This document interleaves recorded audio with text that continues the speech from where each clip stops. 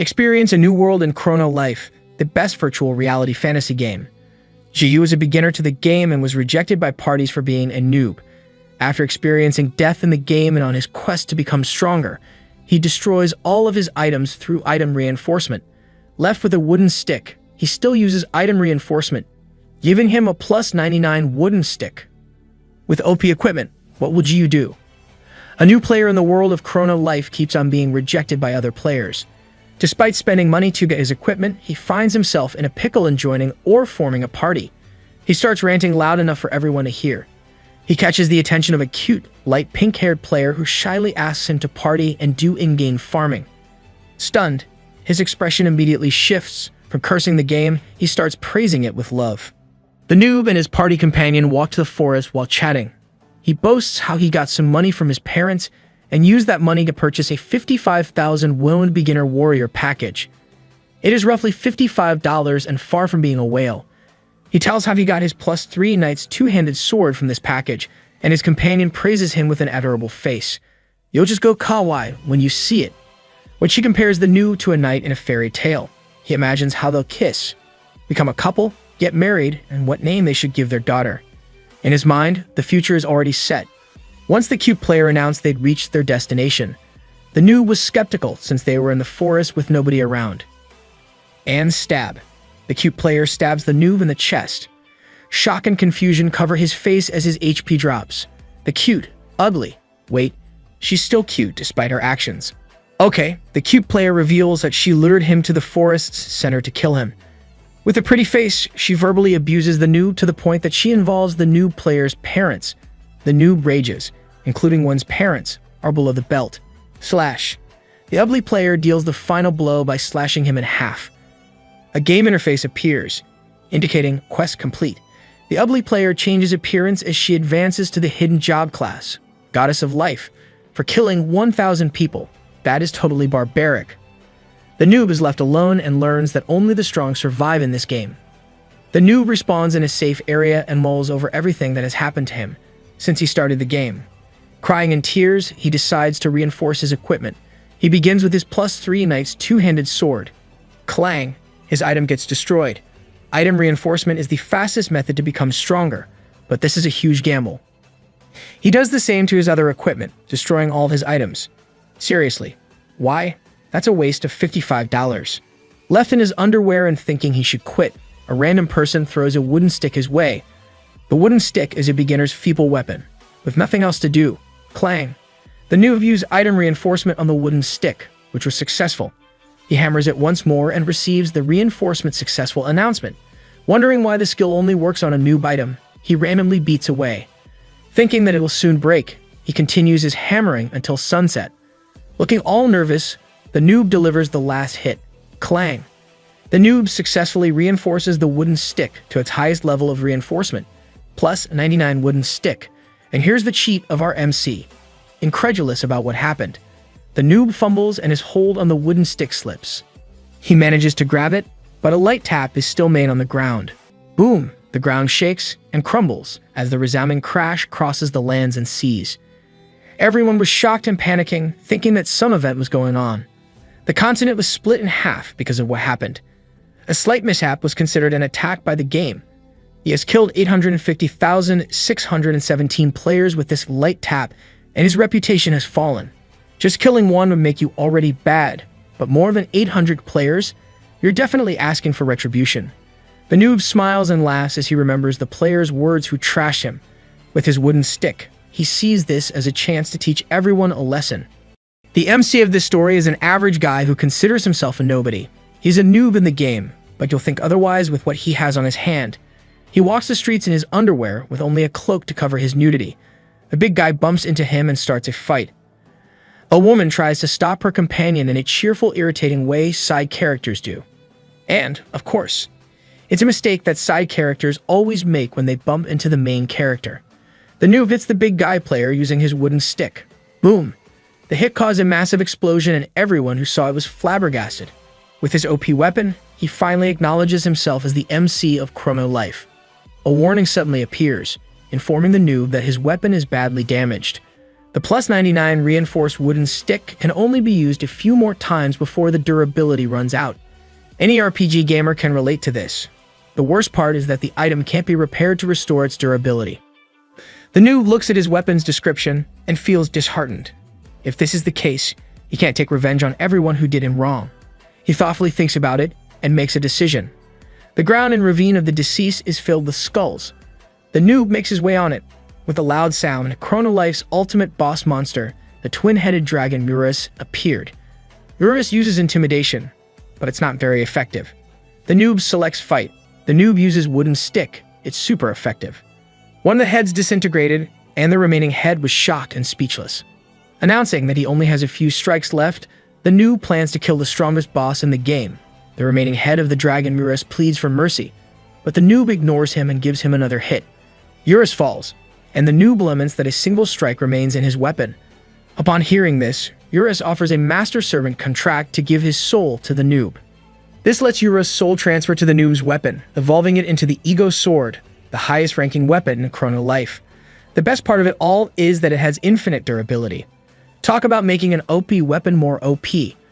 The noob laughs menacingly and accepts the contract with so much glee, with a flash of purple light. Urus relinquishes his physical form and transfers his soul to the wooden stick. The weapon receives the ego rank, and the durability turns into an infinite symbol. In agreeing with the contract, the noob also gains Urus Legion, and they swear to get the revenge that their master is aiming for. In a different part of Chrono Life, people were gathered as an announcement for an SS-class bounty was released nationwide. And that person is the noob with a wooden stick. Yes, our MC still has no name up to this point. With a bounty of 10 billion gold, the 5 strongest guilds have joined forces to eliminate the criminal who killed over 800,000 players within one day. These guilds are the Sacred Guild led by Saintly, Crossline Guild led by Suo, Holy Land Guild led by Abracadabra, Righteous Bandits Guild led by Hong, and Justice Guild led by Hawkeye. Yep, Hawkeye is now in DC. Forming the World Guild Alliance, headed by Hawkeye. Their goal is to catch the player killer. Our nameless MC smiles happily as he looks at his upgraded wooden stick. With stats like that, anyone who owns it can't help laughing. One of the heads of the twin-headed dragon Urus suddenly appears out of the stick, but is far from its majestic presence from before. It looks cute and squishy with only one head as it completely pops out of the wooden stick. Urus explains that this is a feature of ego-ranked weapons, and only the master can see and hear him. The MC questions the lack of a head. Even Urus doesn't know why it's missing. Before the two can further think about it, a piece of wanted poster drops between them.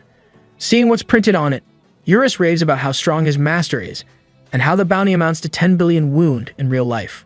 Wow, that's almost $8 million. With this predicament, Urus suggests making humankind extinct. The MC thinks about it and concludes he'll just go with a secretly OP persona. Walking only in his underwear and cloak, he looks like a penniless noob, and he points out that he'll be able to deceive people with it. Stab. An arrow suddenly shoots him in the back and he falls. Hawkeye makes the shot and the MC is surrounded by various players from the guild.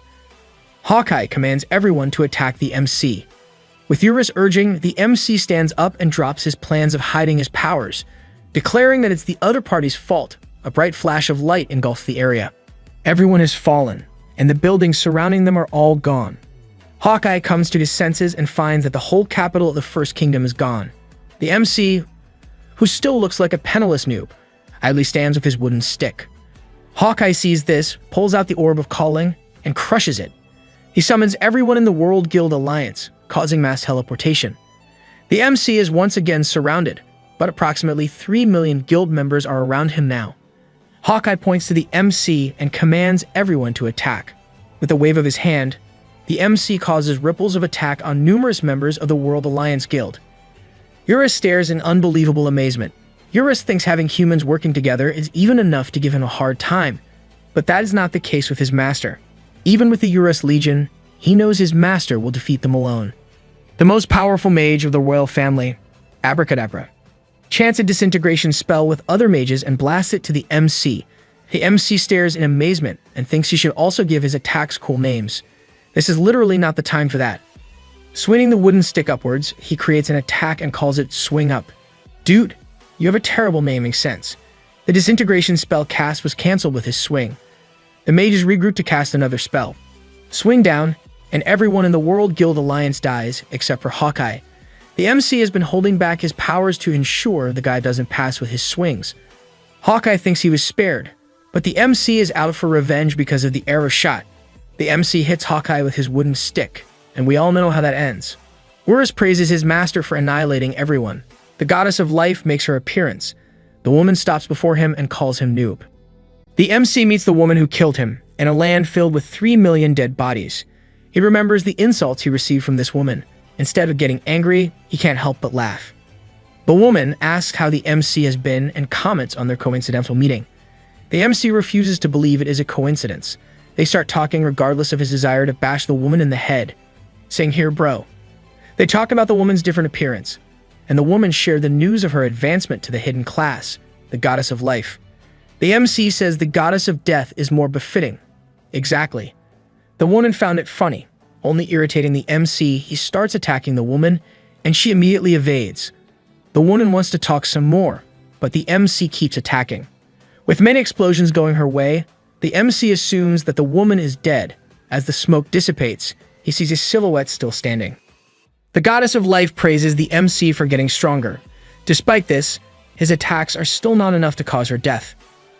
Urus was so shocked that he clung to the MC's face with his foot on the MC's mouth. Urus flinched when he looked at the woman. The MC is the only one supposed to see him. Yet it seems they made eye contact. The MC was sure that he had managed to hit the woman, yet she still stands unscathed. The woman reveals that being a goddess of life makes it impossible for a human to kill her.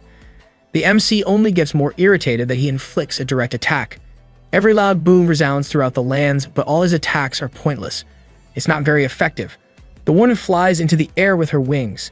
As she floats down, she again insults the MC for being a poor noob. She urges him to give up on his quest for revenge because no matter how strong he becomes, he can't kill her. The MC sighs, turns, and starts swinging his arms in preparation. The goddess of life wonders if he is now willing to give up. The MC replies that he will swing with all of his power this time to create a clean split. The goddess is amused and reminds him that he can't kill her. The MC declares that he will not hit her, he will strike the planet instead. His logic is just incredible. The goddess finally flinches with his statement. The goddess mocks him, saying that it is impossible. The MC reminds her that he's planning to give the swing with all of his power this time. The goddess dissuades him by telling him it's suicide. He laughs hard, remembering that his previous death was the price he paid for learning how only the strong can survive. The MC states that now is the time to teach everyone a lesson. Satisfaction and suicide don't matter. Nobody should screw anyone who has nothing to lose. The goddess tries to stop him, but the MC smashes his wooden stick to the ground with full force. The MC menacingly smiled as the earth splits, destroying the whole planet. That ends our story. In the real world, everyone playing Chrono Life gets kicked off the game and leaves their virtual reality capsule. The Chrono Life staff announces an emergency server maintenance and apologizes for the inconvenience on their website. Unknown to many, a player remains inside the Chrono Life game and activates the primary system of Chrono Life version 1.7.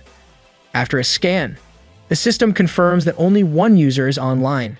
And of course, it's the MC. The MC finds himself in a blue space filled with binary numbers. Wondering where he is, he meets a long-haired blonde dude in casual clothing. The blonde guy says that the planet the MC destroyed was his mom's favorite place. When the MC asks him who he is, the blonde opens his mouth and says he is God. We finally meet the top honcho of Chrono Life. Upon meeting God, the MC simply smirks, disregarding who or what the blonde dude is.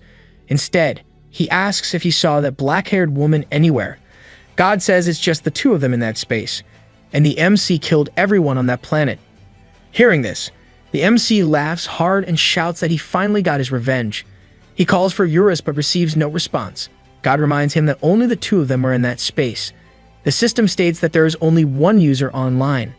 The MC then asks the blonde guy if he is an NPC or an admin. God answers that he is neither and is best. I'm guessing he's a player, it's neither. His words were filtered, and he says someone was trying to get in his way. And with a flash, God says goodbye, asks to say hello to the furry guy, then disappears. The MC then gets logged out and goes back to reality. He rants about how the blonde dude disappeared immediately, after a few exchanges of words, as he removes his virtual reality headset and exits the capsule. While wondering who the furry guy was, a man with a scar on his left eye, accompanied by men in suits, approached the MC. He says the details of the MC, Jiu Lee, 21 years old, and has played Chrono Life for 3 months. Finally, we can stop calling him Noob or MC.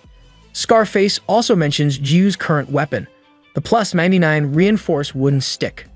Jiu panic and wonder if this is the furry guy God mentioned. When he asks who Scarface is, Scarface says that he is the person who's about to take his wooden stick from him. Slurp, Scarface eats and urges Jiu to eat. As an average college student, Jiu starts to wonder how he ended up in a local restaurant called Real Home Style Grandma's Soup with Scarface. Out of the blue, Scarface starts talking about himself. He says he became a regular of the restaurant when the company started the development of Chrono Life. He is none other than Deokbae Choi, the CEO of Chrono Life. Jiu was so shocked that he spilled his first impression of Deokbae as a mob boss because of the men in suits who accompany him. Deokbae says that those men are actually employees of Chrono Life. How misleading. Jiu asks what the CEO needs from him, and Deokbae says he is there to confiscate Jiu's wooden stick. He explains how the wooden stick that Jiu owns is a bugged item. This is because the probability of successfully reinforcing an item with a plus 10 reinforcement level to the next level is only 3%. The percentage of that probability drops the higher it gets. Being able to continually surpass such a low percentage makes it a bug. The CEO then repeats that the plus 99 reinforced wooden stick shall be confiscated. Back in Chrono Life in the starting ruins, a party fights a level 21 monster called Gorus. Jiu idly watches them as he wonders what he should do. He thinks about the night he met the CEO. He remembers how that person repeats how he will confiscate Jiu's weapon. But the CEO backtracks and says that upon checking, the wooden stick was just a regular item, and it wasn't a bug after all. The boss made me really nervous for the MC. The boss declares that the company won't interfere with the users anymore. The boss will give the freedom to their users, no matter what they choose to do within the game. Jiu remembers the last words the CEO left with him. Chrono Life is a fun game that everyone has dreamed of at least once, and he says that Jiu should step back from destroying the world and simply enjoy playing the game. In the present, the party that Jiu was watching started fighting because of one member's mistake, and that party member was kicked out. Seeing this, Jiu finds that exploration and excitement are a bunch of crap. The world of Chrono Life is all about survival of the fittest. Jiu concludes that he will enjoy the game, but it will all be according to his terms. He was about to attack the party that kicked one of their members, but ended up stumbling when someone started cursing the game. He looks at the pink-haired female player who got kicked off her party as she continuously curses and screams about how she spent money to get her equipment. She reminded Jiu how he previously condemned the game himself.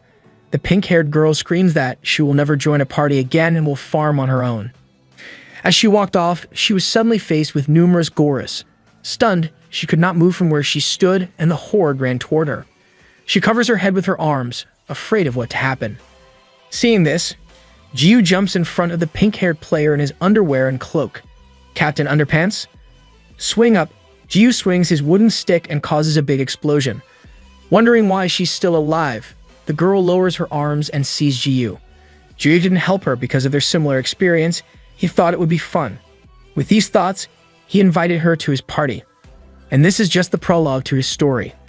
The pink-haired player tells Jiu to go away with her middle finger and says she doesn't play with noobs. Figures. Jiu's social life is doomed. In real life, everyone talks about the person who killed 800,000 people in the first wave, then 3 million in the second wave. They refer to the destruction of the World Alliance Guild as Doomsday.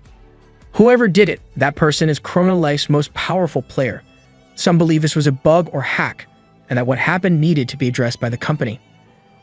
Chrono Life staff then gave a statement on their website saying that the person in question is a normal user, was not a bug or a hack, and hasn't broken any in-game rules. The statement ended the controversy, but news spread about the server going down because of that player. Jiu was the most talked about player in and out of the game, yet at this time, he was busy following the pink-haired girl he had just saved from a horde of Gorus. The female player gets irritated and yells at him. Jiu wants to party with her, and the girl again says she won't party with a noob. Jiu was only wearing a cape, underwear, and a wooden stick for a weapon, so she thinks that Jiu is a complete newbie to the game. Jiu asked about this, and Eurus says that the girl's eyes were closed when Jiu saved her. Thinking it over, Jiu believes he can finally live a secretly OP persona. He continues chasing after her and shamelessly asks for a boost to level up. He acts cute as he compliments her for being a pro. The girl remembers the party who just rejected her, and being called a pro lifted her spirits up. She immediately invites Jiu to join her party. Jiu saws the pink-haired player's name and stats. Her name is Love, and she is level 24. The two went to the starting dungeon near the front village. Love shows off by hunting multiple level 4 bunny bear. Jiu is sitting near a rock with Urus, complimenting how good Love is for fighting a mob of monsters on her own, since this can be dangerous despite its low level. Urus says there's nothing to worry about since Love's items are good. The weapon costs 10 million gold or 10 million wound, around $8,000 in real life.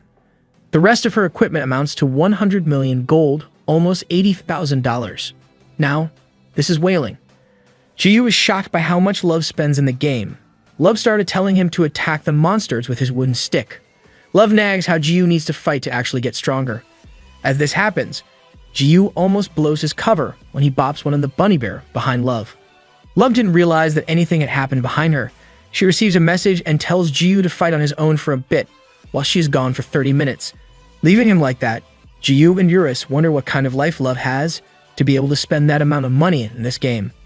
In reality, a pink-haired girl logs out of Chrono Life. She smiles as she thinks about what happened in the game with the noob.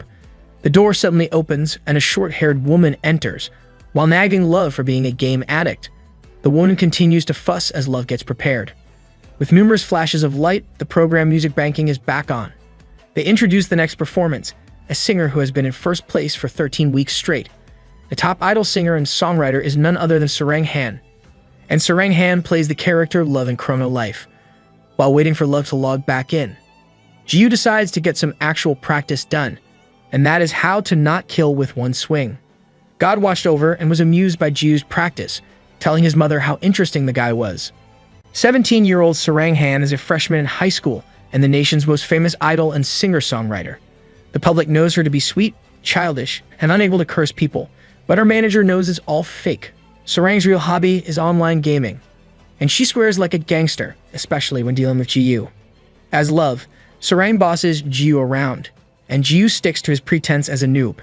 After logging back into the game, Love asks how Jiu fares from his practice and realizes she has never asked for his character name. As Jiu was about to answer, Love stopped him and said she'd just call them undies. Behind them, a group of people is following closely, and their target is Love, an old dude with crimson lipstick. The group leader commands all members to gather in the dungeon to serve justice. Love tests how much Jiu improved by sending him out to fight a level 22 bunny bear. Go undies. Jiu runs towards the bunny bear and wobbles as he nears it. He very lightly taps the hair of the bunny bear. It's super effective. The bunny bear suffers massive damage with a single bar of HP left. Jiu's practice paid off. He managed to attack with his plus 99 reinforced wooden stick without killing it. Seeing how Jiu almost killed the bunny bear with one hit, Love praises him for getting stronger. Great job, undies. Whoosh. A dagger appears out of nowhere, but Love senses it and kicks it back where it came from. The old dude with crimson lipstick catches the blade. He is Mr. Kim, a manager of Hallison Guild, and he is accompanied by other guys who also have Mr. in their names.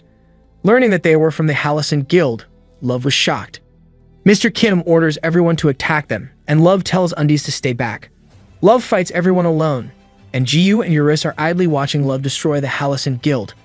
From what they're seeing, they concluded that the Hallison Guild has picked a fight with Love numerous times but ends up defeated each time. The old dude leading them refuses to give up his revenge. On the sidelines, Mr. Kim commands an elf to attack Love while she is distracted by the others. The elf dashes behind Love and uses steel. Love's Knuckles of Silence, which cost 10,700,000 gold, were stolen.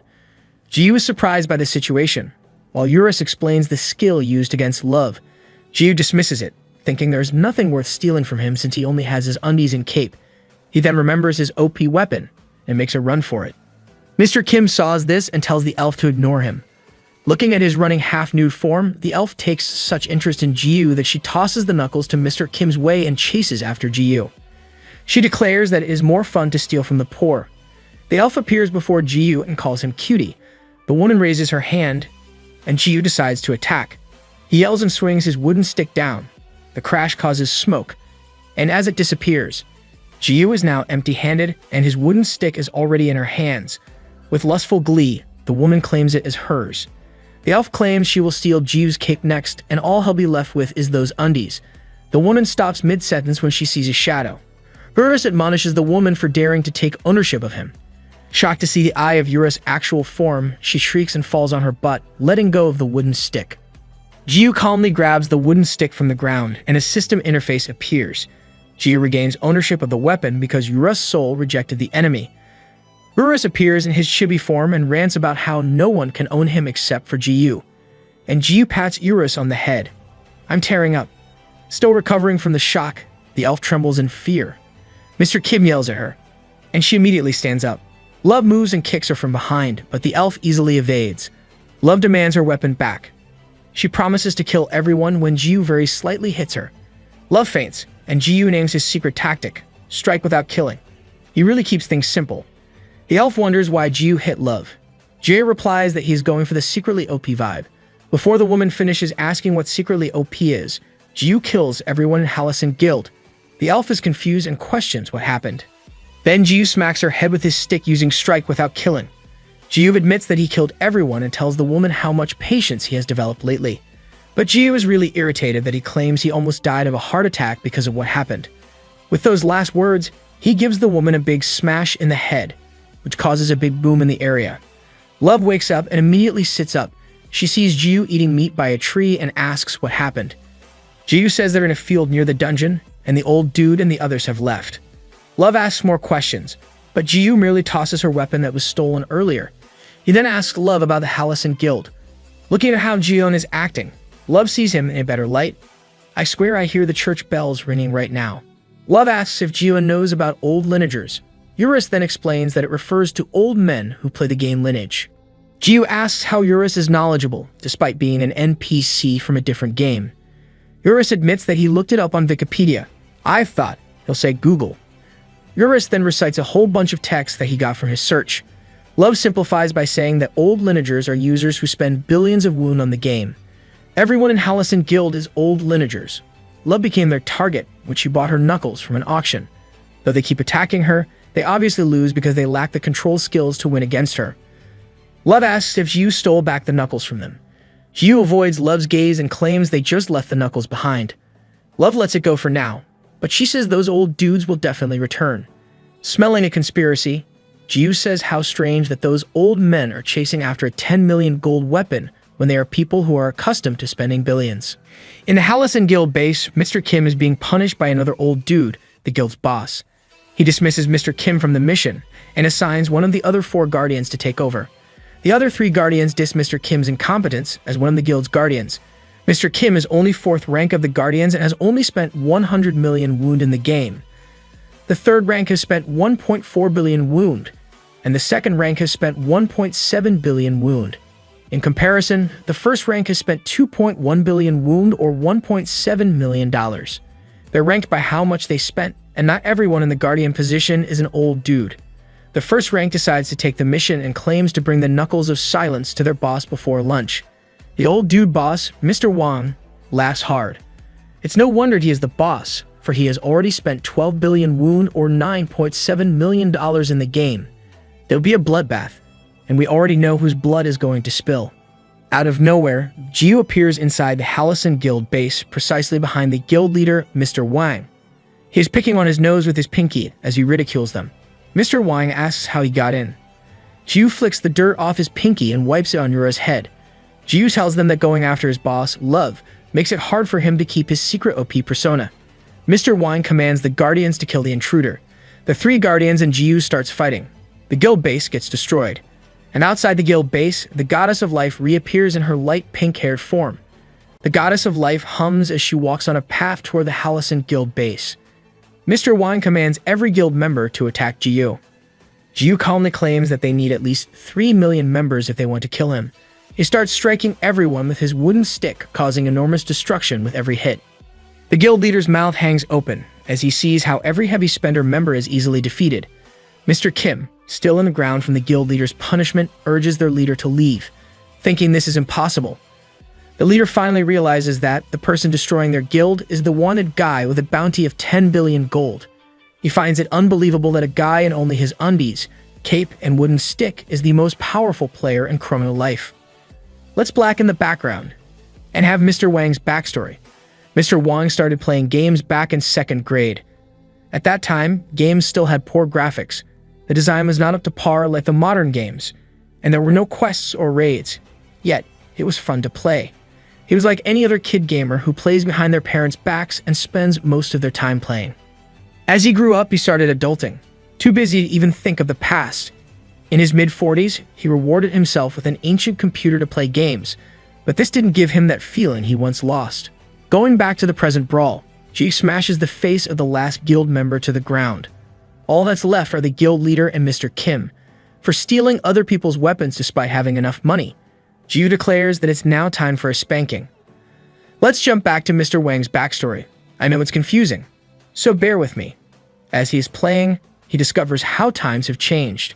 The grinding he once put in to level up back then can easily be overcome with a few clicks by paying money. This is the vast difference between F2P and P2D players. The option of P2W made the games boring for the old man. He started trying all sorts of games, but they were all the same. When he began playing Chrono Life, he did everything to find that special thing he experienced back then. And back to the present, again. Ji smacks Mr. Wang in the head with his wooden stick. Using his secret tactic, strike without killing, Mr. Wang falls face down. Jave declares that the Hallison Guild is over and that they should stop coming after Captain Love and making things so hard for him. Mr. Wang struggles to stand up and he accuses Jiu, knowing he is the person who annihilated the World Guild Alliance. Thinking that Jiu is like every other player, he asks Jiu how much money he spent to achieve such a feat. He warns Jiu that his efforts are all for nothing, and he wouldn't find that special something because it doesn't exist. Jiu doesn't understand what Mr. Wang is saying, but he speaks the truth about spending a pretty penny in Chrono Life. Mr. Wang nervously asks how much, thinking it must be trillions or more. Jiu admits that he spent 55,000 woon on the beginner warrior package. Mr. Wang stares at Jiu as he walks away. He mutters to himself as he reminisces about the time he started playing games. That's Ragnarok, I tell you. Mr. Wang laughs loudly, then asks Mr. Kim how many games they have played after Lineage. Mr. Kim, still lying on the ground, answers that it's probably 8. Mr. Wang smilingly claims that this is the game he's looking for, where things are exciting. Hearing these words, a woman exclaims that Chrono Life is the best. The goddess of life finally appears and greets the Hallison Guild on a beautiful evening. She then asks Mr. Wang for an update on the preparations for that. No, I have no idea what that is, but if she is involved, it is no good. Mr. Wang said preparations were going well, except they have no plans to continue. Their cooperation with the goddess of life ends there. The goddess then smiles and slashes Mr. Wang in half. The goddess then laughs, realizing she hadn't asked him for an explanation before killing him. She stabs the fallen Mr. Kim, then shifts to her black-haired appearance. She thinks of the warning Jiu left with the Hallison Guild and wonders who love is. 998.99 turns to 999.0 as all of the members of the Hallison Guild get slain. Jiu receives experience and looks at the system interface, congratulating him for reaching the maximum level. Jiu wonders what it is all about and shows his stats to Eurus. The interface shows Jiu in a Lelouch pose. His level is 999 beginner. His stats are still low since he hasn't used any ability points. His remaining AP is almost at 500. Jiu and Eurus make a face when they see his current level. Chrono Life is literally the world's best game virtual reality game. Faker, or Sang-Yuk Lee in real life, is a Chrono Life pro gamer.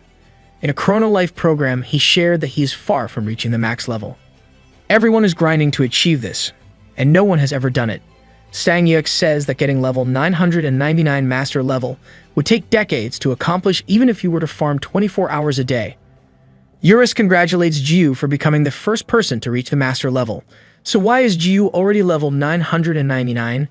He was only level 7 recently. Thinking back to everything he has slain, 800,000 users, monsters who got hit in that first attack, Eurus, 3 million members of World Alliance Guild, and destruction of the planet, his level makes sense. The system interface appears again and informs him that he has reached the master level and is entering the ascended plan. Then a very bright flash engulfs Jiu. In a different area, Love is on her back. She looks up at the sky. Thunby's gone. Things seem dull, and she gets annoyed. She thinks back to their conversation and decides to give him 1 more hour before she logs out. It's a patience test. Jiu and Eurus got transported to a floating island. There they meet the God of Classes, who serves as a guide of the Ascended. The God of Classes commends Jiyu for reaching master level as a beginner. Jiyu never advanced job classes, and now he gets promoted to a hidden class. Flashes of light once again engulf Jiyu, as souls of all weapons enter his body. Completing the job advancement, he receives the hidden class Master Novice. All his stats got reset, and the ability points used up or returned 3 times. With all his stats back to 5, his AP now amounts to almost 15,000. Eurus is more impressed with the number of AP than the hidden class. Getting 3 times the AP means that if another player reaches the master level, his master's status would be technically 3 times higher than others. After a short pause, Jiyu grins and puts all of his AP into one stat to rule them all. Eurus is horrified and thinks that his master is bound to stay a noob. In the real world, Deokbae Choi, the CEO of Chrono Life, gets notified about Jiyu. The boss laughs when he sees the stat that Jiyu chose to put all of his AP in. He sees Jiyu as the best and worst possible character in the world of gaming. The God of Classes guides Jiyu through the last step of Ascension. Jiyu can choose one of the Ascended weapons that the God of Classes holds and keep it. After giving it some thought, Jiyu demands all the weapons. The God of Classes cannot fulfill this request and says that greed breeds misfortune. And Jiyu's greed is boundless. Jiyu cuts off the God of Classes mid-sentence and threatens him to hand everything over or he'll beat him up. Eurus, the criminal-like staff, and the boss, who were watching, were shocked by this development. Jiyu angers the God of Classes, turning them into an enemy. Angered, the God of Classes brings his axe down on Jiyu. Jiyu delays and pauses his attack as the axe comes down with a crash. Another big impact resounds as Jiyu attacks back. He destroys half the face of the God of Classes. Jiyu loses almost 3 bars of his HP. Because of the attack he received from the God of Classes, he only managed to survive because he placed all of his AP in Constitution, which affects the maximum HP and HP regeneration, and gives immunity to status effects. Eurus then gives Jiyu a lesson. Jiyu made a mistake because all of the equipment in Chrono Life has a weight stat, which requires a user to raise their strength to equip items. With Jiyu's current stat, he won't be able to equip anything besides his cape and wooden stick. Jiyu simply says that those are all he needs. Facepalm. Ding! A system interface appears, indicating that he has unlocked a hidden skill.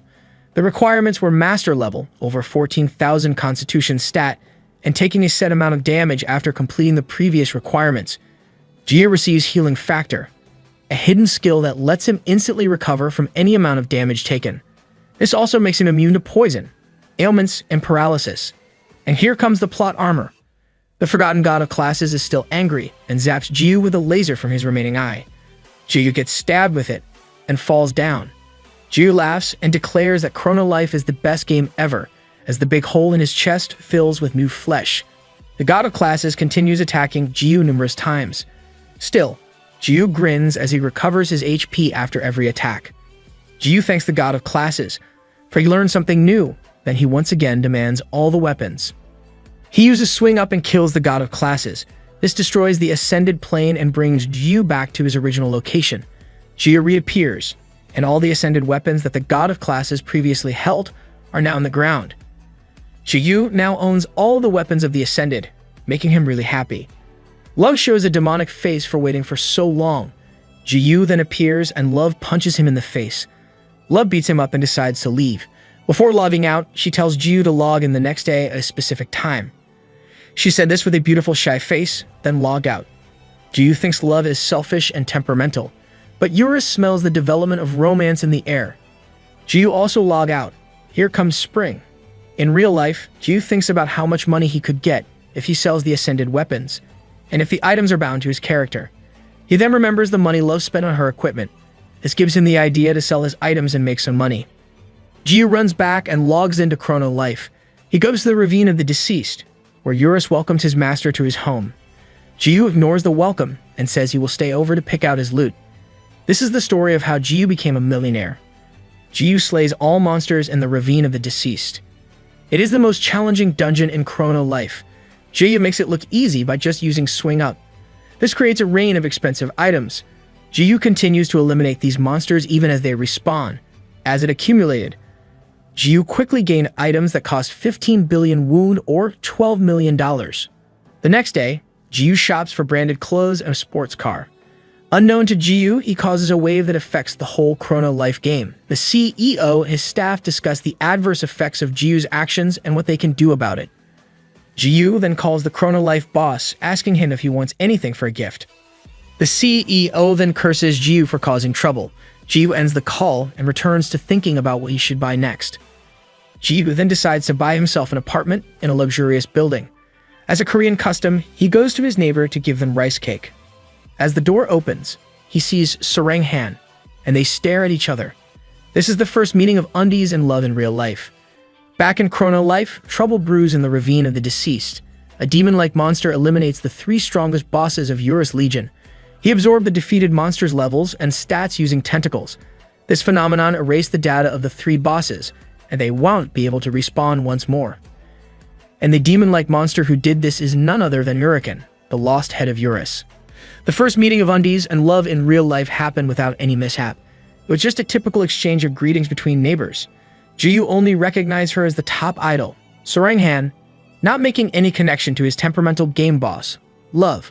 Sarang didn't make any connection because all she remembered about undies was his underwear. She only looks below, perv. Thus, they didn't recognize each other in real life on their first offline meeting. Inside the game, Jiyu goes to the ravine of the deceased and discovers that no single mom is left. Jiyu asks Eurus if the monsters ran away, and Eurus says it is impossible unless there is a bug. Jiyu lets it go and decides that he can just farm in a different dungeon. Eurus reminds Jiyu of his supposed meeting with Love, and Jiyu walks off to get there in time. Eurus looks back and thinks about the familiar energy that he is sensing. In the snowy fields, Elaros, a level 190 giant serpent and field boss, gets absorbed by Uriken. Uriken believes that what he has absorbed so far is insufficient to eliminate humans. The goddess of life appears out of nowhere, and it is revealed that she is the cause of Uriken's existence. Ignoring her words, Uriken stabs her and starts absorbing the goddess of life. Yes, finally. Uriken's absorption fails and the goddess appears behind him. Oh no, she starts scolding him for attacking her. Uriken concludes that the goddess is ineatable, and they smell similar. She only smiles and points toward a nearby village, directing Uriken to go there and eat up. Uriken's saliva drips as he smiles with glee and excitement. The dragon flews up in the air and heads toward the town. He starts the destruction and absorbs the levels and stats of numerous players. And sucked by Uriken's skill means character deletion. The Office of Chrono Life experienced a massive blow. Players are complaining about character deletion, and many issues have arisen. Learning that Uriken is out, the boss of Chrono Life instructs his staff to have everyone monitor 2 specific characters. The first one is Uriken. Wait, who's the second one? Back in the game, Uriken has finished eating everyone in the village. Needing more, he asks the goddess of life where he should go next. The goddess thinks about it and smiles. She says that there is one person whom Uriken will find scrumptious. Love is in the field waiting for Jiyu, and she is angry that he is late again. She hears a rustle behind her and starts yelling, thinking it is undies. There, level 24 Love comes face to face with level 999 Uriken. Out in the streets of one village, a battered dude walks as he curses. This guy is none other than Hawkeye, the supreme commander of the World Guild Alliance. He was once on top, but this changed on Doomsday. He shouldered that event's responsibility, leaving his reputation in ruins. Hawkeye was cursing when a huge crash occurred in the village, and he becomes a witness to Uriken's method of deleting players. The goddess of life sensed Hawkeye's presence, but chose to ignore it. She then leads Uriken to where he can find his next meal. And that meal is Love. Love looks at Uriken, thinking there shouldn't be a monster like this in that area. The goddess of life greets Love, calling her Captain Love like they are there with good intentions. Love breathes a sigh of relief, thinking these two are undies acquaintances. She even tries to banter with Uriken for making a scary-looking character.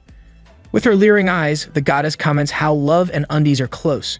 Love says she was only doing undies a favor since he wouldn't stop bothering her. Then the goddess of life smilingly says she was right in thinking that Love is really annoying, back from when she heard her name. Uriken then stabs Love and starts absorbing her. The goddess of life gleefully tells her to die and learn her place. Someone's jealous. Love disappears with a poof, and Uriken droolingly states she is scrumptious. The goddess says that it is because of the fragment of God, as she steps on the ribbon left behind by Love. The two of them were about to go when Jiyu and Eurus appeared. The goddess happily asks how he's been, but Jiyu threatens her to remove her dirty foot from the scarf if she doesn't want to die. The goddess looks at it and moves away. Jiyu addresses Uraken as a tentacle dude and starts swinging his wooden stick down.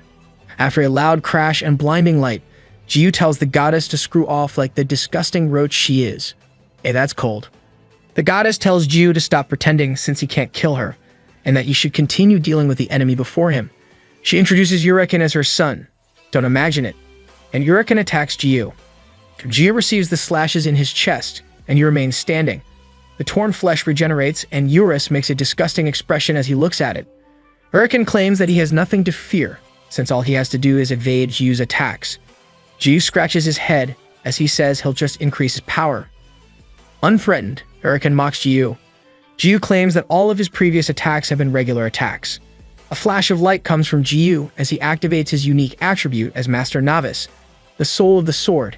He calls Uraken Roach Jr. since the goddess of life is Roach Mom. He declares that this is the first time he will use an actual skill, and that Roach Jr. should do his best to dodge it. Jiyu activates his only sword skill, 1,000,000 strikes. The skill causes a big explosion that even destroys a neighboring planet.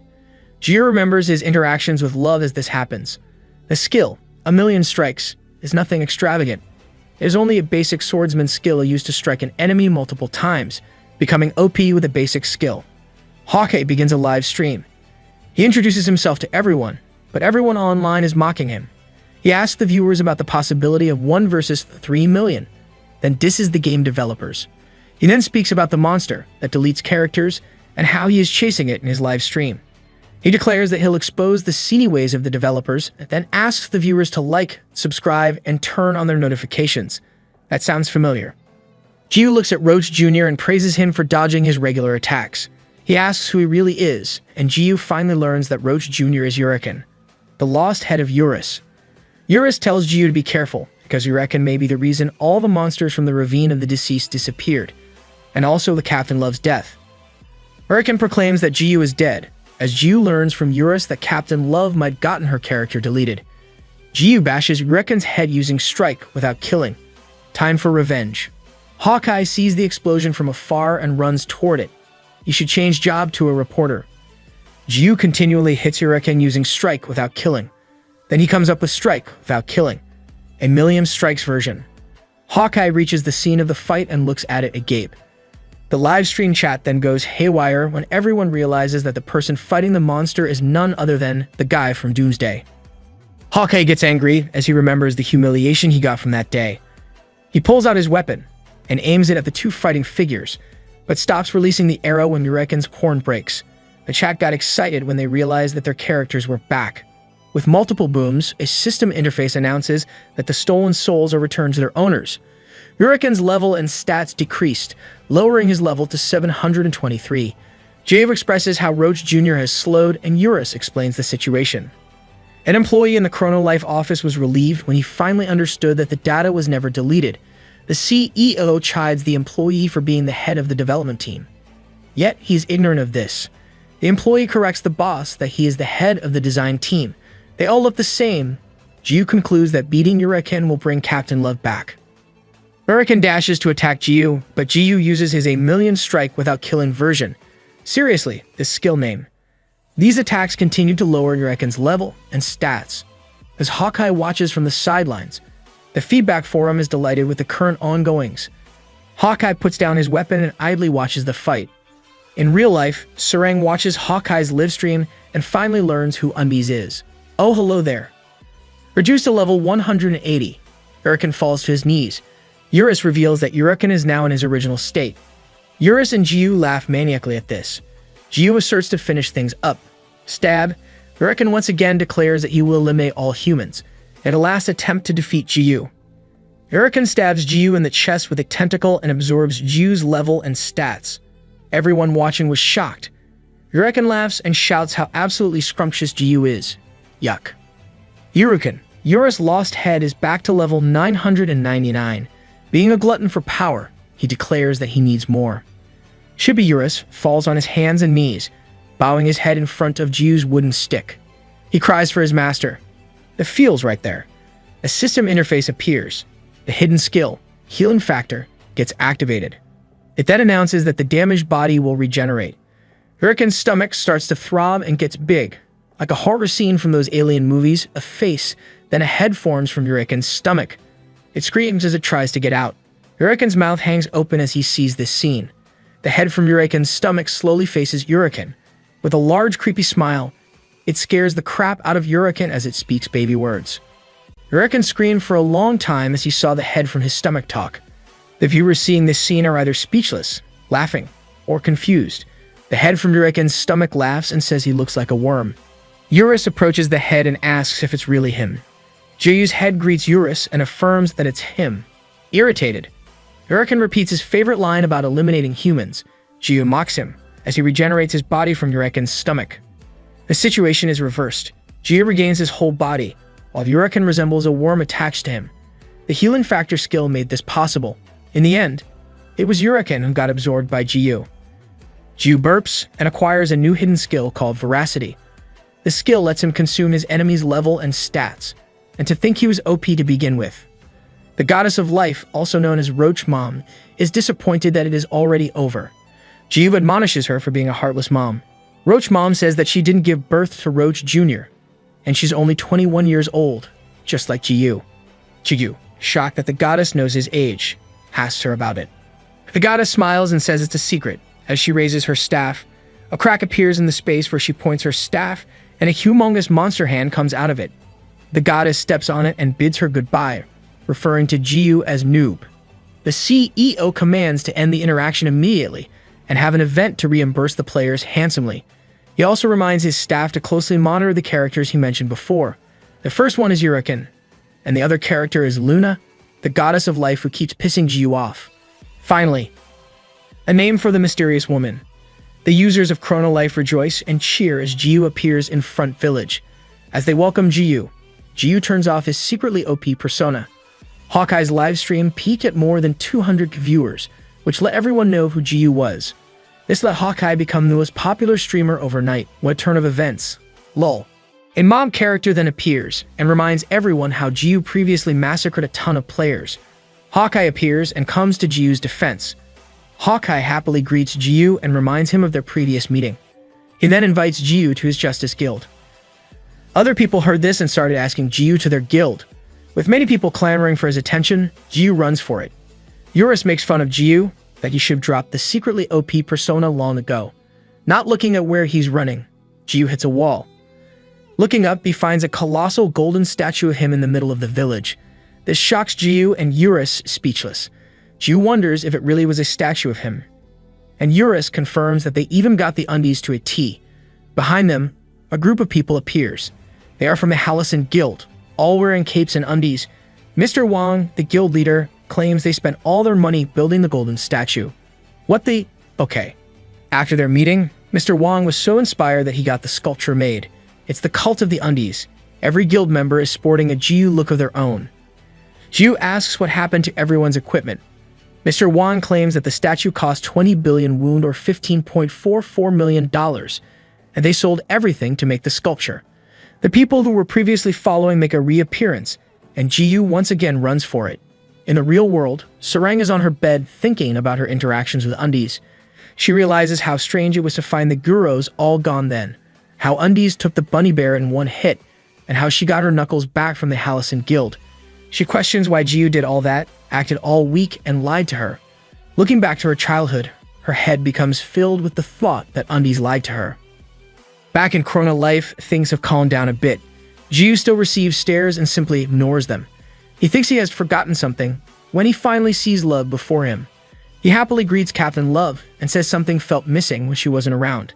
Love doesn't respond, and the people around them start murmuring about Love's identity. Jiyu then gives Love's scar from before and still acts like he's weak. Love quivers in anger as she says undies shouldn't lie to her. She reveals that she knows and asks why he lied. Jiyu tries to act dumb and says that he would never lie. Wrong move, dude. This angers Love more. Then she asks if Undies is the one who moved in next door. Jiyu scratches his head and asks her what she's talking about. Then he remembers his meeting with his neighbor. Shocked, Jiyu asks Captain Love with disbelief, and Love confirms that she is Sarang Han. Sarang gets scolded by her manager for revealing her identity in Chrono Life. She is now trending. The press is trying to get her to talk, and rumors are starting. The most idiotic thing is that Her character is customized to how she looks in real life. Sarang says that she has no real intention of hiding who she is. She doesn't care about what people will say about her playing games. She was never interested in showing an innocent act to the public, and her manager made her do it, and that she never really wanted to lie to everyone. Sarang walks off and bangs the door closed to her room. Inside, Sarang logs into chrono life. Backstory time. A young 5-year-old Sarang sings in front of other kids. This is how she first displayed her talent for singing and made her music debut at a young age. Labeled as a genius prodigy with the voice of an angel, everyone praised her. She was supposed to be happy, but it was tarnished by greedy adults who were supposed to protect her parents. Sarang got exploited by her parents. She learned to act like she was okay, but soon reached her limits. She fell apart in front of a live broadcast due to intense pressure, and it became an unforgettable, painful memory for Sarang. Back to the present, Sarang holds onto the scarf that Jiyu wrapped around her before. Jiyu then appears, exclaiming how he finally found her. He recounts how he was startled when she ran away from him back then. Jiyu asks Eurus what the problem is, and Eurus says Captain Love is mad at him. Eurus sighs about how his master knows nothing about women and how Captain Love is angry at his master's lying and hiding his powers from her. Jiyu continues asking Eurus for advice, and Eurus says his master should apologize for lying. Jiyu follows Eurus' advice and tells Captain Love that he is sorry for lying and wants to tell her, but can't find the right time. Love says that sorry will not cut it, and that the word sorry amounts little to him. Damn, she really hurting? Screech. A griffin snatches Captain Love. A long-haired dude atop the monster claims he didn't intend to knock her out. Eurus was shocked to see who the man was. Jiyu was enraged, and Eurus tries to stop him but continues to use swing up to attack. The long-haired dude activates his skill 8 mirrors. The 5th mirror. The mirror of reflection bounces Jiyu's attack back to him. The attack causes enormous destruction in the area, but only destroys Jiyu's left arm. Jiyu's healing factor quickly regenerates his lost arm. Eurus says that his master should have listened to him. The man who took Captain Love is named Habake, and he and Eurus are the same kind. Jiyu asks if Eurus means that weak loser kind. Habake's hexagonal instrument cracks. Habake smiles, saying that Jiyu is the first person to crack it after that person, whoever that is. Then Habake claims that Jiyu is only a human and has no right to possess a fragment of God. In the hidden tower in West Forest, Love wakes up and asks who the long-haired dude is and where she is. Habake tells Love to calm down, and that someone wants to meet her. Then Love sees people who look like her parents. Let's start with another of Sarang's backstories. After the live broadcast incident where Sarang broke down, she retired from her career as a singer. Despite her retirement, her parents were angry and used violence against her. They refused to accept it and continued forcing her onto the stage, while saying they loved her and that what they were doing was for her. After many years, even though Sarang's fame has faded, she still doesn't hold the choice to quit. When the cash stopped coming in, her parents did the unthinkable and sold her. Trash parents at its finest. Sarang ran and managed to escape from the situation. She immediately went to the police, and after that, it was ensured that her parents could no longer go near her.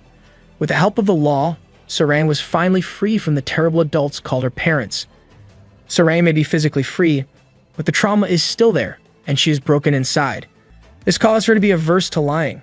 What happened made her a shut-in, and all she could turn to was online gaming.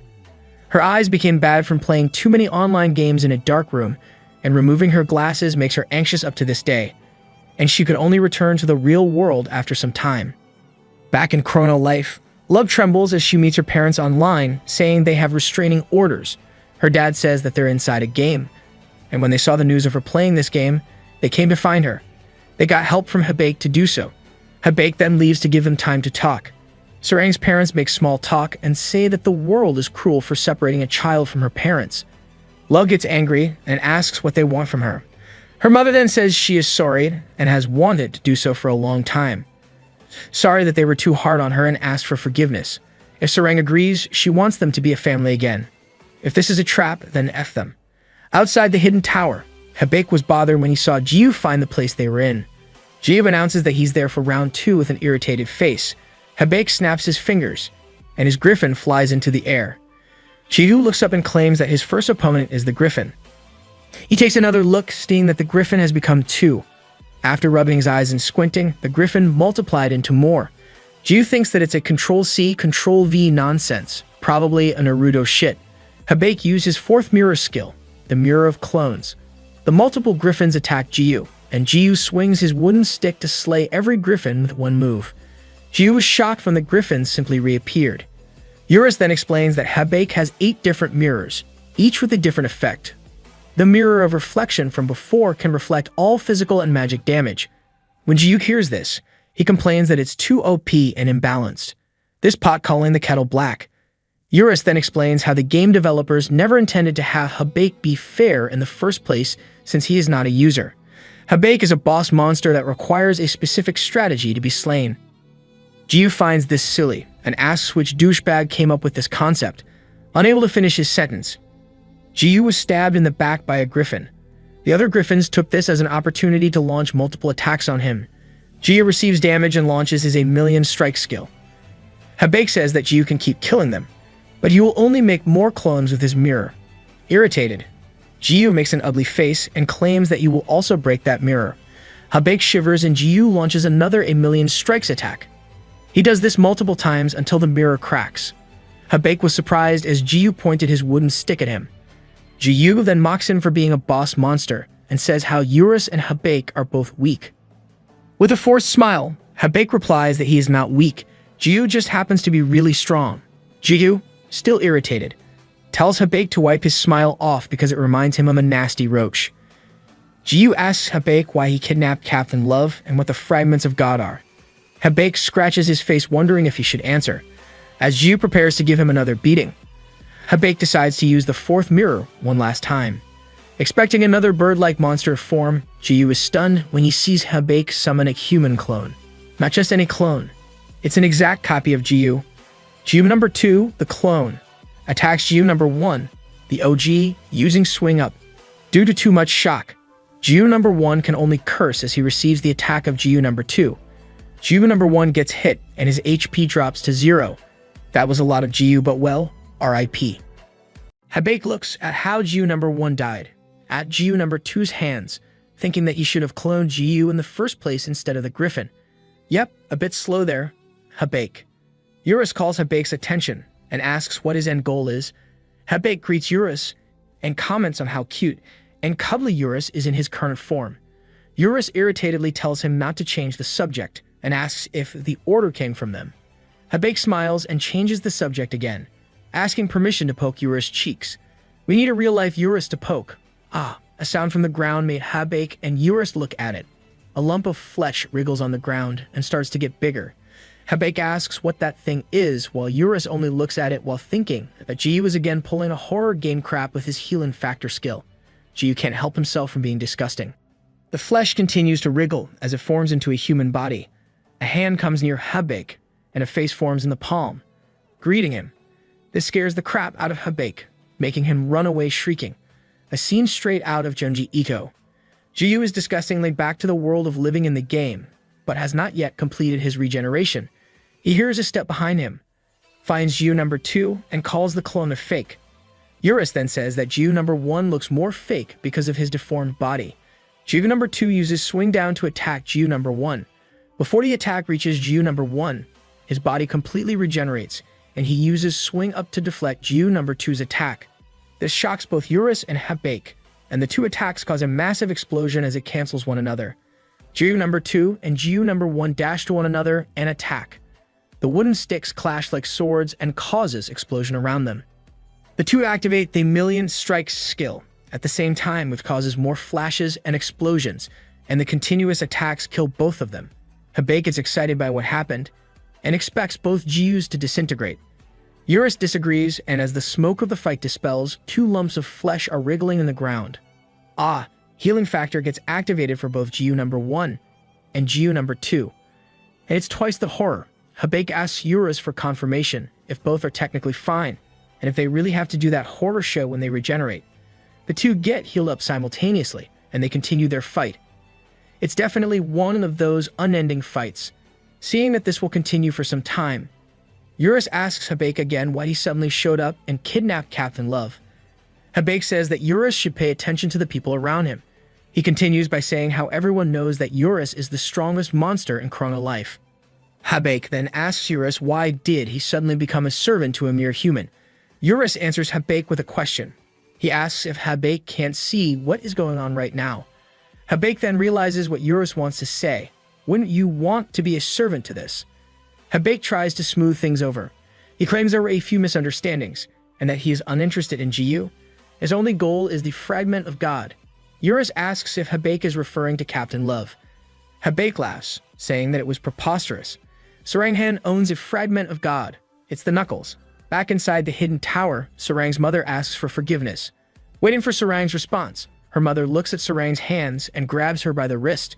Her mother then reveals her ugly face as she asks Sarang the whereabouts of her knuckles of silence.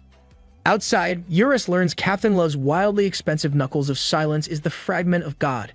Habake explains that its monetary value is unimportant, despite how the price indicates value and functionality for players. The Chronolife items are divided into different classes. There are normal, rare, unique, and mythical. Habake assumes that there are also the ascended items he hasn't seen before. Eurus then thinks of the ascended items he had seen for Chapter 11, perks of being Jiyu's servant. Habake continues his explanation that mythical items are exceptional if you don't put ascended items in the picture, and this is particularly true for the gods. Luna, the goddess of life, watches over the current affairs near the hidden tower.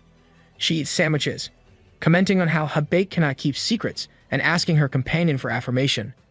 Luna's companion is God, the blonde dude Jiyu met back in Chapter 4 when he destroyed the planet. God munches on a sandwich, saying that it's okay. He mentions how Luna herself is collecting the fragments of God. Luna sighs upon learning that God knew. God expresses how anxious Luna must have been when Uriken absorbed the fragment of God. Oh, this means the fragment is now, well, we'll see later. This plot twist is just amazing. Jiyu number 2 and Jiyu number 1 are still fighting, and Jiyu number 1 gets hit by Jiyu number 2. Habake explains to Eurus that although they have the same stats and control abilities, they are inherently different. One is a player, while the other is a bot or an AI. Humans are prone to fatigue and mistakes, while an AI can give its maximum output because it does not experience fatigue. Learning this, Eurus flies to where Jiyu is, human versus AI. Jiyu rests on one knee as blood drips from his chest. Eurus worriedly asks him if he's okay. The slash on Jiyu's chest regenerates with the help of healing factor. Jiyu clenches his teeth and becomes red in excitement as he exclaims how fun this is. Eurus and Habake blankly stare at Jiyu. His screw is loose. Jiyu raves about how his previous fights are boring because they quickly die in one swing. He wants to fight with his clone some more and doesn't want to kill it. Eurus asks what Jiyu is saying because, from what he sees, Jiyu is in danger right now. Jiyu number 2 dashes to attack Jiyu number 1. Reassuring Eurus, Jiyu admits he already has 2 ways to end the copycat loser. Eurus, Habake, and Luna are shocked. Only God remains smiling as he eats. Jiyu number 2 and Jiyu number 1 are still fighting. Each hit causes a big explosion that reaches outer space. It's not an overreaction. It literally goes outer space. Jiyu's claim of having 2 ways to defeat him makes Habake curious, while Luna claims that Jiyu is only bluffing since Habake is on a different level than other monsters. Habake's OP skill means he can't be taken down by one person. Jiyu explains that the first method is to destroy the whole planet, which he already did before. This remark made both Luna and God flinch. Jiyu continues to explain that destroying the world would end the game like last time, and Captain Love would get to respawn in the village while the copycat disappears. Thinking it's old, Jiyu says he will use the second method. This made both Luna and God slightly at ease. In real life, though, CEO Diokbae Choi is biting his nail and nervously repeats, "Not the second method." The second option is definitely another bad idea concocted by the MC in the hidden tower. Sarang's mother shows her true face as she asks the truth about the knuckles of silence, telling her how she wouldn't get mad. The woman reveals that Habake promised them a large sum if they could bring that to him. She asks Sarang if she could give it to them, since they are not asking her for real money. The woman crazily reasons how she gave birth to Sarang. Can we just beat her up? Sarang says she doesn't know where her weapons are and that those just suddenly disappeared. Her father makes a sound of disapproval and admonishes Sarang for hiding them.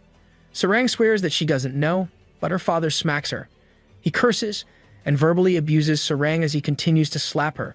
He uses the exact words his wife previously used and commands Sarang to give them their money. All the time, he kept on hitting Sarang. They're the perfect definition of trash. Outside the hidden tower, Jiyu number 2 and Jiu number 1 face one another as purple light emits from the magic crest on the ground. Jiu number 1 activates his skill Veracity, and a gray tentacle emerges from Jiu's mouth. How disgusting can he get? The tentacle stabs Jiu number 2 on the nape and sucks him. Habaek sighs and says that the clone can do it as well. Jiu number 2 then stabs Jiu number 1 in the chest and sucks on him. The two continued using Veracity on one another. Let me rephrase that: how disgusting could they get? Habaek explains that the clone is an exact mirror of Jiu. Anything he does can be done by the clone, and the battery keeps the clone going. With the strategy not working, Jiu goes for his plan B. Habaek looks at Jiu in askance when Jiu then stabs Habaek in the chest with a tentacle. Jiu claims that this is his second strategy, which is to kill the source. Habaek realizes that this was all planned by Jiu as he gets sucked away. Okay, so option number 2 is absorbing Habaek. Jiu number 2 disappears because Habaek has taken fatal damage. Jiu says that he had a good time and bids Habaek farewell. Unwilling to lose, the almost dry Habaek grits his teeth and slashes Jiu's tentacle with one of his mirrors. Surviving the Veracity skill, Habaek exclaims how he has to fight hard this time. Having no choice, Habaek finally surrenders his attempts to take the fragment of God. This shocks God, and he asks Luna if Habaek knows that the fragment of God got absorbed by Huracan. Luna laughingly answers that she never told Habaek about it. She really likes inciting things. A real time waster. Habaek then floats away as he expresses his retreat. Jiu pulls back his tentacle and criticizes Habaek for leaving without permission when he obviously lost the battle. Habaek agrees and tosses a mirror to Jiu. The mirror has no specific number but still contains one of the 8 mirror powers. Eurus was shocked that Habaek willingly gave a mirror to Jiu. Habaek tells Jiu to consider it as a loot prize for beating him. While it may not be the official prize, it is still valuable enough for Jiu to consider letting Habaek go. In a typical Jiu fashion, Jiu claims he'll get better drops if he kills Habaek. Greedy. Habaek says that Jiu is really evil. He then explains that the mirror only works if Habaek, is alive. So keeping him alive would be better for Jiu. Habaek says goodbye and vanishes in thin air. But it makes you wonder if this is the exact scenario the CEO doesn't want to happen. A system interface congratulates Jiu for taking possession of Habaek's mirror. Jiu dismisses it since Habaek is not his goal. Instead, he wants to get Captain Love back. Inside the hidden tower, Sarang continuously receives a beating from her father as she gets cursed by him. This reminds her of the time when she was young and got abused. Getting nowhere in reprimanding Sarang, her parents decide to just get their money directly from her. They claim that the restraining order doesn't have any effect in the game world, and it would be possible for the 3 of them to be together forever. Nope, nobody here wants that. Sarang cries as she prays for anyone to save her from that nightmare. Jiu appears as he digs his nose for dirt. He says that Sarang could easily log out. It is that easy, but please rid the room. Sarang's parents ask who he is, and scold him for interrupting them. Sarang realizes that Undies is there. The father then identifies who Jiu is, but Jiu simply smacks the father in the head with his wooden stick using strike without killing. Jiu asserts that he is always polite to his elders, but this doesn't apply to nasty old farts like them. Thank you, we badly need that. The father proclaims that they are Sarang's parents. This irritated Jiu more, and he stressed what kind of parents hit their kids and extorted money from them. The mother screams how they really are Sarang's parents, but Jiu cuts her off. He asks why they are bringing reality to the game world. This only loses the point of games. Exactly.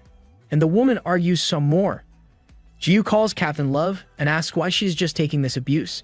He encourages Love to fight back since she is obviously stronger than them in this world. This shocks Sarang, then she explains how these people really are her parents.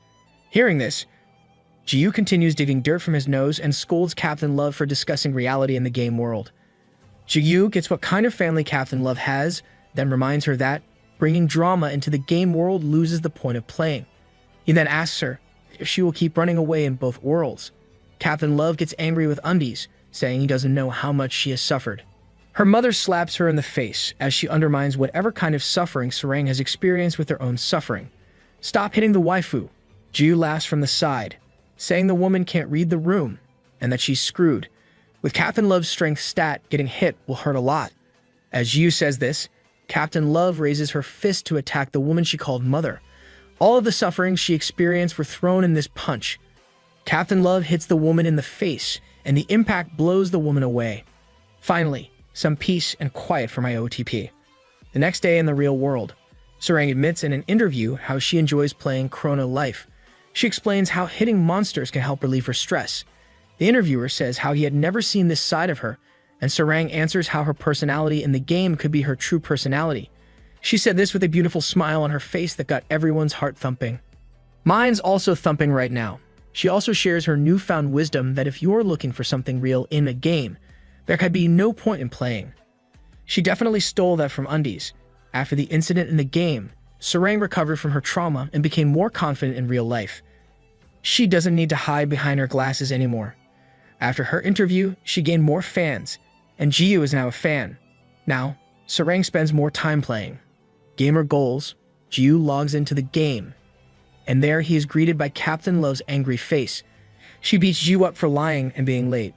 Jiu explains how he watched Sarang's interview on live TV, but Captain Love continues to beat him up as she says it was pre-recorded. Rom-com pair. After beating him up, Captain Love tells Undies to follow her, and that she'll only forgive him this once. In return, Undies must boost her this time. Love admits that she is still a newbie to the game. She gives Jiu a beautiful smile, claiming that it would really help her if Undies boosted her since he is a pro. Okay, that last panel literally made my heart skip. The top 5 Alliance Guild or World Alliance Guild is at the top of all the guilds in Chrono Life. Each of the 5 guilds in this alliance has a power and uniqueness that makes them the best among others. One of the top 5 guilds is taking a different path. They have the most members in the game. All the guild members are Thief class. They are the Righteous Bandits Guild, the strongest of the 5 guilds. What makes this guild unique is its ability to gather information. But their reputation has fallen in one night. Hong, the leader of the Righteous Bandits Guild, stands atop a mountain looking at his fallen members at the mountain's foot. He turns and jumps off from the top. As he dashes off, a thug-looking character appears beside him. Surprise, Hong uses a backstep slash that slashes the thug in half. The thug says that Hong is better than the others as he disappears. Hong looks at the disappearing thug, thinking the death effect looks strange. Stab. The thug is still alive and stabs Hong in the back using a longsword. The thug claims that he couldn't be beaten.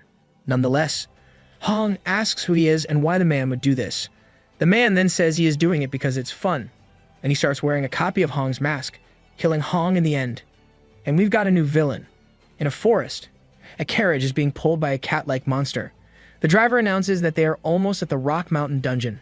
Inside this carriage, level 999 GU is munching on a lump of meat like a Neanderthal, while level 24 Love holds onto a map. This carriage service is called Kitty Carriage. Provided in Chrono Life to travel to famous regions, a cat-like monster is called a devil cat and is tamed to pull carriages. The service originated from a regular tamer class user, and his success made him more money than CEOs of small companies. Cat lovers will eat this up. The carriage reaches the Rock Mountain dungeon, which is made up of a huge singular rock that stands more than 1,000 meters tall. It spawns monsters with an average level of 30, and many generate simultaneously. This is a good leveling spot for beginners. Undies and Love decided to go to this place to boost Love. Jiu thinks it's troublesome to help her boost to a specific level and wonders if he should just lead her to the Eurus map to carry her to the max level. Let's go for the fastest route. Jiu looks at Captain Love's bare hands and remembers something. He brings out the Knuckles of the Ascended from his inventory and presents it to her. Wow, the greedy MC knows how to give presents. Jiu says that he realized that her knuckles were missing when he gave her back her scarf. Since he has a pair with him, he'll just give it to her. Love blushes as she looks at the weapons and bursts into tears. It's the first time she's received a present, and Jiu asks about her fans. Love says that he shouldn't compare himself to her precious fans. Love hugs the knuckles to her chest as she wipes her tears. Love thanks Undies and promises to treasure them. Love finally asks Jiu for his actual character name, saying she forgot his name when she started calling him Undies. Jiu starts saying his character's name, but fails when the kitty carriage abruptly stops. Why? Do we really need more chapters just to learn his IGN? The stop makes them throw the things they were holding and fall into an awkward position. Undies is lying on his back with Love on top of him, and with Love's left hand on his thingy. Oh woo, my ship might start sailing soon. The devil cat abruptly stopped because of a hooded masked man's appearance. The man who looks like Hong, the leader of the Righteous Bandits Guild, asks them for help. Sus. In the carriage, the masked man retells how he was attacked by a player with his level and class hidden. He only discovered the character's name and how that guy was not a regular user. He explained that the person who attacked him had cloning powers, and made an exact copy of his traditional Ha-Ho mask right before him. And the name of that character is Buttman. He seriously needs to rethink his name.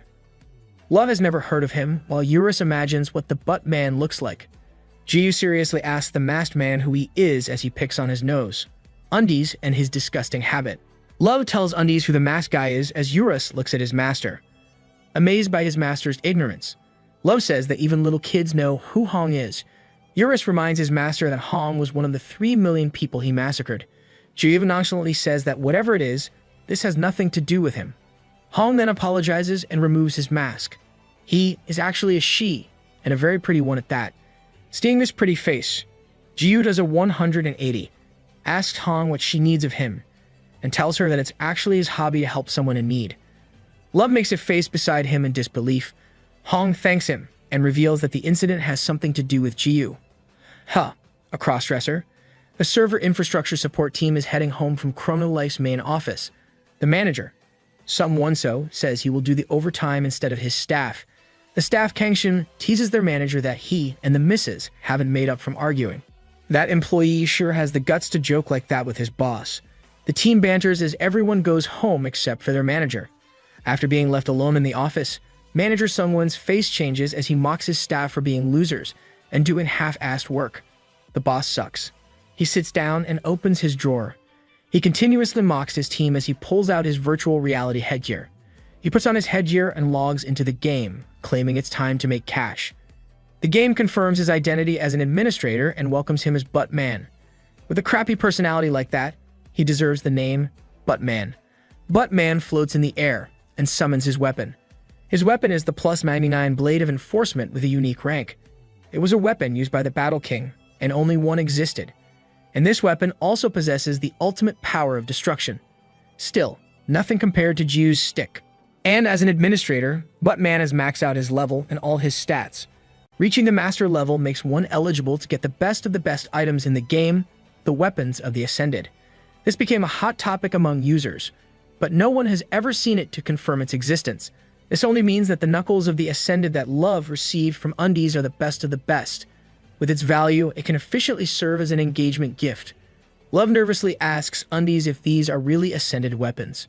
Jiyu confirms and says not to worry about it and just use them since he still has a lot of Ascended items.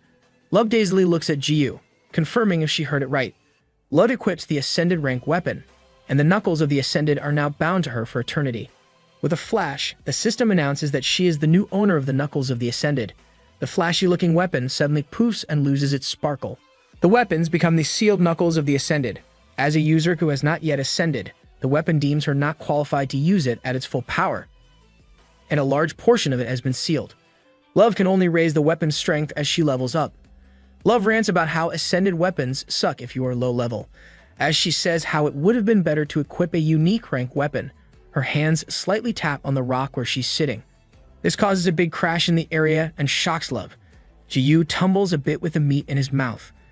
Love looks at her weapon with wonder, thinking that a sealed weapon like this can still cause this destruction. Eurus mentions that it was pretty weak as he munches on a meat of his own. He thinks that Ascended weapons were hyped, and he expected too much of it. Jiyu agrees with Eurus as he stays in his awkward position. The level of expectations of OP characters is too high. Eurus then asks his master what he plans to do with Hong's request. Jiyu plops into a sitting position and says he should help since it involves him. Hong previously mentioned how Buttman says he does things for fun, but Hong concludes that it is a lie and the real goal is money. Buttman's real plan is to copy items and sell them for cash. The Righteous Bandits Guild knows that Jiyu makes money by selling his items. She explains how his mass selling of items from Eurus' lair brought down the value of the item. No use explaining. Jiyu is ignorant of these things. This caused the market price to fluctuate. What Jiyu did was still within his legal rights, while Buttman abused his authority and do the same thing, making it illegal. In this case, Jiyu is a part of Buttman's scheme, and if left alone, it'll ruin Chrono Life. Jiyu then says that the character should just be reported to have the character banned, and Hong says that Jiyu is more naive than he thought. Hong already did that, and all she got were a bunch of pre-made replies. Typical. Hong believes that Jiyu is the only person capable of stopping Buttman because of his history of the World Guild Alliance massacre. TLDR, Hong's request is to have Jiyu find and eliminate Buttman before the game gets destroyed. Jiyu thinks it's a hassle, but he must do it. He reasons that letting the butt man go would damage his source of income. Jiyu can't randomly search for the guy, so he intends to threaten the boss. In the real world, Jiyu threatens CEO Deokbae Choi to come out and meet him in the souk shop or he will crash the servers again. CEO Choi asks him what it is all about when Jiyu suddenly hangs up. Rude. Jiyu laughs and turns off his phone. Boss Choi tried to call him back but was unable to connect. He curses and throws his phone in irritation. Jiyu imagines how he'll order an extra large soup and have the CEO pay for it when he meets Sarang outside his house. Sarang tells Jiyu that she's coming with him and that he should call her Sarang out in the real world, making Jiyu blush. Too bad Eurus isn't here to see this progress. In the real home-style grandma soup, the CEO yells for Jiyu, calling him a brat for hanging up on him. At one of the tables, the boss finds Jiyu and Sarang eating. Boss Choi then scolds Jiyu Homer style. He deserves it. The boss then asks who the girl is, asking if she is Jiyu's girlfriend. This makes Sarang blush, and she asks if that is what it looks like. But Jiyu immediately says it's ridiculous, explaining that Sarang is a famous idol star, and saying things like that will get him beaten up by Sarang's fans. Deokbae Choi continues to admonish Jiyu when Sarang slams her fist into the table with a smiling, angry face. Jiyu nervously agrees while CEO Choi looks at her with interest. The two tell Boss Choi about the butt man and his copying skill.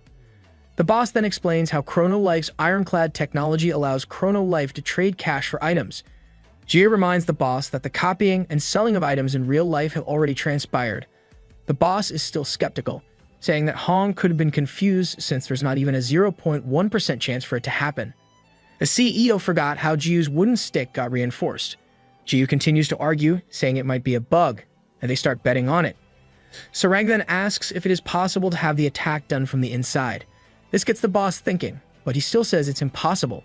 The employees have administrator accounts but don't have the function or ability to copy items. The boss then puts his spoon down and bids goodbye, leaving Jiyu to flip the bill and telling them to enjoy their date. This makes Sarang happy as she says goodbye, while Jiyu thinks the old dude wants him dead. Ha, you can't trick Chrono Life's president into treating you. Boss Choi lights tobacco outside the restaurant and calls for one of his staff. The CEO commands him to hire 5 men who can keep a secret. Oh, so he also thinks it's suspicious. Back in the game, Undies and Love are just outside the Rock Mountain dungeon, getting nowhere with their talk with Chrono Life's boss. Undies curses Buttman while Love voices her thoughts. She thinks about what Buttman wants because if the guy wants money, why attack the Righteous Bandits Guild? Love points out that Buttman's copying ability means he can copy any item in the game, so why ambush the guild with the most information about Chrono Life? Undies looks at her with a shocked face that looks like someone who just made a realization. Then he answers that he doesn't know. Let me hit this guy. Love was exasperated and says she couldn't expect anything from someone like Undies. Jiyu admits he's not the intelligent type as he and Eurus eat meat. 5 AP and INT, definitely not intelligent. Boom. A large explosion occurs near them, and Love comments on how it is as big as the explosions that happen when Undies attack. Hearing this, Jiyu dashes towards the explosion.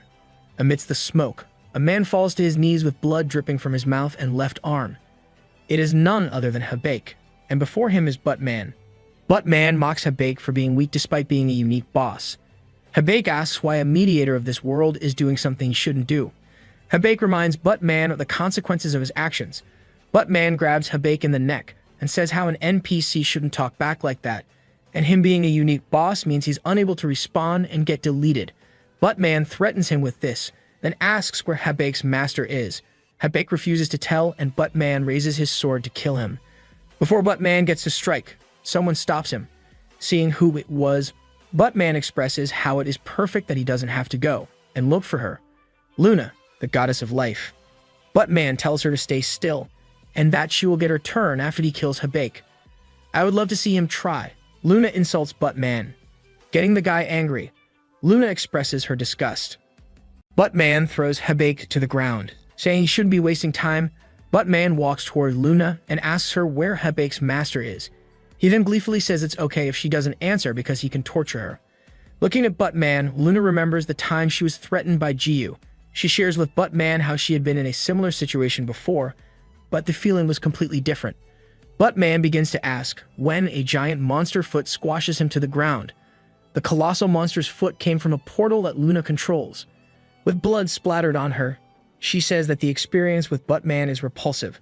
She really likes undies. Luna turns her back and walks away. She hears Buttman and flinches. Buttman says that the goddess is cocky for being the master of the monster from the portal. Luna looks back, sighs, and says she'll ensure he is dead this time. A colossal monster peers down at Buttman from the portal. Luna claims that scoundrels like him have no place in the world. Buttman tells her to shut up as the surrounding changes color. The area becomes a unique space called the GM Zone, which can only be created by a GM or Game Master. The space is where administrative tasks like game testing are conducted. Definitely an abuse of rights.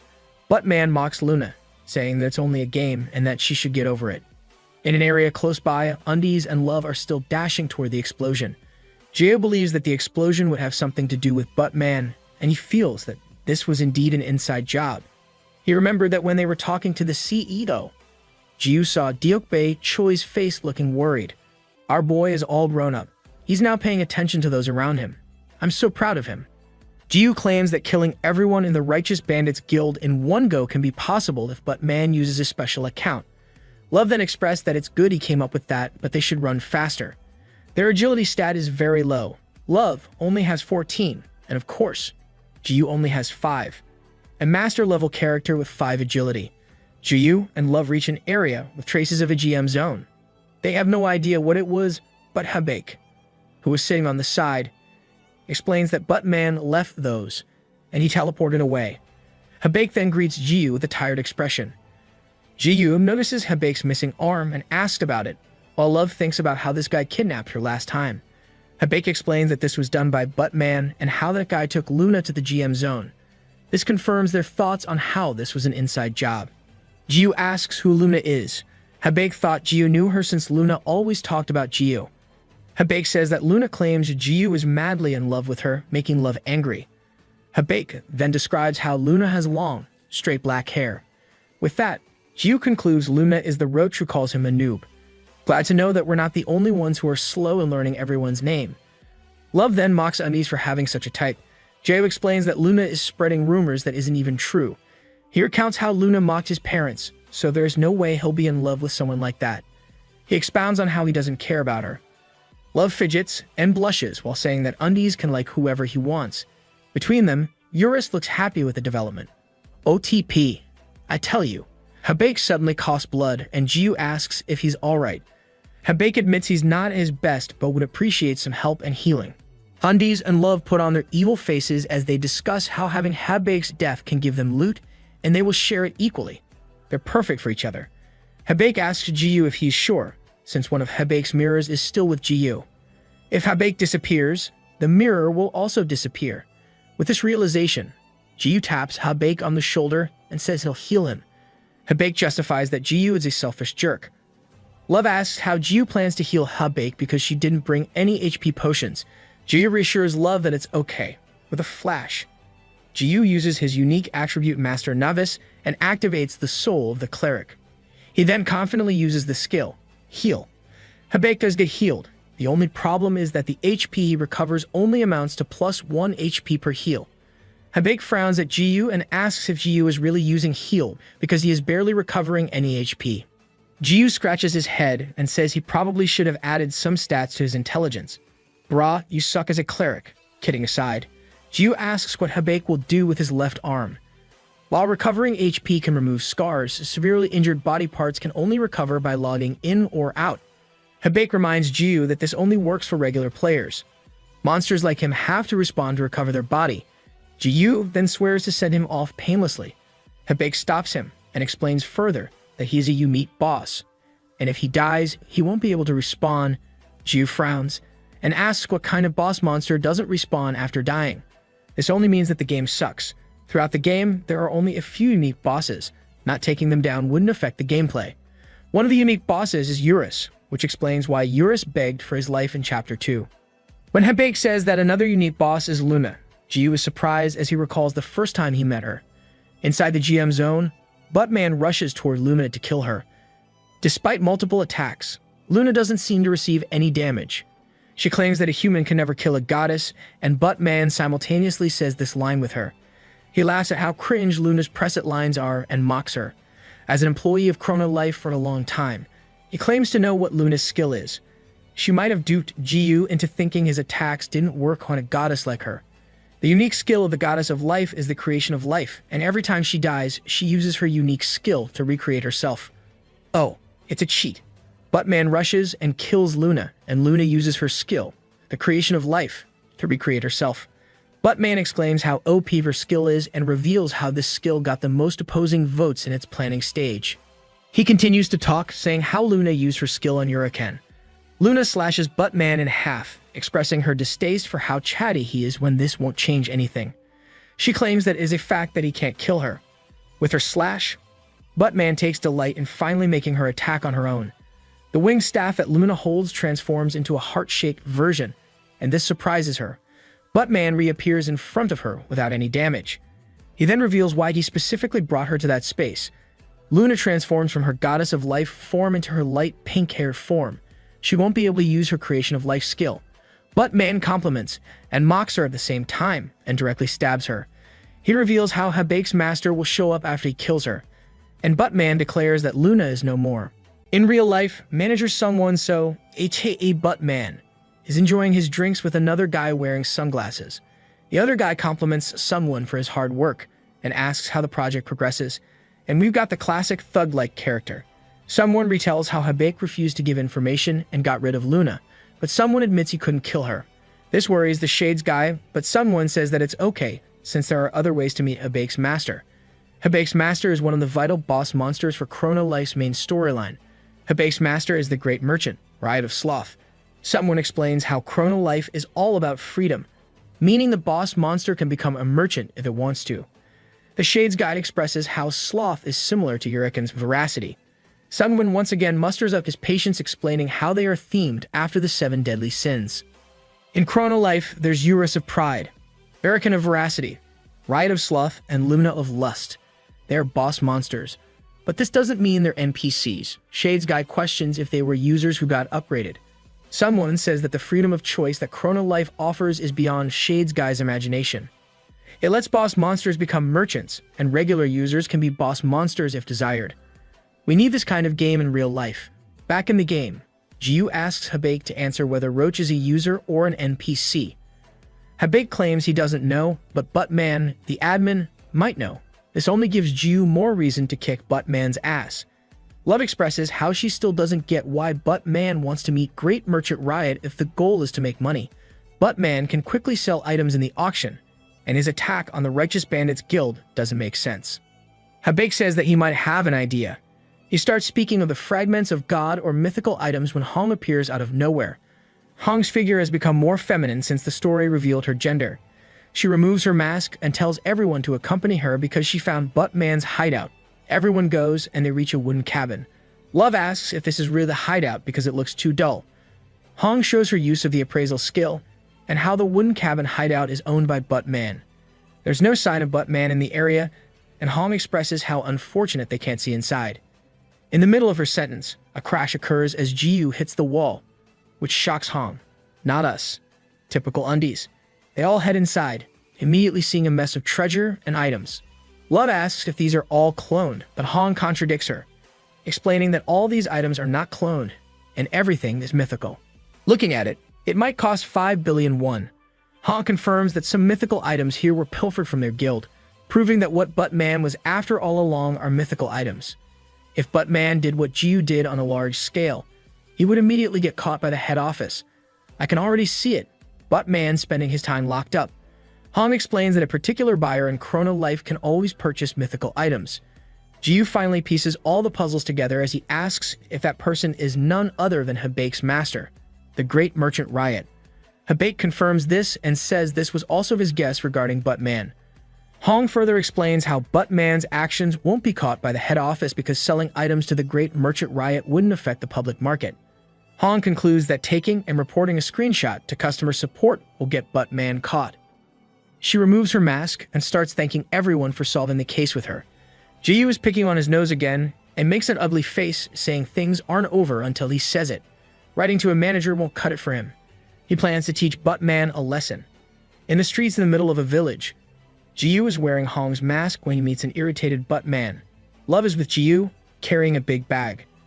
Love looks at Butt-Man with disbelief. She didn't think Undi's plans to make Butt-Man appear would work. Even in the middle of the village, Butt-Man mocks Jiyu for his ridiculous getup. Jiyu says he borrowed it from Hong.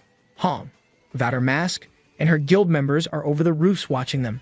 Like Love, she didn't think that Undi's plans would work. Yes, she referred to him as Undi's.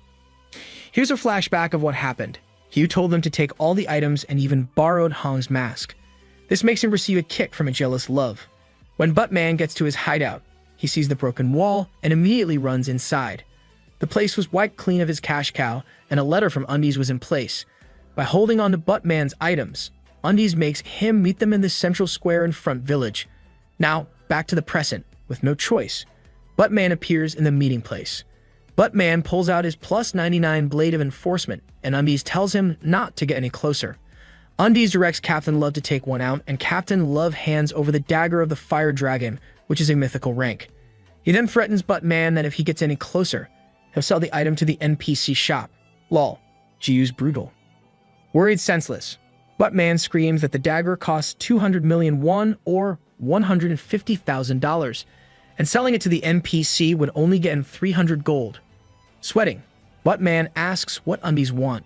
Jiyu laughs menacingly, licking the dagger of the Fire Dragon, and says that he just wants to screw him over. Undi's kept on making Butt-Man mad.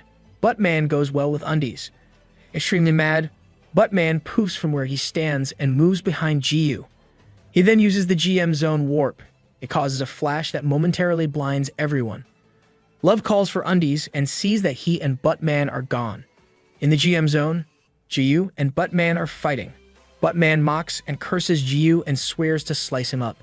Jiyu receives a big hit, splitting Hong's mask into two. Jiyu scolds Butt-Man for cursing at a game's user.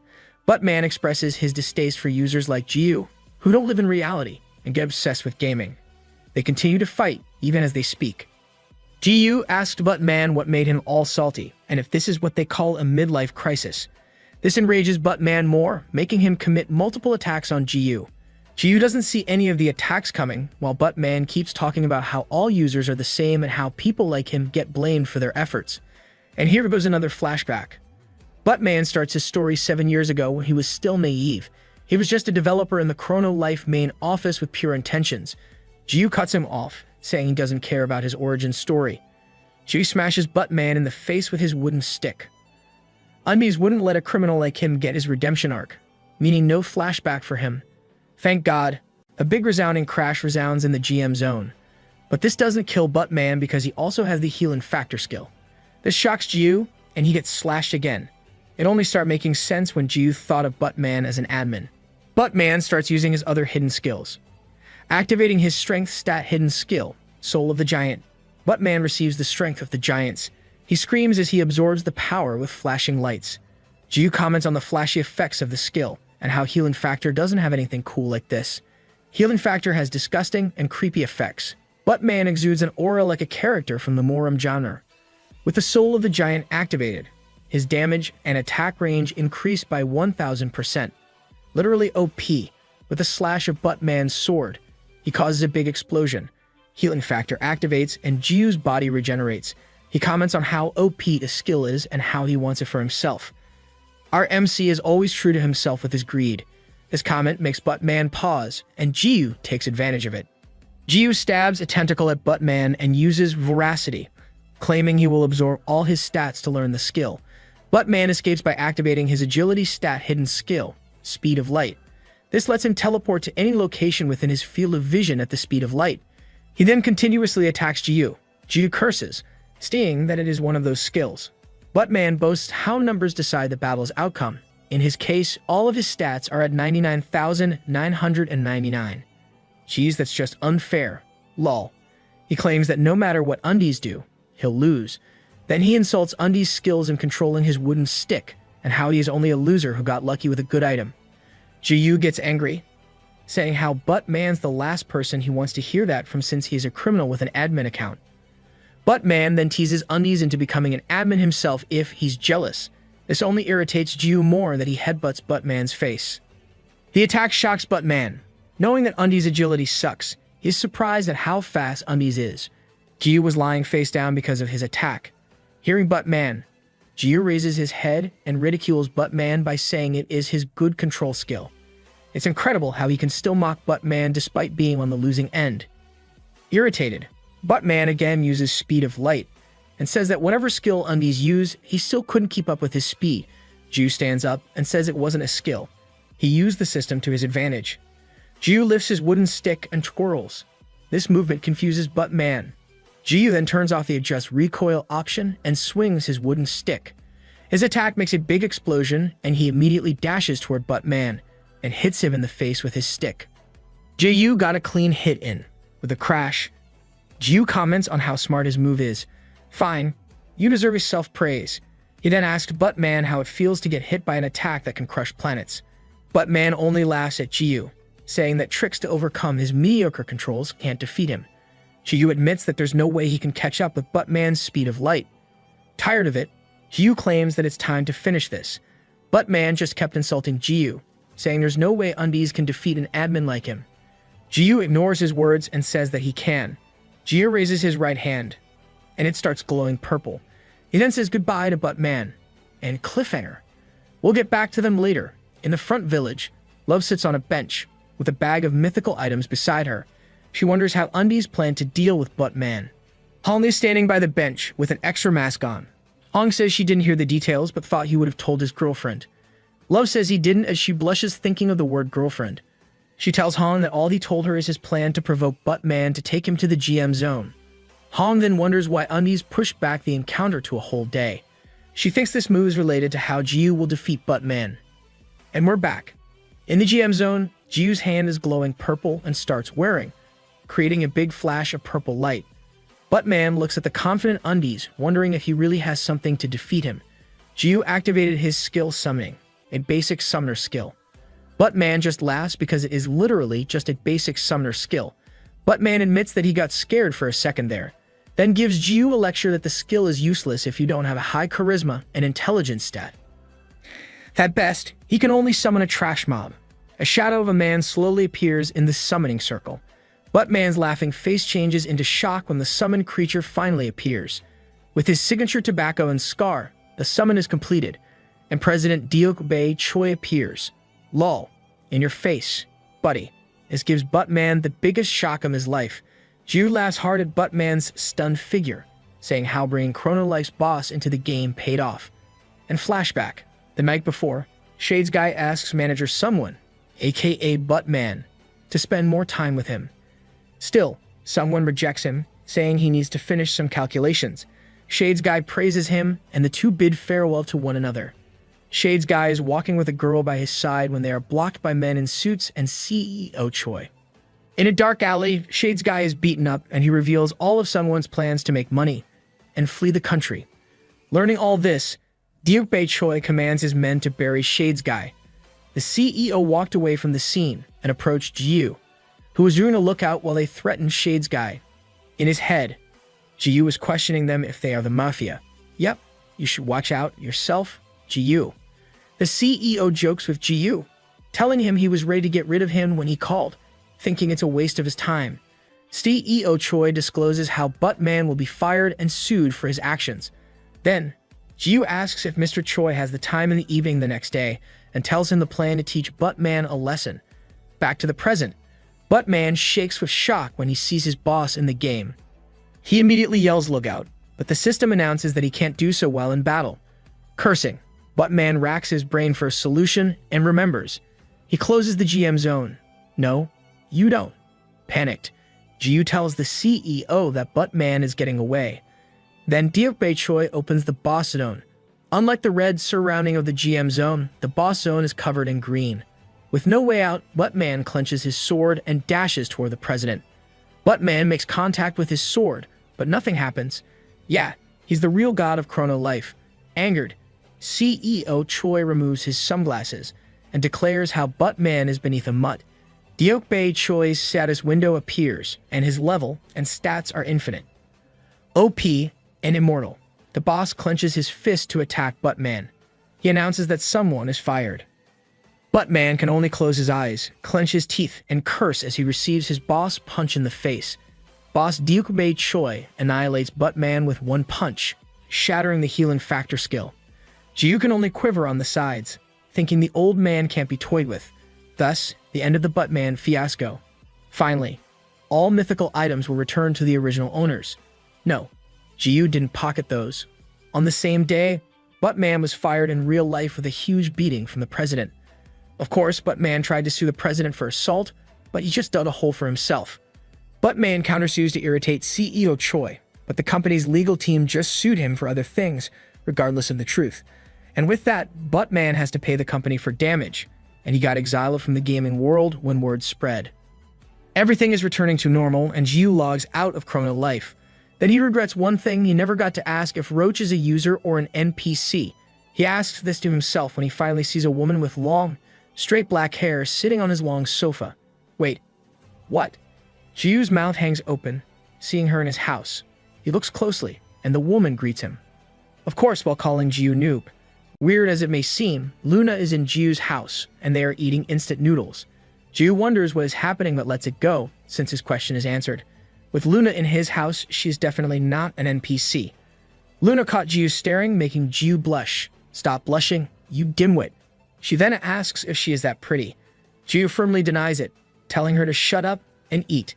Jiyu blushes as he eats, then he starts remembering Luna's insults. Refusing to fall for her innocent acts, Jiyu asks who she is and how she knows his house and door passcode. Luna stands up and stretches. She tells Jiyu to ask away, and she will answer everything.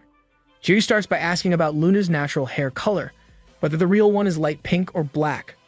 Luna says she likes Jiyu for remembering the small details. Luna answers the question with black. Jiyu doesn't remember a thing, and Luna lets it go. She suddenly asks Jiyu if he prefers her light pink hair. Does her hair color really matter? Jiyu ignores her by asking the next question. He confirms if Luna is a unique boss, and if her character got deleted when she got killed by Buttman. Luna answers that she did die, but the character wasn't deleted because she died in a human state. Attacking an admin in a GM zone can make you lose your divine power. This worked out in her favor because her character would be deleted if she died as a unique boss. Jiyu expresses that it was a shame. A big shame. Jiyu then asks if Luna will continue slashing other users to kill 1,000 players and advance to the Goddess of Life class. Luna explains that that is not all. Killing 1,000 players is only one of the requirements, and the others are actually harder to accomplish. She also adds that she can freely change between human and goddess mode. Jiyu likes the detailed answer, but he says she never answered the real first question. Jiyu once again asks who she is exactly. He says how she shows up in the game is understandable, but having her in his house in real life crosses the line. He won't hesitate to call the police on her. Luna claims that many people are getting in her way in the game.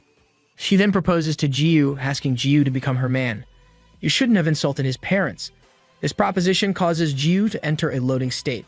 Finally getting into his head what Luna said, he looks at her in askance.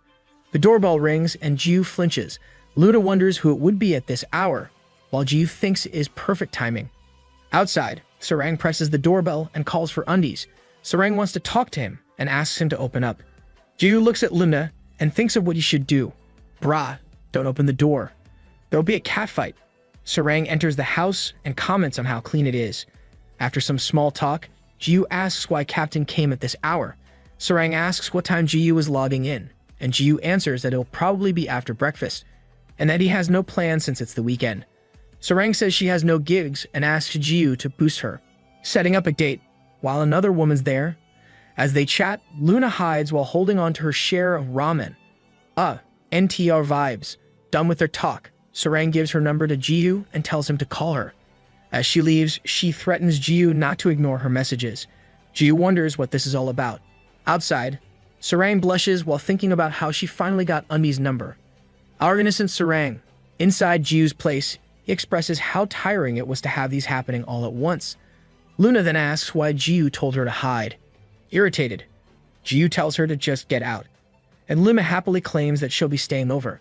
Saying that she was kidding, she asks for Jiyu's answer to her proposal. Jiyu then scolds her for not answering his question about who she is. Luna just laughs at him. She wants to remain mysterious. Finally, she clarifies her ambiguous wording and asks him to join her party.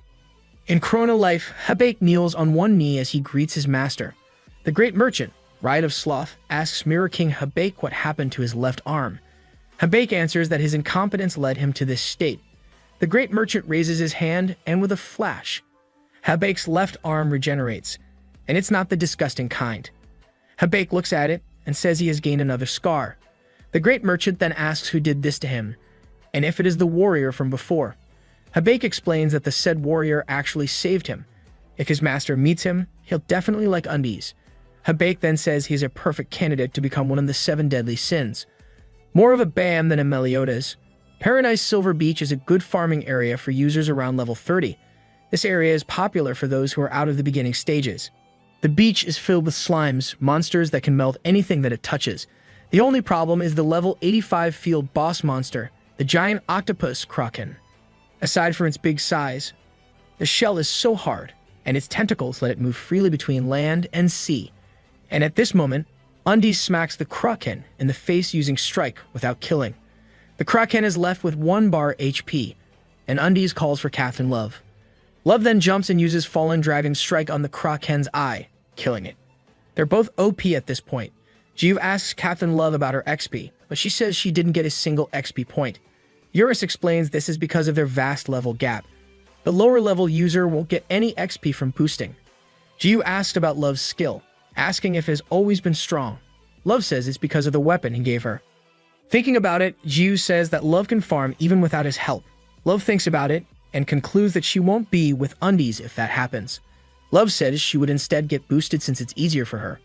Jiu's so slow, I'm crying. As they chat, Luna looks at the two from the air. She remembers how Jiu rejected her last night, saying that he wouldn't want to get stabbed in the back again. He also says he's at Captain Love's party, so joining her will get him beaten by Sarang in real life. Ha, she deserves it. Luna continues watching them while voicing her jealousy and wanting to ruin them. Then she turns her back and decides to let them go. She says that Undies will still end up killing Love and he will be Luna's man. And this will be for the sake of ending Chrono Life. Eurus is angry, saying how boosting won't work. And no matter which map they go to, it won't work. Jiu asks Eurus what they should do. Love sees Undies talking to himself and asks him about it. Jiu asks if Love can't see the silly dragon while poking at Eurus' cheeks. Love looks around, not seeing anything. Took her long enough to ask Jiu about it. Eurus reminds Jiu that no one can see him but his master. Then Eurus reveals that if Jiu shares some of his magic power with him, he can manifest in the real world. Jiu says he barely has any magic power, but Eurus says it should be enough. Jiu agrees to it. They should have done this from the start. Producing a purple flash, Eurus' soul manifests into reality. The purple light condenses in one huge beam, and Eurus pops out. Making his first appearance in front of Love, Love's heart throbs, and her nose bleeds because of cuteness overload. She asks Undies to let her pet him. Eurus sighs and speaks with his original form's visual, saying how a human dares to touch him, asking her if she doesn't fear death. Ignoring Eurus, Undies tells Captain Love to pet Eurus all she wants, since it doesn't hurt him. Love then grabs Eurus and rubs her face on him. I want to rub my face on him as well. As Love squeezes Eurus, Habake and his griffin appear. He tells them he is in a pinch, and he rushed to find them there. Jiu asks how Habake found them. Habake reveals that it is one of his mirror skills. The 7th mirror, the mirror of detection, can lead to the location of someone he has met. Practical use of equipment. Habake says it's no time to chat, and he is coming here. Who's he?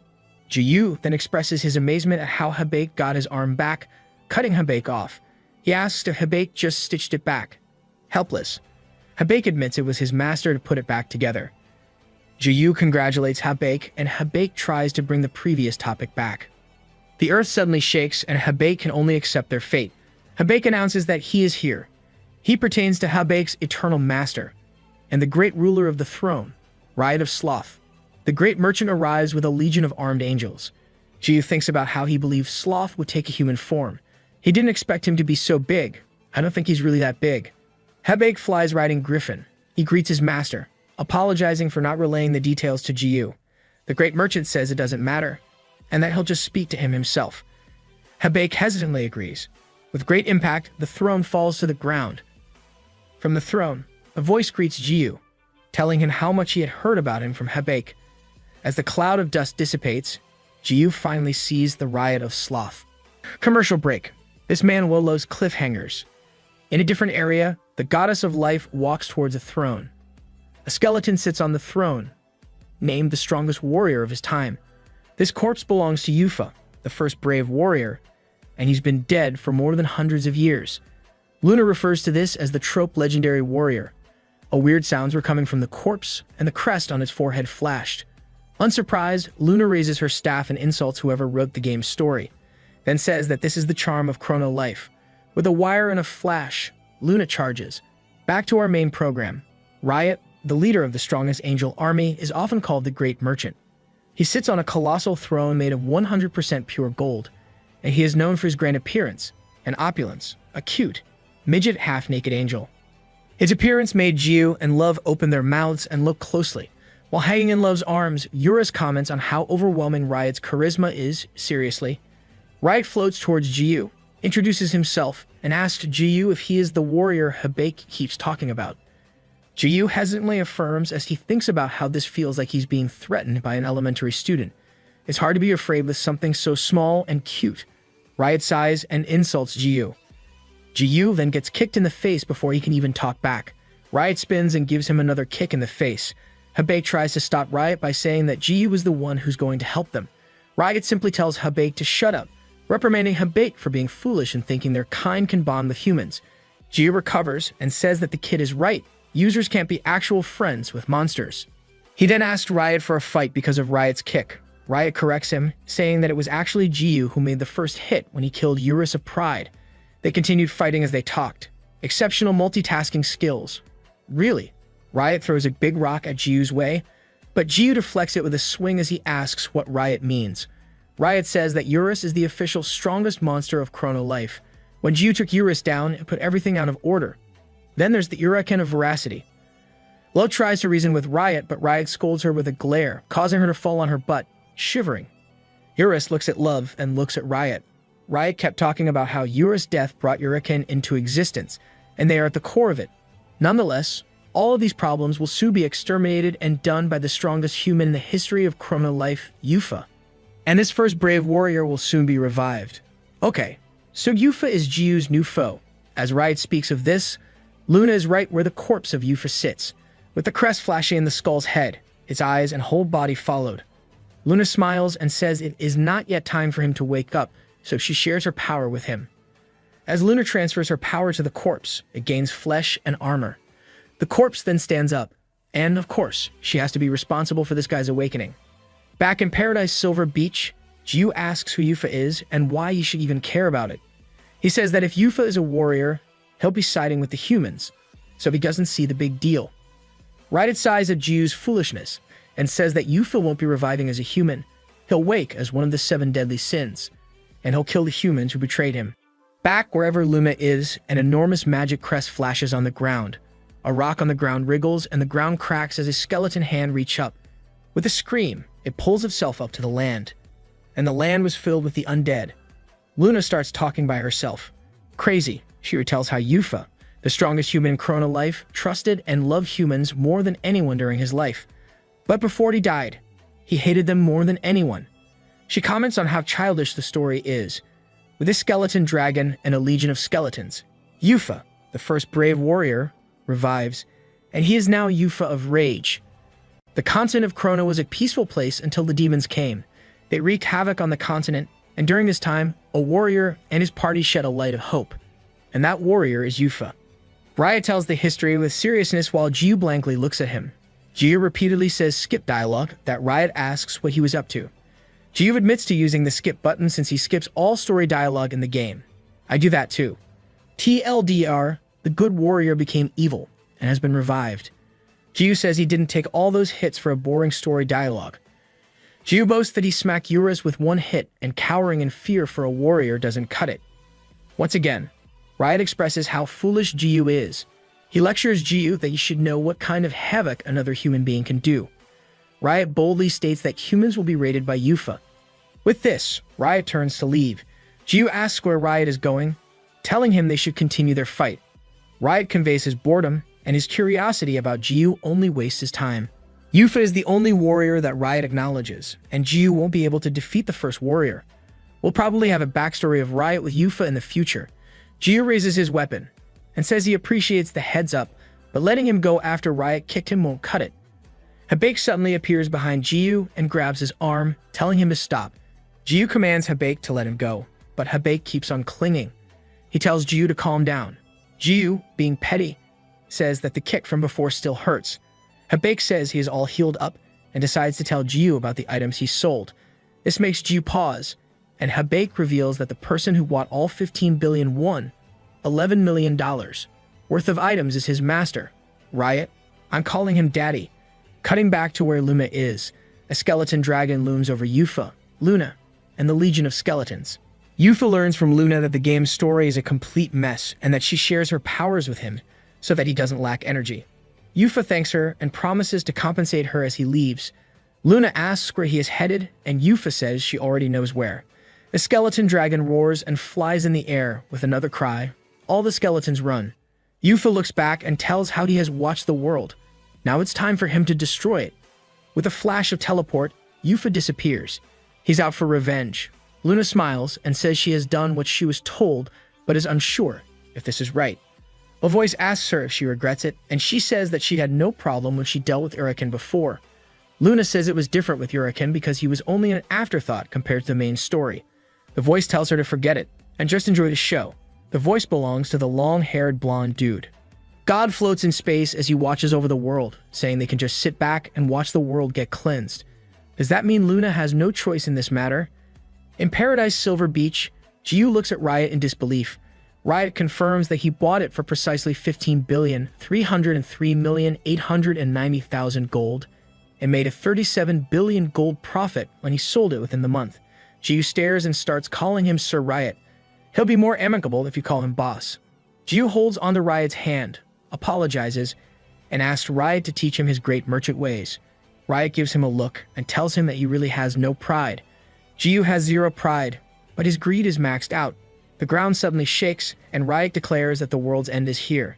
They see the skeleton flying up in the air. War broke out. The front village is burning, and skeletons are hacking into every human they meet. Many players died before the system announced the Chrono Life main quest to protect the world from Yufa, the Warrior of Rage.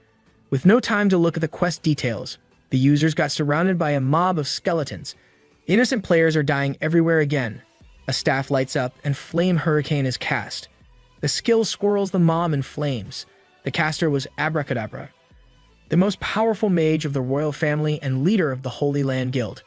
They were able to respond to the emergency this time, but it was not enough because they weren't ready for the destruction. Their levels and items are not strong enough to face this boss who came out years earlier than intended. It's our MC's fault. A boom resounds in Warrior Hill as Yufa arrives. He looks at the graves of his friends and remembers each of them. With a flash, Yufa raises his hand and revives his comrades. The ground rumbles and skeletons come up from it. The skeletons were a level 999 mage, a level 999 cleric, and a level 999 bard. With a level 999 warrior Yufa, the warrior party is now complete, and they aim to end the unfinished story. Will you be able to defeat them all? What transpired raises the main quest's difficulty to calamity. Our disgusting MC is once again digging in his nose for dirt as he boasts how he can easily smash the enemy's face with one swing. Looking at where the skeleton dragon is headed, Jiu thinks of how to use one of his continental breaking attacks again. Riot reminds Jiu that this kind of attack will also kill the other users. With the Undead Legion, physical attacks won't work unless it's of the holy element.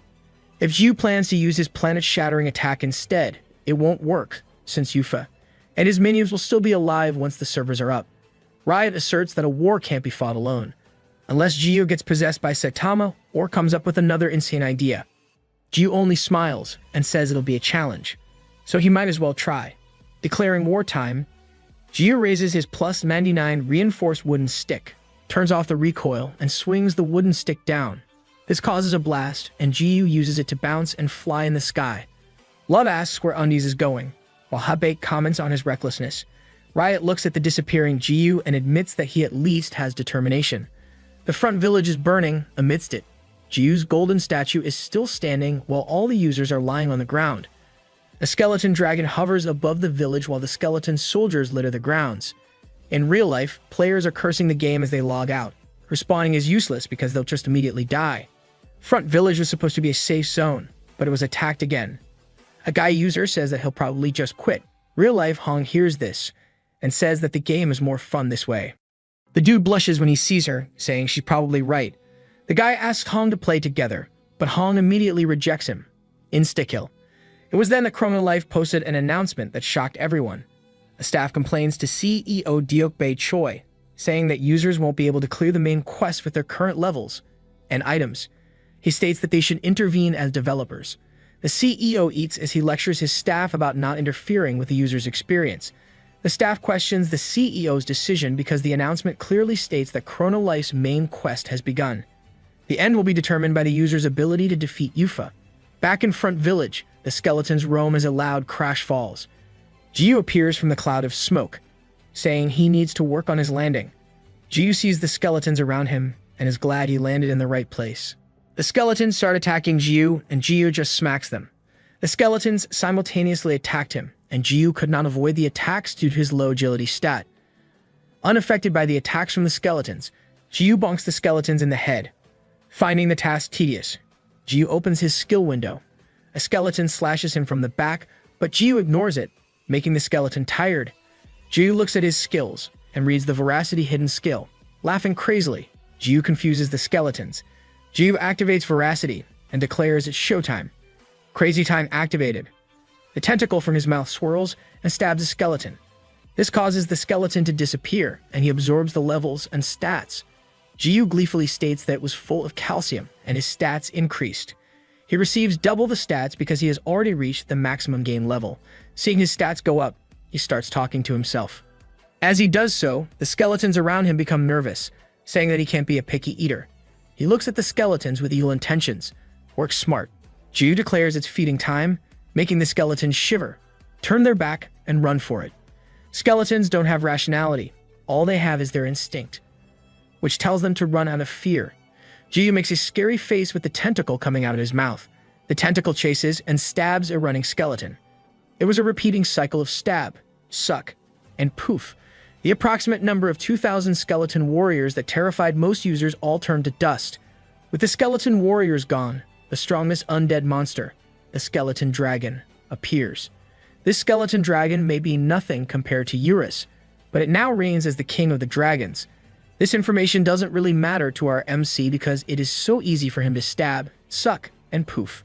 Absorbing the skeleton dragon's levels and stats, Jiu finally maxes out his status to 99,999 each.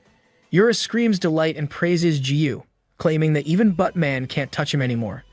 Jiu tells Eurus to not compare him to trash. OP in a flash. A person appears behind them, and Jiu turns, thinking it's another meal. It was the goddess of life, and Jiu deflated, seeing that it was just Roach. Luna flashes as she turns off her goddess mode. She turns to her light pink-haired character and says she doesn't want others to watch this moment. Jiu asks what she means and gets shocked. Luna kisses Jiu on the lips and clings to him. What the? This moment shocks not only Jiu, but also Eurus. Eurus looks at them with disdain. We're team love. Jiu is confused as Luna clings to him with a knee between his legs. She surprised Jiu with a kiss. It would have been better if it was love. Luna pulls back, and Jiu blushes like a schoolgirl as he hides his lips behind an arm. He is speechless, then stutters that this was his first kiss. It startles Luna, then she smiles. She claims that it was an accident, and that she slipped. Yeah, right, still blushing. Jiu says it was no accident because she even grabbed his neck. Luna keeps on smiling as she points out how Jiu remembers every detail. To make it worse, she reminds him that his agility stat is already at 99,999, and it would have been easy for him to dodge. This only darkens Jiu's blush. Jiu tries to rebut, but Luna reveals it was also her first kiss. Oh, why does it have to be that special type of kiss? Luna advances to Jiu while Jiu backs off and asks why she did it. Luna persists that she slipped, then changes the subject by saying she has an item for him. She reaches inside her sleeve and pulls out a golden wear-in jewel. It was a mythical rank item, but the other details are not indicated. Luna explains that her having this item and her giving it to him shouldn't be seen by anyone. It is the reason why she turned off the goddess mode. Jiu hesitantly takes it. Unable to let it go, Jiu asks Luna again why she kissed him. Of course, Luna commits to her a slick explanation. Why? Just why? Luna goes back to explaining that the item she gave him is precious and will surely help him. Love calls Undies and asks why he has run off. She runs up to him and pauses when she sees a girl beside him. She looks at the distance between the two and activates her girl senses. Undies apologizes to Captain Love and says that he just got too excited that he took off. Love walks towards them and then pinches Jiyu's cape as she asks for an introduction with the other person. Jiyu says that they've met before. Luna frowns at Love's hand in Jiyu's cape. With a sigh, she turns on goddess mode. Love is shocked and stammers when she sees the goddess of life. It's a girl fight. Luna asks if Love now recognizes her and curses at her. And Love remembers Luna from the time she got killed by Hurricane. Ignoring Love, Luna calls Jiyu a noob and asks if he will fight Yufa. She warns him it won't be easy because she has shared her energy with Yufa, making him level 999. And at that moment, Yufa would be at the center of the demon world, the castle of the Demon King. Her reviving Yufa and her advising Jiyu. She's confusing. The warrior party walks inside the castle of the Demon King. A white sword is stabbed to the ground inside the castle, with a cloaked figure floating beside it. The party meets Death, the right hand of the Demon King. Death greets Yufa, the person who killed their Demon King. Death asks what Yufa is after. Yufa tells Death not to act like he doesn't know as he approaches the sword stabbed on the ground. Yufa voices out that he is there to claim what was his, the blade of the brave warrior. This mythical rank weapon is the strongest blade in all of the land. Jiyu's stick is still ego rank. Death asks Yufa if he is sure, because the energy of the Demon King is sealed within the sword. Yufa confirms as he grabs his blade. A green aura whooshes as the system announces a quest completion. With this, Yufa advances to a hidden class. The white sword changes to black and Yufa pulls the sword from the ground. Death happily announces the birth of a new Demon King. Excalibur revives. Except he's a Demon King. Yufa receives the special abilities of the Demon King class, and all of his stats are now multiplied by 10. He also unlocks the hidden skill, the Demon King's almighty power, which lets him dominate the demon race. As the new Demon King, Yufa commands Death to gather all demon soldiers and eliminate the human world. With a large smile, Death complies. Death changes his form, goes to the top of the Demon King castle, and gets bigger. Yufa commands his soldiers to charge, and Death opens his mouth. Death activates the dimensional teleportation portal leading to the dimension of the human world. Love looks up at the sky while grabbing Jiyu's arm. Jiyu sees Captain Love's expression and looks up as well. Up in the sky, the big open-mouthed face of Death can be seen, and demons flew out of the portal, the start of Chrono Life Apocalypse. Riot sighs as he asks if this is the scale of rage that Yufa feels for humans. Unfazed, Jiyu uses Swing Up, making a loud boom. He celebrates too early but stops short when the demons are still alive. Luna explains that demons have formidable strength and infinite magic in their horns. With Yufa as the new Demon King, the demons have gained immortality. This makes these demons the most powerful, and even veracity won't work. Still unfazed, a flash of light emerges from Jiyu as he activates his Master Novice unique attribute, the Soul of the Cleric. He uses a blessing on his plus 99 reinforced wooden stick, so he did listen to Riot's long rambling. With a manly face and figure, Jiyu uses a holy swing up and makes a masculine, sexy pose. Or not, it's honestly a new disgusting look of Jiyu. And the attack disintegrates the demons in one go. Luna stares with dead eyes as she curses. The demon race has a tough physique and infinite magic power, and they also gain immortality through Yufa's power. But all of these seem to be nothing to Jiyu. He claims to be bored and asks for Yufa's appearance. Ashes of the demons Jiyu has slain are floating in the air, and they start clumping together. The remains have bundled and recreated each demon that Jiyu just killed. This occurrence confuses Jiyu because the demons revive even with all the holy attacks he did. Holy attacks that literally looked unholy. Luna explains the demons will still revive if Yufa has MP or mana points. Thinking it's an endurance test, Jiyu repeats more holy swing-up attacks. Please don't. Our eyes can't take it anymore. Luna makes Jiyu stop, explaining that it's useless and that Jiyu should take Yufa down for efficiency's sake. Jiyu comments that Luna doesn't want him to use his skill. I'm sorry, but I'm with Luna on this one.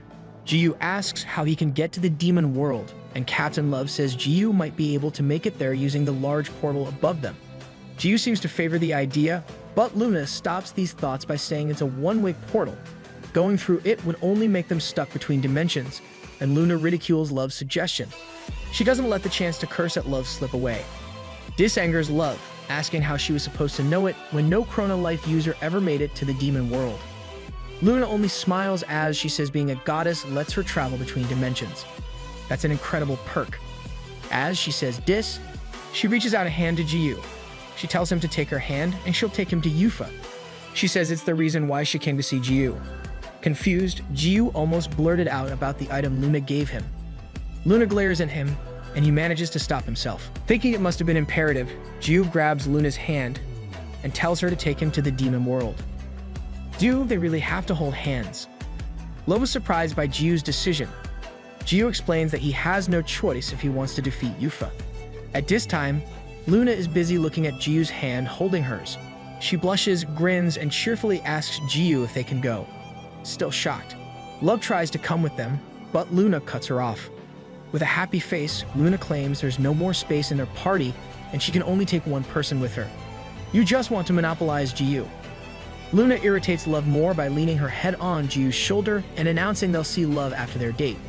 And like an innocent boy, Jiyu blushes at Luna's words. Luna activates her skill Dimensional Shift, and the two of them disappear. With this incident, Love swears that Luna is now her sworn enemy. Sorry Love seems like the goddess of life has the upper hand in this arc. In the demon world, Jiyu and Luna appear in a flash. Jiyu looks around a bit before looking at the altar where Yufa and his party are. Yufa claims that only rage remains in his body and begins his monologue. Before Yufa can continue, a loud boom resounds and a big explosion destroys a part of the demon castle. Jiyu curses with a troubled face, saying he totally skipped the cutscene. You're not the only one who skips the cutscene. The throne room is destroyed, and there's a large wall in the demon castle. Jiyu looks at Luna and tells her they should return since they're all done. Luna says no since their date has only just begun. Luna's response confuses Jiyu a bit. Yufa compliments Jiyu, saying that even the previous Demon King didn't possess this much power. Jiyu was shocked that Yufa could dodge his attack when his stats are already maxed out. Yufa lifts his sword and lectures Jiyu that attacking and dodging don't only rely upon stats. With a swing, Yufa strikes Jiyu using Crescent Slash. Yufa continues his talk, saying one should observe the opponent to predict their attacks. Jiyu suddenly appears behind Yufa, thanking him for the advice. This completely surprises Yufa, and he swings his sword toward Jiyu. Jiyu once again disappears, confusing Yufa. A voice comes from below, taking Yufa's attention. Below Yufa, Jiyu's head is between his legs, smiling with a really creepy face. You really can't stop yourself from being disgusting for just one chapter. Seeing Jiyu, Yufa quickly stabs his sword at Jiyu's head, but Jiyu instantly escapes. Too bad it missed. Our MC fits the description of a cockroach who moves too fast that he can't kill it. Jiyu laughs, claiming having a high agility stat makes the game of toying with the enemy so fun. Yufa can only glare at Jiyu at his remark. In Front Village, Love curses Undies for leaving her alone with the flying demons. She accidentally trips on her own foot, and a demon looms over her. Love remembers how Undies left with that woman she hates. Love clenches her teeth in irritation and stands up. She thinks about how that woman leaned her head on Undies, making Undies blush. With annoyance for Luna, Love punches the demon with her fist. Great way to release some stress.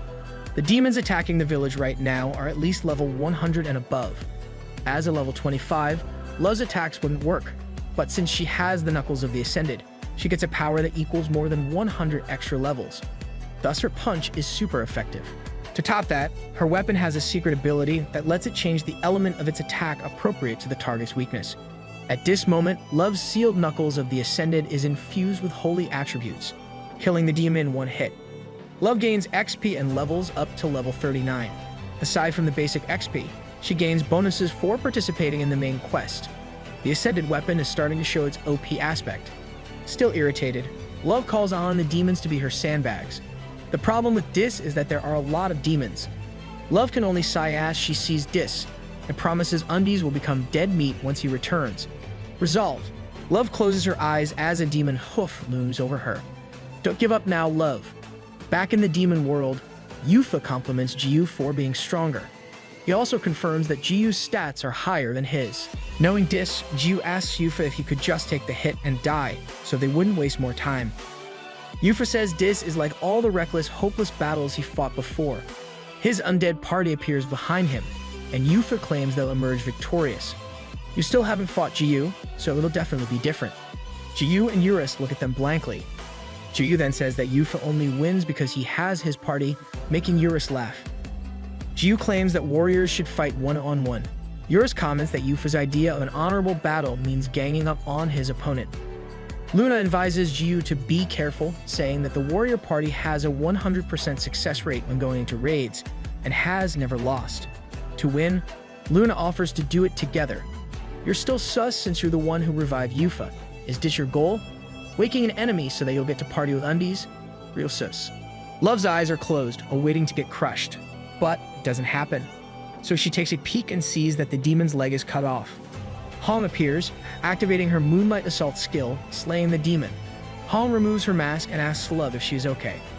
Love was glad to see her, but this was not the time for a chat because a horde of demons was coming their way.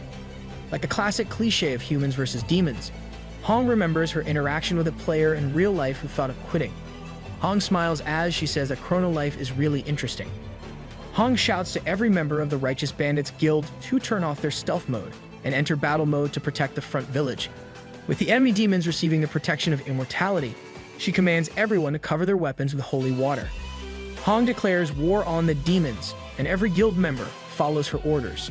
I'm literally tearing up with excitement. Hong's guild members attack the demons, and Love is amazed by the guild's cooperation. Hong says that it's only the second time she's using it since she became the guild leader, and the first time was when they fought with Love's boyfriend. Love blushed and sparkled when Hong called Undies Love's boyfriend. You're too easy to please Love. Hong tells Love that there are others there, a flash of an arrow shot and hit multiple demons simultaneously. Hawkeye, the leader of the Justice Guild, appears with his guild. Hong says this battle requires all forces, and Love sees that all the top 5 guilds are in the fight against the demons, and war has broken out in the lands of Chrono. Avengers assemble. A large explosion comes from the demon castle. The undead bard strums and activates the Song of the Seraphim to increase the warrior party's speed. If the second verse is played, a hidden effect will also activate. The skill effects amaze Jiyu, and Luna explains it's one of the bard's ultimate skills that alters time. Luna then urges Jiyu to form a party with her, but Jiyu only glares at her. Jiyu then raises a finger and curses at Luna. Jiyu reminds her that he'll not party with her, since there might be a scheme behind it, and Jiyu proudly says he can take them on his own. Jiyu pauses, then suddenly dashes towards the warrior party with his 99,999 agility. He stops before the bard and says the support must go first in any game. But before hitting the bard, he crosses weapons with Yufa. Yufa deflects Jiyu's attack, causing Jiyu to stumble and miss. Eurus comments that Yufa turning his sword was smart. Luna says it's called perfect parrying. Wait, she really can see Eurus from back then. Eurus has taken a physical form, but she's not even shocked to see or talk to him. Luna continues her explanation, saying it's Yufa's best skill. Eurus yells, saying that Yufa is too OP. Luna points out that Jiyu can only pierce the parrying if he attacks faster continuously. The bard's skill, the Song of the Seraphim, activates its buff effect. It rapidly increases the warrior party's speed by altering the time axis. It's okay as long as they don't regress. Jiyu only thought that Yufa was a bit faster with the buff. Still, Yufa activated his hidden skill, Glory of the Brave Warrior. It lets him sacrifice a large amount of HP to increase his stats twice the amount. Yufa sprints toward Jiyu and hits him multiple times with his sword. Jiyu may look worried, but he is enjoying himself, comparing Yufa to a cat who chases after a cat toy at Jiyu's hands. It is then that Jiyu realizes that the mage of the warrior party is casting a spell. The clouds in the sky swirl and rumbles, and a meteor appears. Jiyu expresses his amazement at the ultimate fire skill. Jiyu says he can dodge it with his agility stat, even with his eyes closed, but it would be a hassle. Jiyu raises his wooden stick and uses Swing Up. The meteor easily gets destroyed by Jiyu's attack, causing rocks to fall and scatter to the ground. Jiyu looks at the warrior party and asks if they have any other cool skills that they can show. Jiyu, this is not a show and tell. Yufa huffs as he states that this is only the beginning. Suddenly, the warrior party flashes with bright light, and the Song of the Seraphim's second verse starts, activating its hidden effect. The skill halves the enemy's stats, shocking both Jiyu and Eurus. Jiyu's stats all drops to 49,999. Yufa then says that the hidden effects of becoming a demon king let him increase his stats 10 times more. Yufa's and Jiyu's stats can be considered the same with the help of the bard's buff. He even mentions that Jiyu's disgusting tentacles won't even touch him. Then he asks Jiyu the same question, if he still has any cool tricks to show them. Should we start getting worried for the MC? Jiyu looks at them blankly and scratches his face. He suddenly smirks and says this is the perfect time to use that. Yufa wonders what it is, while Eurus says it is the hidden skill of Butt Man. Luna frowns, saying Jiyu hasn't learned it because he hasn't achieved the third requirement.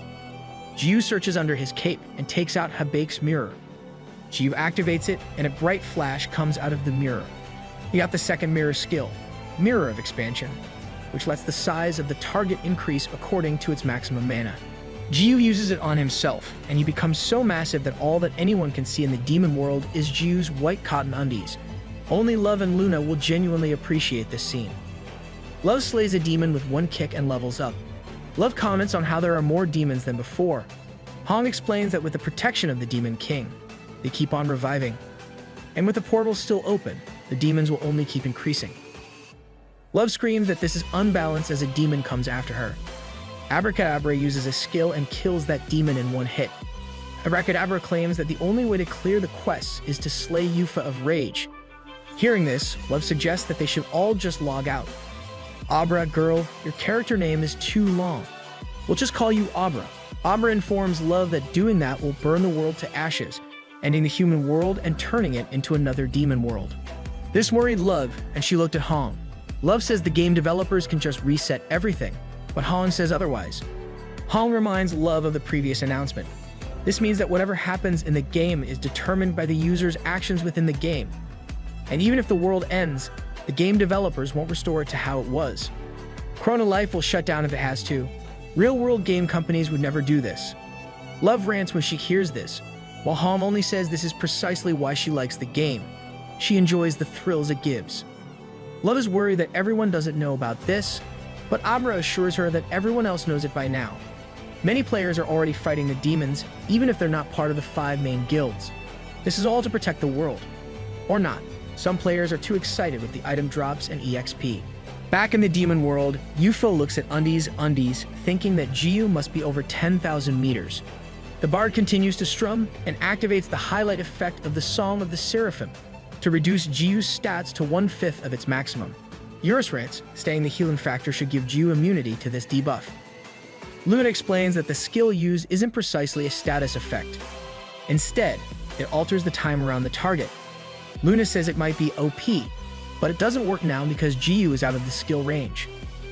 Luna is undoubtedly enjoying the view right now.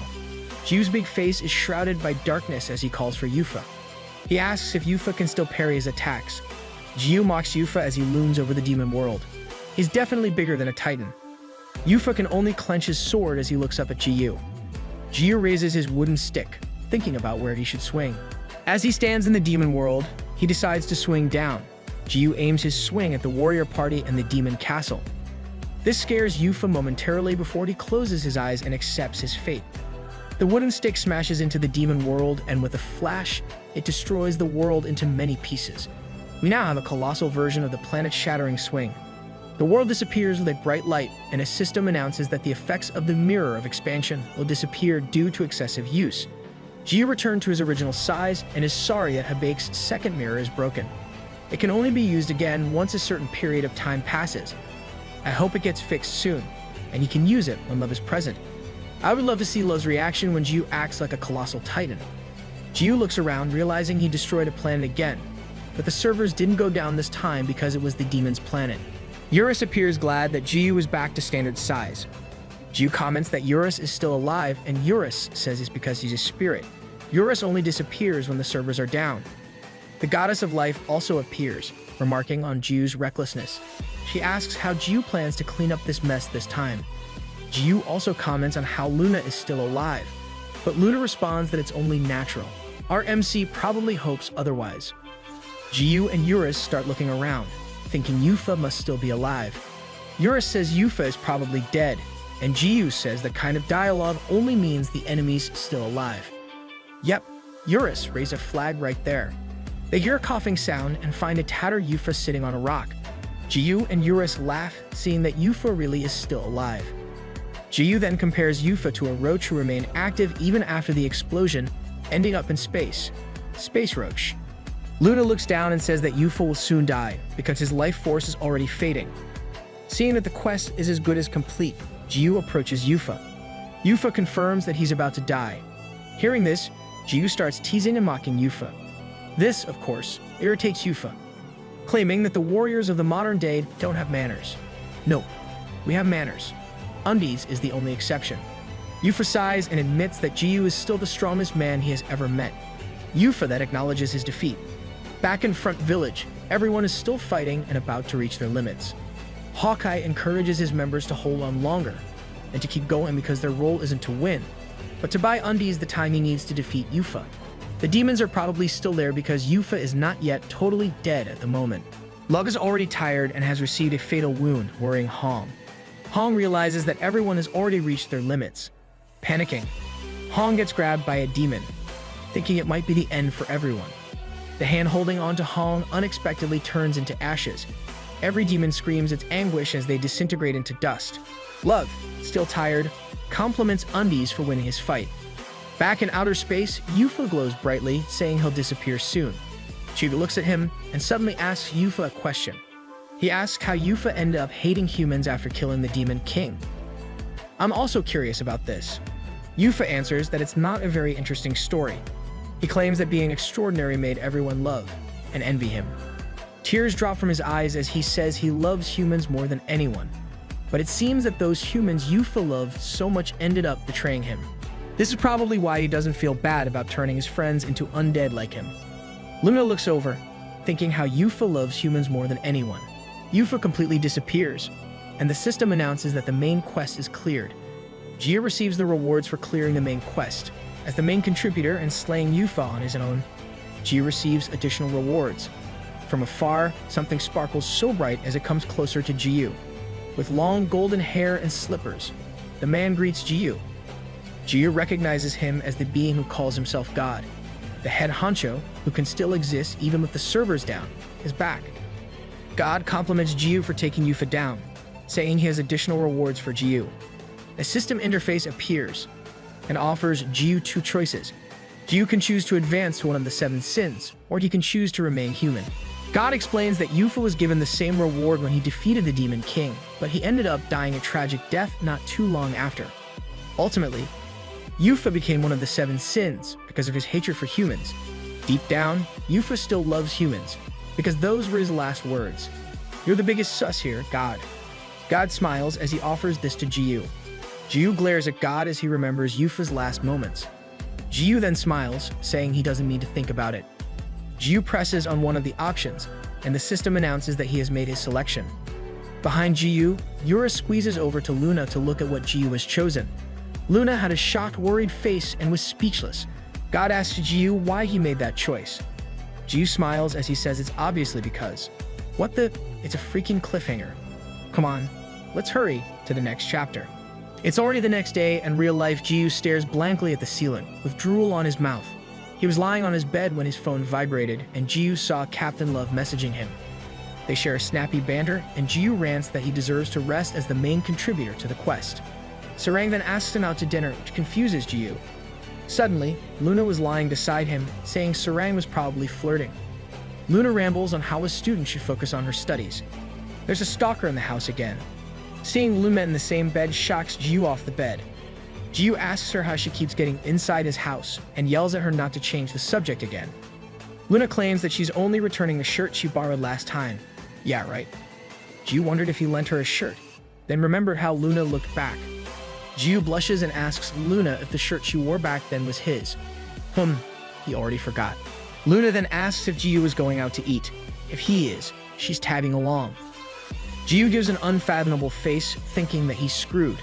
Inside their favorite go-to restaurant, Sarang blazes with anger while Luna happily eats. Jiyu sits at the same table with the two, and he can only gulp while sweating. With a devil-like face, Sarang asks Jiyu why Luna was there, saying it was supposed to be just the two of them. Jiyu sweats profusely, making up a story that since the two have met in-game, he thought it would be good to have dinner together. Jiyu is so confused that he's making up excuses. He says he ran into Roach Lady, so there's nothing to worry about. He looks like a boyfriend trying to calm down his angry girlfriend. Seeing this interaction, Luna reveals they were lying together in bed a few moments ago. She's adding more wood to the fire. Ji-yu can only look blankly at Luna for saying this. This angers Sarang more, and she starts questioning Ji-yu. Ji-yu can only think how screwed he is at that moment. Luna sighs, saying that Love and Undies are not dating, so why does Love question him like he is her boyfriend? Sarang falters as she answers that they're in a party, and she's the party's captain. Then Sarang angrily asks Luna what her relationship is with Undies. Let me answer that, she's Undies' stalker. Luna smiles as she says they have a very special relationship, both in real life and in the game. Ji-yu remembers the kiss they shared in the game and looks away while dismissing that the stuff in the game never happened in real life. Calling him Noob, Luna claims that what one feels in chrono life is also felt in real life. Touching her lips, Luna asks if she should repeat it in real life so that Ji-yu can compare. Ji-yu looks at Luna while blushing. Sarang yells, seeing that the two are so close together. Irritated, she fumes that she is purposely being left out, and that Luna keeps comparing the game to real life. It is then that she stops, realizing what Luna means. The thought shocks and scares Sarang as she tries to confirm. Luna smiles as she mocks Sarang.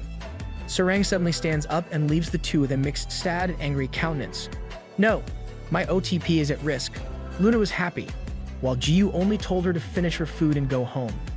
The two finish their meals and talk outside the restaurant, with Luna reminiscing about their past. Luna then asks Ji-yu why he made that choice. Finally, will we learn about it now? Ji-yu asks Luna if she didn't hear what he talked about with God. Luna admits she did, then asks if the decision was made because of Sarang. Ji-yu only scratches his face as he asks Luna what she's on about and leaves. Wait, so what did our MC pick? Ji-yu logs into the game and Eurus welcomes him back. Eurus looks around, realizing they are in an alley in Front Village. Ji-yu is relieved he can relax in the game, making Eurus question why Ji-yu can't do it in real life. Ji-yu makes a face saying it's hell in the real world because of Luna and Sarang fighting. A wooden stick suddenly falls beside Ji-yu, making Ji-yu look at the person who threw it. The person is the bald kid who gave Ji-yu his current weapon. Seeing him shocked Ji-yu, saying that it was him. Our Lord has appeared. Thank you for blessing our MC with that wooden stick. In the Chrono Life headquarters, CEO Choi watches over the meeting of Ji-yu and the bald kid. A staff member inquires what he should do, and the CEO only responds to keep watch on him. The CEO watches, thinking about how, of all times, these two meet now. He then questions if this is a prank by the gods above. Ji-yu is so happy to meet with his benefactor once again. Ji-yu asks how he has been, but the bald kid can only stare at Ji-yu, not recognizing him. Ji-yu then tells about how he reinforced all his equipment, but it all got destroyed, and how the bald kid gave him the wooden stick he has now. The kid remembers after a while, and the two get to communicate about Ji-yu's golden statue. Eurus then appears, shocking the kid. Ji-yu then talks about Eurus. Eurus grumbles about how he should be revered, but the kid just hugs him tight. I wonder why our Lord couldn't speak. Happy, Ji-yu clenches his wooden stick and expresses his gratitude for receiving the stick that day. Feeling comfortable, Ji-yu starts to tell the kid everything that happened to him from the day he received the wooden stick. He found it strange that he could easily open up to this kid, being able to tell everything about his life. They reach the point where Ji-yu says he has to choose between becoming one of the 7 sins or staying human. The curiosity about Ji-yu's choice is apparent on the child's face, and Ji-yu reveals that he chose to remain human. Too bad, he would have been perfect as greed, or is the sin already taken? The kid is still curious about why Ji-yu chose this. Ji-yu stands up, saying they'll talk about it next time. Ji-yu says that he has something to give to the kid. Eurus is now so comfortable with the kid's hug that he calmly eats his meat. With a flash of his hand, Ji-yu summons all the ascended weapons. The kid gets wide-eyed seeing all the ascended weapons on the floor. Ji-yu says that all of these are for the kid since he doesn't really need them because he has the wooden stick. The kid waves to Ji-yu, rejecting his gifts. Ji-yu asks why since the weapons are worth a ton. The kid thinks about it and writes on paper. He then gives it to Ji-yu. In real life, Ji-yu goes to the address written on the paper the kid gave him. What awaits him is totally unexpected. The person he opened up to and told his life story is sitting on a bed with life support. And she is a young girl with an incurable disease who only has 2 weeks to live. I'm getting some Asuna and Yuki vibes here. Let's prepare some tissues first. Ji-yu enters the room, and the sick girl pats the space beside her. Understanding her, Ji-yu sits down. The girl writes on a sketchpad, apologizing to Ji-yu for simply giving him an address, but she really just wants to meet him. She also apologizes that she can only communicate this way because of her sickness. Ji-yu assures her that it's okay. The girl scribbles and tells Ji-yu how much fun she had when she listened to his story. This experience led her to want to tell her own story. She says it won't be as exciting, but she wants someone to remember her. She admits that she may be being self-centered in doing this. Ji-yu assures her she wasn't, how he has the time, and how he likes listening to other people's stories. It's never self-centered to share your story. The girl laughs and accuses Ji-yu of being a liar, since she knows Ji-yu loves skipping the game dialogue. Ji-yu blushes and falters, saying it is because it's a game. She's good. She quickly caught her MC lying. She starts telling her story with the class she shows in Chrono Life. The girl decided to be a merchant, finding it fun to talk with everyone as she bought and sold items. She admits that she was too shy in the real world, while it's the complete opposite inside the game. In real life, CDO Choi tells his staff about the sweet girl who hands out potions to newbies for free and sells items for cheap. With her personality, she doesn't have what it takes to be a good merchant, for she is happy even if she doesn't make a profit. Everyone loved her, whether they were a user or NPC. He describes the girl as not flashy, that she could light up a room like a star in the night sky. She's extraordinary. The mood gets heavy when CEO Choi says the girl suddenly stopped logging in. Everyone was looking for her, and wondered why she stopped showing up. After much time passed, the people who knew the merchant girl leveled up and moved to different places. Ji-yu is probably the only high-level user who still wanders the front village. The CEO continues his story. He tells how the merchant girl returned to the game, but lost her long, beautiful pigtails and wore the cheapest in-game clothes. At least she's still decent compared to our MC. The CEO narrates how the girl only communicates by emoticons and keeps giving all her items to other users to the point that she is left with a wooden stick. It is that wooden stick. She gave this wooden stick to a user, but the guy just threw it and went away while complaining. Your loss. She was sorry that all that she could provide was a wooden stick. It was then that she heard a cry of dismay and continuous clanging sounds. She peeks at the alley and finds a person in his undies, with broken equipment littered on the floor. She sees the tears coming out of the man's face, and she gets an idea when she glances at the wooden stick in her hand. I love the history of Ji-yu's wooden stick. A beautiful person gave it with a pure heart. The girl finishes her story and says that what comes next is Ji-yu's story of the plus 99 reinforced wooden stick. Look at that, she actually said the title. The girl admits she tried to act strong, but still cried so much, learning that she was terminally ill. She wondered if she would still meet her previous friends or if they had forgotten about her. Others may have wished for a miracle, but for her, she would rather have someone remember her. No one would forget that kind of kindness, though. Ji-yu runs home and immediately logs into Chrono Life. He goes to where Eurus Legion is and repeatedly slays every monster. Eurus looked at Ji-yu, asking if he was okay, thinking how he had never seen Ji-yu get so emotional like this. He wonders why Ji-yu is conducting a killing spree. Stress reliever? Ji-yu slays numerous monsters as he remembers his talk with the merchant girl. The girl's disease is extremely rare, and the surgery fees would be enormous. Ji-yu suddenly says that he'll pay for it, even if it costs more than millions. He urges her to get the surgery.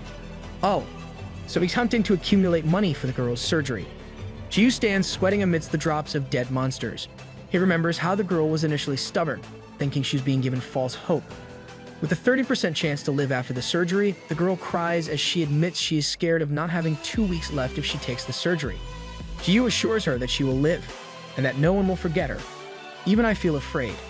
Instead of feeling reassured, the girl bursts into more tears, telling Ji-yu that it isn't simple, and that he doesn't know what it's like to be sick like this.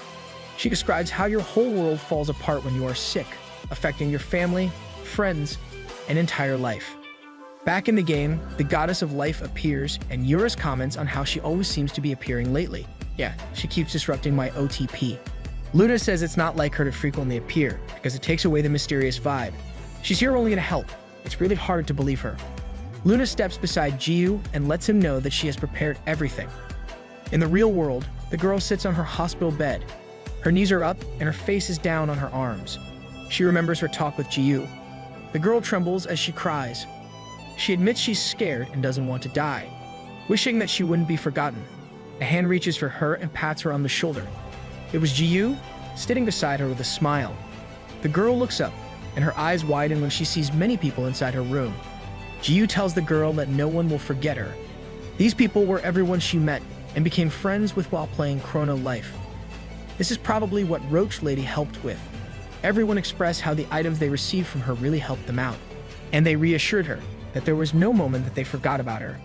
Hearing this made the girl tear up more, and everyone told her that they all still love her. A few days later, the girl promised she would return happier, and she goes ahead with the surgery. It was Luna who helped Ji-yu find every user who knew the girl.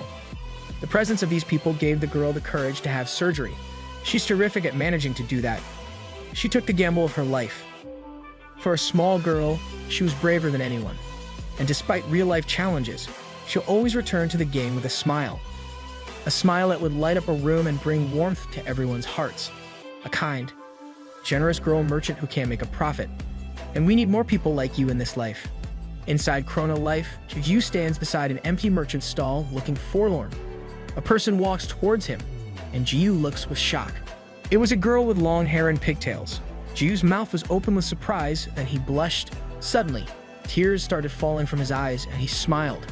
For he saw the only person he truly opened up to. And that girl was the Starlight Flower. This chapter really made me cry so much. I'm delighted that the girl lived in this story. May the soul of that girl in real life rest in peace, for she is still loved by many. The destroyed demon world got its Dana wholly restored, but the demons within it started to kill one another. It was caused by the resentment they felt in gaining and losing their king at the same time. With their rage and inability to dominate the human world, they used these emotions to kill their own. Death, the demon king's right hand, watches over them, worried about how to go from here, though it doesn't appear on his face. Thinking of how to calm every demon, he pulls out the essence of the Demon King, a jewel that will let one advance to the hidden class of Demon King. Picking it up earlier near the Demon King's castle, he is thankful it wasn't at least sealed in the blade of the brave warrior like before.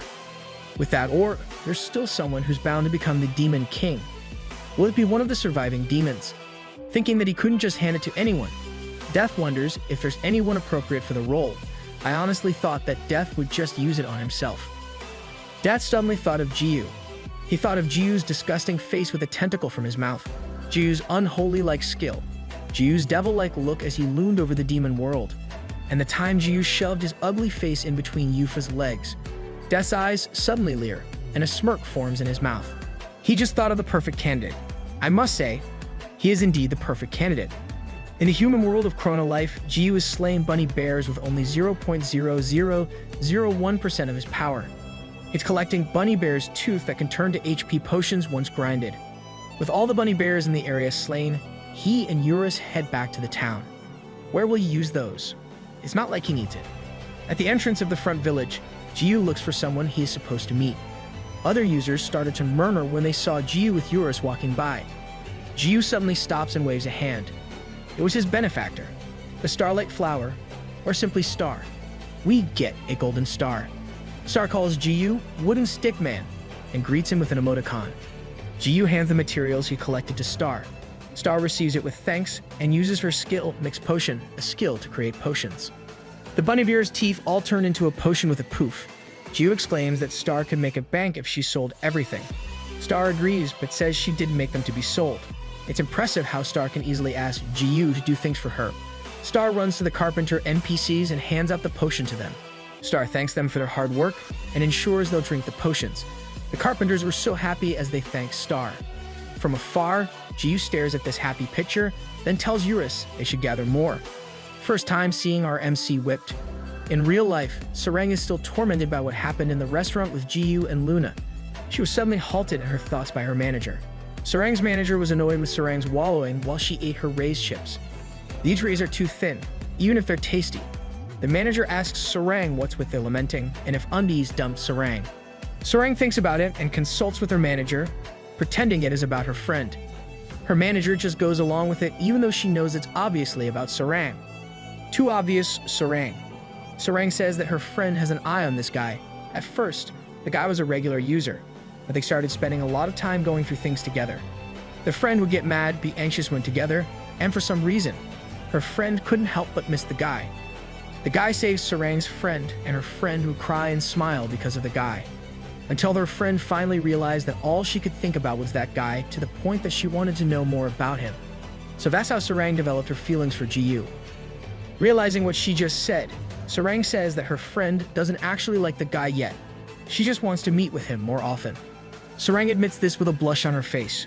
Once again, realizing her reaction, she yells that it was what her friend told her, then just laughed awkwardly, while her manager kept on munching on rays. This is why she's an idol and not an actress. Sarang's manager gets straight to the point and asks her what kind of relationship she wants with him. Sarang says it wasn't about her, but her manager just cuts her off, saying she's a crappy liar. The manager reminds Sarang that as Sarang's manager, she already knows that the guy is Undies, whom Sarang is always in a party with. Sarang stares in shock but lowers her head, finally admitting the truth to her manager. The manager sighs and crumples the leftover bag of chips. She reminds Sarang that fans tend to leave when an idol gets into a relationship while tossing the trash.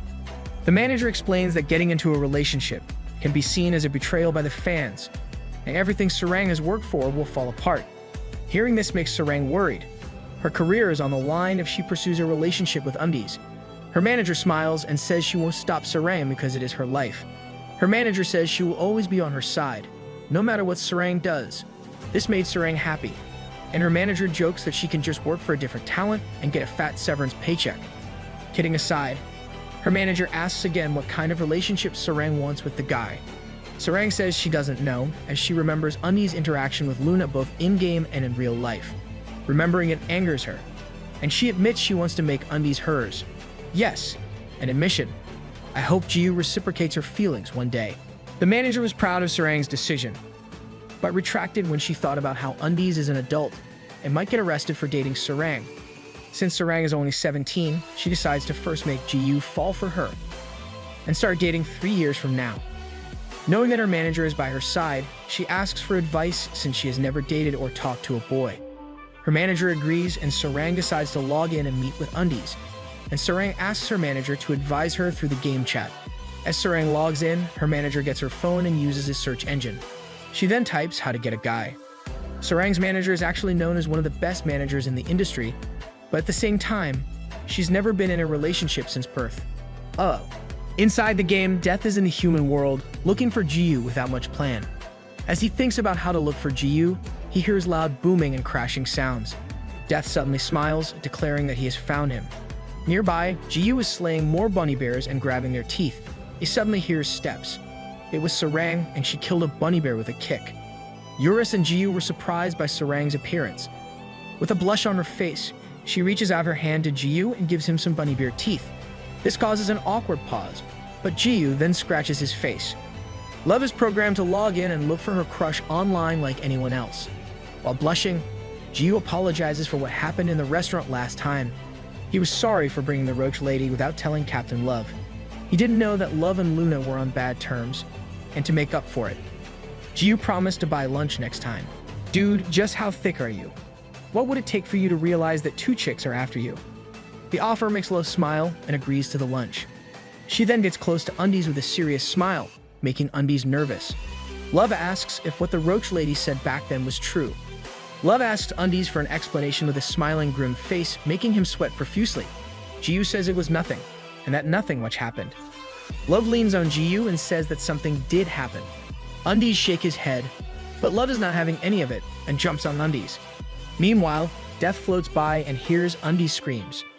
Death finally finds Ji-yu, but Ji-yu is under Love, trying to make Undies spill the truth. Seeing this makes Death think that Love is stronger than Undies. Death is so amazed to find someone who can dominate the man who has split the skull of Demon King Yufa. She can, because she's the waifu. Death admires Love's demonic expression and changes his mind. He believes that Love is the perfect candidate to become the Demon King. Death floats to where Love and Undies are, making the two pause their play fight.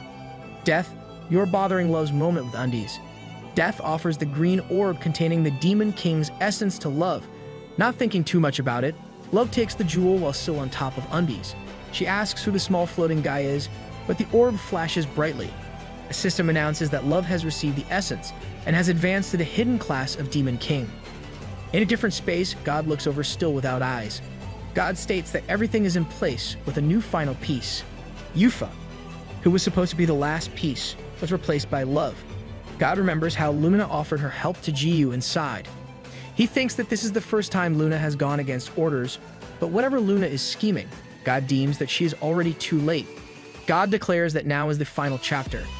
God and Luna are both up to something, but it seems to be different from one another. The bright light blinded Jiyu, but then he saw Love float and advance to Demon King. Receiving the special abilities shocked Love. She flails in the air as she complains about how someone just changed her class and how she never wanted to be a Demon King. You have no choice now. Jiyu and Eurus can only look at Love as she advances and receives the skills of a Demon King. Jiyu asks Eurus what's happening, but Eurus also has no idea. Love continuously complains about the system modifications and asks what the Demon King descended even means. Hearing this, the system enters the Demon King tutorial system and uses Love's skills as a demonstration. The skill, the Demon King descended, it's activated. Love's hair sways and changes to white, and her warrior clothes turn black. She completely changes her look, more appropriate for a Demon King. A very sexy Demon King. Love is so shocked by the change in her outfit and hair that she squeals. Eurus comments on how Love is the new Demon King, while Jiyu comments on how Captain Love was basically forced into the class that she didn't want. Death declares that the Demon King descended is a skill where Love takes the form of the Demon King, who has infinite magic power. She prefers to be a warrior. Death explains that the Demon King skills can only be used when Love is in the Demon King descended state. Her passive skill, the Demon King's almighty power, is the only exception to this. Still in shock, Love asks about the unique Demon King skills. The system again demonstrates it, and the essence of the Demon King activates. The sync status is stable when the system announces the syncing with noise at 1.3%. 4 bat-like wings spread from Love's back, long horns grew from her head, and her eyes turned red. The skill activation with its cool effects rumbles, making Eurus and Jiyu amazed as they watch with their popcorn. I suggest you guys grab your own popcorn as you watch this. With a snap, Love speaks only one word: annihilate. A ball of red light forms at the end of her finger and grows bigger. The red light shoots from Love's finger, causing a massive explosion in the distance. Annihilation is one of the hidden skills of a Demon King, which lets them gather infinite magic power to release a powerful beam. The downside is that it takes time to charge up, kind of like Yusuke's ray gun from Yu Yu Hakusho. Love was shocked and speechless after the skill demonstration. As she drops to the ground, her horns and wings disappear. Jiyu was excited about the demonstration as he commented on how awesome and strong Captain Love was. It's a totally different reaction from Love's response. Love looks at Undies and asks him what she should do now in a faltering voice. Love is so worried about what to do. She asks if it means she must fight against humans, and if she has to fight him. Jiyu scratched the back of his head as he thought about it. Love clearly doesn't want to be at odds with the other users. With tears in her eyes, Love continues complaining about the change, worried that she looks strange. Jiyu looks closely at her and only blushes as he answers that Captain Love doesn't look odd. You don't look strange, Love. You look sexier in your new outfit.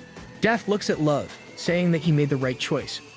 Love's ability to use the exclusive skills for the Demon King immediately with a sick noise of only 1.3% amazed Death greatly. Death declares that Love's heart harbors darkness even stronger than Yufa, is Death referring to Love's trauma from before.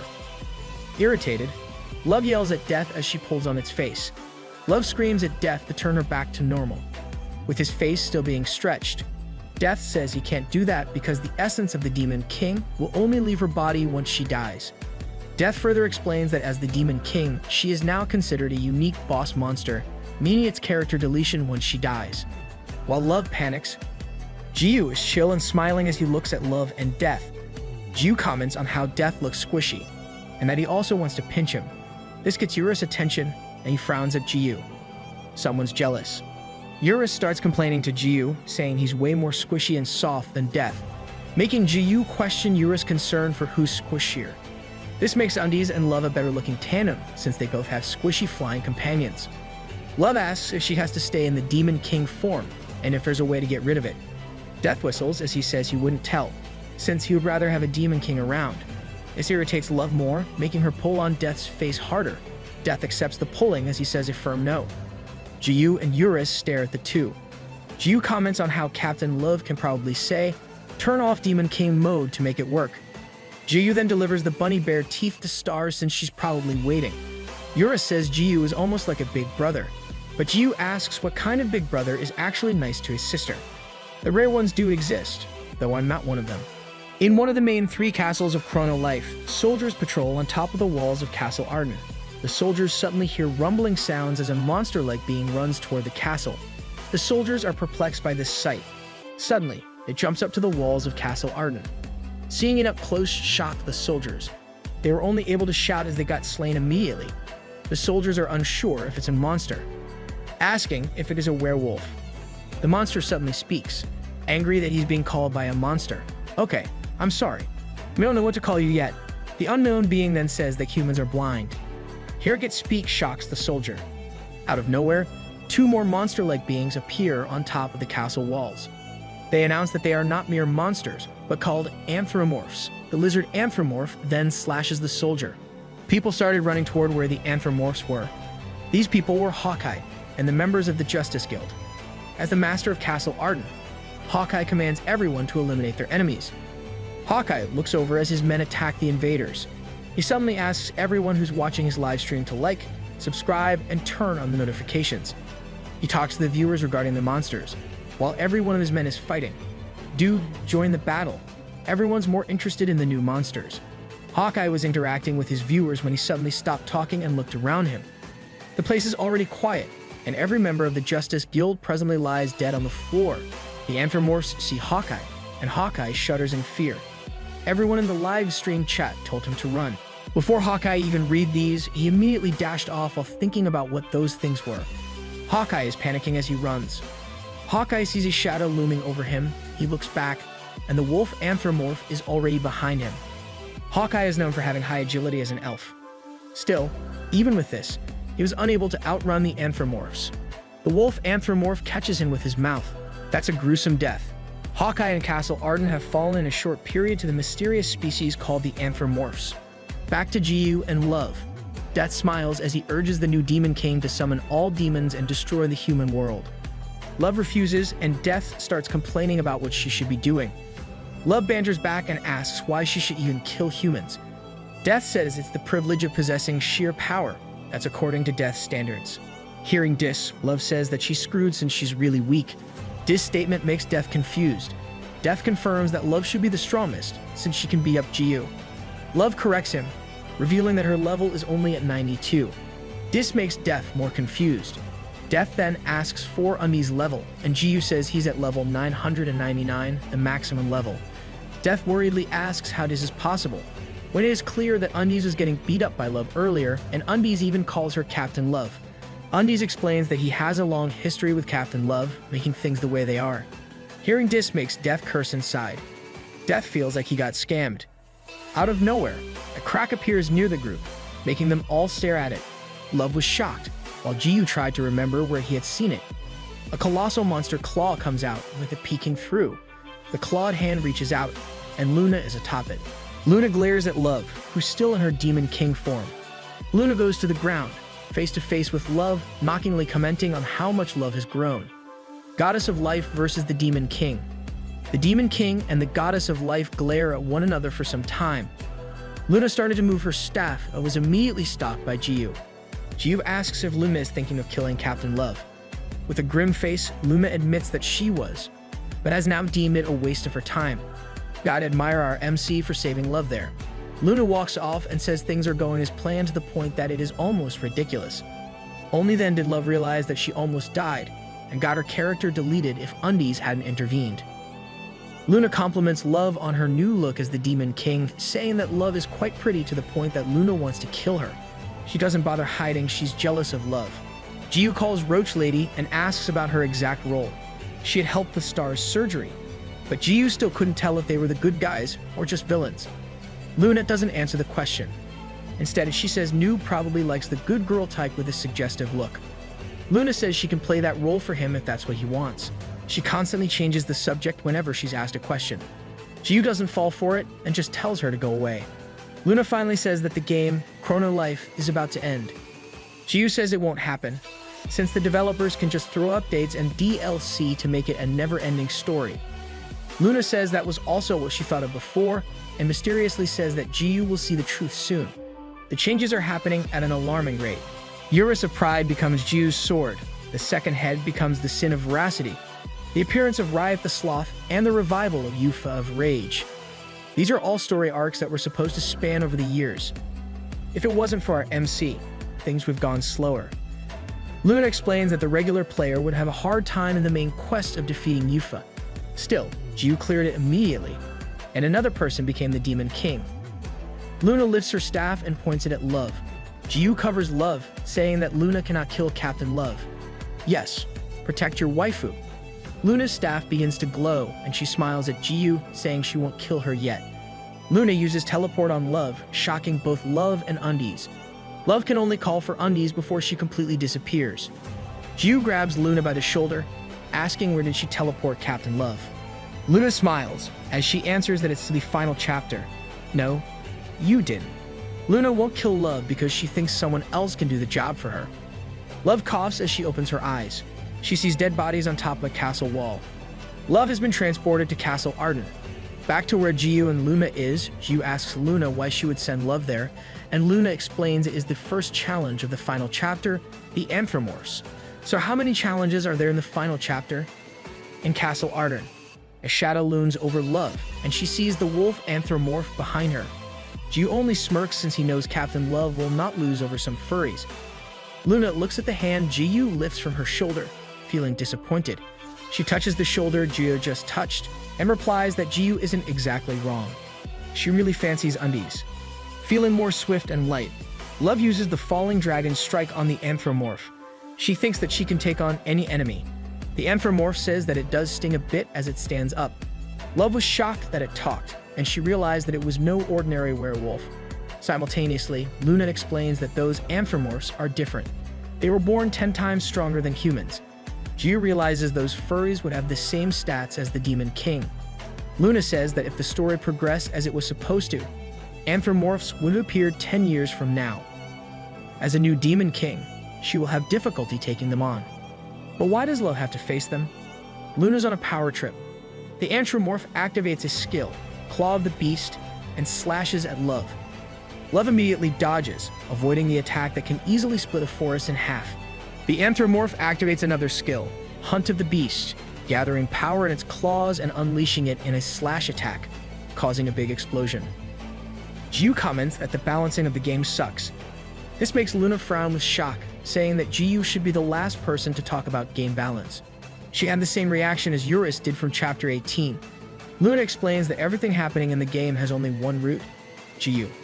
Jiu feels a hint of injustice in this statement.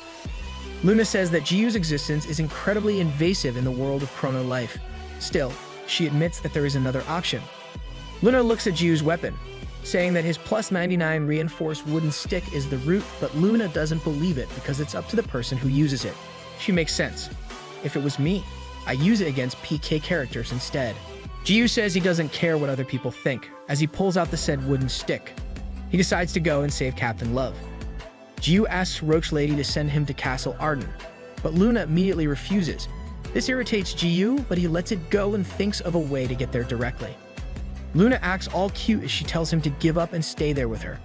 Jiu ignores Luna as he thinks. He suddenly smirks and kneels in front of Luna, showing he's behind her. This shocks Luna as she eyes Jiu's ass. Jiu says he just had a great idea, with a face that screams evil intentions. Luna looks at Jiu's behind, thinking this is a good idea. She suddenly pauses, thinking about what Jiu means. At this point, I think anyone who falls for Jiu is a perv. Jiu suddenly runs really fast in circles. This confuses Luna, thinking he is just spinning in place to the point that he's creating a whirlwind. At the same time, back in Castle Arden, Love is having a hard time with the anthropomorph and is almost reaching her limit. Returning to Jiu and Luna, Luna looks at the whirlwind, wondering if Jiu will fly away. She notices that Jiu has been running for a whole minute, making her realize Jiu's real plan. A system announces that Jiu unlocked all the requirements for the agility stat hidden skill, Speed of Light. Jiu immediately activates the Speed of Light and transports himself to Castle Arden. Jiu smiles and greets Captain Love, saying he's there to save her. Love felt relief and gladness in finding that Undies is there for her. My OTP is coming true. Bye, Roach Lady.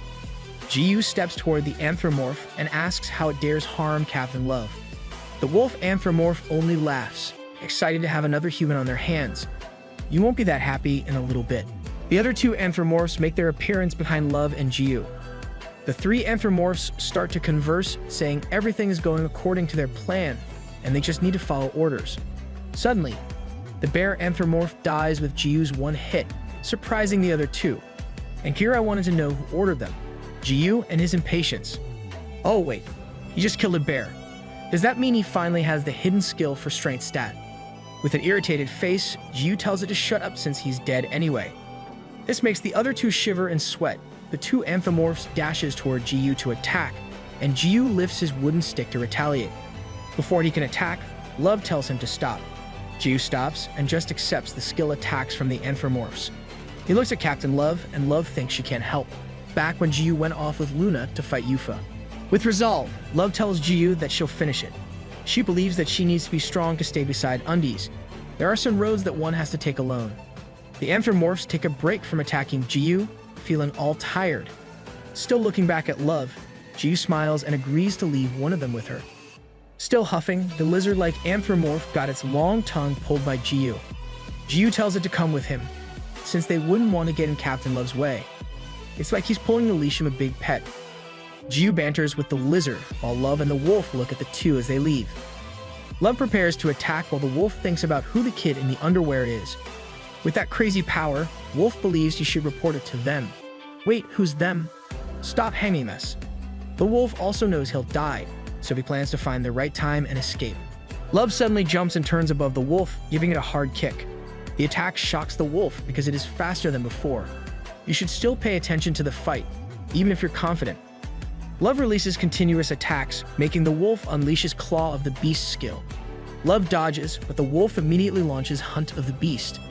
Love manages to avoid it again, realizing that she's lighter and her movements are easier to maneuver. As the wolf thinks Love is irritating, Love jumps and points her finger at the wolf, activating her Annihilate skill. The essence of the Demon King gets activated, giving Love her wings and horns. Love tells the wolf to die, and a beam shoots from her finger. The wolf can only curse as he gets hit by the beam. Yup, you're dead. Not by the hands of Undies, though. Once on the ground, Love sighs in relief as the system announces that she gained EXP for slaying a monster. From 92, her level jumped to 139, making her look in awe at all the level up notifications. Behind her, Jiyu and Eurus are eating meat as they watch. Jiyu congratulates Love for defeating the enemy on her own. Love then asks if it was a bug because she just leveled up 40 levels in one go. Jiyu explains it's not a bug, because those were ancient anthropomorphs. He hands Love a bigger piece of meat as he explains what he learned from Luna earlier. Done with the explanations, Love looks for the lizard that Jiyu dragged away. Jiyu says they're eating it right now, making Love spit the meat. Love hits Undies in the head and complains about how disgusting he is for grilling one of the quest monsters. Jiyu meekly answers that the lizard looked like it tastes good. It's a game, so it's fine, but it's still disgusting. Love continues to scold Jiyu and tells him to revive it, even if he has to call the goddess of life. Undies reasons out that it wouldn't be ethical consumption if they revived a monster already grilled and eaten up. In a different area, Hawkeye drips blood as he leans on a tree. An ancient anthropomorph has cornered him and tells Hawkeye to stop resisting. Hawkeye curses as he says that he thought that Castle Arden was the target. The Griffin lets him know that the real target is him. This shocks Hawkeye, making him cover his chest and say he's not interested in furries. I doubt the furries are interested in you. His actions irritate the Griffin, so he threatens Hawkeye. The Griffin then gets close and asks him about his ability to telepathically connect with other humans. This initially confuses Hawkeye, but then he understands that the Griffin was referring to his live streams on YouTube. The Griffin commands Hawkeye to relay a message to all of the tribes in the South Continent. The Griffin wants to be a live streamer as well. Hawkeye prepares and goes live. He was to quit streaming because of the previous Castle Arden annihilation, but was forced to return. Hawkeye calls to the Griffin to let the anthropomorph speak. The Griffin shocks the viewers and proceeds to greet the South Continent. He introduces himself as an ancient anthropomorph from the Northern Continent. He commends humans win against demons, since the demons have been their enemies since long ago. Is this why Love has to fight them earlier? Then, the Griffin declares that in return for the humans' deed, the anthropomorphs will invade the South Continent in precisely 30 days from now. You shouldn't be attacking them if you're thankful. Giving a month's extension is not a reward. The Griffin then paints a picture of what will happen on that day. To help announce their intentions, the Griffin lets Hawkeye live with the promise of killing him in 30 days. And this ends his live stream. This is the main quest that comes after the invasion of the demons. With its greater difficulty, the users did not receive the announcement well. It became a hot topic worldwide, making Chrono Life's reputation extremely low. It's only natural to hate the game developers at this point since they wouldn't adjust the game difficulty. In a VR arcade, Hong sits in one of the capsules. The guy who sat beside her last time sees her and approaches her. He thinks he'll get some brownie points if he's optimistic about the game. He confidently tells Hong that the game is fun with the significant events happening in a row. With a smile, Hong curses the game and tells the guy to not talk to her. Insta-kill Part 2. Hong kept smiling while looking at the update, saying they'd crossed the line this time. Rage and hostility have filled the users because of the recent news. Instead of having a good time enjoying the game to relieve stress, it made the users feel powerless. None of the users even contacted customer service because they knew from experience that the developers won't do anything to fix it. In the Chrono Life main office, the CEO laughs as the company becomes a villain once again. He declares that the quest won't be easy to clear like the others and bids his users good luck. He literally looks like a villain in this panel. Despite the low users' rating of Chrono Life, they recorded the highest number of users log in at once. Still stuck in her Demon King form, Love asks Undies if he watched Hawkeye's live stream. She questions if it's possible to grind quickly within a month to fight off the Anthropomorphs. Love speaks in a panicked tone, and Jiu clenches his teeth. He suddenly screams, announcing that he can't take it anymore. Love looks at Undies like he has lost his mind. He long lost his mind, even before he met you. Jiu says that waiting for a whole month to take the quest won't do. With a creepy, excited face, he declares that Undies now goes to the North Continent. Demanding his playtime, Love finds his face disgusting. Yeah, but you still like him. Jiu suddenly activates his skill, Speed of Light, and off he goes, leaving Love behind. Jiu flew off as he laughed excitedly with his creepy face still on. Love looks up from the ground, thinking that the Anthropomorphs should run. Still transporting, Jiu maniacally laughs with his tongue out. He suddenly stops in outer space and looks back with an excited face. He looks at the world, wondering if the land before him is the North Continent. With a big smile, he activates Speed of Light and laughs as he returns to the Earth. Still laughing, Jiu suddenly hits a barrier, cracking his skull. That's got hurt. Jiu moves away and curses, realizing there's a barrier. A system notification appears, saying that the North Continent is currently unreleased and to please come back next time. This saddens Jiu as he thinks this is how Chrono Life wants to play it. In the Chrono Life main office, it was CEO Choi's turn to laugh maniacally as he watched over Undies. That laugh won't last long. They purposely blocked the continent, knowing the Undies kid would do something like this. A staff frowns and he asks his boss how they said they wouldn't interfere with the user's experience. The CEO only tells him to shut up, and it's okay since they are already the villains for this episode. These few tricks won't be harmful. As long as he can pull a fast one on Jiu, the CEO will willingly change his ways. In the game, Love is updating her stats, while saying it was a crappy move to not let Jiu in on the continent. Jiu is pissed off, and Love comments that it's no wonder he's so salty. With the continent blocked off, Jiu can only just wait for a month, just like the other players. Still annoyed, Jiu asks if he should just break the planet again. This makes the developers flinch as they watch over him. Let's go break the servers. Luna appears, telling Jiu to not do anything he'll regret. Luna explains that breaking the planet only means server reset, which will not help. Jiu says it'll help with his stress, then he asks why Roach Lady was there. Luna says she's looking to see who won between the new Demon King and the ancient Anthropomorphs. Luna glances at Love and says she was hoping there would be at least a missing leg, definitely asking for a fight. This angers Love, making her scream at Luna. Luna only smiles, saying they never properly introduced themselves to each other before. Luna comes close to Love and introduces herself. You've only realized this after numerous meetings, still hot-headed. Love calls her Nasty Roach. Luna tells Love she's 21 years old and berates Love for not respecting someone more senior than her. Talking about respect made Love angrier. She reminded Luna of talking smack about Undies' parents and killing users during the Hurricane Arc. Death suddenly flies to where Love is, saying he's glad she's still alive. Then immediately changes, saying she could have just died in battle, so he could find a stronger Demon King. He's awfully frank for a Demon King's right hand. Love pulls on Death's cheeks, but Death asks her why she's alone. Love sees that Jiu is off to the front village, but Luna is tagging along. Love throws Death away and chases after them, saying she's also coming. Jiu says they could come if they won't fight in front village. In the Great Western Desert, the members of Justice Guild, sorry, I'm a fan of the original.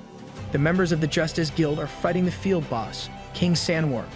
On top of a plateau, Hawkeye, Hong, and Abracadabra are watching their progress as they discuss how they could fight the Anthropomorphs in a month. And a single ancient Anthropomorph is as strong as a boss monster of a high-level dungeon. Hawkeye can only sigh as he admits that they can only rely on that brave warrior. In case you're confused, they're talking about Jiu.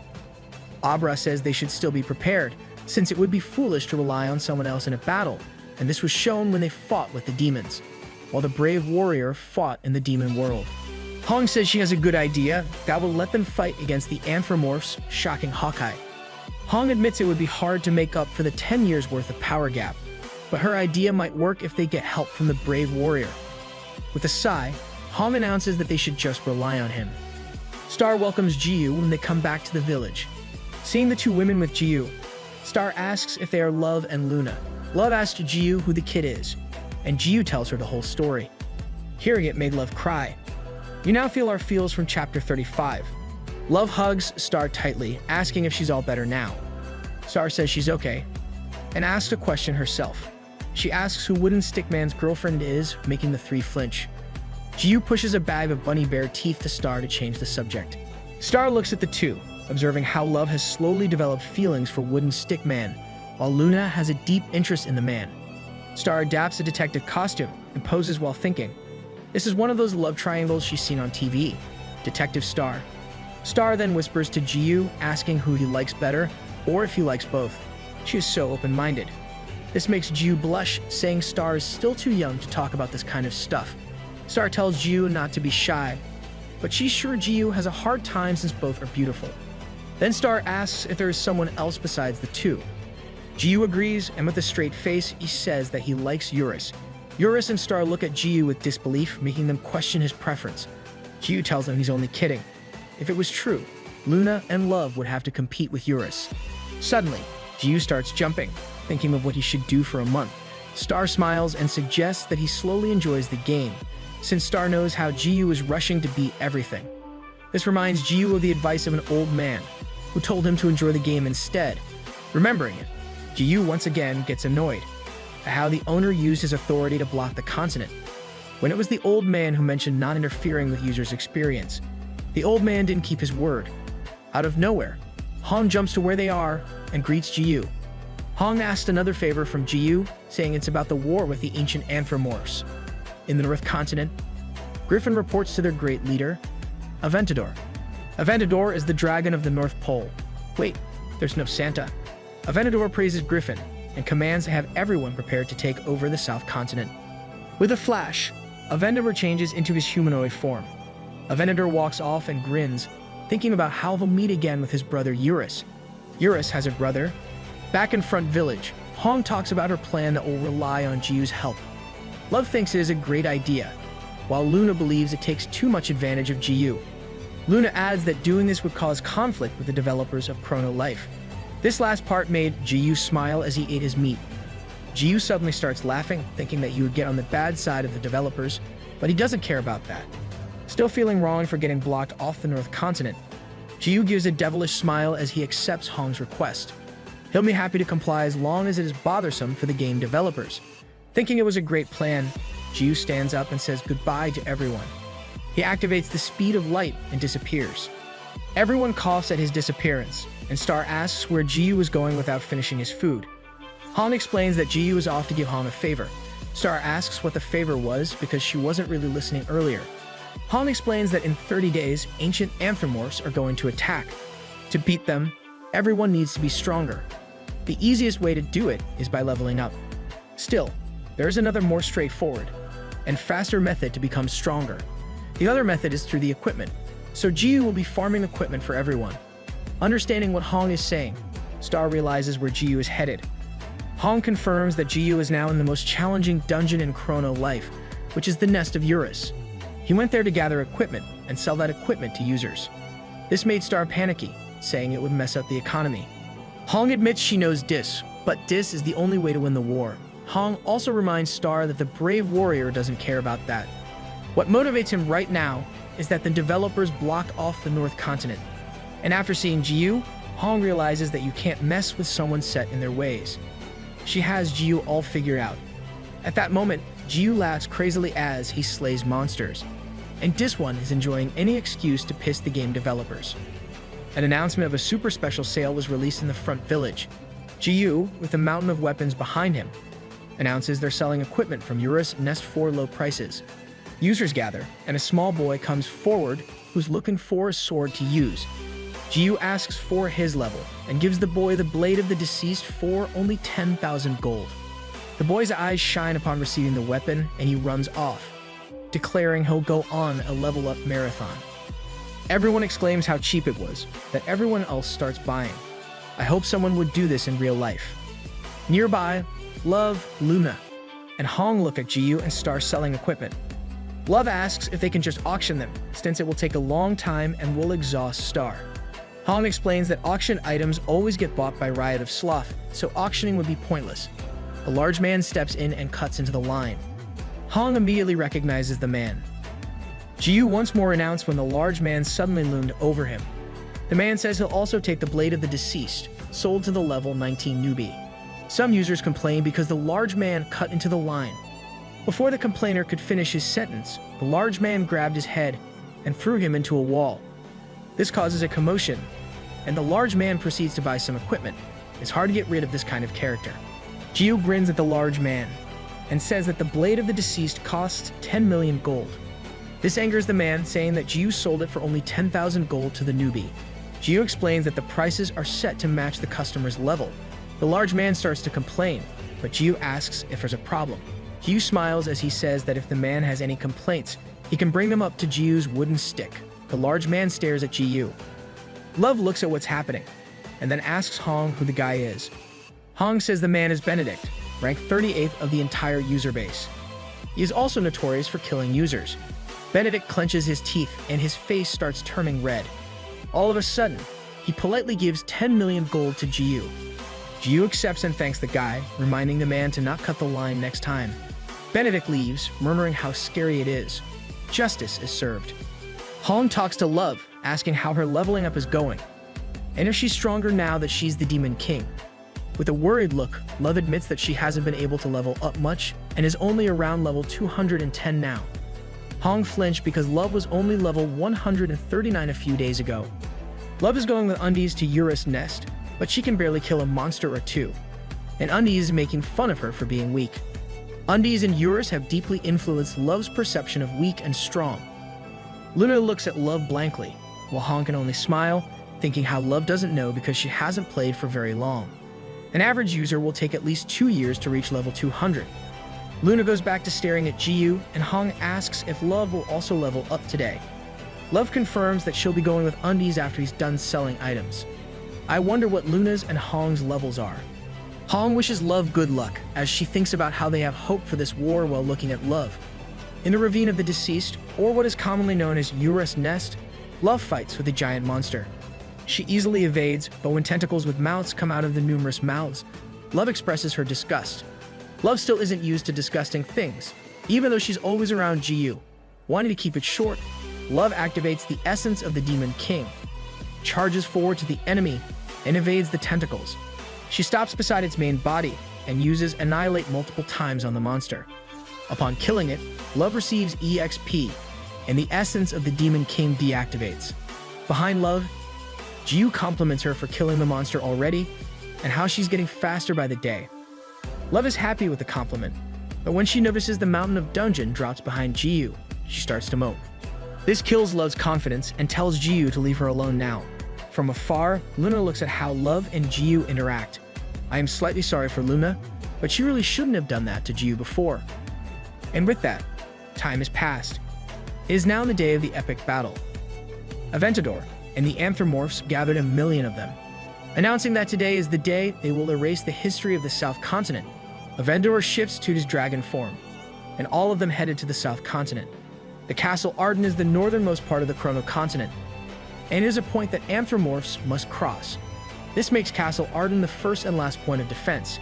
The members of the Justice Guild are on top of the walls of Castle Arden, and they start sweating when they see the army of Anthropomorphs heading their way. They'll duke it out on this battlefield. The approaching anthropomorphs were suddenly attacked on the side. The mages, led by Abracadabra, are on top of a mountain. They cast more offensive spells and release it simultaneously. Griffin starts to protest, but an arrow shot hits it by the ear from the other side. Hawkeye and the other archers are on a different mountain on the opposite side. Hawkeye commands everyone to shoot, making it rain arrows on the anthropomorphs. The big gates of Castle Arden creak open. Suvo, the leader of the Cross-Line Guild, and Saintly, the leader of the Sacred Guild, led all their troops to fight against the anthropomorphs. It's a good opening strategy for this war. This battle will be recorded as the biggest war in a game. And this war will be ended by a single user. Of course, it'll be up to the MC to finish it. Jiyu clenches his wooden stick while flexing his muscles in an unholy pose. Our eyes. Declaring that he has waited too long, Jiyu is now ready to slay and swing his wooden stick. Love stops him, saying that swinging his wooden stick will kill everyone. Jiyu smiles and says it's okay, since they'll just revive, but it'll be lights out forever for the monsters. This simply means that they win. Love thinks about it, and concludes that Undies has a point. His logic is genuinely remarkable. Declaring that it's time, Jiyu starts to swing his wooden stick down. Before he does, he disappears from the battlefield, shocking Love. Jiyu gets transported to a blue-colored space. Jiyu looks around and realizes he's been there before. Seriously, we're about to get to the good part. God greets Jiyu, but Jiyu is tired of this god's antics. He wants to return immediately, but God wants to talk to him. God explains that not even the hairy old man can interrupt them because that man is too busy watching over the war. This makes Jiyu angry and curses God. He wouldn't let anything get in his way after waiting a month. He starts threatening God, making God sweat a lot. With a sigh, God stays firm and says no because Jiyu was bound to end everything quickly. So true. Still angry, Jiyu accuses God of being a spy sent by the developers. Still, God says he's not in any way associated with Chrono Life. He only brought Jiyu that space to fulfill all of the sins. A god who's helping out the sins. Back on the battlefield, Saintly and Suo are fighting together against the anthropomorphs. Saintly deals the most damage, while Suho defends both of them. Suo still deals some damage when possible. The preparations made for 30 days are coming to fruition. From leveling up, battle strategies, and weapons from Eurus' dungeon. All these advance them to fight on even ground. Until he showed up, the users looked up at the flash of light above them. Aventador collects power in his mouth and throws it to the users. Here comes Eurus' brother. In the blue space, Jiyu gives God a chance to explain what he means by fulfilling the sins. God says he can't reveal more and gives Jiyu a skill in the form of fire. God tosses it to Jiyu and explains it is the ember of all creation, which lets him get a view of any place or being he wants. In Jiyu's palm, he views the battlefield. Oh, it's a godlike skill. Suo suffered critical damage from protecting himself and Saintly from the dragon breath attack from above, and Suo fell to the ground. Saintly can only look as Aventador. The dragon of the North Pole descends to the earth. Seeing this view from the ember, Eurus squeezes in for a better look. Eurus recognized the king of the anthropomorphs, letting Jiyu know that the dragon of the North Pole is Aventador, and he's one of the 3 great dragons. Eurus explains that aside from himself and Aventador, Gargantuan Dragon, Gallardo, is also recognized as one of the 3 strongest dragons in the Chrono Life story. So there's another dragon to meet aside from Aventador. Jiyu says he has never heard of them before, while Eurus explains that they were supposed to show up far later in the game. Jiyu smiles and asks if the other 2 are stronger than Eurus, but Eurus says he's the top since he can win one-on-one battles against the others. Then, Eurus says that what's important to know is that Aventador is the sin of greed, so it was already taken. I guess the empty seat of veracity was the one being offered to Jiyu before. On the battlefield, Saintly tries to stand up against the colossal dragon before her, saying they still have the weapons from the dungeon of the strongest dragon, Eurus. With a flash, the dragon turns to his humanoid form, reacting to the woman's words. Aventador claims that his beloved brother, Eurus, has adjusted to life on the South Continent. Hearing this, Jiyu asks Eurus if they are all brothers, while Eurus says he's an only child. So they're not real brothers. Aventador probably only meant it figuratively. Seeing the dragon's human form gave Saintly hope in dealing damage to it. She goes in with her spiral spear attack, which only poked Aventador in the neck. Aventador mocks her and releases tentacles from his back. The tentacles stab Saintly all over and suck her dry. This action was recognized by everyone on the battlefield, and it shocked them because they already knew what it meant to be absorbed by that skill. Aventador introduces himself to everyone on the battlefield, announcing that he is both greed and veracity. Dude, Jiyu does a better job of being greed and veracity than you, even if he's not one of the 7 sins. The announcement shocks Jiyu, asking why the dragon got 2 sins when he had already killed Uriken. Eurus agrees, since all he knows is that Aventador is greed. Calling God a blabbermouth, Jiyu asks him about the current situation. To explain, God brings out a giant hourglass. The existence of the 7 boss monsters represents the 7 deadly sins, with the duty to fulfill each of their sins. Eurus of pride fulfilled his long ago, and Yufa of rage barely fulfilled his. Still, Uriken could not complete his, because Jiyu killed him quickly. This lets Aventador inherit the sin of veracity, since he is the only unique boss monster in the game that can do so. Plus, he's also greedy. Wow, his greediness means more sins to collect. The hourglass God brought out is the hourglass of sins. Once it's full, it means that the sins are fulfilled, and each grain of sand in the hourglass represents a human life. That's messed up. So what will happen once it's totally filled? Hawkeye commands everyone to get into a defensive formation. Still, before they can do so, Aventador releases more tentacles and stabs the archers in the mountain. He absorbs everyone's levels and stats, and even Hawkeye gets absorbed this time. Our streamer is out of luck. Abra yells for him, but even she and the other mages are stabbed with tentacles and get absorbed. Aventador laughs at how weak the humans are. No one expected you to come out this year. The Anthropomorphs rejoiced upon seeing this majestic move, and everyone is cheering for their leader. The balance of the battle tipped in favor of the Anthropomorphs, and the users, having lost their commander, Hawkeye, do not know what to do. Hong clenches her teeth and makes a quick decision. She announces that she will take over as the commander-in-chief. Hong then boosts everyone's morale with her words and instructs them to avoid the veracity skill no matter what. She adds that if a comrade gets stabbed, they should end their comrade's game before they get absorbed so they can still revive. And with that, Hong commands everyone to charge. Hong is really suitable as a commander. She is not only decisive, but she also has the ability to empower others with her words alone. Seeing that the humans are still willing to fight, Aventador grins and uses his tentacle to stab. A tentacle attacks Hong, but she cuts it up using backstab slash. Aventador was impressed, but she only mocked him. Aventador did not back down and he simply pulled out more tentacles. The sheer number of those tentacles stunned the users. Aventador sent out 100,000 of these to stab them. Hong can only look in horror as she watches her colleagues get absorbed, at the same time strengthening their enemy. The system then announces that the Sin of Greed unique attribute is activated, allowing Aventador to unlock the maximum cap level. Aventador easily reaches thousands in level with his current power. The abilities of Greed and Veracity achieved perfect synergy, strengthening their ability owner. That's too much for these users. Just when will our MC get back and save everyone? Hopeless, Hong lets go of her daggers. What they had worked so hard on in the last 30 days only helped their enemy reach new heights. Aventador steps toward Hong with a tentacle hovering by Hong's neck. And Aventador is now level 3,890. From above, a red light of power collects in the finger of Love, and she uses her skill Annihilate on Aventador. Hong looks up at Love with shock, as the blast creates a large explosion. Hong somehow manages to make it out alive, and she is stunned to find out that a Demon King's unique skill can be so strong. As Love drops to the ground, Hong compliments Love for her attack at the same time, saying how she thought she would have died as well. Love only looks back, saying it would have been tragic, making Hong flinch. Something is off with Jiyu's girl. Love tells Hong to stay far away because her attack did not even harm Aventador. Love says she is unable to both protect Hong and fight with the dragon before them. Hong notices that Love's personality has changed. Love looks around them. With all of the anthropomorphs, she deduces that the probability of her winning is only 0%. With this sigh, Love calls for death and declares that the entire demon race is at war with the ancient anthropomorphs, and she commands Death to open the portal to the demon world. Death adheres to his lord's command, changes his form, and opens his mouth wide to open the portal. Before Death could even open up for business, something smacks him on the side, making him crash to the ground. For it being called Death, he really gets tossed a lot. It's like he is the one who was on the verge of dying instead of being responsible for creating deaths.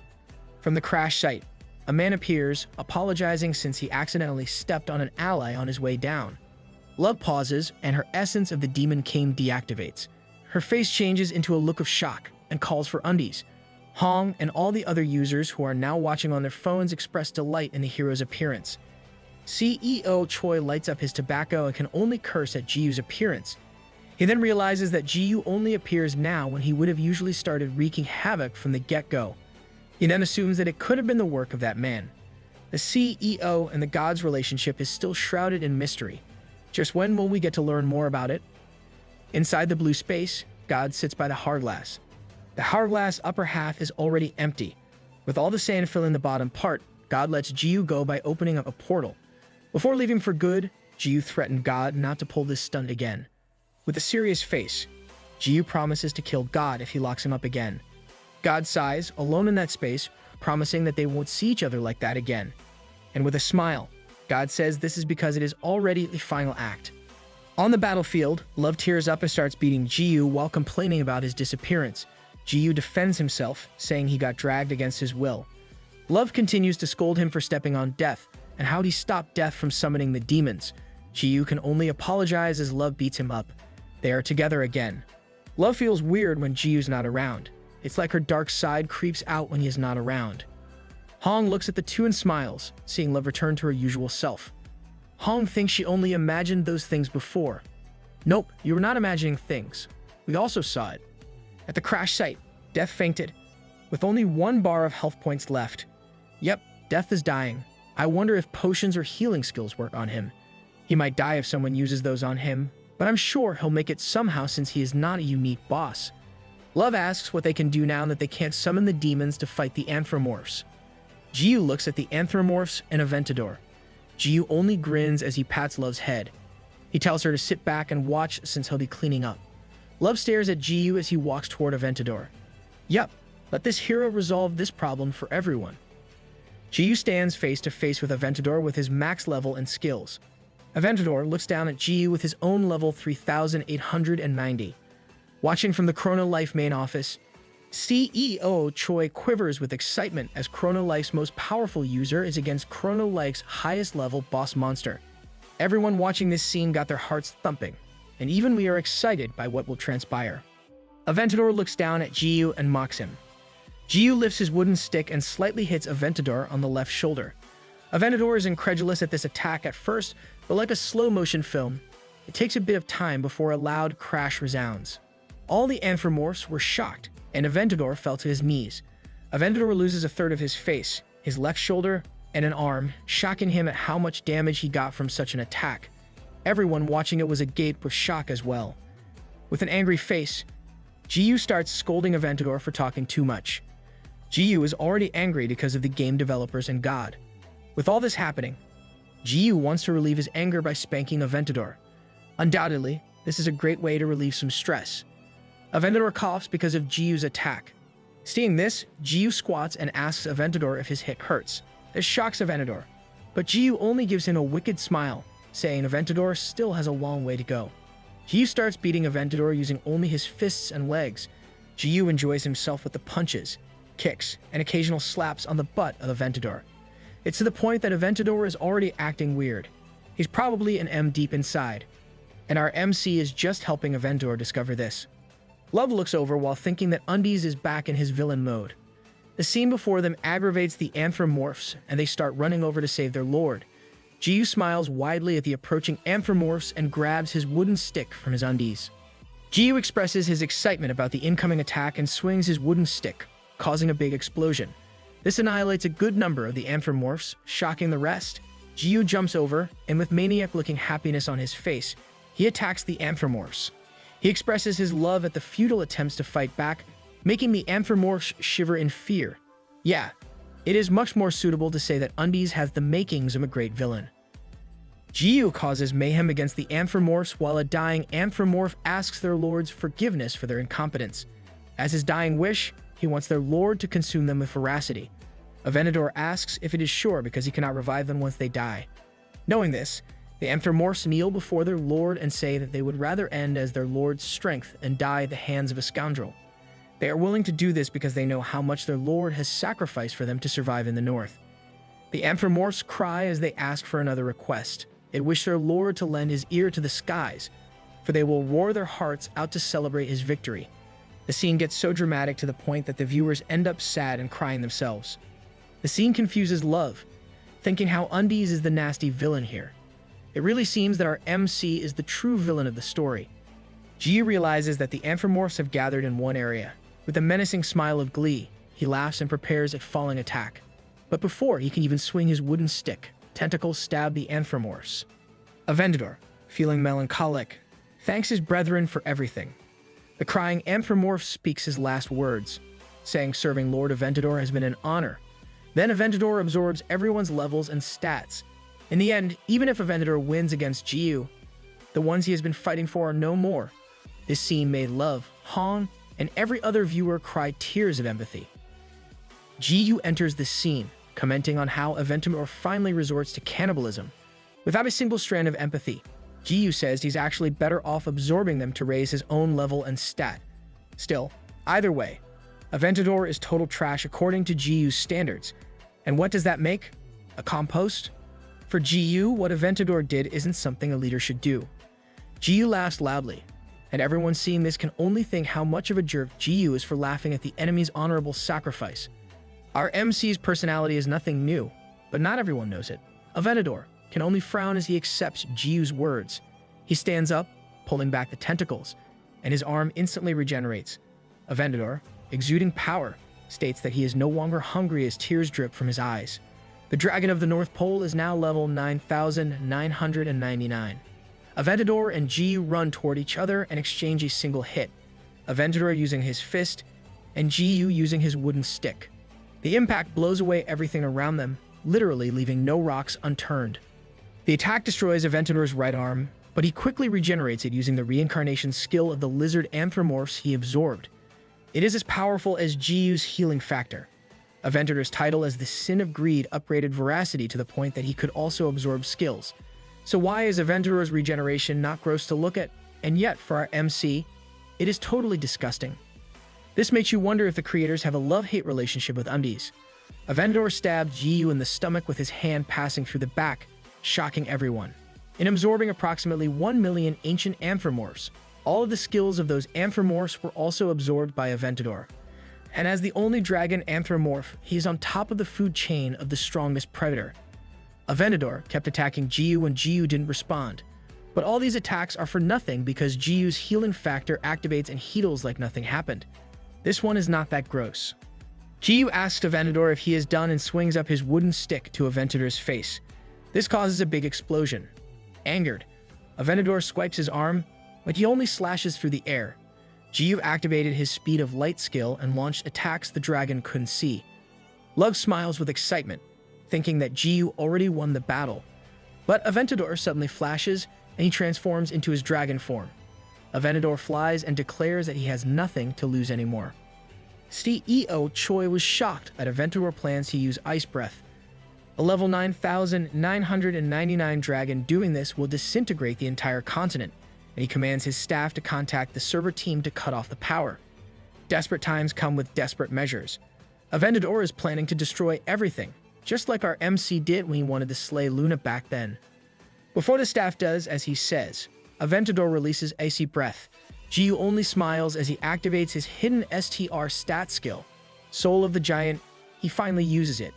Jiyu receives the Ancient Giant's Strength, increasing his damage and attack range by 1,000%. Jiyu swings his wooden stick up without much effort, and an explosion meets Aventador's Icy Breath. The explosion engulfs Aventador, and he disintegrates as the beam of explosion reaches far beyond space. No worries. No nearby planet is destroyed in this scene since Jiyu already destroyed it in Chapter 14. Jiyu looks up to the open space and declares that he only has one enemy left, and that is the Sin of Envy. Here is a quick recap of the sins shown so far. 1. Urus of Pride. 2. Hurricane of Veracity or Gluttony. 3. Riot of Sloth. 4. Lumina of Lust. 5. Eupha of Rage. 6. Aventador of Greed and Veracity. 7. And the currently unknown Envy. Love rushes towards Undies and compliments him with 2 thumbs up. Suddenly, Aventador drops to the earth and Jiyu asks Captain Love to move back in case the guy uses Veracity. Jiyu talks to Aventador, complimenting him for still surviving. Aventador admits his defeat and asks to be killed by Jiyu. Jiyu grins and says that he has every intention to do so, saying goodbye to the dragon. Jiyu lifts his wooden stick up in the air. Aventador remembers the last moments of his kin as he awaits death. Tears drop from his eye once more, feeling sorry that their sacrifice is for nothing. In the eyes of the Anthropomorphs, Aventador is the hero and protagonist of their species. Jiyu stops his swing and changes his mind. He doesn't want things to be too anticlimactic, so he asks Aventador to become his ego sword. Eurus pops out and asks Jiyu if he won't kill the dragon anymore, reasoning out that he already reached the max level of 999. Jiyu won't get any XP from slaying Aventador, and the same applies if he used veracity.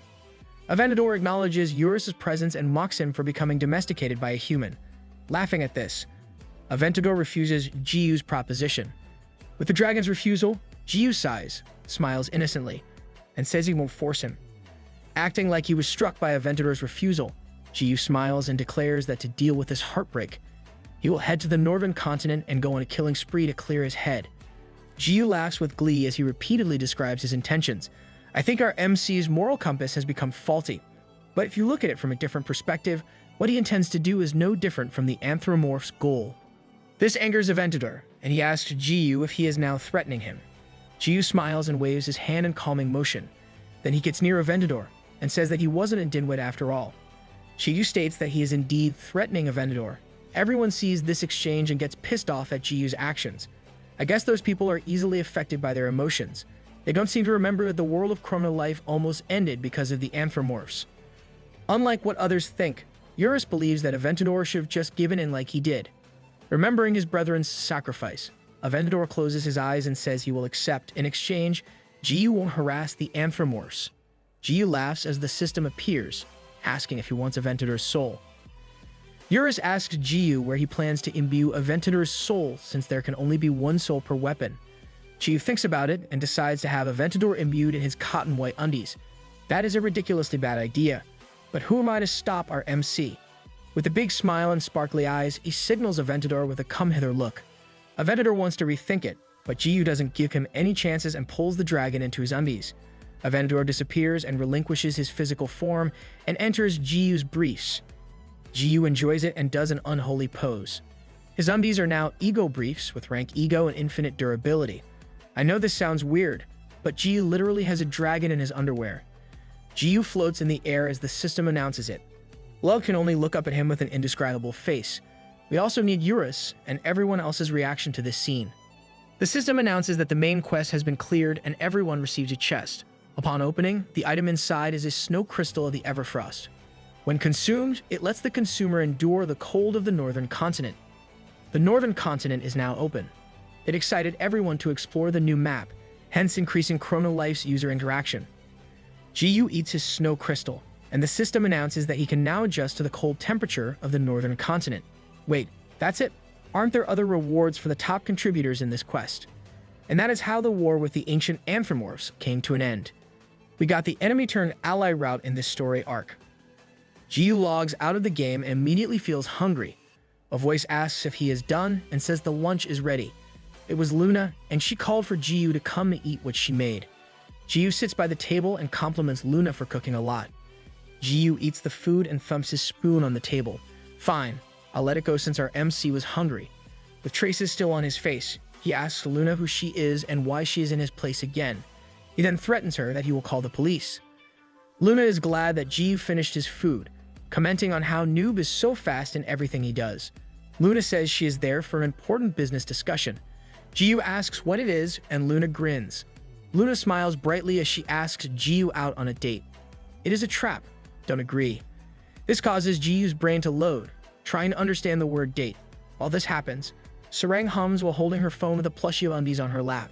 People, we have undies merch now. Sarang thinks that Undies is lazing around right now and wonders what she should message him. She types in a question, asking Undies if he wants to go on a date, but she doesn't send it. Instead, she punches the Undies plushie while giggling. Just send it, and don't mull over it too much, Sarang. Your nemesis getting ahead of you. Love's phone rings and she happily answers her manager's call. Love learns from her manager that a black-haired girl is out to steal Love's man. Love wonders who at first, then realizes it is the Roach Lady. She immediately runs for it while her manager tells her the two are leaving in a car. This is why you should have just sent that message. Sarang runs with a worried, crying face. Her manager gets her into their van and tells Sarang that she saw them head to the beach. Sarang starts imagining what kind of interaction those two will have and panics that Undies will fall for Luna's tricks. Her manager starts wearing white gloves and tells Sarang not to worry. Though Jiyu has the fastest sports car in the area, he's still no match for Sarang's manager's driving skills. And the car skids away.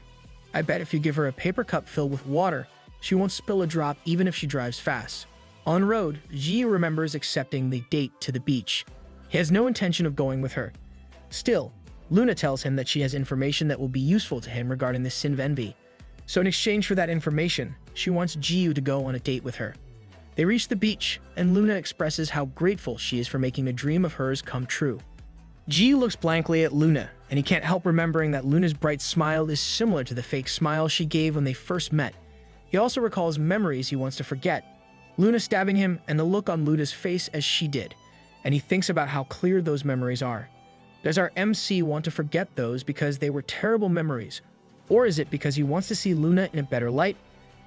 Jiyu urges Luna to reveal what she knows. Luna smiles with disappointment but tells Jiyu that his hasty disposition has already brought the last chapter. Jiyu has always saved those around him, and Luna calls him Noob. She stops and corrects herself. Luna then calls Jiyu the brave warrior. She then asks if she can ask him for a favor. Jiyu scratches his head, thinking she has another favor to ask and how shameless she can be. Tears drop to the ground, and it continues to do so. Luna is crying badly as she asks Jiyu to save her too. Wait, what's with this sudden development? Seeing Luna's crying shocks and confuses Jiyu. Sweating, Jiyu smirks and tells her to stop joking, saying he won't fall for the innocent act again. He is unsure, but Jiyu keeps going, saying that Luna will only talk smack again once he lets his guard down. Luna suddenly runs to Jiyu and hugs him. She asks for forgiveness numerous times. Hearing her weak voice and feeling her shaking only made Jiyu more confused. Luna's vulnerability made his brain stop. I don't think Luna is acting this time. Just how grave is the situation that she ends up crying like that? Nearby, Love runs around with her manager looking for Jiyu and Roach. Her manager says she is sure since the place is one of the top perfect romantic spots. Just like that, the two find Roach Lady hugging Jiyu. Sarang stops as she sees this and gives a death glare. Jiyu calls her Roach Lady and corrects himself. He asks Luna what she needs saving from, asking for more details. Luna is still shaking while grabbing into Jiyu's chest when suddenly Jiyu remembers at that time he got stabbed, meeting Luna in her goddess form and the monster that carries her around. He wonders if there is any deep meaning or purpose to all of her actions. Is there really? Might there even be a reason why Luna even mocked Jiyu about his parents? Because from the start, we haven't seen even a shadow of those parents he mentioned in the first chapter. Still crying, Luna laughs and pushes Jiyu. With tears still in her eyes, she says she really got Jiyu good. Luna claims that she is trying to play the villain with a backstory role. Luna laughs as she asks if Jiyu got a better image of her now. Still confused, Jiyu wonders if her crying and asking for help was all a lie. He was sure that there was something behind Luna's smile. He's about to ask her, but he suddenly stops when Sarang appears in front of him. I guess we won't learn more about it. Luna would not reveal more since the other gal is there. Jiyu curses as he sees Sarang looking like a corpse, but he stops realizing it as Captain Love. Still looking horrendous, Sarang asks Undies what he is up to. Scared, Jiyu denies that he's up to something, and Sarang accuses him of being a liar. She repeatedly says how she saw him hugging Luna with a horrifying face. Jiyu only admits that he's scared right now of Captain Love. Sarang makes Jiyu raise his arms and tells him to stay put. Scared of what Captain Love would do, Sarang suddenly hugs him. Sarang then commands him to put one hand on her head and the other on her shoulder. Jiyu panics, saying that it would be a full-on hug. Sarang tells him to just follow her authority as his captain. Jiyu does what he was told while blushing. With both hearts thumping, Sarang suddenly turns to Luna. Sarang laughs at Luna with a face that screams, "I win, you lose." I guess Sarang won't be hiding her feelings anymore. Luna smiles, clearly irritated with what she's seeing. She suddenly mentions the information she was going to tell Jiyu, and Jiyu immediately lets go of Sarang.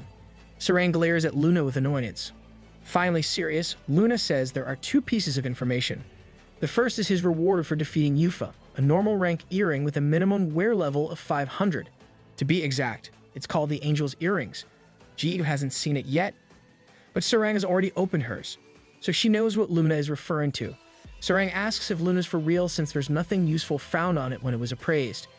Luna says they've seen it before, then she mocks Sarang for having a crap memory. They even fight over the smallest things. But Luna is right on this. They indeed have seen that earring before. Jiyu tells them to stop fighting. Luna continues to the second information regarding a quest. They must stop the change of the master of the sky. With nothing else to say, she takes her bag from Jiyu's car. She bids goodbye and says she enjoyed their date, irritating Sarang as she leaves.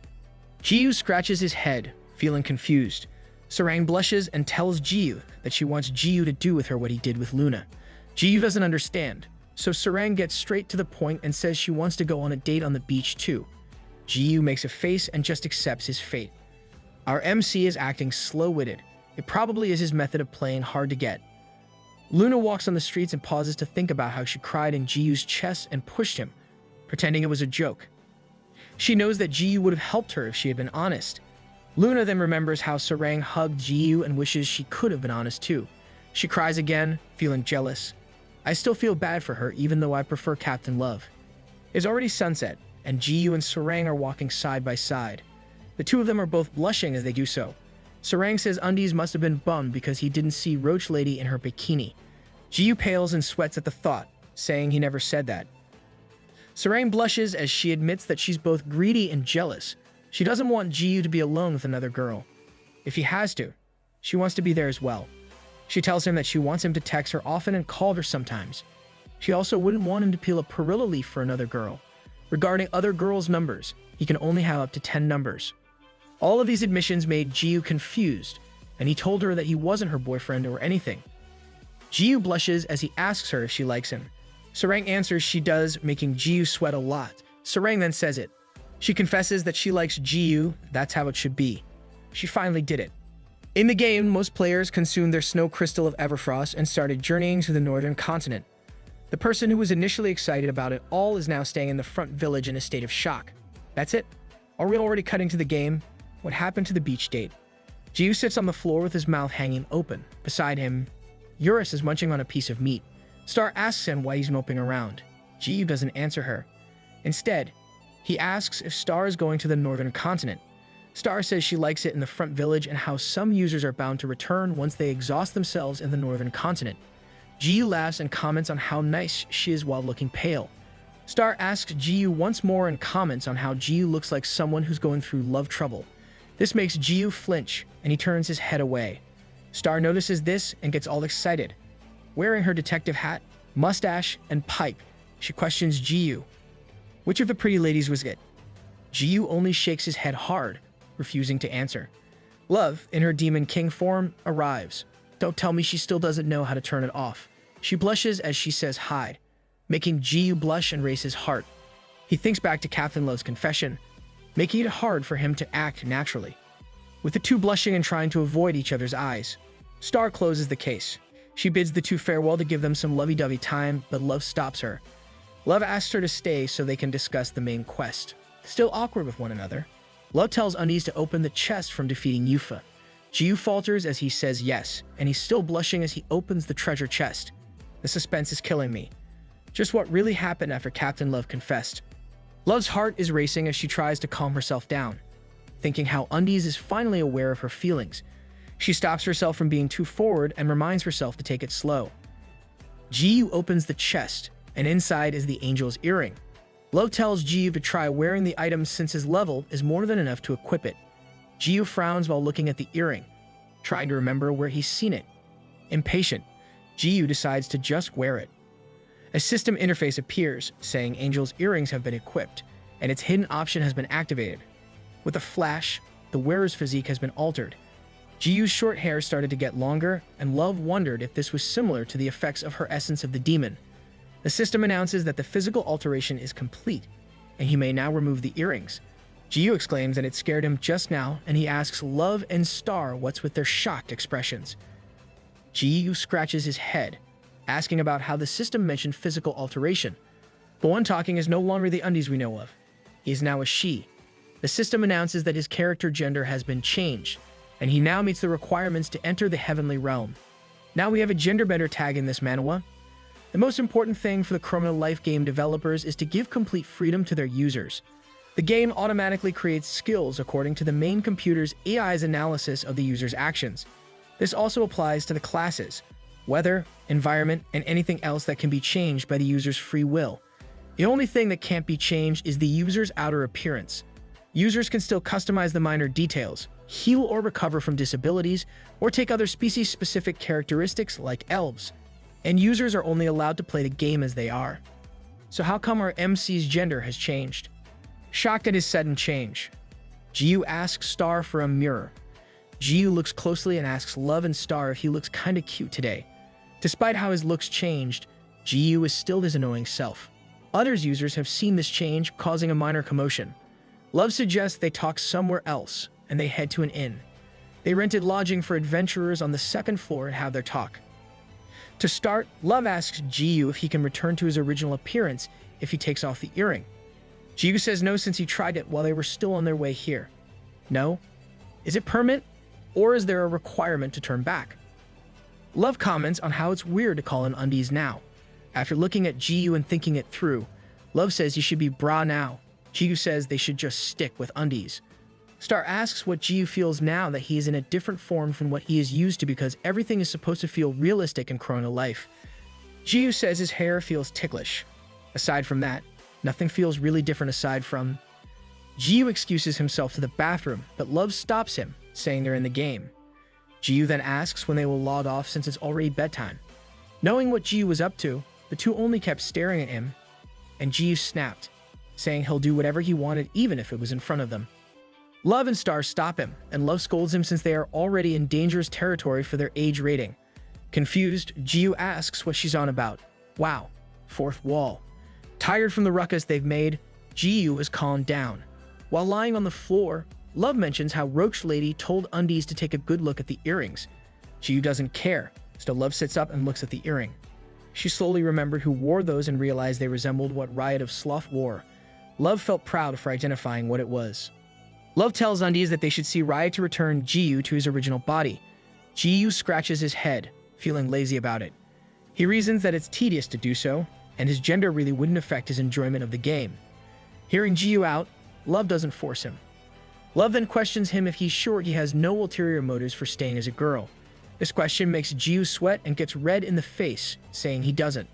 Knowing how Jiu's mind works, Love wrestled him. Can't believe I'm seeing this wrestling move here. Getting back to the topic, Love asks if Jiu remembers the other hint that they must stop the change of the Master of the Sky. With this information, Love concludes that the last chapter will occur in the Heavenly Realm. Hearing the phrase last chapter got Jiu excited. He then says they have no choice but to meet Riot since they can't miss the end of the game. At the same time, he'll return to his buoyed body. Hearing this made Love feel relief in convincing Jiu. Love says the problem now is that they don't know where Riot is. Jiu claims they can just ask Habex since he's Riot's little minion. Jiu then looks for something in his skirt and pulls out Habex's mirror, which is still in recovery. Jiu puts the mirror by his ear and talks to it, calling for Habex to report back. There was no response, and Jiu just scratched his head. Suddenly, Habex's voice emerges from the mirror, asking if this was the brave warrior. Cool, it can really work as a communication device. Jiu exchanges pleasantries with Habex, and Habex comments on Jiu's high tone of voice. Getting immediately to the point of what he called for, Jiu asks to meet up with Habex. On the other side of the call, Habex was slightly startled by Jiu's request, smiling while saying they could meet. Habex thinks this was such great timing from the brave warrior. Habex then sends a warp gate through the mirror so that they can meet. Those mirrors are convenient. The portal opens, and Habex greets them in bad state. Habex's right arm and left lower limb are missing. This shocks Jiu, and he immediately crosses the portal to check on Habex. Habex is shocked by the appearance of an unknown woman, while Jiu asks why Habex keeps ending up in a bad state despite being a unique boss. Habex pinches Jiu's chin using his good hand and comes closer, putting on a smile. Habex says they haven't met before and asks for a name since his heart was stolen. Expectations versus reality can really be mind-blowing. Realizing that Habex is putting the moves on him, Jiu smacks him in the face and curses. Love and Star try to stop Jiu from beating up Habex more. Hearing the vulgar language, Habex finally realizes who it is. Jiu is irritated for being called vulgar.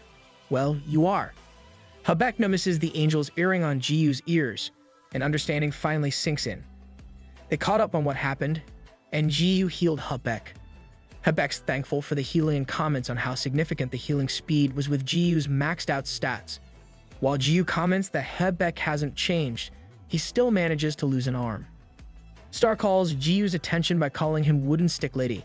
Star asks who the handsome man is, but Jiyu reacts to what Star calls him. Jiyu reminds Star that he's a guy, but Star only comments that he's a pretty lady now, making Jiyu blush. Jiyu then tells how Hebek kidnapped Captain Love before, making Star change her perception of Hebek. Jiyu asks Hebek where Riot is, but Hebek explains they won't be able to meet with his master because Riot is in the heavenly realm. Jiyu says they can just go there since he has already unlocked the requirements to enter the realm. Hebek explains that Jiyu cannot meet Riot even if he can freely enter it. Not everything can be that easy. It would be challenging if the Heavenly Realm arc really is the last chapter. Hebek suddenly comments that Love has exceeded level 500. Love says there's no way it can be because it was only at mid-300s the last time she checked, and she opens her status window. Love was stunned to see that she was already level 503. She managed to reach this level after grinding in Eurus Dungeon, and she's already reached level 500 once the war with the ancient anthropomorphs began. Seeing this, Star says Love can also now wear the earring. Star thinks about it and asks if Love will turn into a guy if she wears it. It got Love curious, so she wears the angel's earring. Yep, she just wore it without any hesitation. Star laughs at how Undies and Love are becoming more alike by the day since they're both bold. The earring starts to flash in Love's ear, and the system announces the alteration of the wearer's physique. This blinds Star a bit, and the physical alteration is complete. Love's hair is still white, but is now shorter, and the gender of her character has changed to male. Love is a full muscle hunk now. The system also announces that Love has met the requirements to enter the heavenly realm. Star was struck at how hot Love turned out to be as a guy. Jiyu looks at the change with amazement. With a shaky voice, Love can't believe she really changed into a guy. Realizing she doesn't have a shirt, she covers her chest as she falls to the ground and shrieks with a low voice. Wow, manly shriek. The shriek disgusts Jiyu, and Love accuses Jiyu of looking at her chest. Jiyu says she shouldn't act like a damsel in distress while hiding her humongous pecs. Hebek laughs at the spectacle and comments on how Love became handsome. He then explains that entering the heavenly realm requires a pure body. The earring lets them be reborn into a different gender, meaning they're no longer their old selves. This only means that the gender-bender thing is a requirement for them to enter the heavenly realm. Hebek congratulates Jiyu and Love for becoming eligible to enter the heavenly realm. Star was sad that she couldn't join them. Hebek explains that she needs to be at least level 500 to wear the angel's earrings. Jiyu asks Hebek why he keeps saying they can't meet Riot in the heavenly realm, even if they can go there. Looking down, Hebek says it's because Riot will soon die. Jiyu asks why, but Hebek falls to his knees and calls Jiyu brave warrior instead of explaining. With his head bowed, Hebek asks for Jiyu's help to save Riot, and in return, Hebek will help them return to their original genders. Our MC is so powerful that everyone asks for his help when they meet him. The system announces the hidden quest to save Riot of Sloth, and succeeding will result in even more rewards than regular quests. Jiyu looks at it closely, and Hebek once again asks. Jiyu agrees to help Hebek to save Riot. This makes Hebek look at Jiyu with shocked happiness and thank him. Jiyu cuts him off and says that in return for his help, Jiyu wants all of Hebek's 8 mirrors. He says this with a demonic face, and Hebek asks if he heard it right. Hebek says that he won't be the Mirror King anymore if he does that. He's really greedy, but it also makes sense why he wants all those mirrors. Jiyu laughs, saying he won't save Riot with a devilish smile still in place, left with no choice. Hebek hesitantly agrees and droops. Jiyu laughs as he thinks about how he'll get his original body back and gain extra rewards. But Jiyu realized that the journey was a huge mistake after some time, with Captain Love as a man and Jiyu as a woman. Things played out differently from Jiyu's expectations. In his cell, Jiyu got imprisoned with his hands tied up by glowing blue cuffs, and our MC looks like he is in a weak state. An angel soldier bangs on the prison doors, saying it's time to wake up. The angel calls Jiyu a disgusting human as he opens the prison. The angel points a sword at Jiyu and tells him she is waiting for him. The angel soldier grabs Jiyu by the hair and tells him not to run off if he doesn't want to get stabbed by a spear. Jiyu sniffles with tears in his eyes as he says yes. The other angel tells him not to scare Jiyu too much since he's wearing angel's handcuffs, which reduces the target's stats by 50%. Why is our MC acting like a damsel in distress? Did he really turn into a girl? The angel soldier pushes Jiyu out of the cell. and shrieks a bit. Womanly shrieks, of course. The angel tells Jiyu to consider it an honor that a human like him will be able to meet her in all her glory, but he might get executed on the spot. The angel laughs away as he says it will be an honor to die by her hands. Jiyu curses inside as he thinks about how he should just take off the handcuffs right now and kill everyone. Jiyu sighed and calmed himself down, thinking things were going just as planned and he shouldn't mess up, so it was all part of their plan. This is going to be a long flashback, a few hours ago in Habek's lair, before they enter heaven. Habek prepares a mirror to transport them and tells the two to stand on it. Eurus, still eating a piece of meat, suddenly appears with a poof, saying there are 3 of them, including him. Jiyu asks where Eurus has been this whole time. Angered by this question, Eurus asks what Jiyu means when he has been there eating meat the entire time. Yep, he's been eating meat there since you were busy moping by Star's stall. Eurus says he followed them all the way here to Habek's lair. Jiyu finally remembers as he thinks back. Eurus then asks why Jiyu suddenly turned into a girl. You're so busy eating that you don't even realize when it happened right before you. Jiyu asks if the meat has gone bad since Eurus is clearly sick or something. Wait, is the meat he's munching on still the same as the one he ate since Jiyu moped? Habek tells them to stop the chit-chat and get on the mirror to transport them. Left behind, Star waves them a safe journey and tells them to bring souvenirs. Jiyu waves back and Love comments on how cute Star is. The mirror platform zooms upward, and Jiyu comments on how fast it is. Habek says they'll reach the heavenly realm in 5 minutes with it. Love comments that getting to the realm is strict since they must change their genders. Love blushes as she looks at Jiyu, thinking she can't stop looking at him even though Love is not into girls. The thought makes her really flustered. Wow, Love is still attracted to Jiyu despite the gender swap. Jiyu asks why Habek doesn't need to wear the angel's earring since only those who have pure bodies can go to the heavenly realm. Habek explains that this only applies to the people of the lowly realm, which doesn't include him. Jiyu feels enlightened, while Love is still blushing. Love feels her heart racing fast even though Jiyu is in his female form. She wonders if it's because she turned into a guy. Habek says they'll reach the heavenly realm once they pass the clouds. Jiyu is excited, thinking it'll be all holy and pleasant in the heavenly realm. Habek suggests that they don't set their expectations too high with a worried look on his face. Some clouds dislodge and with a poof, Jiyu and the others all get thrown off the platform. Eurus loses his meat in the process. By Eurus meat. While Jiyu is so excited to finally see the heavenly realm. Stepping on the clouds, Jiyu exclaims at how cool it is that they get to stand on clouds, while Love comments on how soft they are, like a nice blanket. They hear a sudden roar, and Habek can only think how it is already here. Habek cautions everyone to be careful since there's an enemy. Jiyu, Love, and Eurus were shocked to see a creature with multiple eyes and wings. Love asks what it is, and Eurus says it's an angel. That's an angel. The angel has an unknown level, and its biggest eye suddenly flashes. Habek tells everyone to watch out for the angel's magic attack, Angelic Burst. They all evade as Jiyu and Love think of how ridiculous the attack name is. A large boom explodes where the Angelic Burst hits. Jiyu and Love whooshes up to the sky, while Love complains that they only just got there and never even got to sightseeing. Pissed off, Love activates the essence of the Demon King and sinks noise at 1.2% with stable status. In her male essence of the Demon King form, she turns to Jiyu and tells him to leave this one up to her with a smile. She also reminds Jiyu to get somewhere safe, making Jiyu's heart race for a bit. But then Love calls Jiyu Bra, making Jiyu horrified. Jiyu reminds her that she should just call him Undies.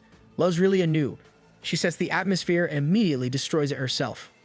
Love says she'll be back and immediately goes. Jiyu can only frown and blush as he remembers how Captain Love coolly told him to leave it to her and go somewhere safe. Jiyu suddenly shivers as he thinks his heart is seriously beating faster for Captain Love in her male form. Male wife? Indeed. Jiyu flails around, thinking that his brain has been affected by the changes in his body. This makes him more desperate to get back to his original body. No, this is more fun. Stay that way in the meantime. Love gives the enemy angel a punch, making the angel roar.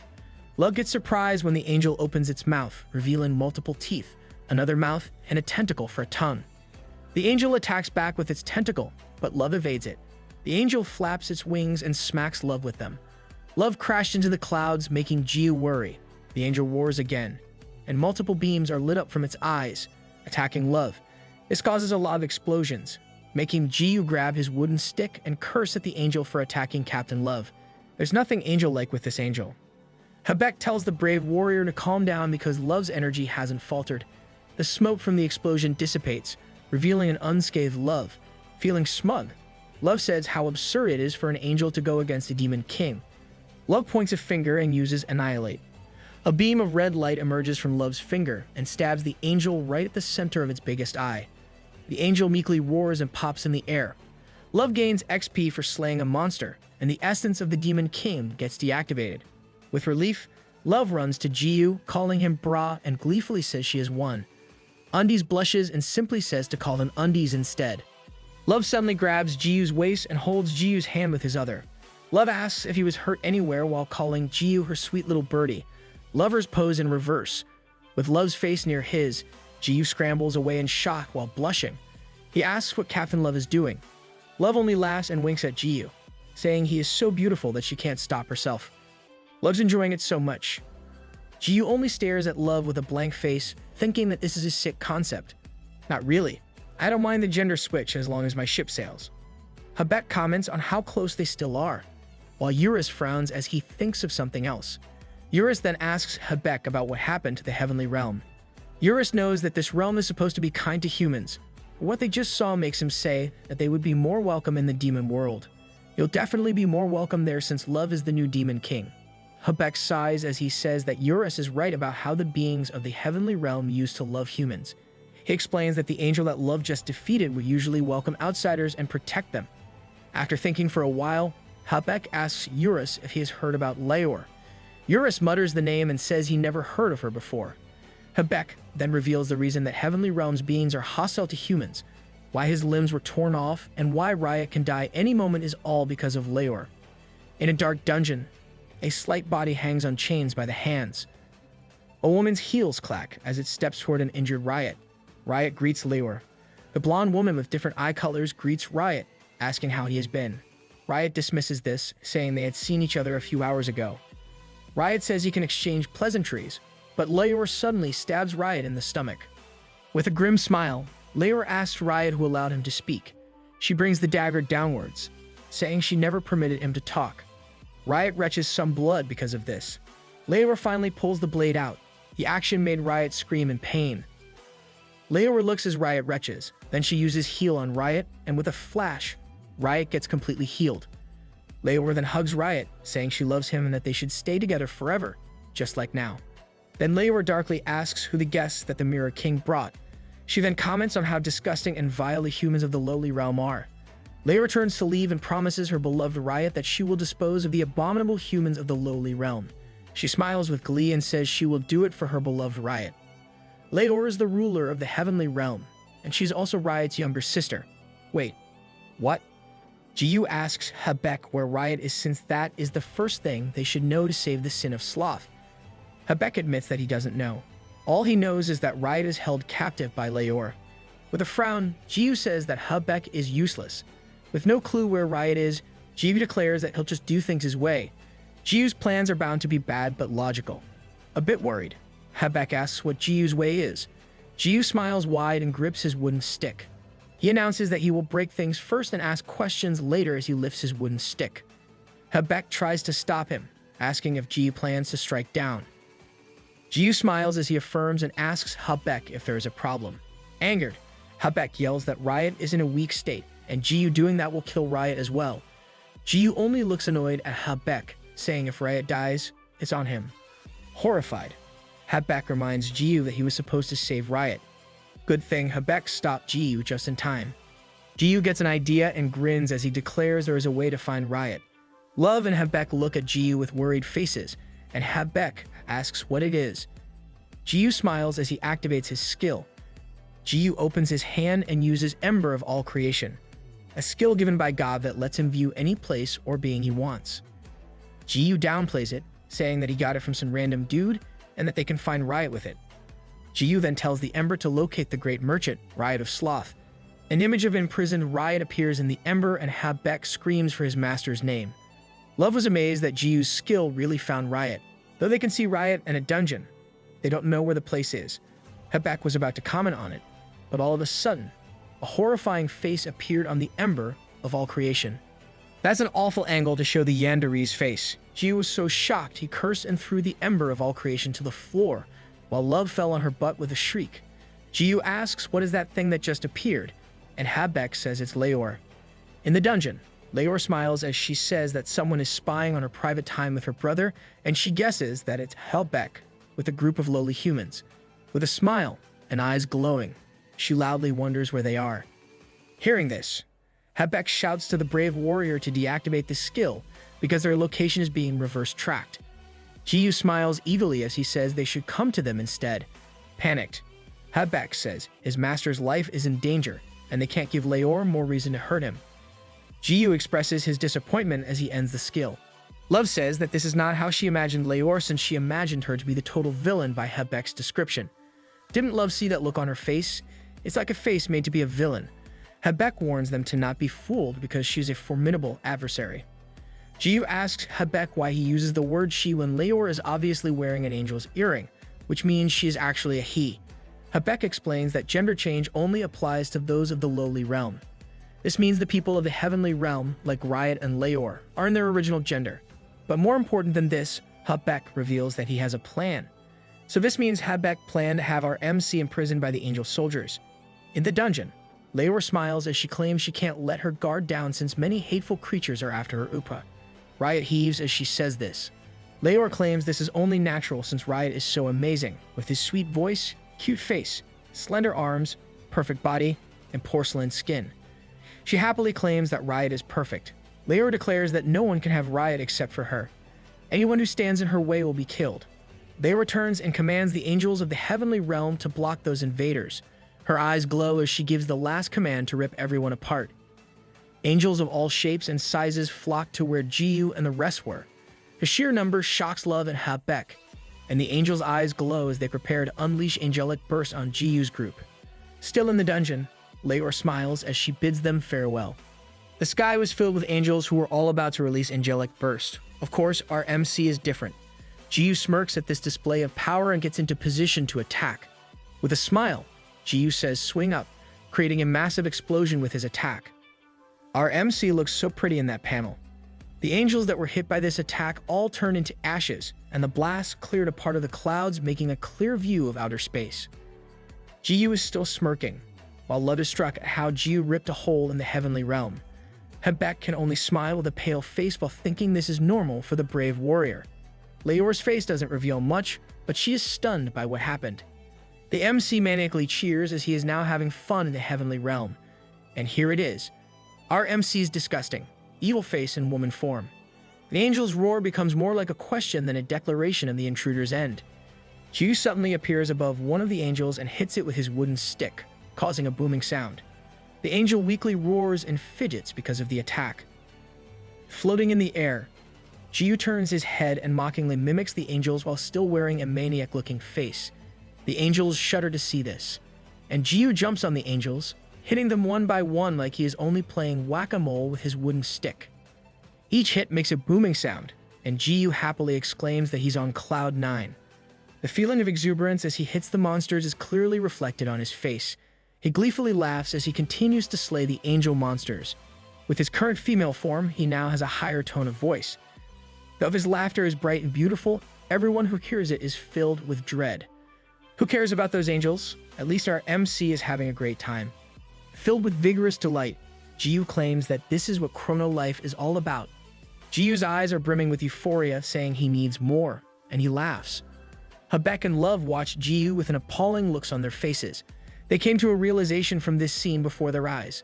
When it comes to a battle of who is more crazy, Ji-yu would undoubtedly win against Leor. Love comes up behind Ji-yu, taps him on the shoulder, and tries to whisper. She tells him to tone it down and reminds Ji-yu of Habek's plan. Ji-yu looks at Love as he remembers the plan they agreed on earlier. Let's flash back to Habek's explanation. Yes, this is a flashback within a flashback, but this one's shorter. From what they've seen from the ember of all creation, Habek deduced that Riot's location is in the heavenly dungeon. He makes it clear that there's no way they could get to the heavenly dungeon from the outside unless one of them purposely gets captured and saves Riot. Ji-yu doesn't think this plan would work and suggests breaking things, saying it will eventually work out. Habek patiently reminds Jiyu that this will put Riot in danger. Habek also explains how the beings of the heavenly realm are originally Riot's loyal followers. While these angels can't be talked to, it is different for the people of the heavenly realm. So as much as possible, Habek wouldn't want them killed, and the plan of getting intentionally captured is their best option to make this happen. Jiyu finds this a hassle, but he still goes along with it because Habek gave him some of his mirrors. Habek already knows how to handle our MC. Too bad for him. He's losing all his mirrors in the process. And back to when Love just reminded our MC about the plan. Jiyu clenches his wooden stick and brings it down as he finally recalls it. He tells Eurus to get into the stick since they will stick with the plan. Eurus listens and disappears into the wooden stick. Clearing his throat, Jiyu puts both hands on his cheeks and starts screaming. Putting on a cute face, Jiyu starts lamenting how strong the angels are and how he is now powerless to overexert himself. No one would buy that act, Jiyu. The angels look at Jiyu in askance as Jiyu continues his pitiful show. Love drops back to the cloud, expressing disgust with Jiyu's poor acting. Habek thanks Love for stopping Jiyu in time while Love continues criticizing Jiyu's incompetent acting. Habek assures Love that it's okay since the angels are naive despite their appearance, and even with lousy acting like Jiyu's, they'll still fall for it. Jiyu falls to a sitting position and starts to sob. He sniffles as he admits he has no choice but to be taken hostage. Tears come out of his eyes and he acts like a damsel in distress. The angels stare at Jiyu in disbelief as they remember the maniac faces Jiyu had shown just a while ago. The angels continue to stare with doubt in their eyes while Habek and Love look at this scene with skepticism. But like Habek said, the angels are naive and fall for Undi's lousy acting. They took Jiyu away to the heavenly dungeon, even though they doubted what they saw. Habek and Love hid within the clouds as Jiyu was taken. Love was worried for Undi's safety since he'll be alone and surrounded. Habek laughs and convinces Love otherwise and that he is more concerned for the people of the heavenly realm. These beings don't know Jiyu, and he hopes they go provoke Jiyu.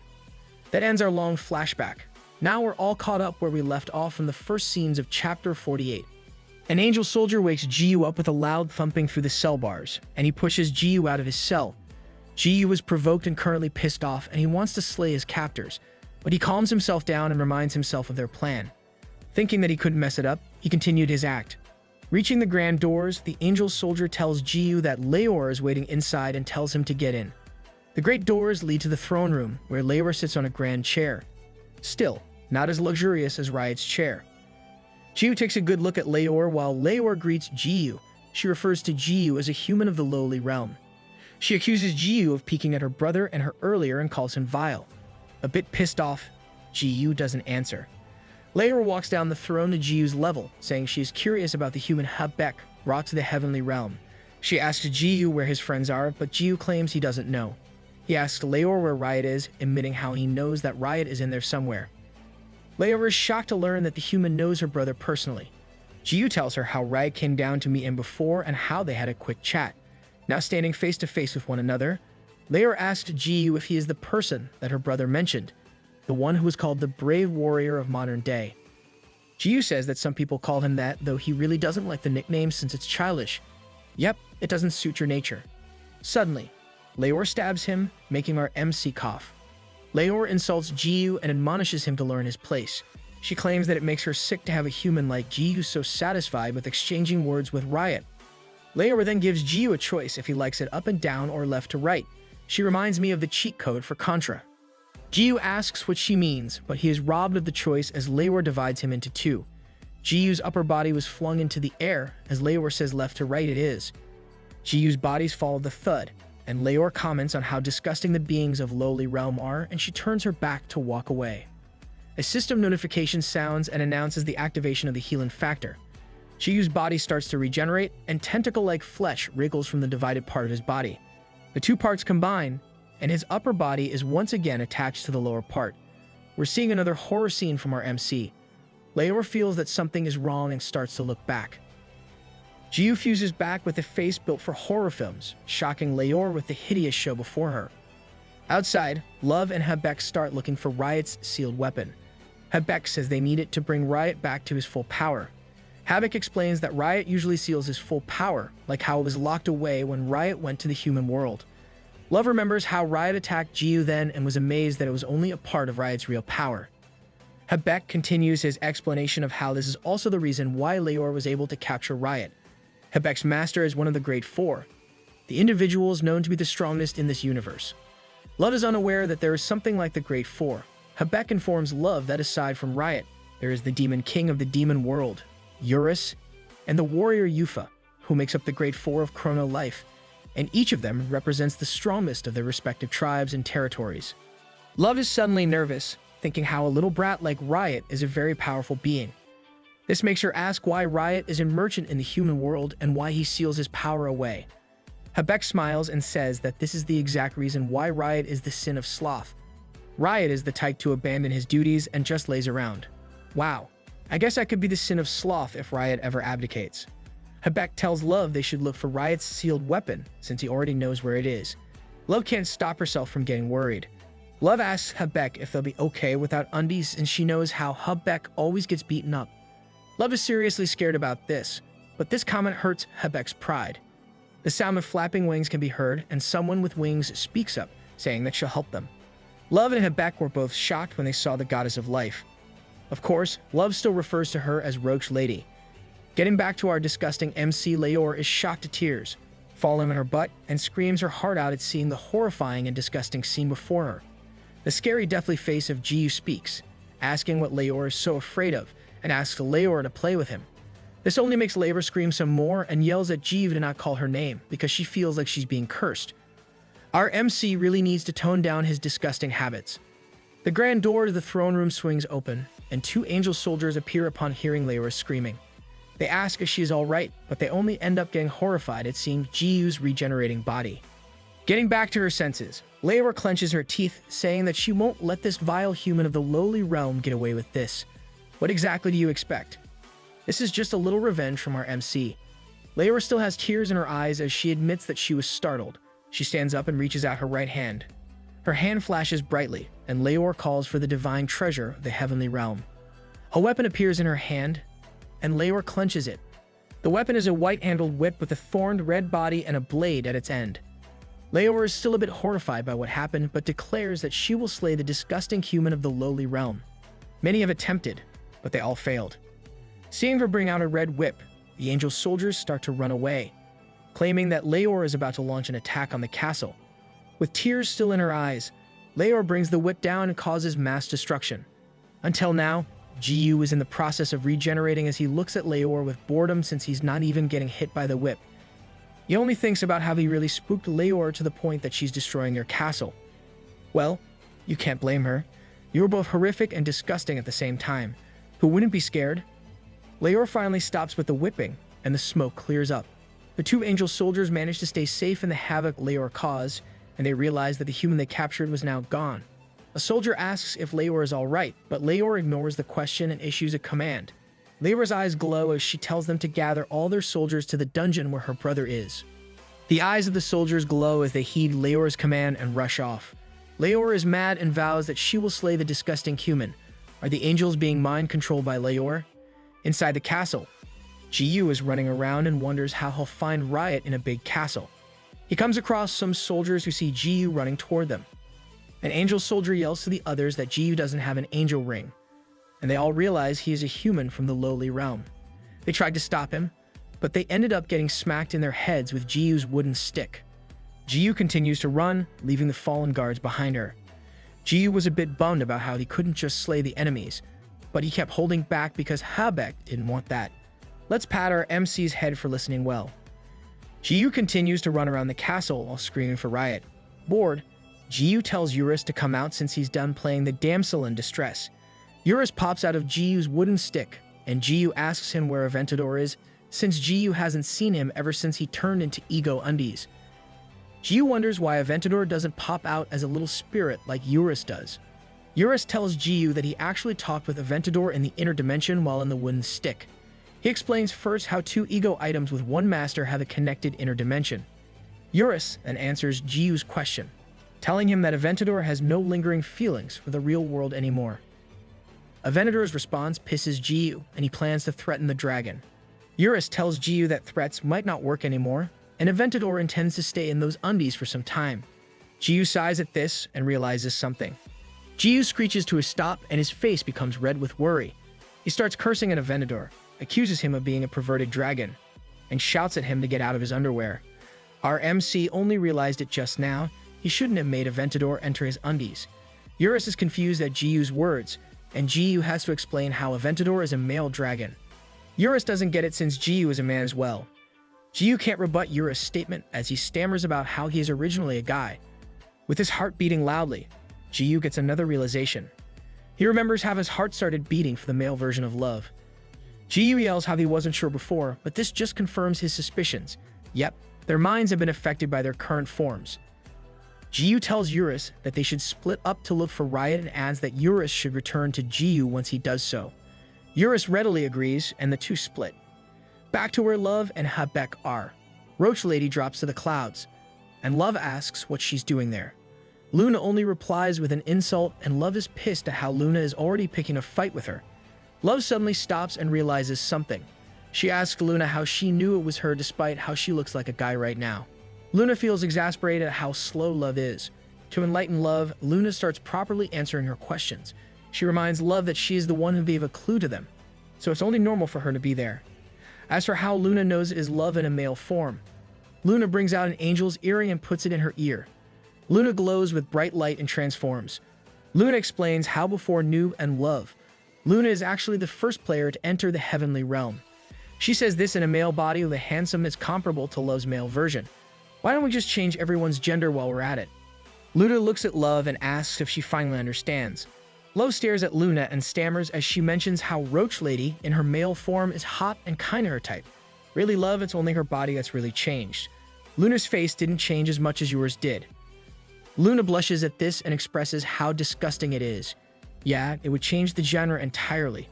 Finally getting back her senses, Love deduces that Luna is already above level 500 and comments how not even those in the official ranking are above level 500. Luna criticizes Love for believing such things when Chrono Life has never revealed any official player ranks. She continues how it doesn't make sense that the top-ranked player hasn't reached 500 when Noob is already level 999. This statement makes sense to Love, and Luna explains how the rankings were made up based on the rumors and how most of them are users who are active in public activities of the game. Luna reveals that many users are already at high levels without the public's knowledge. I wonder when we can meet these users. Luna raises a hand to her head and says that this actually includes her looking all hot in her male body. Love can only think about how Roach Lady changes her personality when her gender also changes. Rating down her hand, Luna claims that she prefers to be in her female body. Luna says transformation and removes the angel earring from her ear. And with a flash, Luna turns back to her original form. Please turn her back to her male form. She's somehow comedic as a male. The change shocks Love, and she asks Luna if she just said transformation. Glad to know there's a way. Love asks Luna if she can go back to her original gender as well if she says the spell. Luna looks down and says it won't help her because she hasn't cleared the quest yet. Inside the castle of Heavenly Realm, our MC is still running around.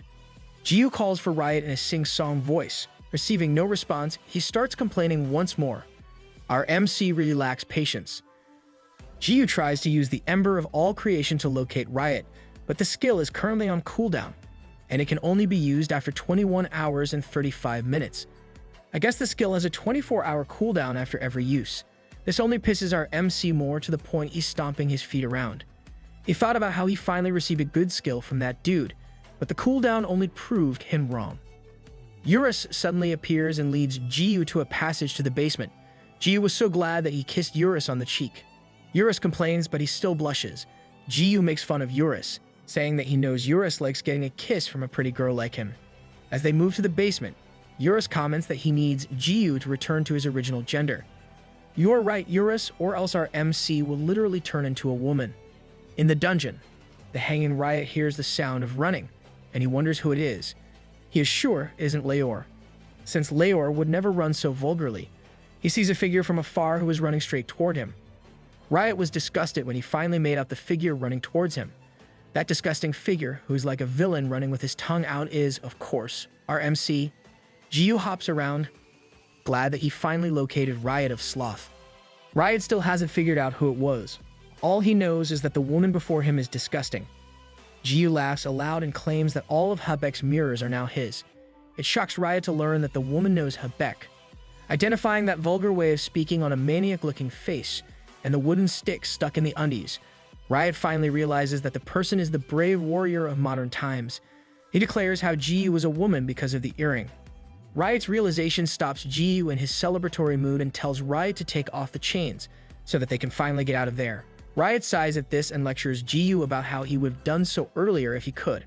Riot explains that the chains holding him are Angel's handcuffs of unique rank. These handcuffs reduce the wearer's stats by 50%. It's similar to the cuffs our MC wore before, except these are made of chains. It's probably made that way to suit Lior's taste. Riot continues to explain how the cuffs won't be broken with sheer physical strength. Jiyu smiles and pulls on the chains, breaking them into pieces and making Riot stop talking. Riot falls to the ground with a thump and looks up at the broken chains, speechless. Yeah, our MC likes defying the typical character's expectations. Jiyu points out and urges Riot that they should get going. Riot was still adjusting from what he just saw, but a voice suddenly told them they couldn't go. It was Leor, with her whip and an army of Angel soldiers. And Leor is obviously angry seeing the disgusting human with her brother. Luna leads Love and Habek in the clouds of the heavenly realm. Love pesters Luna about the quest she mentioned, but Luna simply tells her to shut it and just follow. Irritated by Luna's response, Love speaks out at how she acts tough, but when in front of Undies, she goes damsel in distress mode. Love also adds that it is considered harassment to hug someone without their permission. If you recall, when they went to the beach, Luna hugged Jiyu in real life. Luna can only tell her again to shut up. Luna sighs and talks about how Chrono Life values freedom yet limits people's appearance in the game. Luna asks Love if she knows why this is the case. Love says that it is related to the law and explains that users may commit crimes with looks that are different from theirs in real life. Luna says she is correct and adds that there are some exceptions, like hair color. The law only allows engagement in virtual reality as long as the person's character looks similar to their real-life looks. With this in place, developers have to abide by this rule, but one game developer company doesn't like this rule. Luna says that this company deems users' freedom with high regard. Yet, this enforced law limits how much the users can customize their characters. The company found a loophole allowing users to change their appearance to get around this law. Love finally understands what Luna wants to say. Luna reveals this is the ability to change the user's gender using the Angel's earring. She explains that this is the game developer's way of showing how much they want to give the users their freedom. Luna says they might only be the only users currently in Heavenly Realm. Still, there will come a day when other users will soon level up and reach that realm. Luna adds that it may or may not be on purpose. Still, the quest to return to their original gender is relatively easy to accomplish. With a wave, Luna points her staff to a wall of clouds and clears the path. Love is amazed by the scene before her. A tree in a small pond with clear water. Luna calls it the Spring of the Skies. She then explains that drinking water from this spring will cleanse the body and let them return to their original gender. What? It's that easy? I guess the company finds it fun to have everyone change their gender. Love is excited and runs toward the spring without hearing further explanation. She suddenly stops in her tracks and starts questioning Luna as to why she brought them there when their current goal is to search for Riot's weapon. Irritated, Love walks off and tells Habek that they should go and look for his master's weapon first. Habek awkwardly smiles as he reveals that this is actually where Riot's weapon is sealed. This, of course, makes Love stop once more. I feel embarrassed for my bias. Trying to brush it off. Love says the water is so clear that looking at it already quenches her thirst. She announces that she will drink, and Luna simply tells her to do so while mocking her. Love takes a handful of water and drinks it. A notification appears, saying that her body is now cleansed. With a flash, she transforms back to her original gender, and the system announces her clearance of the Angel's Earrings quest. It also explains how wearing the earring will let her change her gender whenever she wishes by using the transformation skill, which is a hidden skill with a 24-hour cooldown. Love is both glad and relieved that she finally returned to her original gender. Luna walks to the spring while saying that she did mention how easy the quest is. Luna takes an empty bottle out and fills it with water from the spring. She explains that it still works the same even if the water is placed in a bottle, meaning there is no real reason for others to go to the heavenly realm just to complete the quest. Wow, the goddess of life is being so generous with the explanation even though our MC is not present. Luna then adds that Noob is too busy saving Riot to come to that place, so she intends to give him the bottle with the spring water. Upon hearing this, Love reaches out her hand for the bottle and claims it must be heavy for her. This, of course, starts a verbal between the two. Habeck stares at Luna and wonders about her real identity since she knows many things that even Habeck doesn't know. He thinks about how she is always present in the crucial scenarios of chrono life. Habeck can only describe her actions as someone who wants to be on the front row seat of the brave warrior's accomplishments. But as Habeck mulls over it, he draws to the conclusion that while everything seems to revolve around the brave warrior, Luna has also been there the whole time. He starts to wonder if Luna is the actual center of everything happening in chrono life. Well, she is the instigator of most story arcs, so Habeck's suspicions are not unfounded. A weird sound comes out of nowhere, startling the three of them. Luna tells them to prepare for battle as she hides the bottle with the spring water. Luna says that the guardian deities are coming to protect Riot's sealed weapon, and this is the reason why she came there to help them. She explains how the guardians are more challenging than the angels who greeted them since they are responsible for sealing Riot's weapon. A silhouette appears, and its unfathomable shape makes Love prepare herself. Luna announces that the guardian deities of the heavenly realm are called the minions. The minion comes in 3 types: the cannon, melee, and long range, and they look nothing like the banana-loving minions we all know. Their cute appearance makes Love gush at how adorable they look and rubs her face on one. Love claims that they really are dangerous since they just stole her heart. The minion she just hugged smiles innocently, but then it suddenly spits on Love's face, irritating her. The affection here is too one-sided. Luna then says that the minions despise anyone from the demon world. Love being the demon king doesn't really help in the situation. The minion now shows hostility by calling Love a dirty demon, and Luna warns her not to be fooled by their appearance. As Love wipes her face clean, she hears a crackling sound. The previously cute and small minion transform into a humongous super minion, which is their true form. All of the guardians are now in their real forms, and Luna announces that this is where the real fight starts. Back to our MC. Leora claims there is no escape against an army of more than 100 angels. Jiyu looks at them, ponders for a moment, and then claims this is the smallest army he has ever faced. Our MC's claims are valid, though. He has fought 3 million of the World Alliance Guild, 500,000 of Yufa's army, and 1 million Anthropomorphs. Leora ignores him and commands her army to slay the human intruder, before Jiyu makes a move. Riot tells him not to kill the soldiers because they are only being controlled by Leora, so those eyes glowing before is indeed mind control. Riot adds that the soldiers didn't do anything wrong, but Jiyu simply reaches out an open hand to Riot, making a villainous face. Jiyu tells him to pay up. Riot looks at Jiyu with disbelief, thinking how despicable this human before him is. Feeling that he has no other choice, Riot offers to buy Jiyu's items for a high price without limiting how much Jiyu wants to sell. Jiyu smirks at this and admits that he is very satisfied with this deal. He then takes hold of his wooden stick and swings up at the approaching soldier. He comments on how lucky they are that he is only using strike without killing on them, while Leora can only stare at what's happening before her. Now let's go to where another action is happening. A super minion swooshes in for an attack, and Habeck lifts a hand and activates his 6th mirror skill, the Mirror of Defense. A big mirror flashes before Habeck, stopping the incoming attack from the super minion. Habeck says its durability is nearly infinite as the super minion continues plowing numerous attacks on it. Habeck then smiles, saying it is his turn to fight back. Habeck activates the first mirror, the Mirror of Piercing Light. The mirror appears above the super minion and illuminates upon it. Habeck says fire, and a burst of light appears and attacks the enemy, making it scream as it vanishes. The light then disappears, and the cloud where the attack hit is left with a big hole in it. Habeck suddenly wobbles when a big thud occurs from a nearby fight. He looks at the others and is amazed at all the explosions happening. Red explosions? We all know who's doing this. As the smoke disappears, Love appears in her unleashed essence of the Demon King form and uses Annihilation on one of the super minions. The enemy lifts an arm and shoots an attack of its own. The 2 attacks meet, causing a big explosion. Love is facing the long-range type of super minion, and it has the ability to copy an opponent's skill and utilize it by using its left hand. Habeck watched the fight with admiration, thinking that he must help Love, but before he can even do so, Habeck is suddenly stabbed by the super minion coming out of the hole. He is surprised that his piercing light attack didn't even make a scratch on the enemy. Apparently, the super minion that Habeck is against is a melee type that has complete immunity to physical and magic damage. Now we know why Habeck always gets injured. He tends to underestimate his enemies, causing him fatal injuries. Love got distracted by what happened to Habeck that she wasn't able to defend against the copy of her enemy's annihilation. Suffering a critical hit deactivated her essence of the Demon King, and she fell to the cloud near Habeck. Two of the super minions loom over them, and the long-range type prepares to attack using annihilation. With all her energy spent, Love softly calls Undies for help, but instead of Undies, Luna says boom, and it immediately explodes the left arm of the long-range super minion.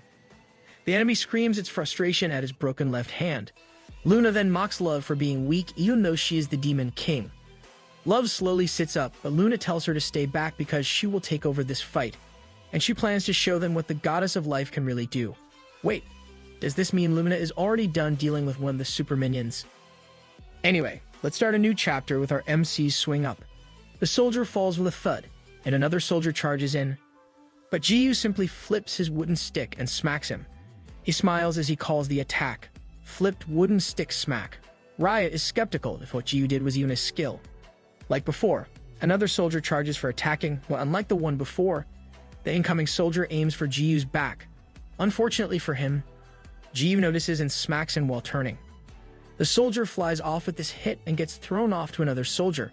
Once again filled with glee, Jiyu strikes every soldier he crosses paths with. He laughs, saying he will slay everyone. Of course, Riot hears this, and he scolds the brave warrior for having a memory of a goldfish. Jiyu only smiles at this and says that he will heed his request. He adds that he will do whatever he wants as long as the soldiers don't die.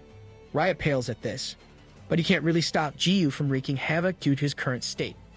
True to his words, Jiyu causes fatal injuries to his enemies while laughing his heart out. Riot can only scold the brave warrior in his head for being crazy. Jiyu suddenly stops, confused. He looks around and realizes that the 100 soldiers that Leor was boasting about had already fallen. That was quick. Even though he dealt a blow to each soldier one by one. He looks back, saying that there is only one being left to deal with. Leor glares at the filthy human as she clenches her whip. She deems that she has no choice but to fight herself and raises her whip. She mocks Jiyu. But our MC only smirks at her. Seeing that she's only planning to use her steel whip, Jiyu is confident that he won't get hurt by her crappy attacks. Riot yells for him to watch out, and Riot swoops in, carrying Jiyu off. Riddle style. Yo, what kind of development is this? Leor is bound to get angry. For sure. The whip hits where Jiyu was previously standing as Riot dashes off. Instead of being grateful, Jiyu calls Riot a brat and commands him to be put down. Jiyu tells Riot that he won't die by Leor's whip. Riot looks at Jiyu and claims that even he can survive her whipping all day. But then he reminds Jiyu that he got trapped despite that. Riot warns him that he should be wary of Leor's charm skill. He explains that this skill can dominate for a short period, and it can only be avoided if one has a high magic resistance. Riot says that Leor's charm is extremely powerful, and her eyes are not the only thing that can be used to charm. Leor can clearly hear them and finishes explaining for Riot, saying that she can also charm using her whips, and with that, she uses her whip against Riot. Riot falls with a thud as Leor approaches them. Like any typical villain, she explains that using charm with her whip is way more potent than using her eyes. She adds that no significant amount of magic resistance can even hinder it. She even specifies how a simple graze from her whip can surely charm her opponent. She's a really good villain. She even took the time to explain everything to our MC. Jiyu shudders at Leor's OP skill, while Leor only laughs at his predicament. Instead of being afraid, I think our MC is actually excited about this. She dares Jiyu to take her brother. Leor's eyes glow, making Riot's eyes glow and effectively charming him. Going back to our heroes in the Spring of the Skies, the super minion roars while Love ponders at the Goddess of Life's ability to partially summon a monster from another dimension. This makes Love ask if Luna plans to summon that monster to fight against the super minions. Luna looks back at Love and smirks at her. She claims that doing that is overkill and a waste for the small fries before them. This statement makes Love shudder with both horror and expectation. Wow, it feels like our MC and Love are quite in sync. They even shudder almost simultaneously despite being apart. Okay, ignore that remark, it's just me. Shipping. Habeck wakes Love from her thoughts as he sits up and claims relief at their safety. He says that Luna is a unique boss who is also the sin of lust, which puts her on the same level as the Great Four. Habeck then explains that having Luna face their enemies will ensure their safety. Instead of feeling relief, Habeck's statement only irritates Love more. She doesn't like the feeling of owing Roach Lady anything. even if it is her life. To make his point, Habeck points out that the cannon-type super minion that Luna was fighting is already gone. Hearing this, Love looks around and confirms it for herself. Habeck is sure that Luna has taken care of it while they were busy dealing with theirs. Habeck can't help but admit his curiosity at how Luna fights. The melee-type super minion grumbles, probably for being ignored by the human pests. He brings down his fists multiple times, making Love exclaim at how reckless their enemy is getting. And she worries that the clouds they're in might fall apart with its attacks. Habeck smiles at this, reassuring Love that the clouds of the heavenly realm can take in these kinds of attacks. But then he adds that it might not be the same if the brave warrior decides to destroy it. Luna uses her skill, the creation of life, to create a new body. She raises a hand and mocks the super minion. The enemy rushes in for another attack, but Luna only clenches her raised hand into a fist. With a smile, she says boom, and the arm of the super minion explodes into nothing. The enemy roars as if in pain, but Luna only mocks at it with an apology. She claims that she will instantly kill him to make up for it. Luna once again lifts her hand and says boom. The melee-type super minion shivers in fear with drooping eyes. It mutters its last words and bursts into pieces. Boulders fall from where the super minion was, while Habeck expresses his disbelief at what happened. Habeck claims that melee-type minions are invincible, and seeing Luna crush them like nothing is quite a horrific scene. There's no doubt that her skills are on par with our MC's abilities, or they might even be greater. The long-range super minion looks at its crushed companion and mutters something before it runs off screaming. Love is surprised at how the enemy reacted, but Luna is unfazed as she raises her left hand again, as she says the word boom while closing her hand into a fist. The super minion also explodes into pieces. The enemy mutters its last as its head falls and crumbles. Luna smiles at this and looks back at her injured companions, claiming that the Guardians are finally gone. It's now time for them to look for Riot's weapon. Habeck holds onto his stomach and asks Luna how she managed to slay a monster immune to physical and magic damage. Instead of answering immediately, Luna looks at Habeck's wound and uses a skill on him.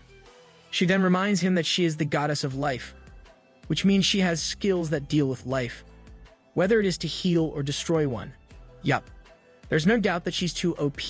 Luna gleefully smiles as she says this, but Habeck only feels fear at this proclamation. She adds that immunity to physical and magic are nothing compared to her divine skills. Love listens intently, surprised that there are skills that fall under the divine category. Luna reminds them of their mission. Habeck agrees but still can't help commenting on how scary Luna is. Luna simply dismisses this and tells him that she doesn't wish to get wet in taking Riot's weapon from the bottom of the spring. Habeck immediately understands and says he will do it. Seeing that Luna heal Habeck, Love asks Roach Lady if she won't heal her as well. Luna only looks away and says that Love can lick her own wounds. This obviously irks Love, but since they're love rivals, she can't really expect Luna to heal her just like that. Now let's go to the action happening with our MC. Riot chases after Jiyu while our MC ponders how much of a mess things are ever since his character turned female. Lol, the developers might have tweaked some settings just to mess with him. Jiyu is frustrated at how Riot is now chasing him right after Leora casts that charm spell on Riot. Leora doesn't want to charm a disgusting human and commands her brother to finish Jiyu off. Right after Leora says that Love and the rest arrive, claiming that they found Riot's sealed weapon. Jiyu is relieved at their arrival and is about to compliment them, but he gets hit right on the face for not paying attention. Love is surprised by what happened, but Habeck quickly deduces that his master has been charmed by Leora. As if things couldn't get worse, the sealed weapon glows brightly, and Habeck realizes that the weapon is about to be unsealed since it is now closer to its owner. He then panics as he goes on about how Riot's real power will be unleashed once he holds his weapon. Thanks for the explanation, Habeck, but you're too late. The sealed weapon continues to glow and flies off on its own. With a very bright flash, Riot takes hold of his weapon, and a notification appears. It says that the divine treasure of the heavenly realm is now in the hands of its master, and his actual power will now be unleashed. Leora shivers with glee at this development since it has been centuries since she last saw her brother's true form. With the seal broken, Riot's wings change form, along with some hairstyle change, eye upgrade, complete removal of his top, and a weapon in hand. The system announces the descent of the ruler of the heavenly realm, and Riot of the Great Four is now awoken. Jiyu complains about getting his beautiful face hit and only realizes after that something has changed with Riot. Luna smiles as she explains how Riot is awoken because he now has his weapon. Jiyu is surprised by Roach Lady's appearance, and Luna simply smiles brightly and greets him. She also compliments his female form, but our MC is not buying any of it. Luna ignores the fact that Jiyu is not happy to see her and only presents him with a bottle filled with water from the Spring of the Skies. She then explains what it is for, making Jiyu stand up and thank her for doing something nice for a change. The compliment makes Luna happy to the point that she clings to Jiyu. This surprises Jiyu, but Luna claims that they are both girls right now, so it's totally okay to link arms. Wow, her logic is impressive. Though it is pretty questionable, our MC lets Luna do what she wants. This exchange makes Love jealous and curses Roach Lady in her head for being cunning. Leor is tired of their chit-chat, but she urges Jiyu to drink the water from the Springs of the Skies as a special gift from her. Jiyu mocks her but still drinks the water from the bottle, similar to what happened with Love before. The system announces the cleansing, quest completion, his return to his original gender, and the new transformation ability. Jiyu smirks at this and claims that his catfishing arc is finally over. Now that Jiyu is back to his OG form, Love yells at Roach Lady to step away. Unfortunately, Luna claims a dizzy spell, refusing to let go of Jiyu. Ignoring the squabble, Riot points his spear toward Jiyu. Jiyu sees this and prepares to fight. Riot charges up like a Super Saiyan and charges at Jiyu. Our MC easily evades, but the release of power destroys a big part of the castle. Riot continues to attack, but Jiyu avoids each piercing. Jiyu is obviously having fun as he comments on how Riot has become quicker and stronger in his awoken form. Jiyu grins widely and lightly bonks Riot on the head with his stick, as he claims that he is no doubt stronger than Riot. Our MC's stats are maxed out. If he takes the Sin of Greed title, he'll be undefeatable. Of course, CEO Choi would be the exception to this. Riot receives the blow, but instead of falling, he clenches his teeth and charges up once again. But this time with lightning. Jiyu is surprised, but Riot doesn't give him time to adjust and strikes. The hit connects, zapping Jiyu and making him scream. Deeming it not enough, Riot brings down his foot, releasing the lightning, and brings down his spear on the ground with a thud. Riot uses crashing lightning on Jiyu, electrocuting him with his Summon Elite Lightning magic spell. Getting zapped all over, Jiyu falls to the ground with a thud. Our MC is cooked. Love is so surprised that she asks Habek what that skill is.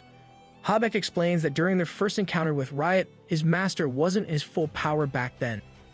Leor mocks at them and goes on another mode of explanation of how Riot uses his body as a conductor for lightning, making himself a lightning generator that even adds his level as the battle continues. She kept talking, but Love and Habek only stared at her since they couldn't really hear due to their distance. This character sure loves to talk. Too bad the others can't really listen to her explanations. As Leor commands her brother to slay the vile human, a creepy-looking head approaches her. The horrific scene makes Leor shriek, and of course, this is caused by none other than our MC. Love cheers for undies while Habek comments on how gross the brave warrior's healing factor is. Jiyu realizes that the person before him is actually Leor and not Riot. He then explains that his eyes haven't regenerated yet, and then drolls on about his eyes. This effectively disgusts and horrifies Leor. Then she remembers how this human also survived after getting cut in half. Yeah, it was a magic trick. Leor yells for her brother to get rid of the disgusting human. But before Riot could even make a move, Jiyu stretched his neck to reach Riot and chomped on his head. Jiyu continues to bite on it, declaring that he's getting his revenge. Everyone is disgusted by this scenario. Refusing to be continuously gnawed on, Riot charges himself with lightning. Jiyu quickly wavels away as Riot announces his intention to slay our MC. But Jiyu only mocks him. Angered, Riot charges. Jiyu simply swings up his wooden stick, calling the action. Swing up without killing. He then brings down his and uses swing down without killing. Jiyu is ecstatic at how he gets to fight someone who continuously increases his level since he can hit harder every time. He then unleashes rapid swing and, after a thought, adds no killing to the skill name. There's no doubt that our MC is a pro at irritating others. Leor watches this with disbelief, while Habek comments on how it seems like his master is being toyed with by the brave warrior. Love agrees with Habek and even adds that the Great Four is nothing against undies. As they watch, Habek can't help but admit that the brave warrior is undoubtedly the strongest being in Chrono life. Riot falls to his knees, exhausted by the barrage of attacks he just received. Jiyu grins at the fallen form of another enemy before him, then adds that the entire world would soon bow down before him as well. Love scolds Jiyu as she and Habek come close. She asks if Riot is finally out of Leor's charm, but Jiyu says he isn't. Instead of going further, Jiyu asks the Whip Lady to free her brother from her charm spell. Leor refuses to do so and clenches her teeth with disbelief. She can't believe that her brother lost and thinks about how proximity determines the strength of her charm skill. If they take her brother away right now, he will surely be freed from the skill. Left with no choice, Leor determines that she must use her charm on the vile being before her. Yeah, she's pertaining to our disgusting MC. Leor aims to use her whip at the right time to make sure it works. Jiyu and Love look at the fallen Riot and gets a good idea. Love is worried about this good idea of his. Riot grunts and charges to attack, but Jiyu simply bonks on his head. This stops Riot, but he goes again for an attack, and just like before, Jiyu bonks Riot's head using his stick. Riot gets frustrated, but Jiyu consistently bonks Riot's head. He then smiles while claiming that when something is broken, you just have to whack it a couple of times to make it work. I'm pretty sure that advice only works for old devices. Love wonders if this would even work. Hearing her doubts, Jiyu says he's just teaching the brat a lesson and tells her to look. As the stick is about to hit, Jiyu suddenly pauses, and everyone can see how Riot just flinched. Jiyu laughs, saying that Riot will slowly turn back to normal with this as Riot trembles in fear of getting hit again. Seeing that the human is occupied with making fun of her brother, Leor takes advantage of this moment and uses her whip on Jiyu. Love yells for him to watch out, but Jiyu isn't able to avoid it. Jiyu wobbles as Love calls for him, but it is too late. Jiyu is now under Leor's charm. Leor laughs at this turn of events while Habek and Love look over with disbelief. Getting her confidence back, Leor challenges them to a 3-on-3 fight. Leor continues to blab away, not realizing the healing factor has activated, and Jiyu gets released from the charm skill. This yandere is celebrated too early. Jiyu blinks and observes what's happening before him. Leor continues to mock them, and she suddenly gets hit on the head. Leor sprawls on the ground, confused at what just happened. Jiyu laughs and admits he's unsure of what happened, but he is glad that there was a head asking to get smacked before him. The fallen soldiers recover, and they all get healed from Leor's charm. Love and Habek are confused by what is happening, and someone else speaks up, explaining that this is because Leor has fainted. It was Riot, and he adds that once this happens, everyone under her charm spell will be freed. He explains that this is Leor's weakness. Habek is glad that his master is back to normal. Still, Riot complains about his throbbing head, not remembering what happened while he was under Leor's charm skill. Habek says he'll explain everything to him later. Shush! Don't spill the tea, Habek. Now that everyone is back to normal, Jiyu announces that there is only one thing left as he looks at Leor. Leor grunts and suddenly wakes up. She sits up and yells about being ambushed. But she immediately stops when she sees herself surrounded. She looks around her, confused at what is happening. Jiyu reveals an evil smile as he announces that all that's left is to take care of her. The look on his face makes Leor shudder. Refusing to give up, Leor lifts her whip to attack, but Jiyu simply destroys her whip, effectively stopping her from using her charm skill on them. Jiyu grins as he says this move is a new addition of his destruction move series, Destroy the Weapon. If you remember, the first move of the destruction move series is Destroy the Planet. Jiyu looks down on Leor, mocking her. Instead of fighting back, Leor tears up at the horrendous face before her. Love tries to restrain Undies from looking like a villain. At the same time, Luna laughs at this development where Leor is surrounded by OP characters. Leor shakes with tears falling down her eyes, afraid of what will happen next. Jiyu laughs at this, saying she won't be killed. With an innocent smile on his face, he claims that he has no intention of killing her. This statement gives Leor a sense of relief, but she shouldn't have lowered her guards too quickly. A tentacle comes out of Jiyu's mouth as he announces that he will suck her until she becomes a part of him forever. This confounds Leor, and Jiyu takes advantage of it by letting his tentacle swoosh in for an attack. Seeing that she has no way out of it, Leor yells for her brother while closing her eyes shut.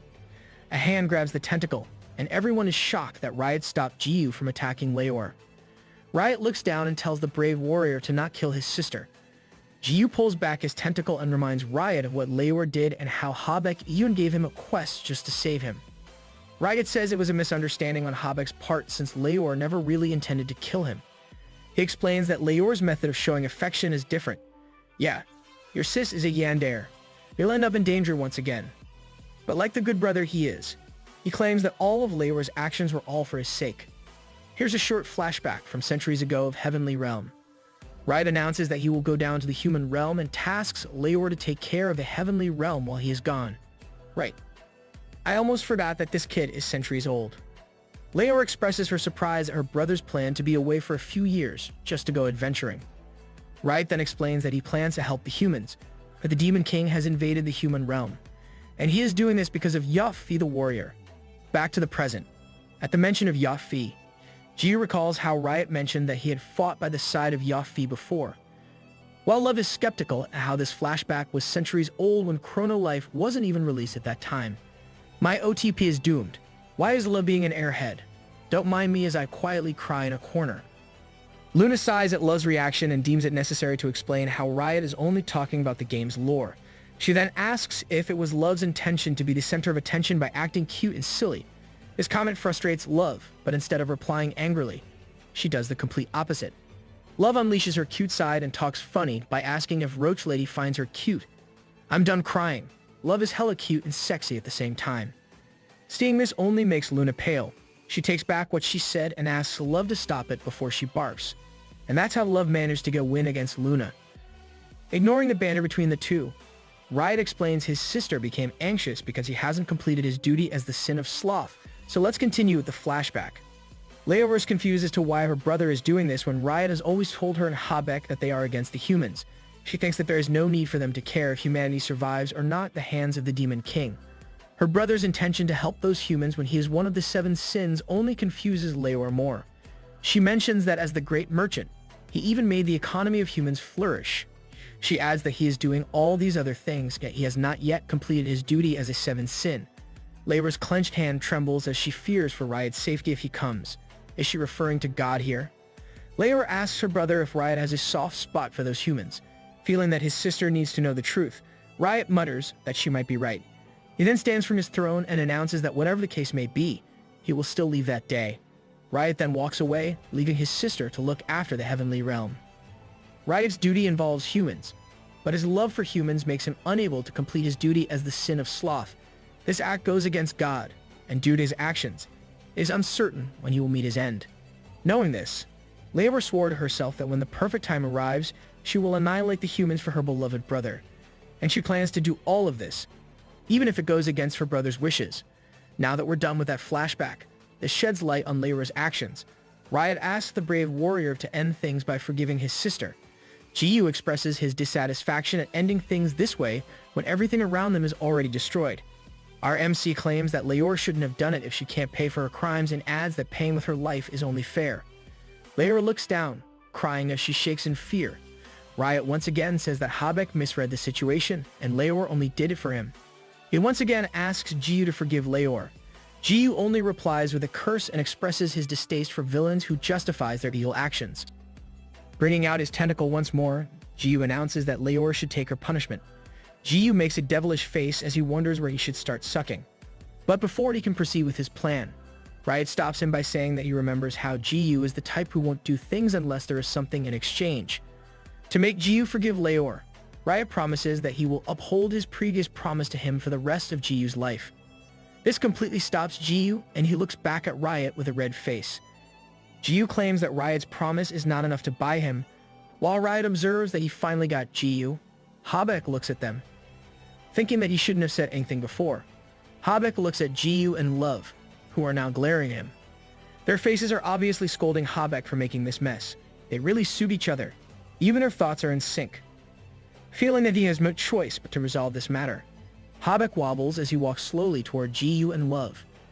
He then places all of his 8 mirrors in Jiu's hand and tries to smile as he asks them to forgive Leor in exchange for the mirrors he promised. Jiu and Love look at him with anger, and Love launches a verbal attack on Habeck. But before Love can finish, Jiu changes his mind and smiles as he accepts Habeck's condition. As he did, the system announced the clearance of the hidden quest and Jiu's new title as the Master of the 8 Mirrors. Too bad for Habeck. He lost his mirrors for butting in on the business of the Heavenly Realm. Now that everything is resolved, Jiu immediately uses a mirror to get back to the human realm as he bids goodbye to Riot and reminds the siblings not to fight. Thanking them for the good time, Jiyu, Love, and Luna return to Earth. Leora expresses her surprise at how Jiyu and the others just left. Riot says that Undi's already got what he wants and calls him greedy. Riot smiles at this, claiming that Jiyu is truly interesting. Now that they're back in the human realm, the first person they visit is Star. Star is curious about what happened, and Jiyu tells her about the water from the spring of the skies and how they can freely transform into a different gender.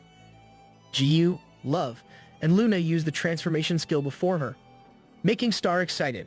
They sure gained a lot from that short trip. A few days passed after the incident, and Luna shows up at the Heavenly Realm on her own. Riot expresses his thanks for how the previous incident ended smoothly. Luna smiles at this as she walks closer to Riot and says that things are not yet done.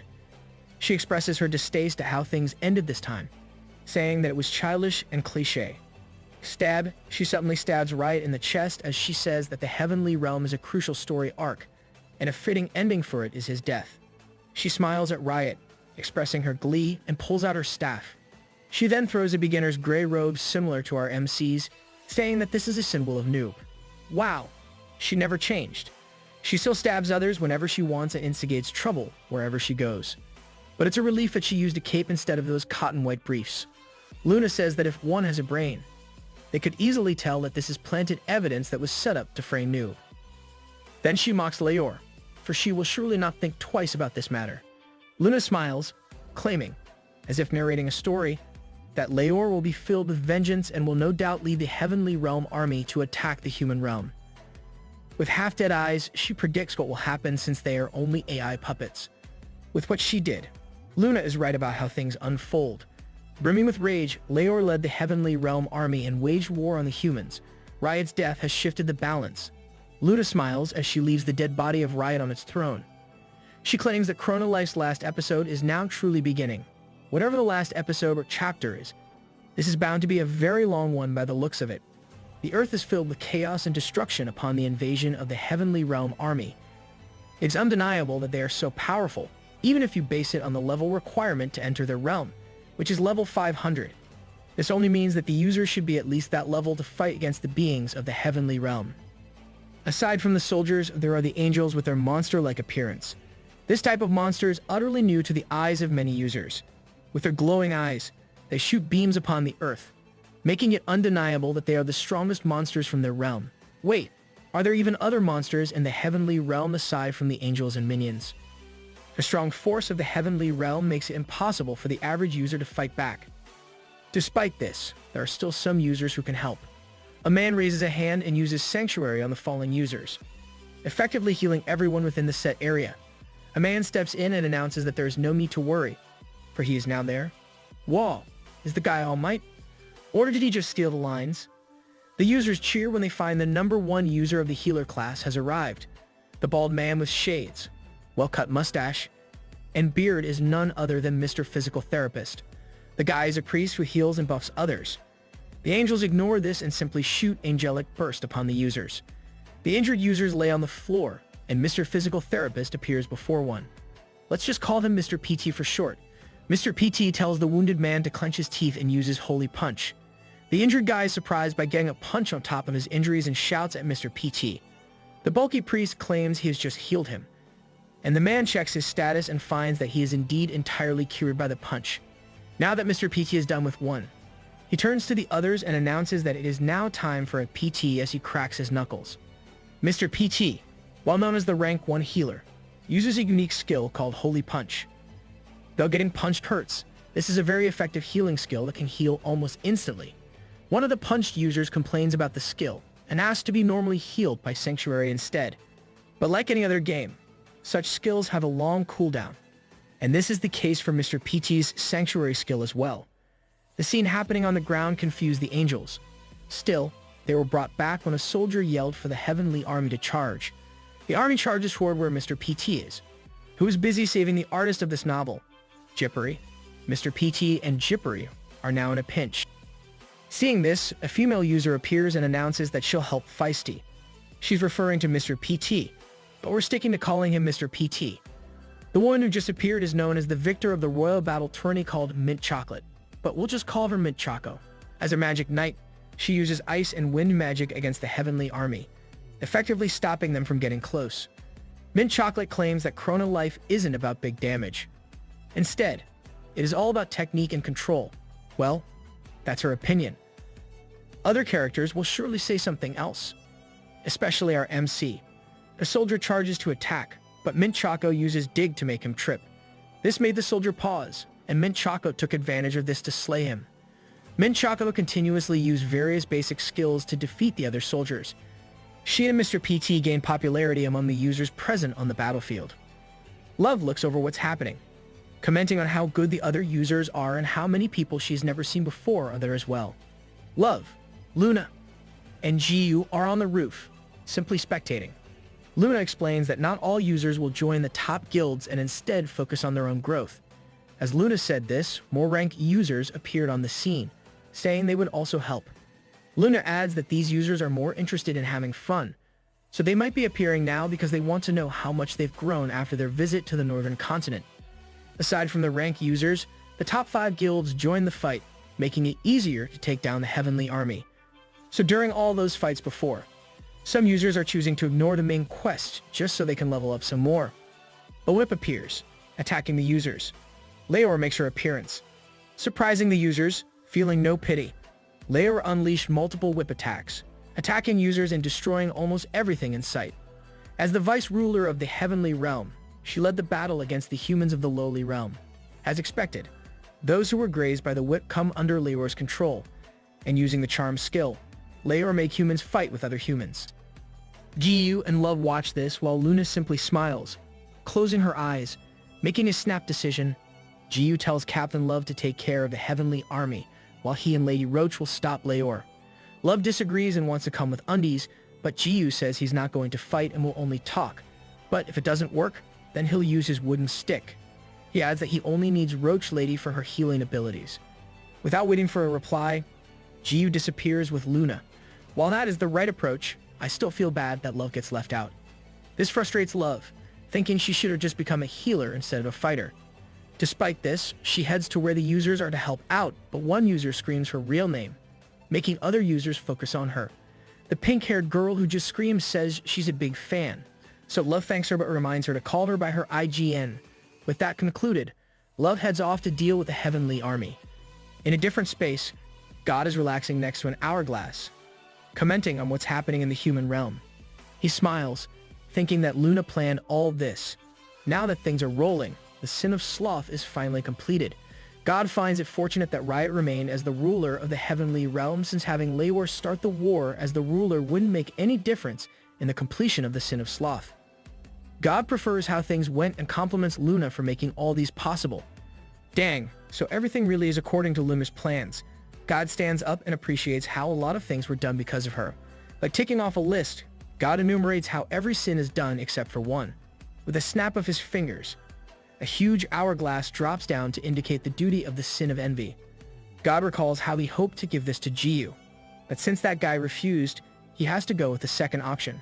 God smiles, saying he will just push this responsibility to someone else without giving them a choice, since getting rejected is not his cup of tea.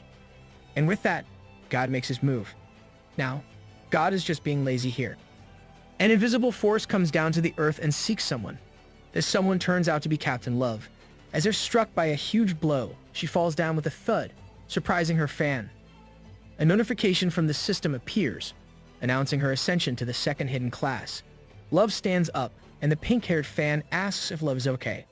But before she could even finish her question, Love slashes the other girl in half. The system notifies the activation of the Sin of Envy's unique attribute. This fuses the Sin of Envy and the soul of the Demon King, creating a new personality in the process, and Love is now the Sin of Envy. No. Do you mean to say that our MC must fight Love? How about my OTP? That night, Eurus flies off, carrying Star away from the front village. Eurus explains that Jiyu ordered him to do this because of the war, so getting Star out of the village is Jiyu's way of protecting her.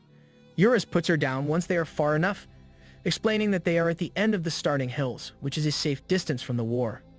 Eurus reminds Star that there are monsters in the area, like bunny bears. Still, he knows that Star is capable enough to defeat them on her own, since those are only level 4.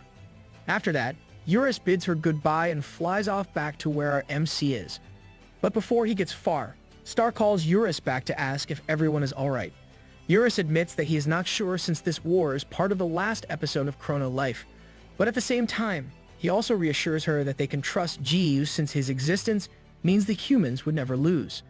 Back to the front village, the place where every war in this game seems to occur. Leor uses her whip on humans to charm them and fights the other users. Like a scene out of a horror movie, Mint Choco and Mr. PT find themselves surrounded by mind-controlled users. Mint Choco asks if Mr. PT has any spells that can be used against the charm skill. Mr. PT admits that he has been trying to use it, but is ineffective since the level of charm used is too high. Poor artist. This is already the second time that Jippery is getting a beating from Mr. PT to the game due to his outfit. Mint Choco yells for him to run as the charm users charge for an attack. But Jiyu asks why, and this only makes Mint Choco frustrated. Yeah, there are still some users who don't know our MC. Jiyu lifts his wooden stick and brings it down to the ground. Everyone around him flies off, and even the angels flying above them are hit by the impact of his attack. This confuses Mint Choco, but it is too late for her worries since the big explosion destroyed both allies and enemies in the area. Jiyu grins as he announces that he is done with cleanup. Luna comes up behind him, complaining that there is no knowing Noob's next move since what he just did doesn't seem to be the intention of someone who is protecting the human realm. Jiyu only laughs at this, saying that he didn't use his full power. Luna can only agree since she knows how Jiyu can easily destroy the whole planet if he wishes. Don't give him any ideas, please. Now that everything is cleared up, Jiyu quickly spots Leor, who managed to survive Jiyu's attack. Jiyu tells the sprawled Leor that they should have a talk, calling her Whip Girl. Seeing the state Leor is in, Jiyu tells Roach Lady to heal the Whip Girl. Luna complies and uses the divinity of life on Leor. Though Jiyu isn't showing it in his face, he is amazed at how instantaneous the Roach Lady's healing skill is despite Leor probably being level 600. Fully healed, Leor stands up, shaking. She asks if he intends to humiliate her. Jiyu dismisses this and says he only wants to talk. He explains how he heard from Habeck that Riot got killed, but Leor doesn't let him speak and attacks him instead with her whip. The attack is, of course, useless against our MC because of his healing factor skill. Leor also knows this, but she wants to vent her anger and sorrow at losing her brother. And for her, it was Jiyu who caused all this. She really should think things through before taking action. Leor rains a shower of attacks with her whip at Jiyu, and he yells at her to listen to him. He screams at how everything is just a misunderstanding. Still, Leor refuses to listen, believing that the robe found on her dead brother belongs to Jiyu. Her answer only irritates Jiyu, and he can't help yelling at her for being an idiot. Luna only smiles at this, knowing that she is right about how Leor won't listen. She then reminds Jiyu about how the NPCs have built-in emotions. In the current state of Leor, reasoning out to her would be in vain. Luna then adds that this is fun since talking to her is almost like talking to an actual human. Right? Like a stubborn person who refuses to listen to reason. Jiyu stares at Luna, ignoring Leor's attacks. It was then that Jiyu realized that Luna was hiding behind him. Jiyu asks what she's doing, and Luna smiles as she admits that she doesn't want to get hit by Leor's whip. Jiyu lets her hide, but then he gets all serious as he asks if Luna killed Riot. Luna smiles at him, not affirming or denying her involvement in this matter. Luna chooses that time to peek out at Leor and asks what happened to Riot's body, whether it was burned or not. This question infuriates Leor into tears and starts to attack again, but she wasn't able to talk or deal more damage because Luna suddenly appeared behind her and chopped her nape with her hand. She should have just done this from the start. Luna then asks if it's already been 3 days since Riot died and reveals that he will soon revive. Leor hears this before she faints from the attack. Jiyu is amazed at how fast Luna is and ensures that Leor is still alive. Luna assures him that Leor is simply knocked out and comments on how realistic Chrono Life is since it lets you knock out others just like in real life. I'm starting to rethink whether Chrono Life indeed is a game or not. Seeing that Leor is fine, Jiyu confirms if he heard right about Riot reviving. Luna confirms this and explains that Riot is of ruling blood, and this kind of angel can't die. She adds that if they even do die, they can still revive after 3 days. Luna concludes that Leor must not have known it because she has never seen one before. But there is a catch. Luna says that even though Riot will be revived, he will lose his halo, become a starlight, and fall to the human realm. Oh, and it's Star who finds the newly revived Riot. Jiyu glares at Luna and asks her how she knows all of this, but Luna says it is a secret. Jiyu continues to frown as he changes the question into why she is only revealing this now and not before all the chaos happened. Luna chuckles at this and admits that she did this on purpose, stating that this is only a game after all. Luna then says that she didn't expect Jiyu to react like that since she thought you would enjoy it if there was a war. Jiyu looks at her and claims that he is not a sick villain and would only attack whoever throws the first punch at him. He adds that the war broke out because of a misunderstanding, so fighting in this war won't make him feel good. Luna smiles at what Jiyu said and tells him that he should teach the next person a lesson. Jiyu was confused by this, but then he was suddenly attacked by a big red flash of light. Oh, that red light is a dead giveaway of who is attacking. Jiyu coughs while carrying Leor in his arms. Jiyu wonders if some enemies are still left, while Luna is shocked at how Jiyu saved Leor just now. Jiyu says he would feel bad if he left her just like that. Leor regains consciousness and hears Jiyu's following words as he says that Leor only wanted to save her brother right from the start, and he wants her to see Riot when he revives. Luna chuckles as she compliments Noob for being sweet. Jiyu tells her to shut it since he has been a nice guy all along.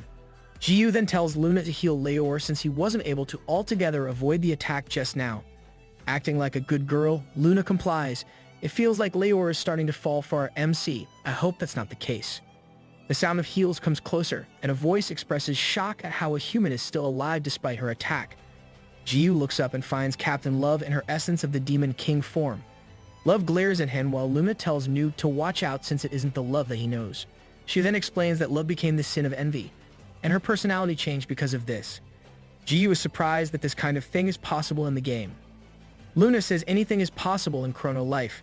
She adds that Jiyu also experienced this when his gender changed. Jiyu refuses to believe it, saying it's not the same since he was not wholly forced to become another person. Luna smiles and says the premise is similar since the game can never really change a user's personality. To explain further, she says that Love lost the authority to control her character. Even if they look or feel the same sensations as their characters in the game, in the end, they are still characters inside a game. Luna explains that it is technically impossible to get hacked since the game uses headgear requiring authentication. Still, within the game, it is a different matter. And the Love they see before them now is a character controlled by the AI called the Sin of Envy. Won't the game developers get sued for this? At that exact moment, the loud thud resounds as Love curses at her predicament. She yells to be released and calls for Undies and Roach Lady. Luna softly chuckles since she can clearly hear Love calling for them, but she intends to ignore her completely. Luna recalls how much she has done to get into that moment. Despite Luna's fast heartbeat, she only intends to sit back and watch, hoping to see Noob kill Love with his own two hands. Love, or in this case, the AI controlling Love, announces that she is the Sin of Envy.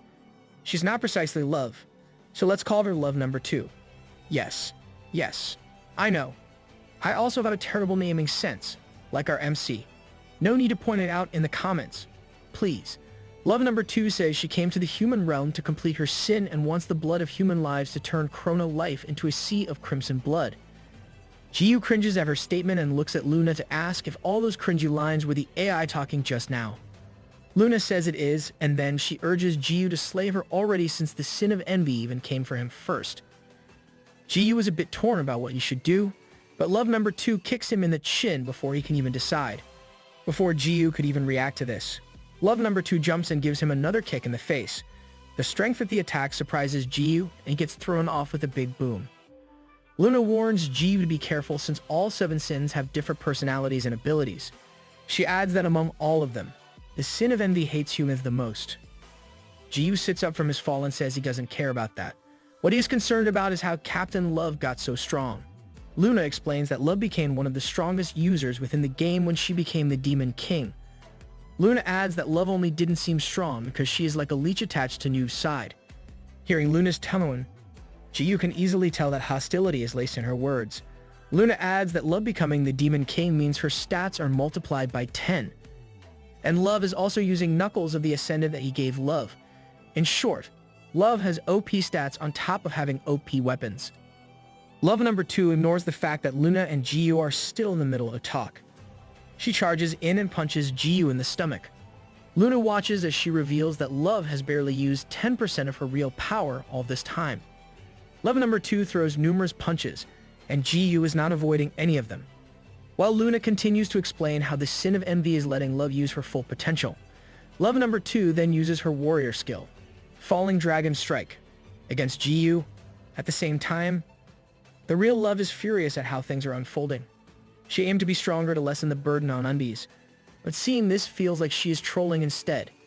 Having no control over this matter, Love opts to log out of the game to stop the AI somehow. In real life, Sarang sits up thinking that her logging out somehow helped, but her manager tells her she is wrong, saying her logging out didn't help with anything. As proof, the manager shows a live stream of the game to Sarang, where Love number 2 is currently beating the lights out of undies. Sarang is confused as to how this is possible.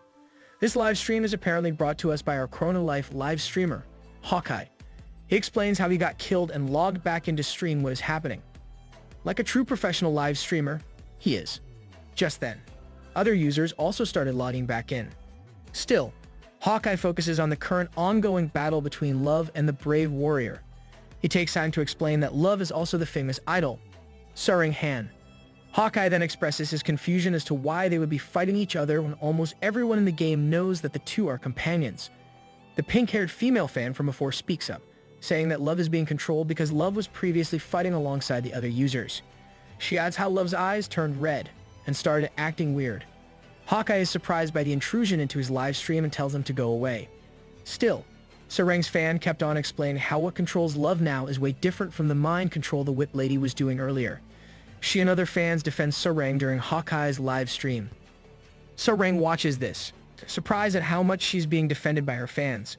Her manager smiles at how Sarang has a loyal fan and plans to send free concert tickets since this fan no doubt saved Sarang's reputation. Feeling energized by her fan, Sarang decides to log back into the game. Her manager agrees to this and tells her to find out how to take control of her character. The manager also instructs her to find this fan and hug her once things are resolved in the game. Sarang says she will and wears her headgear. She logs back into the game while her manager watches over her. Her manager wonders if Chrono Life really is fun and if she should start playing it as well. And as a sneak peek, Sarang's manager is bound to become one of the strong users of Chrono Life. But like any other sneak peek given to us by this manhwa, it is a story meant to be told in the future. Back in Chrono Life, Ji receives numerous blows from Love, and other users can only watch as this happens. Seeing that the content is getting boring, Hawkeye, professional as ever, uses this chance to interview other users. He starts it off with Mint Chocolate and asks for her statement on how she treated the Brave Warrior like a newbie. This makes Mint Choco blush as she admits that she didn't recognize him despite the rumors she had heard before. Seeing that Mint Choco is actually answering his questions, Hawkeye asks her about her thoughts on the fight happening before them. Mint Choco watches Jiyu and Love and says the battle seems one-sided. Mint Choco suddenly pauses, lost in her own thoughts, thinking it might be better to farm than to watch this fight between two users since the war against the heavenly realm is already done. But these thoughts are not only Mint Choco's. For every other user, there is thinking the same thing. But thinking and taking action are two different things. None of these users moved. Even the writer of this manhwa, Hongsil, is simply watching over as the scene unfolds. All of these users feel it, by instinct, that the real war is yet to start. Love number 2 rushes in for a kick, but this time, instead of receiving the attack, Jiyu puts up his arm. He tells her to stop and return the body to Captain Love before he kills her. He says this in all seriousness, making Love number 2 shiver. Sensing danger, she leaps back and clenches her teeth, claiming how vile humans are. There's no doubt it is the AI talking, but it also sounds like Leor who's talking. It doesn't seem to have any other lines besides its contempt against humans. Irked at Jiyu, Love number 2 fully unleashes the essence of the Demon King. As she sinks, the noise appears at only 0%, while the sync status achieves 100%. Love number 2 activates the skill, Clutches of Death. The wings on her back become more prominent and change their form. From afar, the wings look like they have turned into giant demon hands. Love number 2 tells him to die and swoops in for an attack. The wings clench into fists and punch at where Jiyu is. The skill Love number 2 uses is a hidden unique skill of the Demon King that can freely take shape on the user's preference. It is also a strong skill since the physical power used to attack is converted from the Demon King's infinite magic power. Jiyu comments on how cool the attack is and ponders how to use this skill for himself. Seeing that the vile human is unharmed, Love number 2 charges for an attack while mocking him. Jiyu then injects magic power into his ego briefs and commands them to materialize. The system announces the materialization of a Ventnor's soul into reality, and Avantafter's human-like hands appear from Jiyu's briefs. Jiyu calls the move the clutches of the dragon while doing his unholy pose. Oh god, our eyes need to be cleaned after this scene. The dragon is coming out of our MC's undies. Every user who sees this cringes with disgust, but even if it looks disgusting, the hands were able to stop Love Number 2's wings by grabbing into them.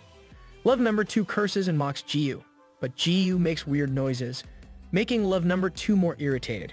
I'm honestly cringing when I read this chapter. Up above, the real Love watches and cheers for Jiyu. Someone then tells her to shut up since no one else can really even hear her. Love looks back and finds Roach Lady behind her. Luna says that she can clearly hear her, but Noob won't be able to do so. Love flinches at Luna's words and wonders out loud if Roach Lady is up to something shady again. Luna smirks at this and claims that love doesn't really mean anything to Noob since, for him, love is merely a way to pass his time. She says that love only happened to be there when Jiyu was role-playing his secretly OP persona. But what happened next irritated Luna to no end since love has been crossing the line and would always bother and stick to Noob. Luna calls love a nuisance, making love shout at her for repeatedly picking fights. Love asks what Luna even is in Undi's life. Luna smiles at this as she claims that they are soulmates. Love laughs at this as she reminds Luna that Undies only sees her as an awful person right from what she did when they first met. Love claims that Luna may flirt with him, but this doesn't mean that Undies will ever like her. Luna's face darkens as she mutters how Love knows nothing about her since, unlike Love, she's been making sure that Noob feels good. She then points at Noob and makes her watch how much Noob is enjoying his time right at that moment. Our MC is definitely enjoying it in a peculiar way. Alright, Luna reveals how she revived Urakin and Yuffie, how this led to the appearance of the Anthropomorphs, and how she started this war with the Heavenly Realm. Feeling proud, Luna says it is all because of her that Noob is enjoying his time playing Chrono Life, and to further make fun of Love, Luna claims that Noob doesn't hate her since he even kissed her. Now hold up, it was you who initiated that kiss, not our MC. Stop spreading fake news. Hearing this horrifies Love, and Luna relishes seeing that look on Love's face. She once again repeats how Noob kissed her, and to prove her point, she says that she plans to show it to her. Luna then disappears and appears right before Jiyu, who is still in the middle of clutching his big hands with Love Number 2. Luna apologizes and kisses him on the lips. Jiyu blushes as Luna kisses him, and everyone who sees this also blushes, but is not the same for Love, whose eyes are filled with tears. Forget that kiss in the meantime, though I swear I've already deleted it from my head. Let's go to where Star is. Star gulps and gathers her courage, and approaches Riot. She kneels beside him and asks if he's okay. She tells him to wake up, and somehow that did the job. Riot sits up and asks where he is. Star answers, and Riot realizes that he is in the human realm. He then looks at Star and asks who she is. Star smiles as she introduces herself. Riot asks if Star saved him, and Star says she only happens to be there. Riot's chest suddenly throbs and falls back as he coughs up some blood. Riot curses because the part where Luna stabbed him still hurts. Star is shocked by what is happening and checks her bag. She didn't bring any healing potions, but she remembers that she does have a sweet potato in her bag. This item can heal a small amount of HP.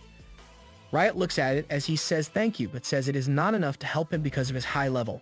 Star is not worried about this and smiles as she brings out more sweet potato from her bag. Riot flinches at the amount of sweet potato and asks how come she has a lot of these, if she didn't bring a healing potion with her. Star explains how this is lighter and a well-known beginner's item, so she makes sure that she always has them in stock. I have something similar in my merchant's inventory. Instead of red pots, I have a lot of apples and red herbs. Riot chuckles a bit at meeting a strange human like Star. Then he admits that he doesn't have the energy to eat it and claims he will soon die. But Star is not having any of those depressing talks and puts a sweet potato in Riot's mouth. She then happily smiles and tells him she will feed him herself. With Star's help, Riot was able to get healed by eating all of those sweet potatoes, avoiding death. Going back to our MC, I'm skipping ahead to the part after that scene that Luna pulled.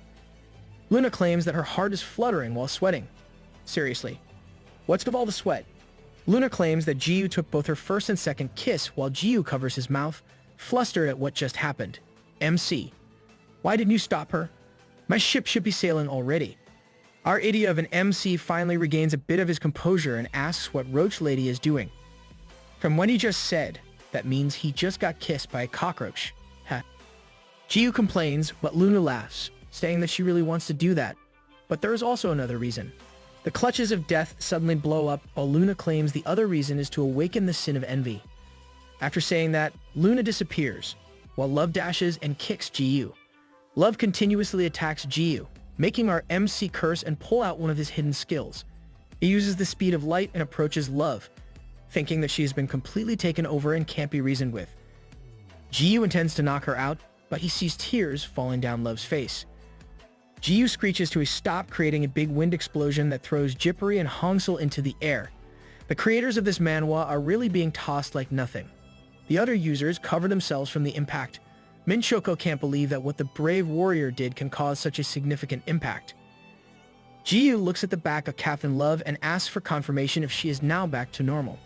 Love doesn't react, but GU simply sighs at how his captain is finally back to normal and explains what happened. Our MC doesn't know that Love is aware of everything that happened when Love number 2 took over her body. GU says he had a hard time since it is hard for him to attack his one and only captain.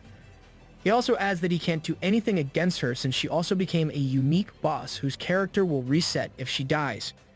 GU once again expresses his relief, but Love doesn't respond to any of his ramblings. GU sighs again and asks her if she's crying right now because of him. Love continues to cry, with tears dripping from her face. She then tells him how her celebrity life started from a young age, how she went through a lot of things because of her parents, and how this led her to close herself from the world. It was only after a while that Sarang managed to pick her life back up and rejoin the entertainment world. As Sarang Hun, everyone knows of her, but because of her life, she doesn't know how to talk with a man or what it means to date. She says that her upbringing might be why she is bad at expressing herself. She recalls how she constantly yells and unleashes her anger at undies. Love is well aware of how she's been acting like a child and explains that her emotional age has been stuck at 5 years old. So for Love, it was hard for her to honestly express her feelings, but she is well aware of the fact that she really likes undies. This surprises GU, and Love finally looks at him and once again admits how much she likes GU. Tears continue to fall as Love says this to GU. Hawkeye and the other users are watching from where they are. Everyone is curious about what is happening since the fighting stopped and how the brave warrior and Love seem to be talking. Hawkeye, being the gossip that he is, wants to get close to listen to their conversation. But as Hawkeye said this, his viewers quickly shut his idea down. Hawkeye then laughs it off, saying there is no way he is really doing something like that. Phew. Good thing they can't hear what's happening with our MC and Love. In real life, Manager watches Hawkeye's live stream, worried for Sarang. Back in the game, Love recounts how she confessed her love to GU at the beach before. She says that she didn't receive an answer, but Sarang let it go since she didn't want to rush GU. She admits that she is afraid of how GU might reject her and how this will crush her entire world. She says she let it go because she also enjoyed the time she spent with him. Tears fall to the ground as she recalls how Roach Lady and Undies kissed. Looking down, she asks for GU's answer and asks if it is alright for her to like him. GU blushes at the confession, but this breaks his head as he wonders how Captain Love could possibly like someone like him. He suddenly sweats as he recalls her previous confession, wondering if it really wasn't a joke. GU thinks about how they play like usual, so our MC thought it was just a joke. Still thinking that way, GU forces a smile as he tells Captain Love to stop joking. These words only make Love cry more. GU freaks out since this situation is confusing him too much. Captain Love is Sarang Han, a famous celebrity in music, acting, TV shows, or promoting. And whichever form of media it may be, there is no denying how famous she is. For that Sarang Han to fall for a guy like him. He is left speechless. Darn it. MC, you're downing yourself too much. You are blind to what Sarang sees in you. Luna shivers with glee as she watches this, thinking that Noob is doing a great job with his reactions. Luna hopes that GU would take that last step to push Love further into oblivion.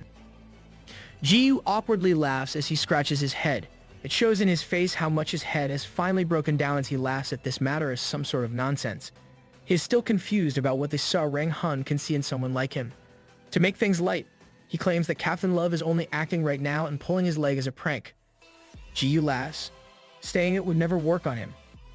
Tears continue to fall from Love's eyes, her heart shattering into pieces with every word and reaction coming from GU. To make matters worse, Luna decides that this is the perfect time for her to butt in, as she claims that Noob's reaction is the realistic response to this situation. She smiles, claiming that it was only a coincidence that Noob met the user, who happens to be a famous celebrity in real life. And this star ends up falling for Noob. As if it wasn't enough, Luna pushes another dagger with her words, claiming that this doesn't make any sense since it is so childish and cliché, and no one would believe it even if it were true. Luna smilingly looks at Noob, asking him to agree. Since GU is confused, he agrees with what Luna just said and adds how unrealistic it is. As a last push, Luna clings to GU and says that love means the couple must match, just like her and Noob. Not thinking clearly, GU hesitantly agrees with what Luna just said. I'm sorry, but can I just kill our MC? That might fix his brain somehow. The tears never stop pouring out from Love's eyes, as if understanding how everything stands. She musters up all she has to smile and thank GU for his answer to her confession. This being the last straw, the system announces how the requirements to awaken as the sin of envy have been fulfilled. A blast of red light flashes from Love, confusing our idiotic MC more. Luna smiles and shivers with delight at how things are finally happening how she wants them to be. I don't like it when Luna gets her way, but I still can't help but think that she's doing everything for a greater reason. Red fluid gushes out from Love as she floats up high in the air. The fluid increases, and it covers Love completely. Those who didn't understand what was happening were filled with horror. The red fluid sphere suddenly falls to the ground with a loud splat. GU calls for Captain Love, and the solidified red substance cracks open in half. Bright red light bursts from the broken sphere, while Luna explains that this is Love's annihilation skill. The burst of red light is divided into numerous lights, like a red fountain. But this red fountain is deadly as each beam hits the ground. The mass explosion slays a lot of users, and running away is not even an option. GU watches as this happens while Luna smiles. GU calls for Captain Love, but Luna tells him that the thing before him is no longer love. The big lump of the red substance causing destruction is now the sin of envy. GU looks at the red thing, thinking how Captain Love could turn into a monster. With her hand making her into this, the sin of envy opens up and unleashes another attack of annihilation. GU uses Swing Up to deflect it, causing a big explosion. But instead of disappearing into space, the big burst of annihilation divided itself and fell into the lands of Chrono. Explosions boomed everywhere, and GU clenched his teeth, thinking of Captain Love. No point in feeling frustrated now. Luna admits how she knew things would be amazing since having the Demon King become the sin of envy means there can be a continuous release of the annihilation skill. It won't even be cancelled out even if Noob attacks. She smiles as she asks what Noob plans to do now since letting Love, as is, will destroy the human realm. She adds that Love can't return to her original form now that she is completely fused with the sin of envy, explaining that it is a unique trait of the sin. Luna kept on talking, claiming she was worried for Love and how she couldn't do anything even if she logged out of the game. Saying that there is no other way out, Luna suggests that Noob should end Love with his own hands. This instigator is really smooth. With a dark face, GU says he will, making Luna extremely happy with his decision. Then GU tells Luna to stay put since he plans to do the same to her. Just like that, GU disappears, leaving Luna, who sadly smiles, saying that is all she wished for. GU appears before the sin of envy and apologizes to Captain Love. He swings his wooden stick against the enemy, claiming that he will make sure that Captain Love won't be in pain. But the attack our MC didn't defeat his enemy. The sin of envy appears above him, preparing to release another annihilation skill. GU is surprised at how it survived, but the enemy doesn't care about his thoughts and shoots out a red beam. Too late to evade, GU uses 1,000,000 strikes against the annihilation skill. But just like what happened before, the annihilation skill divides into numerous beams and drops to the ground. GU expected this to happen and intended to break each of them before it even landed on the ground. So once again, our MC uses 1,000,000 strikes, and each annihilation beam explodes mid-air. Luna looks at the fireworks, enjoying herself since it is similar to watching an apocalypse unfold before her eyes. Yeah, an apocalypse of your own doing. Luna looks beside her, where God is. God says that the planet is not so weak that it can be ended just like this. Luna then reminds him about how Noob destroyed the planet before. Like cold water splashed into him, God agrees and says that GU is just too OP. God then claims that you should step in and play the part of a guard. Luna looks at him curiously and sighs as she asks why God is in the human realm since he is supposed to be busy doing stuff for the ending. God smiles, saying it is too early to talk about the end. Luna asks what he means and if the sin of envy hasn't completed her duty yet. God says that the sin of envy has fulfilled it already with the help of the explosions from earlier. He then explains that they still need to see how this fight will end because there won't be an ending if the sin of envy wins. Luna laughs at this, saying that Noob won't lose. God smiles and tells Luna to keep a close eye on this battle because the sin of envy is stronger than Luna has ever imagined. The sin of envy and Jiyu face each other. Jiyu is perplexed at how he isn't leaving any scratches on it despite the numerous hits he has already unleashed. He ponders if the monster before him has self-healing abilities or if it is able to dodge despite its size. Jiyu sighs and says he has no choice. He then disappears and stands on top of the sin of envy. Jiyu claims that you should just get close and crack its skull. The sin of envy shudders at the threat, and true to his word, Jiyu smashes his wooden stick on the top of the monster. True to his word, the attack cracks the sin of envy's head open, making it screech. Jiyu mocks the monster, but then his enemy retaliates by eating up Jiyu as it reforms itself. God smiles widely as he says this is the sin of envy's unique attribute which fuses itself with the target and steals everything from it. Wait, do you mean the sin of envy has eaten up not only Captain Love but also our MC? But don't you think this kind of thing would be nothing against our MC's healing factor? God continues to explain how the sin of envy envies, hates and denies its target and ends it by stealing everything from its target. God still smiles widely, saying how love had her whole body stolen by the sin of envy this way. It adds how it can even fuse itself with literally anything, whether it is living or not. But when a big blast of attack comes from the sin of envy, God flinches and sweats, saying that is how it is supposed to go. The red sphere that is the sin of envy is once again cracked open, with our MC really irritated at how he got swallowed. He lifts his wooden stick saying that the monster should be ready to pay up for what it just did. Jiyu smashes the monster with his weapon, throwing the monster off him. Jiyu flies off to where it is and smacks it once more. This injures the sin of envy, but Jiyu doesn't hesitate to activate Speed of Light to continuously attack his enemy. The monster cracks, and Jiyu announces the finale as he brings down his weapon one more time. The sin of envy crashes to the ground. The two spectators are still together, chatting. Luna sighs as she asks about God's claims and comments how the sin of envy looks like it is the weakest sin. Dumb talk, please. You're just raising a flag. Jiyu looks down, thinking it is finally over, but something sparkles from below, catching Jiyu's eyes. The sin of envy is back in its liquid blob form and wriggles on the ground.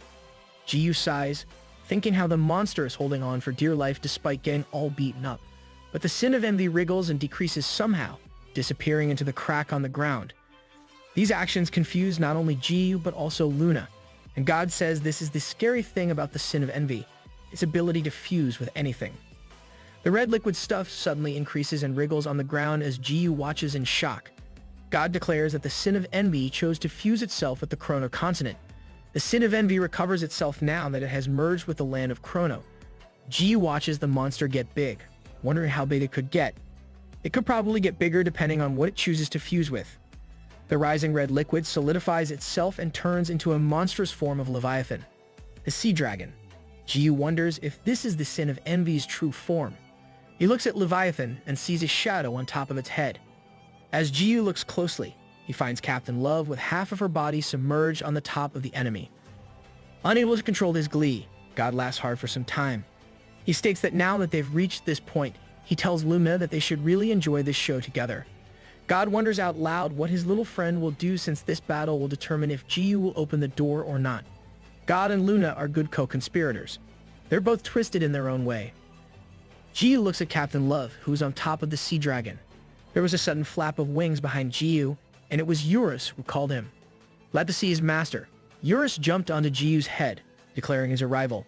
Eurus ruffles Jiyu's hair as he says that he is done dropping Star to a safe area. Jiyu tells Eurus to get his foot off his mouth. Displeased at how it is being ignored, Leviathan nudges Jiyu with its body. The attack makes Jiyu fly off to the ground with a crash. Jiyu complains since he was talking when the monster attacked. Eurus flies to where Jiyu is and asks if he is okay. Jiyu answers that he is and admits that he is mainly irritated at the cheap attacks of the enemy. Not waiting for Jiyu to recover, Sea Dragon uses Annihilation, and Jiyu is pissed at how it is using that skill again. He declares that he will crack its head open, but Jiyu suddenly stops when he remembers how Captain Love is on the head of that monster. Instead of attacking, Jiyu brings down his weapon. While I'm happy our MC's hesitation, that's still a bad move in a sense. This surprises Eurus, wondering what is wrong with GU. The monster unleashes annihilation on GU, and our MC does nothing to deflect or defend against it. Seeing that GU won't do anything, Eurus flies off to safety. The impact of the attack causes a big explosion, throwing Eurus off and tumbling to the ground. Eurus survives the attack somehow, thanking the fact that his body is not only cute but also bouncy. Lol. Eurus finally gets enlightened on the advantages of his current form. Eurus then sits up and looks for GU. Eurus can tell that the annihilation skill is more condensed magic power this time, and there is a possibility that GU didn't survive that attack. Eurus calls for GU, worried that he might be gone for good. The smoke dissipates, and Eurus finally finds GU. Eurus expresses his happiness at how GU is safe despite that strong attack, but GU doesn't say anything, and Eurus asks him if there is any problem. He asks why GU would stop his counterattack and if this concerns Captain Love, who is on top of the sea dragon. GU's face is dark as he admits that he doesn't know. Don't rush him too much. Eurus, our MC still needs time to take it all in and process his emotions and thoughts. GU recalls how Luna mentioned that Love might be sad for killing all those humans even though it was not her intention. She even told GU to end Love with his own hands, and he replied that he plans to do that. GU clenches his weapon and shudders as he tells Eurus how he has already decided to kill Captain Love, and yet he really can't bring himself to do it. Hearing GU admit this, Eurus smiles with a smug look on his face. Oh yeah, our leader for this OTP is showing his approval as well. GU sees the look on Eurus's face, asking what's with his face. Eurus continues to smile while saying that GU sounds like he is in love. GU blushes at Eurus' words and pulls on Eurus' face. He yells at Eurus to stop the joke since this matter before them is serious. Still, Eurus only laughs at him, saying GU shouldn't be shy since GU isn't acting like himself and has been dragging this for a long time. Eurus adds that if it was a different time, GU would have already defeated the sea dragon. No doubt about that. GU continues to blush. Unable to refute Eurus, he continues pulling on Eurus' face while Eurus asks him if GU and Captain Love are now dating. GU tells Eurus to shut up since Eurus already knows that it is not the case. He reminds Eurus that Love is a famous celebrity in real life, so there's no way she would even consider him that way. Darn it, I'll take Captain Love for myself if you're going to keep on denying her feelings for you. GU recalls his conversation with Captain Love and tells Eurus that even before he appeared, that conversation was long over. Eurus then says that everything is fine. He concludes that GU should crack the enemy open if the sea dragon is a mix of Captain Love and the sin of envy. GU's face darkens, and he lets go of Eurus' face as he says that he is already planning to do that. But GU hesitates when he thinks of Captain Love. Out of nowhere, a sweet potato is shoved into GU's mouth. This makes GU stop thinking as he stares at Eurus, who did the shoving. He asks Eurus what it is, and Eurus explains that he got it from Star. GU eats the sweet potato as Eurus tells him to eat up and stop overthinking things. He says that GU should just beat his enemy to clear his head since thinking really only works for intelligent people, and GU doesn't fall into that category. Lol. I don't know if Eurus is encouraging him or dissing him. Our MC takes it as an encouragement and sighs. GU says that Eurus is absolutely right. He squashes the leftover sweet potato in his hand and spits out the sweet potato skin in his mouth. GU then grabs his plus 99 reinforced wooden stick and faces the sea dragon, claiming that he is now charged up. He immediately uses swing up against Leviathan, making the monster hissed. The monster drops down and slithers toward GU for an attack. GU comments on how fast it is and how it was able to dodge the explosion of his attack. He says that aside from Huracan, not counting Buttman, the sea dragon is the first to dodge his attack. What? Then that makes Leviathan the second or third enemy to avoid it. The sea dragon charges, but GU evades and jumps to the enemy's head. With a devilish look on his face, GU claims that he would once again be going to get close to hit him. Just like that, he smacks the sea dragon up into the air. GU jumps up and strikes again. Our MC continuously moves in the direction of the sea dragon and hits on it. Leviathan gets thrashed mid-air because of GU's constant attacks. Eurus clings to GU's cape as GU moves from place to place and asks why GU won't go for Captain Love instead since she is sticking out from the sea dragon's head like a big hint. Eurus adds that Captain Love might be the weak spot of the monster. GU looks at Eurus with disgust. asking if he wants to play whack-a-mole with his captain. Eurus smiles and blushes, saying that Jiyu could do that, then smugly adds that he actually hopes that Jiyu would kiss Captain Lud instead. Woohoo! That's it, leader. Make our MC kiss love. Also, thanks for this image, even though it is all in your imagination. With his lips pouting, Eurus claims that this is the surefire method of awakening the female lead. See, even Eurus approves of love as the FL for this story. He adds that it must be a wet French kiss to ensure she awakens. Jiyu shuts Eurus up by grabbing his face. Jiyu tosses Eurus off, skeptical at how a kiss would awaken the female lead since this story is no fairy tale. Jiyu activates one of his unique attributes, the soul of the sword, and it levels up and adds a new skill. Jiyu uses the strike with both hands, which is apparently a legit sword skill, against the sea dragon. This causes a more enormous explosion that reaches into space. Jiyu smirks, claiming that's the end of the final sin. God smirks as well and says that is not the case. He then points up above, reminding them of its unique attribute to fuse with anything. I wonder if our MC can even hear him. Jiyu looks up with shock as he sees the sin of envy fuse itself to the moon. Like its previous spherical form, the sin of envy cracks open its mouth and charges toward the planet where Jiyu is. Jiyu glares at its approach while Eurus panics at this development.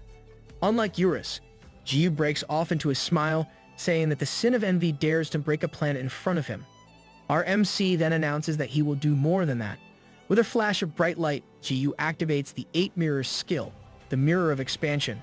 Just like before, Jiyu expands based on his maximum amount of mana. Yeah, we'll see that form again. The Sin of Envy is surprised at the rising appearance of Jiyu as it stands atop the planet. Deeming it not enough, Jiyu activates another skill, the Soul of the Giant, increasing his damage and attack range by 1000%. Having fused these two skills, Jiyu claims that he is now past breaking planets and will be breaking the universe. Jiyu then strikes with his wooden stick, and the explosion from it reaches the Sin of Envy.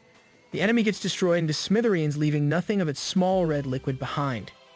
The body of Love floats in space, still unconscious. A hand grabs her shoulder, and Jiyu carries her bridal style with a look of fondness. He tells her that it is now time for them to head home. Jiyu then flies back to the planet, where the Earth is deeply marked by his footprints. The Adventurers Guild is a prominent place in any gaming fantasy platform. This is where characters can register as adventurers, take certification exams, rank up, take requests, and gain rewards. And in Chrono Life, this is also the place where information is exchanged. Hence, users visit this place almost on a daily basis, though we haven't really seen our MC head to this place. A flash of wind swirls in the air as Minchakal claims that there is something wrong. She complains about how things have become quiet after the battle with the Heavenly Realm and the fight between the brave warrior and Love. She then looks at Mr. PT, asking for his agreement. Mr. PT takes a bite from a lump of big meat and then laughs. He asks what they should feel weird about when it is preferable when things are at peace. He then enumerates what makes Chrono Life Chrono Life. Minchako asks if Mr. PT has always been this laid back and says she requested to be friends because she found him funny. Mr. PT only laughs as he apologizes for bursting her bubble. Mr. PT finishes his drink and then gets serious in their talk. He tells Minchako to think about why strange things seem to be happening in one go. He recalls how there was Uriken of Veracity up to the latest event of the Sin of Envy. He says that these main quests were never revealed, yet all of these were accomplished almost instantaneously, and we all know who was behind all these events. Bored, Minchako admits that it was strange since most online games would release it through updates that would take half a year to 1 year. Mr. PT says that having the main story move this fast wouldn't be suitable for the game developers since they won't be able to make much money. He explains that with a longer lifespan, the developers would be able to secure a steady stream of income. For Chrono Life to do the opposite is what is strange here. Minchako realizes that Mr. PT is right about this matter, and she sighs as she says that this is the fault of the brave warrior since he is busy finishing those main quests at a fast rate. I wish everyone else also knew who started these events, so they would stop thinking that everything is our MC's fault. Mr. PT laughs at this and comments on how unlucky the game developers of Chrono Life are. The big thud sounds outside the Adventurers Guild, and users are clamoring for some reason. Mr. PT laughs hard as he claims that Minchako is lucky that her wish has been answered. Minchako worriedly looks outside, wondering if this is good or bad. She and Mr. PT head out to check what is happening. She looks up and finds a humongous, eye like being looking down upon them from the sky. Doesn't this look like one of the goddess of life's summons? With this foreboding shade of green in the sky and a big eye looking at them, the users only have one thought. The Chrono Continent is definitely ending. In real life, Sarang is in her bed, ignoring her plushie of undies, as she recalls what happened inside the game. She suddenly cringes as she remembers how she confessed to undies. She then flails around, throwing off her blanket as she dies from embarrassment. Sarang starts punching her undies merch. Then her question of asking for permission to like undies was repeated by Sarang's manager. Sarang yells for her to stop, but her manager doesn't listen and continues to repeat Love's previous lines. Sarang is horrified and continuously tells her to stop. Sarang yells and throws stuff at her manager, saying how she doesn't even know what really happened since no one heard about what happened since they were far from the other users at that time. The manager claims that anyone could tell what was happening back then, even if they didn't hear. With all the crying after seeing that kiss, it's a wonder why rumors are not flying around already. The manager then asks Sarang about her plan to date after 3 years and asks if Sarang finally got tired of waiting, which is why she confessed to him. Sarang then recalls what she said to her manager from chapter 36 and falls silent. She blushes as she says that was the plan, but when she sees what happened back in the game, Sarang tears up as she recalls that scene. She cries hard as she hugs her undies stuffed toy. Her manager sighs of her crying state, but Sarang speaks up, reminding her manager about the kiss. The manager looks at her charge fondly and tells her not to think too much of the things that occurred within the game. Comforting Sarang, her manager says kissing in the game is nothing but having pixels rub lips against one another. This somehow comforts Sarang, and her manager tells her to stop crying and just focus on claiming Undi's first kiss in real life. I hope this happens real soon. This snaps Sarang to reality, and she agrees with her manager. Sarang compliments her manager for the dating advice, despite them being both clueless about dating. Not that it matters since even our MC is clueless about this stuff. Now that Sarang is back to normal, her manager asks what her plans are since she hasn't logged back into the game ever since that thing happened. The manager tells Sarang that she doesn't have any gigs for the day and she can use this time to log in and see undies instead of hugging that doll of hers. Sarang thinks about it and agrees, but the doorbell suddenly rings. It continuously rings without stopping. And it is Jiyu who is at the door. Sarang and her manager are shocked to find Jiyu outside. Jiyu calls for Captain Love, asking if they can talk. Sarang can't hide her surprise and screams and speaks softly as she asks why he is there. Her manager tells Sarang to calm down and says this is an excellent position for her. She describes how those who approach first are the one who likes the other more. She adds that having undies approach her means he worries for her, and Sarang takes note of this on her phone. Her manager tells her that this is Sarang's opportunity to catch undies. Sarang excitedly agrees and decides to head off to the door and meet undies. But before she could walk off, manager grabbed her by the hood and asked if she planned to see undies in her sweats. With a glint in her eyes, manager tells Sarang that she must don the proper armor. Good call, manager. Love has almost forgotten to use her looks to charm our MC. G receives a message from Sarang, telling him to wait and that she'll be out soon. He looks at his phone, thinking that she will soon answer her door since it has been 10 minutes since she sent him the message. The entrance to Sarang's place creaks open, and Jiyu asks if Captain Love is now ready. He adds that he has his car ready down at the lobby, so they should go down. But he stops talking and blushes when he sees Sarang come out. Sarang tucks her hair behind an ear and looks up at Jiyu, saying they can go now. Jiyu continues to blush, and his heart beats loudly upon seeing her. He slightly stammers as he agrees. Jiyu drives his blue sports car with its hood down. Both of them are blushing, and Jiyu sweats as he decides to make small talk about the weather. They look at each other for a bit, but they both get awkwardly silent. Sarang also sweats as she reminds Jiyu that he should call her by her name instead of Captain Love in real life. Jiyu recalls this happening in chapter 22 and agrees that he should. They once again fall into an awkward silence. Jiyu tries to call her by her name but ends up saying Sarang's full name. Sarang laughs at this and tells him to just call her Sarang. Jiyu tries it out again and finally calls her Sarang. Finally, some progress. This makes her heart beat fast. She bites her lips at first. Then she smiles as she asks Jiyu what it is, calling him by his first name. This makes Jiyu's heart beat loudly once more, and they look away from one another. He awkwardly laughs at how having her call him other than undies was unexpected. Sarang says she wants to lighten the mood since they are not in the game. They both fell silent once more, but both of their hearts were clearly beating so loud. Too bad our leader for this OTP is not seeing this development. Ji-yu tries to get over the silence and finally tells her that he wants to ask her about something. Sarang asks him what it is, and Ji-yu says it is about how she confessed to him inside the game. He asks if Sarang is serious about it. This question catches Sarang off guard, stabbing her right in the heart. Ji-yu blushes and sweats, confirming if she meant it as a joke. He explains that he has no experience being in that kind of relationship, so he is terrible at telling if that was a joke. Still blushing, Sarang says that Ji-yu got it wrong since she's being serious about it. This makes Ji-yu pause and silent as he recalls how he reacted to Sarang's confession. He then apologizes for how he behaved and says he never thought that the Sarang Hun would see him in that light. Describing himself as a nobody makes Sarang sad and tells him that he shouldn't put himself down. She then reminds him of how our MC said similar words to her before. Sarang comments on how confident Ji-yu is inside the game, which is really different from how he acts shy now. But it does make sense if our MC sees his in-game as another persona of his. Ji-yu's face darkens, and the car screeches to a stop. He announces that they've reached their destination. Sarang looks around, asking where they are since she thought they would go to the beach like last time. Ji-yu smiles, saying they are in the low-cost district, the place where he used to live. Sarang curiously looks around and says how she thought they were neighbors all along. Ji-yu sighs as he admits that an ordinary guy like him can't afford to live in such a place. He then tells her how he had just moved in when he brought a cake to her place. This occurred back in Chapter 12. Ji-yu explains how he used to live in a tiny studio apartment until he reached the age of 21. Ji-yu invites her to come in, and Sarang nonchalantly agrees.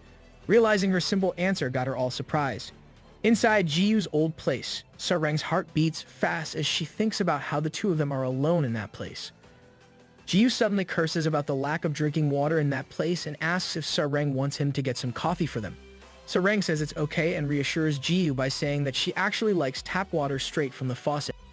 Sarang drinks the water offered by Ji-yu while Ji-yu thinks about how this is the first time he has met someone who likes to drink tap water. He sighs and smiles as he watches Sarang drink the water. He looks away and reveals how he wants to show this place to her. He then says that he wants to tell her his story. Finally, after 60 chapters, we're now finally learning more about our MC. Ji-yu admits that he feels like it is cringe now that he is about to do so. He says that his story is not that fascinating, and Sarang might not even be curious about it. Sarang blushes as she says that she is curious and adds how Ji-yu never really told her anything about himself until that moment. She fondly smiles at him as she admits how she wants to hear his story from him. This makes Ji-yu blush, but his reaction changes when Sarang pulls out her phone and starts recording him. If it was me, I would also record it on my phone. Ji-yu blushes again as he sighs. He admits how he really doesn't like talking about himself to others, and it is rare for him to do so. Ji-yu recalls how he told his story to Star, though that story lacks his real life. He mentions Sarang's comment on how he always puts himself down and says that the reason he does so is that he is a complete nobody in real life. Ji-yu describes himself as someone who is not notably handsome or tall. He admits that his grades are not that great, and he is not even that good when it comes to sports. And if based on the place he lived in, he is also not well off. Ji-yu says he would only be bronze 4 if he ranks himself based on game tier. By the school grading system, he would be a C or a D. He says he is at the bottom of the pyramid. When it comes to his family, his parents are busy working, so he has always left on his own since he was young. He says he never pitied himself since his parents would even give him money or tell him to keep his head up. He knows that there are those who are in a worse state than him, but nonetheless, Ji-yu says that his life is boring. Oh, this is why we haven't seen any of our MC's family members. He suddenly starts crying kaiji tears as he expresses heartbreak when his parents stopped supporting him financially when he turned 18. He admits that they did send him some money occasionally, but he must still work 2 to 3 part-time jobs to make up for his living expenses. He tells Sarang how he spent his daily life busy and tired from work. It was already a routine for him. But it all changed when he looked up and saw the virtual reality arcade. He had never played them before, though he did play mobile and PC games before. Playing VR was crazy expensive back when he was a kid, so he ended up coming inside the arcade and inquired about the latest popular game. Ji-yu starts playing Chrono Life at that time. The new place and numerous users around him excited him for the first time in a long time. With beginner clothes and a wooden stick for a weapon, Ji-yu smiles at the new world before him. It was at that moment that a new version of him was born. Sarang raises her hand and asks Ji-yu if his IGN is peace and not undies. Seriously, Sarang, you're the one who forgot his IGN and stuck with calling Ji-yu undies. Ji-yu confirms that his character's name is Peace.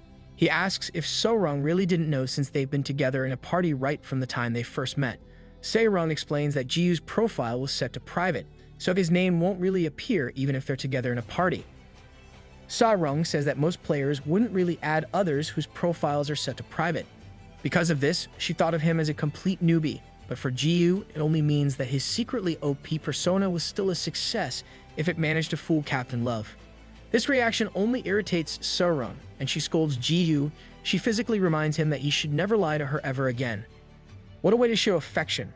She finally stops as she thinks of Ji-yu's IGN. Her lips curl up to a smile as she considers how perfect the love and peace combination is.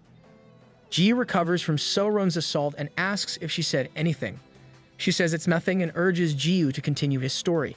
Ji-yu continues and tells how he actively chose to live a different life within the game. Even though he was at the bottom tier, Ji-yu didn't mind and just did whatever he wanted. He gets into fights despite his low level and never holds back from saying what he wants.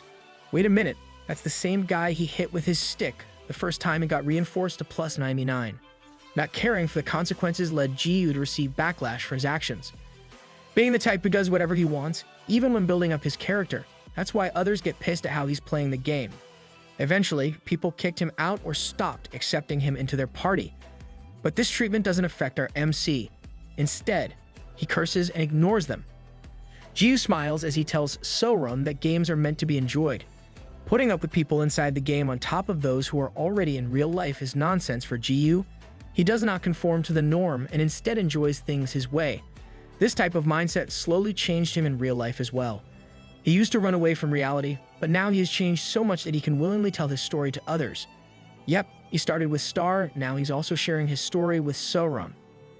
Ji-yu admits that a small part of his past self is still within him, which is why he puts himself down whenever he becomes the center of the topic.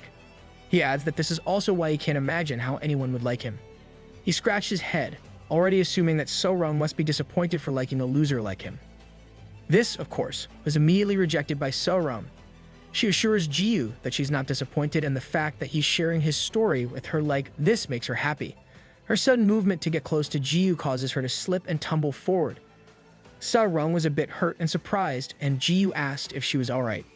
The two have fallen into yet another awkward position, which screams Chapter 21 all over again.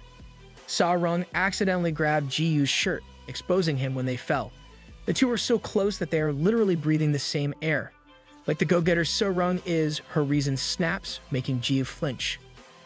Ji-yu tries to make her think things over, but So-rung ignores this and grabs Ji-yu's arm and shoulder into a hold, literally pinning him down with her astounding strength from idol training. I didn't know idols could be this strong. Ji-yu struggles and tries to calm her down, but these thoughts fly all over when he sees So-rung closing in. His heart starts beating loud and fast, just like So-rung's heart. The two blushing fools gaze at each other, and Ji-yu stutters as he weakly tries to stop her. It's the modern world, people. Gone are the days when men have to woo women. Nowadays, a woman has to pin down the man to get him. Their lips almost touched, but they were stopped by a horrendous figure outside the window. Apparently, the person who is stopping them from progressing further is none other than Se-rung's manager. They were so shaken that the two fools screamed their hearts out while holding onto each other. Lol. This reminds me of that Junji Ito-like scene from the True Beauty manhwa. So-rung's manager tells them to stop, even though she struggles to maintain her balance while wearing heels on the edge just literally outside the third floor. This horrific scene completely stopped the two fools from thinking any sort of romantic thoughts. Right after that, they got scolded by the manager. She scolds So-rung for her indecency, and So-rung even tries to lie her way out of the situation. Her manager strictly reminds her that if their lips even touched, there'll be a literal punishment. For those who don't know, the age of consent in South Korea is 20 years. So-rung sweats as she is reminded how lucky they are that manager was there to stop them in time. So-rung finally admits her mistake, and now manager goes ahead and scolds Ji-yu for not thinking things through, being a wimp, and how he can't even say no properly. The scolding took long. It was already nighttime when they returned home. Manager yells at So-rung to wrap it up already, while Ji-yu waves goodbye to her. Blushing, So-rung dashes in for a hug, surprising Ji-yu. Our MC blushes at the contact, while So-rung says she enjoyed spending the day with him. As she turns back, she tells him that she'll meet him later in Chrono Life and appropriately calls him by his real name this time. Wow, after so many chapters, she finally calls him by his real name. Seeing her this way got Ji-Yu's heart thumping loudly once more. The door to So-Ron's place shuts, but Ji-Yu still hasn't recovered from the heart-thumping scene. Inside her place, So-Ron's heart beats loudly and even her whole body is shaking.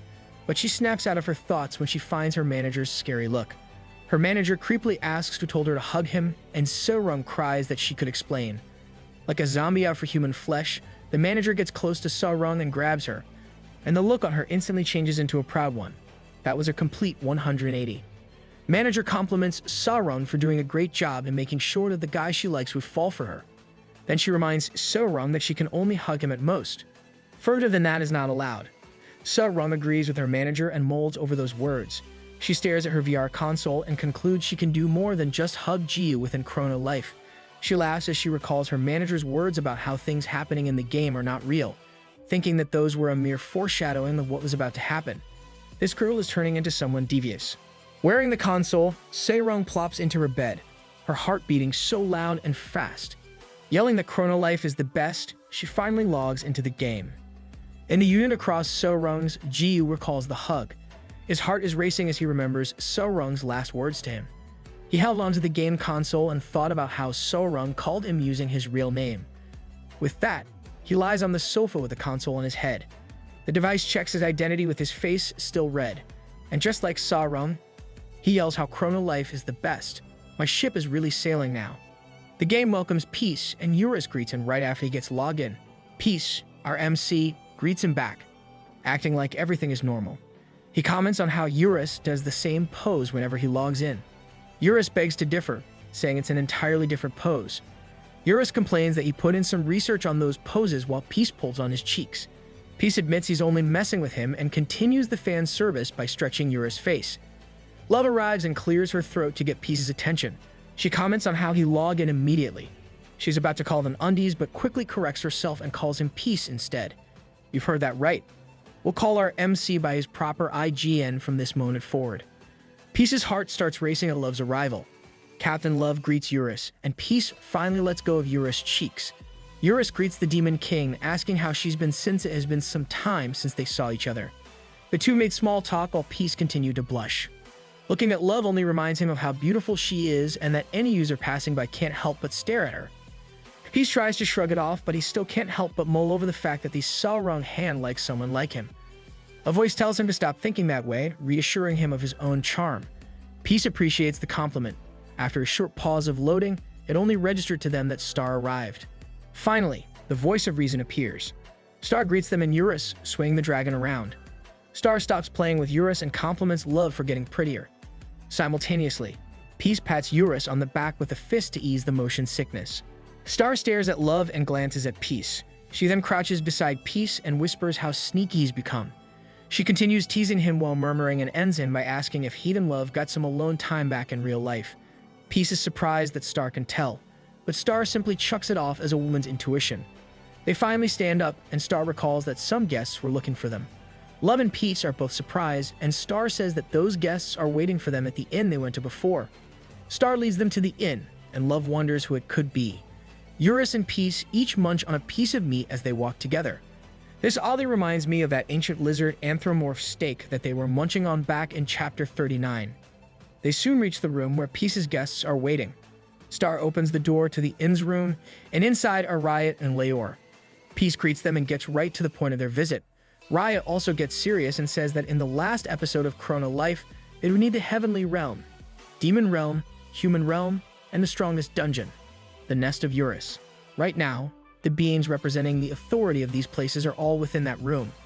Riot announces that clearing the last episode of Chrono Life requires these regions join forces.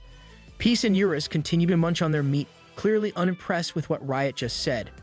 Riot says this is serious and the world's fate depends on this, so he can't be picky and accept whatever help he can get. The Sin of Sloth remembers something essential and walks to where Peace is. Peace asks what Riot is talking about, and he and Love get surprised when Riot makes a grab down there. Our MC, being our MC, makes a face that I don't even want to describe anymore. Riot pulls his hand away, while Star doesn't have any idea what's happening since our good captain is covering her eyes. Riot says he knows he can be heard and tells someone to come out. He calls out for the leader of the ancient anthropomorphs. the dragon of the North Pole, Aventador. Peace's face completely changes when the dragon lodging in his briefs finally makes a reappearance. The anthropomorph then speaks up, saying he'll take over the explanation. What's with this manhwa? Why can't they make Aventador cute like Eurus or something? Ego-ranked equipment is a weapon or armor that has been enchanted with an ego, and it is known as the highest level of equipment in Chrono Life. As explained before, once a piece of equipment receives an ego, its durability becomes infinite. So aside from our MC's plus 99 reinforced wooden stick, the same rank applies to his briefs despite the 0 defense. Yep, it's useless in a sense, but it also means it'll never get destroyed. Aventador's head popping out of there looks ridiculously gross that everyone in the room is quiet. Star asks what's happening and why her eyes must be covered. Love assures her that it is for Star's own protection. The Dryad of the North speaks once more and tells the story of the first continent of Chrono Life. Hearing a low voice from there, Peace doesn't understand how to feel about it and once again makes a face that would like to punch. Let's momentarily ignore our MC and focus on what Aventador has to share. Aventador explains that the continent of Chrono existed even before ancient times. The Blessed Land only knows of peace, and its species coexist harmoniously. There were humans, elves, dwarves, anthropomorphs, and dragons. Of course, more species lived on this land, but everyone got along well despite this, and the one watching over them is their god. God loved the continent of Chrono, as well as the whole universe. Heste 389 is a star famous for its beauty across 4 galaxies. Wait, 4 galaxies? Can we expect more content out of this game? Back to the story. This was the place that Mother loved the most. But the peace in the land didn't last long. People waged wars, completely overthrowing the peace that once filled the continent of Chrono. God saw this and finally made his decision as he blasted energy into the air heading in multiple directions. Though he can't directly interfere, God chose to divide his soul into 7 pieces, spreading them to indirectly influence the world. As Aventador speaks, Peace keeps on saying skip.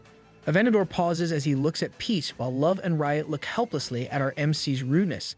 Having enough, Love chops Peace, making him faint. Or not. I'm sure our MC is just playing around since it's his captain's doing. Love urges Aventador to continue with his story since she's the type to read or watch a game's lore. Star remains clueless about what's happening before her while Aventador listens to Love. Captain Love asks if the 7 Sin Boss monsters are the 7 pieces of God's soul. Aventador confirms this but also reminds her that half of those 7 sins are now gone.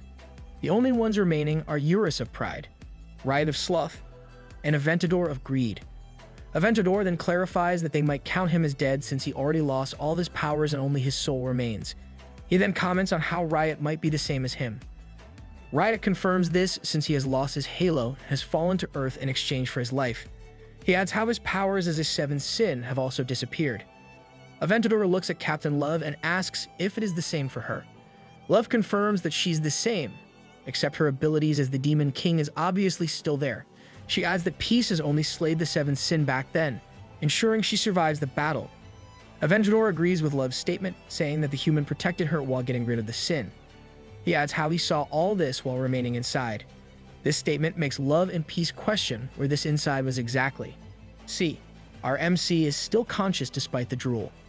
Getting back to the main point, Aventador says that the 7 sins was originally an immortal force that can move to new vessels after they die. This is what happened back when Yufa became the Sin of Rage and how the Sin of Veracity got transferred from Uraken to Aventador afterward. The Dryad of the North says no new 7th sin will be born again. Love asks why, and Aventador sighs. He reveals how all of the duties of the 7 sins have been fulfilled already. In the space where God resides, he's having leisure time when Luna arrives. Luna asks what God is deeply thinking of, and God replies that he is thinking of her. The goddess of life only chuckles and lets him down by saying she already likes someone else and admits she is disgusted by what he just said. God takes this lightly, saying that he already knows of this, even saying she is into his little friend. God suddenly drops to the ground on 4s and exclaims this tragedy. Luna ignores the exaggeration and asks why God calls Noob his friend when they've only met a handful of times. God stands up and says that friendship is not measured by the number of times they've met. He adds that this is why Luna doesn't have any friends, which only makes Luna curse at him. God sighs and says that it is true that they've only met a few times, but in those moments, God felt a sense of nostalgia and comfort as he interacted with him. He says the same goes for Luna, and he wasn't joking when he told her he was thinking of her. God recalled the time they first met. Flashback, people. We got ourselves a backstory. It was one of those days back when God watched the humans in their town. God was mulling over the fact that ancient times have passed. He has already punished the beings of Chrono for the 7 sins, with the lives taken. A temporary peace followed, but this is not enough to change the people of Chrono, who continuously made the same mistakes after rebuilding civilizations. God sighs at this sight, admitting he is tired of it. He ponders if he should just slay everyone. A voice says, "This sounds like a fun idea." The person who spoke was Luna. She asks God if she can join him in this, knowing full well that she is talking to God. This was their first meeting, and God was curious how Luna knew he was a god. Luna claims she is a regular user as she sits beside him on the ground. The girl adds how she will soon advance to a hidden class once she clears the quest to become the goddess of life. She says this with a smile, and in turn, God smiles widely at her words. Back to the present, God mentions how their encounter was fascinating. He was not left disappointed, for Luna did become the goddess of life and, afterward, the sin of lust. God walks, saying his decision to make Luna the sin of lust worked well enough in his favor because the abilities of the 2 titles worked well together. With Luna's help, it was easier for God to create powerful new versions of the 7 sins, and each duty was fulfilled quickly. God raises a hand and cracks open the space. He smiles as he announces the completion of the great eye that looks upon the earth. God asks Luna how it feels to use its powers, asking for her feedback. Luna grins as she says that it was able to damage an admin with 99,999 stats to the point that he has run to the GM zone. She's referring to her fight with Buttman back in Chapter 23. Luna adds how no one can defeat that monster. God questions the term monster and sighs at how mean Luna is. He smiles as he announces that this is his body that has descended into the world. He then floats into the air, approaching his monster form, declaring that it is time to become one with it. Luna flies up into the air using her wings and halts God. She asks if he really intends to fuse with it when there's still 1 step left. God smiles and says that Luna will finish it for him, so he might as well fuse with it now. Luna stares at him momentarily and then smiles, saying he can leave things to her. God thanks her and pulls off his shirt. Fixing his hair, God finally reveals his eyes. This character really should show his eyes more. He raises a hand and pierces his chest with it. He chants a few words, offering his soul to the monstrous vessel. He deepens his hold on his chest, announcing his intention to annihilate the world as they become one. Golden lights flash from where God is, and in an instant, his human-like form vanishes. Luna looks at where God disappeared, commenting on how the world's end has finally begun. Back to where our MC is, everything starts shaking. Peace smiles. Realizing that it has begun, he's finally done fooling around. Peace smiles, saying that the boring narration should be done by now since it is now time for action. Outside, people are running away, screaming for help. Some say that the monstrous eye has started moving. Peace makes his appearance, gathering other players' elation. They comment on his cape and wooden stick, announcing his arrival. But once they saw a head down there, their expressions wholly changed. Peace doesn't care for the stairs and simply looks at the final boss of Chrono Life. He looks at it and recalls that he had seen it somewhere before. Eurus jogs his memory by reminding him how the goddess of life summoned it before them previously. Our MC's really forgetful. This colossal monster first appeared in Chapter 16, and he saw it again in Chapter 37, right after Love became the new Demon King. This fact interested Peace since it is like fate is pulling them to fight in the final battle. He commands Aventador to do his part this time since he's been living in his undies for some time now. The instruction confuses Aventador a bit, but he finally understands when Peace suddenly flashes blue light and uses Dragon Breath. Love is surprised that Peace plans to use the ultimate skill of the dragon race. The type of attack depends on the dragon's element and having Aventador, the dragon of North Pole, use this means it'll be an icy breath. Love's heart beats fast in anticipation since this skill is the most romanticized skill in any fantasy world with dragons. The users around Peace also awaited the release of this fantastic attack. With enough energy, Peace commands to fire away. Aventador releases AC Breath while Peace disgustingly enjoys the moment of the attack's release. At this show of power, Love pokes her own eyes, thinking she'd rather go blind than see this discharge of ultimate skill. Someone help me delete this scene from my memory. Any wizard or witch out there who can cast me that memory charm, Obliviate. A giant blast of dragon's breath gets released and Peace continues to make that disgusting look. He snaps back into reality, confused. Even Love, who has stains on her fingers and cheeks, is also confused. The colossal monster remains unaffected by the dragon's breath. Thinking that the attack wasn't enough, Peace grabs Aventador's face and pulls it up, questioning why it didn't work. My eyes badly need some cleaning after I narrate this. Just then, Leor and Riot arrive at the scene, commenting on how absurd he is. Riot reminds him how reckless it is to just throw an attack without using his brain. He then explains how the monster may look like it is in front of them. Still, it is actually located in a different plane, rendering his attack useless. Riot adds that it won't be long before that thing will cross over to the human realm. As if on cue, the colossal monster screams and attacks. The hand makes an impact, cracking the space that leads to the human realm. This astonishes most users, as its vast form finally looms over them. A notification appears before every user, announcing the last quest to protect the world from God. The rewards are unknown, but the phrase "last quest" makes most users question the plausibility of accomplishing it. Oh, the near end is getting all real now. Leor admits that this is different than what they've expected. Riot agrees, thinking that he expected it to happen later but not now when there was supposed to be a last step to do. His reaction suddenly changes when he realizes that God might have made an extreme decision. With this realization, Riot shouts at the modern brave warrior, telling him that they need an emergency meeting for this, so they should retreat first. But typical MC makes a disgusting expression of glee as he shouts. Love tries to call him, but Peace ignores them and activates Speed of Light. His mind went haywire with all the dialogue, and his patience reached its limit. Seeing the enemy made him completely crazy, and he quickly hit the colossal monster with his wooden stick. The attack causes the enemy to falter and tumble while Peace shouts that plans are for weaklings. The monster ultimately falls back to the space where it came from. Wow. Is this really the final boss? It fell down with one swing from our MC. With the final boss on its back, Peace tells it to get up, not believing for a second that his attack already took it out. A cracking sound makes him look up. The cracking space is starting to close. Peace smirks at this perfect timing and swings his wooden stick. The blast hits the colossal monster, pushing it back to the other dimension. Peace smiles, saying they should fight instead in the monster's dimension, and uses Speed of Light again. He dashes to the other side before the crack regenerates completely, and with that, Peace and the colossal monster are now gone from the human realm. Love realizes what Peace did, and the other users are also awestruck at what happened. Riot complains at the brave warrior's recklessness, but he still smiles as he admits how Peace made the right choice this time. He says that fighting God in the Chrono Continent would ultimately reduce the planet into nothing. In the other dimension, our MC thoroughly enjoys himself as he attacks the enemy. He commands a Venador, and the dragon complies by releasing an ice breath. Peace makes another weird pose and disgusting face as Aventador releases his dragon's breath. Peace lands on the ground, expressing the relief of attacking without holding back in that space. Out of nowhere, Peace gets sliced into 3 pieces as the enemy recovers. Unfazed, Peace activates Healing Factor and regenerates, again drying our eyes with another horrific scene. Peace complains as his body combines, promising to make his enemy pay. He declares punishment. He suddenly leaps up despite the ongoing process of his regeneration.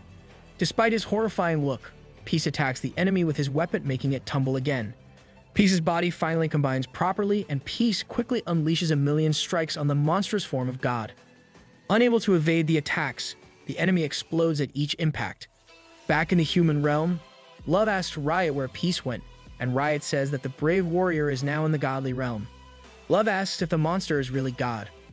Riot confirms this, adding how it was stated in the quest window that popped up earlier. He explains that everyone must now protect the world from God. In this case, the term everyone turned into a single user. Panicked, Love says they should follow and help Peace. Riot sighs at this naivety, reminding her that the brave warrior is not to be underestimated, and not one person could help him at that moment. He says that even if Love, the Demon King, helps him, she will only be a hindrance. Love is adamant to help, reasoning that she got stronger and can simply stay in the back as support. This amuses Riot, but he still reminds her how the brave warrior's power is way above everyone else's. To make it simpler, Riot compares it to an error code. Unwilling to do nothing, she asks if they are only supposed to stay put while Peace finishes everything on his own. Riot claims there's nothing wrong with that since that's what Love has been doing all this time, whether it was the fight with Iraken, Yufa, or Aventador. Ouch, the harsh reality. Riot sighs and admits this is what he wanted to say, but considering this is the last quest, everyone's strength is necessary. Love ponders on his words and asks Riot what exactly will happen, and he keeps saying this. Riot says he does not need to explain, for she will soon understand it. Beside them, Leor remains quiet as she recalls how the brave warrior saved her previously and how he manifested an understanding of her decisions. He even made the goddess of life heal her. The thought makes her blush, and her heart beats loudly. She hopes for his safe return while calling him her beloved. Oh no, please, no harem route. Though Riot and Love were engrossed in their own thoughts, they still heard Leor clearly. Riot sweats and questions his sister about this beloved she spoke of. Leor blushes at getting found out, but she readily admits that she is indeed referring to the brave warrior of the modern day. Riot questions his sister, but Leor says it's a secret. Desperate, he reminds his sister of her love for him, adding how he'd rather be loved by her than that vermin. Love says nothing, but her expression says it all. Leor chuckles at her brother's words, saying she was young back then. Undoubtedly, there's a new rival for Peace's affection. Returning to our hero in the godly realm, the monster lies on the floor with its limbs missing. Peace complains at how anticlimactic this was. He then asks if Roach Lady agrees. Luna finally makes her appearance and greets Noob. Even our MC is not surprised anymore by her being there. Peace glares at her as he recalls the time they met, whether it was on the battlefield in her new goddess of life form or as the user who mercilessly cut him in half. It reminded Peace of how he actively played Chrono Life, all for the sake of getting revenge. You can only call it fate, thinking how even the last quest of the game is tied to this woman's existence, connecting the story's beginning to its ending. It was too much drama that Peace could only laugh like before. He aimed his reinforced wooden stick at Luna, announcing that she'll get punished for good this time. Luna welcomes this claim with a fond smile, calling her MC Noob. Bursts of explosion resound and flash throughout the godly realm as Peace continuously throws attacks at Luna. The goddess of life easily dodges each attack, but as Peace gets closer, she chuckles and admits she can't avoid it for long. Peace ignores her words, and he cuts her in half with a swipe of his wooden stick. Luna only grins and uses her hidden skill, the creation of life. She regains her form and smiles, saying that dodging really was unnecessary. That skill is irritating. No wonder Buttman had a hard time with her before. Peace sighs at this and puts his wooden stick away. He scratches his head, recalling that her nickname is Roach. He gave her this nickname for this exact reason, so he grabbed her wrist, making Luna anticipate his following actions. Peace doesn't do anything for a moment, and Luna asks what he's doing. Peace seriously replies that he's making sure that she won't be able to run. His face suddenly changes, and a tentacle comes out of his mouth. The tentacle stabs Luna, and Peace uses his hidden skill, Veracity. I'll never get used to seeing this. With this skill, he absorbed Luna's level and stats. The goddess of life tries to stop him, but she gets sucked dry before she can even say anything else. Luna turns to ashes when a notification appears, announcing the failure of the skill. Peace turns his head a bit and finds that Luna is entirely unscathed. The goddess of life sighed since she was really expecting something else from him. She then explains how Urakan of Veracity did the same thing before, but ultimately failed since Veracity doesn't work on a body of a god. Luna lifts a hand and smiles at Peace, chiding him for playing with her innocent heart. She promises payback, but Peace only gets irritated with her. She uses the creation of life on the colossal monstrous form of God, and its body regenerates completely. The enemy stands up once more as it screams. Peace laughs this off, saying that he was expecting more, but was let down how he only has to fight the boss monster once more. Luna smiles at this, asking if he is unaware that a final boss typically has more than one phase. She also reminds him that Veracity won't work against the enemy since it also has a body of a god. Announcing the start of Phase 2, the colossal monster rushes towards Peace to attack. Now it's become more of a proper game. I wonder how many phases does this enemy have? Peace gets slashed in half, making him curse at the existence of phases. He regenerates himself using Healing Factor and activates his unique attribute, Master Novice. Using the soul of the sword, he activates the swordsman skill, Sheeted Sword Slash. Peace dashes toward the enemy and pulls out his stick to attack, creating a big blast in the process. The colossal monster screams in pain as it continues to burn. Luna holds her hair to keep it fixed during the blast and is surprised when she finally looks at God, who has a quarter of his body gone. The monster groans in pain while Peace exclaims his appreciation for his own handwork. Thinking he's finally done with Phase 2, he mockingly asks the goddess of life if Phase 3 is next. Luna looks down on him, admitting that Noob did good in destroying the body twice. Then she adds that it's only possible, considering his weapon is the 99 reinforced wooden stick. She again lifts her hand, announcing that Phase 2 is far from over. Luna uses the creation of life skill, reviving the monster. Phase 2 is a combination of the colossal monster and the goddess of life. Peace covers his eyes from the bright light created by the skill while cursing at the roach duo. Luna then gently drops down to the ground beside Peace. Her curiosity getting the best of her made her ask him how she tasted when Noob used veracity on her. The question completely surprises Peace, making him blush. Luna hoped that Noob liked how she tasted. Back in reality, at the headquarters of Chrono Life, a staff reports how the goddess of life and peace is fighting on even ground. CEO Diokbe Choi reminds his staff that he has eyes and can see it for himself. He instructs the same staff to keep a close look at those two since one will surely emerge as the winner. Unconvinced, the staff asks if it was really okay to keep watch without doing anything. He suggests stopping them, but CEO Choi quickly rejects this. The staff reasons that there's no more game content following this. They also can't make any significant updates in the future. At this point, the company will end up shutting down once it's all over.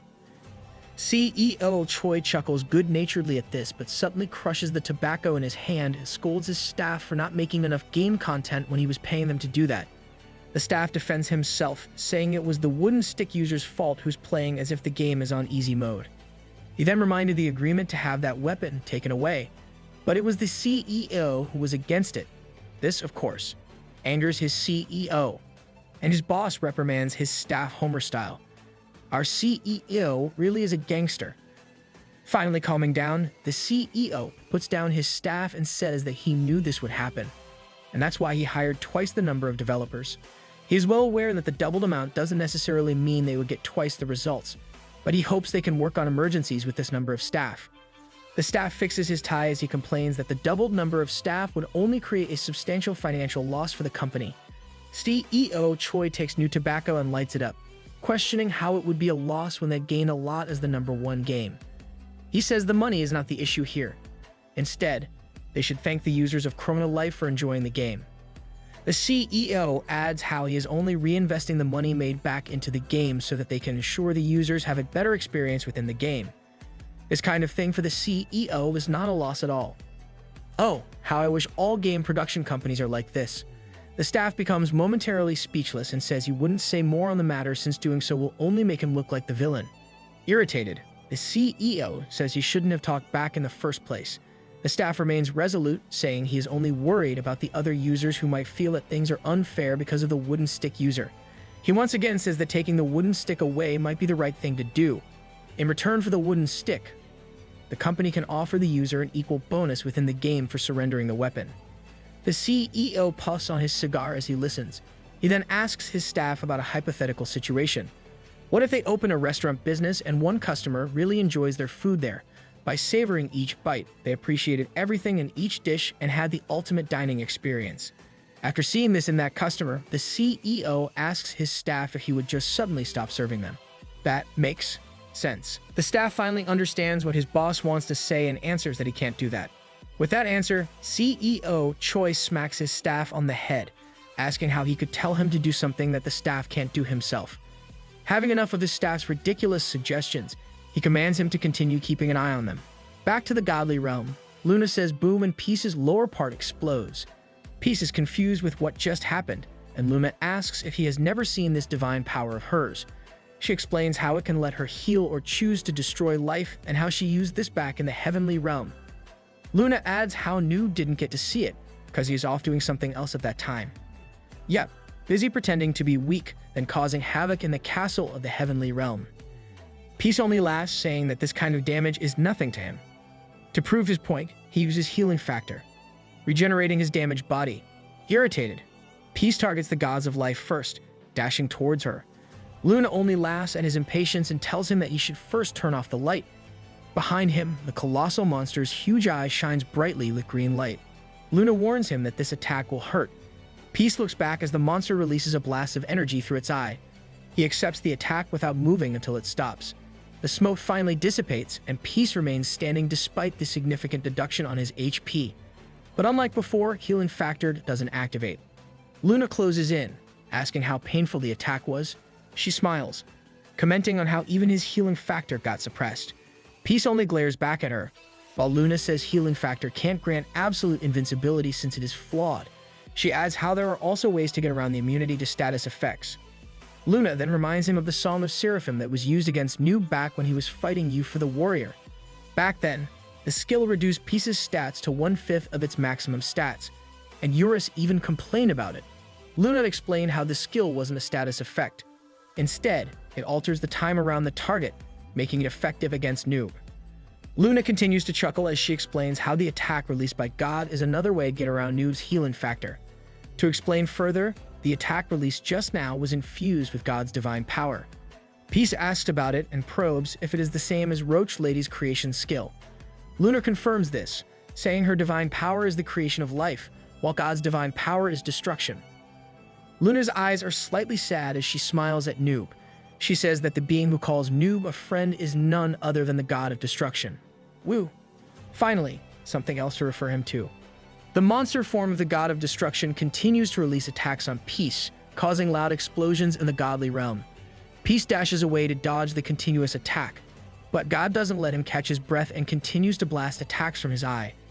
Peace questions the fairness of the situation since one would usually have to pause between shots. That's right. Doesn't it have any CD?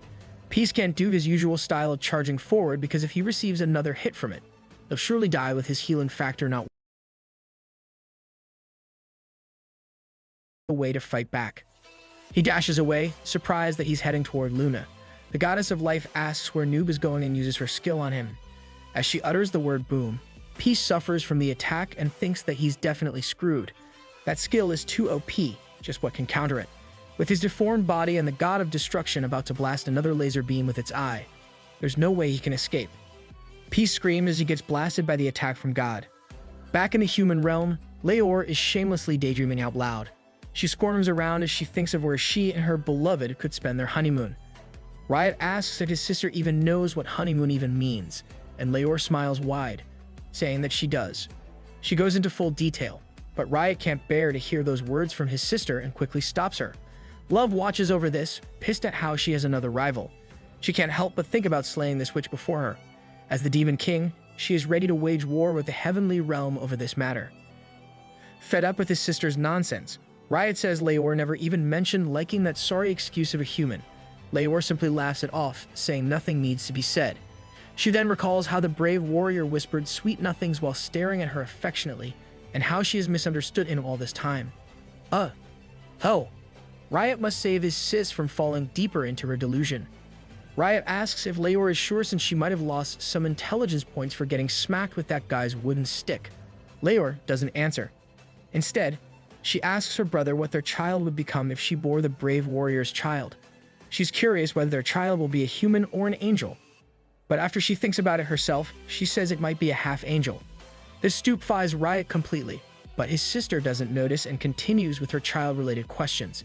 As if that wasn't enough, she asks her brother's opinion. This makes Riot wobble and fall to the ground, unable to bear any more of his sister's delusions. Leor shouts for her brother, and Love can only watch with a frown on her face. Star suddenly appears, commenting on how Love has a new rival. Love is initially surprised but recovers when she sees it as Star. Catelyn Love asks why Star is outside when she should have stayed inside the inn. Star smiles, saying she wanted to check things out since none of them came back after things settled down. In Star's arms is a crying Eurus, and his sniffling finally catches Love's attention. No, why is our cute little mascot crying? Love is confused as to why he is crying and asks what happened. Star says she also doesn't know, and she just found him crying in a corner like this before going out. Love gets close to Eurus, asks what's wrong, and mentions how she thought he was with Peace. Eurus speaks in broken words while hiccuping, and Love couldn't understand what he wanted to say. Seeing this, Star translates for him. She explains how Peace is in the godly realm fighting the enemy, and it being a different dimension means Eurus can't follow, so he is left on his own. Eurus nods to this, which only confuses Love more. That's one handy skill, Star. Love mentions that Eurus is Peace's ego sword, so he can just shift to his soul form and teleport to where Peace is. Eurus once more replies in broken words, so Star has to translate again for him. She explains how Eurus is stuck in a physical form and to return to his soul form requires permission from Peace. Eurus once again nods to this, making Love compliment Star for her excellent listening skills. Eurus cries out his worry for Peace and starts biting his tail to comfort himself. Star pats him on the head to calm him down and assures him that undies will be fine. This got Love all somber and worried for Peace. Going back to the godly realm, Luna expresses her amazement at how Noob is still alive after all that. Lying on the floor is our MC's head, groaning with the last few percent of his HP. Luna laughs at how pathetic he looks and says that the nickname Roach suits Noob better. Peace's hand is still intact and crawls its way to his head with a wooden stick in hand. Luna just watches this and laughs aloud at how the hand is the only thing that can still move. She smiles as she criticizes him with hateful words, yet is evident that she is sad with the way her eyes look at him. Luna should really just be honest for once. Her smile slowly disappears, filled with disbelief at how this is all Noob amounts to. Her usual amused voice starts to shake, asking him if this is all he can do. She calls him Noob, saying he's supposed to be the brave warrior who will save everyone. And deep inside, Luna hopes that she will be saved too.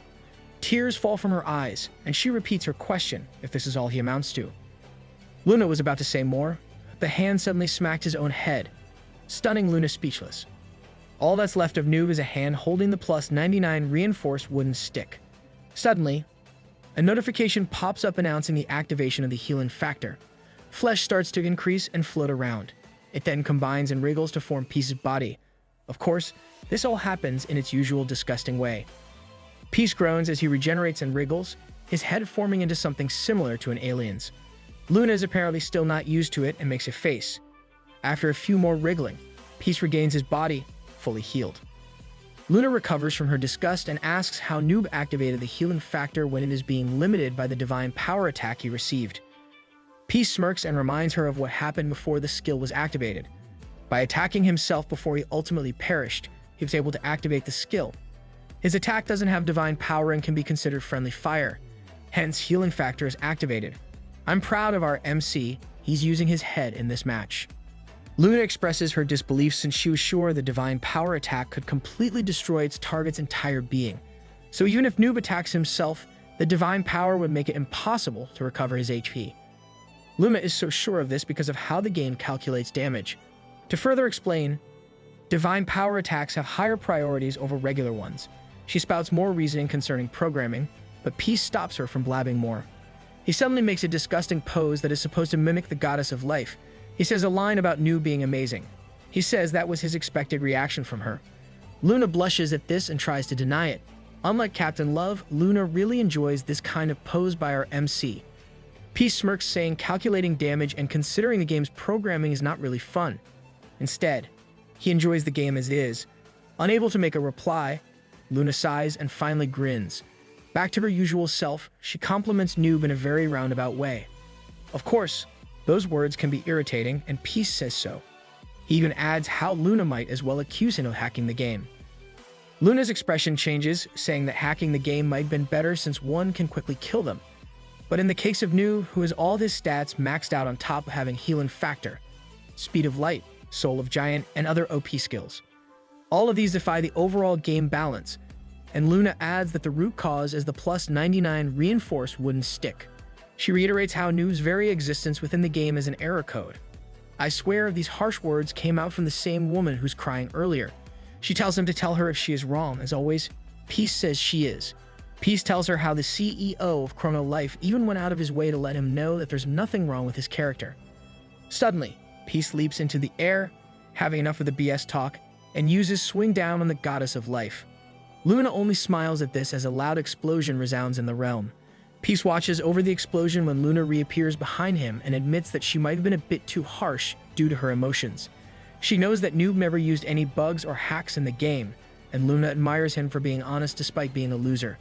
This earns her a glare from Peace, but she's still not done. Luna says that even if everyone believes him, Mother doesn't feel the same. Peace asks who this Mother is when he recalls his conversation with God. Luna is referring to the Mother at the God of Destruction previously mentioned. Luna says how Mother deems Peace as a bug in the world of Chrono Life, and because of this, Mother has inserted a vaccine to get rid of it. Luna opened her hand as she said this and suddenly said boom. Peace's head explodes, but the healing factor skill quickly activates to regenerate. Peace is pissed that he got compared to a bug and dashes to attack, but before he could even do so, a flash of green light appeared from the side, taking him completely off guard. Peace remains standing, but once again, a massive chunk of his HP disappeared due to the attack. Getting sick of this tandem, Peace seriously gets irritated. Luna only laughs at this, asking what Noob can do about it when there's obviously no way he can do anything. Acting all cute, Luna suggests Noob to prostrate himself and lick her heels, and she might make it easy for him. This woman is going overboard. Peace curses at her, and he instantly appears behind Luna, saying she should watch her pretty little head instead. The goddess of life is shocked to find Peace behind her, knowing full well that he can't do this even with the speed of light. Overthrowing her expectations, another Noob appears before her, saying this isn't the speed of light. Luna's mouth falls open at the sight before her. There is more than one Peace before her. I bet the goddess of life enjoys having a lot of GUs surrounding her. This is a true treasure, for sure. Peace surrounds Luna and the colossal monster form of the good of destruction with numerous clones of his. Luna falters as she realizes Noob used Habake's fourth mirror, the mirror of clones. Luna's wings disappear as Peace hugs her from the back, making her blush at the sudden move. Her heart starts racing at the touch, but the devious look on Peace's says it all. While holding onto the goddess of life, a copy of him starts playing by whacking Luna in the head. He strikes using his so-called secret technique, strike without killing. Other clones join in the fun and continuously whack Luna in the head. It happened numerous times that one can't keep count of it.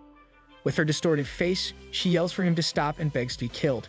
Peace doesn't relent since he knows that even if he slays her, she'll just be back in one piece using her skill, the creation of life. With a crazy look in his eyes, Peace announces that he only wants to see her getting tortured. Tears pool in the goddess of life's eyes, knowing that Peace will make true of his words. Countless Peace laughs grimly at her demise, and Luna shivers at the sight of that wooden stick. That shadow is kinda M. Luna pleads and can only yell since there is no way Noob would listen to her this time. At that moment, our MC realized that strike without killing is a gift meant to be used at that very moment. Our MC's disgusting face is filled with glee as it prepares another attack. Luna can only watch with an open mouth as Peace prepares to attack. He then bangs her with his weapon, making her face distort once more in pain. One clone flies up in the air with that weird look of ecstasy on his face, but seeing this only scared the goddess of life, knowing what comes next. Peace jumps down and whacks her with his stick. It's kinda cool that even the plus 99 reinforced wooden stick is also cloned. Another clone wearing a baseball hat with 389 on it prepares to bat with his stick. With the swing of his wooden stick, he hits the goddess of life's face with significant impact. What happened within the godly realm can only be described as madness. The usual quiet realm is filled with the noise of our MC's lunacy. He relishes every hit he releases of the goddess of life, refusing to end the sheer happiness he's experiencing by knocking her noggin.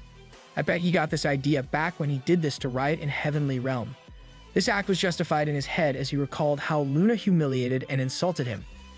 Though he did get his vengeance previously when he destroyed the planet, what happened back then was instantaneous that it wasn't able to fill the void in his heart. Peace laughs maniacally as he announces that he'll now have his proper revenge.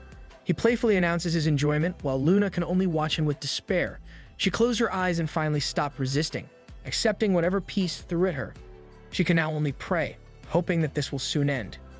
As the clones continue to bonk her in the head, Peace laughs, seeing that he's done with her. He then looks at the god of destruction, who is similarly surrounded by a significant number of Peace's clones. The colossal monster's eye flashes as it shoots another attack on the clones. Though they disappear due to the attack, regenerating them is easy because they are clones. This confuses the enemy, and numerous Peace announces that the enemy can try killing him. Still, he will keep using the mirror of clones on himself. Good thing our MC thought of taking this from Habake. It's proving helpful in this fight. Confused, the enemy can only watch as one of the clones attacks him with a swing down. Another clone uses swing up. And finally, each clone firmly grasps its weapon and announces a million strikes. The attack creates a massive explosion within the godly realm, and the enemy can only accept the attack and be burnt to a crisp. Seeing this, Peace deactivates the mirror of clones. Completely satisfied with the outcome, he drops back down to the ground and announces the completion of Phase 2. He looks back and asks Roach Lady what she'll do now. Lumen is sitting on the ground, still crying from her previous ordeal, a bit irritated. She acknowledges Noob's victory. She admits how she expected him to do this much. What she didn't expect was his struggle halfway to overcoming it. She tells him to try harder next time. This irks Peace, so he pulls up his weapon and announces strike without killing. Luna flinches upon hearing this, already traumatized by what happened. This is literally like Riot after getting hit numerous times in the head. Peace doesn't bring down his weapon on her. Instead, he warns her to watch, or she'll get another smack. Luna shudders in fear at the thought of getting hit with that wooden stick once more. A flash of green light catches Peace's attention, and he watches as the remains of the colossal monster light up brightly. Lumina also sees this and says that it's finally begun, Phase 3. Peace looks at her in askance. The bright green light shoots up, suddenly buzzing and disappearing as if engulfed by water. Peace looks up with surprise. The enemy is completely gone from the godly realm. He thinks of the worst, and Luna confirms his thoughts. She reveals that Phase 3 will take place in the human realm. That's literally bad news. Love looks up in surprise, and the same goes for every other being in the human realm. Riot regained consciousness, and he and everyone looked up at the giant blob of flesh floating in the air. Riot clenches his teeth, realizing what it is. He had hoped that the brave warrior would finish everything outside the human realm. The floating mass of meteor-like flesh rumbles as a part of it wriggles. Riot's eyes widen as the large mass of it drops at a fast speed. He quickly warns everyone to run away, but it is too late.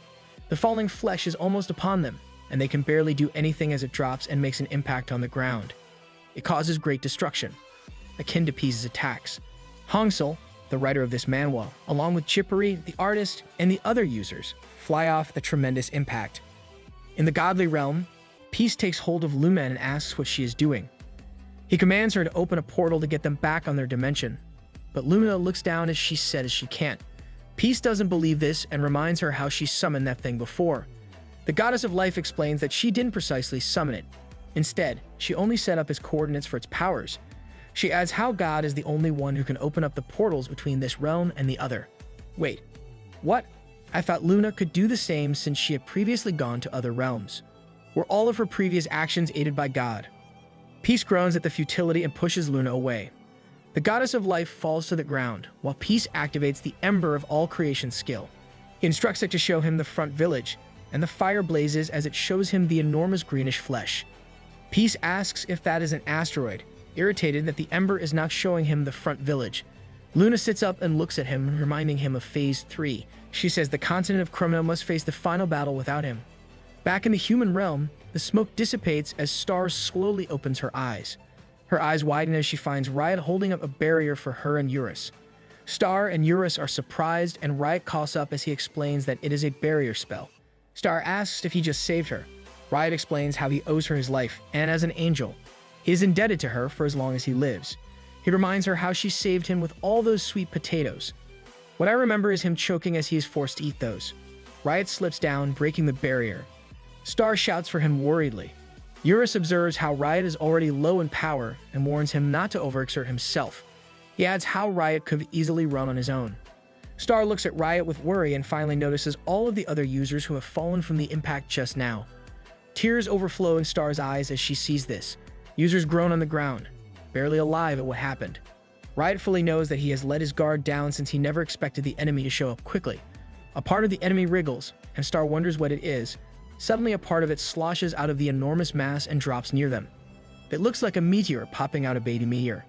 Star stutters as she asks what that thing is, and Riot only shouts to run away.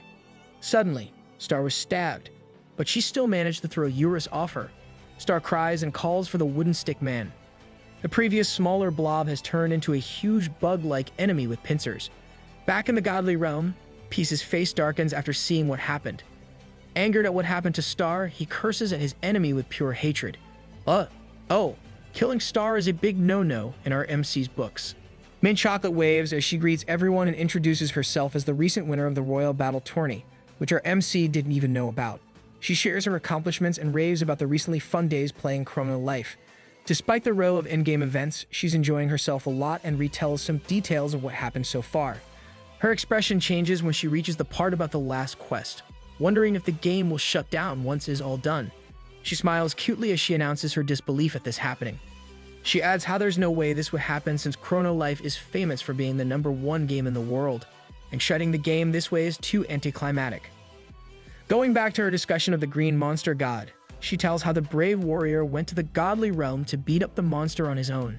Everyone felt relieved by this, but an unexpected twist brought a meteor that exploded on impact, injuring and slaying most users within the area. Mint Choco says she was able to quickly run away from it, but most users were unfortunate. She adds how the meteor even spits out an egg of a nasty bug. Her narration was halted when Mr. PT called for her to help out instead of talking to the air. Fisty is helping out the other users by feeding them HP potions. Mint Choco complies and is about to help when they hear Riot shouting for Star to run away. They saw Star get stabbed by the egg that Mint Choco just mentioned. Riot looks over at Star, lying lifeless on the ground. The bug-like enemy screeches while Riot remains frozen, remembering his promise that is now broken. He clenches his teeth, and his surroundings rumble as he stands up, angered by what happened. A notification appears at his attempt to forcefully unseal his angel power. What Riot is attempting is dangerous for him, but he persists as a glow of light appears on top of his head. It starts to circle on his head, forming a halo. Riot angrily glares at the enemy as his angel power is unleashed, turning him once more into someone akin to a Super Saiyan.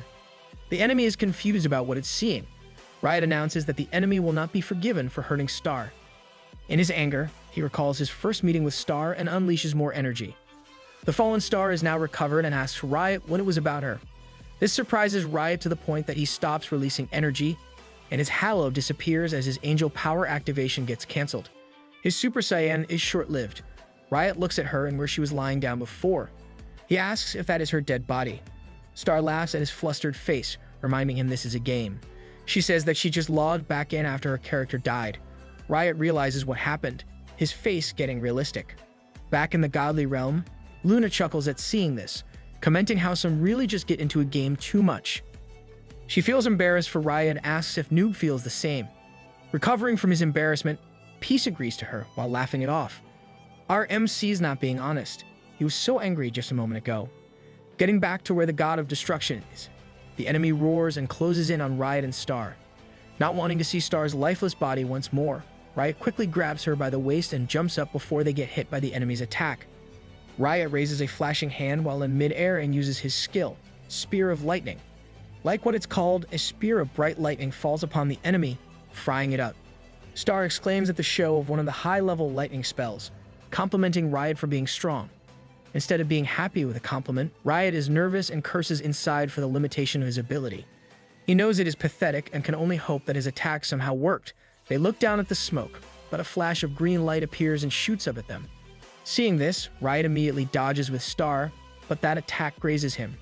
Riot groans in pain while Star worriedly shouts for him. Not yet done.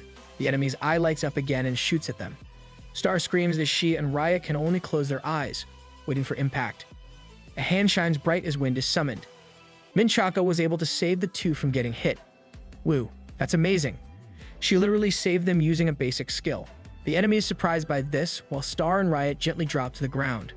Riot asks if Star is okay. She replies that she is and thanks him. Suddenly, the sounds of fast steps get close and Mint Choco swings her broadsword at the enemy's eye. At the impact, Mint Choco tears up and trembles in pain. She comments on how hard the nasty bug is. This kind of attack is not something the enemy will take lightly. It releases its pincer with a tentacle-like limb. It attacks Mint Choco, but she manages to evade it. As she leaps up, she ponders if the enemy has reinforced defense or if it is resistant to physical attacks. Either way, Mint Choco knows this is a losing battle for her. She is well aware of this because her main attacks are primarily physical in nature. At the same time, her magic is meant chiefly as her support. Despite knowing this, she tells Riot and Star to run away, admitting she can only buy some time for them. A laughing suddenly distracts them as a guy announces his arrival like All Might usually do. Mint Choco looks up and finds Feisty. She asks what took him so long, and Mr. PT laughs as he apologizes for making her wait. They really are a duo. He explains that he had to help everyone injured and didn't expect many of them. Seeing a ton of other fallen users, Mr. PT uses Sanctuary, healing all the targets within the area. The HP of the fallen users got replenished at its activation, and they began surrounding the enemy with their number. The enemy exclaims its surprise as he sees the users all angry at him. Seriously, this enemy is easily surprised. It likely lacks the full intelligence of the god of destruction. All the users glare at the bug, saying they've seen everything even though they were on the ground. As if of one mind, multiple users talk about how there is one person in Chrono Life that shouldn't be messed with. They announce that they don't care if the enemy is a bug, a god, or whatever. But messing with that little girl crosses the line. Everyone expresses their anger for hurting their little star, and they simultaneously unleash attacks on the bug before them. Returning to our MC, who's stuck in the godly realm with the goddess of life, Peace grins as he watches the users beat up the bug that hurts Star. Like a proud dad, he compliments Star for everyone loving her. Luna looks at him with a smile and says this is an opportunity for everyone to join forces. Peace grins at her as he deactivates the ember of all creation. He suddenly grabs the goddess of life by the neck, telling her to shut up, and reminds her that she can't just say whatever just because he's laughing along. Yep, our MC is simply going with the flow, but deep inside, he still detests her. Luna tears up and coughs in pain while Peace threatens her to reveal how they can get out of that place. He says he'll break her neck if she doesn't. Luna is in pain, yet she still manages to smile and even chuckle as she says how there's no way to get out of that realm. She adds how if Noob dies there, he'll only revive in that place. Luna says it's only him and her in that place, alone together forever. She describes it as their Garden of Eden, where Noob is Adam and she is Eve. I think Luna forgot how those two got banished from Eden. Also, I'm pretty sure there's 3 of them in that place. Luna promises it and hugs Peace despite his hold on her neck. She claims it is destiny, and she is about to kiss him. But Peace is not having any of her crap and just tightens his hold on her as promised. Knowing full well that she's okay despite this, he makes true of his words. Luna then appears behind him, completely fine. She chuckles and tells him not to be shy. She blushes as she says she knows Noob is jumping for joy inside since he can be a lover with someone as beautiful as her. The goddess of life before Peace turns to ashes, as he says he doesn't give a crap about her. Luna asks if he is sure and he promises to give everything to Noob if they become lovers. She adds that she is willing to do so for the rest of her life since she only needs him. For someone who played with our MC's heart before, she's really shameless. Peace looks blankly at her and scratches his head. He sighs, knowing his words won't get through to this woman. Opting for another method, Peace once again hugs Luna from the back and activates the Mirror of Clones. He makes a clone and says that only his wooden stick could make her think straight. He uses Strike without killing on her and bonks her head. But unlike before, Luna turns into ashes with the attack. What then? How did she die from Strike without killing? Peace looks with confusion in his eyes, realizing that she dies in that attack. Using the divinity of life, Luna recreates a new physical form. She smiles at him, saying that Strike without killing no longer works on her. She mocks him for thinking that it will work forever. But Peace doesn't give a crap and simply hits her in the head again with the same skill. Like before, her form turns to ashes. This only confuses Peace more since he even made sure to hold back.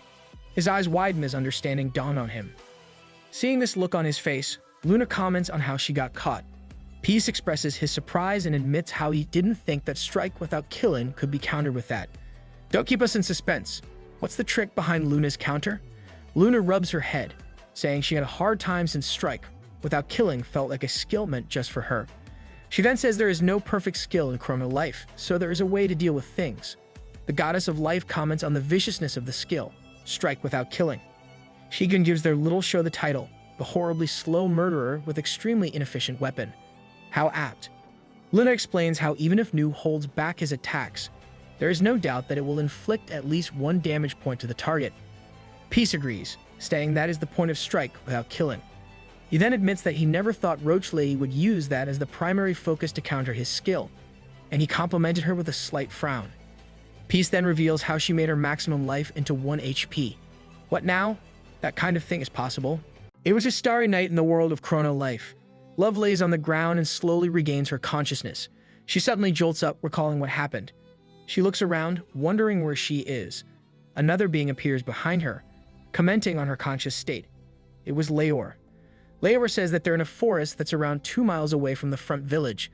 Love is surprised by the distance and asks how they ended up there. Leor explains that they got blasted away by the shot from the falling meteor, since they were closest to where it landed.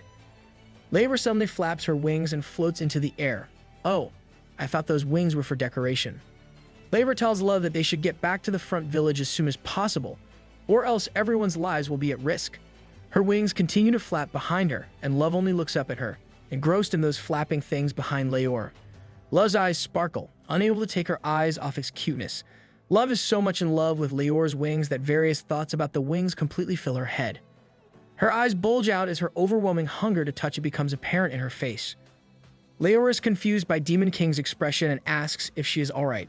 She shivers at the lustful look she sees, but she still reminds Love that they should hurry. With shining eyes and a bloody nose, Love proclaims that she's fine and tells Leor they should fly together. Love activates the essence of the Demon King and unleashes her horns and wings. The noise is at 1.3%, and the sync status is stable. Love then flies up to where Leor is, with the crazed look still in her eyes. The two depart together, despite Leor feeling off and Love secretly planning to touch those wings when she gets a chance. This Demon King completely forgot that the other was supposed to be another rival. Back in the front village, Jippery shouts as he dashes into the enemy with Cat's Soul Scratch. Another user, who looks like a green version of Chun-Li, uses a Powerball, Hadoken instead of a Kikosho. Users have surrounded the enemy. A female mage wielding a staff twirls around and uses Flame Missile on the enemy. The giant bug-like monster catches fire and burns up. Its loud cry can be heard throughout the land. Star expresses her amazement at everyone's participation. She can't help but think that the bug will soon meet its end. Meanwhile, Riot holds on his arm with a dark face. Star suddenly asks for Riot's opinion on this. Riot is sweating and huffing due to the pain of his injury. He curses as he recalls the attack that caused his injury. Riot pulls himself together and answers Star. He tells her that the user's attacks won't really work. Even now, the enemy hasn't been damaged by those attacks. Star asks him why, and Riot says it's because the being before them is a fragment of God. No, not this setup again. Back in the God realm, Peace watches over Star and Riot through the ember of all creation. He ponders Riot's words, thinking about where he heard them from. Luna casually calls Noob and asks what he's doing with a frown. She fidgets as she reminds him that they're in the middle of a battle. Peace only tells her he's done playing since they can't even kill each other and deems it uninteresting. The goddess of life then asks about the cooldown of the ember of all creation, remembering that it's supposed to be 24 hours, yet he's using it again. Peace then explains that it only applies if he's viewing the same thing. He has focused it on Riot this time, so it doesn't really count. Peace goes back to the topic of the fragment of God while Luna plops down beside him. He says that he's sure about hearing about it before. Luna prompts him to keep thinking about it since it's been a while. Peace does that, and he finally remembers hearing it back when Captain Love got kidnapped by Habake. It was Habake who mentioned it, saying Captain Love's Knuckles of Silence is a fragment of God since mythical rank equipment is referred to as one. Peace also recalls how Buttman tried to make money with those. Luna confirms this and specifies that any equipment mythical rank and above is a fragment of God. Peace thinks back and concludes that the enemy bug is as good as an item.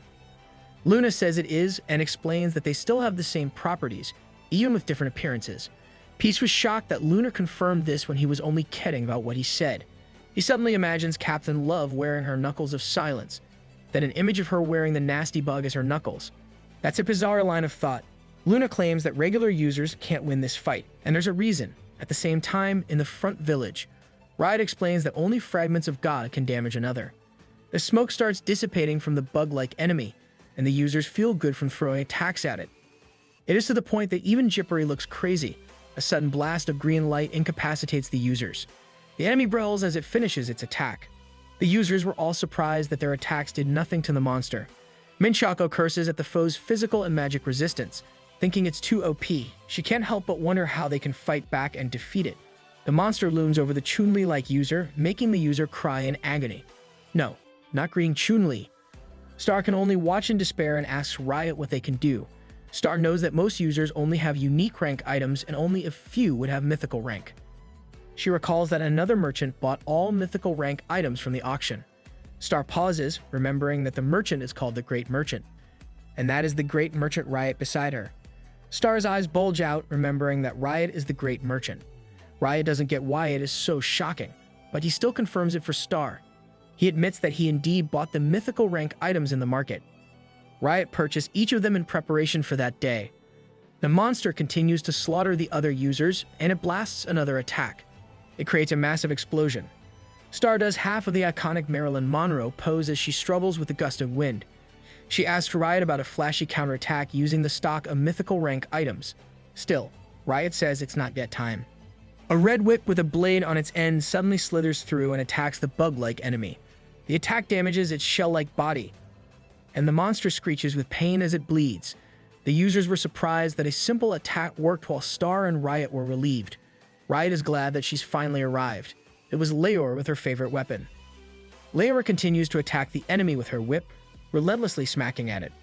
Riot says Leor's weapon is of mythical rank, meaning her attacks can work against other fragments of God. Leor's unique weapon is the Whip of Allure, a holy weapon of the heavenly realm.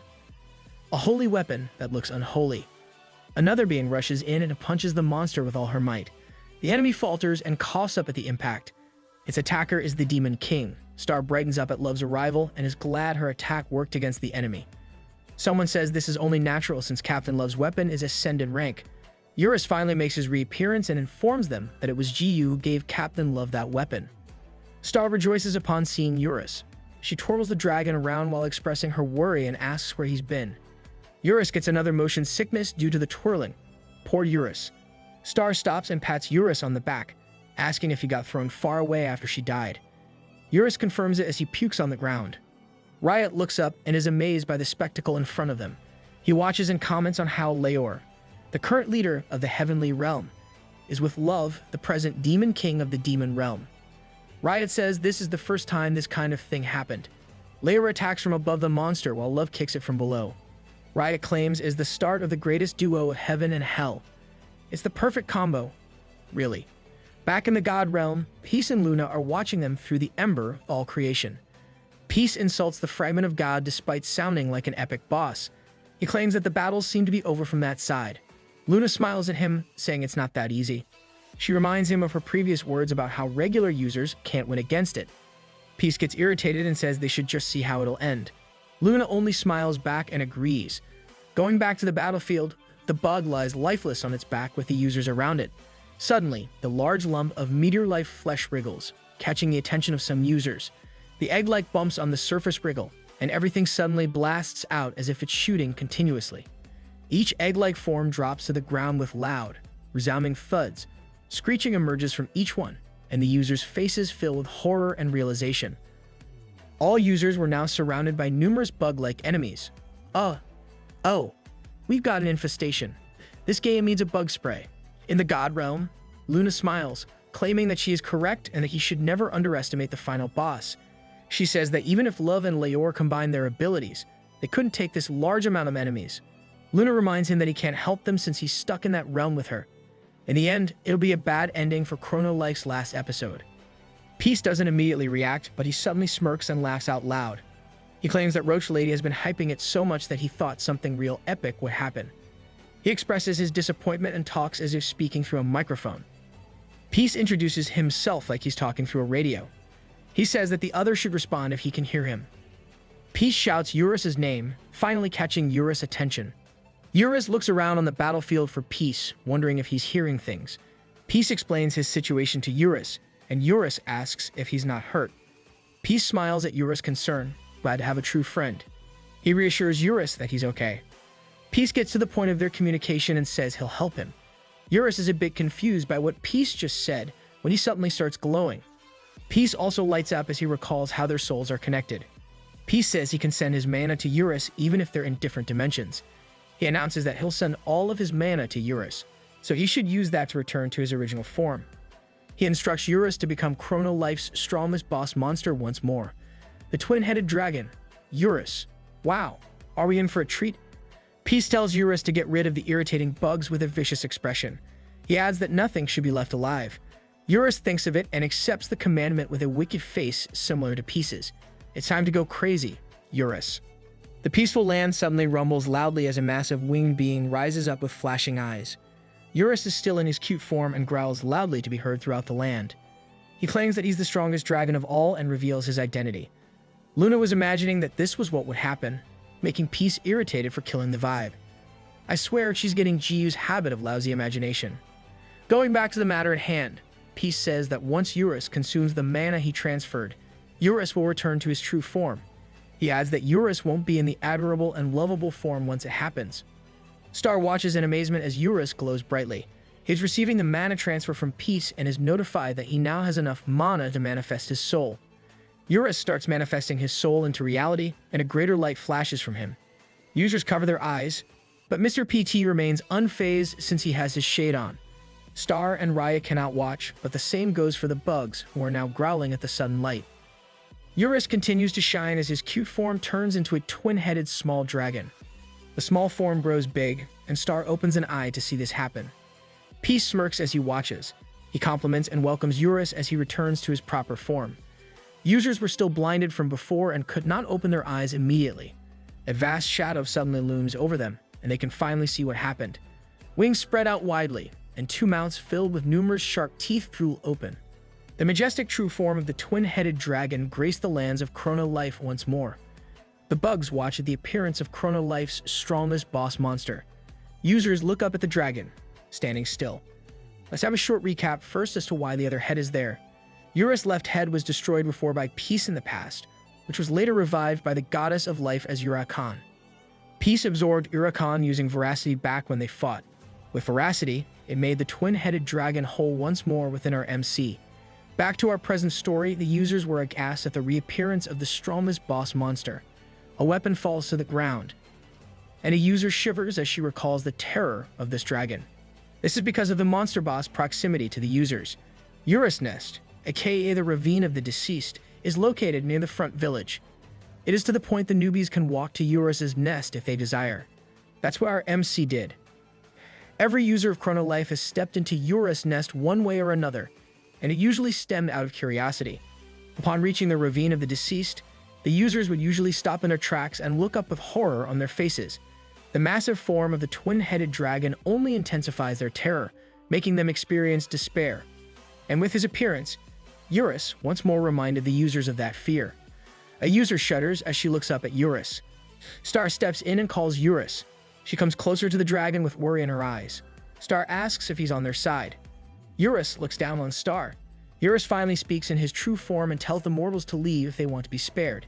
He shouts at everyone to get moving, snapping the users out of their frozen state. Everyone runs away from the scene, with some users leaving their weapons behind. Star stays standing before Eurus, recalling their first meeting and the other times they spent together. I really love Star for existing. Star doesn't want to leave, but Eurus also tells Star to go. He says the area will soon turn bloody, so she should leave and run as far away as possible. At that exact moment, a horde of bug-like monsters surround them from one side. Eurus says that he doesn't really care for the others, but is a different matter when it comes to Star.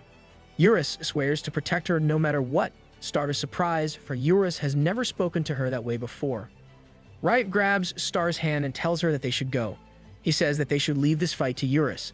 Star finally listens and runs away with Riot holding her hand. She turns back to look at Eurus with tears in her eyes.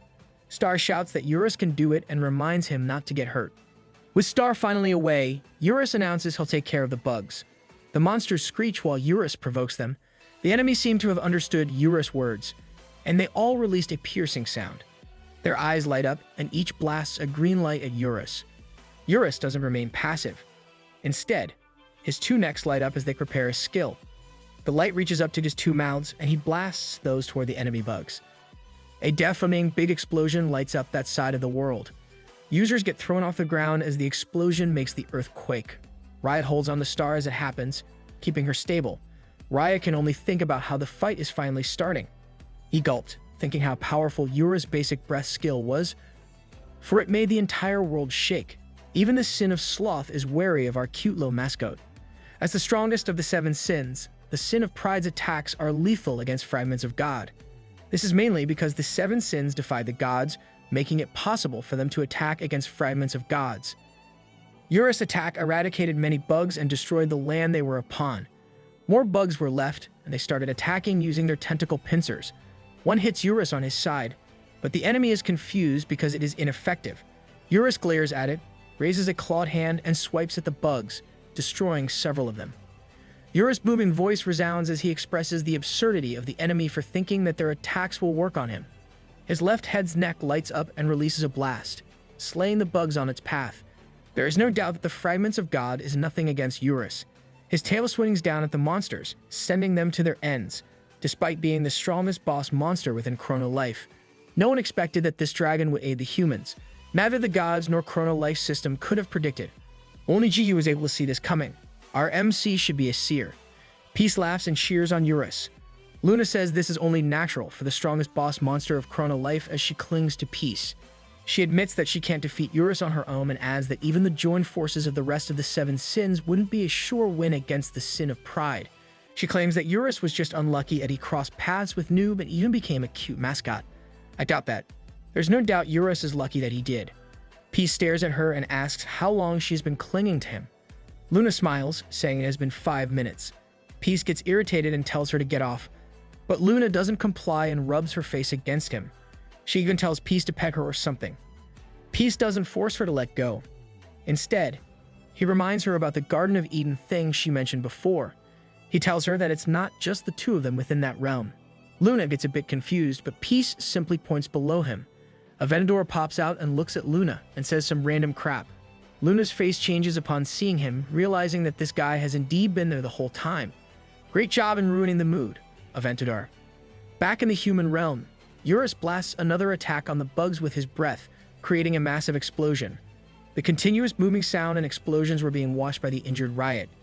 He mulls over the fact that the strongest boss monster is the sin of pride, Eurus. The rest of the 7 sins all know that Eurus is the strongest. Yet, at this moment, Riot wonders if Eurus hasn't really never shown the extent of his powers. At that moment, Eurus growls out loud. What Riot thought of is actually correct. Eurus had never truly unleashed all of his powers. This is because everything he fought so far was weak. With his own strength, these fragments of God got destroyed, slaying 3,980 of those. Amidst those remains is Eurus, the possessor of that overwhelming strength. With titles such as the Sin of Pride and Chrono Life's strongest boss monster, there is no doubt the twin-headed dragon has once more descended. Star cheers and hops to where Eurus is for winning against those bugs. Yep, it was the perfect bug extermination. The Demon King, the ruler of the heavenly realm, and other users smile in agreement. But Eurus stops Star from getting closer. He says that he's only destroyed the fragments of God, and the enemy still lives. He looks at the meteor-like flesh that released all those bugs. Looking at it, Star realizes Eurus is right. She runs off and wishes Eurus good luck. Eurus starts flapping his broad wings, creating a gust of wind that even throws Star away. Eurus floats into the air and prepares to attack once more. His neck lights up as it charges, and his 2 mouths become filled with energy. Announcing that he'll end that war, Eurus blasts at the remaining flesh of God.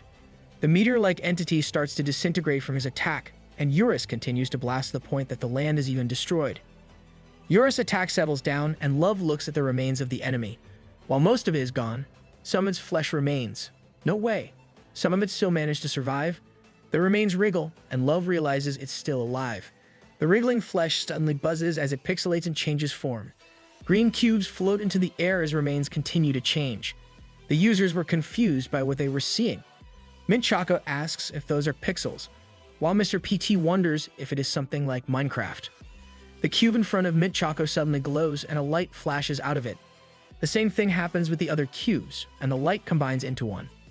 In the godly realm, Peace watches, with Luna still clinging to his side. He asks what those are and comments on how the pixels combine into one. Luna doesn't respond, and Peace demands an explanation from her. Luna continues to rub her face on Peace's arm, ignoring his words. This pisses him off, and he bites her head for not responding. Luna is completely shocked that Peace bit her and, of all places, her head. She questions him, but Peace only commands her to answer his question or he'll bite her more. Luna chuckles, asking if there's a promise. Peace doesn't answer and tries to hold his temper. Luna sighs and asks if he really is just unaware. She suddenly congratulates him for clearing Phase 3 and says he's now in the last step. Phase 4, also known as the final phase. She says it's time for the final boss to make his appearance. Are you sure this is indeed the last one? Back in the human realm, users watch at the warm glow with shock in their faces, glowing human feet, hands, and shining raised hair. Whether it is Love, Leor, Riot, or Star, everyone looks at the human form of the god of destruction. Eurus doesn't say anything and simply watches. The god, with his unknown level and human form, has finally descended on the human realm. The god of destruction must be of Saiyan descent. Peace looks at the god of destruction through his ember of all creation. Red tears suddenly drip down from Peace's eyes. He is confused about what is happening, wondering if he is bleeding. Luna looks over him with worry etched in her face. Red tears drip from Love's eyes, and the same happens with the other users. A voice suddenly speaks, telling them not to worry, for it'll soon be okay. God speaks to the users for the first time. God floats toward Eurus, commenting on how Eurus has grown so much since he was just a hatchling. Eurus questions him, and he suddenly jolts and sees 3 eggs and God before those eggs. God smiles widely at the eggs. Are we going to have Eurus' backstory? Eurus' head throbs, confused at the memory he is seeing. God expresses how he doesn't understand why a being whose part of the 7 sins is not annihilating humans. Instead, this 7th sin is fighting alongside the humans. God calls Eurus by his title, the Sin of Pride. One of Eurus' necks lights up. He prepares to blast while saying that God reeks of appalling smell and tells him to disappear. Eurus finally releases a huge blast at God. The users tumbled at the intensity of Eurus' attack. Thick smoke starts to dispel, and God expresses his pity. Eurus is taken aback that God remains unscathed from his attack. The god of destruction frowns as he states that he loves Eurus the most among the 7 sins, so he never expected that he must get rid of Eurus himself. He points at Eurus, and a small green light slowly shoots out of his finger. Eurus is befuddled by the lack of intensity. The green light hits him in the mouth, and the collision suddenly shines brightly to the point that Eurus gets engulfed by the green light and a large expanse of his surroundings. Eurus growls loudly in pain. Star watches with worry, unable to do anything for her friend. Eurus drops to the ground with a large thud. He coughs up while the god of destruction gently descends to the ground. God says that Eurus truly is remarkable. Eurus picks himself up while God continues to speak about how even Aventador came with him. He says that he should be gone right after that attack. As for Gallardo, he was left where he belonged. In case you forgot, Eurus first mentioned Gallardo in chapter 42. He is the gargantuan dragon, known as one of the 3 strongest dragons of Chrono Life. Eurus growls and raises a dragon hand. He uses it to swat God.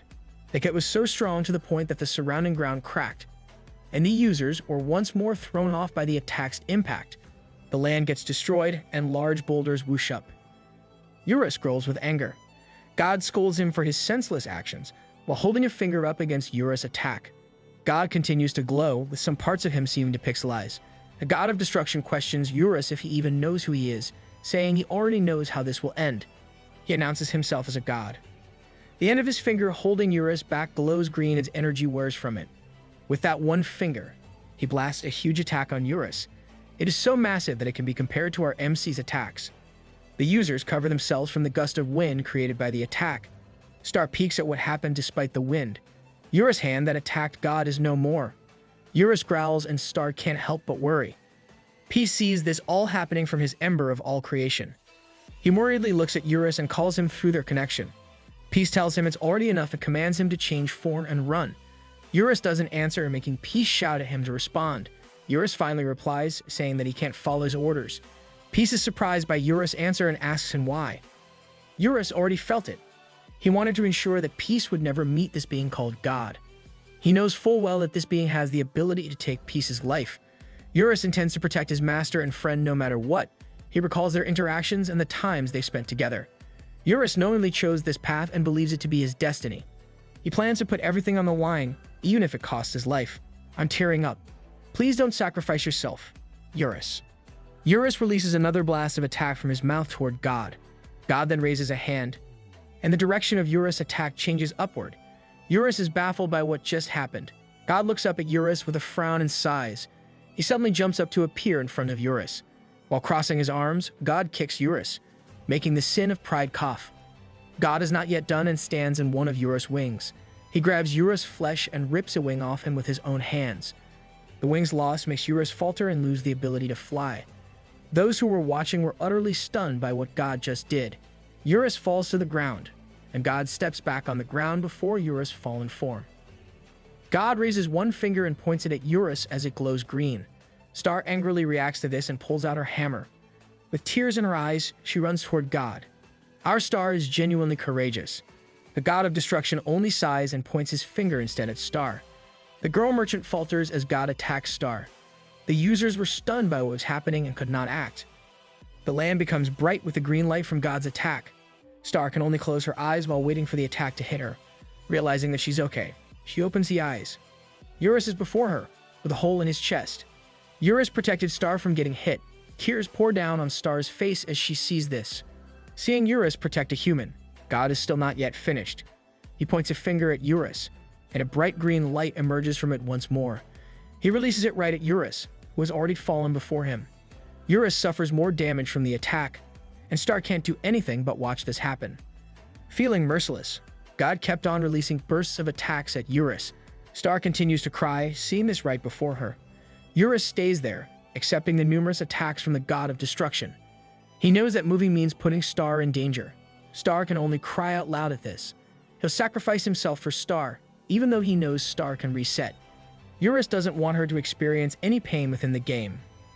Eurus tells her not to cry. Star calls for Eurus, who endures the explosions of the attacks in his tattered body. He says he's still protecting her, and if Star cries, he knows that Peace will be sad. Tears continue to flow from her eyes as she remembers how she met Jiyu in real life. Star tries to hold back and tells Eurus that even if she dies, she can still respawn. Star shakes as she says that it's not the same for Eurus. She knows what it means if Eurus dies and pleads with him to run away. Eurus looks at her and says that he is the soul of an ego sword. He may be Peace's weapon, but he knows that materializing as a unique boss means his data will get erased once he meets his end. Even if this is true, Eurus still believes that Peace will be fine. Anyone can take that place. Star smiles sadly and tells him that she is not talking about Peace. Instead, she is talking about him. Star asks if Eurus will genuinely be okay if that happens, if dying and not seeing Peace anymore is something that he can bear. Help. I need tissues. God never stopped attacking Eurus. The dragon remained resistant to the attacks regardless of the heavy injury. He says Peace's name and recalls old memories.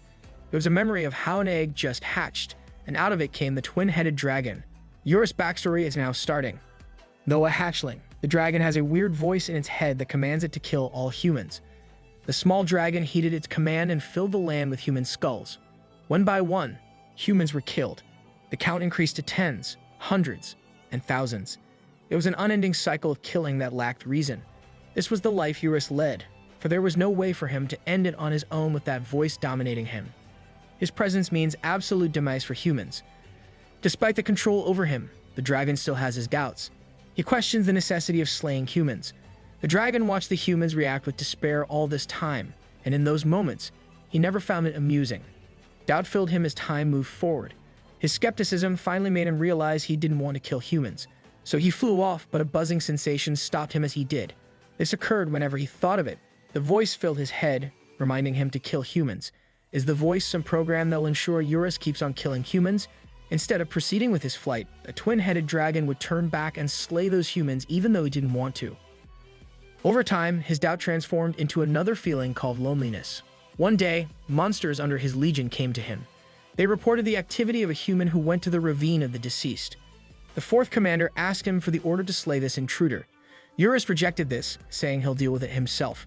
He flies up to the sky, grimly amused for feeling something for the humans that he had slayed when he had no right. A human wearing a tattered cloak calmly walks into Eurus' nest. The dragon finds the human only wearing underwear beneath the cloak and a wooden stick in hand. Oh, it's our MC. Eurus found the whole thing ridiculous. For there is no doubt that the human is new to adventuring. The dragon was expectant, and it turned into disappointment. He admits to himself that he is a bit looking forward to slaying this human before him. At the same time, he knows that he'll be disappointed by the time it ends. Unlike the order given to him, the dragon truly loves the humans. He must still comply with the voice. He fully knows that the only way for him to finally escape that cycle is if he meets a human who is stronger than him. The dragon drops to the ground and faces the human. He hopes to meet someone who can finally finish the worthless bloodshed imposed on him. Don't worry. Eurus of the past. You're facing that human right now. With it, his pain will also end. Eurus, the twin-headed dragon, faced the human in all his glory while anticipating the disappointment he'll soon face. Eurus growls out loud, expressing a lot of emotions in that sound. He knows it will take decades before a human can catch up to his strength as the strongest being in the land of chrono life.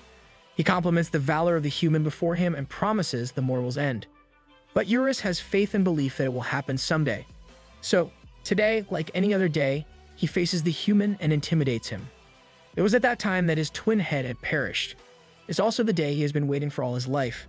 Eurus looks at the non-existent twin head and at the human who talks to himself about having a few strikes left. The human claims that he'll defeat the strongest boss of the game. The dragon flinches at those words and tries to talk his way through that situation. But our MC doesn't let him and simply swings his wooden stick. The attack leaves Eurus in a precarious state. He is surprised by the existence of this human, knowing that he'll meet his end with one more strike. With one strike left on his wooden stick, Peace complains about his weapon's durability and the system. Hearing this, Eurus looks at the human and asks about the durability problem. Eurus is aware that he can help regarding that matter, and this successfully stops Peace from striking one last time. Like what happened in the second chapter, Eurus shares his knowledge of the ego sword. He does this because he still wants to live. While he wants to end his curse of killing humans against his will, it doesn't mean that he's willing to disappear just like that. Eurus respectfully refers to Peace as Sir, explaining how he can become the human's weapon by transferring his soul to it. Once that happens, the weapon will have consciousness as it evolves into an ego sword. On top of this, it will gain infinite durability. Eurus explains that an ego sword is the highest rank of weapon within chrono life. Peace finds this amusing and laughs out loud. Eurus respectfully asks once more while Peace continues to laugh. Peace's demeanor changed. Thinking that he'll soon get revenge made his face scary. Eurus can only tremble at the sight. Peace accepts Eurus' offer, turning Eurus into a soul that enters Peace's wooden stick. That was the birth of the plus 99 reinforced wooden stick with an ego rank, and it is how Eurus' soul got attached to Peace's. After that day passed, Eurus turned small into a cute mascot for our MC. He still hears the voice that commands him to kill humans. Eurus would suggest annihilating the humans because of it. After time passed, the instance of hearing that voice lessened, and he finally reached the point where it didn't affect him anymore. Like a bothersome buzz, Eurus now has someone who is remaining by his side. His adventures with Peace are the highlight of his life. There is no doubt that Peace awakened him from a very long nightmare. For Eurus, Peace is his best friend. Eurus remains resilient against the continuous barrage of attacks from the god of destruction. Star doesn't want this, but Eurus has resolved himself. He believes this is the time for him to give back to Peace for everything. He wants to make sure that Peace won't meet this god. God suddenly stops firing, surprised when a dragon's hand suddenly looms over him. Eurus grabs God, announcing that he'll take him down with him. God asks if the twin-headed dragon plans to self-destruct, and Eurus easily says he will. Eurus starts to glow as he holds God in his hand. The god of destruction didn't struggle free. Instead, he asks the sin of pride if the command he engraved on his mind remains there. This god did that to Eurus. Please slay this dude, GU. Eurus doesn't respond, making God question why he's siding with the humans to the point that he is willing to sacrifice his life. Eurus once more felt the sensation of the voice planted in his head, but he had long overcome it. He dismisses the question as absurd. The hold of the voice's command in his head beeps and falters until it finally gets destroyed.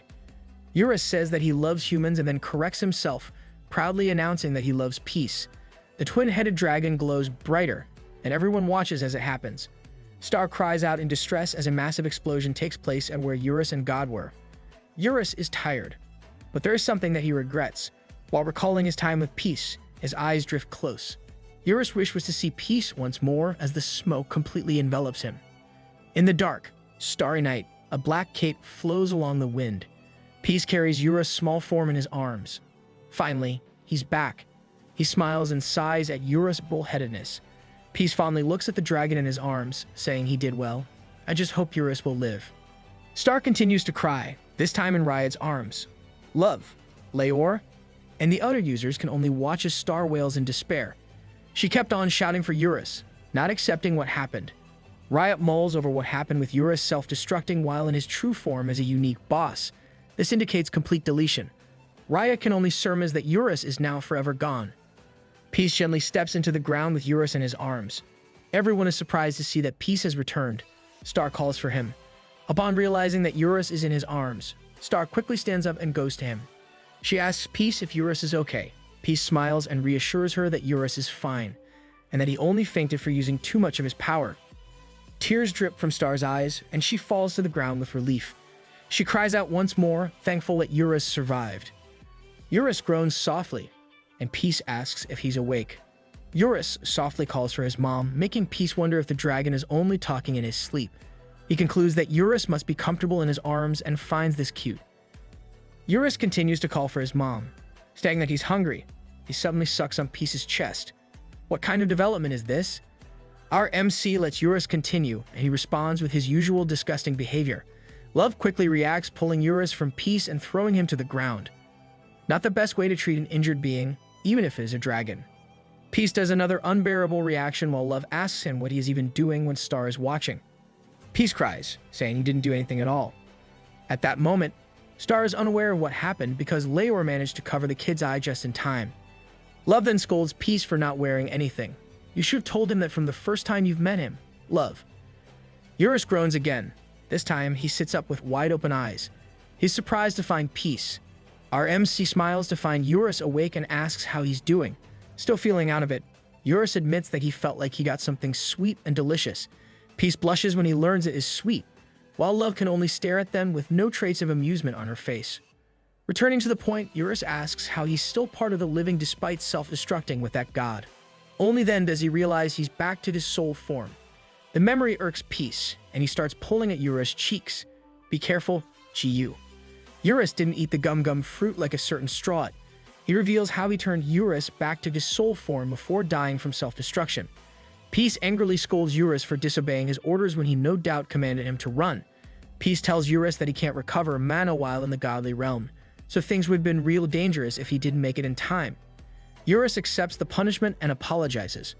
Peace finally lets go of Eurus' cheeks, agreeing that Eurus should indeed be sorry since he worried many people about what he did. He brings down Eurus and holds the dragon towards Star. Eurus calls her name, and Star silently takes Eurus from Peace's hands. The dragon pales, thinking that he's in for another ride. Oh.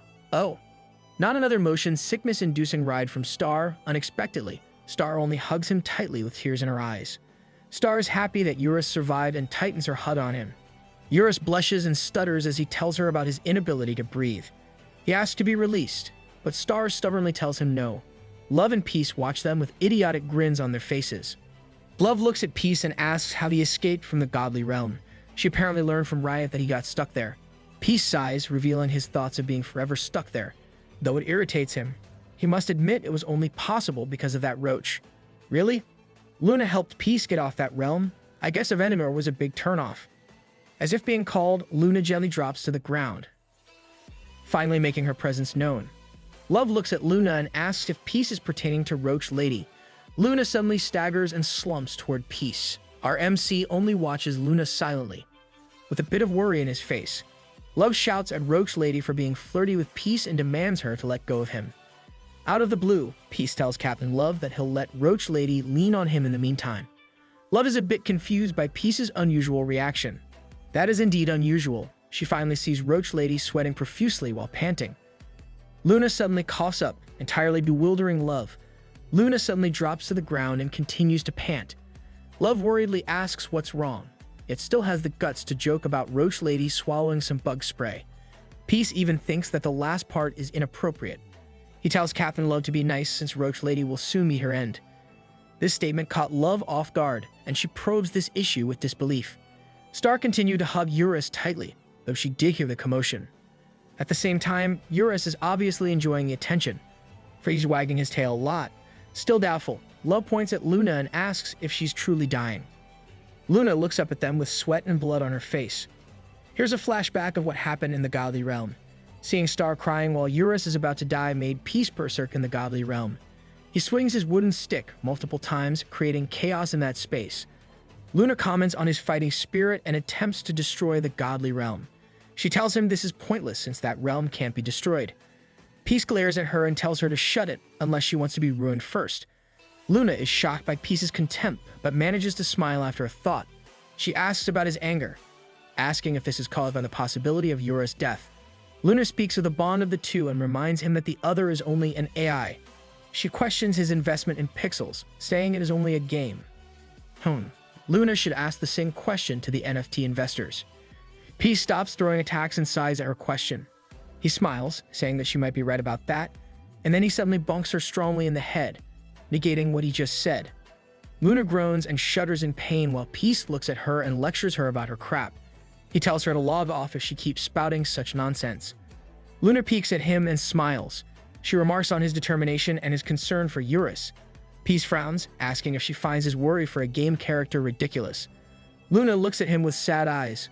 With a smile, she admits that she does find it silly because she herself is the same. The unexpected answer confuses Peace, but Luna only grins. She tells him to ready himself, for she'll aid him in getting out of that realm. Peace continues to frown, dubious of Roach Lady's intentions. He questions her for everything she previously said and demands her to make an honest decision. Luna looks down and says that what she said is true. She asks if Peace remembers their first meeting in Front Village. Peace says he does, adding how it is the most irritating day of his life. Right at that time, our MC is busy thinking of a lovey-dovey future with Luna. Luna smiles, saying that they have had numerous experiences together ever since. She recalls meeting him offline in his house, their first kiss, their pseudo-date, enjoying the food she cooked, and their car ride to the beach. Luna knows that she got him confused by her actions and speculates that Noob didn't understand. Luna says this is why she likes him and why even she herself is confused. Now that they've reached that point, Luna could finally decide. Peace feels weary from what she's saying when he really doesn't care since he's more concerned about saving Eurus. Luna sadly smiles at his response. With time of essence, she asks if Noob still has the jewel she gave him before and asks him to take it out. Peace blankly looks at her, asking what jewel she is talking about. He adds that he doesn't remember such a thing.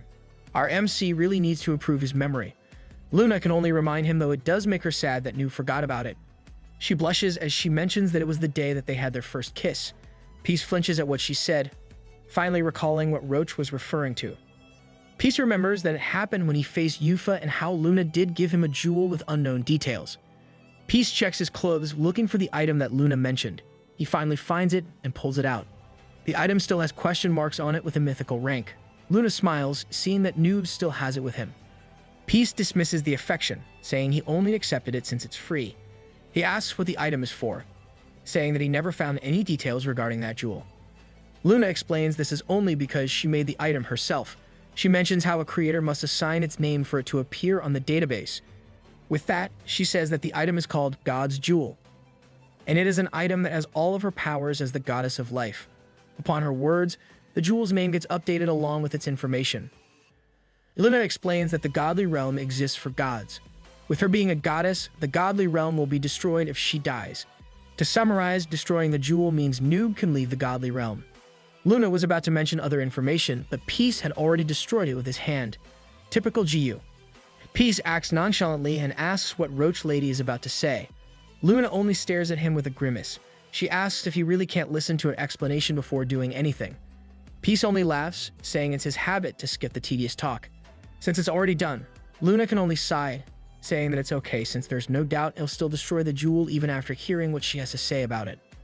A loud cracking sound catches Peace's attention, making him look up. The space above them cracks, and the two watch as it happens. Luna remarks on how long it took them to reach that point, and now she will see the end of it.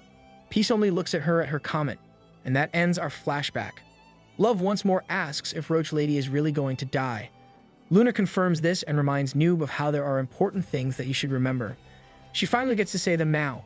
Luna says the first one is that the jewel contains her life. Next is that the powers of a god wouldn't disappear. Instead, this will be transferred, which is the case for her abilities as a god. Love suddenly looks at Peace upon hearing these words, and she can't help but wonder if Peace will become a god. Luna calls our MC Noob, but she corrects herself and calls him Peace.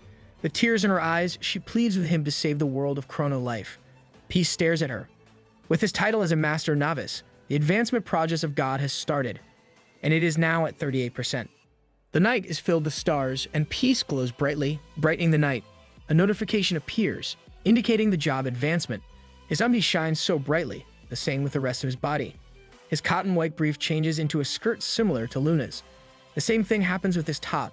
With the job advancement completion announcement, Peace poses cutely as he becomes the goddess of life.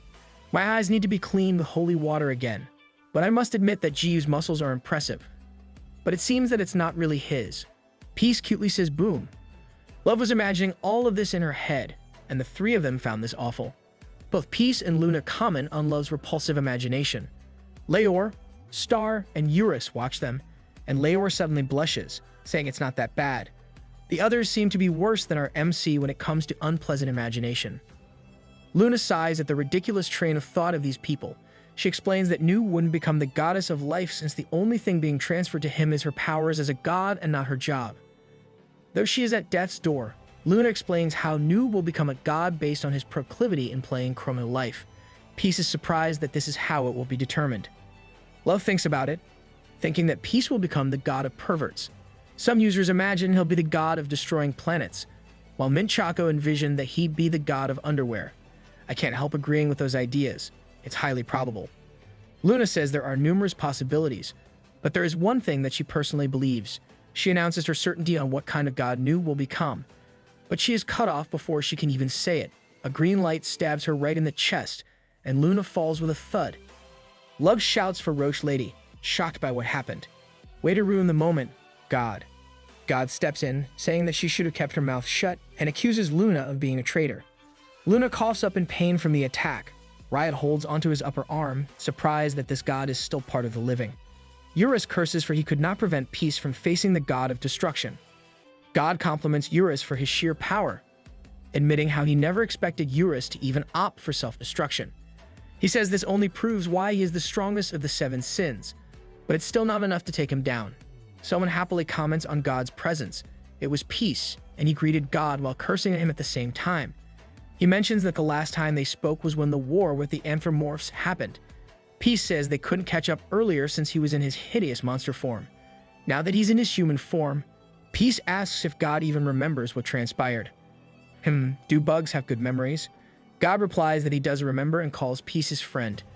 God mentions that everything that occurred was all to lead them to that moment. Luna calls some more of Love holding onto her. Love worriedly looks at Roach Lady, realizing her wounds are worse than expected. Judging it, she can say that there are only a few moments left for Luna. Love feels bitter for seeing Roach Lady like this. She knows she should be rejoicing that this is finally happening, but she can't bring herself to hate Roach Lady in her last moments. Honestly, I feel the same way, even though I still prefer Love.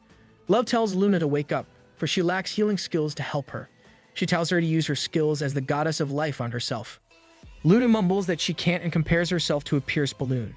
She explains how her goddess powers are almost gone, so she can't use any of her divinity of like skills. Aside from this, the attack she received from the god of destruction is laced with divinity, making it impossible to use healing skills on her. Peace looks back at the dying goddess of life and asks God if he really has to do such a thing when it's apparent that she is about to reach her end. God says they also have feelings, and he's only punishing her for being a traitor. Peace asks how Roach Lady even betrayed him. The god of destruction thinks about it and says there have been some situations, though it is difficult for him to explain. When he thinks about it, he feels like Luna has been on the side of humans all this time. Are we having Roach Lady's redemption arc now? Peace asks what he means by that when it is evident that Roach Lady made sure to get rid of humans with every chance she could take. God admits that he did think the same, but he concluded that was done intentionally to deceive him. He says he has doubts, and seeing the end doesn't make him happy. Peace ponders what God said and says that Luna is actually better than a roach. He thinks that Luna is more of a bat in this case. Luna and Love don't say anything, but it's obviously not the time for Peace to think of such things. Yep, our MC is consistent in coming up with weird things. Peace walks towards God and says it might be how her character's story has been set up. He thanked God for taking the time to explain it nonetheless. Peace stops before the god of destruction and looks up at him. He says that God already knows that he doesn't like story dialogue, but he can skip this time since it's him. The last boss of Chrono Life. God looks back at Peace, calls him his friend, and says he wants to ask him something. Peace suddenly swings up, creating an explosion right at the god of destruction's face. Really? GU? I thought there's no more skipping this time. The explosion is so massive to the point that it reaches out of the planet, and God faces it head-on.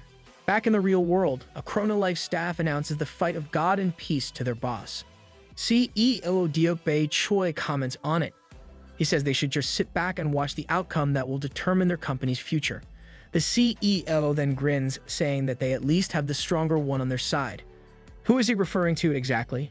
Back in the game, Peace leaps up and asks God what he is going to ask him. He then swings down at God, sending him plummeting to the ground with a large blast. The impact destroys the land and throws off the other users. The earth rumbles, and as the smoke dissipates, it is revealed that Love and the others are okay. She was able to react in time to protect them with her Clutches of Death skill. Riot looks at the skill protecting them, realizing it is the same skill that the Sin of Envy used when it took complete control of the Demon King's body. Riot is surprised that she used such a skill to protect them. Captain Love has been honing her skills. Love desynchronizes and deactivates the essence of the Demon King. She sighs in relief as her horns and wings disappear. Love asks if everyone is okay. Star immediately compliments Love, and Eurus does the same by mentioning her quick reaction speed. Love admits she somewhat expected it to happen since Peace doesn't really hold back when fighting. Another explosion occurs near them, and everyone can only watch as it happens. Seeing the destruction near them, Love suggests they should just leave. Riot asks where they would even go when the whole planet is literally at risk. They can all hear the chaos Peace is causing, and Riot can only hope that Peace won't destroy the planet in the process. He might. They should bring this fight somewhere else. At that moment, Peace swirls his wooden stick and smacks God's shoulder with it. Then he unleashes a million strikes, continuously hitting God. The god of destruction accepts each hit, yet he still calls Peace his friend. This makes Peace pause. God finally asks why Peace is siding with the humans when they only ruin the tranquility and gifts they were given by creating wars, slaying one another, and destroying the land. God believes that these humans don't deserve the privilege of life. Peace frowns at his question and asks if that is the question he wants to ask earlier. He manages to be patient and agrees with what God says. He reiterates how humans tend to destroy things, hurt others, and even have regrets. Peace then smiles, saying that there's still hope in the ability of humans to change. With a genuine smile, Peace says this is how things have been since they were born. Huh. Is this really our disgusting MC? God is stunned by Peace's response to his question and doesn't get what Peace means. Peace admits that he doesn't understand it himself, and just laughs it off while bonking God in the head. Woo, he's back to normal. God flinches at Peace's attack, finally experiencing for himself what the others have gone through. With a smug look, Peace reveals that he just said that since it sounded cool. He tells God to stop the drama. Peace gathers energy in his stick and activates the soul of the giant's skill, which lets him increase his attack power and range by 1000%. The skill activates, and Peace smiles as he uses Swing Up. His attack is even more significant than any attacks he has thrown before. Smoke for his attack's recoil filled the air, but God was still doing fine despite the attack. He was surprised to see that his friend's attack actually sent him far away from the planet. But more surprisingly, Peace is there with him. Our MC expresses his own shock and admittedly tells God about how he put enough strength in his attack, yet God is still fine, as long as God's stats are not similar to the CEO's. You still has a chance. Peace points his wooden stick at God, announcing his knowledge of how mythical rank weapons and above would work. Peace can't help but wonder if ego rank weapons are the exception to this. God looks behind him at Peace and admits his confusion about his friend's obvious question. God says that the reason is because he is stronger than Peace. Peace flicks his wooden stick down and thinks they should try it out. Our MC gets serious as he dashes towards God. He strikes God with his stick, creating bursts of explosion. The long blast is akin to the one he did before, but Peace was stunned. He finds a finger holding back his weapon. Peace quivers with anger at this. God merely looks at him and announces that it's time for him to quiet down. He blasts Peace with that green light of his that makes Peace cough up. Peace stutters in pain, saying it's nothing since he still has his healing factor skill. But before he could even use it, a notification appears, telling him that he was damaged by an attack that has Divinity of Destruction. This nullifies the use of the healing factor skill, making Peace incapable of healing. Peace's heart beats fast, dazed by what just happened. Not this again. Does our MC have to hit himself again just so he could recover? God calls Peace's friend and reveals he felt close to him when they first met. He explains this is why he kept on calling him a friend. God says it'll be the first and last time he'll ask him something. God invites Peace to join him. Peace struggles as he looks at God, surprised to hear such a thing. The God of Destruction explains that ST-389, also known as the planet of Chrono Life, is infested with users that act as viruses of that world. God says he must clean ST-389 of these viruses, the reason why Mother created him. To summarize, the viruses are the humans, and God is the antivirus, and God calls himself the vaccine. At that moment, Peace's advancement progress to become a god is 54%. With this rate, it'll probably take 2 or more chapters before GU becomes a god in Chrono Life. Peace clenches his teeth and summarizes what the God of Destruction just said. He says he heard something similar from a villain in another movie, admonishing the plagiarism. God explains that it is only a metaphor to make Peace understand, for he knows full well that Chrono Life is nothing but a virtual world. It's admirable that the NPCs of Chrono Life are aware of this fact. God then restates it, saying it is more accurate to say he is the vaccine program for Chrono Life. Peace looks at him with understanding and compares the God of Destruction to some of the existing antivirus programs. God wonders if his friend truly understands him and just agrees since there's nothing wrong with the statement. God goes back to the topic and says that his observation of humans led him to the conclusion that all users are viruses. He explains how there were more negative than positive in the user's actions, and it's why he's cleaning up the place by slaying everyone. Peace stares at God, baffled by what he just heard. He then sighs, saying that God is sicker than he initially thought and that God may be a blockhead. Peace explains that they're not in reality, so killing the users in the game is pointless since they'll just reset no matter how much they die. He even adds that the God of Destruction doesn't have the veracity skill to take the user's data, and it's a good thing he doesn't. Stubborn, God claims he'll continue slaying everyone. He'll repeat it no matter how long it takes until all those users reach the point of abandoning Chrono Life. Peace is incredulous at how an AI program like the God of Destruction can be so much like a spoiled brat. He says that the developers aren't idiots. and he can't just get away with what he wants. God suddenly grins widely. Simultaneously, CEO Diop Choi does the same in the real world. The god of destruction has gone completely crazy as he mentions the phrase how the stronger one is on their side. This sentence was finished by the CEO of Chrono Life, a repeat of his previous remarks to his staff. No way. The CEO intended this. Back to the game, God suddenly makes his move and appears behind Peace in a flash. Calling Peace his friend, God gives him a bit of advice. Peace is dumbfounded by God's movement, and he couldn't react fast when God suddenly kicked him. Peace groans as he coughs up.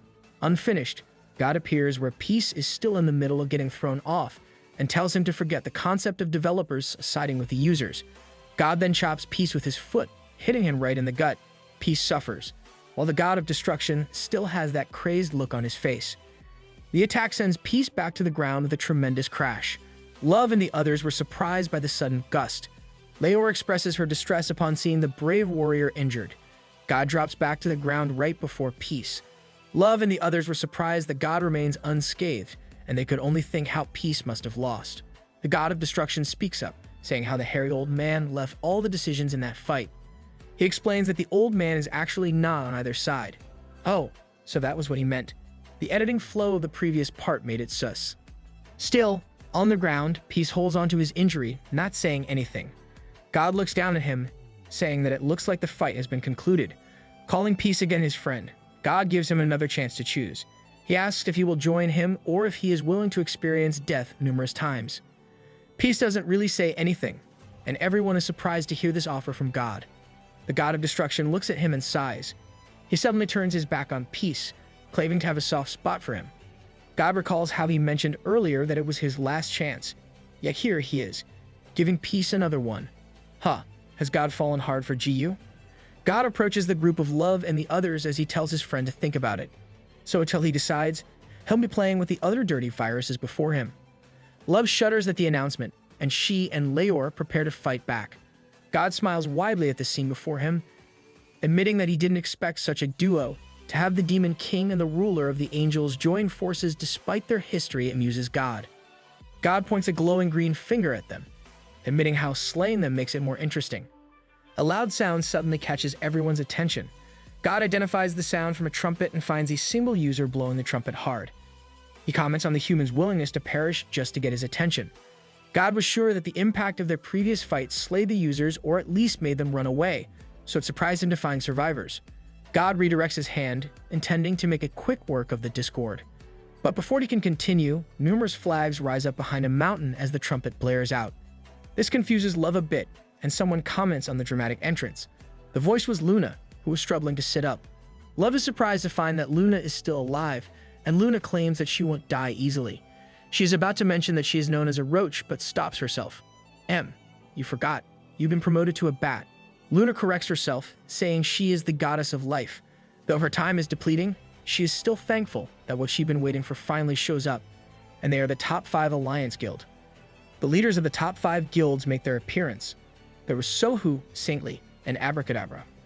Hawkeye is also there, and like the pro streamer that he is, he's currently streaming. He greets his viewers and encourages them to like, subscribe, and turn on the notification. His viewers welcome him back in the chat and mention how he's been gone for some time. Hawkeye comments on this and announces that they've been lying low, for they are the true hidden aces of that final battle.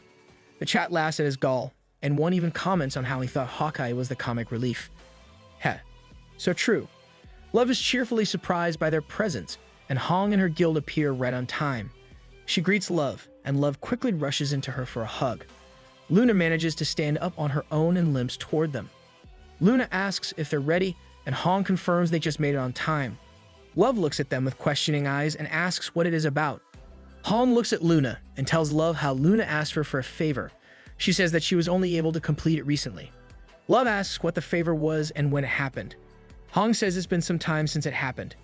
It's another flashback ride. Peace is announcing to everyone how he's selling equipment from Eurus Nest in preparation for the fight against the Anthropomorphs. It was on this day that Hong and Luna spoke. At that time, Hong asked about Love's level while Luna watched over Peace's activities with a bored look. Hong recalls how she was surprised at the fast rate of Love's progress and cheered for her. She has high hopes in their fight against the Anthropomorphs, and she hasn't much clue regarding the situation back then. Luna sighs and mentions how the ancient anthropomorphs aren't what they should really focus on. Hong is surprised by Luna's claims. Luna stands up and walks, asking Hong to follow her for an important conversation. Hong complies, and they get themselves alone in an alley. Hong asks what they will discuss. Luna turns off her goddess mode and returns to her OG look. Hong is speechless, and Luna explains how she's constantly being watched in her goddess mode. Luna says it is God. The god of destruction is right to have trust issues with Luna, but he's literally a stalker at this point. Luna then tells Hong that what they will discuss must remain between them. Back to the present, Hong tells Love how she learned the truth from Luna, of how God is the final boss of Chrono Life and that battle against him requires preparation. So she kept her promise to Luna to keep a secret. Love asks about these preparations. Hong grins as she announces that all 3,890 top 5 Guild Alliance members are equipped with mythical rank weapons. Hong looks at Luna and tells her she should lead the top 5 Guild Alliance. Hong reveals her feelings on how there's more chance of winning if Luna leads them. She also mentions that the others already know of this. Luna thinks about it and agrees with Hong's proposal. Luna steps in and swings her staff, commanding every top 5 Guild Alliance member to attack God. Every member obeys her commands, and they all rush in towards God. Luna really should take over. Just imagine GU leading the users. It'll be utter chaos. God is amused by this development and comments on the players' foolishness for their keenness in meeting their end. He raises his hand as he ridicules them for their audaciousness and says he'll play with them for a bit. God brings his hand to the ground, and green lights burst in small, numerous forms. Green blobs of flesh rise from the earth. Each chunk sloshes as it forms into something akin to a man, and the green rising flesh groans as they rise. Love looks at those beings with disgust and calls them zombies. Luna says those are fragments of God, though it looks different now. Those are the same as the bugs from before. Love worries about how they can only be fought with mythical rank items. She is horrified as to why God would even make such disgusting things instead of blasting power from his finger like usual. Luna answers her, saying that God is literally playing with them just to humor them. Luna looks at Love and tells her this is their best chance. She says that she is sure that Riot warned them beforehand about how this war would require everyone's input. Luna asks if Love still doesn't understand and calls her the Demon King, the leader of the demon realm. Love thinks over Luna's words and finally understands what Riot meant. Resolved, Love activates the essence of the Demon King. Love's horns and wings appear and start syncing. The noise is comparably lower than before at 0.9%, and her sync status is stable.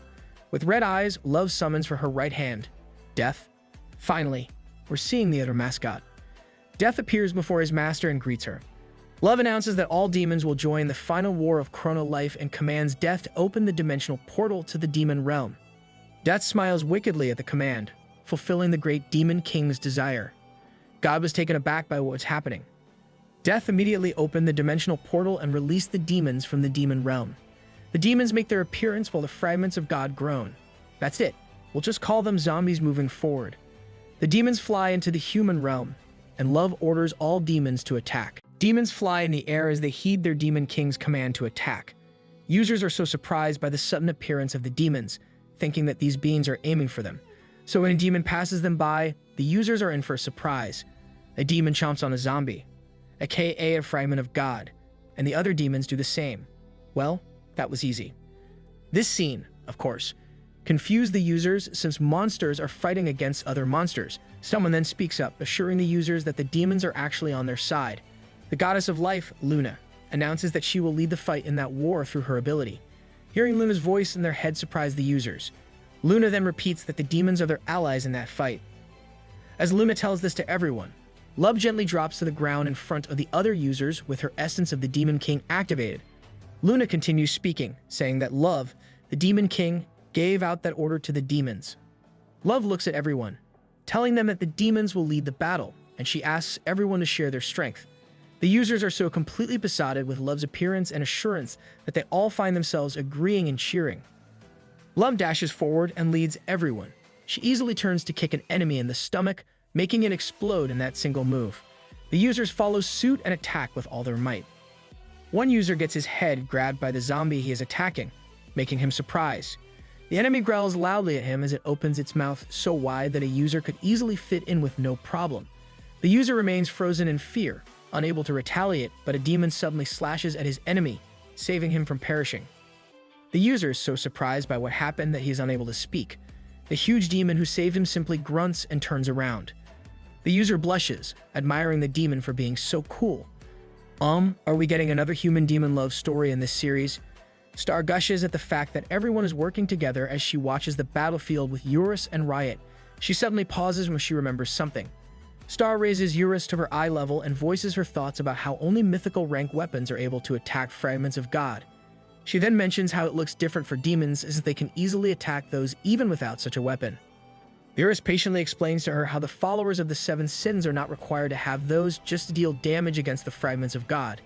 Instead, their attacks are less than 10%. Also, do remember that mythic rank weapons are also called fragments of God, meaning a fragment of God can inflict damage on another. The god of destruction also watches over the fight and smirks at the presence of the demons in that fight. He deems that things are more interesting with them in that war. He then glances back at Peace, again calling him his friend. Peace is on one knee, while the god of destruction mentions how cleaning up will take longer. He reminds Peace of his offer, insisting he must thoroughly consider it. In case you forgot, it is an offer to join him. Though in a beaten state, Peace's heart continues to beat loudly, as fear slowly fills, and the god advancement progress is now at 67%. An alarm sounds, and a status window regarding the entry of the unconscious territory appears, indicating a new god's birth. Unaware of what is happening within Peace, the god of destruction believes that it is no fun to leave things alone. So he raises a hand and announces that he will be increasing the difficulty. He snaps his fingers, and within an instant, the zombies' eyes light up as if energy surges into them. They scream so loud with their mouths wide open and start chomping the zombie next to them. This is definitely on the level of our MC's disgusting regeneration. The users watch this happen in horror, finally realizing that the enemy is eating each other. As a zombie finishes eating another, its green form throbs and becomes more immense. Love gauges that the new single enemy unit is no shorter than 30 feet tall. One of the zombies version 2.0 raises a hand and lunges toward Love. The Demon King faces it head-on and activates her skill, Clutches of Death, which lets her transform her infinite magic power into physical attacks. One of the hands protects Love in time from the zombie's attack, causing a wave of destruction in the nearby area. Love clenches her teeth, realizing that the enemies have not only grown in size, but they also have grown stronger than the monsters she faced in Eurus' nest. The upgraded zombies are now unleashing their might against the users, giving them no choice but to face the enemy in groups. The demons under the banner of the Demon King also struggle as they fight against these enemies. Zombie Phase 2 must be the hard mode. Star frowns upon seeing this change on the battlefield. She turns to look at Riot, asking him what they should do. Star is worried that they will lose, making Riot feel burdened. He then recalls the meeting he had with Peace and the others before all of the chaos.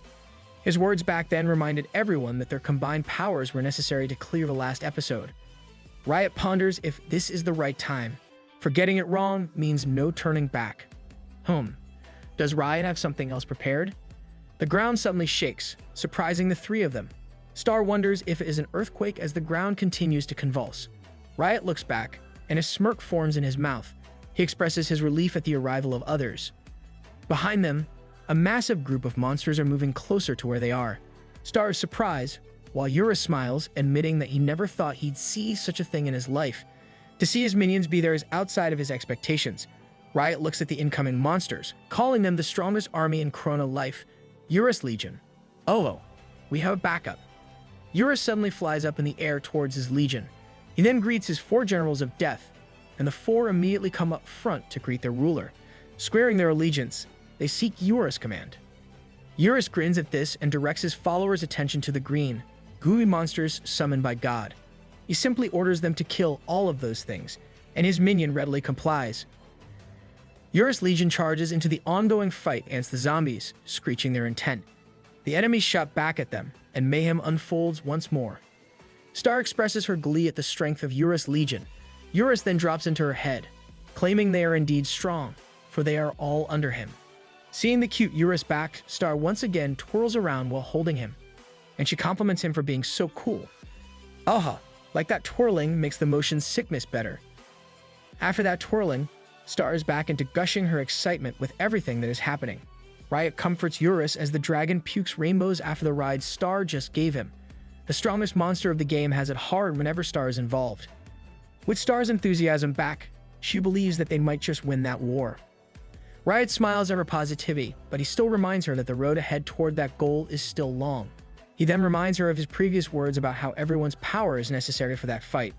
Star looks at Riot, thinking of what he just said. Suddenly, a loud cry comes from above, making Star look up. She finds a griffin, an ancient anthropomorph flying high in the sky. Streamer Hawkeye also notices this, easily identifying the bird as the monster that invaded Castle Arden previously. He quickly turns around and dashes toward a higher vantage point. From there, he sees a vast army of ancient anthropomorphs arriving. Hawkeye smiles, saying that things are really becoming intense there. Hawkeye's viewers are confused, and the streamer says that he never thought they would get to fight with those things as their allies. The viewers then cheered upon hearing his explanation. Yep, more incoming backup. Love sees the ancient anthropomorph's arrival and also starts thinking that they have a chance there. Suddenly, Riot speaks up, repeating how a long road is ahead of them. He then gives a business lecture about how having more money means increasing your chance of making it big. Riot claims that the same thing applies to war. With more allies, their chance of victory becomes higher. Riot claims that one must use every resource they have to ensure their survival, and this is what makes business and war similar. With a flap of wings, the angels and soldiers of the heavenly realm make their appearance, and Riot announces that they will be joining the fight. Habaek suddenly appears before Riot, Star, and Eurus, surprising the two. Habaek, the Mirror King who has his mirrors taken by our MC, is on one knee and reports to Riot. He announces his success in gathering all the forces of Eurus' Nest, ancient anthropomorphs, and Heavenly Realm as their ally in that war. Riot compliments Habaek, saying that he made it on time. So that's why Habaek was not there earlier. He has that important task from Riot. Riot announces that they finally have everyone they need in that fight. With that, everyone's ordered to attack. From the north, the ancient anthropomorph have sent 5,000 of their elite troops.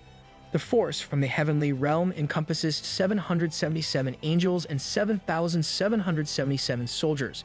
That felt like a tongue twister. A top 5 guild alliance comprises 3,890 members of an elite squad. The demon realm has sent 4,444 of their strongest demons. It's 4,444 because in Korea, 4 is read as sa, which sounds similar to their word for death. Going back to our story, Eurus Legion possesses 1,500 monsters. These combined forces have only one target, and these are the zombified fragments of God. Back in the real world, people are watching on their devices as the war occurs in Chrono Life. They watch the users and the other beings fight without holding back, and they cannot help admiring them. Returning to the game, despite being fragments of God, the beasts from other regions can still damage them. The downside of this is the enemy's regenerative ability, which makes it challenging to eliminate them. In order for them to be rid of a fragment of God, it is necessary to use mythical rank weapons. The allied beast's strength and the mythical weapon attacks form a compatible resistance against the fragments of God. Though the members of the top 5 guild alliance can't get rid of the enemies on their own even though they are armed with mythical weapons, this case is different with the aid of the soldiers from the heavenly realm. It is for this exact fight that the great merchant Riot, also the ruler of heavenly realm, has collected mythical rank items. With this force, the fragments of God that threaten mankind are eradicated in a short period. All of this is in accordance with Riot's plan. For his sin of sloth, he's doing a lot of things. Though Riot is the sin of sloth, he still opposed the order for humans to be slain. Instead, he loved the humans that he was meant to kill. His plan has been in the works for a long time already. And now, it is time for the end. Considering that sloth also means rejecting God's love and divinity, this really fits Riot when it comes to how he views the God of destruction. With the fragments of God eliminated, everyone is now staring at the God of destruction, watching what he plans to do next. The God of destruction smirks, amused with how the users are vigorously rebelling against him. Someone speaks up for him to take a closer look. The God of destruction finally notices the goddess of life, who is obviously in pain. Luna manages to speak about how it is not only the users who are against him, but all of the other residents of Chrono Life are against his will. She then asks if he still doesn't understand what this all means. I doubt he'll get it since he is the God of destruction, Luna. The God of destruction frowns at Luna, asking if her point is to say that he is the one in the wrong. Luna puffs as she confirms this and pleads for him to stop it. She reasons that it is meaningless, after all. The God of destruction stares at Luna and calls her by her title. He asks if she even knows why the NPCs are rebelling against him. This confuses Luna a bit, but then God goes bonkers as he announces that they've been infected by the viruses called users. Yep, crazy talk. Right there. The God of Destruction points a finger at them, and a green flash of light appears from its tip. With a crazed look on his face, the God of Destruction announces that he will now kill everyone and purify the planet. Unable to talk sense to the God of Destruction, Luna shouts at everyone to get ready. The God of Destruction doesn't let them prepare and simply fires at everyone, creating massive succeeding explosions. He laughs so hard with that craze, looks still on his face, and repeatedly announces that it is time for cleansing. The God of Destruction continuously blasts at them, proclaiming his desire to be rid of the viruses crawling on that planet. With the way he is acting, there's no doubt that his name fits him. The barrage of shots creates loud noises and destruction. Numerous users and beasts were thrown off by the blasts. Suho struggles to defend himself along with Saintly and curses the God of Destruction. Once the firing subsides, Suho furiously dashes toward to attack. Saintly shouts at him to calm down and maintain his position. But Suho won't listen and uses his Holy Hammer skill. No, you're not mistaken. He's holding a sword, not a hammer. Suho brings down his sword, creating a huge explosion. He smugly smiles, saying that he put all of his magic power into that attack. Wow, for a gamer, that's a critical mistake. This guy lacks strategy. The smoke is thick before him, and Suho is confident that he managed to slay God with that attack of his. Suddenly, a flash of green light appears from the smoke and blasts right through Suho's shield, directly hitting him in the chest. Suho is completely surprised by the sudden attack and immediately falls to the ground. Saintly sees this and shouts for him. The God of Destruction speaks up, saying that he should have known better since he views the users as complete fools. He then speaks of how even peace can't hurt him with that wooden stick of his, so he asks what gave him the gall to even think that his trashy moves will do anything. No need to say more. That Suho guy is impulsive. Saintly furiously complains about what Suho just did, saying how he is the tank. Yet there he was, charging on his own. She wonders out loud how foolish did Suho look that even an AI character calls him out for it. Foolish. For real. Saintly then calls out to Abracadabra, shouting to proceed with the all-out attack and that she should lead it using a long-range magic shot. Abra quickly agrees and prepares for the skill. Her staff lights up, and a magic circle forms as she chants. A huge ball of fire blazes above her. As she announces her skill, Flame Spear, the huge ball of fire swirls and changes form. Upon her signal, the blazing spear of magic shoots to where the God of Destruction is, and it makes a massive explosion. Seeing this, Eurus also points toward where the God of Destruction is and commands his minions to fire their breaths. Lol, our star is so cute, it's like a scene from The Lion King. Behind them, the beasts that can fly are up in the air. Below them, Riot looks up at them, wondering how Star managed to get up there so fast. The beasts, comprised of those from Eurus Legion, Demon Realm, ancient anthropomorphs, and angels from Heavenly Realm, all prepare to blast their single enemy with their long-range attack. The sky and ground light up as the beasts unleash their might. When the beasts finally stop, Saintly leads everyone to charge together. In this all-out attack, it became more apparent that everyone in Chrono Life is determined to overthrow the God of Destruction. But as they dash forward, the God of Destruction raises his hand and suddenly brings it down in a slash. A bright light of green blasts scored the continent's residents, reminding everyone of the massive gap in their abilities against the God of Destruction. The power he just unleashed at that moment is truly horrifying, to the point that using high-rank items or having more allies will not change anything. Why is this enemy so OP? It's like the game was set up to make it unbeatable. Anyone who got blasted by the massive attack is immediately eliminated, and screams start to fill the air. Hong looks at this scene in horror as she recalls Luna's words from that day. Flashback. People. Luna told her that even if they were able to prepare everything they needed for the fight, they still wouldn't be able to defeat God. Hong was surprised back then, and she asked Luna about it. Luna explains that their enemy is the God of Destruction, the very being who was born to slay the users. She adds how even Noob would not be able to defeat the fully awakened state of the God of Destruction. Luna then says that the only method to defeat him is by creating a being like him. Hong asks if Luna meant that they should create another god. Luna confirms this and announces her intention to turn Noob into a god. Hong was surprised by such claims, and she was also a bit confused. Luna mentioned that only another god would do, but she is already a goddess.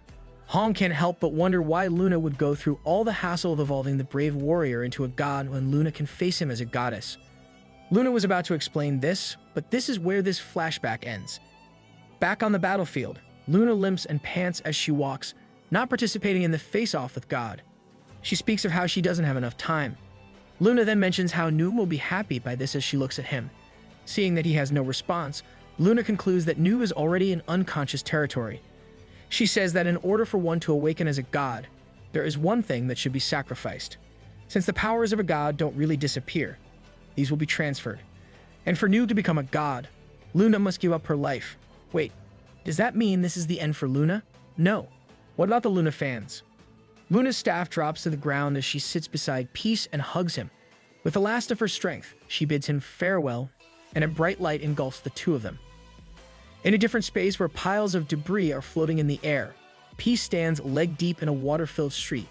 Finally, we get to move on with the story with our MC. Peace looks around in confusion, wondering where exactly he is. He ponders if Chrono Life even has a village like that, and no matter where he looks, it seems that nobody is around. Peace also notices how it is flooded everywhere, but the most important thing is he himself is not sure how he got there when he was just fighting God earlier. He looks up the sky, thinking that he should get a better vantage point by flying up. He shouts to activate his speed of light skill, but he simply remains where he is. I'm dying of secondhand embarrassment for our MC. Peace then curses, confused that his skill is not working. Someone suddenly laughs at him, telling him that it won't work. Luna explains how skills don't work in that space. Peace then looks back, exasperated that Roach Lady is also there. He starts complaining about how she keeps showing up, but then stops when he notices that she is not in her goddess form. Luna looks at him, explaining how that area is meant for Chrono Life's dummy data that was abandoned. She adds that there is no method for regular users to enter that space. Peace is a bit skeptical about this and asks how Luna knows of it. Luna explains that she came there before she became the goddess of life, though, unlike Noob, she didn't get there right before her job advancement.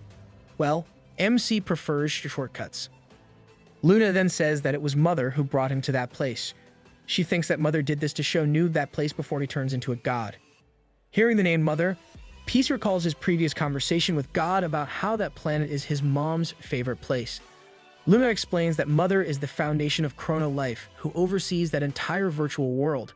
In short, she is the main computer, and Mother's body is the sun floating in the sky. Peace is surprised by this revelation and looks up. Thinking of Mother as the core of Chrono Life makes him gulp. Luna stares at him and asks if he is planning to break Mother as well. The accusation makes Peace flinch, realizing that you have found out. Luna reminds Noob that if Mother breaks, then there will be no more Chrono Life to play.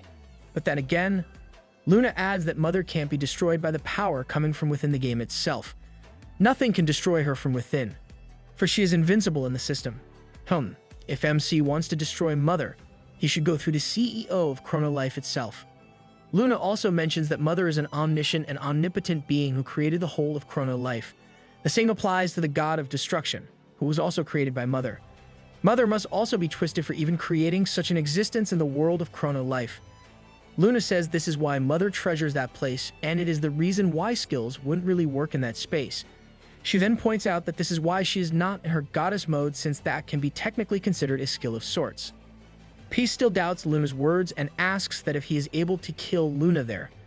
Will she still revive since she is not a unique boss with her goddess mode turned off? Luna says that happened back when she fought Buttman. She then sadly tells him that her character will now be deleted since she used up all of her goddess powers. Luna then fondly looks at Noob, saying that this is why she is before him again. She wants to tell him something before her character gets totally deleted. Luna is aware of how Noob is so curious about who she really is. She even verbally gives him a list of possibilities, like being the CEO's daughter, a hacker, or probably a professional programmer. There is also the possibility that she isn't really human and is simply an NPC of Chrono Life. Nope, everyone already knows you're real. Luna is sure that Noob already made numerous assumptions with all the mystery enveloping her. Peace looks at her and quickly shuts down the idea that Roach Lady is an NPC, though he still admits that he did once think that she could be the granddaughter of the game's CEO. Luna grins at his honesty and tells him that she is none of the things she mentioned. If you're not, then who exactly are you? You're being such a tease. Peace scratches his head as he blatantly shows his skepticism in her words. The fact that Luna knows a lot about the game makes him doubt if she really is unrelated to the CEO. Luna smiles as she tells him that if she really was a Chrono Life staff member, then she wouldn't have played it like she just did. She says that she would never have approached the god of destruction or even revived Uriken and Yuffie. Luna claims that it is not the developers who create the game. It is instead the users. She then claims that she is only a 21-year-old girl who played as an ordinary user and who really likes games. We're finally having a flashback with Luna's backstory. On the opening of Chrono Life, numerous people entered the game, and some of those first players were Saintly, Suho, and Hawkeye. Back then, new users were happy to have Wooden Stick in their initial inventory, and some even plotted to reinforce it to plus 99. They also formed parties to farm nearby. It was around that time that Luna first logged into the world of Chrono Life. Like any new user, she started with the basic equipment and stats. Right from the start, Luna fell in love with Chrono Life. She cherished every moment of her gaming. From her first time defeating a monster, leveling up, her job advancement, her first skill, joining a party, and dungeon exploration. There were numerous things for her to enjoy in Chrono Life. When night comes, she and her party would even make a campfire and enjoy their time together. Playing Chrono Life made Luna's dream of fantasy life come true. Every moment made her happy, and she treasured each of them. But then, one day, those things ended all of a sudden. A user lies lifeless on the ground, and before him, Luna looks over with wide eyes and an unbelieving smile on her face. It was then that she experienced pain for a long stretch of time. Luna suddenly laughs at what happened, her sanity obviously broken based on the look on her face. Wait, what? That's a big jump. So what happened in between? P stares at Luna and pats his wooden stick on his back. He comments on how Roach Lady's story suddenly becomes twisted and demands that she explain things properly without leaving a single detail out from start to finish. Peace suddenly gets irritated and reminds Roach Lady that she shouldn't change the story just to make herself look good, since he really hates it when villains create their own redemption arc. Poor butt man, who didn't even get to tell his. Peace adds that no matter what Luna says, he would never forgive her for talking badly about his parents. Luna sadly smiles upon hearing this and agrees with what Noob says. She then resumes her story of what made her suddenly change. We have another flashback, and this one is a bit longer. It happened before Luna started slaying another user, back when she was still an innocent gamer. She was the type who would enjoy the game by simply crawling into small spaces. She struggled her way to get into different areas, even if it meant scraping her knees or getting a big bump on her head. One time, Luna ended up discovering a dazzling area called the Horizon Ruins. She became the first discoverer of that place, making her achieve 100% exploration of the region. Her discovery also made her receive 5 extra ability points. Luna was so happy about her accomplishment that she jumped for joy. Luna then recalls how she heard before that once you fall in love, you become someone who wants to learn everything about who you love. In her case, she fell in love with Chrono Life. It was to the point that Luna wanted to know everything she could about the game. She was the type to check every nook and cranny of Chrono Life and even traveled everywhere within the game. She's definitely the game's most hardcore fan. Her adventures led her to complete her explorations of different areas, once again giving her extra ability points for each achievement. She also reached the point where she has already explored most of Chrono Life and unlocked numerous achievements.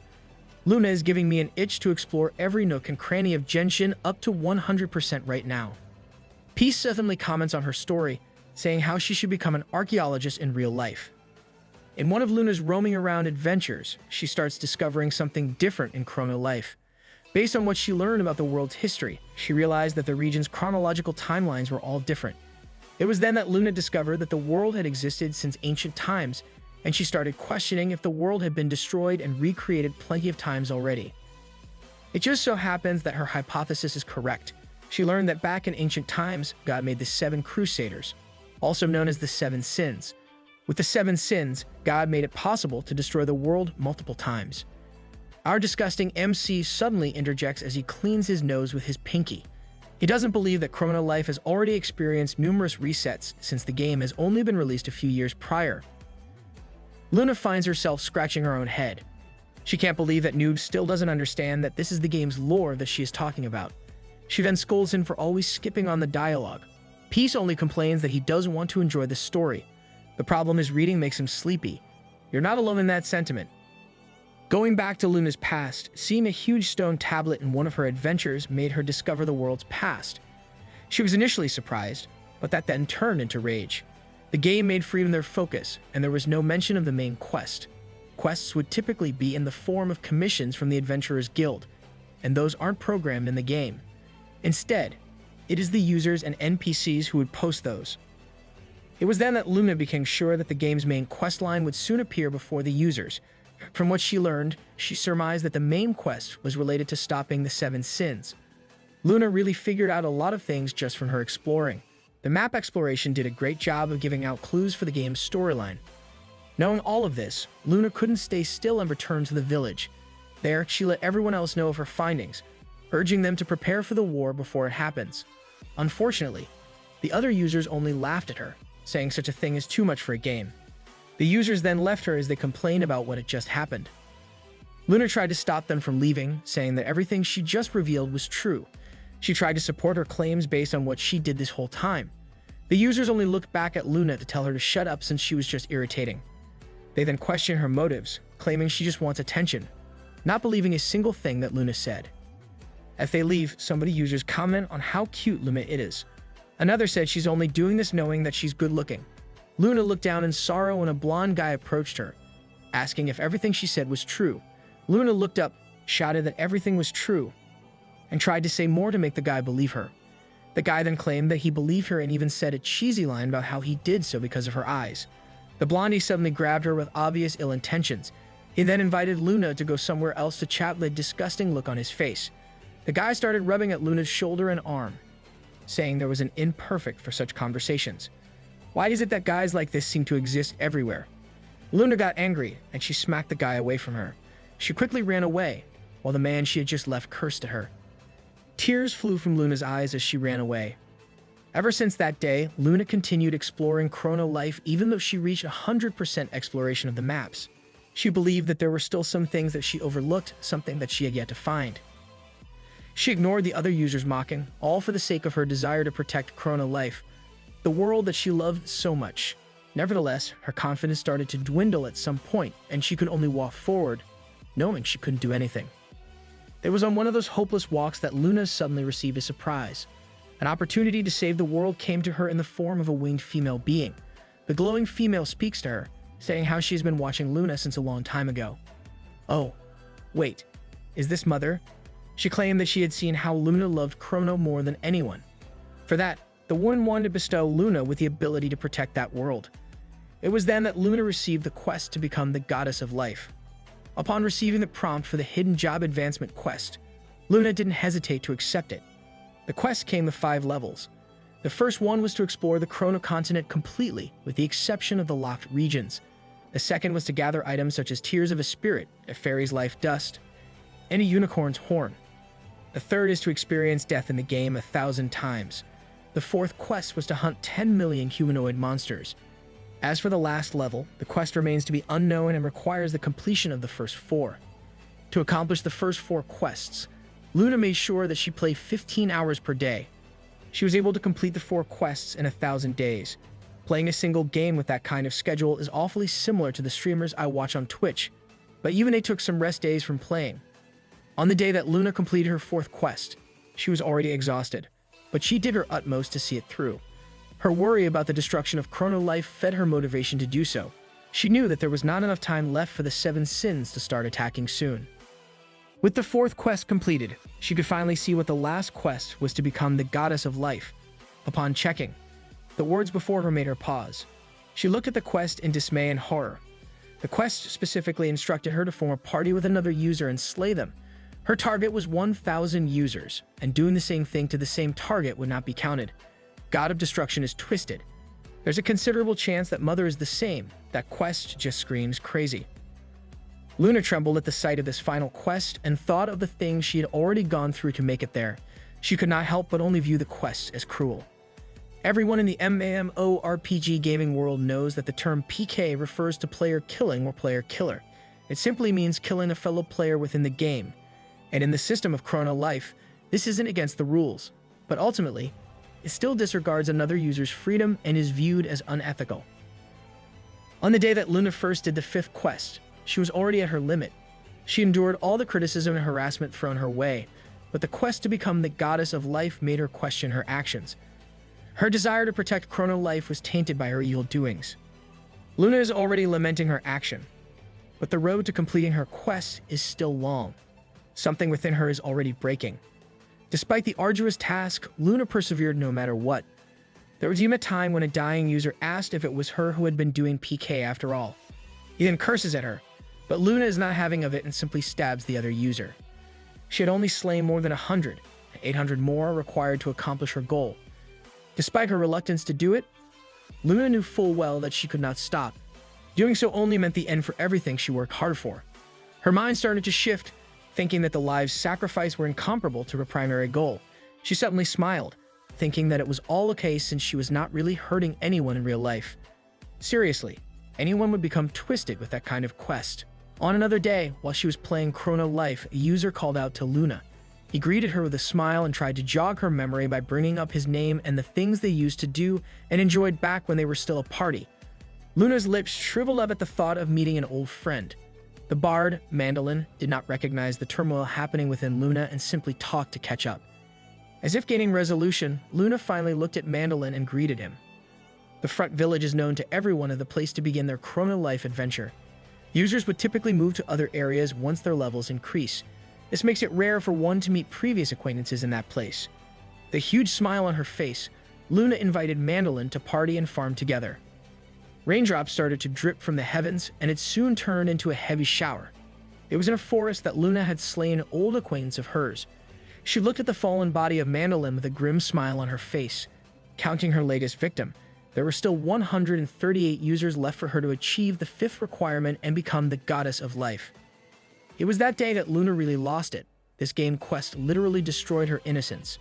She may be laughing, but at her core, that span of time made her suffer in unbelievable pain. The blood of hundreds of users in her hands has genuinely changed her, making her soul inconceivably corrupt. That marked the birth of Luna's other side. The side that was undoubtedly crooked to the point that she relished the act of PK, free from guilt, and even ignited her desire to crush other users.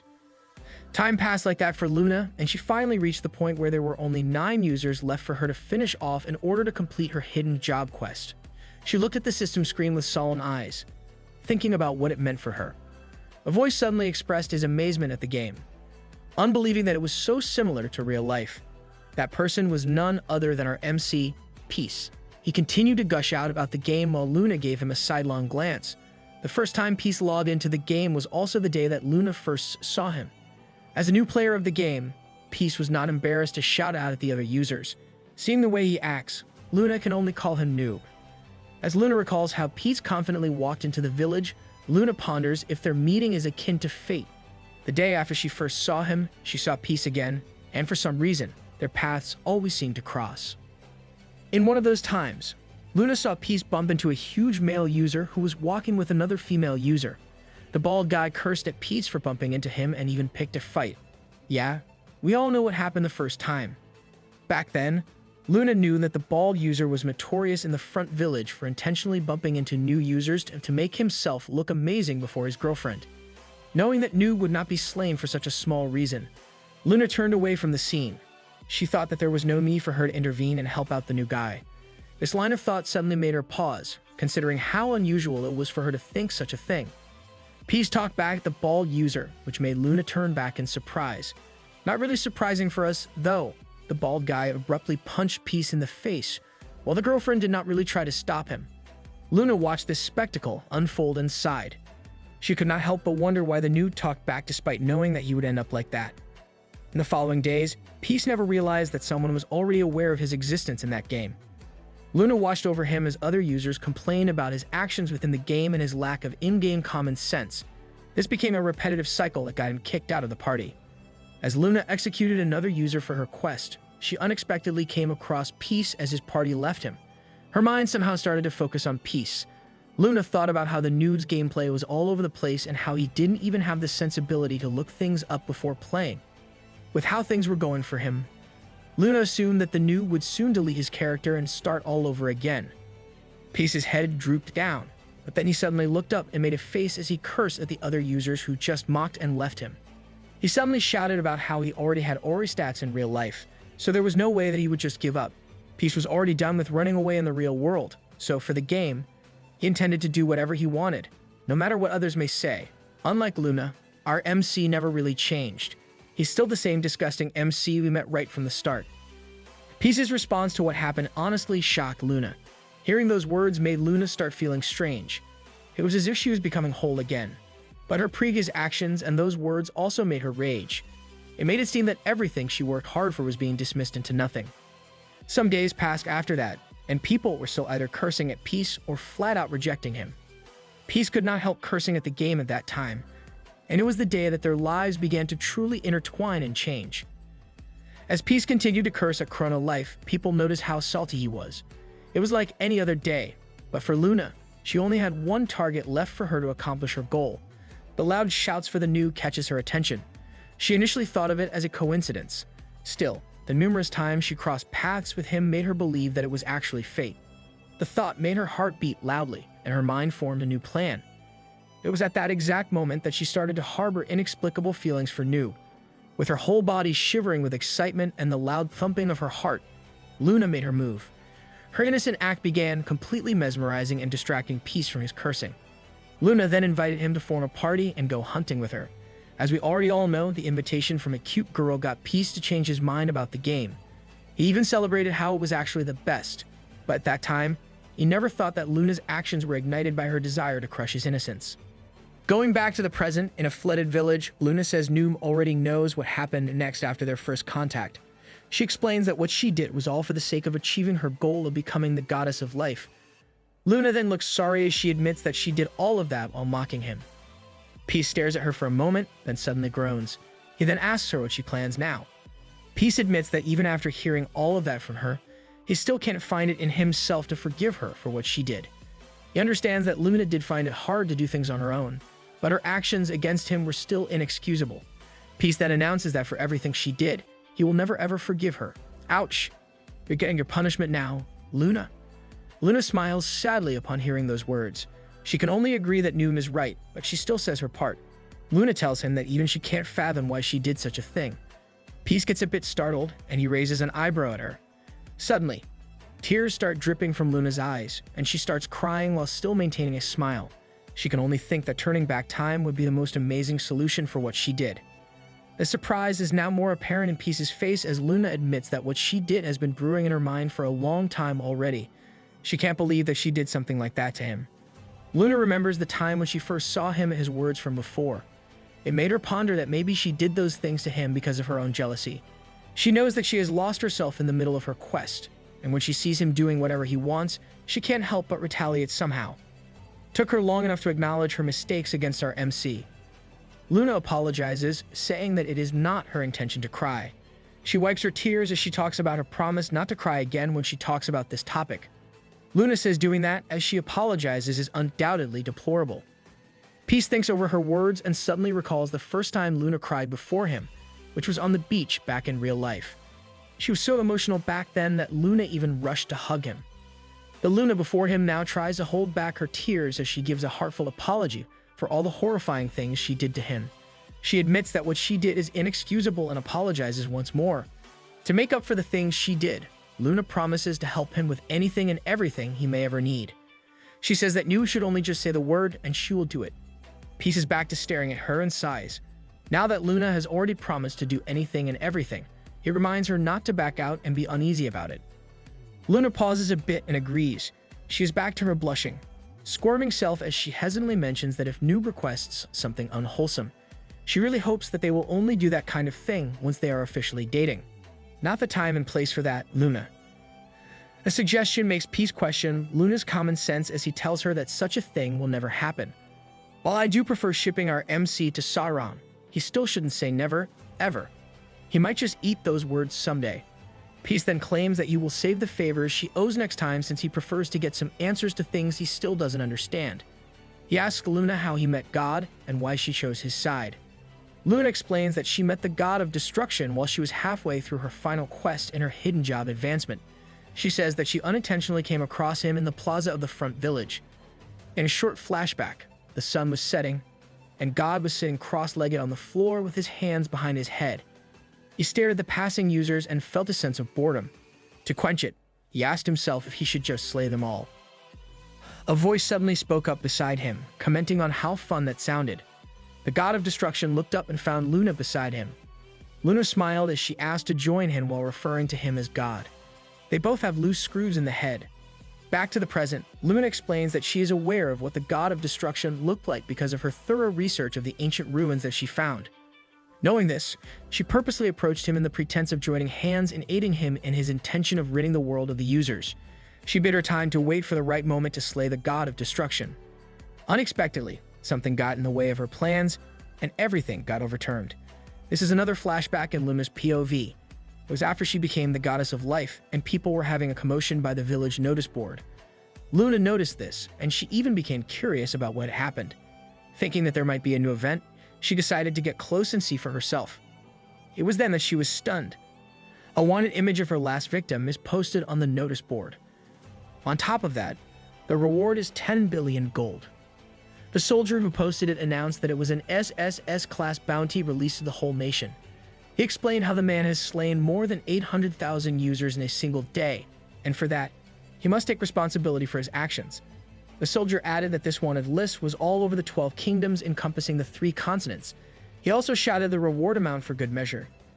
The announcement got everyone's attention, and everyone was abuzz, for they all knew that the reward was equivalent to 10 billion won in real life. Unlike the other users who didn't know peace, Luna looked at this in disbelief. Who wouldn't? It's the same guy she PK'd.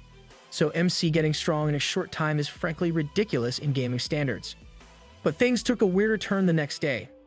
It was at that time that Peace did not hesitate to bring down his wooden stick, slaying numerous members of the top 5 guild alliance. With every swipe and swing of his weapon, chaos unfolds. No matter how much they retaliated, the users who pointed their swords at him only met their end. At that time, Luna has her mouth open in surprise. She was completely taken aback by what she was seeing. A fight where a single user fought 3 million others and won that battle despite the significant number of those against him. What she saw was complete annihilation, and it made Luna consider things seriously. She started pondering if she should help that noob. Her meeting the god of destruction meant that her every action might be monitored. With that in mind, Luna knew that she could not tell Noob everything without letting the god of destruction learn of it as well. So, after Noob's fight against the top 5 Alliance guild, Luna gently dropped to the ground. She frowned as she worried that there was no way for Noob to help her after suffering in her hands.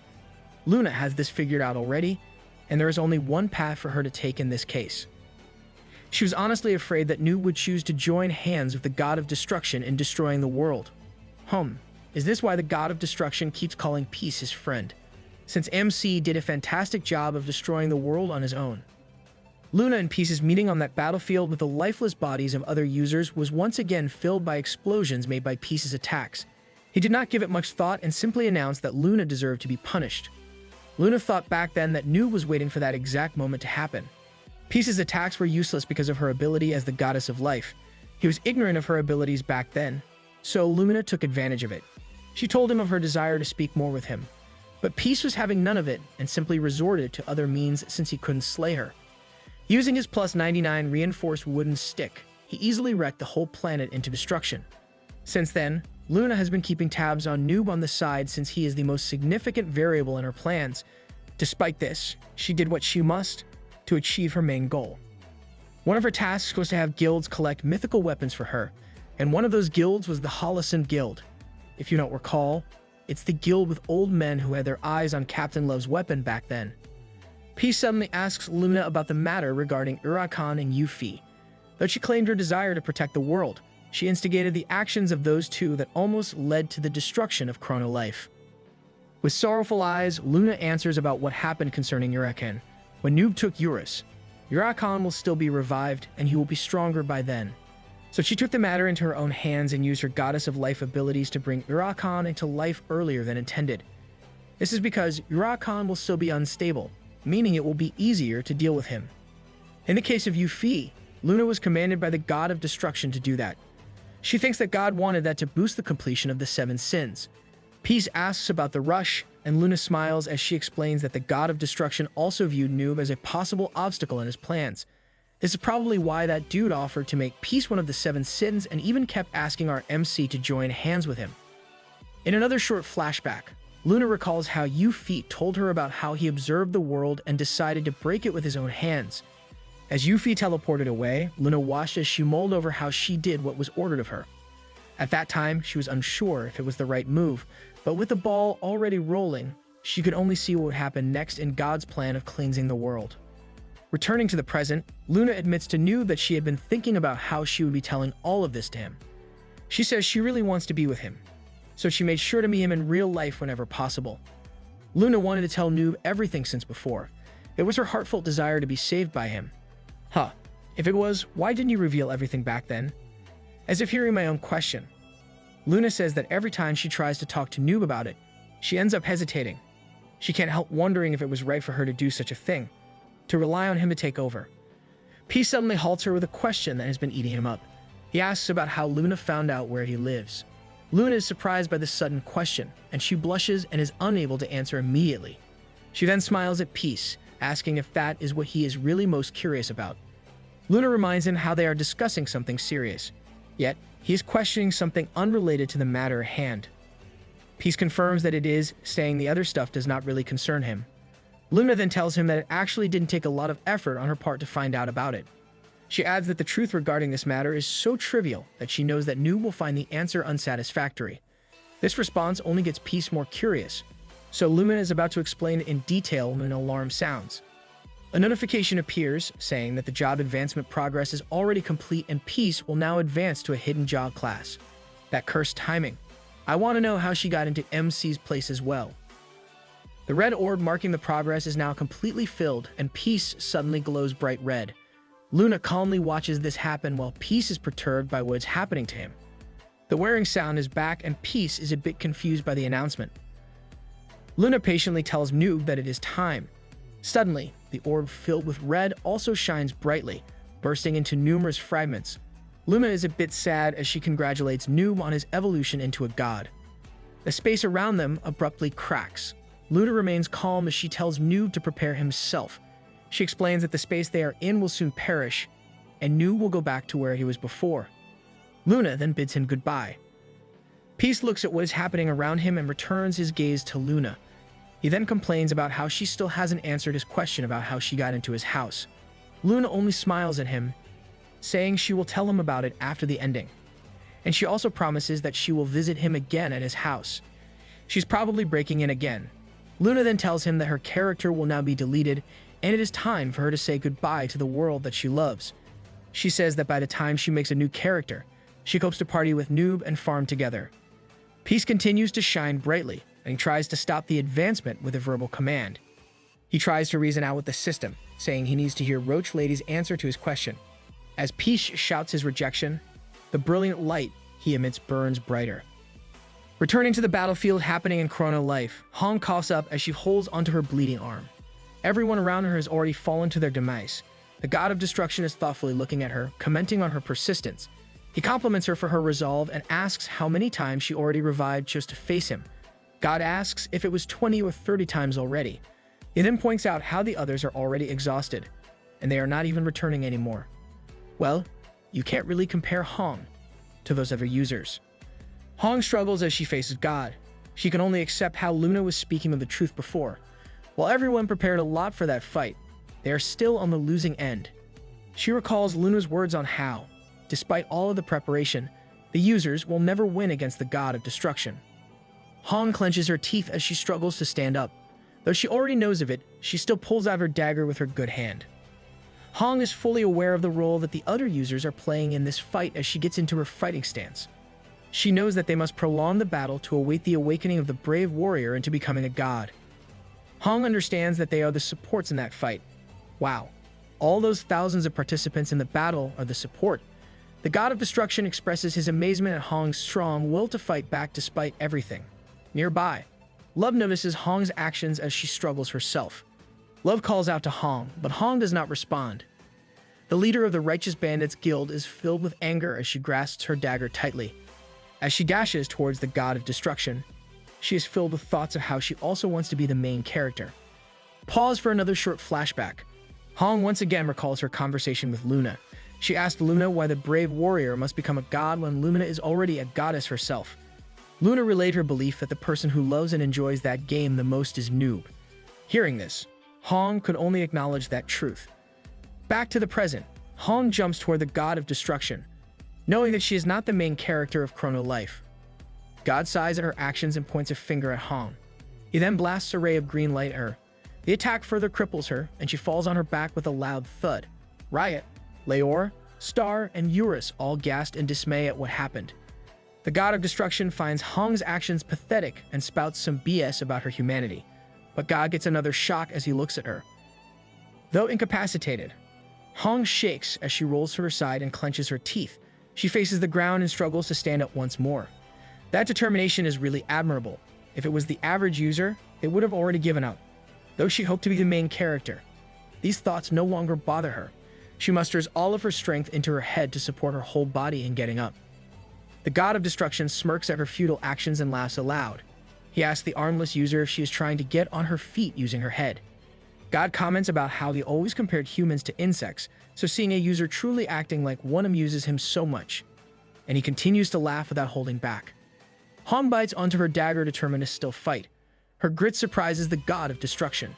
Despite her injuries, Hong remains resolute as the Righteous Bandits Guild's leader of the top 5 guild alliance. She knows that she is not the MC of that story, but nonetheless, she has proved herself in the world of Chrono Life. Confident of his win in that fight, the God of Destruction smiles widely as he mocks her and prepares to shoot at Hong once more. Before Hong can get near him, God releases his power at Hong, creating a huge explosion before him. Love yells Hong's name with tears falling down her eyes. The God of Destruction ridicules Love for crying, reminding her that the place they are in is nothing but a game. He even encourages the act of logging out and logging back in just so he can continuously make fun of them over and over again. The God of Destruction claims that he'll keep doing it until that world ends. Brah, I want to beat you up myself if I could. As the smoke starts to dissipate, somebody speaks up, asking what right God has to do such a thing. The voice makes the God of Destruction pause, for he recognizes the voice it belongs to. With the smoke completely gone, it is revealed that Peace is supporting Hong.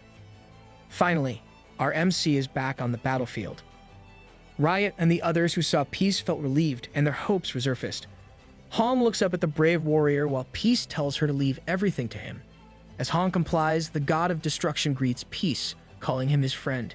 He asks if Peace has thought things through, expecting a favorable answer to the offer he made. The God of Destruction once again asks Peace if he will join him or if he plans to experience a repetitive death.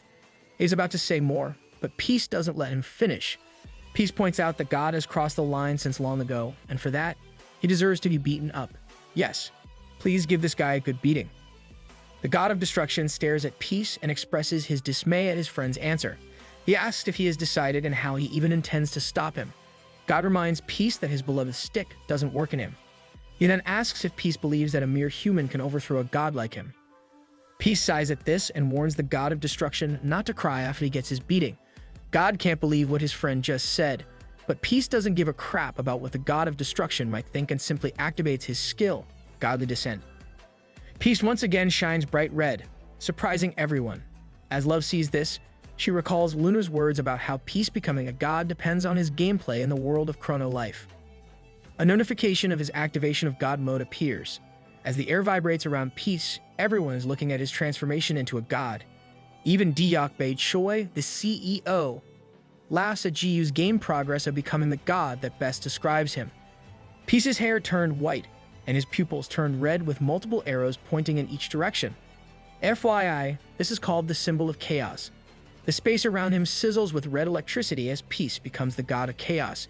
It's kinda ironic that his player name is Peace, and yet he happens to be the god of chaos.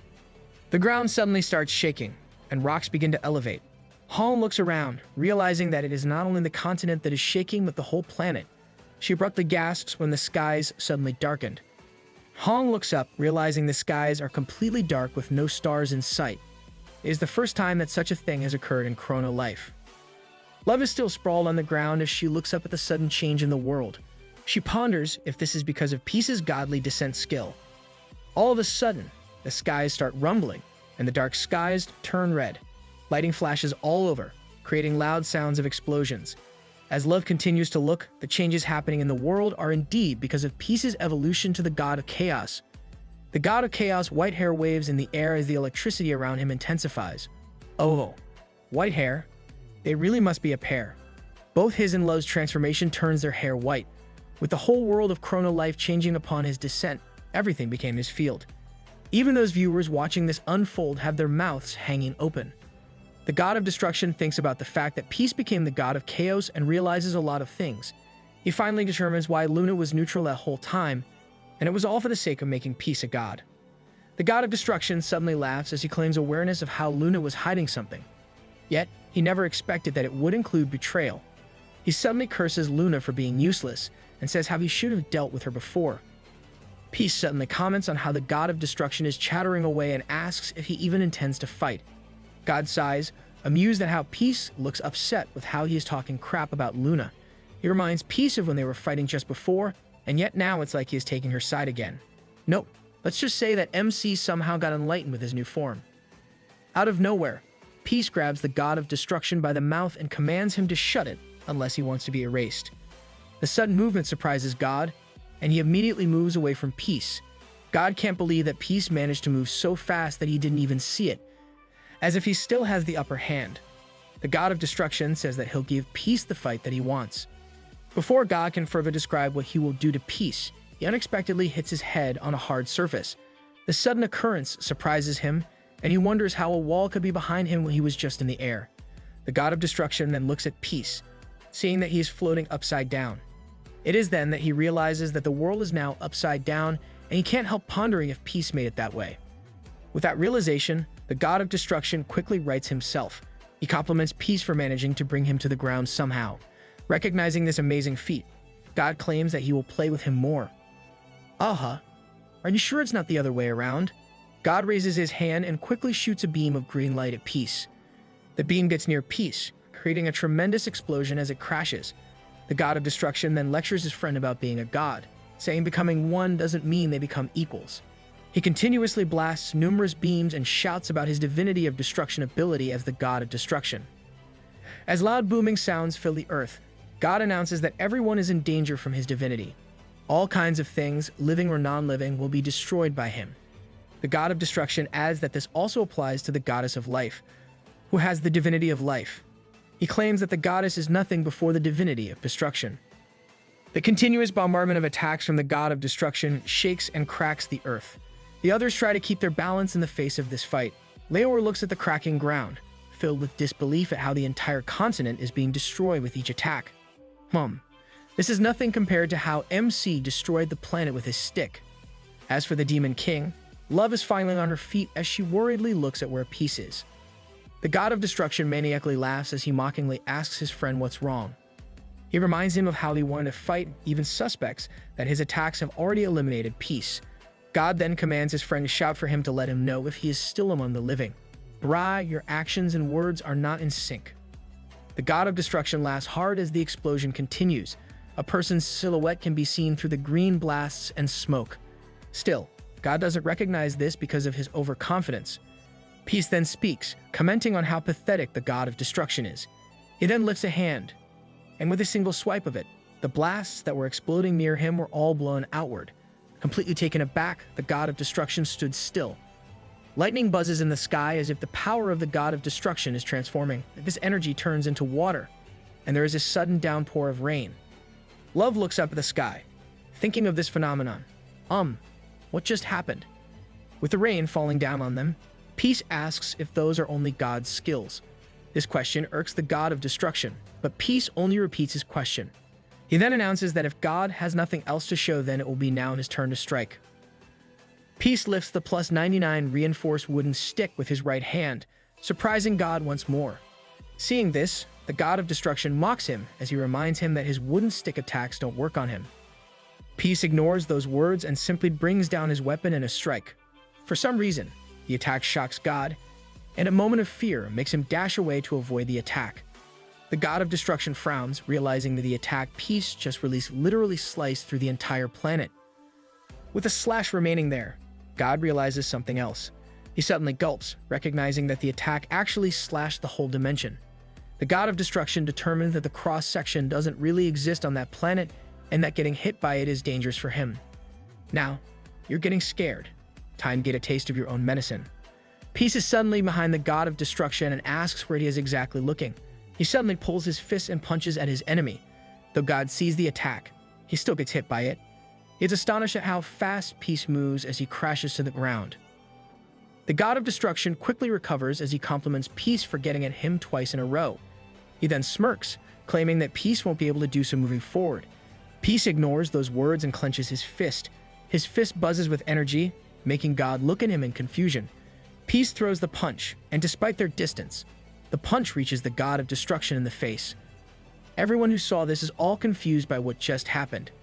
Though the attack is obviously not a magic or wind fist skill, it still managed to make contact with God. It's probably our MC's ability as the god of chaos. The attack makes the god of destruction stumble a bit. As he wipes his nosebleed, God cannot hide the confusion he feels at that moment. Peace asks if he is ready, making God flinch.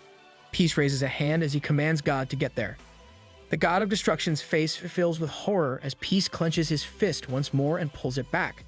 Peace throws the punch, and it easily hits God in the face once more.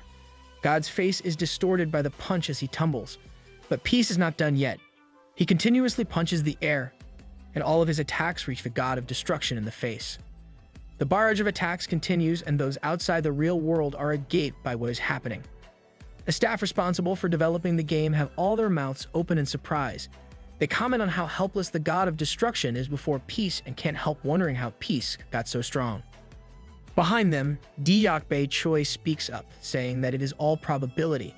As the CEO of the game, he easily explains that the divinity of chaos is about manipulating the probability. He further explains that with the physical engine, punching the air means it won't land on your opponent, and the probability of it landing is 0%. But with the divinity of chaos, the probability can be manipulated into becoming 100%, ensuring that each of his attacks hits its target despite their distance from one another. If that's the case, MC did the same thing when God blasted him with those beams. He most likely made the probability of it hitting him into 0%. The staff looks up at their CEO and asks if the skill to manipulate probability is too OP. Dejected Choi corrects him, saying that it is not a skill but a divinity. The CEO explains that divinities are beyond skills and were created without considering the game balance. This applies to the divinities of destruction, life, chaos, and all the other divinities that are yet to be revealed. Oh, so that's why the only way to defeat the god of destruction is to have him face other gods.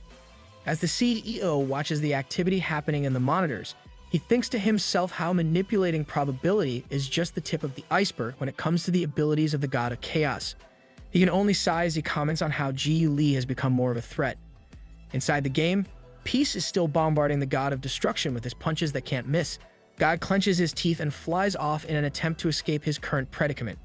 He curses numerous times as he flees, confused as to why this kind of thing is happening. With the way things are, God intends to retreat and develop a new strategy. But before he can further get away, he suddenly finds himself before Peace. It is as if he never left in the first place, and this only further confuses the god of destruction. That skill is quite handy-tailed. Peace again uses the divinity of chaos, and his right eye shines brightly as the symbol of chaos lights up. He calls upon a different ability called reality manipulation, distorting everything around them.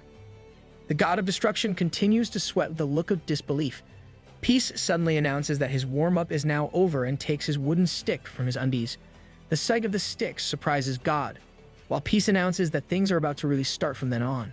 With a broad smile on his face, Peace declares that it is the perfect moment for a wooden stick beating, further putting horror on the god of destruction's face. Goodbye, friend. Peace raises his wooden stick and brings it down on the god of destruction's head. He uses his secret technique, strike without killing. Woo. It's been so long since we last saw some wooden stick action. The god of destruction wobbles, completely confused about how he got hit by the same weapon he previously claimed was ineffective. Peace only smirks at this and swings his weapon to give God another strike. He announces his attack, making the god of destruction aware of his impending doom. God quickly flies off in an attempt to avoid the attack, which we now all know is futile. Peace doesn't hesitate to strike. Despite the distance, his attack easily hits its target. God retches and vomits in pain from the attack. He curses upon realizing that his friend is again manipulating the probabilities of his attacks. Peace continues to grin as red electricity buzzed on the wooden stick. Using the divinity of chaos, Peace uses probability manipulation to make his attacks 100% accurate. Though in pain, God is still in the air, and Peace asks where he's going as he lifts his weapon. He suddenly strikes down as he tells God to get down from there. With his probability manipulation in use, the attack hits the god of destruction right in the head, creating further injury. The impact also causes God to fall hard from where he was. He got what he deserved for real. The god of destruction sits up, cradling his hurting head. Peace steps before him with a smile as he holds his stick. He pulls back his white hair with one hand and warmly welcomes back the god of destruction, with his signature disgusting smile plastered on his face. Upon seeing that horrifying face, God becomes aghast, and even the others start frowning with disgust. Peace suddenly slides his feet apart as he takes a new stance. With the chaos symbol on his eyes shining once more, he announces that his next attack is 1,000,000 strikes with the probability manipulated into 100% accuracy. As he says this, he quickly follows his words with his attack. The numerous strikes all hit their mark without missing, making the god of destruction struggle as he endures each strike from the god of chaos. After those numerous hits, Peace laughs so hard with his tongue out and continues to strike at his enemy using different strike variations. With each attack hitting him, the god of destruction cannot retaliate. Leor watches this happen from the side, and she can't help but gush with amazement at the brave warrior's ability to overwhelm the god of destruction. She cheers for him, but Riot only looks at this with worry. He then shouts at Peace to stop fooling around and finish the god of destruction. Riot yells that the brave warrior should stop with his strike without killing, so that he can end things while he can still do so. He continues to shout about his fear that God might do something that will change the flow of the fight. Wait, does this dude have more phases or something? Peace smiles at Riot's rambling and looks at him with glee as he announces that God can try, but he will still end up getting trampled. Peace then imparts his motto of repaying kindness twofold and repaying evil 20-fold. And for everything that he did to him, Peace plans to repay the god of destruction for it. Peace suddenly smacks the other god with his stick to demonstrate how he plans to exact his repayment. He does this numerous times without stopping as he repeatedly displays his prowess. Riot watches this happen, and he himself starts sweating as if in pain for seeing the god of destruction reduced to such shame. He can only hope that he will not upset the brave warrior in the future. With the hits from the plus 99 reinforced wooden stick not stopping, the god of destruction can only ponder what is happening and where exactly he went wrong. He believes that as the god of destruction, he is the vaccine meant to cleanse the world of chrono life. Even in the past, he let them prove themselves, but it was through them that the god proved that things will always end in destruction. What bothers the god of destruction right now is the fact that he can't really understand the things happening at that moment. The existence of the god of chaos makes him think of how the world's future destruction has changed. The wooden stick suddenly smacks him right in the middle of his face, making him finally fall to the ground and causing more destruction to their surrounding. Maybe those smacks will help you understand. God suffers in pain, and a tooth even fell off because of the attack. His impact on the ground also creates a massive explosion that throws everyone else into the air. Once the explosion is gone and the smoke dissipates, Peace remains standing. He then announces that he had enough of the spanking. The god of destruction is still somehow standing with his face thoroughly beaten up. Peace declares that it is now time for them to end it. With a smile, he asks if God is now ready for it. Suddenly, something wet drips to the ground, surprising Peace. More drips to the ground, and these are actually the tears of the god of destruction. God speaks, saying how his heart has been empty for so long, and it is to the point that he lost himself in trying to protect that planet. But with the way things are now, he declares that he has no need for these anymore. God has gone completely crazy and decides that he should just destroy the planet instead. Aha! So much for being your mom's favorite place. He then releases a green aura as if he is a Super Saiyan. Peace only looks at the god of destruction doing his thing without doing anything else. God activates his divinity of destruction and calls out to his fragments to come to him. At God's command, something flashes green behind Peace that makes him look back. Peace wonders what are the light coming from the perished users. But as he looks closely, Peace realizes that the light is not from the users' bodies. Instead, the light comes from their weapons, which are starting to float. Leora points out the floating mythical items to her brother. Riot starts pondering what is happening, recalling how the god of destruction referred to those items as his fragments. Oh, so when it was called Fragments of God, it was actually referring to the god of destruction. They lit up mythical weapons wire, and they all get sucked back to the god of destruction, making him become brighter. Seeing this happen, Riot curses and says he was hoping it wouldn't end up happening. Agitated, he shouts at Peace to attack God at that moment. Riot quickly explains that the god of destruction is now absorbing all of the mythical items, which is one of his abilities.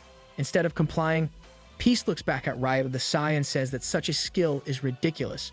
Riot curses Peace for being a dimwit and explains things further just so Peace can grasp what is happening. He quickly says that the fragments of God are being absorbed to strengthen him. Riot urges Peace to stop God before he gets even stronger. With the wooden stick being an ego rank, it won't be absorbed. But that is not the same for the other weapons there. After all those explanations, other mythical rank items light up and fly into the air. All of those items from the members of the top 5 Guild Alliance and soldiers of the Heavenly Realm make a total of 20,000 weapons, with every mythical item shining brightly in the sky. All of these finally gravitate towards the God of Destruction like a meteor.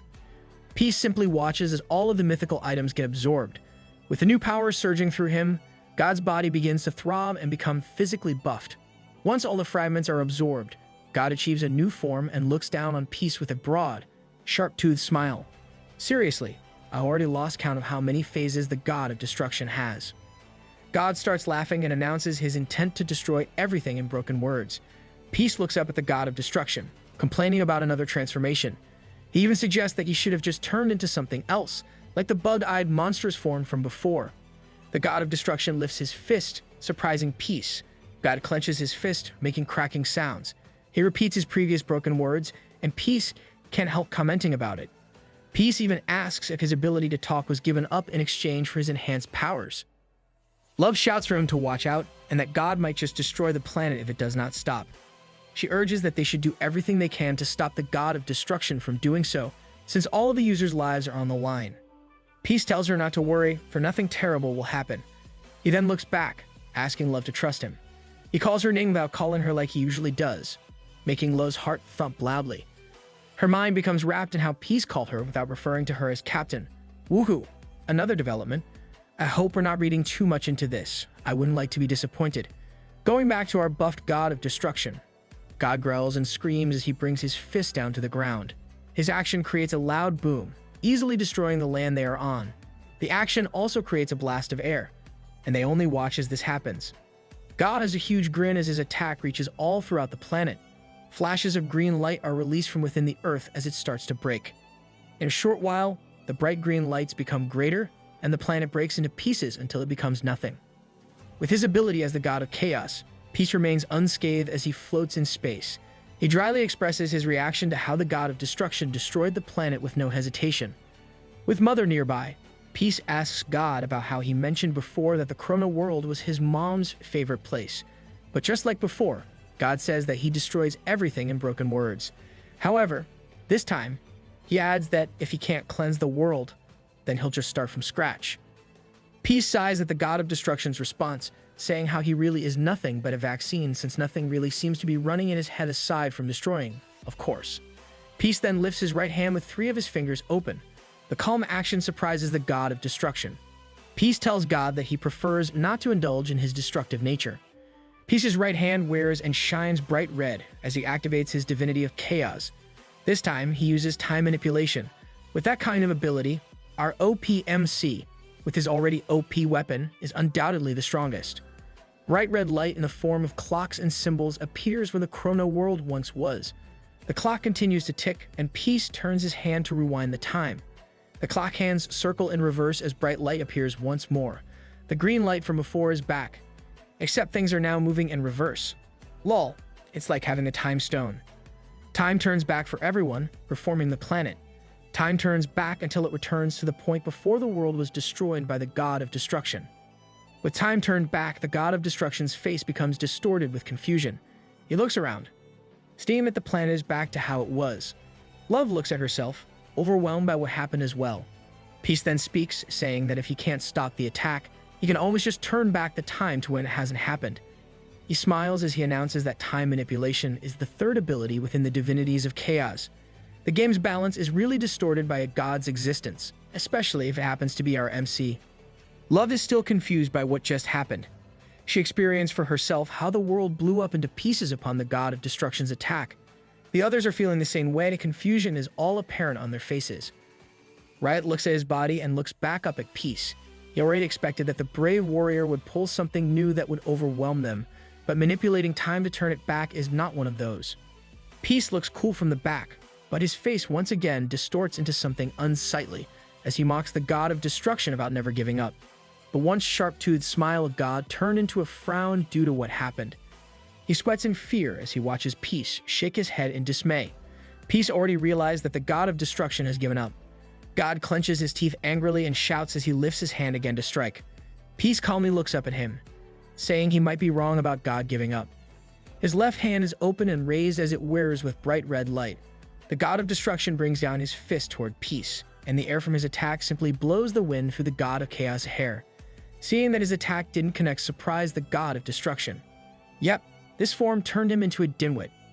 Peace still has his open left hand raised as he explains that his divinity of chaos, probability of manipulation, turned God's attack accuracy into 0.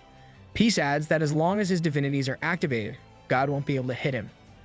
Peace says that this method he used just now is also why he didn't get hit by any of God's beams from before. He claims that even though he is strong, getting hit by the divinity of destruction will only spell trouble for him. Despite hearing this explanation, the god of destruction still shouts and attempts to attack Peace. He unleashes numerous swings of his fist, but none of them hit their mark like before. With the divinity of chaos probability manipulation activated, each swing only ends up in a miss. God's accuracy is set at 0%, yet he still tries to retaliate. Peace smiles as he declares how the journey has been long, yet also feels like it was only yesterday when he faced the 7 sins, starting from Urus of pride to riot of sloth. Now, he is facing the being behind all of those. He calmly talks to the god of destruction, who finally stops attacking. Peace declares his gratitude to the god for making the game exciting, while God himself huffs in weariness. Peace continues to smile at God as he announces that they have reached the point where they should really end things. With those words, he finally refers to God as his friend. People in the real world watch this happen in real time, and they can't hold back from smiling at the development of the war against the god of destruction. One particular guy quivers in excitement as he watches. He calls out to his friends and suggests that they all go to the arcade right at that moment. One of his friends is skeptical about this suggestion since their class is about to start. It's nighttime, so he's probably referring to cram school classes. The other two readily say they should go to the arcade, and the 3 run off, leaving their hesitating friend behind. Seeing them leave, his face pales and distorts. Realizing that he was left behind, he can't help but want to go with them. As those kids run towards the nearest virtual reality arcade, it becomes apparent that they are not the only ones with such thoughts. The users who are watching the stream, those who perished from the god of destruction's hands, and those who played the game and made memories within it are all getting together to log back into the game. The person in charge of the VR arcade is so surprised by the sudden surge of people returning to play. When the door swings open, the young teens from before are coming in. They greet the guy at the counter, and the mister smiles as he welcomes them. The teen, who seems to be the group's spokesperson, quickly asks if there are any spaces where they can sit next to one another. The person in charge apologizes and explains that the arcade is currently full. He also asks them what they are planning to play.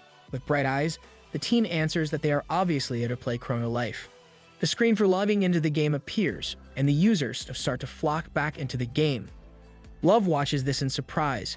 Users of various levels are all returning to the game, and even Hong, Leor, Riot, Star, and Eurus are all surprised by the sudden increase of users. Apparently, all of these users have returned, knowing that what is about to happen are the last moments of Chrono Life. When they watched things transpire from real life, they all came to the conclusion that the god of destruction is about to meet his end. Despite knowing what is to happen, God repeats his words about being the vaccine that is meant to protect Chrono World. Aha, you just destroyed that same world, you doofus. God tells how watching the world get corrupted has agonized him to the point that he decided it needs to be cleansed. God then calls out to his friend and promises to reflect and make amends for all the bad things he did. He cries real tears as he asks Peace if there is any chance for him to be forgiven. The god of destruction claims that all he ever did was love the world of Chrono. With a change of heart, he admits that he doesn't want to perish. God announces his desire to live and to continue watching that world. A system window suddenly appears before Peace. It tells about how the god of destruction regrets his actions and is now begging for mercy. The system asks Peace if he will forgive God and gives him 2 choices. Peace is looking at this window with confusion when the big bulky form of the god of destruction suddenly kneels before him with a loud thud. The action makes Peace flinch while God pleads for his friend's forgiveness. He even promises to never do such a thing again. Dude, you should also ask forgiveness from the other users. A notification appears before Peace, narrating how the god of destruction begs for his mercy. Peace's face turns blank at how the game is even notifying him about this when it suddenly adds how forgiving the god of destruction will increase his affection with the god to the max level. Another notification appears, explaining that reaching this level will grant Peace a special reward. This effectively gets our MC's attention, and the idea makes him smile. Peace wonders out loud about the special reward and ponders how he wants it even though he doesn't know exactly what it is. He continues to smile, saying that it would be outrageous to abstain from getting free stuff. Peace asks if God agrees with him, and this question fills the god of destruction with hope as he agrees with Peace. Wow, that quickly stopped God from sweating, and he's even smiling now. God then asks if this means that his friend is forgiving him. Before hearing Peace's answer, he immediately thanks his friend and repeats his promise. But Peace cuts him off as he flicks his wooden stick by his shoulder. Still with a smile, Peace claims that, based on his experience, one would usually get a more substantial reward from slaying enemies in such a situation. He admits that doing such a thing would obviously bring down his reputation, but such things really don't bother him. Peace admits to the god of destruction about how he finds the whole thing cringy. Seeing God try to persuade him with his tearjerker story when he killed numerous users before is just plain distasteful. But now that the table has turned and he is the one who's about to perish, here he's trying to get forgiveness for all of his actions. The god of destruction is once again sweating. He stutters as he asks his friend about what he means. He tries to continue smiling, though he is obviously afraid of what our MC will decide. Peace laughs at the god of destruction for being a joke. He says that the other already knows what he meant by his words. With a devious face, Peace fondly announces his decision to slay the god of destruction. The decision, and of course, our MC's disgusting reaction made God contort his own face in horror.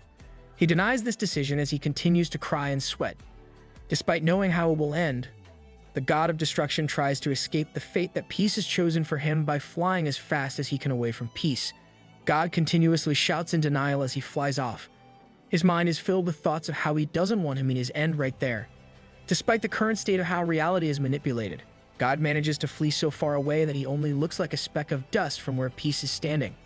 Peace clenches his wooden stick and activates his divinity of chaos, applying it to his weapon. This time, he manipulates the skill, Mirror, of expansion. Instead of applying the skill to his whole being, Peace only uses it on his wooden stick. Habake and the others are confused by what he is doing upon seeing that the brave warrior is only increasing his wooden stick's size. Habake is aware of how the skill Mirror of Expansion is meant to increase the target's size based on their maximum mana. Habake is amazed by how the brave warrior manipulates even skills with his divinity of chaos. With the skill applied to the weapon only, the plus 99 reinforced wooden stick buzzes and fills with red energy. Peace held it with both hands and commands to begin its expansion. With his feet together, he squats a bit and holds his weapon. Suddenly, the wooden stick increases in size as it shines brightly. Ouch! My eyes, why does it have to turn bright as it grows? As the weapon gets bigger, Habake finally realizes what the brave user is up to. Peace calls forth his wooden stick and does his signature unholy pose, but this time with white hair. He commands his weapon to grow numerous times and continues to make us disgusted with the sounds he is making. Meanwhile, in outer space, the god of destruction curses numerous times as he flies off towards the sun. Left with no choice, he plans to run to his mom as his last resort. God cries as he thinks of asking his mom to help him hide. Recalling that sick face, he is determined not to meet his end in the hands of that sicko. Wow, I guess you guys are not friends anymore. As the god of destruction blasts toward his mom, he suddenly hears a rumbling sound from behind that makes him flinch. Spooked by the sudden sound, he looks back to check what is creating that sound despite being in outer space. God's eyes widen in shock upon seeing what was behind him all along. It was a massive wooden stick that obviously came from the planet. Its huge appearance is a big surprise that it stops him from moving, and he has to wipe his eyes just to make sure he is seeing things right. With tears still flowing from his eyes, he squints as he tries to focus on what he is seeing. He stares at it for some time before finally recognizing what that thing is. The Mirror of Expansion is a hidden skill that can be utilized using the second mirror of the 8 mirrors. This skill lets the target grow in size based on its user's maximum mana. In the case of our MC, he applied the effects on his wooden stick to let it grow into a tremendous size of 950,000 miles long. For a beginner's weapon, it has now grown to a size that is even bigger than the sun, or in this case, Mother. FYI, the sun is 865,000 miles in diameter. The god of destruction looks at this for some time before he starts laughing, completely crazed by what's happening. Zooming into where the other end of the wooden stick is, Peace is back to his usual self as he calmly holds onto his weapon. As if the god of destruction can hear him, Peace reassures him that it will be a quick and painless experience. I doubt that. With that announcement, Peace brings down his weapon, making an astronomical level of his swing down. As the weapon approaches the god of destruction, the poor dude can only smile and cry at the same time, knowing that he is about to meet his end. God then softly calls out to his friend, saying that in the near future, he is sure that Peace will surpass even Mother. With those last words, the god of destruction gets smashed by the massive plus 99 reinforced wooden stick. The impact creates a colossal explosion that exceeds anything that our MC has accomplished before. That became the day when numerous planets were wiped out in a short span of time. To be exact, 850,617 planets met their end. Because of what happened, the space becomes filled with stardust. There goes the other planets that might have possibly been inhabited, and the last quest of Chrono Life finally ended as well. The manipulated reality suddenly bursts, returning the environment to normal. Stars can once again be seen from the lands of Chrono. A notification window appears with an alarm announcing the end of the Mirror of Expansion's effects because of overuse. At the same time, the wooden stick poofs back to its standard size. Seeing that he is now done, Peace finally deactivates his god mode and his hair turns back to black. Woo, are things finally settled now? Another notification appears, declaring that the final boss, the god of destruction, is now gone, and it proceeds to congratulate Peace for the achievement of clearing Chrono Life's last quest. Peace cheers upon reading those notifications. With the last quest cleared, a loud cheering catches Peace's attention. Every user online at that moment started shouting Peace's name repeatedly. Peace smiles at this, and he can't help thinking that it is indeed finally over. Looking at Star and Eurus, Jump and Joy reminds Peace of how he first met Star back when her character was bald, and she only communicated through emojis. Then there was the cute Eurus, who suddenly popped out of his wooden stick, making him curse the first time it happened. As for Love and Hong, he got closer to Love by chasing her around and asking for a boost, while he met Hong when she asked for help back then. Our streamer is still streaming. Peace met him back when he fought the top 5 guild alliance. Seeing Leor and Riot made him recall some of his adventures in the heavenly realm. He and Riot were controlled by Leor, and they even faced Habake, Luna, and Love. Peace gives off a happy sigh as he recalls the journey that finally brought him to that point. He then stretches out and happily mentions how he beat the game. It's literally the joy of games with endings. Peace is filled with bliss as he declares how much he enjoys playing and shouts that he loves Chrono Life. With a wistful look in his eyes, Peace determines that it is now time for him to log out. Suddenly, there is a squishing sound of wings. A voice then addresses Peace, asking why he has a long face despite saving the world. A being with long golden hair and glowing light approaches him, asking if he is sad because everything is now over. Peace's eyes widen in surprise. Due to his shock, it took him some time to finally ask if the being before him is Mother. With long golden hair that reaches down to the legs, being snaps her fingers, and the sky above them becomes filled with various architectures, landforms, planets, and other galaxies. A new notification appears, announcing that new regions have been unlocked. There is Baran, the Machine City, Ju Hoi Wan Island, the Island of the East, Hastamito, the Floating Continent, Titania, the Illusory Star, Galaventor, the Land of the Dragons, Larue, the Empire of Ancient Magic, and Banev, the Planet of Steel. Finally, new areas. I hope MC visits other places more frequently. Peace is completely taken aback by this sudden news, more so when another notification appears. This time, it announces how the Ascended Beings are watching Peace from other dimensions. Some of them are the Witch of the Frost Palace, Thurs, the Ruler of Steel and Fire, Mukho, the Heaven-Splitting Sword, Kelzaf, the Predator of the Void, and Gallardo, the Gargantuan Dragon. Wow, this basically foreshadows MC's next adventures. Also, we'll soon be meeting the other dragon. Peace remains still after all those notifications. The golden-haired being calls out to Peace and tells him that what he experienced so far does not even reach a single % of the whole Chrono Life. Whether it is freedom, excitement, or exploration, Peace merely got a taste of Chrono Life, so he can't quit now when he barely scratched the surface. And to top it all off, Peace owns the plus 99 reinforced wooden stick. The first days that Peace spent in the game were unhappy, and he came to the point where he could easily curse at it. But the man from before can't be seen now.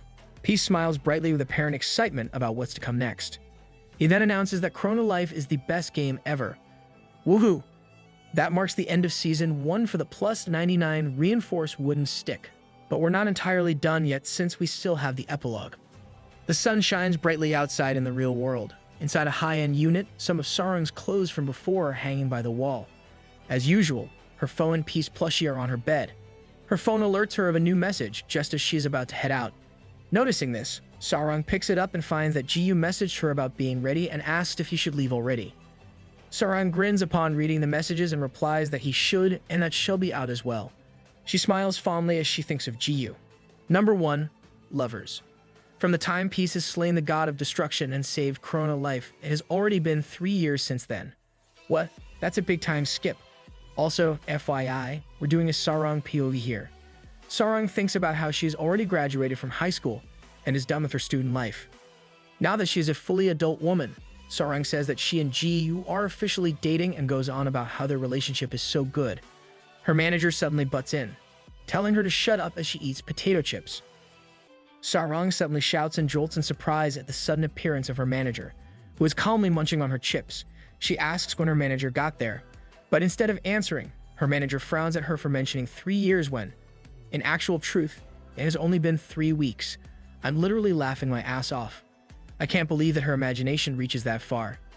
Manager says she understands that Sarang likes undies, but she should really stop her daydreaming. She says that it is already too much to the point that manager is considering getting a therapist for Sarang. Sarang cries out that she really wants to become an adult so she can finally date Peace. She also desires to become a couple so that they can do stuff that only couples do. Sarang finally admits that her manager is correct, that it has only been 3 weeks since the last quest of Chrono Life. Her attention was grabbed by the game events, and it took some time for her to realize that without all those distractions, the only thing she could really think about was Peace. Wow, she's literally rolling in that big bed of hers. As manager continues to eat, she asks Sarang if she isn't supposed to be leaving already. She reminds Sarang that while she was imagining all that stuff, it is still true that she's meeting up with undies that day. Hearing that, Sarang suddenly springs up from rolling around, hops away with her triple jump skill, and shouts bye to her manager. With Sarang dashing away, manager sighs as she continues to munch on her chips.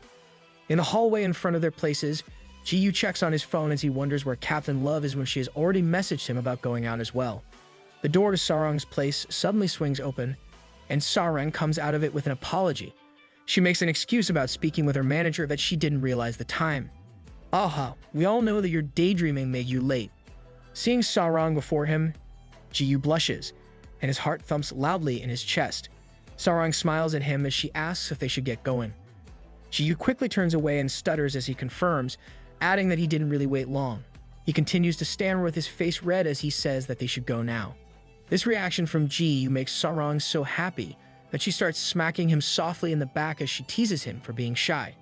She asks if he already forgot how pretty she is in real life and if his heart is about to jump out of his chest.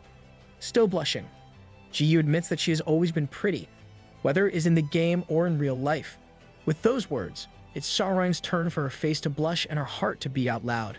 She stammers her thanks, and the two become silent as they walk together, with both their faces red and their hearts beating fast. Wow, so much awareness for one another that they became blushing fools in a short time. Number 2. Professional. The sun shines brightly on that day as the blue sports car zooms by. Jiyu and Sarang are inside the open-hooded car. Their typical daily lives are back to normal after clearing the last quest of Chrono Life 3 weeks ago. However, the Chrono Life staff posted a notice about a huge update the previous night. There are rumors that the company hired twice the number of developers to join their staff.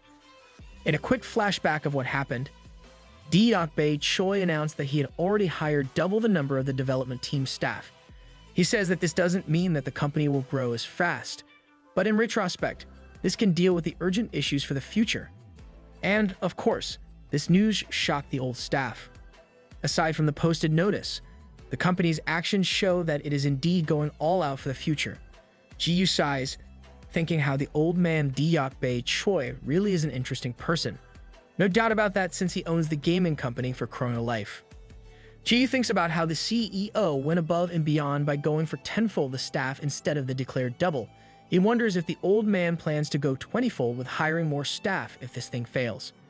Jiyu worries that things will go downhill for the company, and he can't help pondering how the CEO even managed to put his company on top with all of his audacious strategies. Ji-yu snaps out of his thoughts when Sarang suddenly asks him about gathering information. Ji-yu is a bit confused by the question, so Sarang clarifies that the reason they are meeting up is to trade any info that they collected. Oh, I guess it really wasn't a date then. Woo.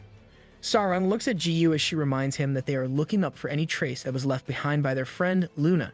The way Sarang called Luna, their friend, confused Ji-yu. Sarang sweats and corrects herself, calling Luna the Roach Lady. Trying to cover up her embarrassment, she shouts that they have already agreed to look for Roach Lady. Ji-yu lets it pass and says that he now remembers. I swear, MC must have a memory of a goldfish. Ji-yu says that he is doing his part, but nonetheless, it is difficult to locate Luna. So, to resolve this matter, he resorted to leaving the assignment to someone professional. Sarang asks if they are heading to that professional right now. Ji-yu confirms this but still sighs as he thinks about how Luna has disappeared.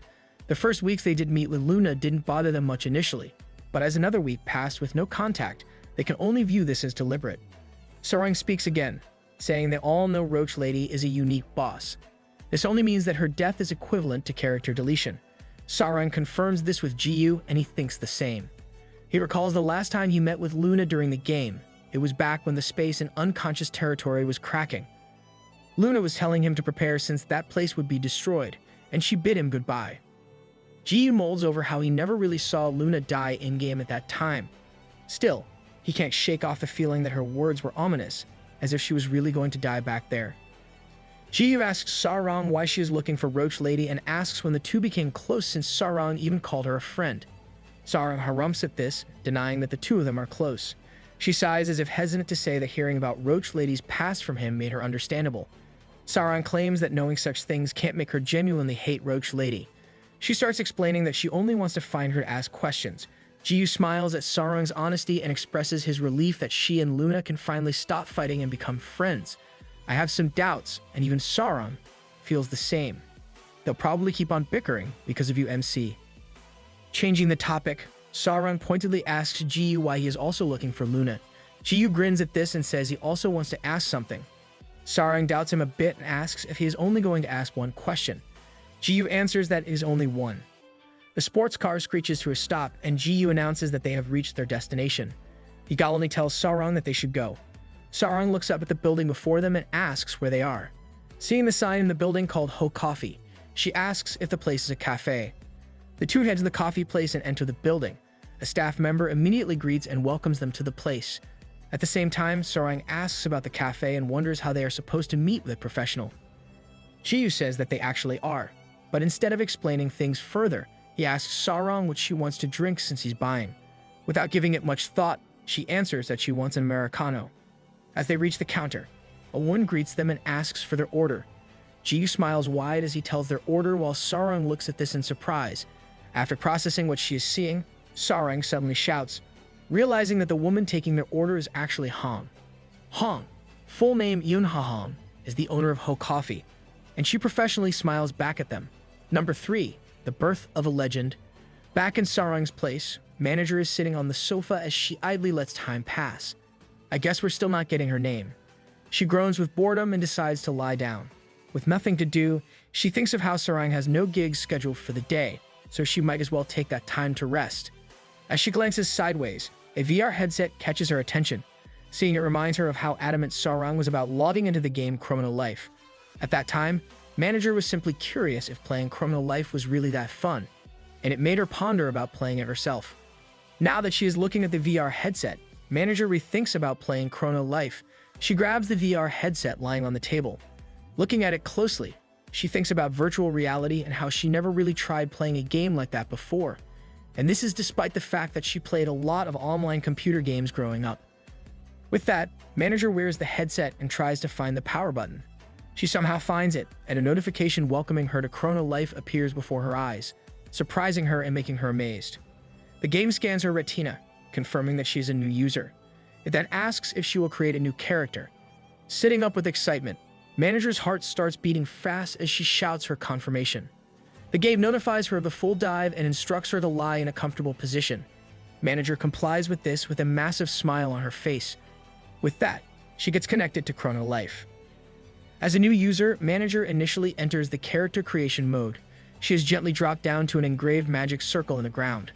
Right after her first step in the game, Manager looks at her surroundings with confusion, but as she carefully takes it all in, she is surprised by the quality of the game's graphics. I hope we will soon reach such VR gaming advancements in real life. Manager's heart beats out loud, and her mouth hangs open upon realizing that it is not only the graphics. Inside the game, she could also smell the trees, feel the wind make her skirt flutter, feel the warmth of the ground she stands upon. Finally experiencing the game for herself, she can say that it is like she's still in real life. Out of nowhere, a huge mirror glows bright by her side, making it turn her attention. She sees herself in the mirror as the game notifies her of the beginning of character customization. The system explains that she can customize as she wishes. However, there are still limitations to altering a character's physical appearance because of the special VR game law. Hearing about the law irks Manager, realizing that the only real thing she can change within the game is her hairstyle. As a PC gamer from before, she prefers to play the muscular guy characters. So seeing the character customization limitations gives her no choice but to play as herself. She has a fantastic taste, really. Manager starts browsing the various hairstyles available within the game. The first one is a ribbon pigtail style that she finds horrifying, making her quickly move on to check the next one before letting the system tell about its details. This is later followed by hairstyles like afro, skinhead, and even the Heihachi style. Seeing the last one, Manager can't help doing a combo famous from that game and destroys the mirror.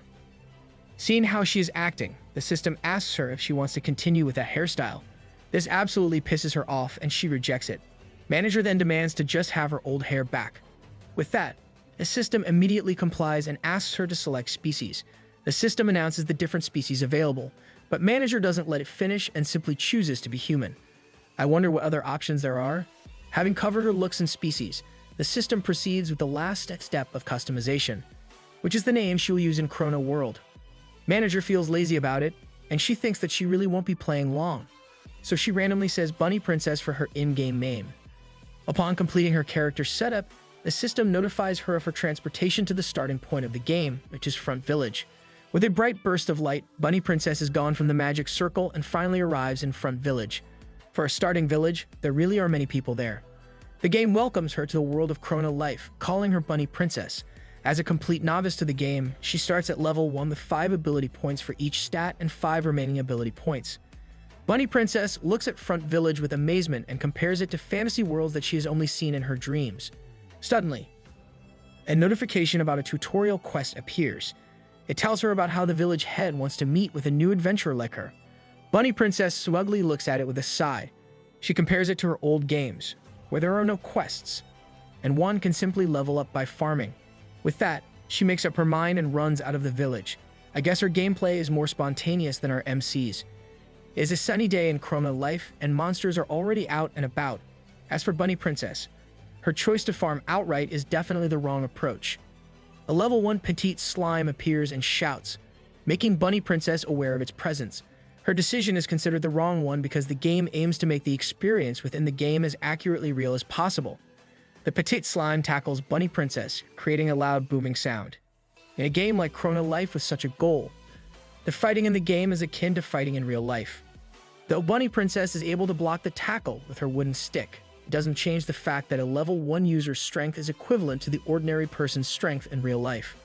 Bunny Princess slides back from the attack of the petite slime, suffering from a critical hit. It just so happens that the strength of a level 1 petite slime is equivalent to a bull. Suffering damage, Bunny Princess only has 3 bars of health left. If she wants to successfully defeat the petite slime, then she should be as strong as someone who's able to fight a bull with only a wooden stick in real life. Why make such a level 1 monster so strong? Some of the new players notice Bunny Princess fighting on her own. The girl laughs, saying that a newbie is about to meet their end. The guy with her also finds it funny since he notices that the user only has a wooden stick with her. He easily determines that she skipped the tutorial quest by coming there without much preparation. In Chrono Life, it is common knowledge that the wooden stick is not meant for battle. Instead, it is intended for hitting a training scarecrow in the tutorial. From the tutorial quest, a user can easily become a level 5 and they are given an option to use a beginner weapon. Aside from this, the realistic battle system of the game means that most users get their first experience in Battle of the Party. In the case of Bunny Princess, the path she took is what newbies who typically underestimate the game take. It is also the most common reason for a user's first in-game death. The petite slime dashes to where Bunny Princess is. Instead of moving, Bunny Princess holds her ground and simply slashes the enemy into two as soon as it is within her reach. Her action makes the other two newbies completely flabbergasted, and even the petite slime is surprised by getting split with a single attack. Wow, this is what being OP truly means. Bunny Princess sighs with a smile as she thinks of how games are too easy nowadays. She adds that she was even worried before that playing VR games might be challenging, but now Bunny Princess sees that she was worried for nothing. She recalls how, back during her PC game days, when one is no good, it means they'll never survive from the first day. The petite slime shakes before it completely perishes. With the monster slain, Bunny Princess gains an experience and levels up, adding 5 ability points to her unused ones. The two newbies who watch Bunny Princess slay the petite slime on her own with a wooden stick barely recover from the shock. They cannot help thinking who she is. Rejoice, for you have seen the birth of a legend. It is currently the age when PC games and consoles are already considered relics. Unbeknownst to many, Bunny Princess played a lot of old titles using those in the past, and she was a high ranker in all of those games. Completing her first kill in the game, Bunny Princess thinks of how playing Chrono Life can actually be fun, and she starts thinking about what class she should take. It is the day a legend is born in Chrono Life, and ever since that day, rumors begin to spread about the mysterious expert fighter named Bunny Princess. Later in the game, she will become known as the record holder of the highest rank in Chrono Life within the shortest period. Of course, this doesn't include our MC, who is in a different league of his own. Number 4, Offline. Hong places 3 iced Americanos on the table, and Sarang thanks Hong for them. Sarang finds it a bit awkward and asks her if it is really okay to do that when the cafe is bustling. Hong smiles at this and assures Sarang that it is fine, since she is the owner of that place. The way she said this made both Ji-yu and Sarang find Yunha so cool. Sarang expresses her surprise at finding out that Hong runs a cafe in real life. She says that it really suits her, and adds how even their uniform is so cute. Hong thanks the compliment with a smile as she says that she picked the design for it. Hong then compliments Love for being prettier in real life compared to seeing her on the television. Sarang thanks her with a blush on her face. Hong suddenly asks if the two are on a date right now, making them both red in the face. Ji-yu even chokes on his drink, making Hong laugh at their reaction. Joking aside, she says that she knows that they are there to get information about Luna. Seeing that Ji-yu is still retching, Hong apologizes. She adds that she only said that because she finds them looking good together. Unlike Ji-yu, Sarang feels different about it and demands that Hong repeat her words. Sarang really knows what she wants, and there is no doubt there. Recovering from his retching, Ji-yu stops them from doing further damage to his senses by changing the topic to his request. As if only remembering now, Hong concurs. She speaks of how Peace requested her guild to locate Luna. Ji-yu confirms this, reasoning that the Righteous Bandits Guild is the best source of info within the game. Hong then explains that upon receiving his request, their members made use of all their resources to gather information about Luna. She looks apologetic to Ji-yu as she says that they were unable to find any info regarding Luna. Ji-yu reconfirms this with a blank look on his face. Hong comments that Peace doesn't even seem surprised, as if he had already expected this kind of result. Ji-yu sips his drink as he clarifies that he didn't precisely expect that, but he already knows that such a task won't be that easy. Ji-yu speaks of how Roach Lady was a unique boss, so it would make sense that her character got deleted after dying in the game. He asks if there is a possibility that Roach Lady is just roaming in her outfit or probably a new one. Hong says they did consider this aside from the likelihood of creating a new character, so if the guild has some of its members staying put in Front Village and some in farming spots for beginners. Regretfully, no one has seen Luna. They're really pouring time and effort into looking for her. Based on what she just heard, Sarang surmises it is harder to look for Luna, considering that even the Righteous Bandit Guild cannot gather information about her. Ji-yu contradicts this and claims that based on what Hong just shared, this only means that Luna isn't in Chrono Life. Since this is the case, they can focus their search on the real world. Hong and Sarang don't say anything, but they're both thinking that what Ji-yu said is quite obvious. Still, Hong considers Ji-yu's words, commenting on how searching in the real world is more challenging. She asks if Ji-yu and Sarang have ever met Luna in real life. Sarang confirms that she did before on the beach, and recalls an irritating piece of her memory of how Luna hugged Ji-yu in real life. Sarang gives Ji-yu a look, but Ji-yu doesn't say anything, knowing full well what Sarang is thinking. Lol, they're not together, but MC is already acting whipped. Hong asks if there is anyone else who has met Luna in real life aside from them. Sarang says she doesn't really know, while Ji-yu tries to sort out his memories to remember. He finally recalls seeing Luna in real life in the hospital, and Ji-yu smiles as he announces that he knows someone else who knows of Luna in real life. He smirks, adding that Hong and Sarang also know who he is talking about. Number 5. Love Letter. Out in the streets, someone is running fast towards Ji-yu and his group. A girl calls out to them, calling Ji-yu the wooden stick man and Sarang love. This girl is none other than Star. Finally, we're seeing Star in real life, and she is all healthy. Star directly jumps into Sarang's arms, and after that, she calmly greets Hong upon seeing her. Hong greets her back and is amazed to learn that Star is the user who has also met Luna. Ji-yu explains how Luna actually helped Star meet her old friends from the game. Sarang asks if Star is hungry, and if she is craving anything, she will treat her.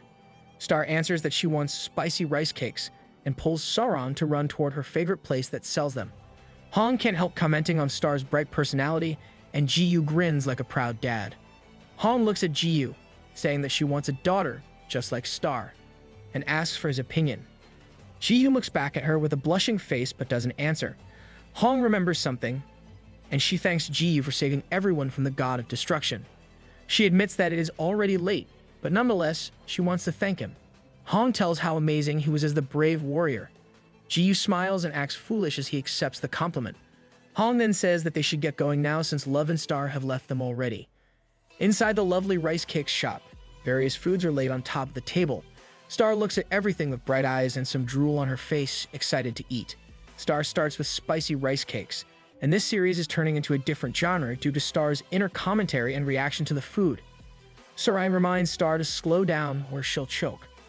But Star doesn't listen and focuses on stuffing her mouth with a lot of food. As they eat, Sarang brings up the topic of their meetup, saying how they have been looking for Luna. She asks Star if she has met Luna lately, and Star says she did yesterday as she eats. Sarang smiles at hearing this, not processing Star's reply immediately. Except for Star, everyone else in their group stops eating once they realize what Star just said. Star shares that they met just yesterday afternoon. She says that Luna randomly messaged her, so they met after that. Star then pulls out a letter sealed the heart addressed to Noob. Star says it is for him, and Ji-yu takes it and opens it to read. As Ji-yu reads the first lines, Sarang and Hong hover around him to read them as well, making him nervous. In the letter, Luna greets Noob, saying how it is the first time she's writing to him after that last quest in the game. She claims that she wanted to meet with him and discuss various things, but she can't bring herself to do so. Luna knows that whatever excuses she makes will not change the past and how awful she was to him back then. To make up for it, Luna plans to never appear before him again. However, she still has this desire to see him again for the last time. Luna says that this is why she is writing to him. She thinks that if he wants to meet up, then she will wait for him in her favorite place. And that's where the letter ends. Is this some sort of riddle? If you're talking about your favorite place, isn't it Chrono Life? Ji-yu is confused by the letter Luna left, thinking that it is some sort of cryptic message. Behind him, Sarang smiles brightly, though she's giving off a deadly aura.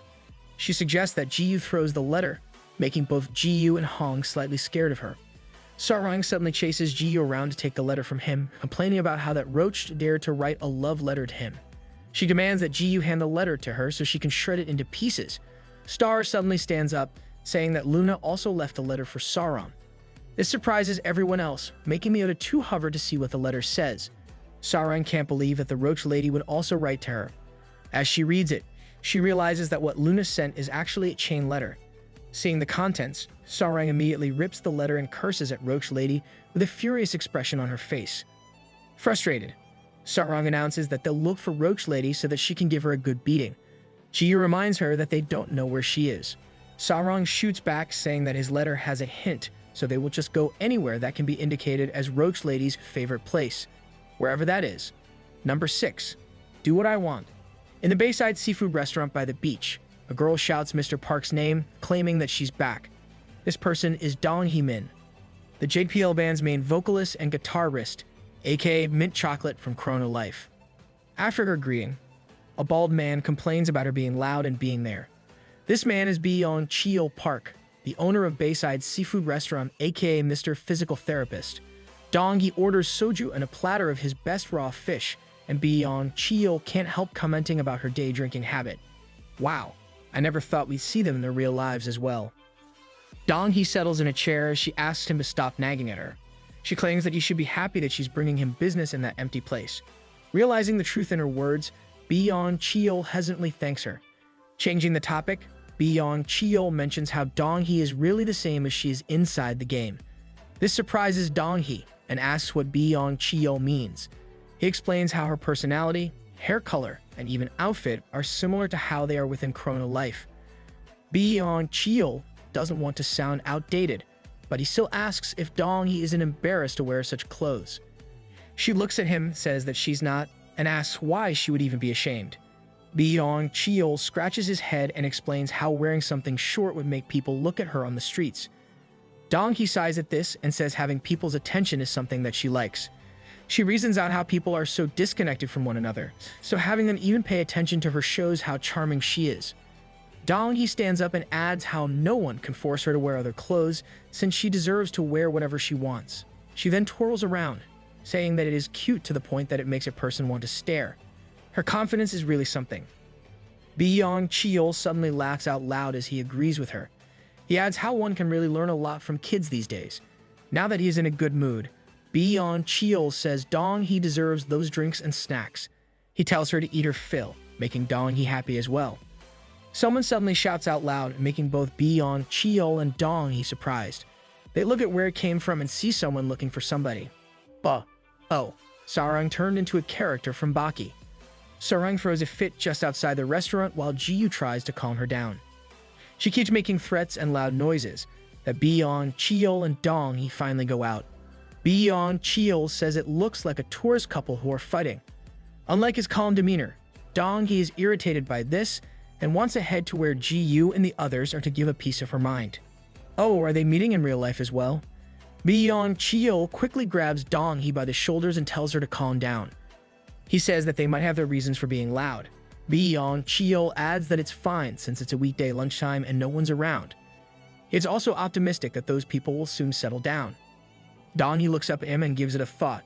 She then turns around and finally agrees with him, saying that she is only doing this for his sake. Dong-hee says that in return, Yeon-cheol should drink with her since what happened really ruined her mood. Yeon-cheol tries to reject this, reasoning that he still must run his restaurant.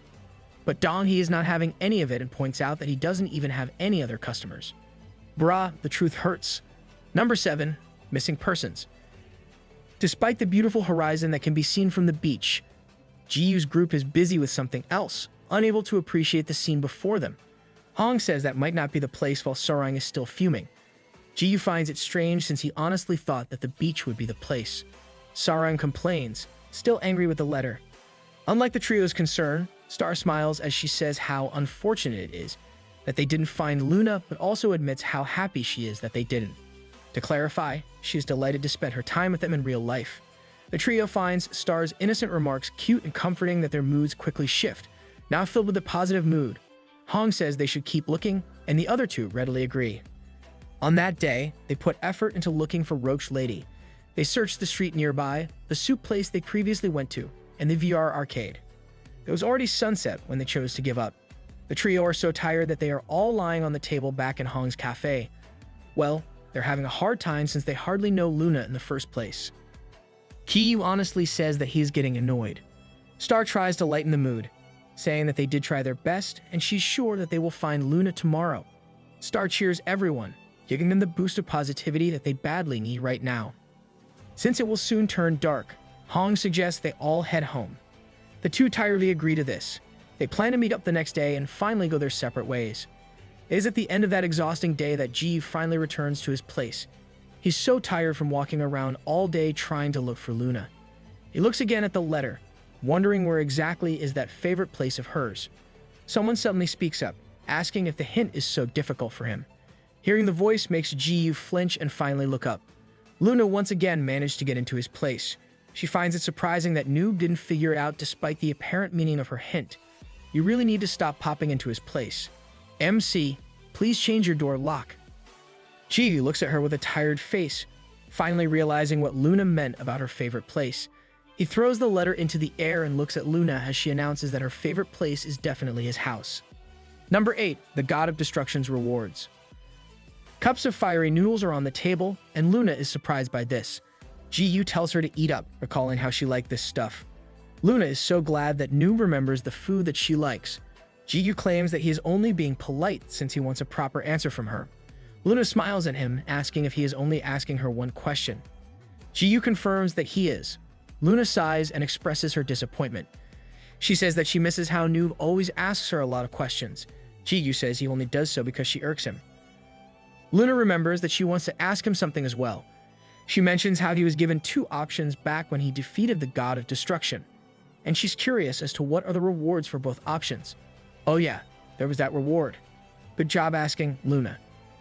Ji-yu eats his noodles as he says that the reward for forgiving that god isn't even good. He admits to logging back in to take a look at it, and he found out that gaining maximum affection with the god of destruction gives him a rental-free pass for mythical items that possess the power of the god of destruction anytime he pleases. That's honestly lame, considering our MC's weapons in his inventory aside from his wooden stick.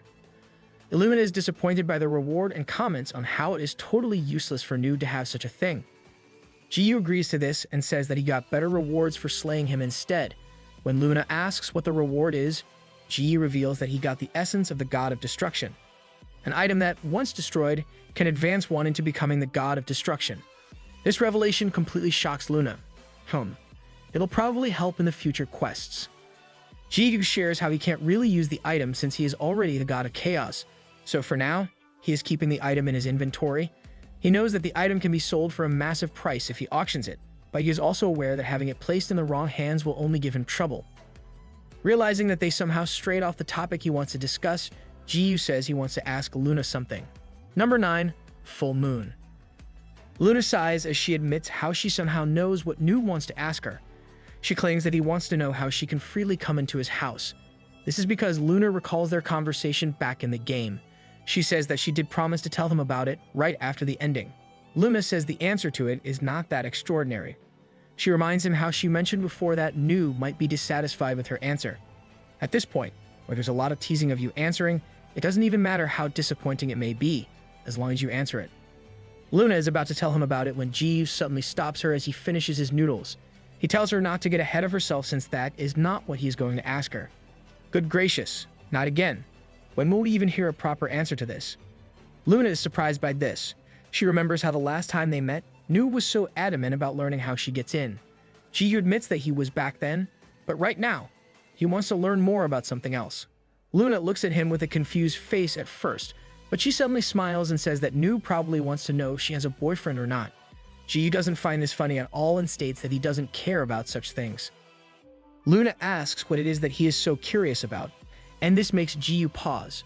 He blushes as he clears his throat and starts calling her Roach Lady, but Ji suddenly corrects himself and calls her Luna. He then looks away as he asks for Luna's real name. Oh, right. We never learned of her real name throughout the first season. The question makes Luna blush, totally not expecting such a question from Ji. Still looking away, Ji clears his throat again as he waits for Luna's answer. Not fond of the silence, Ji tries to worm his way out of his embarrassment by claiming that he is not curious, and that knowing it would just be better. Recovering from her surprise, Luna suddenly smiles. She says that it is Bo Ryum, making Ji look back at her. Luna clarifies that her real name is Bo Ryum Moon. Number 10. Pure Fun. Ji faces Bo Ryum and repeats her full name, happy by Ji's question. Bo Ryum suddenly leans in close and asks if he has any other questions for her.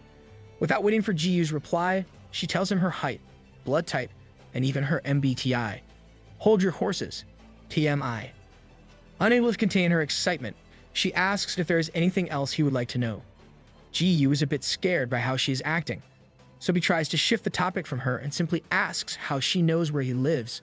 Luna is surprised that he is asking the same question as before and reminds him of how he mentioned that he doesn't care about it anymore. Exasperated, Luna gives in and is about to finally answer this question when Ji's phone suddenly rings. Awful timing. I swear. The two halt their talk because of the sudden interruption, and Ji checks his phone, wondering who it could be calling him at that hour. He answers his phone and hears a familiar voice. The voice calling him a brat belongs to Deok-bae Choi, the CEO of Chrono Life. Ji realizes who it is and calls the other person Old Man. The CEO doesn't like it one bit and defends himself, saying that he is still in his 50s. MC, please never bring up age when talking to an older person. D.Bay Choi asks what Ji-yu has been up to lately, and if he is free at that moment. Ji-yu says he's not doing much since he's only with Bo Ryum. Realizing that the CEO might not know who Bo Ryum is, he corrects himself, saying that he is with Luna. Luna looks at Ji-yu and smiles at how he calls her by her real name, and his action made her heart beat more loudly in her chest. The CEO thinks that he called the perfect time. Nope, it was terrible timing. We need answers here. Bay Choi instructs both of them to visit his office right at that moment. It's already nighttime, and inside the Chrono Life's monitoring room, Bo Ryum and Ji-yu are served hot drinks at a small table with the CEO before them. The two are feeling awkward since they are in an important room of the company. The CEO tells them to drink up and wonders if they don't drink coffee or something. Ji-yu says it isn't like that, and they are just overwhelmed by this. Bay Choi stops smoking and says he wants to meet the two of them right at that moment, considering that they are the main characters of Season 1. Hey, you mean the game, right? This is not some sort of fourth wall or something, right? The CEO asks how the game's first season was, wanting to know if it was super fun. Ji-yu agrees and is trying to wrap his head around the fact that the CEO just asked this with a huge grin. While Ji-yu agrees that he did enjoy it, Bo Ryum interjects how it was completely irresponsible of them since there was a lack of responsibility from the devs. Bo Ryum says that the God of Destruction was made by Mother, which is the main computer. She adds that all of the races of Chrono World even had to get together just to fight against him. Bo Ryum says that it is indeed touching for a heroic story, but in her POV, this is more like neglect on the part of the devs. After that rant, Bo Ryum respectfully asks why the CEO allowed the existence of the God of Destruction. She says that the character didn't like the users, and having an AI with such characteristics violates the 3 laws of robotics. For reference, the first 2 laws of robotics prioritize the well-being and command of humans, while the last one is about protecting its existence without conflicting with the first 2 laws. Bo Ryum points out that AI holds absolute power in a VR game setting, and considering this, it shouldn't have any animosity toward the users. She believes that if they didn't have Noob in the game, then Chrono Life would merely serve as a graveyard for the users. The CEO listens intently to this and tells Ji-yu that his new girlfriend is smart. This surprises Ji-yu, who spits his coffee. Bo Ryum is equally shocked, with her mouth left hanging open. Just, wow. Earlier, Hong paired MC with Sarong. Now it's the CEO pairing MC with Bo Ryum. Returning to the topic that Bo Ryum opened, the CEO stands up as he admits the element of danger. Nonetheless, the first season ended positively. He lights up a new cigar, saying that they have been a tad irresponsible for the lack of technical control and how things went disorganized. The CEO smiles as he claims that what matters the most for him is that the users enjoy it. He explains how he started Chrono Life with no intention of making it the pillar of art or philosophy. There is no underlying message, and the primary purpose is to have fun. Bo Ryum is surprised by the CEO's remarks, and she can only accept them. The CEO stares at her and calls her Luna. He then asks her if she plans to quit Chrono Life. Bo Ryum looks down and doesn't answer. Bay Choi says he understands why she would call them irresponsible since the last quest won't be cleared without her sacrifice. He says that if he puts himself in her shoes, he will also end up detesting Chrono Life. Ji-yu looks at Bo Ryum, thinking of the CEO's words. Bo Ryum finally speaks up, saying that he is wrong and she's not quitting the game because she hates it. She tells them of her love for Chrono Life and that the real reason she is quitting is because of herself. She recalls her past and her words as she did that final quest to become the goddess of life. Well, that quest is really messed up, especially for a VR game. She said horrendous things to make excuses for herself. In the process of reaching her goal, she sacrificed numerous innocent users. Bo Ryum says that she even hurt the man beside her because of it. Ji-yu is surprised that he is also brought up on the subject, and he reminds her that she has already apologized for all of that stuff. He claims that Bo Ryum is now holding his own grudge instead of him. Bo Ryum suddenly stands up and announces that she wants to atone for her sins by quitting the game. She says this is the punishment she has chosen for herself, and it also serves as her ending. Bo Ryum explains that she met Noob and even tagged along to the game company so that she could tell them this. Bay Choi easily accepts her decision and wants to explain why he called for them. The MIB staff continues their work, and the clacking of the keyboards catches Ji-Yu's attention. He asks if the place they're in is the monitoring room where the CEO can watch what happens in-game in real time. Dejected smirks as he confirms this, and adds how they can see everything happening in Chrono Life from that room. He then reveals that this includes the dimensions beyond the Chrono continent that are yet to be released. Hearing this, Ji recalls the things he saw because of Mother. He gulps as he thinks of those dimensions. Now, that is a privilege. You should stop calling the CEO Old Man MC. The CEO continues to explain how the game's servers will soon be officially closed and how they will be taking 3 months off to prepare for the Season 2 update. Though this is the case, Dejected Choi admits that gathering data by simply watching things from the monitor room is not enough. He looks at his 2 guests and hopes that they will be the alpha testers for Season 2. Number 11. Alpha Tester. Ji thinks about being alpha testers with Bo Ryum. The CEO says this is a privilege given to them. He adds that they will be able to gather the initial information for the game's update and even gain an advantage over the other users. Dejected mentions how this is not usually offered to ordinary users. Still, considering what happened in the first season, this is his gift to them. The CEO asks for their opinion on this matter and asks if they are willing to be the game's alpha testers. Ji twitches in excitement at the thought, and he finally grins. He readily accepts the offer with no hesitation, making Bo Ryum look at him. It's a no-brainer for our MC. Bo Ryum looks down and softly speaks to Dejected, but before the words could even leave her mouth, Ji asks her to do it with him, making her flinch. Ji smiles as he recalls how Bo Ryum mentioned exploring every inch of Chrono Life before. He even adds that her experience can be used in exploring the new regions of the game. Bo Ryum looks up at him and falters in her speech, thinking that she needs to reject this offer. Instead, she reasons out how she can't do such a thing since her character has already been deleted after dying as a unique boss in the game. Bo Ryum tries to be determined, reminding herself of her atonement. Ji simply exclaims how he can boost her, so all she has to do is create a new character. He is confident that she will reach the maximum level in a short period with his help. Ji adds how they can also start a party and farm together once she levels up. Bo Ryum recalls her first interactions with Noob as Luna in the game. She looks at Ji as she shivers, considering this intently. She remembers how she invited Ji to form a party with her, his rejection, and the other time she offered to party within the game. This all came from her desire to create a party with Noob. Though he kept rejecting her before, the thought of that possibility now makes her cry. You shouldn't let this opportunity pass you by. Grab it, Luna. She suddenly smiles, thinking how she's about to give up on what she loves. Still, her desire to party with Noob wins over, and Bo Ryum accepts the offer with a huge smile and flowing tears. With that, Luna and Peace became the alpha testers for the second season of Chrono Life. Aside from this, the CEO is giving Luna a special bonus. While it is expected to have the data reset for the alpha testers after it is done, that will not be the case with Luna's character. The CEO is allowing her to preserve the data of her game. That's really helpful once the second season of the game starts. As the two get settled side by side in 2 VR machines, Luna is still feeling hesitant about doing it. Ji notices her looking at him, and he smiles at her. He thinks that Bo Ryum is amused that they are side by side as they are about to log into the game, and she is smiling once again. Number 12. Ending. The system notifies them of their login to Chrono Life alpha test version for Season 2. In an empty front village, Peace is by the fountain. The sound of the steps makes him look back, and he laughs at what he sees. Peace points out how the tables have turned and calls Luna Noob. Luna is in her pink hair character, wearing equipment meant for newbies. She is starting again at level 1 with the basic stats. Luna smiles at this, saying that it is true after all. She steps close to Peace and says that they should start playing while calling Peace Mr. Pro.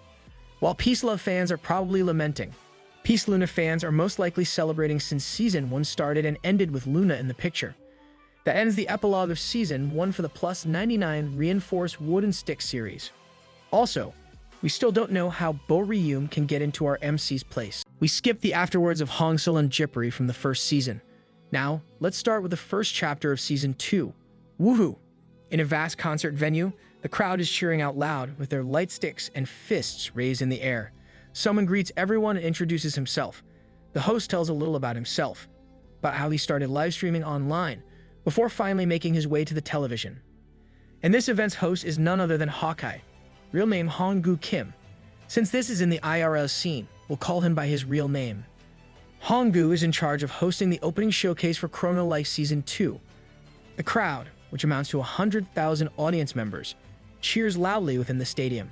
Honggu speaks of how the game was closed for 3 whole months for its major update, and now they are finally starting its second season. He announces the countdown of 5 minutes before the servers open. As they await its opening, Honggu introduces an exceptional guest, who happens to be the top idol and singer-songwriter of their generation.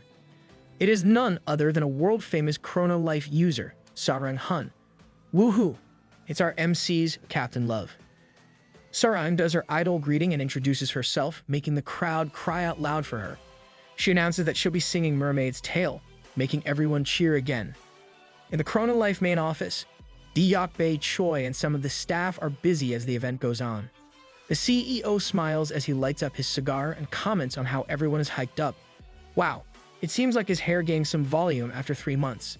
The CEO reminds his staff that the servers will open after Sarang's concert. With a grin, he says that they should really get the party started in Chrono Life. Going to the place where our MC, Ji-Yu Lee, resides, the TV is on. It is currently tuned to the event, where Sarang just finished singing. Ji-Yu smiles as he watches. In the event, Honggu announces that there are only a few moments left before the servers of Chrono Life open. Ji-Yu continues to watch. Upon hearing the announcement that there are only 10 seconds left, he takes his VR headset. The countdown finally starts with only 5 seconds left. With all smiles, Honggu leads the countdown, and everyone counts along with him. As the count reaches 0, they announce the official start of Chrono Life Season 2, and the crowd cheers louder at this. Back in our MC's place, Ji-Yu puts on his VR headset, excited for Season 2 of Chrono Life. He then logs into the game. His identity is confirmed, and he is soon connected to the game that welcomes him. But before we get to the game, let's have a short interlude.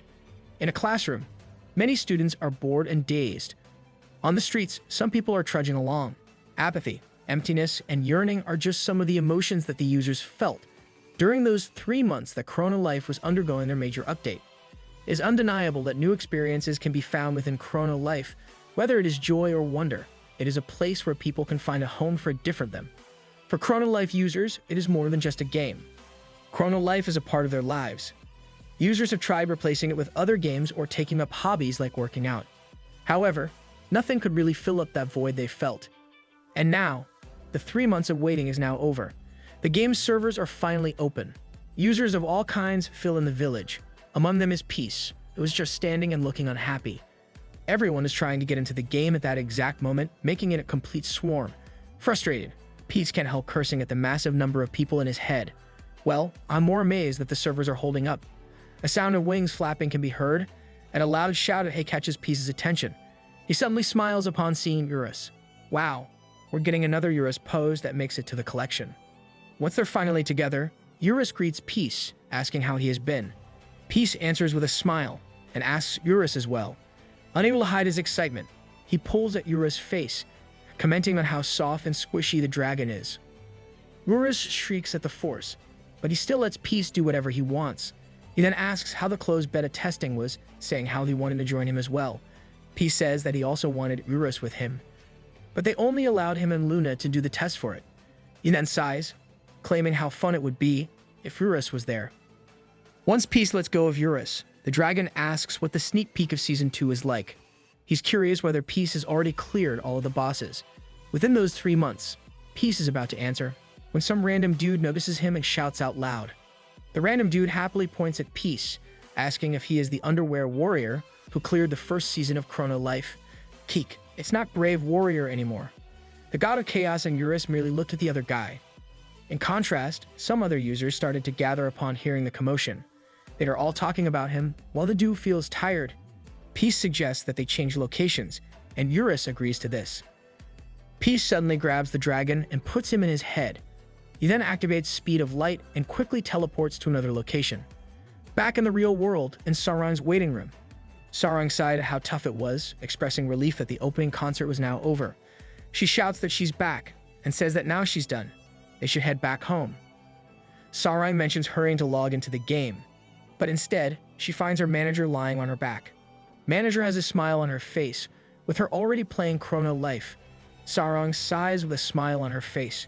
She comments on how her manager used to tell her that she should cut her gaming. Yet here she is, more addicted than Sauron.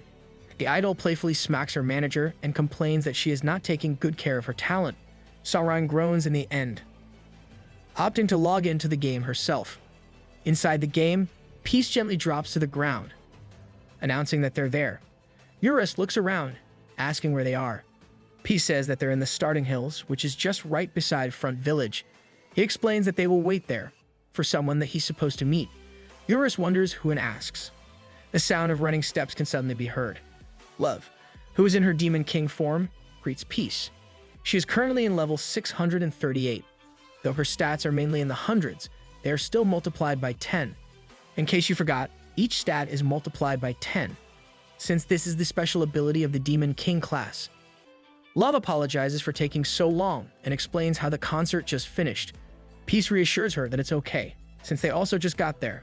He then compliments her on her incredible performance, saying that she is really pretty while singing. Surprised by the compliment, Love blushes slightly and her heart starts racing. She fidgets as she looks away and stammers her thanks. Eurus grins at Peace, commenting on how he got better at flirting since the last time they saw each other. Peace starts feeling embarrassed, claiming that he's just speaking the truth. Eurus finally drops it and asks if it was love that he was waiting for. Peace confirms this and adds that there's another person. This got Eurus and Love curious, wondering who this other person that Peace was referring to. Just then, someone arrives asking if they were all talking about her. Love is surprised as she points at the other and shouts, "Roach Lady." Luna raises a hand and smiles as she greets them. Whoa, she's back to her OG form. I guess she still prefers being a mage. Love asks if Luna is the other person that Peace is waiting for. Peace confirms this as they watch Luna approach them. A bit confused, Love asks to confirm how Roach Lady's character got deleted back in the first season. Luna smiles and replies that she and Noob got together for the closed beta test with only the two of them together. This is the first time Love hears of it, and she glares at Peace to contradict this. Peace is unable to do so and simply says that he'll explain things later. He steps away from them, changing the subject. Peace claims that they should get ready, since it is about to start. Eurus and Love are confused about this, while Luna chooses to keep quiet about it. Suddenly, a giant crack appears before them. Peace has a broad smile on his face, claiming that this is the moment that they've all been waiting for. A quest window pops out before them with a ding sound. Love is not used to seeing such a quest window and looks at it in surprise. The window states that the main quest for the second season of Chrono Life is to protect the Chrono continent from dimensional invaders, and the reward for this quest is still unknown. Grinning with excitement, Peace says it's the first main quest for that season. Wait, if he says it's the first, there's bound to be more, right? He urges the others to join him as liquid gushes out from the crack. The huge crack suddenly breaks open with a boom. Love worriedly looks at how the sky cracked open, wondering if it is water. Unlike her fighting stance, Peace and Luna are simply standing as they watch it happen. Luna's staff suddenly flashes bright as she invokes the spell Reverse Gravity. A magic circle appears on the ground, making the three of them rise up in the air. Love is surprised by this sudden move, unlike Peace, who seems to be already used to it. The water floods to the ground as their group floats into the air. Love exclaims at how they made out of that alive. She looks at Roach Lady, surprised at how the other just used magic. Love asks if her character is a mage. Luna smiles at this, surprised that Love didn't know of it, despite her holding a staff and all that. A loud sound suddenly roars, making Love cover her ears. She looks around, wondering where the sound of Folkhorn just came from. Looking up, Love finds that colossal whales are swimming in the air. Love is astounded by this scene, and she can make out some figures who are standing atop the whale's back. Love can't help wondering if those are people, but as it gets more apparent, she realizes that they're not. This further confuses Love, and she can't help getting an ominous feeling, despite being inside a game. Love is overwhelmed by the newcomer's aura, and she can't shake the feeling that she's prey. Atop one whale, a mer person kneels before another who is wearing armor and holding a trident. The kneeling mer person addresses the other as their great majesty, and he reports that they completely analyzed that world's forces. He adds how the strongest individual in that dimension is level 999. He's definitely referring to our MC. The mer person claims that this only means that this individual is nothing but a weakling who hasn't awakened. Deskars, the ruler of the Sea Kaisers, merely accepts the report. He's unperturbed by this, since his level is actually 7593. The character's strength is symbolized by their level. What Love felt as fear was the undeniably large gap in level. Even though her special ability as a demon king gives her tenfold her stats, this still isn't enough to make up such a difference in power. Descartes looks at the beings just below them and zooms in on Peace's clothing. The ruler of the Sea Kaisers comments on how miserable the species are, almost feeling sorry for them. He then announces that only the strong survive in that world, and while the strong will feast, the weak will be consumed. Descartes announces that no prisoners will be taken and commands his brethren to slay all. He's about to give out more commands when someone suddenly says swing up. This confuses Descartes, who repeats the phrase he just heard and asked about it. Suddenly, a huge explosion blasts at Descartes, completely destroying everything he's wearing. Lol, I knew it. Those abs were fake. He's a thin dude, cosplaying as if his body is the Norse god of thunders. Descartes looks down at his current state, confused as to what just happened. He suddenly blushes and swiftly covers himself as he shrieks. Below, Eurus and Love are keeping their mouths shut, while Luna pretends to cover her eyes, as she reacts to what she's clearly seeing. Peace addresses Eurus, recalling how he asked how far he'd gotten in the second season. He then speaks of how the previous teaser from the first season revealed that the second season would occur on continents from various dimensions. Peace reveals that each of the dimensions is vastly greater than the chrono continent of the first season. Thunking his wooden stick on his shoulder, Peace smiles as he says that in those 3 months of closed beta, he cleared a total of 30 dimensions. And to give Eurus a reference, those from the Sea Kaiser dimension only took him 10 minutes at best. Eurus and Love pale at the thought of Peace, easily defeating enemies with levels that reach more in the thousands. I can't believe they are still shocked by how OP our MC can be. Peace grins and his face morphs into undeniable excitement as he announces that this is the moment for them to really go ahead and enjoy themselves in this new season of Chrono Life.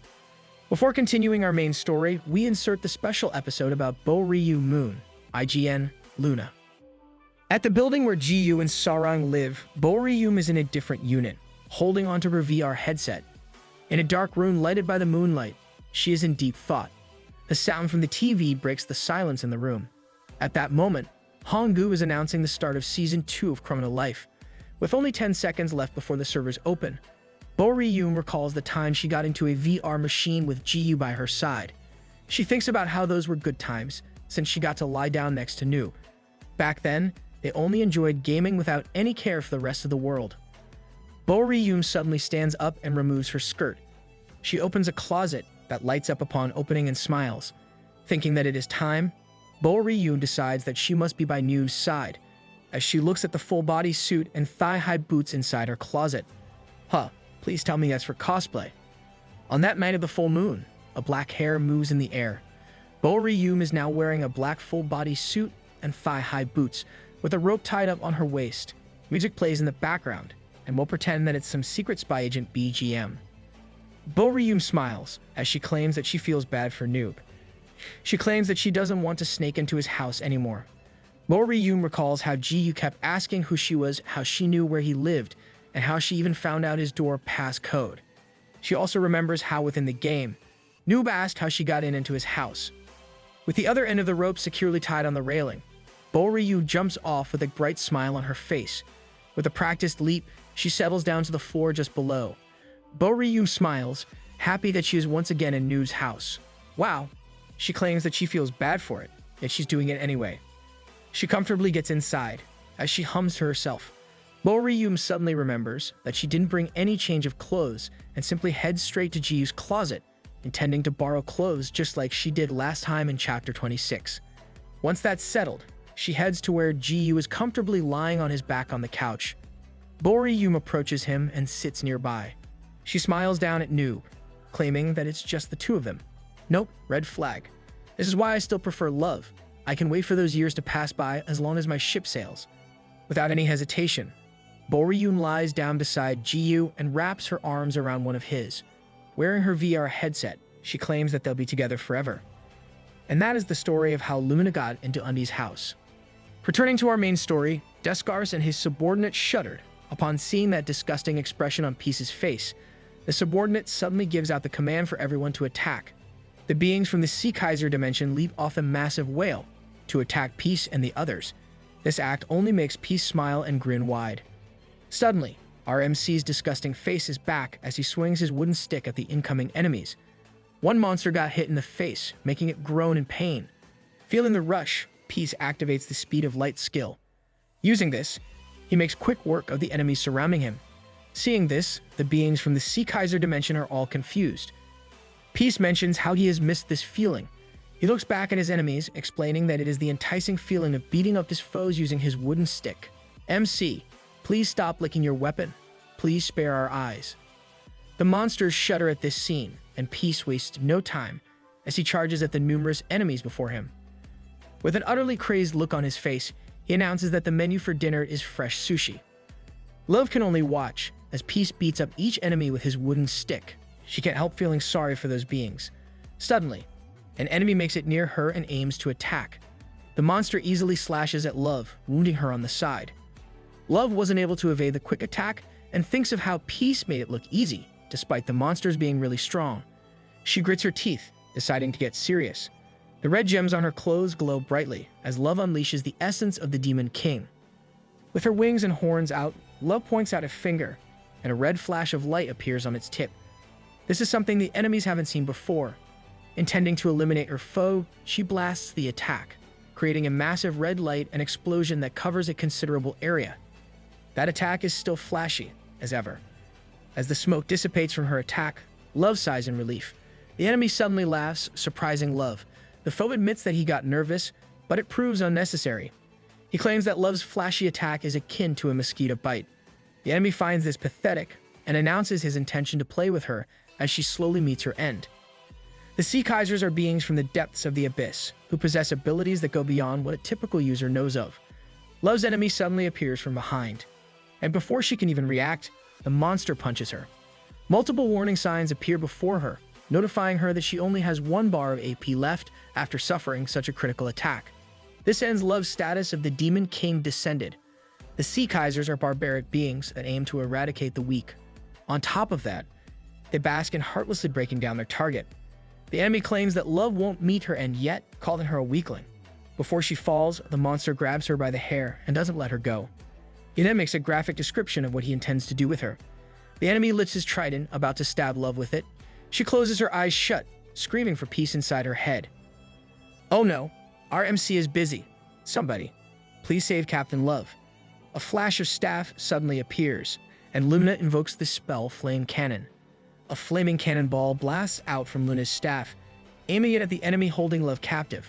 Not done. Luna invokes another spell called Blink. She uses this to disappear from where she is and appear before Love. Luna pats Love as she excuses herself. With that, the two of them are gone in an instant. With the enemy gazed by what just happened, he can only watch as the flame cannon reaches him. The impact creates an incredible explosion, while Love and Luna watch it from a safe distance. Love thanks Roach Lady for saving her, while Luna simply smiles, claiming it's only natural. Luna glances somewhere, telling Love that it is still too early for her to say thanks, since there are more fish for them to fry. Woo, good thing Luna's on their side. The Sea Kaisers are the strongest beings of the deep abyss. Their most significant power is not in the form of their physical attributes. Instead, it comes from their absolute number. In a single instance of propagation, they can easily lay thousands of eggs. Considering this, their army surpasses any other species, with their almost infinite number of soldiers, and the army before them now amounts to. Before the webtoon can even tell us their number, Peace uses Swing Up. This attack creates a massive explosion that easily reaches up to space. Once the explosion disappears and the smoke dissipates, Peace smirks. At that moment, the total number of soldiers in the Sea Kaiser army is only 1. Peace looks up at Deskars, asking what he'll do now that there's only him. The ruler of the Sea Kaiser is stunned speechless by Peace's display of power. He then grits his teeth and announces that the Sea Kaisers are the strongest species of the deep abyss, who also rule the seas of every dimension. With that announcement, Deskars raises a hand into the air. Wow, he finally got over his embarrassment. Deskars is obviously worried, but still states that as long as they have water, they can easily revive their soldiers until the end of time. Deskars releases energy, making more water burst out from the crack. The ruler of the Sea Kaisers announces their intention to drown that planet using the ample waters of the sea. Love and Luna watch the enemy, and Love asks if what their Fu says is even possible. Luna confirms this. She explains how, on the first day of the closed beta, they have no information about any other continent. Hence, they're unable to immediately react. So, on that same day, the chronoplanet drowned in water in an instant. Love looks at Luna, unbelievably surprised by what she's hearing. I hope they'll provide a complete coverage of the closed beta test. At that exact moment, water is already filling the town, and some users are standing on roofs, while others are asking for help from the water. Sea Kaisers dominate the waters because all the nutrients they require for survival come from seawater. On that same water, Discar summons numerous Sea Kaiser eggs that are already swimming around. And these eggs approximately amount to. Once again, Webtoon narration got cut off for Peace activates his skill, Godly Descent. His hair turns white, while his eyes turn red with the chaos symbol for his pupils. As the god of chaos, he activates his divinity, Reality Manipulation. The water rising before him turns into bubbles, and the water covering the lands soon becomes the same. The bubbles sparkle as the water disappears on the streets, saving the users who are drowning. With the seawater from the Sea Kaisers turned into bubbles, the eggs within them now amount to 0. The god of chaos changes his stance and smiles as he announces his intention to end the fight. His wooden stick glows red as he activates another divinity of chaos, the segmented mirror of expansion. The plus 99 reinforced wooden stick turns massive upon his use of divinity. With a crazed look, the god of chaos announces that it is now time to bid goodbye to his dimension. And with that, he uses dimensional swing up. Yep, MC just added a new word to his basic attack. Descartes looks up as the massive wooden stick looms over him. He's unable to react and can only watch as it smacks him right in the face. Nope, you're not wrong. That thing's not going up. It must be a typo or an intentional pun. As the stick hits Descartes, it also pierces through the dimensional crack. The wooden stick's head continues to go down, while it is on the other side of the crack. A planet filled with water gets hit by the massive plus 99 reinforced wooden stick, destroying the Sea Kaiser's planet simultaneously with its ruler's defeat. The impact creates massive waves on its surface, and soon, the planet lights up so bright that it explodes into nothing. With that, the Sea Kaisers cease to exist. Back in the Chrono Planet, the wooden stick reverts back to its original size. The god of chaos smiles as he looks at the system notification of the quest completion of the first main quest. He receives the reward for clearing the main quest, which unlocks a new system. It gives out a new quest called Genesis of Awakening. It requires the user to complete the Awakening quest, which will expand one's level limit. This means from level 999. MC must reach level 9999. The god of chaos grins at this in appreciation. He looks into the dimensional crack, watching as other planets perish from the impact of the Sea Kaiser's destruction. The god of chaos wonders out loud as to which dimension he should destroy next. At that, the clear time for completing the first main quest is 7 minutes and 34 seconds, which is a great improvement from his original best of 10 minutes. The second season of Chrono Life finally started, a game previously mentioned in a teaser from the first season. That Season 2 will be a multi-dimensional world. It is a game filled with an almost endless map and powerful enemies with overwhelming abilities. The game's users, who reside on the Chroma continent, are prepared for this new world. Some users are finally leveling up while others are trying to reinforce their equipment. Aha! Reinforcing, though, is an unforgiving gacha. Anyway, while that's the case for others, there are also those who want to form a party. Love expresses her shock at such news. Peace merely confirms this with Urus on top of his head. He explains how, with the start of the second season, what's more important is forming a 4-person party. Love sighs as she asks why Undies wants to do this, when he can easily cause great destruction all on his own. Oh, she's back to calling him Undies. Peace says that this is something he decided after experiencing the closed beta, and that he'll explain himself further at a later time. He then discusses why he wanted to meet up right after the servers opened. Peace says that he wants to organize their party and depart after dealing with the Sea Kaisers. Having that settled, he declares that they will now recruit the 4th member of their party. Love smiles at this, commenting on how Peace already seems to have someone suitable in mind. She then adds how fun it'll be with 4 people in their party. Love ponders who it could be, and asks if it is Hong or Hawkeye. She adds how they can also consider NPCs for the position, and mentions Riot and Leor as candidates. Are you sure, Captain Love? There'll be a harem if you recruit Leor. Love says there are also some interesting characters, like Chocolate and Mr. PT. Someone suddenly laughs, calling Love a foolish human. The voice then claims that he is the final member of their party, while still on top of Peace's head. Urus crosses his arms, as he proudly announces that it is no one else but him. While Peace doesn't react, Love is stunned by this news. Peace intervenes and says that he isn't. This startles the two, and Peace pulls at Eurus' cheeks and starts explaining. He says that Eurus is basically attached to him, so he's more of a summon or a pet rather than a party member. Hearing this, Love expresses her understanding. Peace says that since they're adding another to their party, he wants someone who is really strong. He then reveals to them who he wants to recruit. And, of course, we're getting the cliffhanger for that. So, let's head to the northern continent, the Forest of the Everfrost. Saintly comes across a redhead and two others who are completely covered. The redhead smiles, commenting on how he's already meeting someone famous on his first day of the second season. The redhead mentions some of Saintly's titles as the other takes a stance against him. The leader of the Sacred Guild finally expresses her relief in finding Kennelman, Rakan. Wow, first we had a butt man, and now we have a kennel man. Rakan, the collector of rare pets, smirks at this and sarcastically claims it to be an honor. Before he can speak further, Saintly tells him to shut up. She reveals how she's been looking for the other since the first season, with the intention of ending him. Suddenly, Saintly dashes to where Rakan is and yells. She spins her weapon several times before she slashes at where he is. Rakan quickly leaps to avoid the attack, but his companions aren't able to evade it in time. Rakan is amazed by Saintly and compliments her. She glares at him, while Rakan mentions how she easily defeated his underlings with one move. He explains that this is a fantastic feat, since those two are in the mid-200s for their levels. What did you expect? She's famous for a reason. You know. Saintly rejects this, saying that it's no good, since she actually missed her mark. She seriously announces how she intends to slay Rakan with that same move. The redhead expresses his excitement at her claims, and asks her instead. He asks her where her other guild members are, and why she's all alone. Saintly announces that she refuses to wield the Sacred Guild's power for her personal vendetta. Rakan mocks her reason, guessing that she probably loves animals and has no love for his job as a kennel man. He then makes a disgusting expression and assumes that one of the animals he took before is actually one of hers. Seriously, this scum deserves a beating.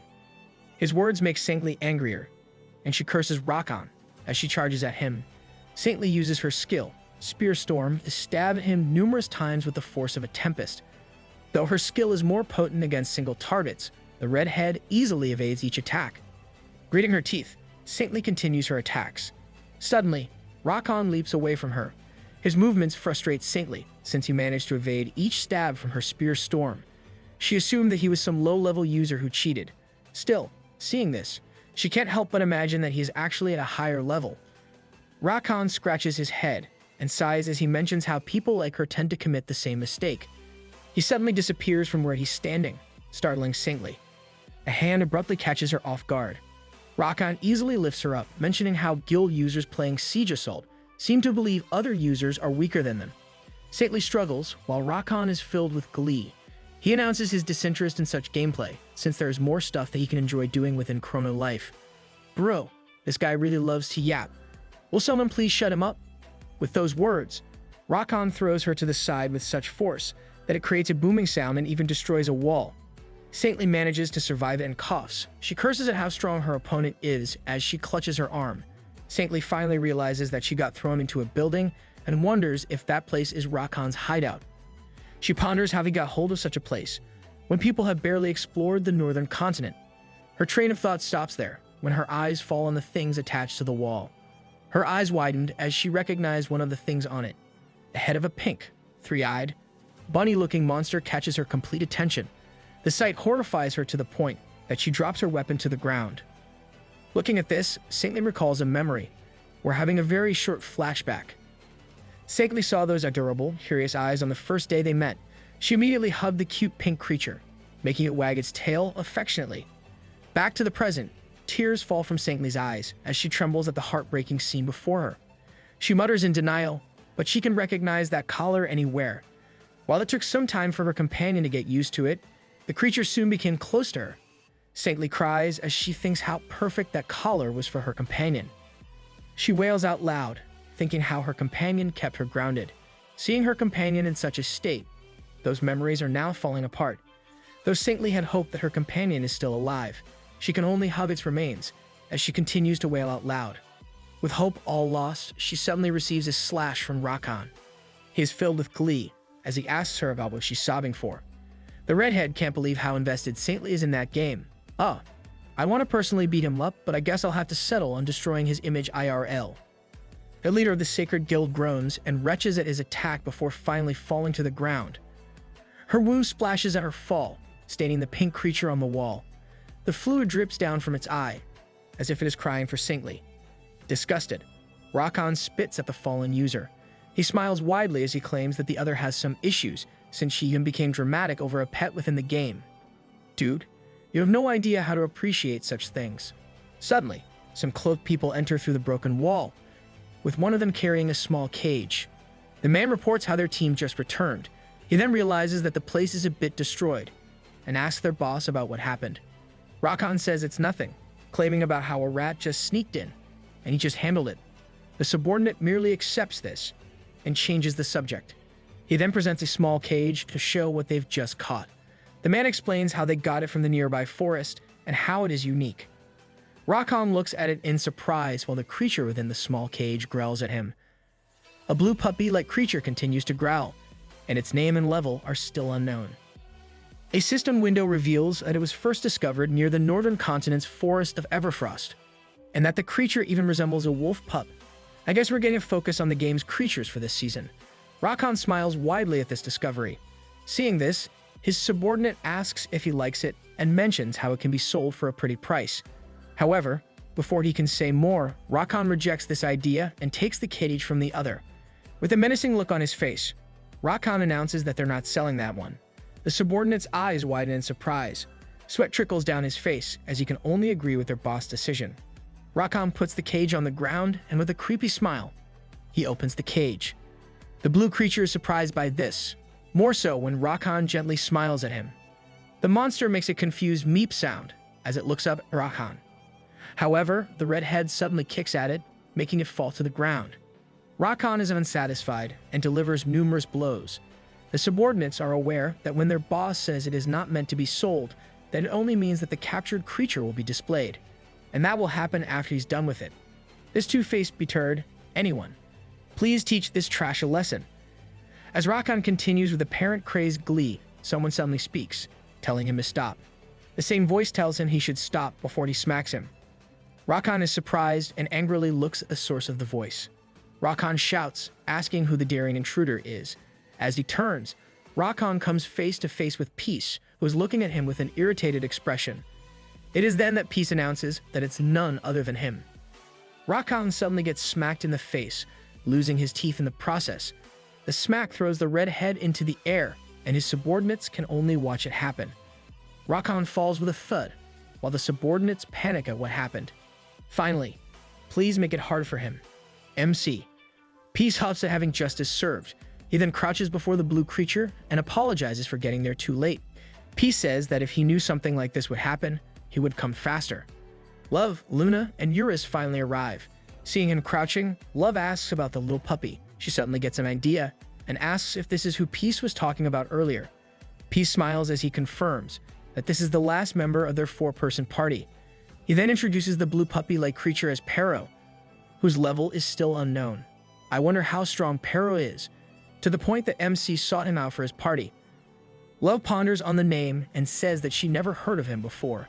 She asks Peace if he met Pero during the closed beta. Peace confirms this and adds how the other didn't look like this at that time. Let's have a short flashback of the closed beta. Buildings are on fire, and some lifeless beings are also burning on the ground. Amidst this destruction, a giant monster with an image similar to a wolf proudly stands. Peace retells how Pero's body was overtaken by his negative emotions and ended up evolving into a revolting monster. It was at this period that Luna got split in half by the creature. Back to the present, Love looks back at Luna in surprise. She can't believe that Roach Lady actually perished during the closed beta. Luna has a solemn look and sighs. Pero shakes as he makes soft, weak sounds. Peace notices that the blue pup is finally awake and asks if the little guy is okay. He offers a hand as he smiles down at him, but this smile reminds the creature of Rakan, who suddenly kicked him right after gently smiling. Filled with distrust, Pero chomps on Peace's hand. Love shouts in worry, but Peace reassures her that he's fine. Yep, don't forget that our MC has the horrific healing factor. Peace says that Pero is just scared as he continues to smile and let the creature chomp on his hand. He thinks that the little guy is traumatized by humans smiling. Peace looks sadly at the blue creature and sighs. He asks if one can blame him when he got pummeled earlier. With a huge smile, Peace tells the little guy not to be scared, for he won't hurt him. He affectionately pets the creature in the head, despite how it continues to gnaw at him. Pero realizes that he's not being hit and is confused by what's happening. It is then that someone speaks up, calling them a group of losers. The three look at the source of the voice. Rakan is finally back on his feet, and his subordinates are backing him up. He asks what they are up to, and reminds them how the mutt is just some bunch of pixels. Rakan clutches his injured cheek and sweats as he mockingly questions their ability to separate the game from reality. He adds how he wasn't aware that Peace the Warrior was chronically online. Brew, you sure are brave enough to taunt our MC. The mocking irritates Love, and she comments on how the other is still alive. Peace gives a non-committal reaction, igniting the other to do his spiel, despite his injury and sweating. He says the exact same words he mentioned to Saintly before about people like them always making the same mistake. With that, Rakan suddenly disappears from where he is again and grabs Peace. The redhead lifts Peace as if he weighs nothing, but the worry is apparent on his face. Despite this, Rakan continues to yap by talking about someone who believes regular users are weaker than him. He is not ashamed, as he repeats the same lines from before. Before he can say more, he suddenly screams out loud in pain. Peace easily cracks the arm lifting him, making Rakan cringe in pain. The redhead shouts as he panics over what happened to his arm. Pero sees this and shudders at the scene before him. Peace calls out to Pero and announces his motto about repaying grace twofold and hatred 20-fold. With a devilish look, he tells Pero to leave the method of repaying the hatred he experienced to him. Pero shudders in shock and confusion at his statement. Oh, this beast is quite intelligent, if he can understand our MC's words. Rakan cries in pain, with only a few teeth left in his mouth. He groans and curses Peace for breaking a limb. Suddenly, Peace clings to him with his legs and cracks at Rakan's other arm. Not yet done, he does the same to the redhead's legs. Rakan shouts and wriggles in pain on the floor, while Peace gives a devilish laugh at his handiwork. The subordinates shout for Peace to stop, saying that this should be enough for him. This makes Peace chuckle and ask what they even mean. With a scary look, he proclaims how the other still has his fingers and toes. The statement makes Rakan cry more, and a loud shout of pain can be heard in that area. The subordinates quickly fled, commenting on how sick the underpants warrior is. Rakan shouts for help and apologizes. Peace merely smiles in glee, noticing the other's nails. Rakan shrieks some more, while Love and Luna can only watch Peace do his thing. It feels like having a party to back you up on such a case is unnecessary. Pero is watching the whole time, and he soon walks over to where Peace is. The little guy barks to catch Peace's attention. This call is effective, because Peace looks at him and smiles. Peace crouches before the little guy, asking if the other enjoyed his revenge for him. He opens up a hand to the other, claiming how this feels like he's a big bro, protecting his lil bro. Aha, you should leave that sibling love. To Eugene and Yoo Hyun. Pero suddenly starts licking Peace's hand with affection. Love exclaims at how Pero stopped biting Peace, while Luna merely glances at this. A cistern window suddenly appears, announcing how Peace successfully gained affection from Pero. A sudden flash of blue light fills the room, and another notification appears, indicating the completion of a hidden quest. Peace looks over in surprise at the hidden quest. Even Luna is surprised about this, since this is something that never happened in the closed beta test. The bright light soon disappears, and a sudden poof occurs at Pero's location. The three are surprised by this. Peace looks over, wondering what exactly happened. As the smoke dissipates, the wolf's ears and tail become visible.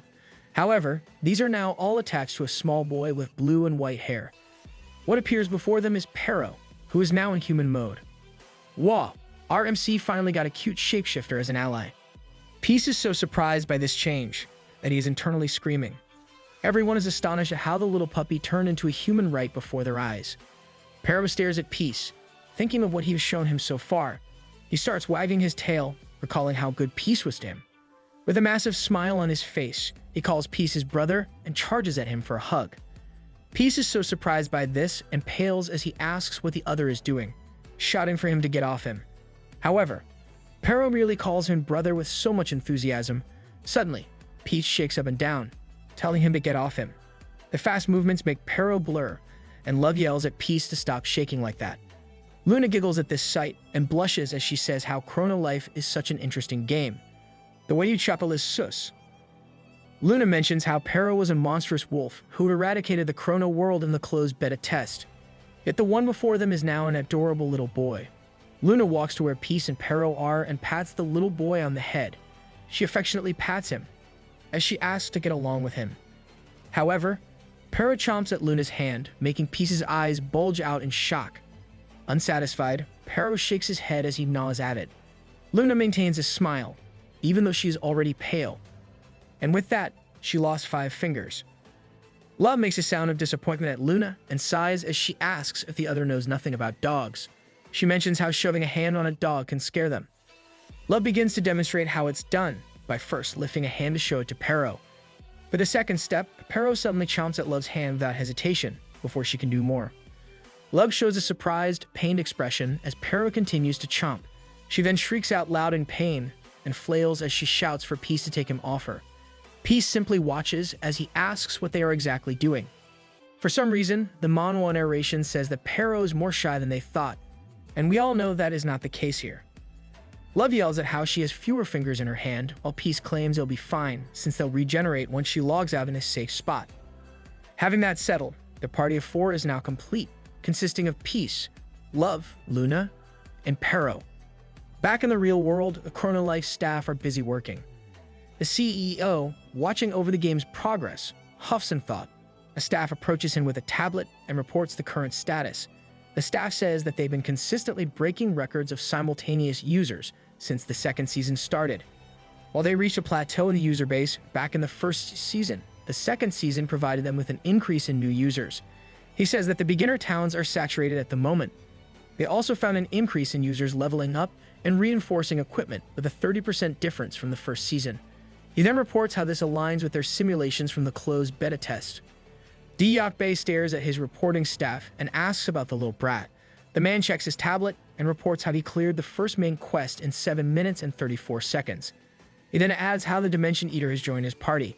Wow, Pero is that strong? That little guy can easily eat opposing dimensions, if that's the case. The CEO laughs at this, commenting on how it's been some time since the little brat did something interesting in the game. Looking at the screen before them, Distraught mentions Peace's confidence in handling the wolf child. The reporting staff asks their CEO if he intends to let Peace do his thing, when he's obviously using his closed beta test experience to do things faster. He fixes his sunglasses and says that Peace will reach the end of the dimension in no time. Distraught merely chuckles at this, saying they can't really do anything about it. He even adds that they should just close their business. If Peace manages to do that, the staff incredulously looks at their CEO at this statement. However, Distraught Choi reassures the other not to worry, since he has already considered this happening. He claims that this is now the time for them to surprise the little brat. The old man has something up his sleeve. I just hope it works against our MC. Going back to the game, a town is filled with white snow. Love expresses her delight in seeing such a gorgeous view. She comments on how the place is coated with snow. Their group is now in the town of Land's End, which is on the very north of the northern continent. The place is commonly called the town of Everfrost, considering how it's coated with unmelting snow. As they walk, Peace worriedly asks if Captain Love isn't cold, considering the state of her clothes. Love looks back at Peace, reminding him that he isn't wearing anything warmer as well. To remind everyone, an item called Snow Crystal of the Everfrost is a reward item that they got from defeating the ancient Anthropomorphs. Once consumed, one can endure the cold weather of the northern continent. Eurus speaks up, asking why they are all there. Peace looks up at Eurus and explains how there is an entrance in that town. Eurus is confused about this entrance when they finally reach an inn. Peace claims that the inn is their destination and invites everyone to talk inside. As most of us already know, inns in this game are common facilities within towns that provide food and drinks on the first floor, while the second floor serves for lodging. This manhwa sure loves to explain things to its readers. Once their group is seated around a table, Peace formally introduces Pero to everyone. He explains how the little guy is known as the one who eats dimensions, or Dimension Eater. Love is surprised by this revelation, while Luna calmly drinks. Peace recalls how he first met Pero on the second month of the closed beta test. As he says this, Eurus is already munching on a lump of meat, while Pero grabs some for himself. Peace continues, telling them about how he and Luna were aiming to clear the 8th dimension back then. It was around that time that they heard about how the Chrono planet was in danger. Hearing such rumors, they immediately went back to the Chrono continent. However, when they returned, everything was already burning down to ashes. Wait, so if they're not careful, Chrono might perish if they're MIA. They should have reliable forces left in Chrono for such situations. Hearing this information, Love can't help getting concerned. She asks if it is really okay for them to be with Pero, and if it is vital that he's in their party. Peace munches on his own lump of meat and explains that Pero was only dangerous since negative emotions took over his body back then. Considering the current situation, this won't pose a problem. Love mulls over this and asks another question. She mentions how only he and Roach Lady participated in the closed beta test, which means that selfish users like Rakan wouldn't be there. Love then asks how Pero became evil. Luna continues to drink and says there are still NPCs in the closed beta test. She must be really thirsty if she's still drinking. Luna takes over the explanation, saying that NPCs are given roles to fulfill, meaning there are also those with villainous characteristics. Peace makes a guess regarding this matter, sharing his thoughts on how Pero might be from another dimension. He explains that Pero is so strong to be an NPC from Chrono. Peace clarifies that he is referring to the evil Pero. Peace makes another guess that Pero might be a boss monster for a future main quest. Someone wonders if Pero is truly strong. Eurus finally stops eating, revealing his curiosity. He then suggests a one-on-one battle between them. This surprises both Love and Luna. Love suddenly stands, saying that it'll be fun and she is all for it. Peace glances at Pero, admitting his interest, but he wonders if it is really okay. He explains that the Pero now is nothing compared to the way he was back in the closed beta test, since he's only a tiny wolf pup at the moment. Oh, so if given time, Pero is bound to be extremely powerful in the future.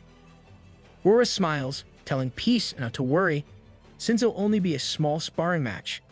He then reveals a bit of his true form, as he claims that he'll go easy on Pero. The aura makes Pero shudder in fear. The little guy suddenly poofs and returns to his beast form. It cries out as it clings on Peace's leg, while shivering. Peace is slightly surprised by this, while Luna and Love look over at the little puppy.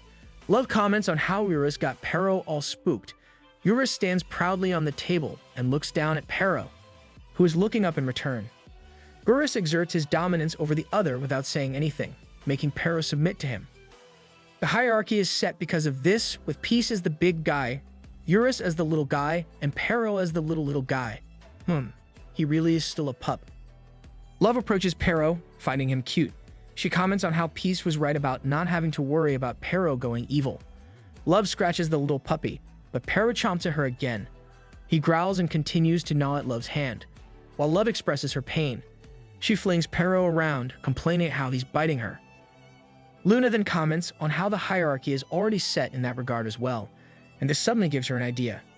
After a short while, their group is once again outside. Love and Pero face one another, while Eurus officiates their party's first internal ranked match. He announces the fight between the Demon King, Love, and the Dimension Eater, Pero. Eurus then proudly announces the start of the battle. Love sighs and asks about Roach Lady's great idea. She asks if this really involves her fighting the cute puppy.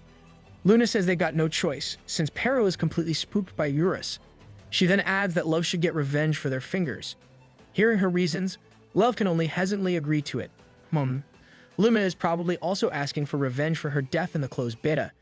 Peace is by the sidelines and reminds Pero that it is only a casual assessment of strength, so there's no need to overexert. Pero responds with a bark at Peace's reminder. The little guy starts the battle with a dash and a leap. From above, Pero swings his paw down at Love. The Demon King evades the attack, recognizing it to be a skill similar to what the ancient anthropomorphs used. Love recalls that it is called Claw of the Beast, a basic attack of beast species that depends on the user's stats. Pero continues to charge at Love, who can't help thinking how fast Pero is. The little guy leaps off once more. Love shudders at the aura Pero is emitting. He suddenly chomps at her, and Love barely evades it. Pero continues to do the same attack, while Love avoids each of them. Peace eats another piece of meat as they watch the fight. Eurus is amazed by the battle, and comments that Pero is doing better than he initially thought. He comments on how the little guy can possibly win. Peace disagrees with Eurus' assessment, saying that there's no way that Pero can defeat Captain Love. Eurus is surprised by this and asks Peace about it. Peace explains that while he's got a fighting spirit, Pero is still a wolf pup. He reminds Eurus how the other was captured by Rakan's subordinates. Peace then compares this to Captain Love's level, which is 638. Though there are indeed hidden masters within the game, Captain Love is still within the top 10 of the official ranking. His reasoning actually makes sense, and here I thought Captain Love was about to lose. As they speak of this, Love manages to evade another attack of Pero's and leaps into the air. Peace mentions that if Captain Love gets a little bit serious, then it'll be over for Pero. From above, Love changes her form and uses her Falling Dragon strike skill at Pero.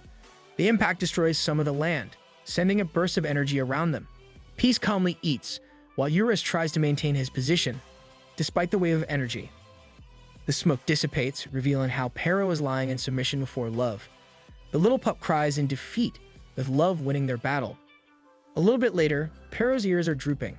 He pales in disbelief in his loss. Love sees this and asks Peace if she should have intentionally lost instead, since Pero just lost his fighting spirit in that fight. Peace mulls over this when the sound of bells catches their attention. They look at the source and find a woman walking up to them. As she nears them, the woman welcomes the warriors and compliments them on the amazing match. She then introduces herself as Islero, the Dimensional Priestess. For a moment there, I thought it was Mint Chaka with a new outfit. Islero explains that she's there to guide them to the next dimension. Peace looks at her with curiosity, thinking how such a thing never happened in the closed beta test. Islero claims that she wanted to meet Peace in particular, since he provided care for her younger brother. The news surprises Peace, and he asks who her younger brother is. It is then that something suddenly grows out from Peace's undies. Luna and Love are shocked by such a scene, while Peace has that unholy look on his face. Islero merely grins as the thing growing from Peace's undies takes shape. Islero pats the other's chin and holds her beloved brother's face, claiming it's been too long. Aventador's face has taken shape before his sister. As the Dragon of the North Pole, he greets his older sister, Islero. Are you serious? They're really siblings. Before we continue with our story, we'll have another short flashback. The snow keeps on falling on the land. A long time ago, back in the primeval ages, it was around that time that Islero was born and received her name. After some time, she also received her calling as the Dimensional Priestess. Back to the present, Islero speaks of how she has protected that land for a very long time. Their group stares at Islero, and Love wonders out loud about Islero, who is a Dimensional Priestess and Aventador's sister. Seeing Aventador and Islero side by side, they can't help comparing the two. Islero demurely fixes her hair and mentions how she always feels terrible for having her brother's beastly form compared to her gorgeous self. Aventador doesn't say anything as he merely stares at his older sister.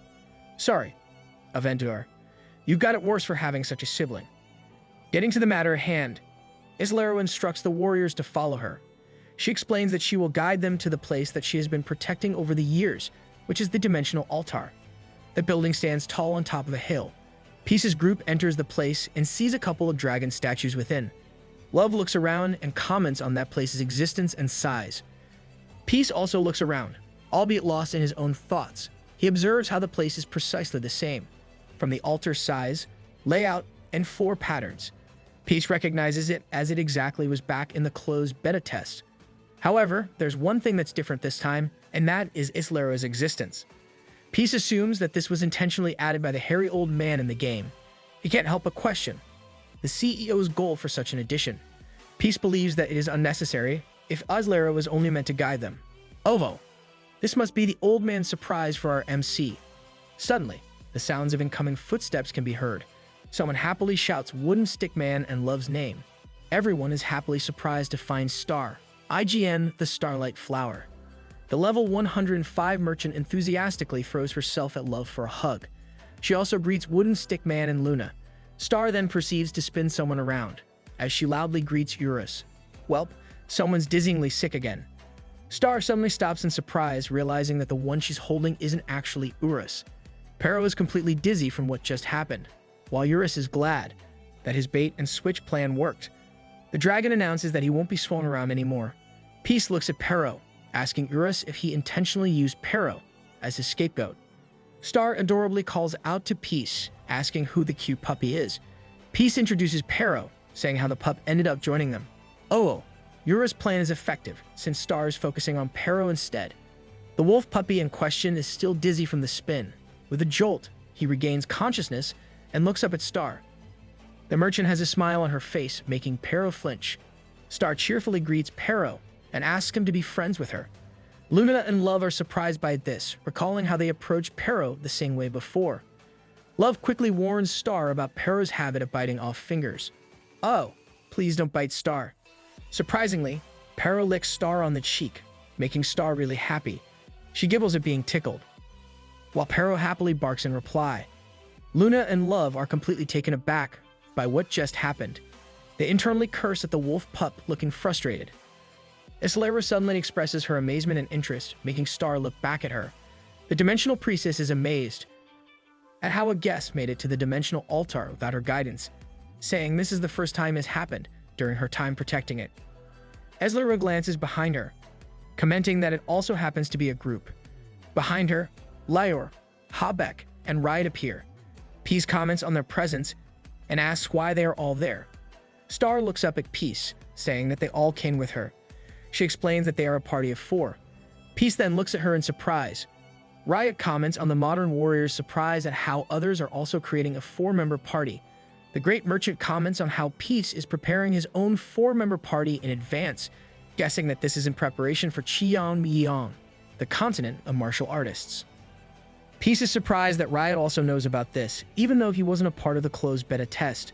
The Great Merchant explains that he knows of it, since he used to be the ruler of the Heavenly Realm. Riot adds how there are traces of other dimensions spread out in the ancient ruins of the Chrono continent.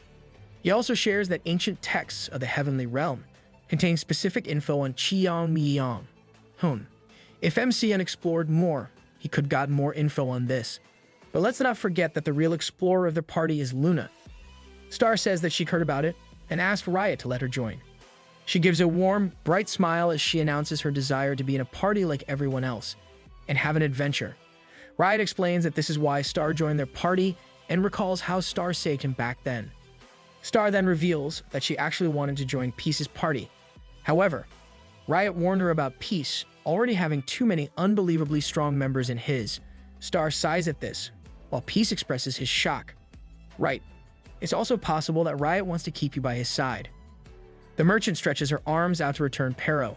Star tells Peace to watch out, since their party will also become unbelievably strong. With a smile, she claims that they won't lose to Peace's party. Peace thoughtfully looks at Star and her party, considering that she is joined by Riot, Lior, and Habeck.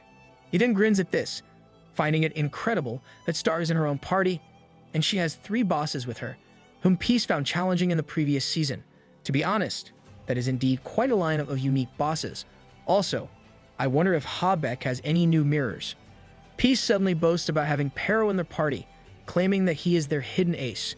Star playfully harumphs at this, claiming that Pero's cuteness can easily bring anyone down to their knees. At their exchange, someone reacts again. Peace and Star looks back at its source. Islera is laughing to the point that she's shaking in so much glee. She suddenly laughs out loud, commenting on the hilarious crew of warriors. Islera applauds them for their bravery and apologizes for not being able to hold herself back from laughing at all of them. This reaction of hers makes Peace flinch and frown at her. Islera claims that they're ignorant of the outside world and hence, she pities them. The Dimensional Priestess announces that they are on Chrono World, aka ST-389, the world that Mother loves the most. She claims that this is the only reason why everyone hasn't been eradicated. Islera says that Mother has granted them her absolute protection, and all of this is within a thin plane that is time. However, that static plane of time is now moving. Islera exuberantly claims that Mother's love for them has expired, meaning the Chrono Planet is no longer a safe zone. Right, Mother did appear at the last part of the game's previous season for the sneak peek. Love worries over this announcement. She mulls how this might be the reason why the Sea Kaisers were able to invade them. A burst of blue light suddenly flashes from Islera, announcing her title as the Dimensional Priestess and her intention to do her final mission. A symbol lights up on her forehead. She emits greater light, filling the whole place with it. The light reaches the massive dragon statues and their surface suddenly cracks. The space for the dragon's eyes starts emitting light, and soon, all the dragon statues are growling out loud. Filled with confidence, Islera calls them pitiful warriors. She bids them to mount the wall before them and prove themselves in traversing the other dimensions. Peace glares at Islera as he mulls over her words. Thinking back to it, Peace finally understands why Islera was added to the game. He concludes that the Dimensional Priestess's role is to be a gatekeeper, that serves as the minimum stat requirement for those who are heading to another dimension for the first time. As Lero suddenly calls out to Peace, she looks down at him as she claims that things will be way different from when he faced her disgusting younger brother. Sorry, Lero, but I honestly think you're more revolting than Aventador. Lero announces that Peace may try all he wants, but he won't be able to get past that place. Her pompous announcement makes Peace grunt in irritation. He then instructs Eurus to take Para with him and stand back. Eurus does as he is told, but he still asks Peace for an explanation. Peace walks past Lero and stops with a stomp. It is then that he answers Eurus' question. Facing the dragons, Peace announces that he'll be teaching Lero's dragons. Taking his weapon, he intends to educate them about his wooden stick and how scary it can be. At this statement, Peace swings his wooden stick up, creating a massive explosion that blows up at the dragons. The burst of power is so enormous that the dragons easily catch fire. Lero looks at this scene in complete incredulity. Peace's attack shoots out of the building, reaching up into the sky. Once the burst of power dissipates, the remaining roof crumbles a bit and some debris falls into the ground. Star is amazed by Peace's prowess, while Habeck and Riot can only stiffly smile, since they already know that this is how it'll turn out. As for Lior, she's once again love-struck at seeing Peace showcase his ability. Peace grins at the result of his attack. Above, a vast space can be seen from where they are, and none of the dragons were able to survive his attack. A notification sounds and a system window appears. It indicates a party quest of slaying 30 stone dragons, and with what just happened, Peace's party managed to complete this quest in no time at all. Lero's mouth opens in surprise, and her expression changes into confusion upon seeing such a situation. Peace laughs out loud at her expression, and even calls Aventador out to look at his sister's face. Aventador is out once more, and merely gives his sister a blank look. He then speaks about how he knows the satisfaction of defeating her too well. Oh, that means Lero is actually weaker than Aventador. A system notification pops up, congratulating them on passing the Dimensional Priestess test. Suddenly, a glugging sound can be heard, and their attention is taken by something that collectively moves into a spherical form. In that short moment, two spheres appear before Peace, showing two different places within. Peace looks at these in confusion and asks about them. One of the spheres shows an erupting volcano. A notification appears, informing them that Banev, the planet of steel, is now unlocked. As for the other sphere that depicts a natural state of flora, a notification indicates that another region is unlocked, and this is Galenvader, the land of dragons. The system continues to explain that clearing the Dimensional Priestess challenge rewards them with a Dimension Selector. Peace and Aventador stare at these spheres, as the system asks them to select one from the two regions before them. Peace mutters as he thinks of the Dimension Selector and how they can choose one. He tries to understand this when Luna speaks up, saying that this might mean that they have to clear one of the two regions shown to them. This surprises Peace a bit, while Luna finds it interesting. Luna tells the others about how they were tasked with clearing dimensions using a direct path during the closed beta test. She brightly smiles at the change, commenting on how they probably changed it up because of Noob. They most likely did. The CEO probably made them do the closed beta, just to have it improved and work better against MC. Peace is lost in thought as he looks at the two regions. In the real world, the CEO watches Peace, who still has Aventador hanging out. Diakbe smirks, recalling his staff's previous worry about letting Peace as it is, and the possibility of him reaching the dimension's end in a short time. Back then, the CEO reassured his staff, since they'd already taken this into consideration. Thinking back on this, Diakbe believes that it's time for them to give the little brat a huge shock. Still smiling, the CEO announces that this is what they actually did. They changed things because of Peace. He's actually glad, since he believes that Peace's experience from the closed beta won't be able to aid him in this change. The CEO then swears that they'll not simply let him slide.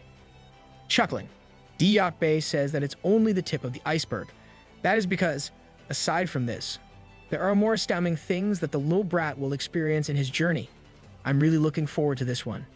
Filled with confidence, the CEO makes a face, makes fun of Peace, and laughs out loud. His staff doesn't say anything as they simply let their boss have his fun. Back to the game, Peace has a blank look on his face for some time. After internalizing what this situation means, he finally breaks into a broad smile, excited about what the old man has prepared. Another couple of notifications appear, letting them know that the ascended beings from different dimensions are watching over them. Their party is surprised by this announcement, One notification informs them of how Thurves, the ruler of steel and fire, shows great interest in Peace's weapon. It also speaks of Thurves' ability to strengthen Peace's weapon. Really, you're saying that MC's weapon can still be upgraded? Is it not enough that he can destroy planets with one swing? Another notification indicates that Gallardo, the gargantuan dragon, is looking forward to the day that they'll meet. Gallardo is also interested in Peace's ego rank equipment. Oh, it's probably because they're all dragons. Luna smiles at the welcome greetings from Thurves and Gallardo. She then asks Noob as to what dimension he'll choose. Considering that he's their party leader, she'll leave the decision of where they're heading to him. Peace grins at this. With a wide smile, he answers the question with confidence. And we're once again left with a cliffhanger for that chapter. I hope MC chooses Gal Vader. Wouldn't it be epic if he gets Gallardo as well? Peace walks to the sphere that presents the scenic place filled with flora. With a broad smile, he announces that Gal Vader, the land of the dragons, is their next stop. Aventador stretches his neck to take a good look at that sphere and comments that it's not a bad choice. He mentions how it was written in their ancient texts that the place is abundant in life energy. Aventador adds that it has the unique characteristic of letting players level up 1.5 times faster compared to other dimensions. Its most crucial point is that it serves as the home of Gallardo, the gargantuan dragon, who happens to be the final dragon of the three great dragons. Wow, he's acting like a tour guide. Aventador is looking forward to the reunion of the three great dragons. However, before he could say more, Peace scolds and shoves him back. While still in the middle of handling his yapping dragon, Love approaches Peace. She asks why he chose the land of the dragons, when the other guy from the other dimension mentioned making his weapon stronger. Peace smiles wide and answers that he has already gone to that place during the closed beta test. He simply reasons that he hasn't been to the land of dragons before. Though Love understands his response, she still feels slightly disappointed since she got excited about having stronger weapons. She is actually hoping to have her Knuckles of the Ascended become more powerful. Eslero suddenly speaks up, saying there's no need to worry about this since all the dimensions are linked in a cycle. Huh. Is it similar to that thing in that movie with the blue hedgehog? Eslero explains that even if they don't choose one dimension now, they'll still end up going to it down the line. Calling them warriors, the dimensional priestess tells them not to hesitate. Peace grins back at her, commenting on how she's being nice to them this time. He asks her if she was spooked from seeing her little dragons crumble into dust. Eslero remains calm as she says that she won't deny this, since she has never experienced such abilities before. She adds that witnessing this made her understand why her brother is in such a state. Eslero finally acknowledges the warrior's strength, but she hopes to ask him for a favor as well. A hidden quest window suddenly opens, notifying them of the dimensional priestess Eslero's request. It states how it activated after being acknowledged as a formidable foe by the dimensional priestess. Eslero says that within the deepest parts of Gal Vader lies the slate that holds the truth. She then asks Peace to bring it back to her. Suddenly, a golden ball of energy forms in front of the Eslero's chest. It gleams brightly as she offers it to Peace.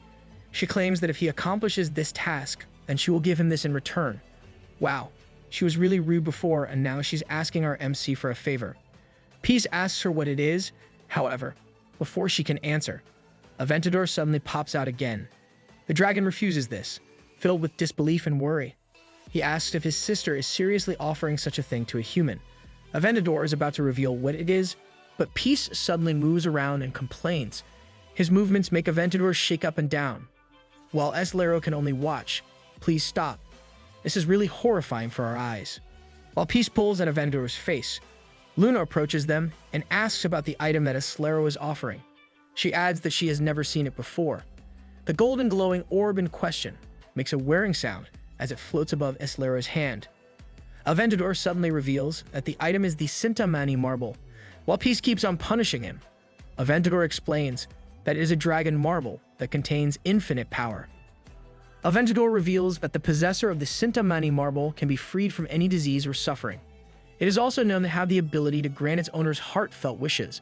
Aventador continues with his info dump, explaining how the marvelous item is possessed by none other than the Genesis dragon, Eslero. Peace finally gives in, saying that he'll look for it while he's there, so he'll accept her small quest. Upon his words, a system notification dings about his acceptance of the hidden quest. Eslero thanks the warrior and hopes that the blessings follow him in his travels. Having settled that, Peace smiles widely. He announces their departure, and he has his party's full support. Peace then reaches out a hand toward the sphere that presents the dimension of the Gal Invader. The sphere gleams brightly as a system notification announces that the Peace Party selected the Land of the Dragons. It soon starts searching its dimensional coordinates. Finally, a new adventure is literally starting. Before their party can leave, Star bids them goodbye and hopes for their safety. She then announces they're heading to Banev, the planet of steel. Peace wishes her luck and gives her a heads up on the nasty, grouchy man in that dimension. Surprised, Star shouts at him to stop giving spoilers. Another notification dings, announcing the completion of the calibration. Then, finally, the dimensional transportation starts. With a huge smile, Peace's party gets transported as a massive flash of bright light shoots up into the sky. Everyone in their group smiles as they reach far beyond the heavens. Freedom, excitement, exploration.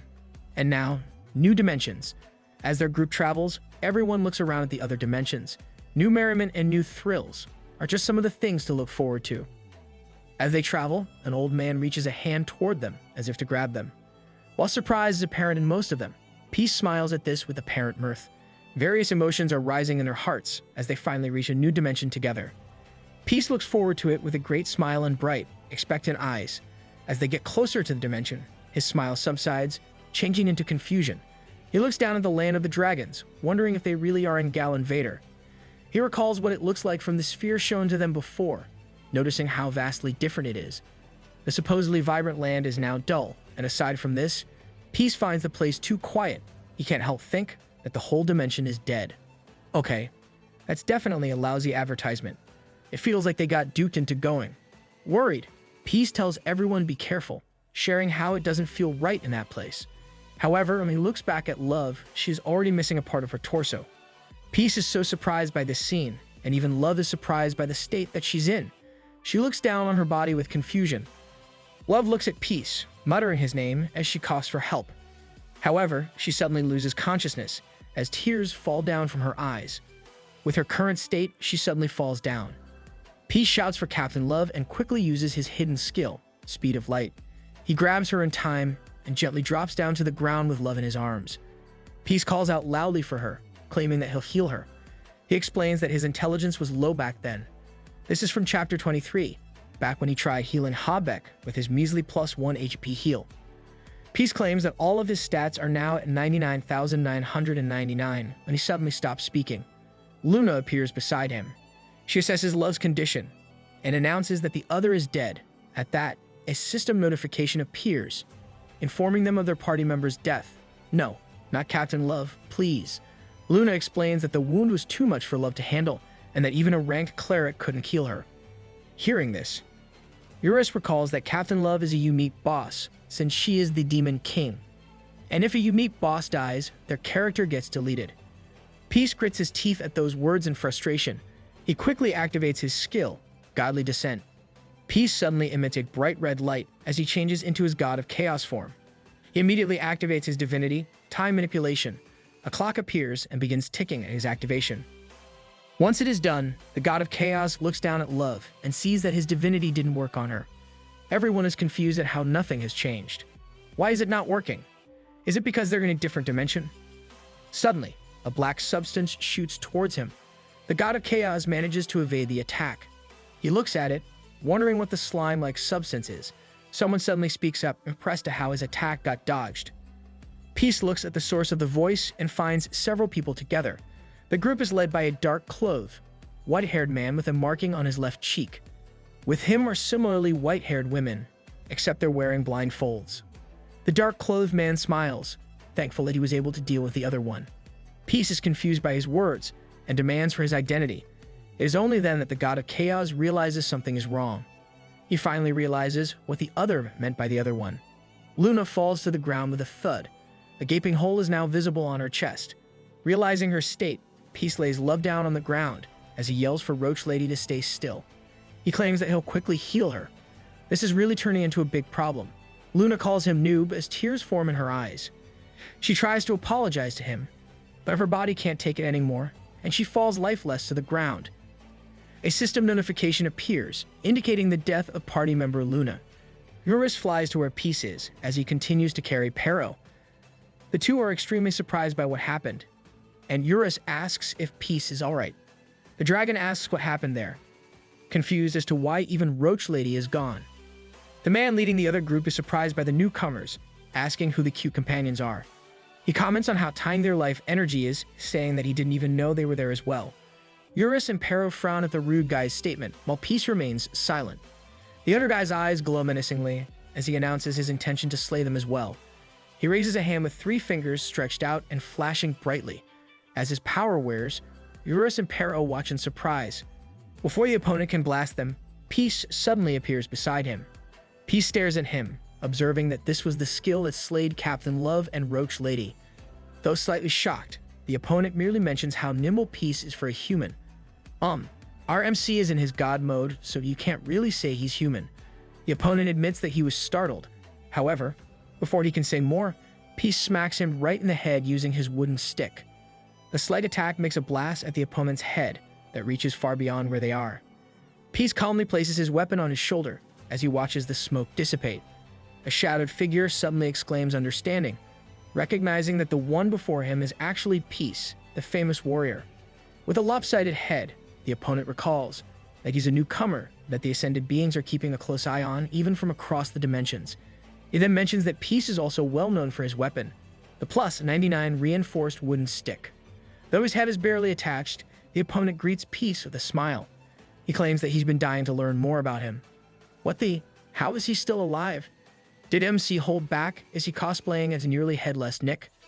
Urus exclaims in surprise at the possibility of the opponent remaining alive, despite getting hit by Peace in his God of Chaos form. They were looking forward to freedom, excitement, and exploration in the new dimension, Gal Invader, the land of the dragons. However, what they'd experience is far more cruel than what they may have ever thought of. The opponent still has his head hanging, as he calls out to Peace. He declares that it is time for him to perish. Nope, that can't happen. You'll end the manhwa if that happens. It was on that day that they were faced with their first ordeal in the second season of Chrono Life. The opponent finally grabs his head and raises it above his broken neck. He complains about his scalp as he brings his head down. The broken neck quickly regenerates to connect, and soon, it is as if it wasn't broken in the first place. Having reattached his head, the opponent grimly smiles as he once again announces his intention to slay Peace. Rurus and Pero shudder in shock and fear at what they've just seen. The enemy suddenly leaps away from Peace. Once he thinks that he's a reasonable distance, the man raises his hand again, with 3 fingers glowing brightly. Purple power collects from the 3 fingers, and the man announces his skill, Dark Point. As he did so, a bright purple ray shot out toward Peace. Eurus shouts out for him to watch out. However, as the dark ray of power hits Peace's head, it bounces off. Peace remains unscathed as a small blob of the attack flows off. The opponent is confused by what just happened, wondering if he missed his mark. Suddenly, Peace emits a red aura as he announces his divinity of chaos, probability manipulation. A system window suddenly appears, announcing that the opponent has 0% accuracy. Woo, good thing MC has such divinity. The enemy is surprised by this, but instead of panicking, he smirks at Peace's interesting skill as the god of chaos. Suddenly, the opponent's book glows with power as he announces that Peace's skill is a mere trick compared to his faith. The man's eyes turn black, and this system window, indicating his accuracy, starts to get enveloped by a purple energy. A notification suddenly dings, announcing that probability manipulation has been contaminated, and its effects are now nullified. How is that even possible? This announcement confuses Peace, who wonders how it got contaminated. With that, the system window for his opponent's accuracy shatters into pieces. Having settled that, the opponent announces that it's genuinely now the moment for Peace to perish. Bro, please stop saying that. You'll only end up eating your words again. The opponent's book floats into the air as it glows bright with power. Its power is linked to the man itself. His opponent suddenly praised his omniscient master, about a being who has the gall to disobey his word. He prays that his master uses his might and turns his praying clasped hands horizontal. The sky suddenly rumbles as a red eye looks down on Peace. Above them, 3 eyes are looking at the ground where they are. The opponent continues, praying for his master to open his mouth and devour the foolish human. With a smile, he separates his hands, as if opening a toothed mouth. Above them, a mouth with pointed teeth appears. It then opens, revealing numerous layers of teeth. With that, the opponent finishes his prayer and quickly clasps his hands shut. Simultaneously, The monster above them chomps on the piece and the land he stands upon. I'm itching to know where this white-haired dude got his abilities. The book continues to globe of the man.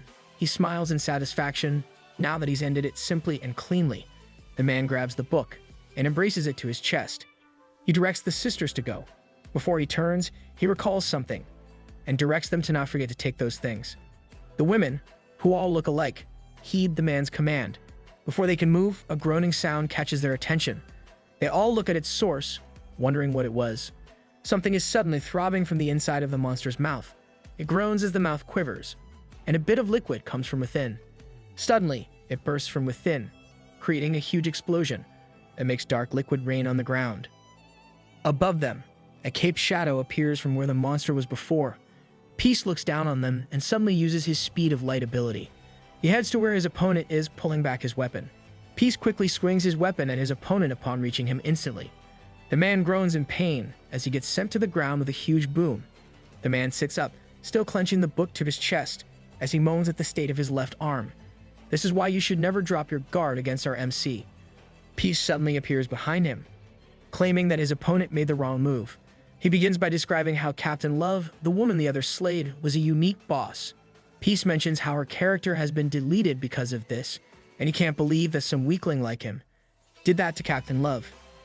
Peace suddenly swings his wooden stick at the other, creating a booming sound. Teeth fall off from the opponent's mouth at the impact. Peace delivers another attack and hits the other numerous times with succeeding booming sounds. As he does this, he asks what's wrong, and if the opponent will just sit there like that. He urges his enemy to do something, asking about a hidden skill or anything the other can show off. Suddenly, gloved hands are shaped into a frame and flash purple as they gather energy in the middle. The women do this action, and they activate a cube barrier. A tall barrier protects their group from Peace, surprising the god of chaos. Oh, so those chicks have some abilities as well. Peace looks at the defense magic they put up, admitting that he never thought the ladies had such abilities, since he thought they were just the guys in Turridge. The god of chaos raises his wooden stick and swings it down at them, claiming that what they did doesn't really matter. The swing creates a massive explosion that hits the cube barrier. Its greatness is so much that the magic begins to rumble, and the ladies are clenching their teeth. Their defense magic finally cracks and crumbles, and everyone gets hit by Peace's attack. With the barrier gone, the explosion bursts far beyond, even reaching outside the planet. Peace's attack created considerable destruction on the land. He looks at the result of his attack with a frown. Before him, the white-haired guy is still sitting, while the rest of his companions are in various positions with their bodies broken. It's amazing how the land can disintegrate, yet the opponents are still there. Are they made of the toughest metal? Peace sighs, wondering what those people are actually made of. He can't believe that they're still among the living, despite his attack.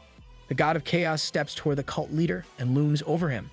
He asks if the others all rested up, claiming that it is now the time to receive another lesson. The opponent remains sitting, muttering to himself. Peace realizes what the other is doing, and hears some words about a master's beloved land who is suffering in pain. The enemy smiles, as he prays to his master to eliminate the heinous perils before him. At his prayer, the book he is clutching is glowing once more. Suddenly, something black comes out of the book. It moves like a hand, grabbing Peace and raising him into the sky. The god of chaos groans, wondering what it is now and asking if the opponent plans to throw him into space.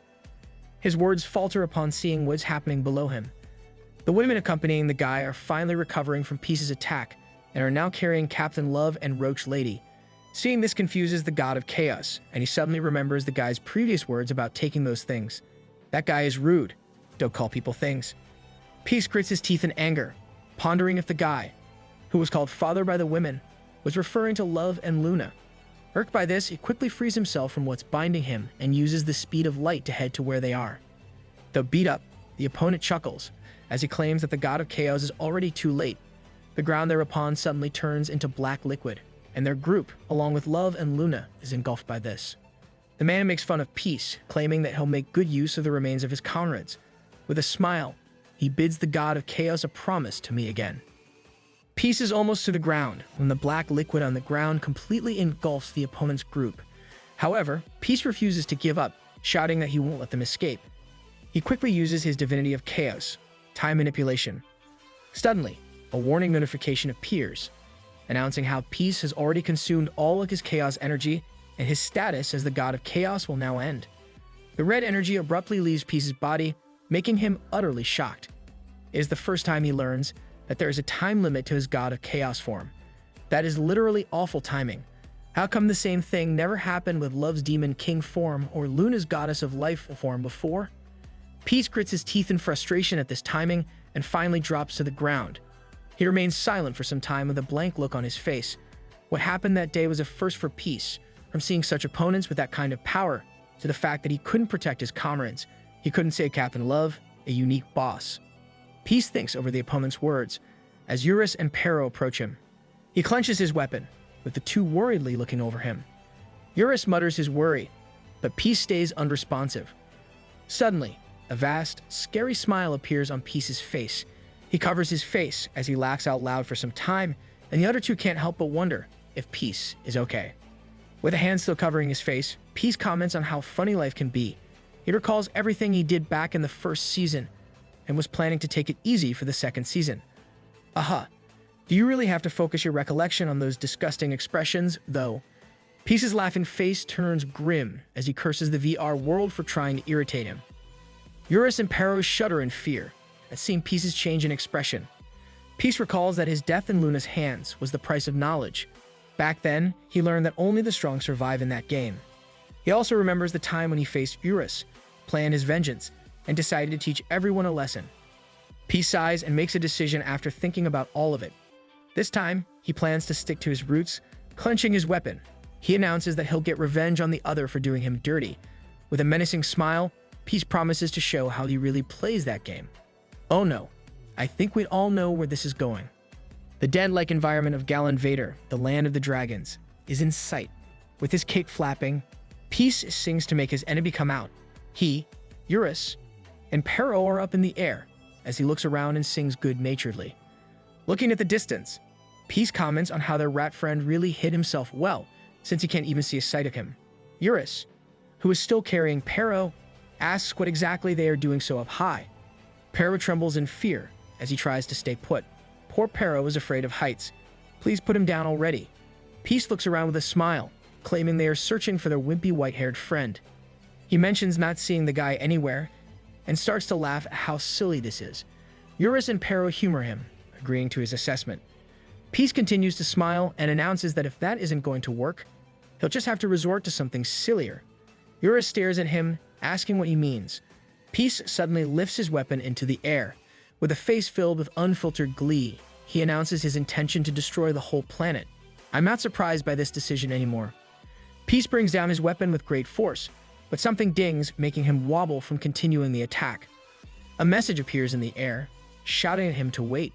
Peace looks at it in confusion and finds that he has just received an external message from Sarong. She tells him to stop, making Peace question her. Sarong then reminds him that the game doesn't have a DM function. So, she decided to message him instead from the real world after logging out.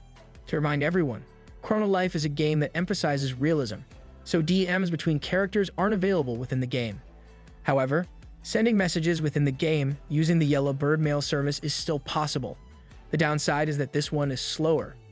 Back in the real world, Sauron messages Peace from her phone. She's still wearing her stage outfit as she tells him that her character didn't get deleted.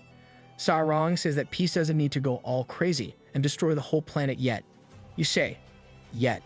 So you'll allow it if the situation is really dire.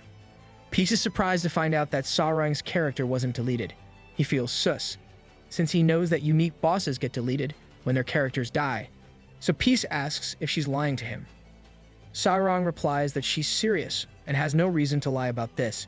She sends him an angry fire-breathing emoji, telling him not to be trigger happy and to log out in the meantime. Sauron wants to speak with him in person and says she just got home from the showcase venue. Peace ponders this and tells Eurus that he'll log out for a bit, so he and Pero should stay together within that area just in case. Eurus agrees to this, and soon, Peace also logs out from the game. Oh, MC will get shocked by what's beside him in real life. G was still lying on the couch when he logs out. He sits up and takes off his VR headset, wondering how Captain Love died as a unique boss, yet her character wasn't deleted. Ji-yu ponders if it is some sort of bug when Bo-ri-yum suddenly speaks up, doubting his guess. Ji-yu jolts in surprise and even falls from the couch with a loud thud. With a throbbing head, he asks what Roach Lady is doing there, and when does she even crawl into his place. Bo-ri-yum answers his question, saying that she's been there since the start of the second season. She then happily explains how she logged in, while lying next to him. You can find this in the first chapter of the season. Ji-yu is already fed up with this and asks how she is even doing it. He asks if she got a look at his keypad password, which Bo-ri-yum denies. Ji-yu asks if she lived there before him, and Bo-ri-yum says no to this. He then asks if she's the owner of that building and has some master key of some sort.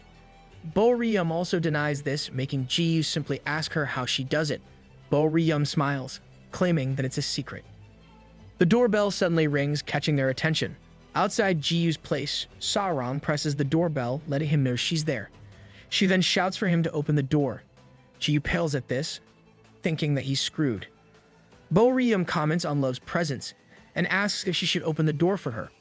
Please don't, there'll be a cat fight. Ji-yu silently screams at her, reminding her how they'll end up fighting and give him a headache. He then speaks up, telling Captain Love to wait for him. Sarong agrees to this with a smile. Inside, Peace looks back at Roach Lady, telling her that he'll take Love to the soup place, so she should wait before leaving. Bo-ri-yum sighs and stands up, asking if they really have to do that. She walks away, saying she'll see him in the lobby, since she must change clothes at home. Bo-ri-yum then heads to one of the rooms in Ji-yu's place. Ji-yu looks at her, filled with confusion because of her words. He follows her into the room, huffing about it being his closet and not her home. Once inside, Ji-yu shouts for Roach Lady to get out. He wonders what kind of plan she's scheming this time, and stops when he sees her silhouette at the balcony railing. Ji-yu sees her in her all-black suit, making Bo-ri-yum exclaim at how he caught her. With that, she leaves his place using her rope, saying she'll see him in the lobby. And here I thought the MC would remain in the dark as to how Bo-ri-yum sneaks in. Ji-yu watches her leave, utterly confused by what he just saw. He suddenly recalls Captain Love waiting for him and heads out. Ji-yu decided to forget about it, all for the sake of his sanity. Lol, you should be calling the cops on her. You already have your evidence. A little while later, in the building's lobby, Sarong is surprised to learn that Roach Lady also lives there. While Bo-ri-yum happily confirms this, Sarong shouts, asking since when and wondering how she had never seen her around before. Bo-ri-yum ponders this and says that when that building was built, she and her family moved in. So it's been 10 years for her already. She adds that her parents moved to a different city, so she lives there on her own now. Oh, she's been living there the longest. Changing the subject, Ji-yu comments on how Love is still wearing her stage outfit and asks if she just got there from the showcase venue. Sarong confirms this and mentions how she logged into the game in her waiting room. Right after her performance, Ji-yu smiles and compliments her for looking really pretty in that outfit. This gets Sarong's heart thumping, while Bo-ri-yum glares at him in surprise. Well, someone's jealous. Sarong blushes and thinks of how Ji-yu likes this kind of outfit. With her bright eyes and fond smile, she offers to wear it again whenever he wants. Unable to keep calm, Bo-ri-yum shoves them apart and reminds them of how they should discuss the game, since they are a party. After some time, we are now returning to real home-style grandma's soup. Food is already served on the table, and Ji-yu and Bo-ri-yum are already digging in. Sarong sighs at how they are in that place again, asking if they can't go somewhere else to eat. Bo-ri-yum claims they have no choice, since it's the only place open 24 hours a day. As if to prove a point, Bo-ri-yum mentions how Noob really likes the soup from that place. Ji-yu confirms this, saying that he likes soup in general. Bo-ri-yum smiles and announces that she's the same. She adds how she likes it really hot. Ji-yu suddenly blushes and gets his heart thumping. Sarong suddenly interjects, saying that the other means she likes her soup hot. She then complains at Roach Lady for doing something like that. Bo-ri-yum only laughs at her, while Ji-yu takes another spoon of soup to keep himself quiet. Yep, it would be best not to add fuel to the fire. Finally fed up with their arguing, Ji-yu says they should discuss the game. He mentions clearing two things as he brings another spoon of food into his mouth. The first one is how Captain Love is a unique boss, whose character should be deleted if she dies. And the second one is that she undoubtedly got slayed by the white-haired dude. Ji-yu looks at Sarong, asking about how her character didn't get deleted. Sarong confirms this, irritated at how she kept saying the same thing already. She tells him to ask Roach Lady if he doesn't believe her. Sarong explains that after their in-game death, they both got respawned. Bo Ryum puts her spoon on the table, confirming that this is true. She says that if she didn't see it happen, she wouldn't believe it either. Let's do a flashback of what exactly happened in the game. Bo Ryum retells how this happened right before she logged out of the game. She explains that it is right after she gets ambushed by the white-haired dude. The system notified her of her character's death. With a portion of her experience gone, she was revived in a safe area. Luna respawned in another location, thinking how it had been some time since she experienced her character's death. Instead of getting angry, she was more frustrated. Luna pondered who the white-haired man was. She knew that she had never seen him back in the closed beta test and wondered if it was a newly added enemy. Numerous questions were running on her head at that time when a voice suddenly called out to her. Luna flinched in surprise and looked back. Behind her, Love was there. Luna was confused as to how Love's character had not been deleted. Though surprised, Luna still made her conclusions and told Love to log out and send Noob an external message immediately. Love asked why, and Luna explained that Noob would think that Love's character got deleted, and when he does, he'll go into a frenzy and destroy that dimension. Although, Luna did a great job, ensuring that MC doesn't end up doing something drastic. Luna reminded Love that this would also put them in danger. Hearing this made Love shriek, and she quickly agreed. Luna then urged Love to log out quickly, making the other a bit irritated. Back to the present, Boryum ends her story while Jiyu still doesn't get how that is even possible. He wonders out loud if it is some sort of bug. Suddenly, the CEO of Chrono Life says it isn't, making their table for 3 turn into 4. His sudden appearance doesn't immediately register, but after some while, Jiyu expresses his shock. He shouts out loud about the hairy, old CEO. This irks Deok-bae Choi, and as revenge, he rubs his beard on Jiyu's cheeks while scolding him simultaneously. Jiyu couldn't avoid the beard friction and ended up with a burnt cheek on the floor. That definitely hurts. The CEO then admits that he can't stand the little brat sometimes. Sarong looks at the CEO and asks why he's there when it's the server opening. She can't help wondering if he isn't busy. Deok-bae sighs, claiming that he's fine at the moment, since the only time he's swamped is when the little brat is creating mayhem. Sarong finally understands the root cause of the CEO's troubles. Bo Ryum speaks up, saying that she's the one who called Mr. Choi. She explains that getting an official statement from a staff member will be better than discussing the issue among themselves. The CEO eats up as he mentions that it wouldn't exactly be an official statement, but focusing on the topic, he repeats that love reviving isn't a bug. Deok-bae then reveals that what they actually did was get rid of the Umit boss system. Finally, that system is actually effed up, since it's like playing in hell mode. This announcement gets Jiyu sitting up in surprise. He asks when and why it happened. The CEO denies knowledge of this, since it wasn't him who removed it. This confuses Jiyu, since the old man is the CEO. He then questions who did it, if it wasn't him. Okay, that's kinda irresponsible. The CEO doesn't immediately reply, but he still reveals that this was the responsibility of Chrono Life's main computer, Mother. This statement shocked them silent for a moment. Sarong asks if that kind of thing is even possible. She expresses her understanding of it being the main computer. Still, Sarong can't grasp the idea that it can do such a thing independently. Deok-bae grins at this as he reveals that this is actually the first time it happened since Chrono Life opened. The CEO explains that the God of Destruction placed the Umit boss system as a restriction for the 7 sins and their subordinates.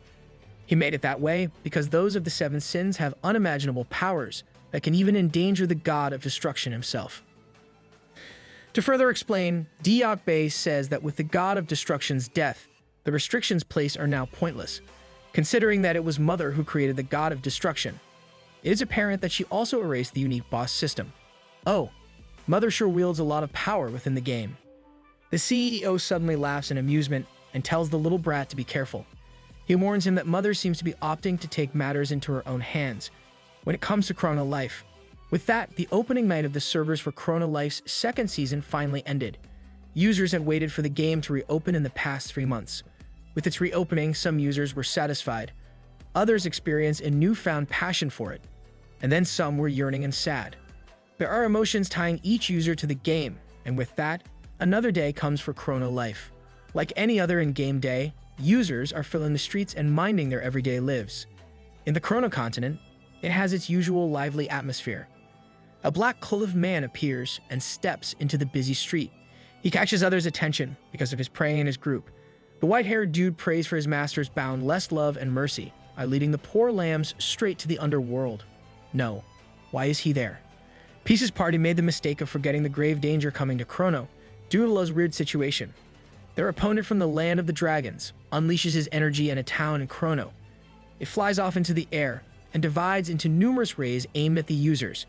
Unable to react fast, numerous users get stabbed by this energy. There are questions that Peace's party overlooked. They are not questioning what happened to the bodies that this weird group took and where they are running off. In the town that the weird group invaded, many users suffer from the white-haired guy's ability, and the man in question is thoroughly enjoying this. On that day, the seed of contamination was planted in the Chrono continent, and the current rate of its contamination is now at 10%. This is bad. I hope Peace's party returns to Chrono soon. Because of the attack, many user characters lie lifeless on the ground. The weird group looks at this scene, and the white-haired guy smiles, as he announces how they seem to be done. He then directs the women of his group to move all of the bodies. They quickly do as they were told, attending to the bodies and lifting them off the ground. Someone suddenly speaks up, cursing at them. This startles the white-haired guy, who looks back at the source. A guy with grave injuries is on the ground, and he questions who they are. He demands to learn their identity and their reason for slaying innocent people. Despite his injuries, he still wants to know if they're another user or an NPC. You, sir, are quite brave. The white-haired man grins at this and humors the guy asking the question. He walks to where the user is and leans down. The white-haired guy starts saying a verse, addressing a poor land and reassuring it that they're saviors. He pats the user on the head and continues to say that they are their shepherds, guides, and instructors who will provide them with discipline. The user looks up at the white-haired guy and shivers in fear. The white-haired guy's face has completely morphed as he announces the blessing of contamination. The sound of gushing can be heard as the white-haired guy makes quick work of the user. His face then turns back to normal as he ends his prayer. Going to Galinvader, the land of the dragons. Eurus and Pero make cute poses as they give their morning greeting. Peace asks what the matter is with them, commenting on how they even got similar poses. Eurus smiles with contentment, revealing that he practiced with Pero all night for that. Pero proudly barks as he wags his tail. The two then get into their first pose called Partners in Crime. They soon follow it with their second pose called Double Trouble. Proudly holding that pose, they ask for Peace's opinion on it. Peace turns red at the sight and admits that they're pretty cute. Returning to the crucial topic, Eurus asks about what happened to Captain Love, wondering if her character isn't really deleted. Peace confirms this, explaining how the unique boss system got deleted. He reassures them that the other two were able to safely respawn, and that they'll join them later. Eurus feels relieved from hearing this news, since Captain Love's character is safe. Otherwise, that dimension will meet its end through Peace's hands. Peace laughs at this, saying that it's true. Pero is surprised to learn that Peace will truly resort to something like that. He suddenly perks up upon hearing a rustling from behind. Pero quickly changes to his human form, surprising his companions. He pulls on Peace's cape while calling him brother. Pero then points to where he heard the sound, making Peace and Eurus aware of their surroundings. The rustling sound continues, and Peace looks in surprise. Someone appears before them, making Peace ask who the other is. Eurus' mouth opens and closes before he greets the other as Gallardo, the gargantuan dragon. Woohoo! We're finally meeting the other dragon. But of course, this manhwa will leave us with a short cliffhanger. Going to another location in the land of the dragons, Love is walking and complaining about being stuck with Roach Lady. Luna scolds her, claiming she's not enjoying it as well. Luna then reminds Love that Noob told them to stick together in case the white-haired dude makes another move. Love says she knows this.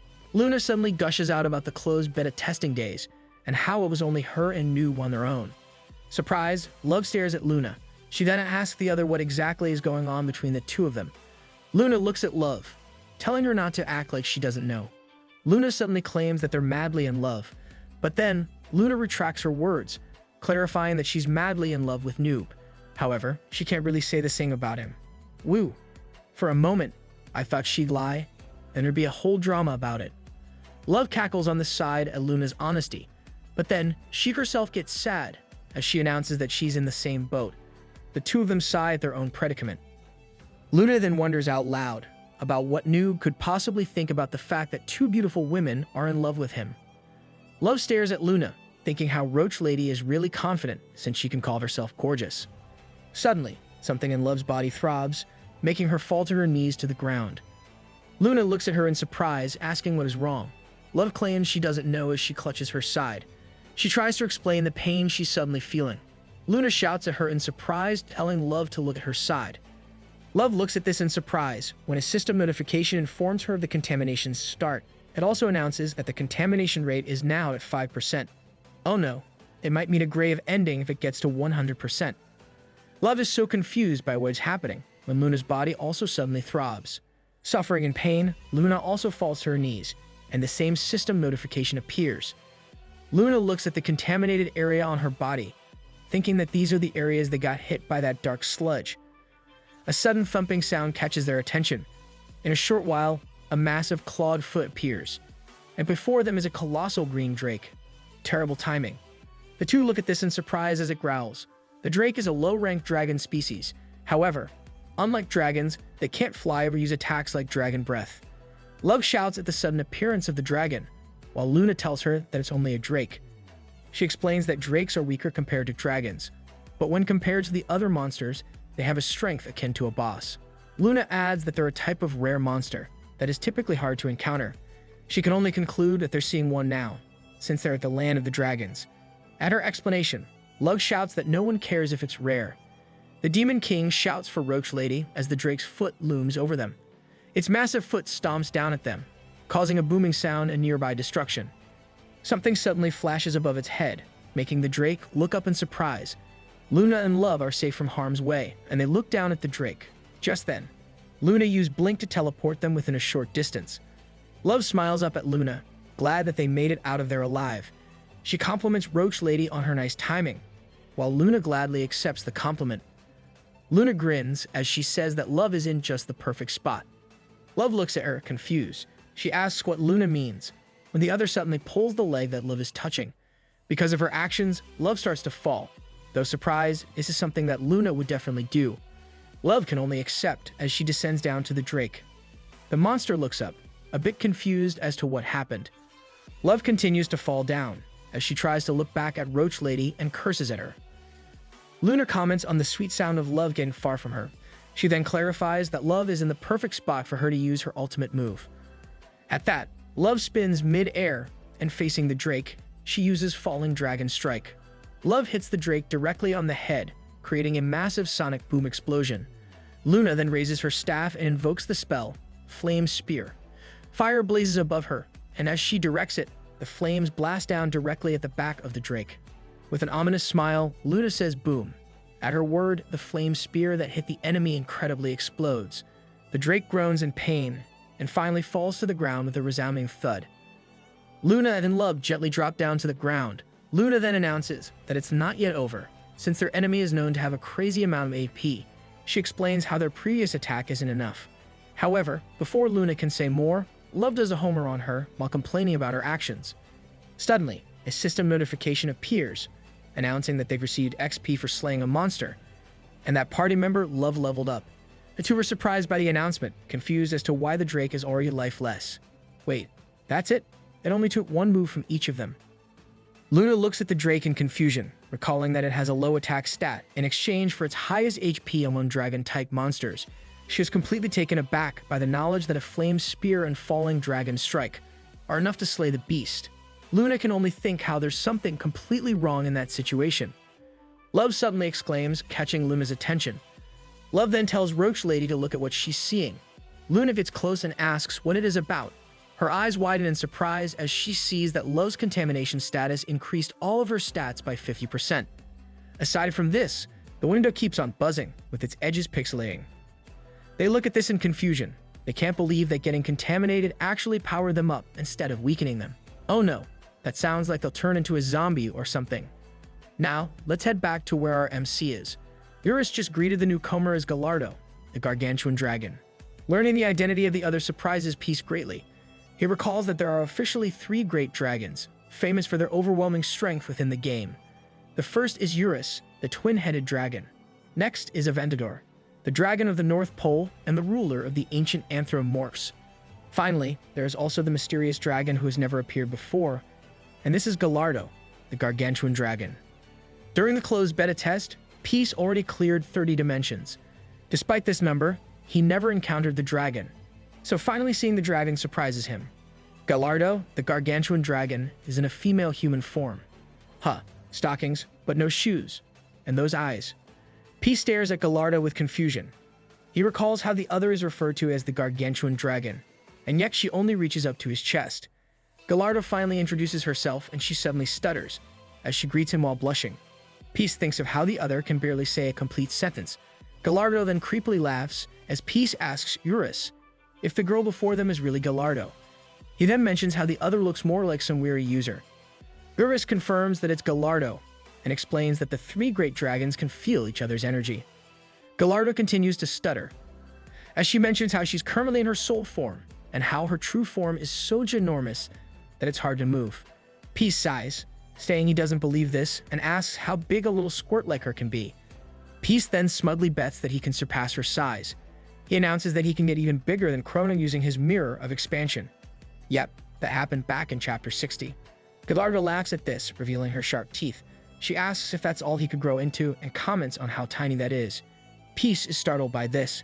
Gallardo stutters about how her actual size is greater than a planet, and reveals that she can be as big as an entire galaxy. Okay, that's too much. Please don't bother turning into a dragon, unless necessary. To provide a better understanding, if Earth is compared to a piece of sand, which is about 0.002 inches, then the galaxy can be compared to more than 45 million miles, which is the same as having 53 suns in a single line. Peace and Pero look up in space with shock. Considering what Gallardo just said, her dragon eyes are even bigger than the planet they're in. She can literally eat everything up if she wants to. Peace murmurs about how her size can be akin to the size of a galaxy. Eurus suddenly frowns and pales, knowing what Peace's reaction means. Pero looks up at Eurus, wondering what he means. At that moment, Peace suddenly grins widely and shouts at how freaking amazing that is. Gallardo is surprised by this and flinches. Peace points his weapon at Gallardo, calling her a weird emo girl. But then he corrects himself and calls her by her proper name and title. With a disgusting look on his face, he demands the dragon to show him her true form. Peace announces his desire for a match right that second, which is, of course, typical of our MC. Eurus watches Peace in silence, while thinking how Peace's disgusting side is showing again. Beside him, Pero whines about how scary his brother's face is. Peace huffs in excitement with his disgusting face, as he announces that if Gallardo loses, he'll turn her into a piece of ego equipment. He has this crazed look on his face, while saying that it's just the perfect timing, since he needs a new cape. With her hands by her mouth, Gallardo is looking down. She suddenly breaks into a smile and giggles in delight. She huffs as she stutters a reply about them being on the same page. Wow, she's equally weird. Eurus and Pero stare at this exchange in unbelievable shock. Eurus can't help worrying that they got another weirdo in their midst. Before them, Peace and Gallardo are laughing like maniacs. Eurus can only label it as a battle of sickos, but if he's being honest, he's actually looking forward to this. Gallardo stammers how she's been waiting for a long time to meet Peace, and admits that she's currently broken. She explains how her physical body and that planet, the land of the dragons, are connected in particular parts. However, the entire dimension was contaminated. I'm sure that white-haired dude and his cult are behind this. Peace's expression changes, pondering if this situation was created by that white-haired dude. He recalls how even his divinity, the probability manipulation, was also contaminated and nullified back when he fought the other. Peace then tries to make sense of the situation, thinking that Gallardo is acting like a weird, stuttering emo girl because of the contamination. Gallardo only smiles at this, saying she's always been like that. Hearing this, Peace drops the topic. Gallardo suddenly becomes somber, telling them how the contamination is too strong. She did her best to resist it, but being in her soul form, this just proved impossible. Gallardo reveals that all the dragons in that place have perished, and soon they will all regenerate. However, they'll be in their contaminated form. Oh, so that's what happened with the Drake. In a different location within the same dimension, a Drake suddenly rises before Love and Luna. They watch this in worry, and soon, the place is filled with numerous Drakes. Luna is confused as to how all the Drakes are regenerating simultaneously. She glances behind them, thinking that something's wrong. Behind them, the Drake they defeated is still lying on the ground. However, a slimy black liquid gushes out, and soon envelops the lifeless body of the drake. This surprises both Luna and Love. Looking at this, Luna starts to get an idea of what is happening. At their arrival, the entire land of the dragons was scorched to ash and completely silent. Around them, the drakes are gathering. Luna recalls how the weird group got there before them and slayed the dragons. Similar to what happened to her and Love, the dragons regenerated while contaminated.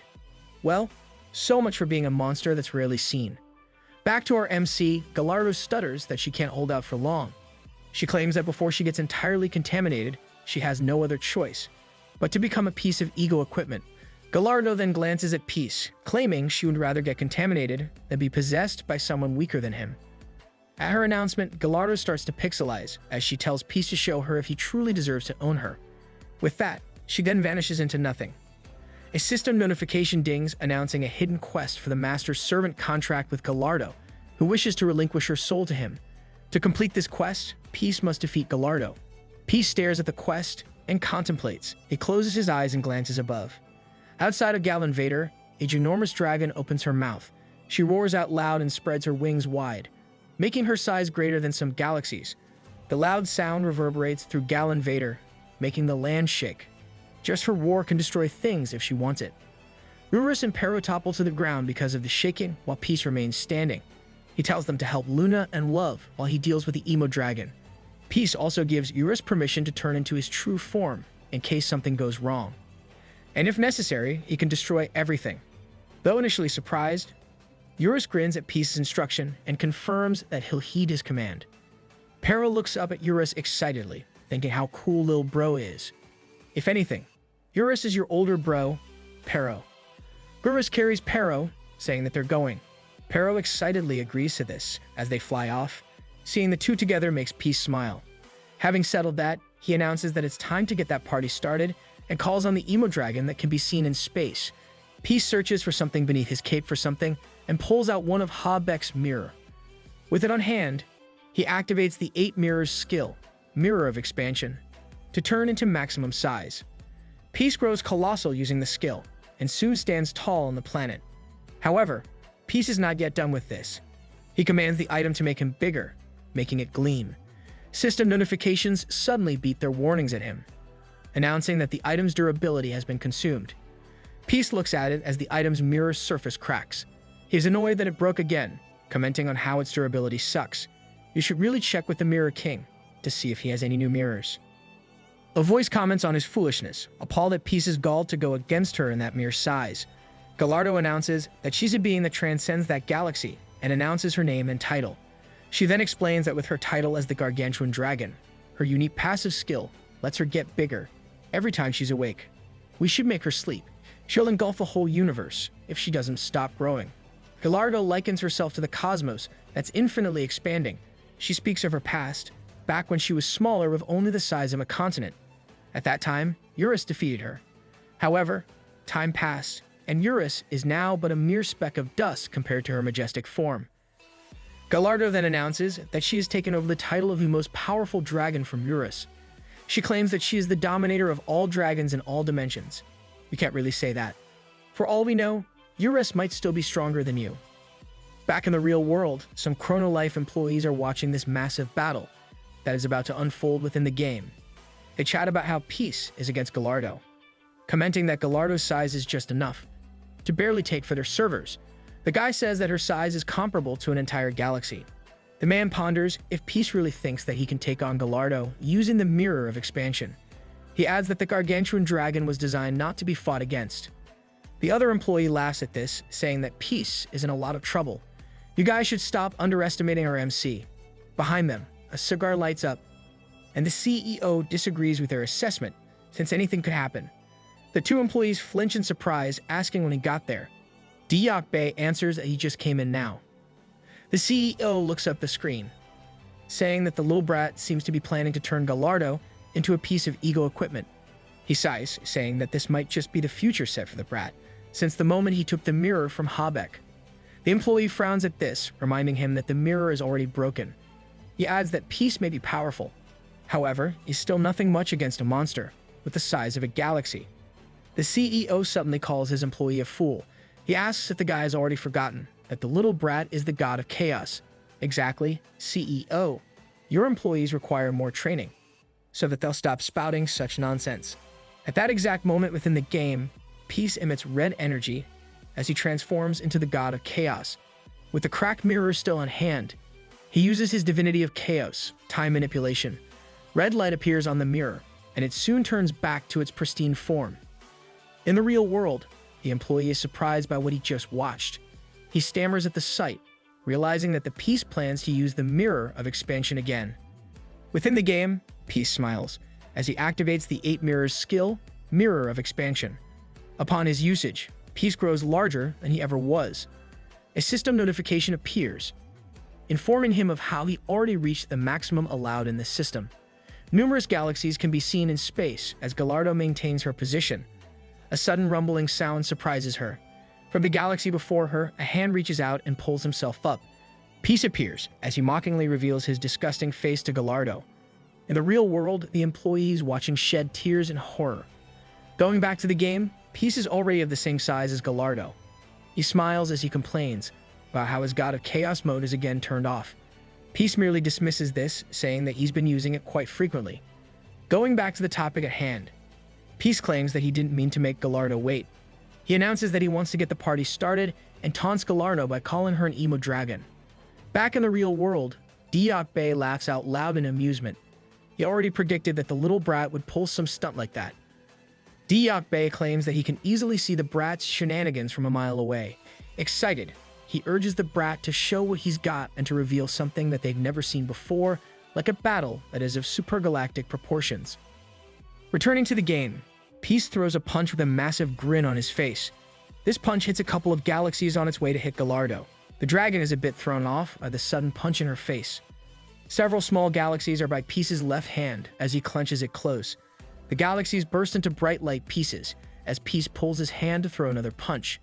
He aims at the dragon's side, surprising it into coughing up. However, Peace is not yet done. He elbows Gallardo with his right limb, then throws another punch with the other one. The dragon coughs up more at the impact of Peace's attacks. Gallardo suddenly opens her maw and bites at Peace's arm. The only viewers watching this fight back in the real world are shocked by what happened. Peace clenches his teeth at first, but this soon turns into a smile. With the dragon in close proximity, he uses his other hand to keep hold of her. Peace suddenly swings his head back. With a broad smile, he brings his head down at Gallardo. Peace hits the dragon with significant impact. Gallardo reels in pain and coughs up more. The only viewers seeing history being made within the game are now munching popcorn with 3D glasses on. Going back to the fight, Peace grabs one galaxy and brings it down on Gallardo's head with unbridled glee. The dragon suffers pain and humiliation in their battle. Also, let me point out that MC still hasn't used his plus 99 reinforced wooden stick. Peace has his disgusting face on as he shouts out loud and hits Gallardo numerous times. This continues for some time, until Gallardo grits her dragon teeth and retaliates with a loud roar. At this, she thrusts her dragon tail at him. Peace coughs up at the impact and skids on some surface as he gets thrown off. With no surface restraining his fall, he finally hits some of the galaxies, shattering them into pieces. His descent was only stopped by an immense galaxy that directly smacks his face. Soft rumbling sounds can be heard as Peace rights himself into a sitting position. The rumbling comes from various parts of his body that are in contact with the galaxy he fell into. Peace comments on how Gallardo isn't a total wimp after, considering that his HP is reduced to half by what just happened. You're up against the gargantuan dragon after all. However, Peace still smiles as he announces that he has his healing factor, which makes him invincible. As he stands up, his HP reverts to its full state. With a happily disgusting look, Peace announces round 2. He then goes into graphic detail about what he plans to do with Gallardo's dragon tail. Something suddenly wears, making Peace stop. A bright light of energy collects before Gallardo's mouth. Peace merely watches as the dragon does this. The collecting energy is already the size of a small galaxy. With that, Gallardo announces her move, Galaxy Breath. The dragon shoots it, releasing a massive ray of energy. The roaring, enormous amount of power is aimed at Peace and is soon about to reach him. Oh, it's her version of Dragon Breath. Peace watches as it nears him, thinking that it will surely hurt. The attack makes an impact, creating a vast booming sound. Peace yells as his body tries to handle the force of the attack. The Galaxy Breath attack reaches far parts of the universe with its massive display of power. Smoke fills the path that it made an impact on, as the energy from the attack disappears. Peace grits his teeth as he wipes the mess in his mouth.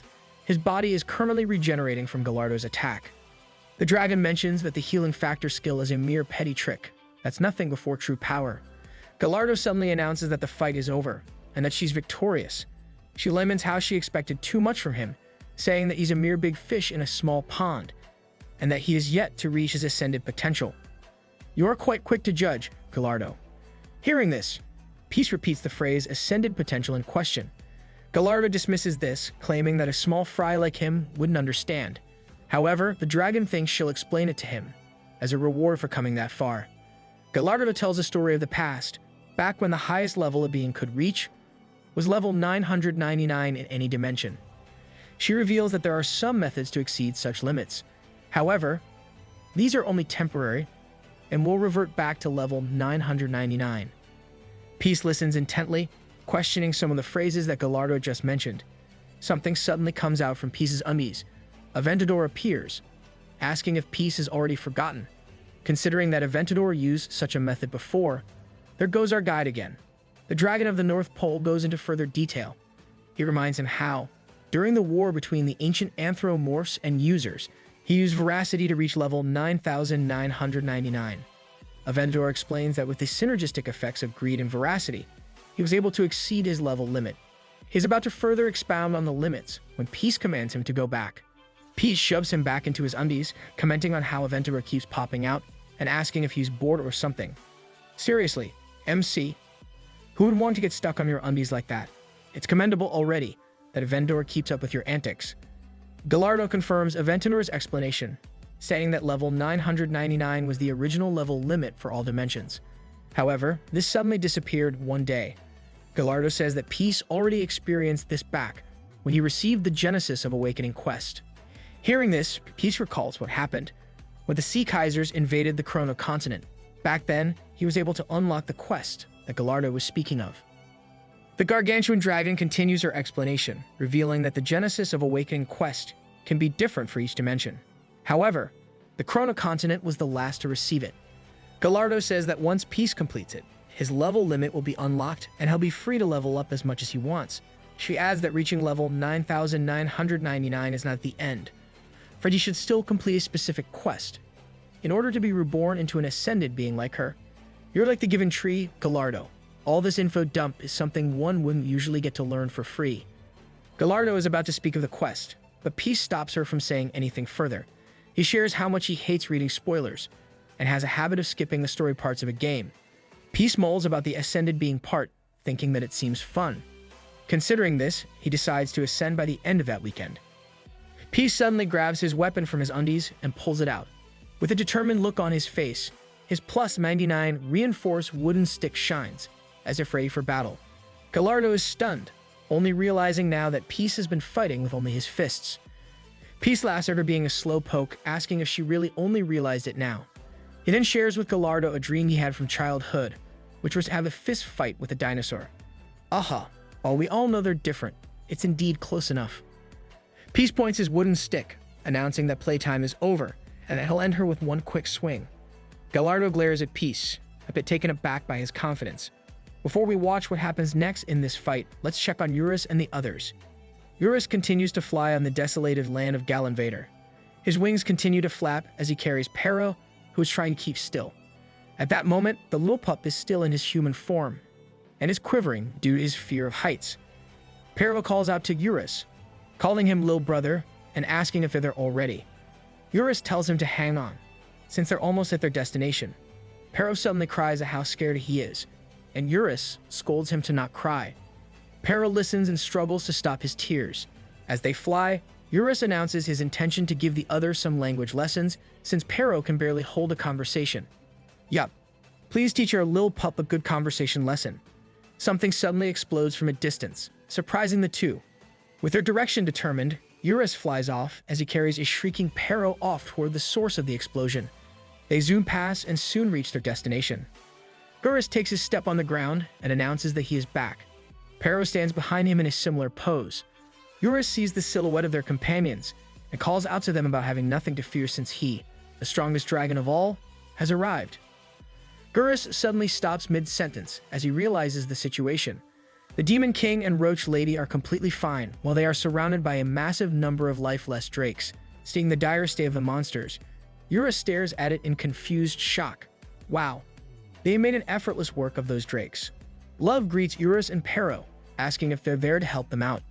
Eurus confirms this, but he still finds it confusing that the two managed to take down all of the drakes on their own. He asks if they somehow pulled this off together. Love proudly smiles and announces that they become stronger. Eurus is surprised to hear this and asks how it happened. Love says that it was all thanks to the contamination. She explains how this boosted their stats and retells what happened after they logged into the game. While Love explains things to Eurus, let's head to the situation back in the Chrono continent. Some parts of Front Village are destroyed. A system notification informs a user of how his or her character died. In a short while, users reappear as they get revived in a safe area, with some of their EXP lost. Many of the users are in a somber mood. One particular redhead throws her weapon on the ground, cursing about how it's no longer fun. She curses the game with so much frustration, questioning the fact as to why they keep slaying people in the village when it is supposed to be a safe zone. At this point, one can even say that the Front Village is cursed. In annoyance, the redhead repeatedly steps on her weapon and complains about how they flooded the area on the first day the servers opened. Now they're getting slayed by a white-haired sicko with his cult. She then jumps out and down as if about to lose her mind. Another user comments on how Chrono Life seems to be crossing the line, starting with the sea monsters. She says the game's difficulty is raised way up for the second season. The other user claims that this started back in the first season and adds that they only survived the ordeal with the 7 sins because they had peace on their side. The armored guy says that the game is too difficult, and he can't help think that the game is catering their content towards peace. His female companion agrees, adding that peace simply slays anything coming his way, and asks how that can be fun for them. The guy then says the game is called Chrono Life Online, not Peace Does Everything Online. The two then sigh at this. Suddenly, someone laughs out loud. The redhead is filled with glee as she laughs and claims that Chrono Life is the best. The black stuff on her thigh is now apparent. She continues to laugh out loud, as if she lost her mind. Lol, she's acting like Peace, from cursing the game to proclaiming it's the best. The other chattering users wonder what's wrong with the redhead, thinking that she probably had a concussion or something. The redhead shouts her appreciation for the contamination, announcing that all of her stats are raised by 50%. This confuses the others, and something suddenly throbs in their own bodies. A system notification appears, indicating that their character got contaminated. It adds that their stats have all been raised by 50% because of the contamination. The armored guy, JJ Noodles, sees this in his own status window, and the same thing happens with the woman, Muscle Dude Lover. The two were so surprised by the 50% increase. Their IGN, really still. To be honest, nothing beats Imsol's fan club nickname. A voice suddenly calls out to them, calling them little lambs. The voice asks how they like the blessing of contamination bestowed upon them. A user is confused, since the voice they hear is coming from inside their head. The redhead recalls that this voice belongs to the white-haired dude. The voice keeps talking to them, saying that only they have been granted the blessing of contamination. The white-haired dude adds that monsters cannot receive such a blessing. The redhead is surprised by this and thinks about how monsters don't get strong, unlike them. This suddenly makes her laugh, thinking how this only means that she can finally kill those monsters that she couldn't do before. Taking her weapon, she raises her hands up in the air, thinking how she can level up all she wants. She cheers out loud for being contaminated. The other users do the same, cheering out loud for contamination. Going back to where Eurus and the others are, Eurus concludes that this must be dangerous. He stares down at Love, saying there's no way the white-haired jerk would simply hand out such abilities for free, and that using them without thought is risky. Eurus reasons that they don't know what could happen because of it. I hope you can also enlighten those users who are on the Chrono continent. Determined, Eurus says they must look for a method of ridding the contamination and have them return to normal. Love backs away with a smile, asking if they really have to do that, since getting a free boost in stats is not that bad. Eurus calls her a fool, reminding her that getting stronger like that is pointless, since there's no value gained in power if it is gained without effort. Love is startled by this and mulls over his words. She then asks about the case with Peace. This question makes the two of them pale. Love adds how Peace got the plus 99 reinforced wooden stick and didn't even put any effort into gaining it. The two are still pale at the thought of this, and Eurus can only make a non-committal sound.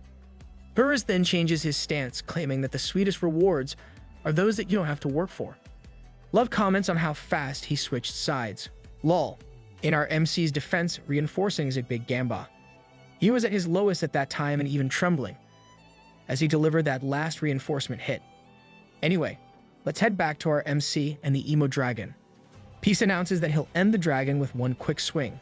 He says that it was short, but it was also fun. He incites the emo dragon for the final clash, and Gallardo flaps her wings with a thunderous roar.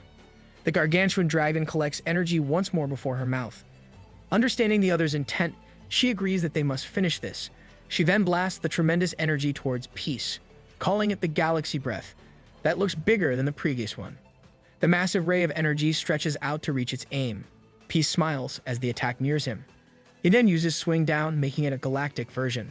The swing sends a blast of its own energy towards Gallardo's Galaxy Breath.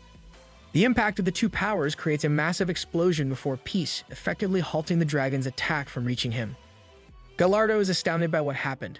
Suddenly, the energy coursing through the Galaxy Breath changes form. Soon, the power completely changes, blasting backward and directly hitting Gallardo. The dragon can only think of how the overwhelming power is on an overwhelming scale. This reversal attack makes the nearby galaxies explode. Gallardo mulls how it is a destructive strength that surpasses everything. I bet you changed your mind because of that.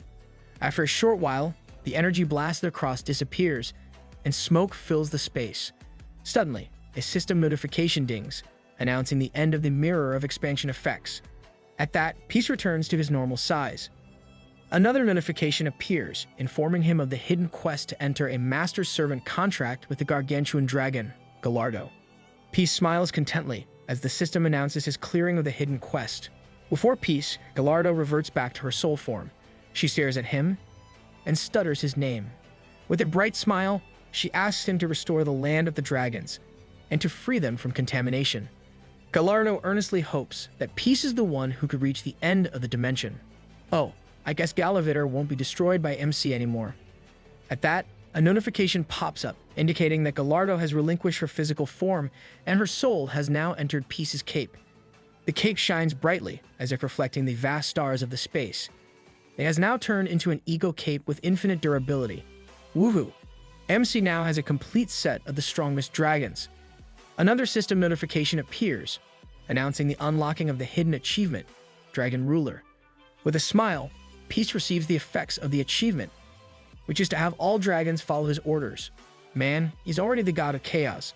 Now he's also the Dragon Ruler. Those are really OP achievements. With things settled with Gallardo, Peace is again in the land of the dragons and happily does formal introductions for his ego cape.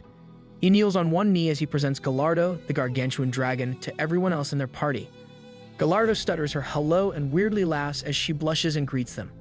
Love and Luna have their poker faces on at this new addition. Luna asks to confirm the gargantuan dragon part, while Love asks if it's really that kid. They have the same reaction as our MC. Luna then notices that Noob introduced her as Ego Cape and asks if he turned Gallardo into one of his equips as well. Gallardo cheekily laughs at this while Peace confirms this and tells them how it just happened, considering the whole contamination fiasco. Gallardo suddenly hugs Peace and stutters a smug response about how the two of them are linked by their souls. Love and Luna look at this good-naturedly at first, but Gallardo's statement and actions make them want to beat the dragon up. Pero has the same expressions as the other two, questioning who the girl even is. Yura sighs, asking why Pero is so upset about this as well. Peace scolds and holds Gallardo off, calling her another piece of ego equipment and commanding her to get off him. The gargantuan dragon only laughs at this as she tries to grab at Peace again. Oh no, this spells trouble, not that they can really do anything against Gallardo. With the introduction settled, Peace asks the other two about the dark spots all over them. Gallardo answers for them, stuttering about the contamination. Looking at their state, she concludes that the contamination levels are still low. Gallardo smiles, claiming it can be easily treated using pure water for cleansing. Love is surprised by this and asks if that is all it takes. Someone suddenly uses a water ball skill, splashing Love with a whole load of water from above. Love is shocked speechless by this basic magic skill. In that short time, the dark spots on her body begin to disappear and soon vanish. Luna exclaims at how it really worked, even amazed by how fast it was. Love drips of water, looking like someone who went through heavy rainfall. As expected, she curses at Roach Lady, asking if the other really has a death wish. Love does a homer on Luna again, while the other tries to calm her down by saying she looks hot while dripping wet. Love is no fool. She questions if Luna's definition of hot and sexy is someone who looks like Sadako. I guess they're really the new comedic duo for the second season. Love suddenly stops, realizing something crucial. She asks if all the buffs from getting contaminated are also gone. Love checks her stats and finds that everything is now back to normal. She wails her disappointment while Luna's soul seems to be leaving her body. Peace can only watch their comedic duo act and ask about the contamination buffs. As Love wails in the background, Gallardo takes advantage of this moment to cling to Peace's arm and confirm the possibility. Pero noticed this, shocked at her brazen act. Gallardo stutters that it is the special effect of contamination that depends on its current level. The stats can be buffed from 50% to 2000%. As she explains this, she starts drooling while thinking about Peace's hard muscles. Peace asked about what Gallardo just explained, commenting on how OP it is if it reaches 2000%. On his other side, Pero is clinging to Peace's arm and leg while wagging his tail. While on Peace's head, there is Eurus, who's equally enjoying getting close to Peace. It looks like MC became a babysitter instead. Peace lets them be since he's engrossed with the thought of getting contaminated himself.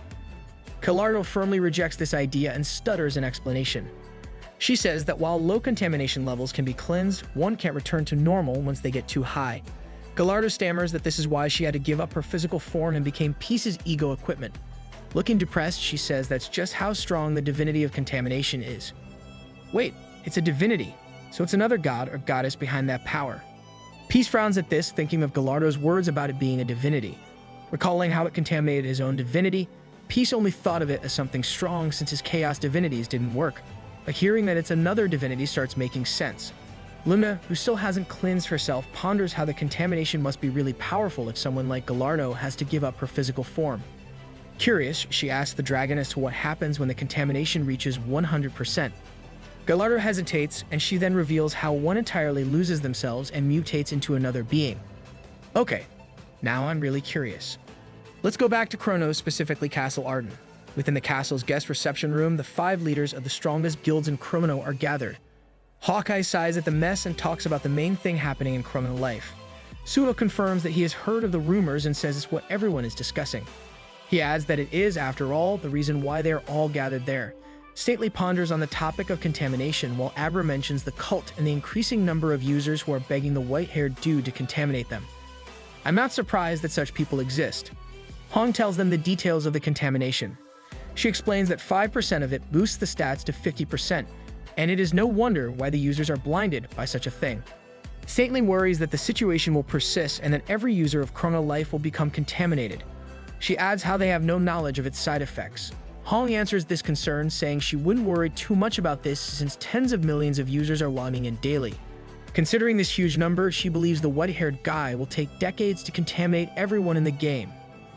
I wouldn't be shocked if the white-haired guy's name was Dr. Fauci. Someone suddenly speaks up, incredulous at the direction of the meeting. A man steps in, commenting on how they're just enjoying tea despite the chaos happening within the game. A man carrying a sword mentions the rumors about the top 5 guild alliance being lazy and carefree. A young white-haired guy with blue eyes appears before the guild leaders. Everyone is surprised by the sudden intrusion into their meeting. Hawkeye asks who let the other in while Hong ponders who the newcomer is, considering that she has never seen him before. Wait, someone that the leader of the Information Guild doesn't know. Hong tells him to answer the question and asks what the newcomer wants. The white-haired young man repeats the question of his identity and claims that he's no one important. Suddenly, his white hair turns dark as black liquid engulfs it. He releases purple energy and a marking becomes apparent on his left cheek. The young man then says that he's an ordinary high schooler who plays Chrono Life. Seeing the sudden change makes every guild leader spring up in surprise, realizing that the newcomer is actually contaminated. Huh? Getting contaminated can physically do that? Getting into a stance, the young man says they should fight so that he can see the skills of the top 5 guild's old geezers. He claims that they are the perfect adversary for him to test that contamination. Without hesitating, the young man dashes to where the 5 are. In no time, a huge explosion occurs in Castle Arden. People have made it to the roof, and the 5 guild leaders are all saved from the explosion. Hawkeye finds it humorous that an ordinary user wants to face them. The unamused opponent, standing on another roof, suddenly leaps off. Seeing this, Hawkeye yells for him to stop. He also jumps and chases after the young, contaminated man. The remaining guild leaders follow suit until they reach an open space. Suo charges ahead while scolding the younger man. Declaring his intention, Suo swings his sword at the other. The young man easily defends against the attack with his sword, while Suo comments about it. The leader of the Cross-Line Guild continues to attack as he declares his level and mocks the kid. The rest of the guild leaders watch with saintly complaining about Suo being a bonehead for bragging when he gains nothing from revealing such info to his foe. The sword fight continues until Suo somehow pushes the other back with one of his attacks. The young man left some marks on the ground and comments on how the other is in the 600s, yet he still sucks. He then announces that he is only at around level 100 and he's still able to outdo the Cross-Line Guild leader. This announcement shocks Sudo and the others, thinking that this level is only just a step up from the beginner levels. A chanting can now be heard and the young man looks at its source. Surprised, he sees Abra, who is still chanting with bright light emitting from the magic circle below her. She continues with her eyes closed. When she opens her eyes, a blue magic circle flashes from it and she casts Earthquake. She thumps her staff to the ground and soon the ground around them shatters into pieces. The young man watches this happen. Hong is up on one of the floating boulders above the young man. He realizes how the Righteous Bandits guild leader made use of the boulders as stepping stones. Just then, Hong uses her ultimate skill, Moonlight Assault, against the young man to attack the area around her with blinding speed. She slashes at their foe by moving through the boulders. Unable to evade the attack, the young man coughs and soon falls to the ground. Hong sighs with relief. However, someone suddenly shouts for her to watch out. Hong looks back at this, but she's too late to react because the young man already slashes at her. He's not done and announces his next move. Hong hears this as the younger man aims for her. But before it hits her, an arrow stops it in time. The young man sees the arrow up in the air. Hawkeye aims again at him, warning the little punk to stop and that it's already a timeout for him and his sword. Your age is showing, Hawkeye. Please don't talk like a mom with such a cool pose. The young man mentions how the leader of the Justice Guild managed to strike his sword while he was swinging it, commending the other for his aim. However, he's slightly disappointed that the other didn't aim somewhere more lethal. Realizing this himself, Hawkeye makes a goofus face as he claims that he always wanted to do something like that. Stankley and Abra look at him weirdly while some viewers comment on their incredulity. Seriously, he's streaming even now? The young man announces it's time for them to end it now and puts his sword back in its scabbard. Yeah, it's how taking them all on his own seems to be still too much for him. His sudden announcement and movement catch Hawkeye off guard. The young man claims that his contamination is at 20% contamination only while deactivating his contaminated form. The others are surprised by this revelation. Hawkeye can't believe that it only took 20% contamination for a level 100 to take them all on his own. Considering it's a 50% boost for 5% contamination, then it might be at a 200% boost or more for this kid. The young man then turns, saying that it's almost time. Hong looks at him, still surprised. Suddenly, Castle Arden explodes, surprising all of the guild leaders. Numerous steps can be heard, and Saintly is astonished at the unexpected appearance of other users. The redhead from before congratulates the young man for a good job despite being their weakest link. As the castle burns in the background, the contaminated users, now called the Contamination Gang, have all their eyes on the guild leaders. The other users' contamination levels are already around 38% to 68%, and the redhead leading them is already 83% contaminated. Hawkeye and the others are flabbergasted by this scene. Their gang is really wasting no time in becoming more contaminated. Castle Arden is known for having the most outstanding defense in Chrono. Despite what happened with the Anthropomorphs, the castle has never been intruded upon. With what happened today, its reputation crashed because of the Contamination Gang. That fire-filled night is filled with the Contamination Gang's laughter. Seeing the lifeless bodies of the guild leaders, the contaminated users mock the fallen and plan what they should do next. Someone comments on how it's no fun to destroy main castles. The young man from before says they should just go for the excellent stuff and aim for the final boss. The others ponder this while the young man says he's talking about the guy who turned Chrono Life into his personal single-player RPG and the biggest villain of all. With a smile, he announces that they should aim for peace. Honestly, this guy screams sus, but his suggestion makes sense. As Castle Arden continues to burn, the users are momentarily speechless by the young man's suggestion. They all look at him, wondering if he is referring to the same guy who dominated the first season. One asks if the young man is serious about this. The redhead suddenly shouts and hits the young man right in the head, asking if he has a death wish. Furious, she shouts that they may be stronger, but there's no way that they can take care of peace when he can literally destroy planets if he desires it. The young man is now on the ground with a huge bump on his head while the others look at this. He remains on the ground for a bit before raising his head with a smile. He then apologizes to everyone, saying that the buffs really just got him excited and delulu. The young man happily claims that there's no way plebs like them can defeat such a being since they're nobodies compared to peace. Bro, if this is Among Us, you're definitely the imposter. The redhead is irked, while the others feel uneasy by the whole thing. The young man with white hair keeps on yapping about them being boring, ordinary users who must know their place. Ending the taunt, he stands up and spins as he asks if their next plan is to destroy the 3 castles. He needs everyone to get going and steps away. Everyone is quiet, but the redhead finally speaks up, admitting her annoyance. She mentions how Peace is another user just like them. Still, he gets to defeat all of the monsters on his own and even finishes the quests first. The redhead mentions how the game seems like a single-player RPG for the guy. She questions why they have to be the victims while the guy gets to enjoy the content all on his own. The redhead claims that she let this happen back in the first season. Considering it's the second season, he's still doing it. The redhead finally becomes honest about how it irks her. Well, no one can really stop MC if he wants to wreak havoc. The young man looks back at her with a sly smile. He then smiles widely at this, asking what they can really do about it. The young man reminds them that Peace can do such a thing because he's so strong compared to weaklings like them. He then mentions how, in that game, only the strong survives. The redhead grins back and agrees that only the strong survive, which is why they must first become stronger and get ahead of the weak. Decided, she faces the others and announces their new goal. Everyone else is surprised by the sudden announcement.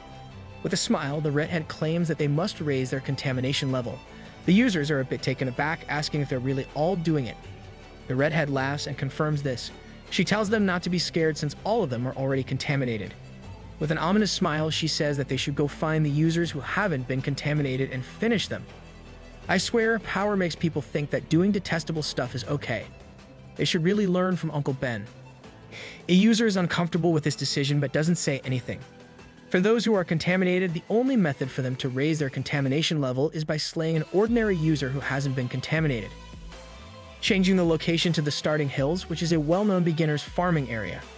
A crazy user shouts out loud with glee and tongue out as she charges ahead. The redhead surprises a noob and the slime he's facing. She suddenly bonks the user with her toy hammer, insta-slaying him with that one move. That's really cruel, though I still can't believe a toy hammer can do such a thing. The slime pales as he sees it happen before him. The redhead suddenly talks to the slime. With a scary look, she asks what it is looking at and tells the monster to get out of there. The slime tears up in fear and bounces off, while the redhead laughs. A notification appears announcing her increased contamination level to 97.3%. She calls back to the others and announces that she's almost at 100%. The other contaminated users congratulate her, commenting on how fast it's getting up. On the ground before them are the lifeless characters of new users. One of the contamination gang members mentions how the increased contamination rate seems to be different for everyone and how Toy Hammer Warrior is the fastest among them. The redhead agreeably chuckles at this. That's not something you should be proud of. The other then mentions how the buff percentage seems to be different for everyone as well. The user says that even if he and another have the same contamination rate, the buff on their stats is entirely different. Looking at their stats, the Thief and Magic Swordsman characters are both 70% contaminated. However, the Thief's buff is only at 1380%, while the Magic Swordsman's is at 1400%. The redhead checks and realizes that it is true. She then wonders why this is the case and hypothesizes that it might have something to do with the class or personality. The Thief says that he's not sure. The white-haired young man from before is with them and looks at their exchange. It's currently 25% contaminated with an unknown percentage of buff stats. He continues to look at them without saying anything. For an instigator, he's really taking his time reaching total contamination. The redhead calls out to him, referring to him as Scout. She then asks him how much his contamination rate has increased. The young man doesn't say anything at first, but then he chuckles. He announces that he only increased it by 5% and refers to himself as the weakest among them. The redhead sighs at this, asking if he isn't embarrassed. She scolds him, saying that he should be training harder. Sudden steps can be heard, and the white-haired ladies from the cult appear. Seeing them, the redhead smiles appreciatively and comments about them. They are lifting other lifeless users who have signs of contamination. The black liquid appears below their feet, and soon, the group of ladies with the lifeless characters disappear to the ground. Such hardworking ladies they are. They're still at it. The members of the contamination gang watch this happen, commenting on how they simply took those without any word. One of them asks why those ladies are taking those away, wondering what they're going to do with those that they just took. Another mentions how the lifeless characters would disappear after a set time, and he asks the same question. The redhead calls everyone's attention, saying that they shouldn't waste time wondering about such things and should instead go to the next beginner area. With a bright smile, she mentions how the characters they slay become contaminated as well. The redhead says doing the same thing to those already contaminated won't raise their contamination. She incites everyone to hurry because once everyone gets contaminated, they won't be able to raise their contamination rates anymore. With that kind of setting, this is literally a zombie arc. Because of the contamination gang, the contamination spread fast. They aimed for noob users instead of monsters, increasing the population of contaminated users. The victims revived and in turn did the same to raise their own contamination rates. The vicious cycle repeated, creating a hierarchy even among them. The previous prediction of the top 5 guild regarding the matter is entirely wrong. Despite the massive number of users in the game, the number of contaminated users shot up. Right then, 30% of the users are already contaminated, as if spreading a plague within the game. Over time, the Chrono continent is slowly becoming contaminated. In a different area within the game, a system notification appears announcing a user's increase in contamination rate. Purple energy emits from the redhead whose eyeballs have turned black. Her current contamination rate is at 100%. And all of her stats are now buffed with 2000%. Other contaminated users, like the Thief and Magic Swordsman from before, have also reached the 100% of contamination and have similar boosted stats like the redhead. The white-haired young man exclaims and congratulates them for reaching the 100% contamination. He comments on how their eyes have turned black upon reaching that contamination level. Other contaminated users look at their boosted stats and all. One of them even mentions how they can easily hunt in Urus nests because of this. A young user looks at the others, asking if they're now as strong as Peace. Another replies that they can't even compare. Aha, it's free to dream. The young user harumphs at this and walks a bit of a distance while asking if Peace is some sort of a game manager. Full of confidence, he announces that Peace is just another user like them. The young user then swings his sword up while shouting "swing up." The others who are watching him are surprised by his actions. However, nothing really happens. A bit embarrassed, the young user laughs with the others, claiming that he always wanted to try attacking that way, similar to how Peace does it. The others agree to this when a huge flash of purple light appears from where the young user is. The blast of energy creates a hole in the clouds, with him and the other users dazed by what just happened. The other two are so surprised at how that simple attack indeed worked. The young user is still shocked, speechless, and filled with confusion when a notification appears about him obtaining a new skill. He managed to unlock a new skill called Contaminated Swing Up. The game already recognizes MC's attacks as proper skills. The young user mutters about the attack as he reads the details, realizing that it is actually Contaminated Swing Up. His expression of surprise finally turns into amused amazement. With this newfound power, the young user laughs out loud with pure joy. Seeing this happen before them, the other users decide to try using Swing Up as well. The three of them do this simultaneously and exclaim in happiness. The redhead sees them enjoying themselves and comments on the good mood going on. She finally stops emitting purple energy and asks the white-haired young man about his contamination rate. The young man scratches his head and chuckles as he admits that he just got to 40%. The redhead sighs with disappointment and tells the other to work harder since he's the only one among them who still hasn't reached 100%. She should really be suspicious of him by now. Standing in the middle of the ruined village, the redhead shouts out her desire to be heard by everyone on behalf of ordinary users. Other users notice her and wonder what exactly she's doing. Though still a bit hesitant, she continues to call for others' attention while recalling what happened earlier. Short flashback, though honestly, the manhwa could have just done it chronologically instead of using flashbacks all the time. Anyway, the redhead questions the suggestion of heading to the town square and conducting a speech. The young man confirms this, mentioning how even the redhead is fully aware that their powers aren't enough to deal with the final booze piece. With a smile, he suggests that the redhead should make a moving speech so that they can recruit more comrades for their cause. The redhead is still hesitant about this, mentioning how she sucks at such things. The young man still smiles, urging her not to worry since he'll write the speech for her. Really? You might as well do the speech yourself. Anyway, back to the present. The redhead is giving a speech about ordinary users who have been stripped of their rights to enjoy the game and asks who among them has cleared a main quest on their own. This got the other users murmuring among themselves, realizing that none of them actually had done such a thing on their own. Hearing their conclusion, the redhead shouts out to them to point out the unfairness. Fueled by the flow of the users' conversation, She announces that the apparent reason for this unfairness is the user who selfishly dominated the game's content. The redhead says that everyone knows of this user, whom they called the Brave Warrior. With great conviction, she says that it's none other than Peace. Right. They're forgetting that the game would have long ended if MC didn't take care of the god of destruction. The redhead claims that the reason they've been dying since the second season started is because of Peace. She says that this is because the game's difficulty has been set to keep up with Peace and no one else. The redhead curses at him and asks if he is the only user of Chrono Life. Having shouted her frustrations, she's no longer feeling hesitant. She shouts her frustration at how Peace has the best weapons and even gets to do all of the quests. The redhead announces how none of them ever got their hands on anything good the whole time.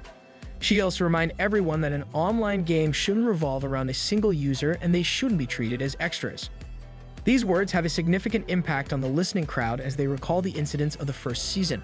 A user murmurs about the redhead being right, claiming that it is because of Peace that they end up dying. Hey, pause there. You can't just point fingers at our MC for your incompetence. A drawing of Peace is suddenly lifted up for everyone to see.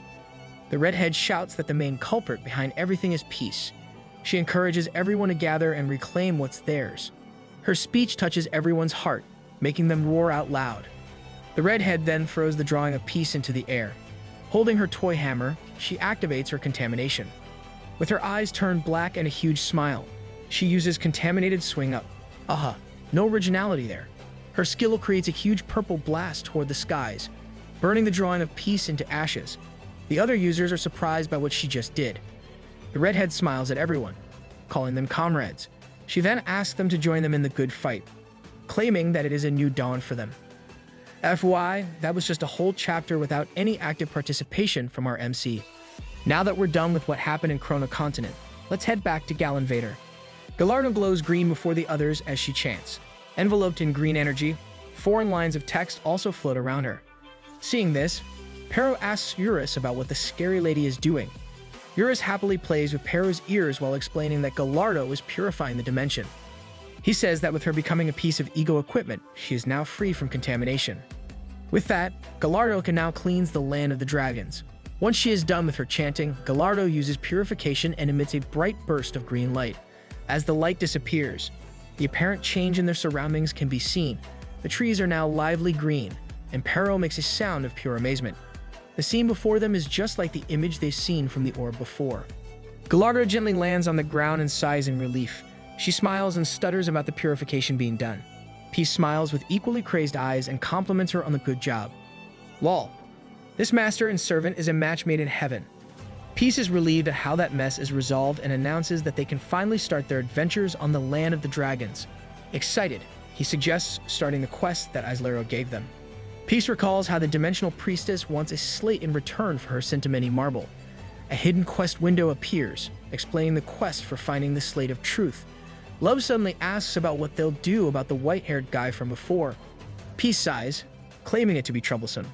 He announces that he has no intention of looking for that jerk. Luna then points out how Noob has a skill that lets him locate a target he wants, reminding him of the existence of the Ember of all creation. Peace is confused by this and asks when he has ever had such a skill. Luna pales, realizing that Noob has wholly forgotten. I swear, MC needs a memory boost. In case you're like our MC, this is the skill he got from the god of destruction. Before they can further discuss the skill, a slight repeating sound from above catches their attention. A small yellow bird carrying something continues to flap its wings while peeping. This is actually a bird from the Yellow Bird mail service that allows the exchange of messages within the game. The yellow bird settles itself on top of Peace's head after dropping the hairpin it's carrying to his hand. Though surprised, Peace recognizes it to be Islero's hairpin. Gallardo stutters about how Islero seemed to have sent that yellow bird. She mentions how yellow birds normally can't cross dimensions, but it somehow managed to do this because of Islero's hairpin. The yellow bird aggressively peeps as it flaps its wings. Peace looks up at the bird, confused as to what it's doing, and calls it Dula Peep. Really? You're naming the bird that? The hairpin in his hand suddenly flashes bright, and a shadowed image appears before them. The shadowed image finally clears up, and they see Islero before them. Love expresses her surprise upon seeing the Dimensional Priestess.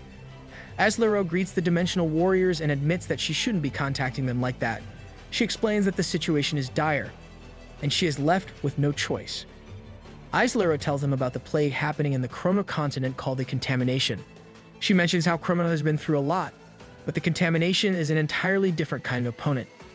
Islero asks them to return to the continent to deal with the Contamination. She explains that she sent her hairpin as their guide so that they could swiftly return. The guy that Islero mentioned is still atop Peace's head. Peace looks up at it, wondering if it is really their guide. Rah, you even named it. Now, you're questioning its role? A sudden emergency quest window appears, announcing the quest details that Islero just gave them. Peace looks back at Islero, thinking that she might be overreacting. He asks if he really must return just to deal with that white-haired jerk. MC? Wouldn't it be game over if Chrono gets destroyed? Islero merely states that she attached a video for their reference and that she can't answer any questions. Peace zips his mouth, understanding that this is only a recorded message. Islero reminds them that time is of the essence and tells them to quickly return to Chrono and protect its people. With that, the message ends, and Islero disappears before them. This scene surprises Pero. Peace scratches his head and groans in frustration. He asks if he is Chrono Life's security guard or something.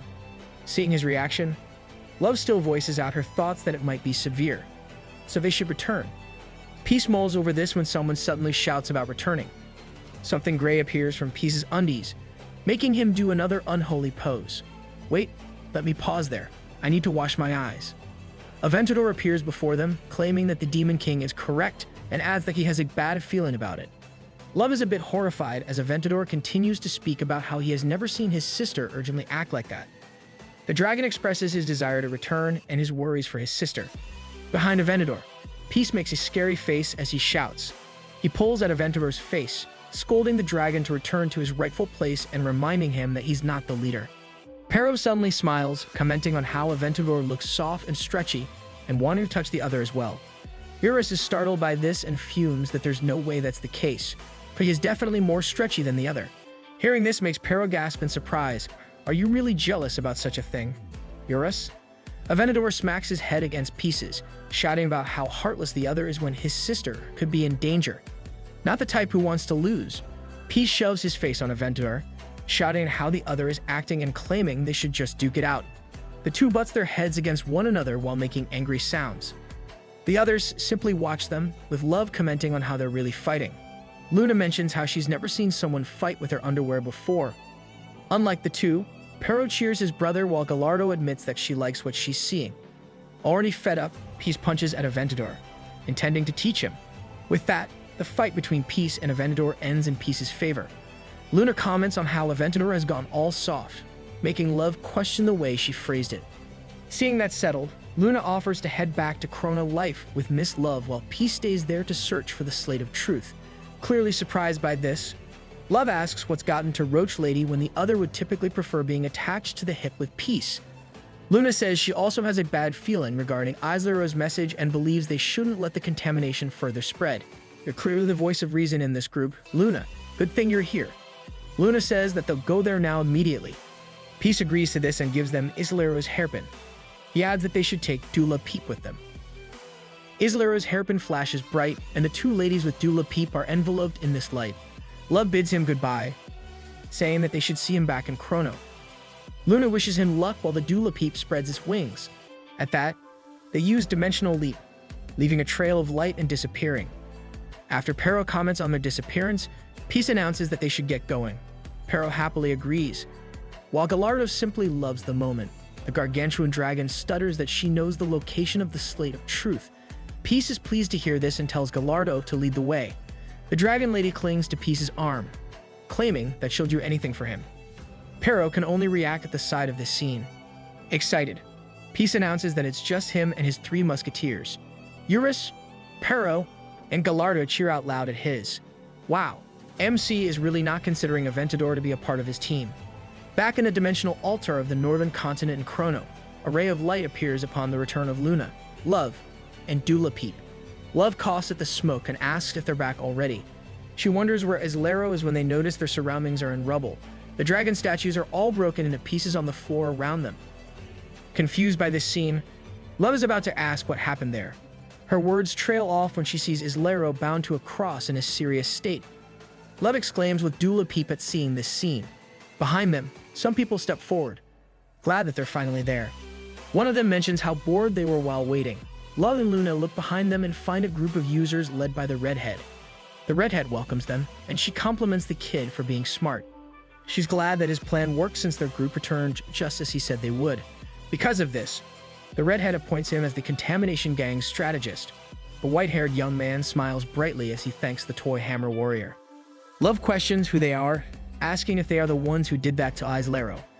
The redhead smugly smiles as she recognizes Saw Ranghan.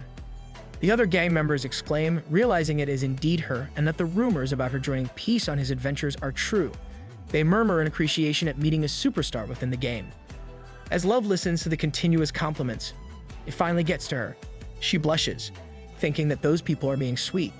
Luna makes a face, commenting on how it doesn't take a lot to butter her up. Don't get swayed by their honeyed words, Love. A peeping sound suddenly catches their attention, and they look back to find Dula Peep circling around Aislero. The yellow bird continues to peep, and seeing Ailero's state, Luna frowns. Returning to the topic, she asks the other users if this was their doing. She questions their reason for doing something horrible. Luna tells them that Aislero is an NPC who guides users. The redhead sighs, claiming that they're only following the plan that their friend hatched. She recalls that the best plan is to irritate your enemy. Another user suddenly calls Toy Hammer Warrior's attention, claiming that they have a problem. The redhead looks at him, asking what the problem is. The other user then points out that Peace isn't with the other two. The redhead is confused at first, but then she realizes that the other is right. Luna frowns at this, realizing that they're indeed after Noob. The redhead does a homer on the white-haired young man as she scolds him. Jeopardy sure loves this. He's using it quite a lot. Should we count? The young man defends himself, claiming that Peace's friends are at least there, so they should just go ahead with Plan B. The redhead looks at him skeptically, asking what Plan B is. The young man grins at this, and with an ominous look, he announces that they can do precisely what they did with Aislero. Love and Luna hear their plan, clearly uneasy at what is about to happen next. The young man reminds her that the best strategy is to irritate your enemy. He then paints a picture of what it'll be like if Peace sees his allies all beaten and urges the redhead to imagine it. The thought makes the redhead grin like the young man, and she exclaims at this splendid idea. There's a flaw to that plan. You know, Love is the Demon King, after all. Suddenly, the redhead charges toward Love with a huge grin, and the contamination activates. She swings her toy hammer, announcing her skill. Contaminated swing down. She releases a huge burst of purple energy towards the two. Love can only watch as she thinks of what the redhead just called her attack. The attack creates a tremendous explosion, further destroying the building they're in. Several explosions continue as the redhead continues to charge at them, claiming that it sucks for them to be in this situation because of Peace. Still, she believes that they only deserve this since they kept hanging around Peace, announcing that they're guilty by association. Love proceeds to evade while the redhead still charges at her. The Toy Hammer Warrior claims that one must sacrifice good apples to finally get through the bad apples. The redhead doesn't stop her movements, even warning Love that the next one will hurt. Before Luna, the other members of the Contamination Gang commend Toy Hammer Warrior for voicing their own thoughts, saying that she is fearless. In my opinion, you're all sheep getting herded by the white-haired young man.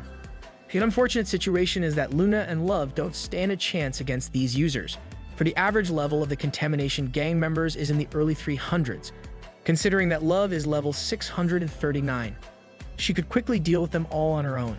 However, the Contamination buff that enhanced their stat by 2,000% offsets that level gap. With this even playing field, Luna and Love are undoubtedly outnumbered. A contaminated user smirks, asking Luna if she isn't going to get ready to fight. He makes fun of Luna, asking if she got scared upon seeing their strength. Luna sighs at this and calmly says that she's having a moment to herself. She explains how she was thinking why they would go to such trouble for something like this. The contaminated user wonders why Luna is asking and says that Toy Hammer just mentioned it. He's about to say more, but Luna suddenly cuts him off. Luna says that they all look like a bunch of noob losers who are living aimless lives. She does this with a bright smile, explaining that this is her conclusion. The user glares at Luna, asking her to repeat what she just said, and curses at her. Luna curses back at him with a smile. She questions his right to talk that way to her and further curses at him. Luna's cursing goes on, making blood gush out from the man's ears. That'll teach them not to mess with you. Fed up, Luna sighs at the trash talk, claiming that she's wasting her breath. The user is stunned at this, especially when it was she who said all that stuff. Luna suddenly activates his skill and starts glowing brightly. Wait, is this what I think it is? Luna announces the goddess descended and soon her hair changes color. Her clothes flash brightly as it changes into a white dress. Wings flap in the air, coming from Luna's back. With that, Luna is in her hidden class form, the goddess of life. Really? How did she manage to get back her goddess form? Did she grind it in the beta test to unlock it again? The contaminated users are all shocked by this scene before them. Luna tells them that she was planning to let them off the hook after all their yapping, but they clearly crossed the line after slandering Peace's name. She says that in the name of the divinity of life, she announces her intention to slay them all. Before we move forward with the story, we're getting another flashback. It was a typical day in one of the towns, and people were walking along, minding their own business. Some were chatting while others were enjoying their drinks. In that same space, a person munches on a big piece of meat and exclaims how much he loves the Adventurers Guild. Peace shouts at how lively that place always is despite it being only filled with NPCs. This happened a month ago after the closed beta test started, specifically on their 60th day. Peace comments on how it's already been 2 months and that there's only a month left for the closed beta test. He shares with Luna his excitement for the second season of Chrono Life. Unlike Peace, Luna frowns and clenches her fists to muster her courage. Luna calls out to him and softly tells him that there's something that she wants to tell him. Looking down, she says that once Season 2 starts, they should stop seeing each other. Peace stares at her in confusion and asks if Luna thinks they're dating or something. His reaction makes Luna shout to correct him. MC, please stop. She fixes her phrasing, saying that they should go their separate ways in Chrono Life. Peace continues eating, asking what she's talking about. He reminds her of their agreement to create a 4-person party with Love and Pero. Luna admits that it'll be quite an adventure and even thought about it. However, she believes that she'll only become a nuisance to the party. Frowning, she says it would be different if she's still the goddess of life. But right now, she's just an ordinary mage. Peace laughs at this, saying that she should become the goddess of life again since she already knows the requirements for it. Luna adamantly rejects this. She recalls all of the bad things that she had done to achieve that hidden class. Luna tears up, shouting that she doesn't want to do those horrible things again. The NPCs continue to mind their own business while Peace looks at the forlorn form of Luna before him. Suddenly, the normal-looking NPCs stop what they're doing and stare at the Peace and Luna. Okay, that's really creepy. Peace looks around them, wondering what exactly is happening with the NPCs. An NPC suddenly smiles and speaks up, commenting on Luna's predicament. Everyone suddenly talks at the same time, claiming that they'll assist her. Peace is stunned at this since they are all speaking in the same woman's voice. Luna is equally shocked, but she still doesn't dismiss the feeling of that familiar voice. The NPCs around them suddenly buzz with static and soon change their forms into Mother. That's quite a lot of mothers. Peace exclaims in shock, recognizing Chrono Life's main computer, Mother. Luna comments on her unexpected appearance and asks if Mother is eavesdropping on them. Mother smiles, claiming that she's always listening since she is Chrono Life. The numerous mothers speak simultaneously, saying that she intended to just listen. Like hearing Luna's woes makes her want to help the other. Mother then asks Luna if she wants to become the goddess of life once more. Without much preamble, a light suddenly flashes brightly from Luna, surprising both her and Peace. A system notification appears, announcing that Luna's advancement is complete and that she is now the goddess of life. Huh, is that easy? Luna looks down at her changed form in surprised confusion. Mother then congratulates her, claiming that her troubles are now gone. Peace frowns at Mother, asking her to speak through one person only since it's confusing him. Luna asks if she really is the goddess of life again, even without doing the quest. Mother claims it's perfect and that she can continue traveling with Peace. Luna's voice trembles as she comments on how Mother easily did that. Luna's reaction surprises Mother. Luna speaks of how Mother used her ability to let her advance to goddess of life that easily. She can't help but question why Mother made her go through such a terrible quest when turning into one is so simple for Mother. Mother smiles in thought and shares that the quest to become the goddess of life is meant to make her understand the weight of life. However, Mother quickly says she's just kidding, claiming that it just sounded fun. I guess we now all know why the god of destruction was the way he was. This response angers Luna, and an explosion suddenly explodes from within the Adventurers Guild. As the smoke dissipates, Luna aggressively stands while Peace is still in his seat with a piece of meat in one hand.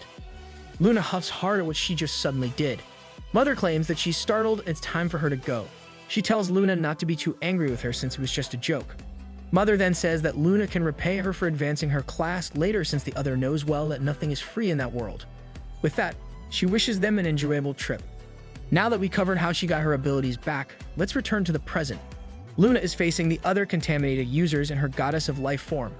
They are so surprised to see the Goddess of Life, and they immediately fall in love with her looks. Love looks back at this, surprised that Roach Lady is again the Goddess of Life. With Love's attention elsewhere, the redhead charges and jumps right at Love. Love pleads for time out from her enemy and asks Roach Lady about how she got her character reset. The redhead conveniently stops, and Love continues to question how Roach Lady is once again the Goddess of Life. Luna looks at Love, saying that she's been able to do it since the start of the second season. She explains that she only refused to turn because she didn't want to give Mother that kind of satisfaction. Love is confused by Luna's admission of since the start and the mention of Mother. Seeing her confusion, Luna says that she'll explain everything to her later since they have more important things to do, like getting rid of trash. Yep, use the incinerator instead of recycling. The contaminated users are taunted by Luna's referrals of them as trash. Luna looks shocked, saying that she might have been too harsh. With a smile, she claims that she wouldn't go that far. Luna says that they are just a couple of nudes with skill issues and require touching grass. Aggravated by the Goddess of Life's words, the contaminated users charge toward her. Seeing this, Love thinks how the wench can really run her mouth. She can't really blame the other users for getting annoyed, considering that Roach Lady just dissed them about skill issues, touching grass, and bluntly telling them they suck. She lifts her left hand and says boom. In that same instant, some of the contaminated users all perish without being able to retaliate. The other remaining contaminated users are all astonished by what just happened. Their allies are gone up into smoke, with no remains left behind. There she goes, making things boom again. Seeing them hesitate, Luna urges them to move and stop watching.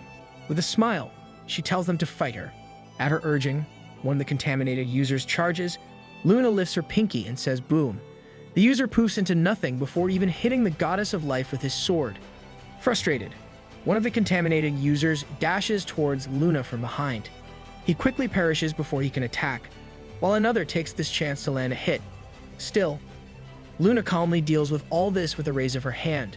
With a face full of unbridled glee, the Gods of Life makes easy work of the contaminated users attempting to attack her. The redhead and Love are shocked by Luna's prowess. The redhead is confused as to what is happening. She questions the existence of an OP class like the Goddess of Life. She can't believe that someone can be so strong despite not being contaminated and questions the fairness. MC's existence is unfair. Now, the Goddess of Life's existence is also unfair. You should really touch grass. Seeing their dire state, the redhead shouts at the others, asking if they'll keep on going in one by one. She yells for them to go at the enemy all at once. The contaminated users listen to her and charge toward Luna all at the same time. They surround the Goddess of Life in that instant. With a calm smile, Luna raises her open hand up in the air. She clenches it close and says boom with a smile. With that, all of the contaminated users around her vanish into nothing. Luna looks at the redhead's way. The toy hammer warrior sweats as her voice shakes. She questions the reality of how all of her companions are gone. The redhead curses in her head, wondering who the woman is. Luna gently smiles at her, urging the foe to fight her. The taunt makes the redhead flinch. Luna then reminds the other of her previous words about beating them up like they did with Islero. She then suddenly exclaims in realization. Confusing the other user, Luna fondly smiles as she announces that the other is too chicken, calling her a little scrub. It's only fair to your companions that you also got a tongue lashing from Luna. Agitated by the name calling, the redhead calls Luna a wench and releases purple energy. Love quickly backs away in surprise. The redhead unleashes her all in her attack.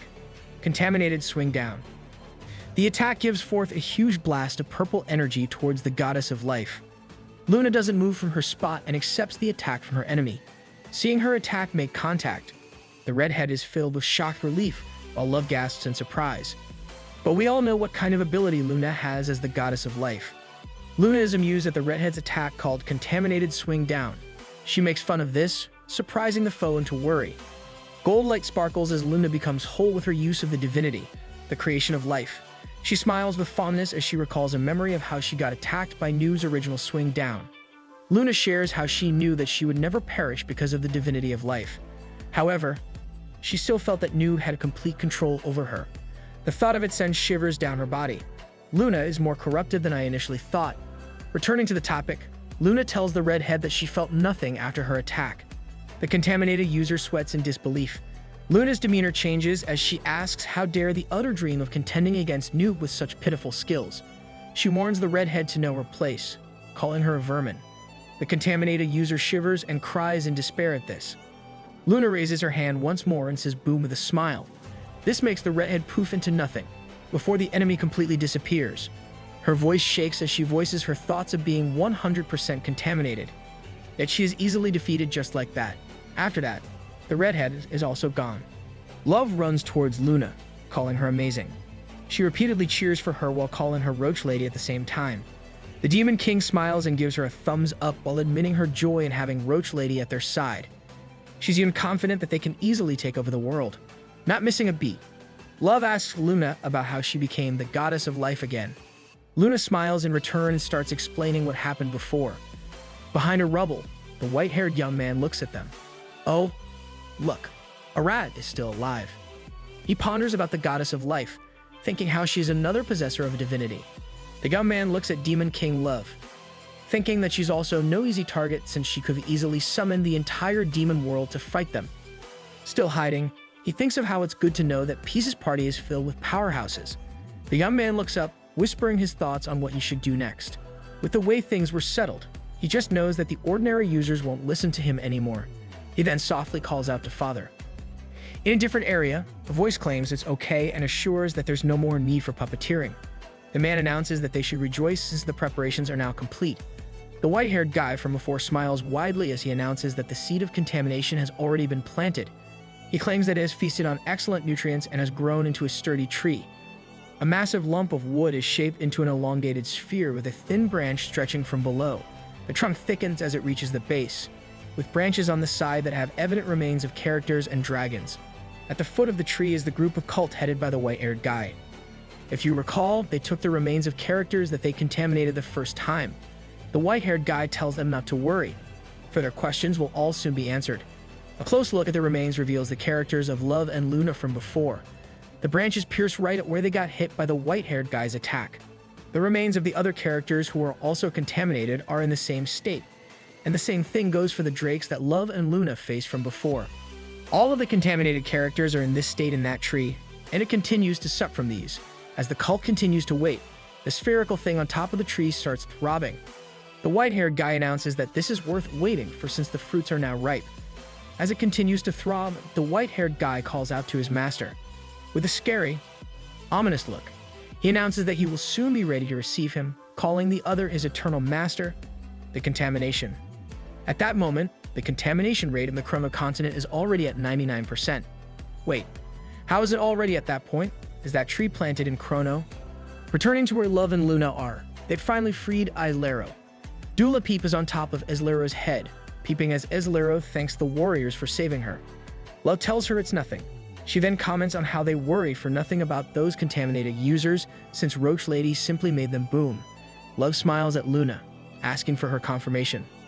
Unlike Love's bubbly attitude, Luna is sweating. She starts huffing, and her sweat continues to pour out. Luna suddenly drops to the ground, her legs finally giving out. Love looks at her in surprise, asking what's happening. Recalling what happened before, Love is startled in realization and creates distance between her and Luna. She asks if Roach Lady got contaminated and tells her to get away from her. Irritated, Luna says she's not contaminated. In her tired state, she explains how the redhead's contaminated swing down ended up being more powerful than her expectations. She rests on the ground, saying that even with her new body from using the creation of life, she's still reeling from the damage. Frowning, Luna mentions that she didn't expect that contaminated users were that powerful. She even claims that fighting with them in the future might end with him losing. Despite Luna's serious demeanor, Love smiles as she claims that it's fine now since they took care of them. She announces that the two of them are literally on top. It's incredible how Love can still be positive despite hearing what Luna just said. Luna says it's too early for them to be sure about that. She reminds Love that they're not facing monsters. Instead, they're against users who can revive. Luna thinks that if these contaminated users go look for them after getting stronger, she won't be able to guarantee their victory. Love is stunned by Roach Lady's words and calls her. She then smiles, saying she doesn't know why she's so worried when Peace can easily take care of them. This logic confuses Luna at first, but then she changes into a shocked understanding. Love is right about this. MC really has a considerable influence on Love's logic. Luna somehow thinks that Love's logic works and comments on her positivity. Love smiles, claiming that she just believes in peace. Now, let's head to where the cult is. The spherical lump that they're nourishing continues to throb. The white-haired guy looks up at this. With a smile, he claims that they will soon behold their master's resurrection. He stares at the throbbing lump, thinking that fulfilling the final step requires extremely powerful life energy. Only one individual fits this requirement, and he announces that it's the god of chaos, Peace. He then smiles, saying that this means he must get stronger. The white-haired guy recalls how he was beaten up by Peace so easily and sweats at the memory. He ponders how the god of chaos is actually stronger than what the rumors hinted. His hand quivers, thinking that another fight with Peace is pointless since it's akin to heading to his own death. Good thing you know that. Not that you'll be able to survive against MC even if you get stronger. Suddenly, the white-haired guy is enveloped in purple energy, making him surprised. He's raised up into the air, making him eye level with the spherical wooden flesh. The colossal thing is before him and he stutters as he calls it master. Something gurgles from the side facing him, and a clawed hand squelches out. It reaches out toward the white-haired guy as if to grab him. The hand almost touches him, making his eyes bulge out in shock. A voice suddenly speaks to him, saying that it'll grant the man more power. The hand suddenly grabs the man, making liquid gush out at the sudden action. The ladies down below face up in surprise as the white-haired guy leading them gets squeezed. Huh, are they able to really see even with those blindfolds? Liquid drops to the ground and at the ladies as this happens. Bright purple light suddenly flashes from above the ladies. The light comes from the clenched, clawed fist. The light burns brighter, and it suddenly explodes. More liquid drops to the ground, and the ladies of the cult are all open-mouthed at what's happening. Above them, the clawed hand can't be seen anymore. Only the white-haired guy is in the air, and his short hair is now turned long. The priest of contamination has now evolved to level 9999. A system notification suddenly appears, congratulating him on reaching level 9999. The system informs him of his eligibility to take the challenge of the Path of the Ascended. It explains that once he clears this, he will be reborn as an ascended being. A system notification? Dude is an NPC, right? Or not? The white-haired guy grins and suddenly laughs out loud at this achievement. He laughs for some time, and after that he shoots up higher in the air as he continues to laugh. The man zooms past, higher than ever. He shoots out of the planet and reaches the place where different dimensions are shown. The priest of contamination laughs out loud at this newfound power as he heads to another dimension. His destination is the Galinvader, also known as the Land of the Dragons. He reaches the other dimension in that short time and quickly blasts in. The Land of the Dragons is now back to its vibrant, lively self. Peace is with the rest when the priest of contamination finds him. He is almost upon Peace when the other suddenly turns around to see him. Before he could even strike, Peace defends himself using his wooden stick. The collision creates a significant impact that sends great gusts of wind around them. Eurus, Pero, and Gallardo fly off at the sudden blast. The priest of contamination calls on his master, thanking him for his grace. He voices out his gratitude for leading him through the challenges. The white-haired guy does this while facing Peace. Aha, I still think you're being overconfident there. Suddenly, Peace is filled with utmost joy to find the opponent before him. He calls the other his white-haired buddy, claiming how he's been dying to see him. Peace hasn't thought that the other would go find him first. The priest of contamination continues to smile, announcing that he's stronger than last time. He proudly shares how his master's divinity of contamination enabled him to be reborn. Calling Peace the god of chaos, the white-haired guy swears that it is all for the sake of ending him. The contamination priest suddenly charges, creating a tremendous purple explosion as his attack meets the ground instead of Peace. The massive blast further reverberates on the land, sending energy throughout. Peace looks at the destruction from above as he assesses it. He smiles as he comments on how the other indeed got stronger. Peace recalls how the white-haired guy could only shoot lasers from his fingers before. Urus suddenly shouts out for Peace to watch out as he carries both Gallardo and Pero. Wait, pause. Gallardo is a dragon, right? She should fly on her own. Urus continues his warning, telling Peace how the other got powered up using the divinity of contamination. Considering the other's stats, Urus says that the enemy could be stronger than Peace. Gallardo excitedly stutters, claiming that it was her who told Urus about this. Just then, the contamination priest appears behind Peace. He proudly announces his current level and how it's much greater tenfold than Peace's as he smashes him. Filled with overwhelming confidence, the white-haired guy reveals that he's been buffed with the effects of 100% contamination, meaning his stats are all multiplied by 20. At his announcement, he quickly zooms to where Peace is, announcing his intention for Peace, the god of chaos, using his bare hand. The contamination priest slashes at Peace. He continuously shouts as he slashes. His labor soon bears fruit, for Peace gets cut in half. This reminds me of how Luna sliced MC in half before. Peace falls to the ground with a huge thud. The trio quickly heads to where Peace has fallen, and they call out for him in surprise. The white-haired guy smiles widely, saying there's no need for sadness. He claims that at the bestowment of death, he is now a part of the contamination. With a smug smile, he proudly prays to his master. On the ground, Peace's body is torn in half when something wriggles between the broken parts. The wriggling parts reach out for the others. Combining the broken body, Peace moans as his body regenerates in its usual horrific, disgusting way. Already used to this, Eurus is calm. However, the same thing can't be said for Pero and Gallardo, who are so shocked by what they see. Pero exclaims at how scary his brother looks while Gallardo expresses her apparent disgust. Eurus sighs, knowing where this whole thing is going. The priest of contamination is confused by this scene and asks if Peace is a zombie or something. At that moment, Peace continues to moan as his body recombines, while the other comments that he didn't know contamination could do something like that. Brah, that ain't caused by contamination. Horror mode Peace is still in the middle of regenerating as he explains that it's a skill called Healing Factor, so the others shouldn't compare him to a zombie. Soon, Peace's body finishes recombining. He smirks and admits that after seeing the ability of contamination, he wants it now for himself. Peace says that there's a possibility that he'll get contaminated. Either way, he doesn't really care since it's only a game. For him, it's enough that he can become 20 times stronger. The contamination priest smiles in agreement and claims that in the eyes of contamination, everyone is equal. He suddenly dashes forward, saying that Peace should just embrace contamination's blessing. The white-haired guy claims that their merciful master only wants the method of expiry to be from a contaminated attack. Dude, that's still asking too much. The priest of contamination reveals how a revived body of the contaminated gets a stigma on the wounded area, making them reborn into a proud faithful of contamination. With that, another massive purple explosion occurs. Ruris quickly grabs the other two as the surge of power blasts. The contamination priest continuously attacks Peace as he speaks of the invocation of contamination. He gets closer to Peace and stabs at him with his hand as he announces the blessing of contamination with that crazed look on his face. However, Peace suddenly grabs and clings to the priest of contamination despite the hand lodged in him. The white-haired guy is so surprised by the sudden action and asks what Peace is doing. Peace claims that he's a baby, and as a baby, he's now hungry. A tentacle suddenly shoots out of Peace's mouth. With a horrifying look, he demands to be fed.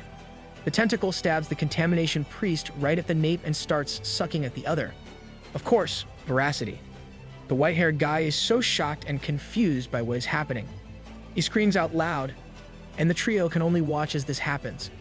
The priest of contamination adamantly rejects this and groans as Peace continues to suck his energy using his tentacle. Peace doesn't let go, and he says he really wants that contamination. However, the idea of perishing from the other's hands really irritates him.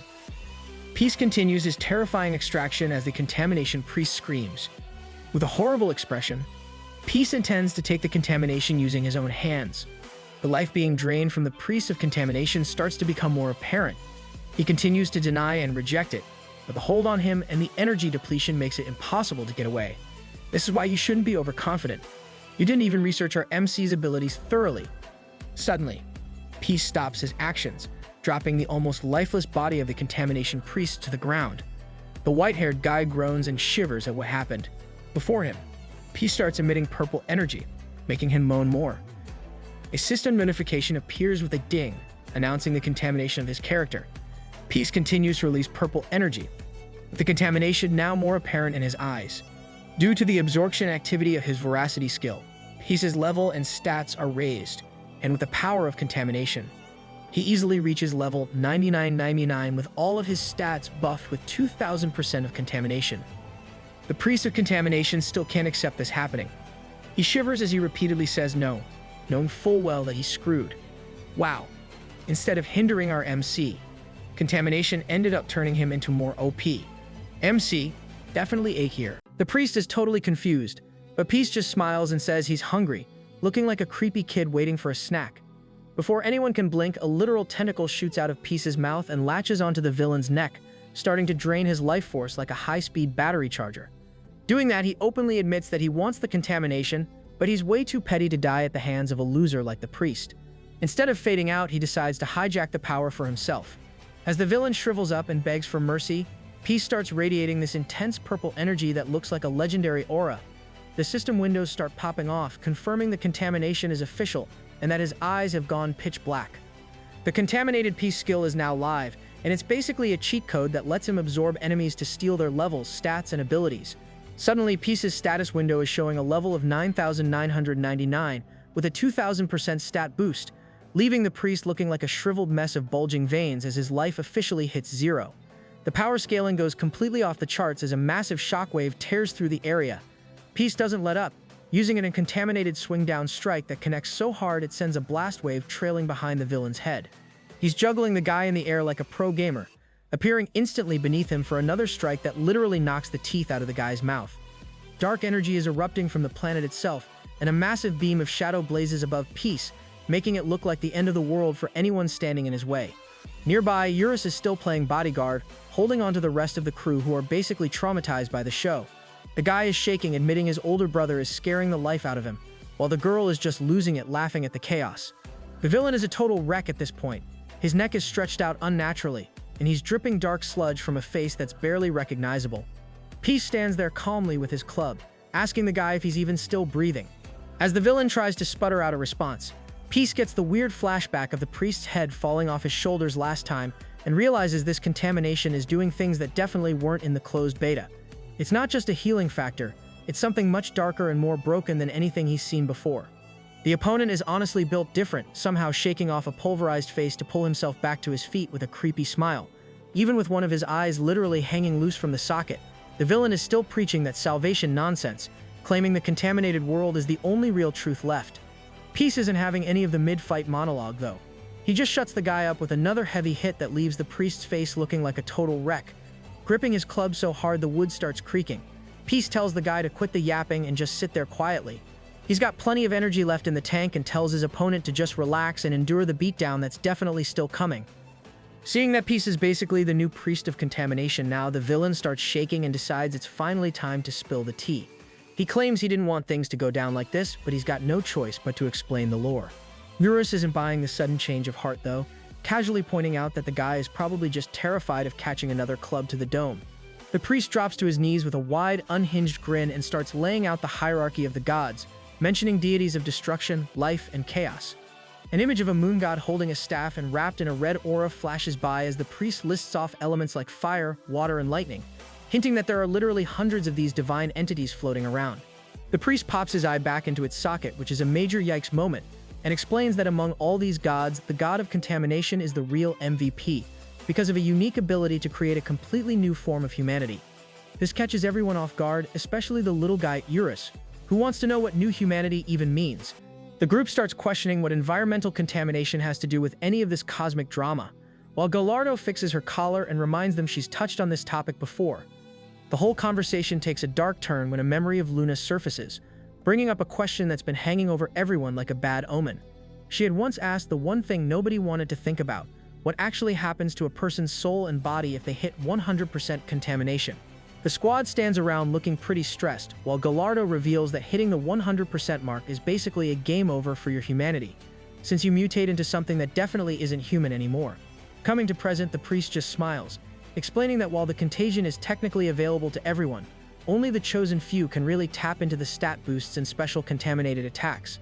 A flashback hits, showing a poor soul reaching that 100% cap and getting a massive 2000% stat buff while dark energy swirls around them like a bad omen. The villain mocks them for being naive, pointing out that these blessings aren't exactly freebies. The villain explains that being contaminated basically puts a permanent tax on your progress. You can't gain normal XP, and once you hit that 100% contamination rate, a staggering 80% of everything you earn is siphoned away. Peace does the math in his head and realizes that if he bags a monster worth 100 XP, 80% of that just goes into feeding the contamination instead of leveling him up. The opponent is loving this, confirming that all that stolen energy is being funneled back to restore the contamination itself, acting like a giant battery for the whole corruption. This stolen energy has a very specific destination, the Tree of Contamination, which has taken root deep inside the Chrono continent. It's a pretty gruesome sight, with corpses literally hanging from its branches to fuel its growth. While the group is busy chatting, the infestation is quietly pulsing with purple light and getting stronger by the second. The priest is absolutely vibing with the chaos, laughing with genuine joy because he thinks the revival of the contamination is right around the corner. He even thanks Peace, claiming that because Peace is such a high-level beast with massive vitality, he's basically a premium fuel source that's going to speed up the resurrection process. Peace is looking a bit concerned, but then he notices a massive plot hole in the villain's logic. The priest admits he was scared when Peace stripped his stats, but he's ready to sacrifice himself as a servant, as long as the tree gets fed. Peace stops him right there, looking a bit awkward, and points out a tiny detail. Doesn't the tree need a corpse to actually absorb the energy? Since Peace is very much alive and hasn't dropped a body for the tree to snack on, there's no fuel actually reaching the branches. The priest's face goes totally blank as he processes this, standing against a backdrop of purple streaks while his entire plan falls apart in real time. Before the guy can even recover from the shock, Peace smashes him in the face with his club. It turns out Peace played the system perfectly. A memory shows that instead of getting contaminated the normal way through death, he used his voracity skill to just eat the contaminated energy directly. Peace keeps the pressure on with a series of contaminated swing-down strikes, and the villain finally realizes the gravity of his mistake. If Peace's corpse never makes it to the tree stays hungry, and the villain's resurrection is just a fantasy. His eyes drift toward the sky, looking completely defeated as he realizes he's just been a punching bag for someone who broke the rules. With his eyes inked out in total black, Peace goes absolutely beast mode, unleashing a relentless barrage of contaminated blows that look more like a meat grinder than a fight. The priest is basically a human punching bag at this point, taking hit after hit until he's down to his last 5 teeth and leaking black sludge like a broken pipe. The villain is having a total why me moment, struggling to process how his grand plan ended with his face getting wrecked while a purple haze settles over the battlefield. Peace finally stops the assault as abruptly as he started, standing perfectly still with his club as the villain begins to literally evaporate into thin air. It turns out that being a creation of the god of contamination comes with a blessing of immortality. But that perk is officially trash when faced with Peace's broken build. Between his wooden club having a ridiculous plus $99 attack power and his stats being boosted by 2,000%, the math just doesn't add up for the villain's survival. Peace just watches the guy dissolve, casually calling the whole ordeal decent target practice, and even thanking the guy for the massive stat buff before wishing they never meet again. Just as the dust starts to settle, a red system window screams for attention, announcing that the divinity of contamination has been violently destroyed. Peace freezes up as purple energy starts pouring out of his mouth, and for a second it looks like he might be glitching out. His eyes slowly fade back from black to normal, and the dark essence in the sky just freezes and poofs out of existence. Eurus is hovering nearby, wondering if Peace just cured himself, but the character window shows a total paradox. The contamination status is technically gone, yet Peace is still sitting pretty at level 99999. With that 2000 boost still active, Peace realizes his hidden healing factor skill must have treated the contamination like a nasty flu and made him immune. But Gallardo behind him isn't buying that simple explanation. She points out that divine tier abilities usually steamroll regular skills, even hidden ones. Her theory is much juicier. She thinks the divinity of chaos already sitting inside Peace basically ate the competition, erasing the contamination because it didn't want to share its host. Peace starts wondering if you can only hold one god status at a time, while the girl admits that chaos is just built different and doesn't follow the standard rules of the Chrono continent. While everyone is busy debating the mechanics of his soul, the priest sees a tiny window to escape and launches himself into a hole tearing open in the sky. He's a total mess and missing half his teeth, but his main goal now is to snitch. He needs to get back to the Chrono continent and warn the god of chaos that Peace is a walking tactical nuke. Back at the Tree of Chaos, the villain drops to his knees, begging for forgiveness and admitting he totally underestimated the situation. Just when the priest thinks he's found a safe spot to regroup, a new player crashes the party and finds the hidden contamination tree. This guy is a swordsman who's finally figured out why the nuns have been hoarding corpses. They're literally high-octane fuel for the tree. He even jokes about his own old corpse probably hanging up there in the branches somewhere. The priest is absolutely shocked, realizing this isn't his usual headache Peace, but a totally different threat. Before he can even process how he was tracked, the young man clocks him with a punch that sends him flying. The priest is basically short-circuiting, screaming about how a follower of the contamination could dare lay hands on a priest, but the sweat on his face shows he knows he's in trouble. Looking around at the pile of defeated nuns, the swordsman casually admits he flattened them all because they were gatekeeping the tree. The priest is heartbroken, pointing out that he gave this guy special devotional status because his receptivity to the contamination was so high. But it turns out the guy was just hiding his true power level. A memory flashes of his hair turning pitch black during a transformation, revealing that he can go beast mode without even hitting the 100% cap. He explains that while he grows slower than other players, his ceiling is way higher. While regular players like the Toy Hammer Warrior get a 2000% stat boost at 100% contamination, this guy reveals with a smug grin that his own boost just hit a staggering 5000%. The priest's jaw drops as his own buff was only 3000%, and suddenly the power scaling feels very broken. The swordsman admits he's been watching the God of Chaos and realized he wants that divine smoke for himself. He's decided he's going to be the one to own the divinity of contamination, and he's not waiting for an invitation. The priest tries to call him arrogant, mentioning how even peace had to use voracity to absorb energy, but the young man just thanks him for the tip. Since he doesn't have the voracity skill, he decided to go the low-tech route. He starts literally eating the tree. He bites into a chunk of pink pulsating flesh and starts chomping away like it's a steak dinner. It's a total horror show as the massive head suspended in the sky starts screaming and drooling as the contamination itself starts to suffer. The guy just keeps eating until there's nothing left but the roots. He's consumed everything, the tree, the fruit, and all the hanging bodies. The priest is literally crying and evaporating into dark sludge, swearing he'll curse the guy from the afterlife. But the swordsman couldn't care less. He just stands up with a satisfied "I ate well" and starts planning his path to the max level. Meanwhile, over on the northern continent, the vibe is a lot more drunk late-night venting.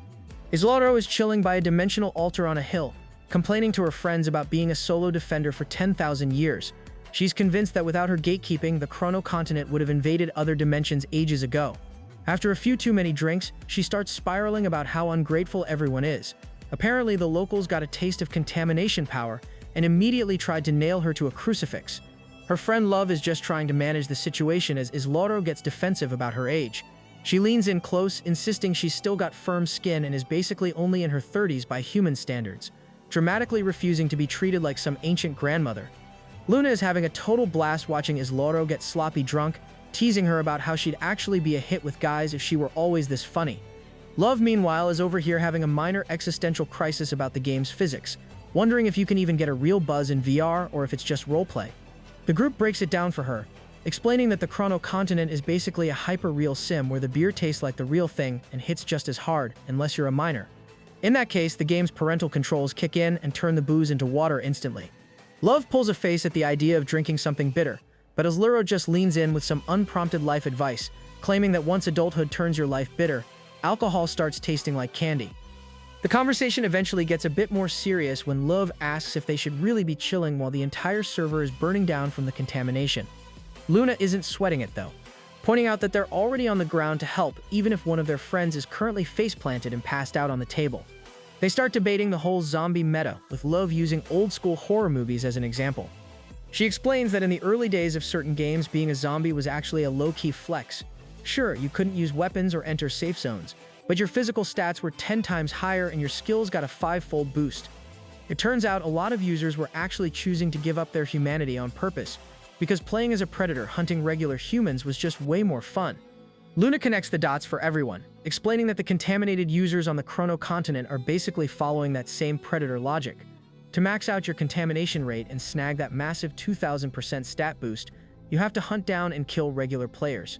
It's a vicious cycle where people stop caring about the risks because being the one doing the hunting is a huge power trip. This leaves the girls in a tough spot. How are they supposed to save people who are actually enjoying being the villains? Just as they're chewing on that, the spirit of death shows up in tears, begging Lou for help. Apparently, the demon world has been turned into a total wasteland in just 30 minutes by a single mysterious player. The spirit is sweating bullets, describing this guy as an unstoppable force that wiped out their entire army like it was nothing. Luna puts 2 and 2 together and figures this has to be a high-level contaminated user taking advantage of the chaos. Luv is ready to jump into action and head to the demon world, but her friend plays devil's advocate. She points out that the demon world has always been a grinding spot for players to level up, so why should they suddenly start protecting the monsters? Luv reminds her of the zombie analogy, noting that they don't really have the moral high ground to stop users from playing the game their way. Still, the curiosity is too much to handle, and the group decides they're leaving immediately to see this army killer for themselves before the whole dimension gets deleted. The Demon Lord leads the way into the heart of the abyss, ordering the Death Spirit to rip open the gateway to the demon dimension. In an instant, the duo is standing right in the maw of a gargantuan monster's head, serving as the literal entrance to this nightmare realm. Under a suffocating gray sky, a massive, jagged fortress looms, and the inside is drenched in an oppressive blood-red light. As they step onto the velvet-red carpet of the throne room, Luv looks around in absolute awe, wondering if this is actually the legendary Demon King's castle she's heard stories about. Perched on a dark throne, a figure leans back with total main character energy, his face partially hidden as he welcomes his guests. The Death Spirit rushes to its mistress, pointing a trembling finger and confirming that this guy is the one who deleted their entire army. Luna recognizes him immediately. He's the same dude who was hanging out with that hammer girl back at the Islero altar. A memory flashes of their first meeting, where the girl had him by the throat and he just smiled through it like a complete psychopath. He casually admits he's been running operations for a contamination group, basically treating the destruction of the world like a fun side quest because their group lacked a formal structure at the time. Luna isn't amused, pointing out that if he just wanted to grind levels, the Eurus Nest is way more efficient than raiding the demon world. The guy just grins and says there's no deep reason, it's just fun. Before she can even blink, he vanishes from the throne and reappears right in her face, literally slicing the goddess in half in one fluid motion. Luva watches in horror as her friend's body hangs in the air, but then golden feathers burst forth and Luna's body vanishes, replaced by an explosion. Using creation of life, Luna essentially reboots herself and demands a real answer. The villain is actually impressed, admitting he thought he had the kill, but he quickly pivots back to his manic hunting is fun logic, claiming a boss fight is the only thing that gets his blood pumping. The guy decides to go all out, his eyes turning void black as he triggers Contamination Domain. A massive beam of purple essence blasts through the roof, and suddenly a toxic rain of contamination starts pouring down on everyone. He explains the state of the game to them, listing the 4 major hunting grounds: the Eurus Nest, the North, the Sky Castle, and the Demon World. Since all the other bosses are already gone or inactive, he came here specifically to hunt the demon boss. He lunges at Love, who barely dodges, her eyes flashing as she enters her Demon King form to retaliate with a hidden skill called Annihilation. She gathers every drop of her power for a one-shot kill, but then the system drops a denied message. She's out of mana. The infinite mana of the Demon King has been totally zeroed out, leaving Love falling toward the floor in shock. The villain doesn't miss the opening and drives his sword straight into her chest, causing her to cough up black liquid as she collapses onto the red carpet. He explains the Contaminated Domain effect is a total game breaker. It literally resets mana and locks abilities. Love's health bar is basically at 1%, and Luna isn't doing much better as her own stats start taking a massive hit. The villain stands there with possessed eyes, daring Luna to choose which of her stats she wants him to contaminate next. With this, they both launch at each other, sending blasts flying all around. As Luna lunges at him, the guy just laughs like a maniac, claiming that this is exactly what he wanted, to fight someone as powerful as her. He's vibing off the challenge, telling her that if he can't even survive against her, he has zero chance against the Master. Peace in his final monster form. Luna isn't backing down, frowning at the swordsman and basically calling him a clueless puppy who has no idea he's barking at a tiger. The villain just sidesteps her energy, reminding her that even the legendary Peace is just another player and shouldn't be put on some holy pedestal. He decides to keep the game going by systematically deleting her powers just to see her squirm. He drops a massive debuff called the Power of Life, which wraps Luna in a nasty purple aura and tanks her max HP down to a literal 1 point. He mocks her, saying she's basically a bug now that could be taken out by a stray rabbit. But Luna just hits him with a logic bomb that she doesn't care about her physical stats because she can just manifest an entirely new body whenever she wants. It's a total power move that actually leaves the villain stunned for a second. The guy shakes it off, showing his teeth and warning Luna that her intelligence stat is next on the chopping block. He tosses his weapon over his shoulder and explains the mechanics of his Contamination Domain, noting he can only reset 3 abilities total before the skill hits its limit. Meanwhile, Love is in a really bad way on the floor, coughing up blood while her death spirit watches in total horror. She's spiraling, whispering about how she's tired of being useless and losing every fight. Her assistant looks at her with a heavy expression, realizing she's finally hit the breaking point needed to unlock a level no Demon King has ever reached, the power to awaken as their demon god. Meanwhile, somewhere else, Juju is absolutely buzzing with excitement in a sunnier part of the world. He's holding a stone tablet they found in the forest, and the whole crew is celebrating because they've finally secured the Slate of Truth, which apparently rewards you with a dragon. Juju gives props to Gallardo, noting they never would have spotted such a tiny artifact in the dense woods without his help. While Pero keeps a lookout for anything wild, Juju starts squinting at the ancient inscriptions on the stone. He can't read the dead language, but the system identifies it as an ancient rank item. The team is shocked that the game even has a tier like that, and Ju tucks it away, figuring they'll just ask Islero for a translation once they regroup. Ju uses a flame skill to check in on Luna, but the image that appears in the fire is a total nightmare. He sees a gloomy mansion, the Temple of Islero, and his heart drops when he spots Luna on the floor, surrounded by dozens of her own identical corpses. He can't wrap his head around why there are so many copies of his friends scattered like trash. Through the flickering flame, he sees the contaminated stranger standing over her. The villain hears Ju's voice and instantly knows who he's talking to, greeting peace with a smug smile. Ju doesn't waste time with pleasantries. He looks at the zombie-like figure through the fire and asks point-blank if he's the one responsible for the pile of bodies. The swordsman doesn't even try to deny it, casually admitting Luna was strong until he erased her options. He even mentions that the Demon King's corpse is lying nearby with a blade in her chest, sounding bored by the whole thing.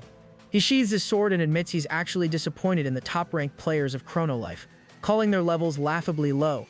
He reveals his origin story, explaining how he saw a clip of Ju fighting on a screen while walking home one day and decided to start playing just because it looked interesting. He's a total combat junkie who came from a different pro-Ju background, and he's honestly annoyed that the current legends of the game are proving to be such weak opponents. The swordsman is riding a massive ego high, leaning back and talking about how he's basically just killing time until he can finally scrap with the Chaos King. He's a bit bummed that they're currently stuck on different continents, since you usually need a high-tier NPC to fast travel between dimensions, but he decides to be a gentleman and introduce himself as User. The character screen reveals he's a massive level 999 beast fueled by the power of contamination. He gives a cocky little grin, promising Ju that their next meeting is going to be a legendary main event fight, and then proceeds to cut Ju's communication flame clean in half as if he's already won. But Ju isn't the type to wait for an invitation. Before the villain can even finish his see you later smirk, a punch comes out of nowhere and absolutely wrecks his face.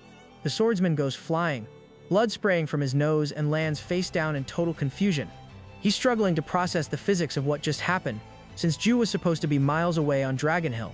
Ju, with literal steam rising from his mouth, doesn't give him a second to breathe. He punches him again and tells the guy to figure out the how later, because right now he's busy dealing with this reckless trash. The vibe shifts instantly from a cocky duel to a predator and prey situation. The villain looks like a tiny frog frozen in front of a snake, as Ju swings his club with terrifying speed. The impact is so violent it looks like a supernova from space, sending the villain's teeth flying in every direction and leaving a massive cloud of smoke on the battlefield. Even while his avatar is being pulverized, the swordsman is low-key fanboying, admitting that Ju's power is on a completely different level than any first-season pro he's ever faced. He tries to gear up for a real fight, but the next thing he knows, he's standing in a village square listening to shop NPCs advertise costumes. He's just been respawned, and he is absolutely sweating bullets. Ju appears right behind him with a wild grin, apologizing for not beating him to death, though he's clearly lying. He tells the guy to check his stats, and the reality of the situation hits like a ton of bricks. The swordsman is now level 998. In this game, the death penalty is a nightmare. You lose a full level every time you go down, no matter how high your rank is. Ju licks his club and suggests they try for level 997 next. Before the villain can even blink, the club smashes into his face again, forming a literal crater in the village street. The swordsman tries to hide in a dark alleyway after respawning, thinking he's safe, but Joe's already sitting right behind him like a sleep paralysis demon. The beatdown becomes a countdown. Joe calls out level 997 as he lands a hit, then 996 as he sends the guy flying again, and finally 995 with a brutal kick. The surrounding players are absolutely stunned, watching this high-level pro get his teeth crumbled over and over again. They can't figure out how Joe is pulling this off in a designated safe zone. Normally, the village guards and high-stat knights are supposed to stop any senseless killing, but they're all standing frozen with their spears. Even the NPCs are smart enough to stay out of the way. They're just as terrified of the god of chaos as the players are, watching the most one-sided level grind in history go in the wrong direction. The toy hammer warrior girl is absolutely going through it, flushing red and trembling as the screams of the village echo around her. She looks genuinely horrified, but for the rest of the spectators, the vibe is actually pretty great. A guy nearby reminds everyone that this swordsman had been a total menace, camping and killing new players for sport. So seeing Ju go to work feels like a massive serve of justice. People are starting to realize that after today, anyone thinking about being a tough guy toward the main character is probably going to vanish from the server. The warrior girl runs out of there, noting that the whole contaminated gang hierarchy is basically collapsing in real time. It turns out the number of actual villains was way smaller than the regular player base. They were just loud and toxic, but the Club of Justice is currently moving at full speed to even the score. Ju is having a total blast, sticking out his tongue and bringing the club down like he's playing whack-a-mole. The villain is forced to watch his character die over and over, respawning in narrow alleys only to find Ju waiting there every single time. Ju gives him a bit of a history lesson, baring his teeth and explaining that back when he was a low-level noob, he died so many times he learned every single hiding spot and glitch in this village. He reminds the zombified swordsman that level 1 is still a long way off. The villain checks his stats and sees he's already plummeted to level 638, which is a massive L considering where he started. Covered in sweat, the swordsman tries to cope, claiming the only reason he's losing is because the sudden attack threw him off balance. He tries to gear up for a second round, glowing with power, but Trevor just shuts him down by knocking out a few more teeth.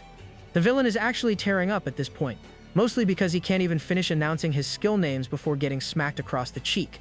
Small explosions are popping off all over the village as Jim continues the rhythmic beatdown.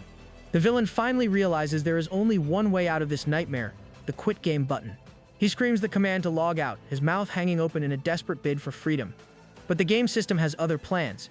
A message pops up informing him that you can't just rage quit while in combat mode, and it takes 30 full seconds of peace to switch back to passive mode even after you die. As the sunlight hits the city, the villain is literally on his knees, folding his hands as if he's praying. His hair is turning white from the stress, and he notices the God of Contamination buff has been cancelled because his level has officially bottomed out to a pathetic level. Jim finally stops for a second, pressing a fist to his forehead and admitting that deleting nearly 1,000 levels manually is actually pretty exhausting work. Jim looks down at the level 2 scrub and asks if he's got any final words. The villain is still trying to justify himself, asking what's so wrong with killing people in a PvP game. He claims he was just trying to get contaminated and playing by the rules, but Jim shuts down that double standard immediately. He points out that nobody forced the guy to bully beginners for no reason, and that playing by the rules also includes getting your stats erased by a stronger player. Jim decides that one final hit would be too merciful. He wants the guy to suffer until he dies of his own accord. As the sun sets, a physiotherapist ranker watches the chaos with a cigarette in his mouth, glad to see his friend back in action. Things are finally settling down, and while some are watching the carnage, others, like Mint, are just chilling and eating chicken, reminding everyone that she warned them this was coming. Jim clenches his fist while listening to Mint spit facts, basically calling out the haters who are trying to paint him as a villain. The warrior girl, still busy eating her chicken, just shrugs it off and says those people are just ordinary, envious scrubs. Even the physiotherapist is a bit shocked, not expecting that kind of loyalty from an ally, while the mana user tells everyone to just back off and leave the God of Chaos alone. The vibe gets serious fast when the adventurer points out there's still one person short for the full squad, which is exactly why the rankers showed up in the first place. Mint reminds the group that she's the Palace Tournament champ, baring her teeth as she announces that the real hype is about to begin, the very first official ranked battle in the game's history. Meanwhile, the scene shifts to a studio where a lens goes black and a countdown begins. Luna is standing perfectly straight, trying to keep it together while staring into the camera. The director, megaphone in hand, has ditched the boring intro for something more high energy, forcing the goddess of light to step up. Luna exhales, lowers her head, and then jumps into character as the face of the Chrono Life channel. She announces the official launch of the Team Battle Tournament, explaining that the winners will be decided by a series of high-stakes one-on-one duels. She's smiling for the fans, but on the inside, she's cringing so hard she wants to disappear. The director's requests are basically non-negotiable, so she just has to power through the embarrassment. The real struggle for Luna is the outfit. Wearing it in the game was one thing, but rocking it in the real-world studio is an absolute nightmare. She's covered in sweat, desperately hoping her teammates aren't around to witness this because she'd honestly die on the spot. She keeps her finger raised, walking the audience through the rules, 4-person teams only, with every single fight impacting the overall team rating. She saves the best for last though, pointing at a literal mountain of gold on the screen. The prize is a staggering 30 billion gold, which converts to a massive amount of real-world cash, plus a mystery chest containing the most valuable item in the entire game for the MVP. She finishes with a wink, telling the viewers she can't wait to see them on the battlefield, all while praying the floor opens up and swallows her.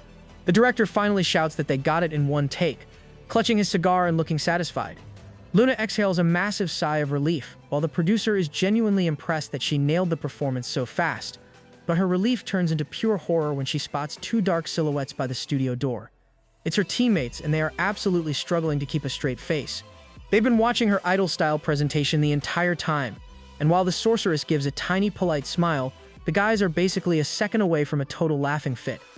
The camera pans over to the building as Love checks her phone, realizing it's already almost 12:30. The idol singer is standing at the intercom, blushing a bit because she's supposed to be meeting the squad at a cafe, and she's starting to sweat because nobody is answering. She isn't about to stand there forever though. She pulls a total pro gamer move and admits she low-key peeked at his password when he was opening the door once before. She types in the code, exhaling as she judges him for having such a basic, insecure password that practically invites a break-in. With her heart racing, she lets herself in to see what's going on. She steps through the door and at first her brain just can't process the scene. She thinks Ju is probably still crashed out in bed, but then a leg appears and she sees him walking toward her, wiping his face with a towel. Ju is just as surprised, raising his eyebrows and greeting his girlfriend as if it's a normal Tuesday, while Love is standing there trembling. She tries to make some excuses about their 1 p.m. cafe meeting, but then her eyes wander to his torso. Between the collarbone, the abs, and the pectoral muscles, it's a lot to take in. Suddenly, the lady's nose starts dripping blood, and while Ju is standing there totally clueless about why she's dying, she frantically waves her hands and bolts out the door to wait outside. Once she's outside, Love's legs are basically made of jelly. Her cheeks are a deep red, and she's spiraling because she's seen his character model in the game a million times, but the real-life version is hitting on a completely different level. She tries to steady herself, but her heart is absolutely pounding in her chest. Luna shows up while she's still recovering and asks if she was trying to beat everyone to their friend's place, causing Love to catch another nosebleed. She manages to sputter out that he's just running late, and eventually the group finally makes their way under the cloudy sky to their destination. The sun hits the cafe sign as the group finally gets together for some wholesome vibes. One of the younger members, Star, is jumping around with excitement, and Ju suggests they say hello to Eurus. The spirit stretches out its arms and greets everyone, leaving the alchemist in total shock. Ju explains that there's a new app out that uses augmented reality to let people interact with their in-game pets in the real world. Everyone settles in under cafe lights, and Hong suggests they get down to business over some snacks and desserts. Luna brings up the official tournament video again, giving a playful wink as she invites the world to participate. The squad gathers around a laptop and is absolutely floored to see the video has already racked up 30 million views in a single day. Luna reminds everyone that the rules are strict, exactly 4 people per team. Ju acknowledges that in this new season, just grinding stats isn't going to cut it. They need a tactical squad. When Luna asks if he's actually serious about entering the tournament, Ju looks her in the eye and confirms that he's already planned his next move. Raising his glass, Ju drops some major insider info, explaining that almost all the tournament participants are actually high-level NPCs. This hits Luna like a ton of bricks, as she recalls Riot mentioning the mysterious Chomyeong continent multiple times in the past. She remembers the sin of laziness, confirming that this NPC threat was exactly why they needed a solid 4-man squad to even stand a chance. Ju wondered how his companion even knew all of this without being part of the inner circle. But the boys simply chalked it up to his connection with the Heavenly Sovereign. Apparently, ancient records were floating around about uninhabited continents that most players hadn't even sniffed out yet. Coming to present, Star just smiles sweetly, keeping the deep lore secrets to herself for now. But she's hyped about her own alchemist team featuring Riot, Leore, and Habaik, promising everyone that her crew is taking home the trophy. Hong isn't playing around either, closing her eyes as she admits that Team Ju is straight up terrifying. I mean, on paper it's a cheat code. They've got a Demon King, a God of Life, and a God of Chaos all on one roster. While Hong is analyzing the stats, Luv is caught in a dark mental loop, remembering all the times she got wrecked, getting hit in the stomach, lifted by her hair by a monster, and run through with a sword. She bites her lip, fueling that inner fire because she's tired of being the one getting saved. She wants to be a powerhouse too. The conversation turns to team building, and Ju asks Hong if she just raided the 5 big guilds for her squad. Hong admits with a look of surprise that those guys actually formed their own teams without her, which forced her to hit the recruitment trail. She's been working with the Righteous Bandits Guild to scout some heavy hitters, and is already feeling super confident about her new party. She officially declares war right there in the cafe, while Ju just grins, knowing the bloodbath officially kicks off in exactly 1 week. Out on the streets, the energy is electric as the team recruitment meta takes over the whole city. Groups of users are shouting for teammates, and adventurers are waving their hands like they're at a job fair, trying to find anyone with decent stats. Not everyone is feeling the hype though. Some solo grinders are watching from the sidelines, convinced the whole tournament is a waste of time for people who prefer to play alone. Back at the table, Mint is starting to feel the pressure, leaning on her arm and pointing out that they're still missing their 4th member. The physiotherapist is way too chill about it, casually eating his chicken and telling her to trust in fate. Wang just sips his mug, refusing to rush the vibe, leaving the lady exhaling in total envy of how her teammates can be so relaxed while the clock is ticking. The conversation takes a nostalgic turn when the topic of the uncle's first meeting with Ju comes up, leaving the veteran warrior staring into the distance in total silence. He remembers hitting Ju with a real-world reality check, asking exactly how much cash he's dumped into the game to reach his current rank. The guy admits he's a whale, who spent a fortune only to be reminded that his high-tier abilities aren't nearly as effective as they should be for that price. Ju casually mentions that the beginner warrior starter pack only costs about 55,000 won, which sends a wave of cold sweat across Wang's face. Coming back to the present, the warrior can't help but smile, admitting that the main character has reminded him of a raw, hungry feeling he hasn't felt in decades, a genuine respect for the grind over the wallet. Mint tries to lighten the mood by suggesting the squad should lean into the aesthetic and create a guild with matching outfits, but the uncle is already on another level, claiming he's built a statue in honor of his Jew. The peaceful vibe is interrupted when the group notices a familiar face baring his teeth nearby. It's the user, the same guy Ju recently demoted to level 1. She remembers just chilling and eating their food while Ju finished the manual labor of the beatdown. Mint tries to have a civilized chat with the villain, but she gets tilted when he talks back, reminding him that she's a whole 20 years old. The kid snaps back that he's only 17, but despite being a literal level 1 scrub now, he's shouting about revenge and swearing he'll grind back to the top since the death penalty only takes 1 point at a time. The fighter is clearly obsessed with pushing the power of contamination even further, despite the brutal ego death he just experienced. While everyone else is skeptical, Mint watches him with a growing smile, genuinely impressed that he hasn't just rage quit the game after being turned into a beginner. She puts her hands on her hips and makes a wild executive decision. With a playful wink, she announces that User is officially their 4th team member. The guy narrows his eyes, probably wondering if he's being recruited or just set up for more punishment. But the team is finally complete. The scene shifts as the sun blazes down on the massive tournament arena, where a crowd of at least 400,000 top-tier participants is already gathering. News feeds are buzzing on every screen, and the game's intro music is practically playing in everyone's heads as the countdown begins. The event will take place in 1 week. While deep in a sun-drenched forest, Ju calls the squad together for their final pre-tournament strategy meeting. He's casually eating a sandwich while explaining the complex rules. They can't just rely on him to carry, because the opponents will rotate with every single match. He maps out the team's rotation, admitting that while he'd love to just solo the entire bracket, the tournament format is designed to test the whole squad. Since the tournament format is a bit of a wild card, Ju decides it's time to play some 4D chess with the lineup. He breaks it down for the squad, proposing a strategy where they send out the weakest links first to test the waters, followed by the mid-tier players, then the vice-captains, and finally saving the big guns, the captains, for the grand finale. He's basically thinking about using a sacrificial pawn strategy, suggesting that sometimes matching a low-level player against an enemy captain is the smartest way to burn the opponent's best resources. The team listens intently, realizing that in this game it's not just about raw power, it's about being a tactical genius. Luna, still busy munching on her sandwich, keeps it real by pointing out that the other teams aren't idiots and will probably try the exact same bait-and-switch tactics on them. The healer emphasizes that team synergy and role-playing are going to be make-or-break factors once they're in the thick of it. Jijusha smiles, pivoting the plan to keep the enemy guessing by shuffling the lineup after every single round. When Eurus asks about the nightmare scenario of a draw, Jiyu casually admits they'll have a 4 versus 4 and will just use their support players as tactical sacrifices to break the tie. The spirit finds the whole thing pretty savage, assuming the weaker members of the team are in for a seriously rough ride. While the strategy meeting wraps up, Ji noticed that Love has completely ghosted. Luna mentions that she headed off somewhere else with the death spirit in tow, and things are getting heavy over on Love's side of the world. The spirit tells her the moment of truth has finally arrived, leading her toward a stage where she can finally unlock her demon god form. Love is visibly sweating, admitting she's tired of being the weak link, and just wants her teammates to actually be proud of her for once.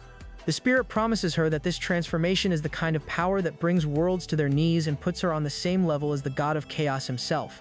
They stop in front of a massive door wrapped in heavy chains, and the spirit tells her she has to go through it if she wants to claim her god-tier potential. Meanwhile, the hype for the ranked team tournament is absolutely exploding on the game's official site. With only 1 week left on the clock, the news is spreading through every info network like wildfire. The entire player base is going into overdrive, teams are out in the wild slicing through giant snakes with high-level stats and tight strategies to sharpen their skills. You've got everything from players meditating under fountains to squads huddled in the woods for secret planning sessions. The game's cities are vibrating with pure energy, lightning is cracking over distant castles, and right at the center of the storm, Louvre stands alone at the gate, staring down the door that will change everything. Walking through that door means potentially becoming a literal demon god, which feels pretty impossible for a second, but Death is right there as her hype man. He breaks it down for her, explaining that even the previous Demon King, who was a total powerhouse with a massive army, couldn't clear the trials behind this gate.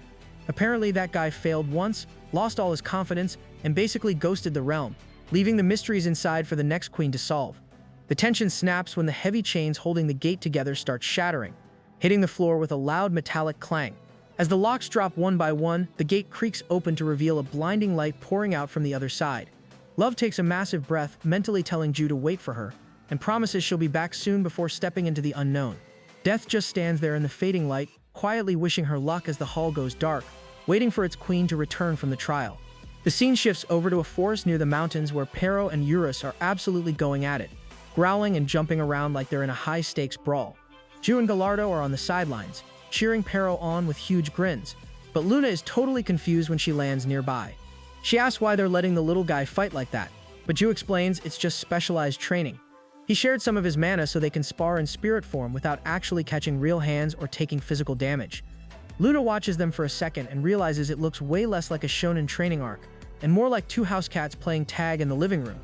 After checking in with Luna, Ju learns that the front village is already packed with players from every corner of the multiverse.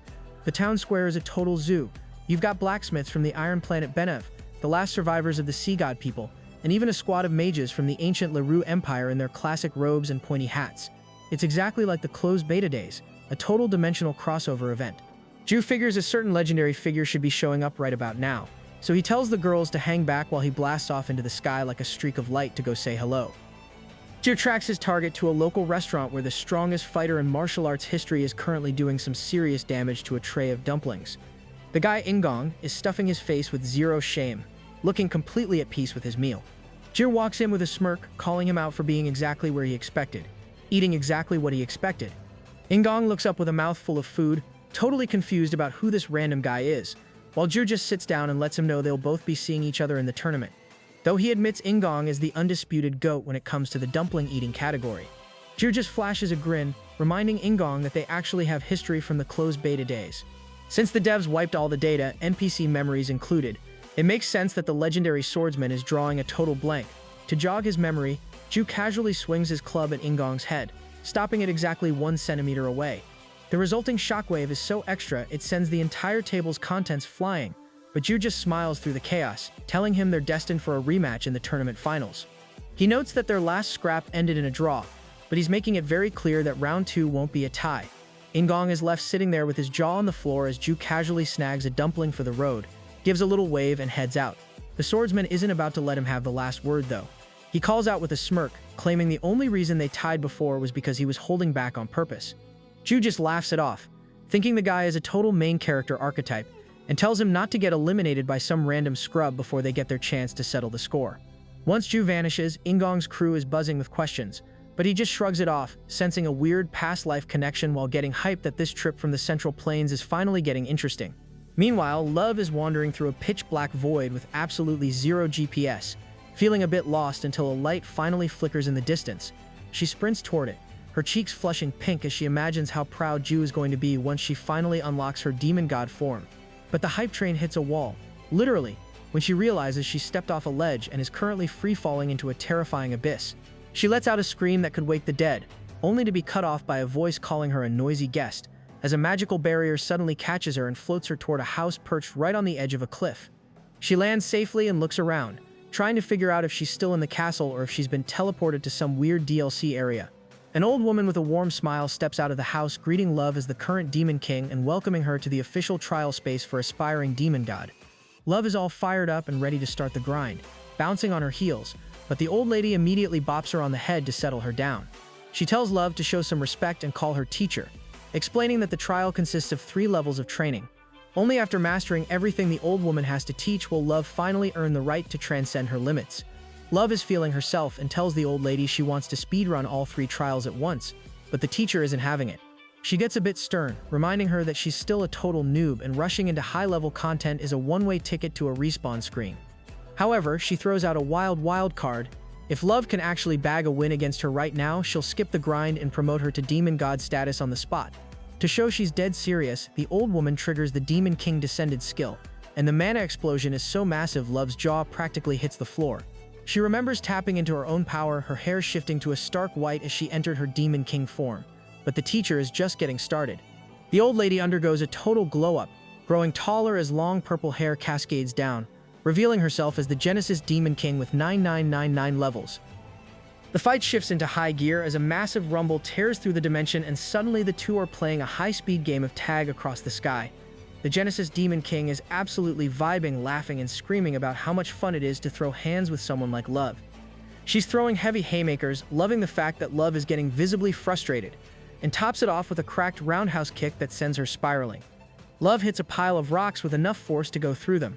The Genesis Demon King stands over her, talking trash about how Love is way too weak to carry the title of Demon King, basically calling the whole situation embarrassing. Love refuses to stay down and lets out a desperate burst of mana, sprouting wings and horns as she enters a full-on rage mode. She fires a massive wave of energy at the queen, but the veteran doesn't even flinch. Instead, she mirrors Love's form, wings, horns, the whole 9 yards, and counters with her own annihilation skill. The two beams of energy slam into each other in a classic power struggle, but it's clear who's winning. Love is gritting her teeth and pouring every drop of mana she has into the blast, but the Genesis Demon King just looks amused as her beam slowly eats through Love's attack. The gap in raw stats is just too big, and the eventual explosion sends Love crashing back onto the cliffs in a cloud of smoke. The Genesis Demon King lands gracefully and drops a bit of wisdom, explaining that the first stage of training is simply realizing just how weak you actually are. Despite being wrecked, Love managed to smile back, signaling she's ready for the real grind to begin. However, the real test turns out to be way weirder than expected. Instead of epic boss fights, the old woman puts a paper cup of water on Love's head and tells her to walk without dropping it or using her hands. Love is drenched in sweat and losing her mind, screaming that she came here to become a demon god, not to do party tricks with office supplies.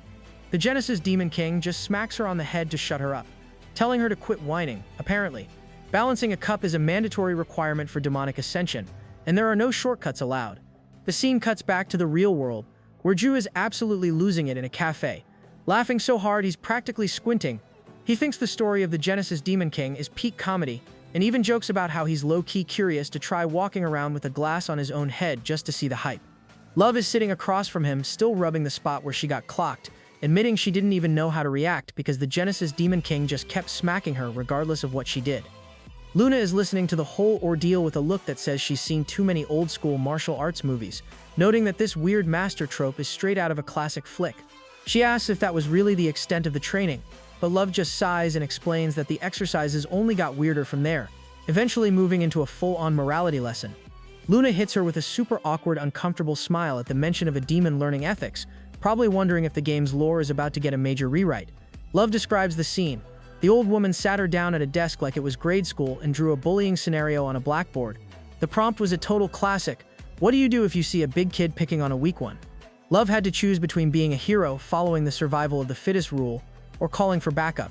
Since she's literally training to be a demon god, she figured the evil answer was the way to go and proudly picked the strongest side. Naturally, the old woman smacked her on the head again, telling her she was dead wrong and that using raw power to mock or bully someone is just trash behavior, plain and simple.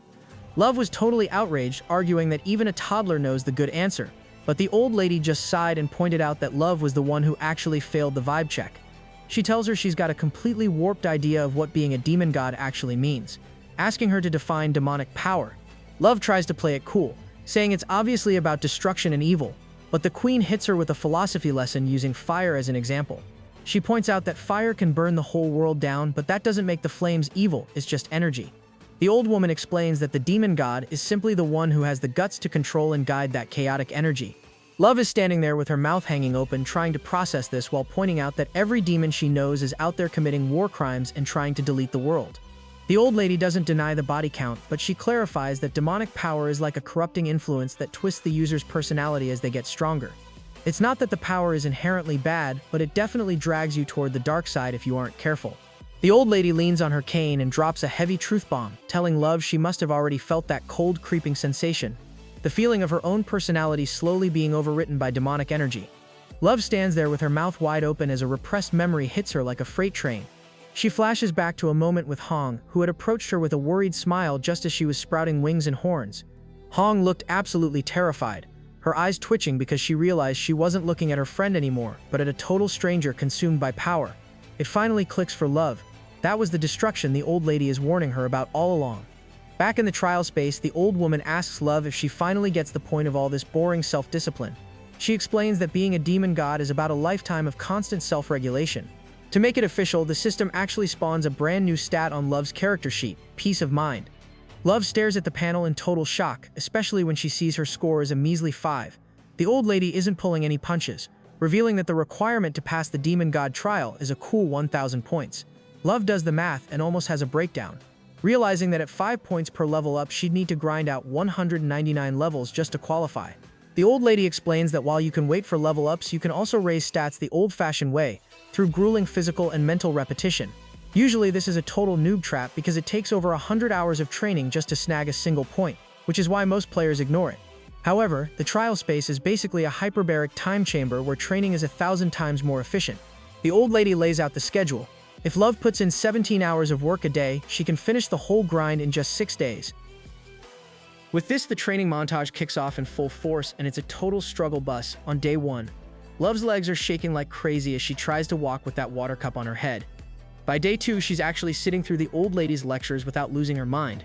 By day 3, she's still getting drenched in spilled water, but by day 4, something shifts. She starts asking real questions and the concepts actually start to stick. The old lady notices the progress and finally calls it a day, letting them relax under a massive moon and a sky full of stars. As they sit by a campfire with a pot of food, the vibe turns sentimental.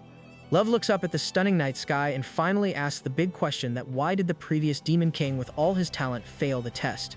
The old lady sighs, admitting he was actually the strongest student she ever had, even if she gets a bit salty at the suggestion that he was stronger than her. He was a natural beast in combat, but he had zero patience. The demonic power consumed him because he couldn't handle the discipline. He got so tilted at the water cup exercise that he kicked it across the room in a rage and walked out. Love hands the old lady a bowl of meat stew she's been simmering forever to make sure it's tender. The old woman is low-key impressed, mentioning that Love is a natural in the kitchen and whoever ends up with her is going to be completely head over heels. Love just grins, though she gets a little stand-level intense with her logic, explaining that it makes her happy knowing her food will literally become a part of Jue's body once his stomach breaks it down. The vibe gets a bit deep when Love starts reminiscing about growing up alone without any family, crying over broken toys while sketchy adults only showed up to take money. She spent most of her childhood glued to a computer screen, which is basically how she ended up teaching herself to cook out of sheer necessity. Before she can get too caught up in the feels, the old lady smacks her with her cane again, reminding her that a teacher is basically a parent and that she needs to keep her discipline in check.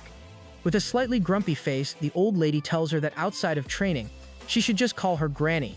Love is totally floored by the sudden upgrade in their relationship, and even though she gets smacked again for trying to overanalyze the meaning of the word, she can't help but let a few tears drop.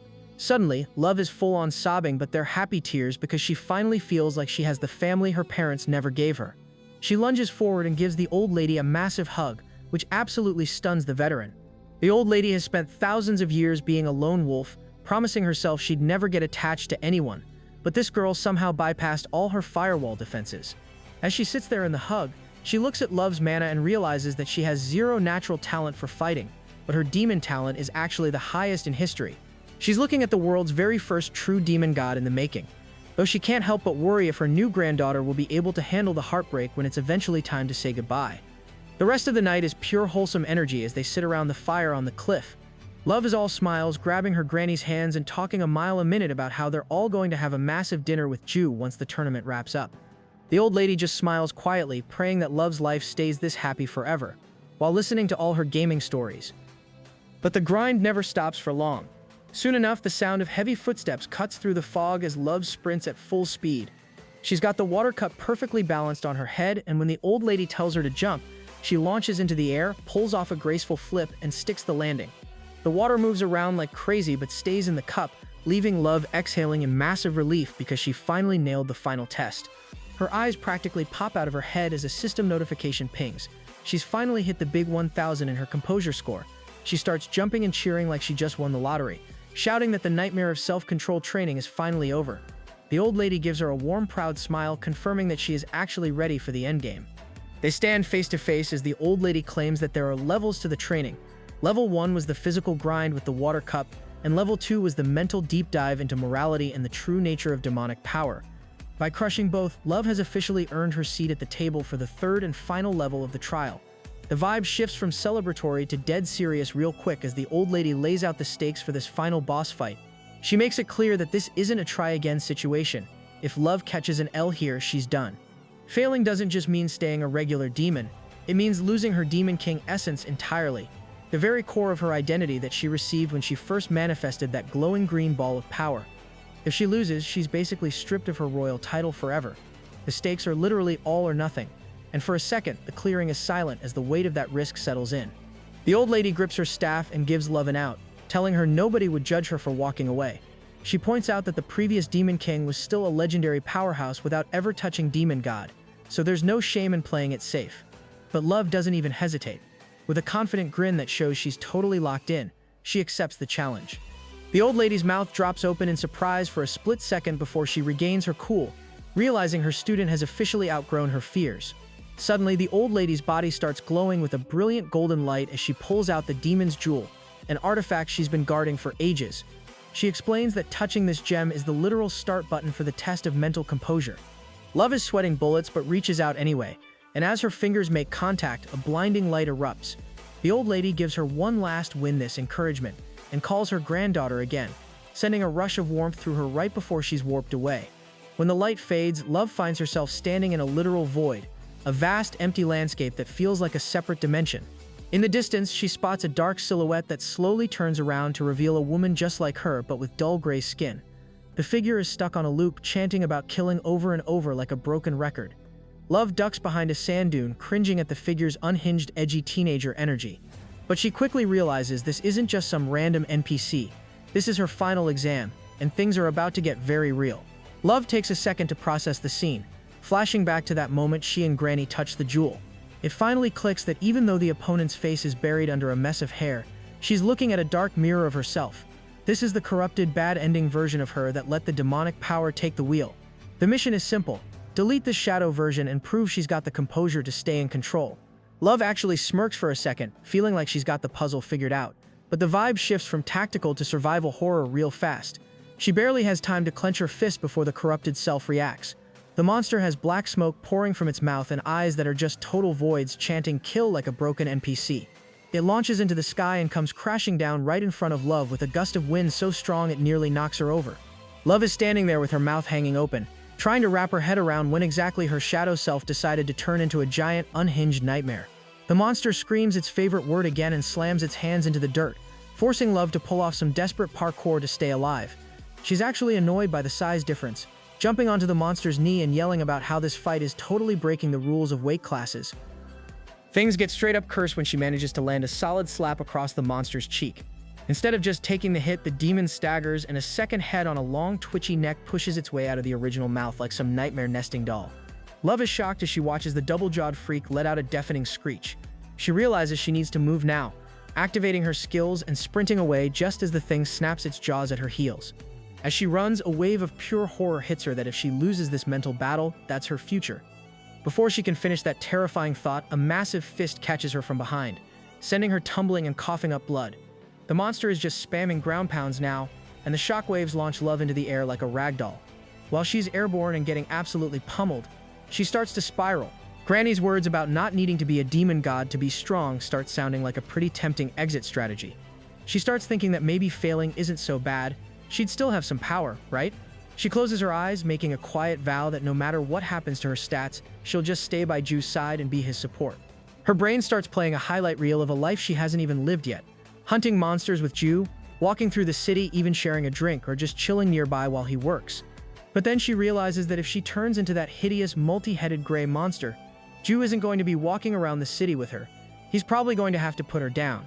With this, Love loads up her powers and charges forward like a literal boss, screaming at the giant to bring it on as she winds up a punch with every bit of power she's got. The two fists collide with a massive pink explosion, sending shockwaves through the void that would make any normal player lag out. Love is hovering there with two pairs of wings wide open, gritting her teeth and groaning from the strain because she can feel that her raw strength is still just a hair below the monster's. She knows she can't back off or try to kite from a distance if she lets up for even a second. The trial is a wash. She sticks to her guns, telling herself to just tank the pressure for a few more seconds. Suddenly, a white circle lights up behind her, and the system goes into overdrive, announcing that Love is literally vacuuming up all the demonic energy in the atmosphere. The transformation is pretty metal. She's gritting her teeth so hard they actually morph into sharp fangs, and her eyes start bulging as the demonic energy pours into her soul. In the middle of the chaos, Granny's lectures start playing in her head like a flashback. She remembers the warning that demonic power isn't evil by default, but it's basically a personality eater that tries to overwrite who you are the stronger you get. Love is standing there with a mouthful of fangs, realizing that self-discipline isn't just a stat, it's the only thing keeping her from becoming a monster. A blinding flash of light erupts as her soul fights back, and the giant is left standing there totally confused as the light shifts from white to a crazy intense gold. The monster is staring with her mouth hanging open, trying to shield her face from the heat and smoke as the golden glow becomes concentrated. The stone around Love's neck flickers, and suddenly, the demonic energy is completely wiped clean. The crystal shifts colors, reflecting a soul that has officially put the demonic power on a leash. Love stands there in a fresh white outfit, her long hair catching the wind, realizing she's just unlocked the hidden demon god class. She looks completely calm and confident, while the giant is sweating bullets, eyes popping out of its head in total terror. The giant tries to snap back into it, screaming about killing Love and throwing a massive fist that should have leveled the area. But Love is already playing at a different speed. She vanishes before the hit lands, leaving the monster to punch a hole in the ground while smoke rises from the cracks. Love reappears right behind her, dropping some cold truth about how the monster's hatred is actually just a massive inferiority complex. She points out that the creature is just a soul destroyed by its own jealousy of what it could never become. When the monster gets tilted and launches that creepy second head on the long neck at her, a golden shield pops up and deflects the attack like it was nothing. Love closes her eyes totally at peace, and realizes that finishing this test means putting this corrupted shadow out of its misery once and for all. The barrier around Love starts glowing like crazy, with yellow lightning crackling off her body as she prepares to end the fight. She looks down at the monster and gives a quick apology, basically telling the giant that it's game over. The monster is visibly sweating now, totally terrified, as a beam of energy slams into her and knocks her off balance. That creepy second head pops out again, wailing in pain before the whole giant crashes to the ground with a massive thud, black blood spilling everywhere. Love doesn't let up, hitting her again right in the stomach with another beam that makes the creature scream. Things get really weird a second later when small copies of the monster start crawling out from under the giant's skin like some kind of horror movie. These tiny clones pull themselves free and float up into the air before landing on the ground in a huge crowd. All of them are staring at Love, repeating "die" over and over again. Love just stands there and takes a heavy sigh, realizing the boss has basically split itself into 100 mini versions of her corrupted self. Her jewelry starts flickering as she taps into her full demonic power, and the stones on her necklace blaze with light. Love starts floating, feeling that same infinite mana rush she got when she first became the Demon King. A massive ball of energy fills the air around her, and she starts firing concentrated beams downward like a literal orbital strike. The clones are shaking and sweating as they look up, totally helpless. Love raises her hand to finish the job, sending a huge wave of mana crashing into them. Every single clone gets hit, coughing up blood and groaning under the pressure until the whole crowd collapses. To wrap things up, Love closes her eyes and stretches her arm out, summoning a massive yellow energy fist in the sky. She tells the clones it's time to call it a day, and the tiny monsters absolutely lose it, screaming and shaking as the giant fist descends. Love thrusts her arm forward and the energy fist slams into the ground, creating a shockwave that blasts everything in sight. A beam of golden light shoots up into the sky, and Love just stands there with her hair blowing in the wind, looking totally calm. Suddenly, the system pings with an announcement that the corrupted soul is gone, and the final test is a success. A golden mist swirls around Love as the challenge space falls apart, and a white flash sends her right back to the normal world. She's a little confused at first, but then she sees the old lady standing there holding her hand with a warm smile. Love completely forgets the calm and cool rule for a second, jumping around and screaming about how she actually did it. She starts rambling about the army of clones and the huge fight, but then she freezes mid-sentence. A cold sweat breaks out on her face as she remembers the smacking staff. Thinking she's about to get a huge bump on her head for losing her composure, she quickly drops to one knee and braces herself for the queen's punishment. Instead of the smack she's expecting, Love feels the old lady's hand rest gently on her head. It's a total plot twist that leaves her completely confused, but the old lady just smiles and tells her she did an amazing job, even complimenting how much the new demon god form suits her.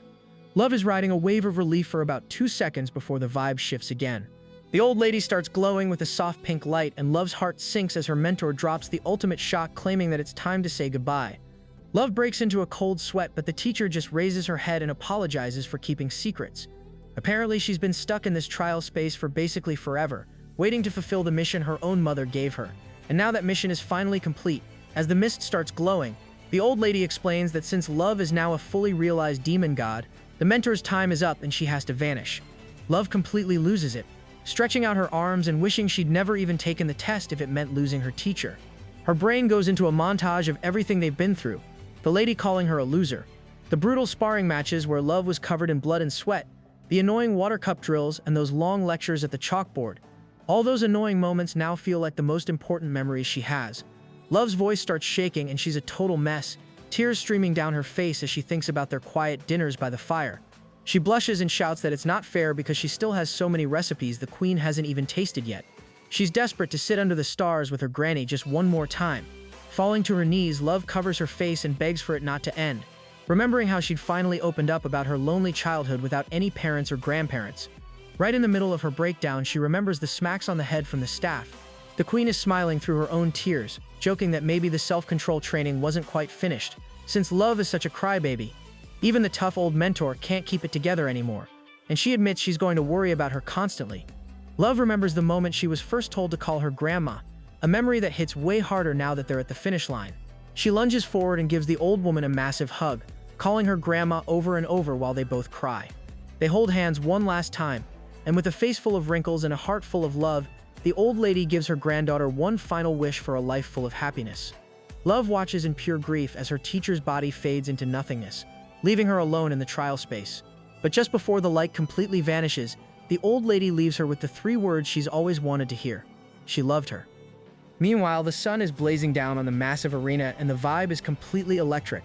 It's loud, hyped, and honestly a bit overwhelming as a host with a microphone gets the crowd going. A character named Boo Bear raises his hand to officially kick off the first ever Chrono Life Rank Battle and Team Tournament, shouting that the qualifying rounds are starting right now. The crowd goes absolutely wild, screaming and throwing their hands up because they've been waiting for this forever. Boo Bear jumps onto the scene with a huge grin and you can see players all over the various city arenas getting into the zone. Knights are surveying the area and mages are charging up their mana for the opening matches. Boo Bear explains that this isn't some small-time event. There are over 100,000 teams signed up, but only 32 of them are going to be lucky enough to make it to the main stage. He looks up at a massive arena towering over the city and shouts to the world, wondering which teams actually have the guts to survive the brutal climb to the top. Over by a line of green trees, a team of 4 players steps out, and everyone nearby immediately turns to stare. The guy leading the pack is a famous YouTuber named Dengu, and he is looking like a total final boss in a full set of Emperor-grade armor. He spent a cool billion gold on that gear just to flex, and the crowd is already buzzing about how much it must have cost. Dengu is low-key chuckling to himself, thinking about how fire his next video is going to look. Even though a bead of sweat rolls down his face when he thinks about the bill, plus the 500 million he dropped on his sword, he figures the mountain of new followers he'll get makes it a solid investment. Dengu is busy posing and making sure everyone sees him as the team captain, but his female teammate is standing there with a totally flat expression. Internally, she's judging him hard, thinking he's being ridiculous for spending $1 billion on his own fit when he could have shared some of that gold with her. Meanwhile, the Muscle Master is smirking and playing along, calling Dengu a respected figure, though he's secretly planning to settle some scores once the tournament is over. Even the team vice-captain is putting on a fake smile, wishing everyone luck while secretly thinking he wants absolutely nothing to do with these weirdos. Just as they're about to move, Boo Bear suddenly appears in the air above them and tells them to wait. The team is a bit confused, but he explains that he's actually a magical double of the real host, created so that every single ring across the world can start their fights at the exact same time. Dengu is sweating a bit, asking if these copies have their own personalities, but the double just gets straight to the point.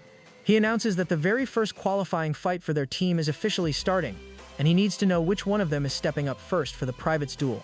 Muscle Master smiles and suggests the smart move would be to send their lowest level teammate in for the privates duel, but Dengu isn't about to let someone else steal the spotlight. The captain steps forward and announces he's taking the fight himself, leaving his squad staring at him like he's lost his mind. His teammate, the beauty blogger, points out that since he's the highest level, he should obviously be saving himself for the captain's round. Dengu just smirks, acting like he's being tactical to build momentum, but honestly, he's just chasing the clout. He's already dreaming about the massive view count he'll get by totally dominating a weak opponent on camera for his channel. Dengu stands in the ring with his arms crossed, looking like a total pro, until his opponent is revealed to be Ju. Ju pulls a hilarious face and starts laughing, genuinely hyped to kick things off with such an easy target. Dengu barely has time to react before Ju's baton cracks him right in the face, sending one of his expensive teeth flying. A massive explosion rocks the arena and fire spreads everywhere, ending the fight in a literal flash. Dengu's teammates are frozen in total shock as the host announces Ju as the winner. It was a complete one-tap, and the clout chaser is officially down for the count. Next up is the middle-ranked duel, and Pero steps into the ring looking locked in. Urs is perched on Ju's head, acting like a tiny cheerleader and shouting for the dog to wreck his opponent. Pero has been grinding hard all week, even sparring with dragons, and all that training is clearly showing. He looks so intimidating that the girl from the opposing team just raises her hand and surrenders on the spot. Boo Bear raises a paw and calls it, announcing that Dengu's team has officially withdrawn. Ju's squad takes their first W, and the host tells them to go take a breather before the next round. The qualifying stage is getting absolutely wild all over the city. You've got swordsmen jumping through the air and mages blasting each other in every direction. Ju is just chilling outside the ring, munching on a chicken leg while the chaos unfolds. Luna breaks down the math for him, explaining that there are 50 rings in each of the 30 cities, meaning 1,500 fights are happening at the exact same time. It's a 2-day grind, and teams need about 12 wins to even think about the main stage. Ju realizes that's a ton of work, but a sudden scream from the crowd cuts the conversation short. Everyone rushes toward one arena, and Ju's jaw drops when he sees Star standing there with a massive hammer on her shoulder. She's all smiles as the host shouts that her team just swept all 4 fights, taking a perfectly clean victory. Star strolls over to Ju, who is low-key buzzing with shock that she's even competing in the tournament. He's sweating a bit as he tells her that winning a captain's duel even in the qualifiers is a huge flex. Star just frowns, making it clear she isn't the same pushover she used to be. She's definitely leveled up her gear, showing off a massive, high-tier hammer she managed to snag from the continent of Bam. The alchemist standing nearby is totally caught off guard, staring with her mouth wide open at Ju's back. She asks where Love is hiding and who or what is currently hanging off Ju like a weird fashion statement. Ju just closes his eyes and explains that his cloak is actually Gallardo, the last of the 3 great dragons. He casually mentions that Love is busy with some personal business but will catch up later, joking that even if Pero catches an L, he and Luna can carry the team to a win. Star isn't feeling the jokes though. She breaks into a sweat, worried that Love would never miss a fight with Ju unless things were getting seriously heavy. Luna steps in to cool everyone down, reassuring the alchemist that the demon will be back before they know it. She admits that when she first met Love, she figured the girl was just a bit simple-minded, but she's totally changed her tune. Recalling a moment where they locked eyes, Luna says she realized Love is actually one of the most stubborn and mentally tough people out there.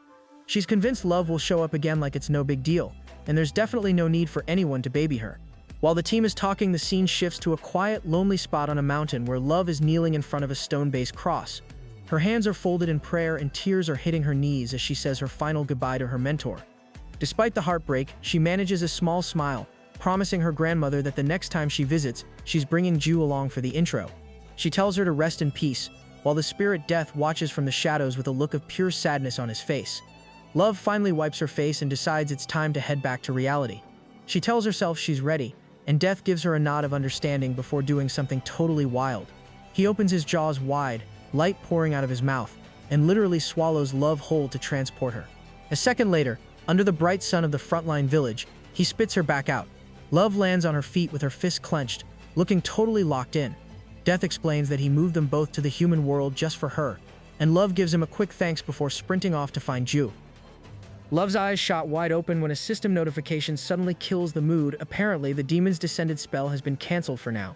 She looks down at her hands and realizes her clothes have shifted back to black, meaning she's reverted to her regular Demon King form. A figure appears out of nowhere and explains that it's simply because she burned through all her demonic energy during those intense trials. Love is standing there with her mouth hanging open in total shock because the person standing right in front of her is her mother. The deity gives a warm smile, acting all happy to finally meet her daughter in person for the first time. Glowing with a golden light, she congratulates Love on the birth of a new demon god, mentioning she's been waiting a long time for a true devil to finally show up. She tells Love not to trip over the power loss, though. Once her demonic energy naturally recharges, that high-tier devil form will be ready to use again. Her mother starts to go into a deep lore dive about why Luna relies on the goddess of life's power, but Love just lowers her head and cuts her off. She admits that staying in her weaker form might actually be better for now because being a demon god just makes her miss her master too much. Her mother watches her in silence for a second before dropping a massive teaser that there's actually a way for Love to see the old lady again. Love is instantly sweating, grabbing her mother by the shoulders and begging to know if she can really see her granny one more time. Her mother doesn't lie, but she admits she's totally confused by the main character energy Love is wasting on a mere NPC. With a bit of a smirk, she points out that the mentor was just code and programs, not a real person, and asks why a demon god would get so attached to a bunch of digital data. Love doesn't care about the logic though, she just screams for the secret method as fast as possible. Her mother just sighs and tells her to go find Ju at the qualifying rings first, promising they'll finish the chat later. The scene shifts to the village where players everywhere are standing with their jaws on the floor, breaking into cold sweats at the sight of a new group walking through the square. This squad, known as the Afterrealm, looks straight out of a nightmare. One has purple horns, another has a red cape with horns poking out, and their hair is glowing. As the sun lights up the square, the crowd stays frozen in disbelief while this creepy group of 4 passes through. The group consists of a warrior, Yafi, a humanoid dragon, Urakan, and the god of destruction. Seeing them, everyone starts to bolt, but just as they do, Boo Bear appears and stops them. He assures them that these guys are a team competing in the tournament, but the crowd argues that they're monsters from the game. The bear reveals that both NPCs and users can participate, and he promises they won't cause any harm outside the tournament. Still worried, the crowd slowly agrees. But standing among them, Love is sweating all over. She remembers her mother already informed her that she would see a very strange team on her way to meet Jua. According to her, these guys had returned from the After Realm, and now seeing them right in front of her, Love is completely shocked. As the After Realm team marches through the crowd, people start pointing at the massive, intimidating guy at the back, trying to figure out if he's a new Chrono Life character or some secret dungeon boss. The big man just clenches his fists, looking irritated by all the staring. Suddenly, the death spirit starts spiraling, crying out that this is a total nightmare. He hovers near Love, sweat rolling down his face as he identifies the giant. It's the past Demon King himself. Death is in total disbelief that this legend is standing right there in the flesh. While the past Demon King is looking grumpy and Ju is casually tapping his chin, Death is busy having a midlife crisis. Ju looks at the legendary king and marks that it's been a while since they last crossed paths. Then, in the most Ju move ever, he reaches out and grabs Death's cheeks, stretching them in different directions like he's playing with a toddler. Eurus's jaw drops in complete shock, and Death is fuming, grumbling that he almost had a heart attack from Ju's sudden chaotic appearance. Ju just shrugs it off, acting like stretching the face of a legendary boss is just another Tuesday. Just as the main character turns to see Captain Love, she is gone. He's looking around like, wait, where'd she go? But her pet points out she was literally just there. Then the ghost spots some long white hair up ahead and points her out. Love walks up to the underworld team, while the god of destruction is just chilling with his hands in his pockets. Both Ju and Death are watching with their jaws on the floor as the guy greets Love, calling her the sin of envy before correcting himself to say she's just a demon king now. He politely asks her to move so they can get to their duel, but Love isn't moving an inch, and her face is turning noticeably red with frustration. Standing her ground, she demands to know how a bunch of dead people just managed to waltz back into the land of the living like it was no big deal. The guy points a finger and tries to explain that it's complicated, pointing out the red halos floating over all their heads as proof of their dead status. Love's mouth drops open and she asks again how they actually escaped the death realm. Instead of giving her a straight answer, the god of destruction just smiles and tries to brush it off as a secret, which turns out to be a massive mistake. Before anyone can even blink, a punch flies out and cracks him right across the cheek. His whole body goes stiff and he tilts toward the ground like a falling tree. Jua, Death, and all the nearby players are staring in absolute disbelief as the final boss of the entire first season gets face-planted into the floor with a loud bang. A total stranger is now standing over him, showing off some fangs and looking completely annoyed that he tried to gatekeep the info. The guy is out cold on the ground and Love just stands there basically saying he had it coming. The guys in the crowd are sweating hard, unable to process the fact that the literal boss of destruction just got one-tapped. While they're all losing their minds, Yafi steps up and identifies this new powerhouse. He reveals that she is the Nether King, the ultimate authority who controls every single soul in the land of the dead. The system shows her level as completely unknown, which sends a fresh wave of panic through the players. She's got a red diamond on her forehead and looks every bit as legendary as her title suggests, leaving everyone wondering if she's really as cracked as she looks. The Nether King turns her attention to Love, who is understandably a bit nervous. The Nether King mentions she heard a rumor that Love wants to bring a dead NPC back to life, and she confirms it while her heart is probably doing 200 BPMs. The lady moves in close, noticing how fast Love is, and even gives her a casual compliment by saying she's very beautiful. She gets curious and asks if the NPC Love is trying to revive as a man, but once Love says it's not, the Nether King looks totally satisfied. She puts her hands on her hips and tells her that since that's the case, she's actually willing to spill the tea on how to bring her mentor back to life. According to the Nether King, the fastest way to fix things is for Love to stay on her grind and keep winning this tournament. Eventually, this path will lead to a showdown with the Afterrealm team itself, and all Love has to do is beat them. Love is understandably confused, raising her eyebrows and wondering if simply winning a fight is really enough to bring her grandmother back to life. The absolute boss of the dead puts her hands on her hips and clarifies that winning is just the first step. She starts whispering the second and way more important condition into Louv's ear. Whatever the secret is, it hits Louv like a ton of bricks. Her eyes go wide with a mix of shock and pure fear. From a distance, Ju and Death are watching the huddle with tired expressions, totally out of the loop because they're too far away to hear the tea being spilled. Just as abruptly as she arrived, the Nether King vanishes, leaving nothing behind but a little trail of white dust on the ground. Ju walks over once the crowd starts to thin out. Noticing that the entire After Realm squad has ghosted the area, Louv explains that they had to head off to their own preliminary match, which Ju thinks is a bit of a bummer since he was actually starting to find them interesting. He switches gears and checks in on Louv with a big smile, asking if she's feeling better. Louv gets a little embarrassed, thanking him for the concern and apologizing for missing his earlier fights. Ju tells her to not even sweat it because he and Luna had the situation totally under control. Feeling fired up, Louv promises to go all out from here on, wanting to show everyone exactly what her new demon god powers can do to make up for lost time. The scene then jumps to a tall castle past the forest where the matches are getting intense. In the ring, Ju is going absolutely feral, his tongue practically hanging out as he slams his wooden club into an opponent's forehead. The impact triggers a massive burst of flames that swallows the entire ring in smoke and dust. When things finally settle, Ju is the only one left standing.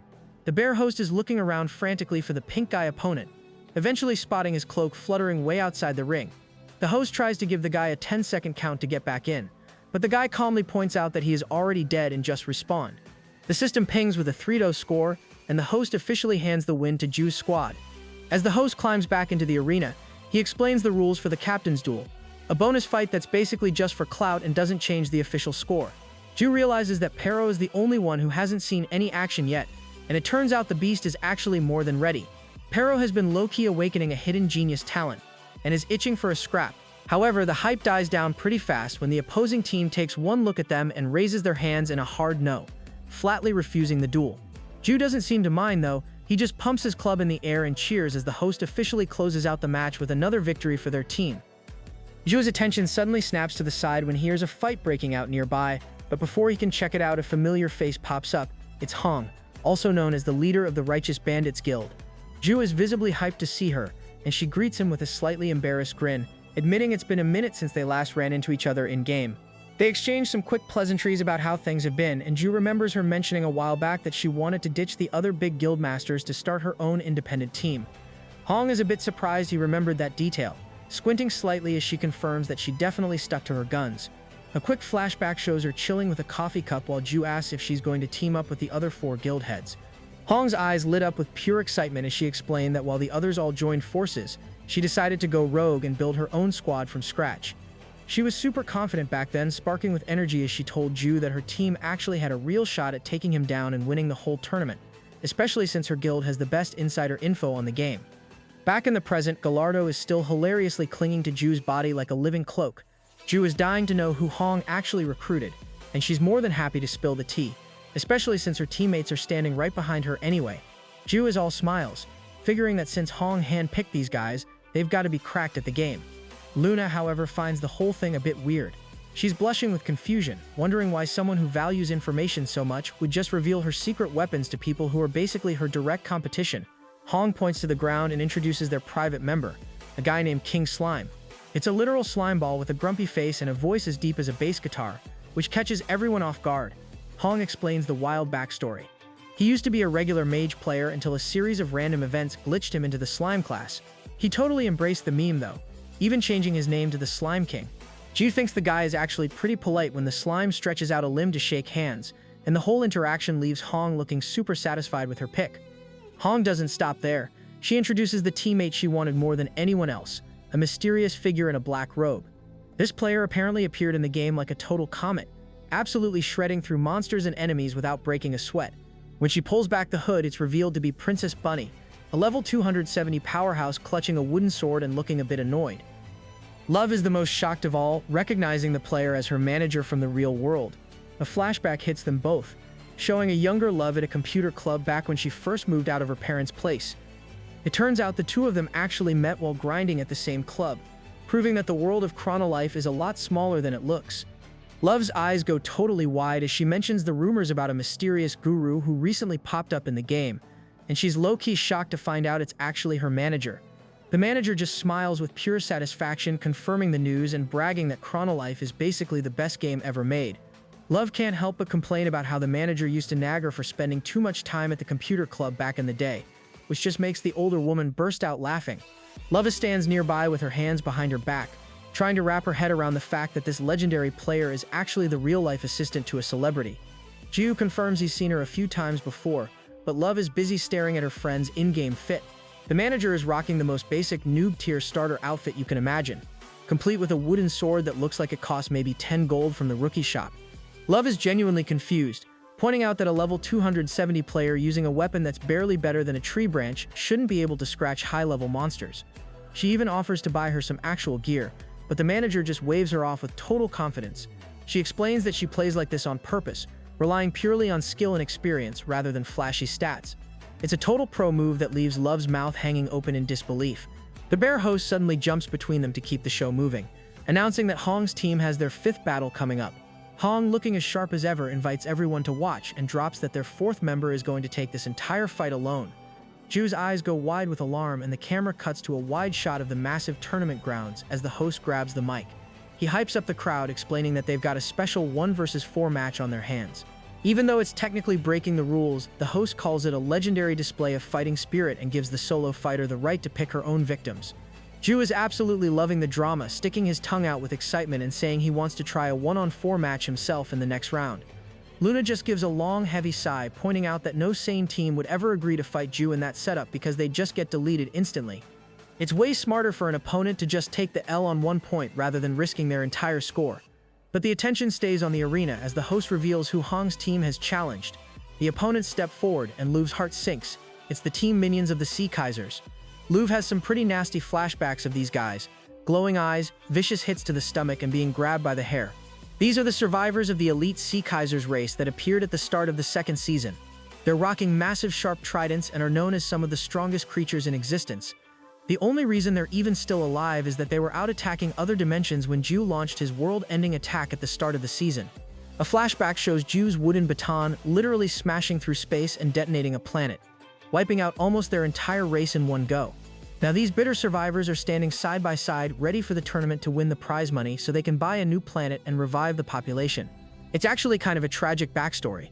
They're sitting there with white lines creeping through their thick skin, thinking about how they just want a safe place to have kids and rebuild their population in peace. Their fangs are stained with blood, and while they think the oceans in this world are okay, they're tired of being everyone's punching bag. Deep down, they're basically fueling their stats with pure spite, swearing they'll make everyone who humiliated them pay for it. Love is standing there with her jaw on the floor, calling out how totally reckless it is to go into a 1v4 against these monsters. She points out that even the weakest one in that group is well over level 1000, which is basically boss tier for most players. Hong just chills there, holding her king slime like a plushie, and tells her to relax because her team members are just built different. Love is visibly confused, raising her eyebrows because she can't wrap her head around where Hong is getting all this confidence. She stares at the hooded figure in the arena, wondering if this one mystery player is really enough to carry the whole squad. The bear jumps over to the sea crew and asks if they're down for the 1v4 challenge. Drool runs down their sharp fangs as their leader cockily accepts, claiming it doesn't matter how many people are in the ring, they're winning regardless. The host cheers, spreads his legs wide, and officially gives the signal to start this special condition scrap. One of the monsters immediately rips itself off the ground, screaming about how these arrogant humans are about to catch a permanent game over for their overconfidence. The whole team charges the lone player at once, looking like a total tidal wave of death. Then, the stranger does something legendary. They just raise one hand and snap their fingers. In that split second, the massive monsters are literally sliced into pieces, their upper half flying into the air before the rest of it crashes down in a heap. Doing that, the stranger slowly pulls back their hood and adjusts his glasses with 2 fingers, calmly explaining that he's just a pragmatic guy, a rationalist. The system identifies him as Elanshu, a spirit summoner, a hidden profession that's incredibly rare. Right next to him, magic particles swirl around a small boy who turns out to be the spirit of the wind.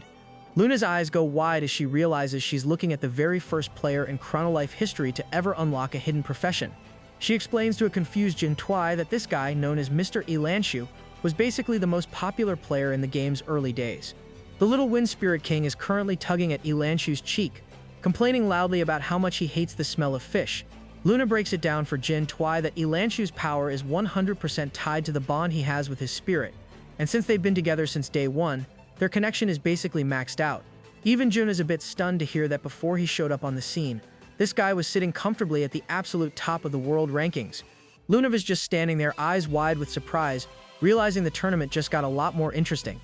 The bear is low-key losing it, lowering his eyebrows and hyping up the insane destructive force they all just witnessed before officially handing the W to Team Hong. Luna is standing there with her jaw on the floor, looking over at Gen Twice, the King Slime, and the rest of the squad start heading out. Before they leave, Hong drops a spicy parting shot, telling Gen Twice crew that she'll see them in the finals. As a breathtaking view of the magical night sky takes over the village, the first day of the qualifying stage officially wraps up. The vibe in the evening is immaculate. Players are chilling at tables, sharing food and drinks, and just vibing like it's a massive Olympic celebration inside the game. Even losers are clinking wooden mugs with the winners, and somewhere out there a teenager is probably sweating over a keyboard. It's all good energy as the sun goes down. Back at their own table, our warrior is feeling great, shouting about how well the first day went while he tears into some meat. He mentions they managed to squeeze in about 6 fights, and Luna confirms that tomorrow they've only got 5 more to go before the qualifiers are done.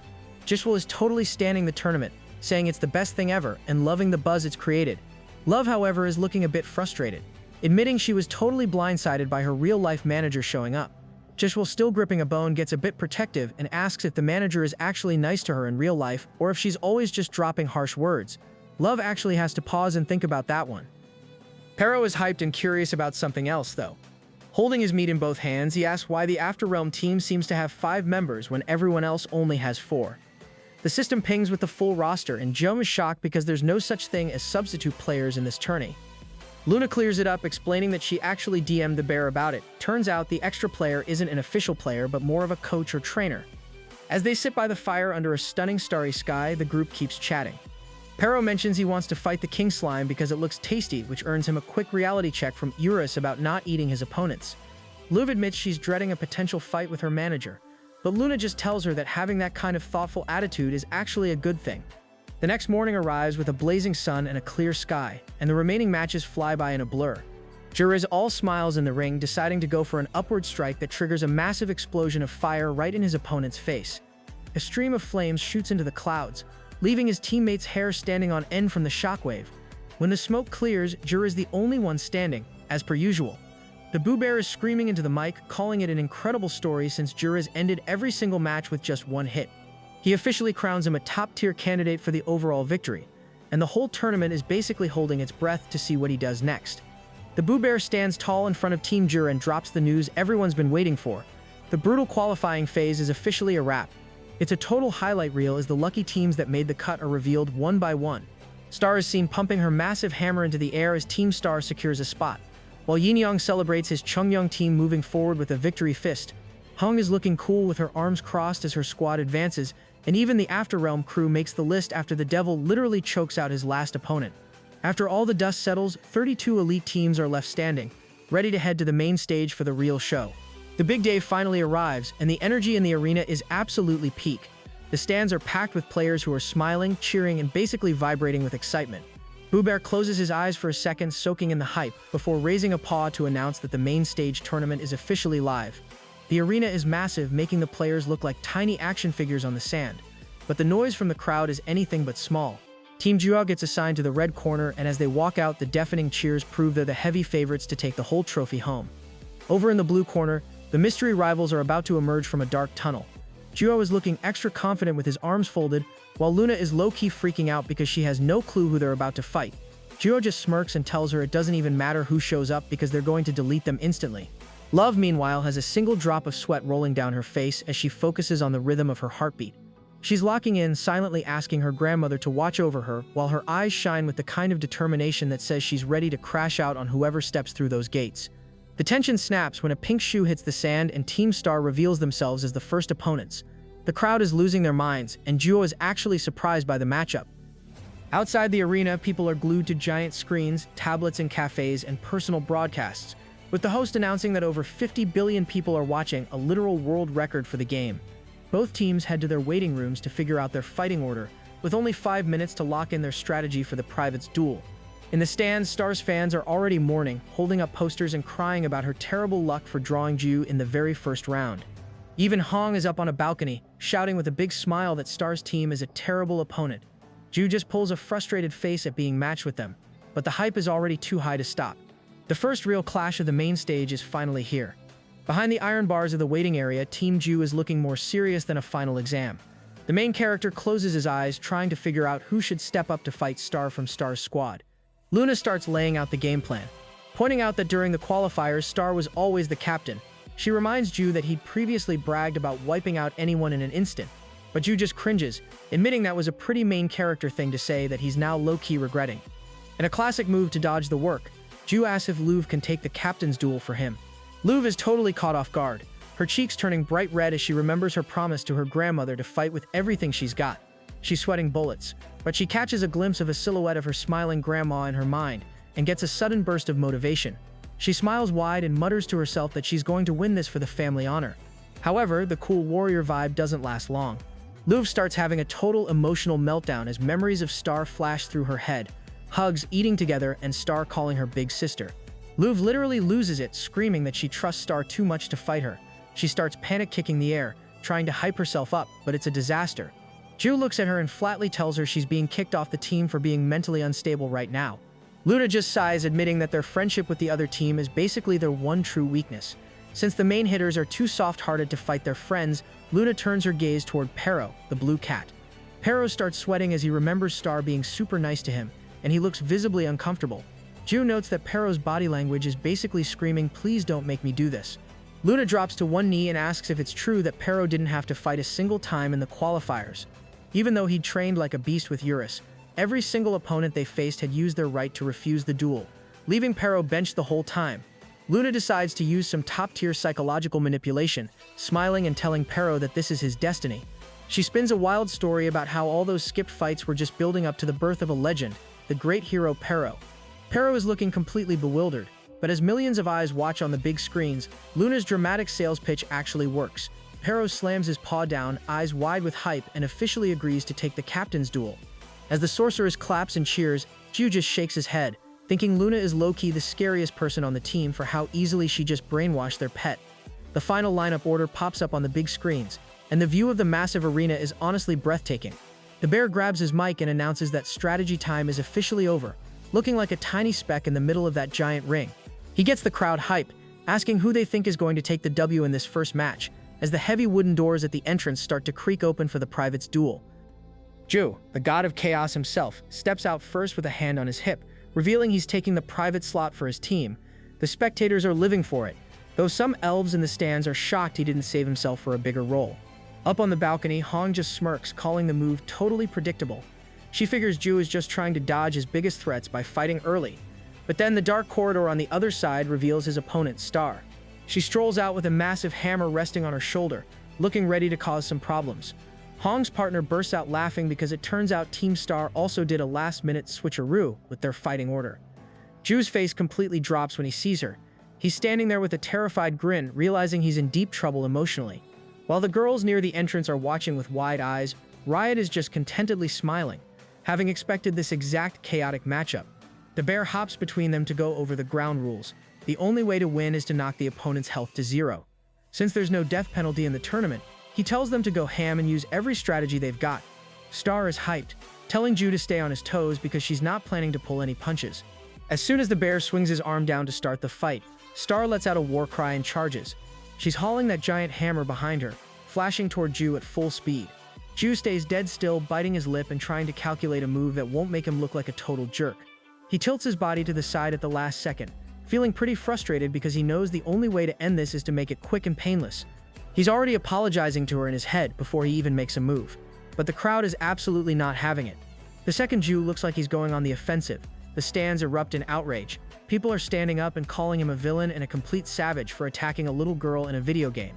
Tears actually well up in Ju's eyes from the sheer frustration of it all. He's wondering why he even bothered trying to be tactical if he was just going to get roasted by the audience anyway. To settle the drama, Ju raises a finger and offers Star a deal. He tells her he'll stand perfectly still for exactly 1 minute and let her hit him with every high-damage combo she's got. If he's still standing after 60 seconds, she has to surrender. Star is suspicious at first, thinking it's a bait and switch, but Ju promises he's being for real. Even though the crowd keeps yelling that he's being a coward, Star takes a long sigh and agrees to the deal. But just this once, she warns him not to regret it, because she's not giving him a rematch once she wins. Ju just nods, telling her all she has to do is keep her word and surrender if he survives the clock. The bear hops back onto the mic, hyping up the crowd because things just got spicy. He breaks down the high-stakes deal. Ju is basically acting as a human punching bag for 60 seconds, and if Star can't finish him off, she has to tap out. Back in the waiting area, Love is practically vibrating with hype, slapping the iron bars and telling everyone that this is an easy W for their captain.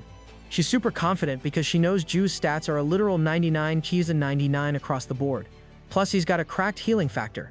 In her mind, Star could swing that hammer for a year and still wouldn't leave a scratch.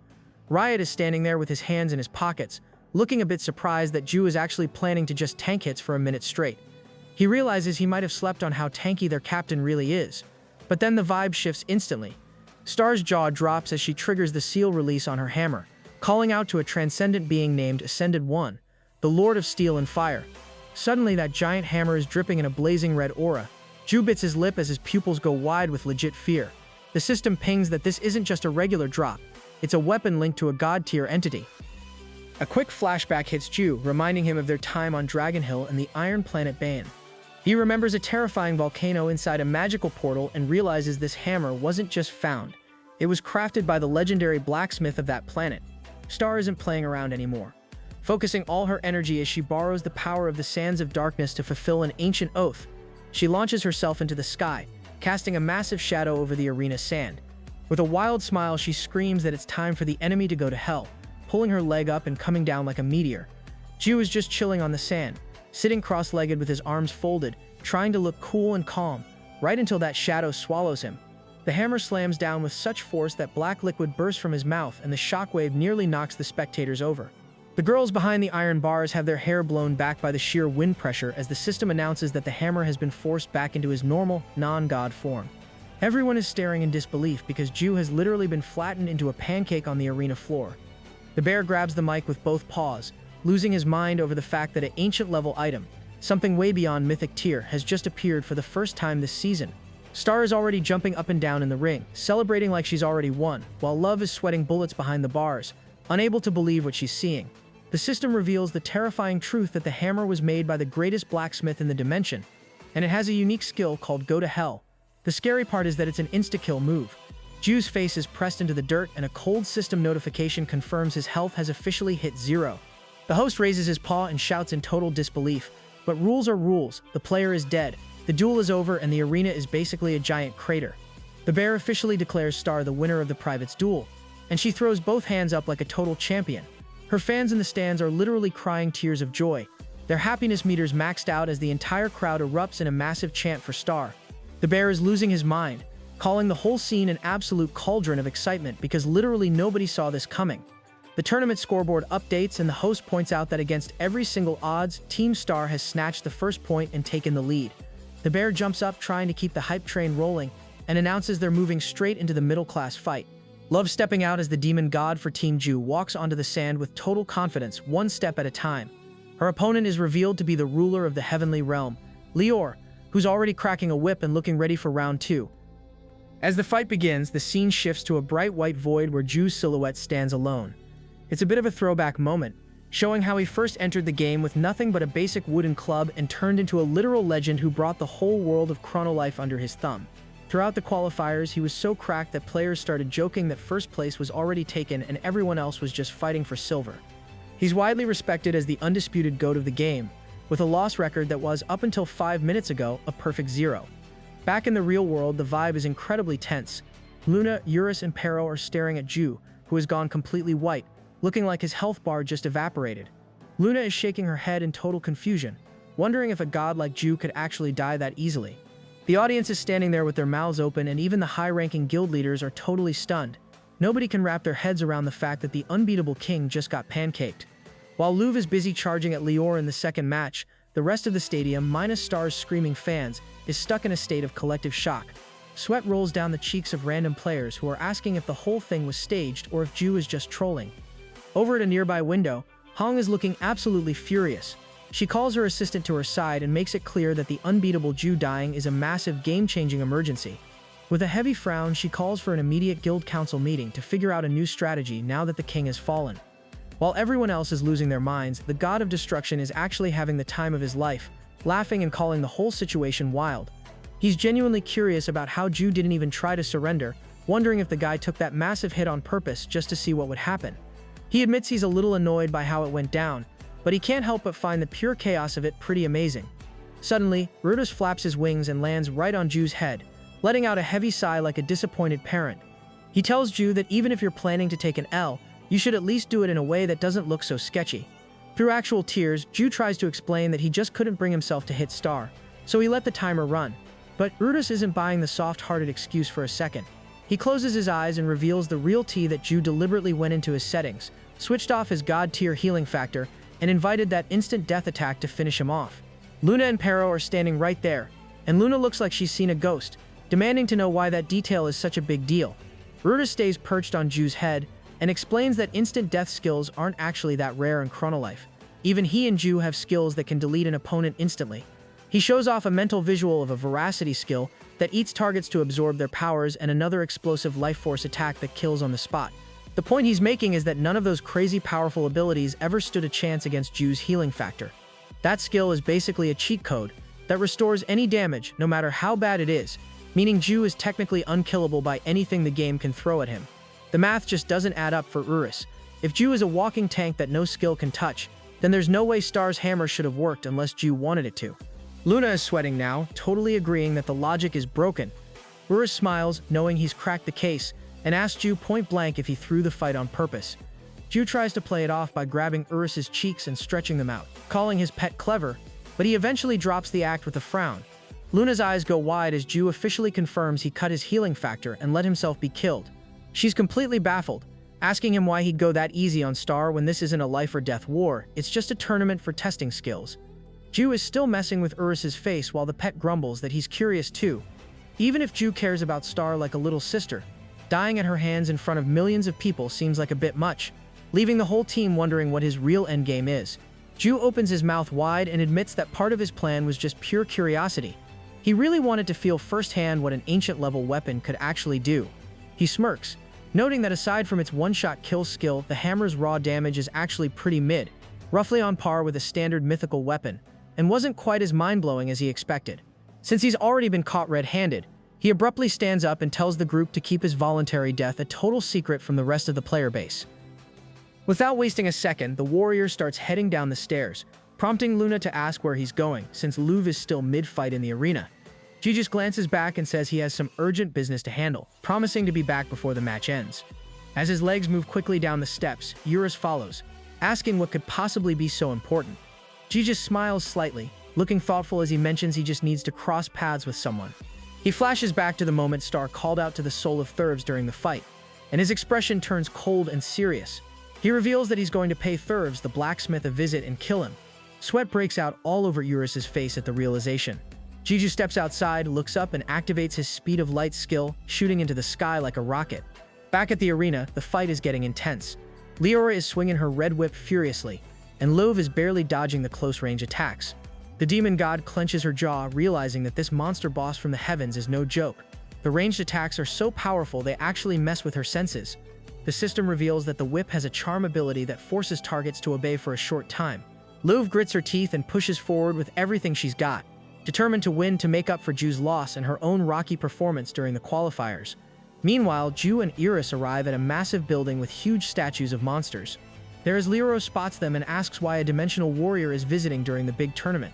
Ju doesn't have time for small talk. His pupils widen with intensity as he tells her to cut the chatter and open a portal to the Iron Planet Benev immediately. His Leoro is surprisingly cooperative, her body glowing as she stretches her palms out to open a dimensional gateway that's apparently been maintained for over 1,000 years.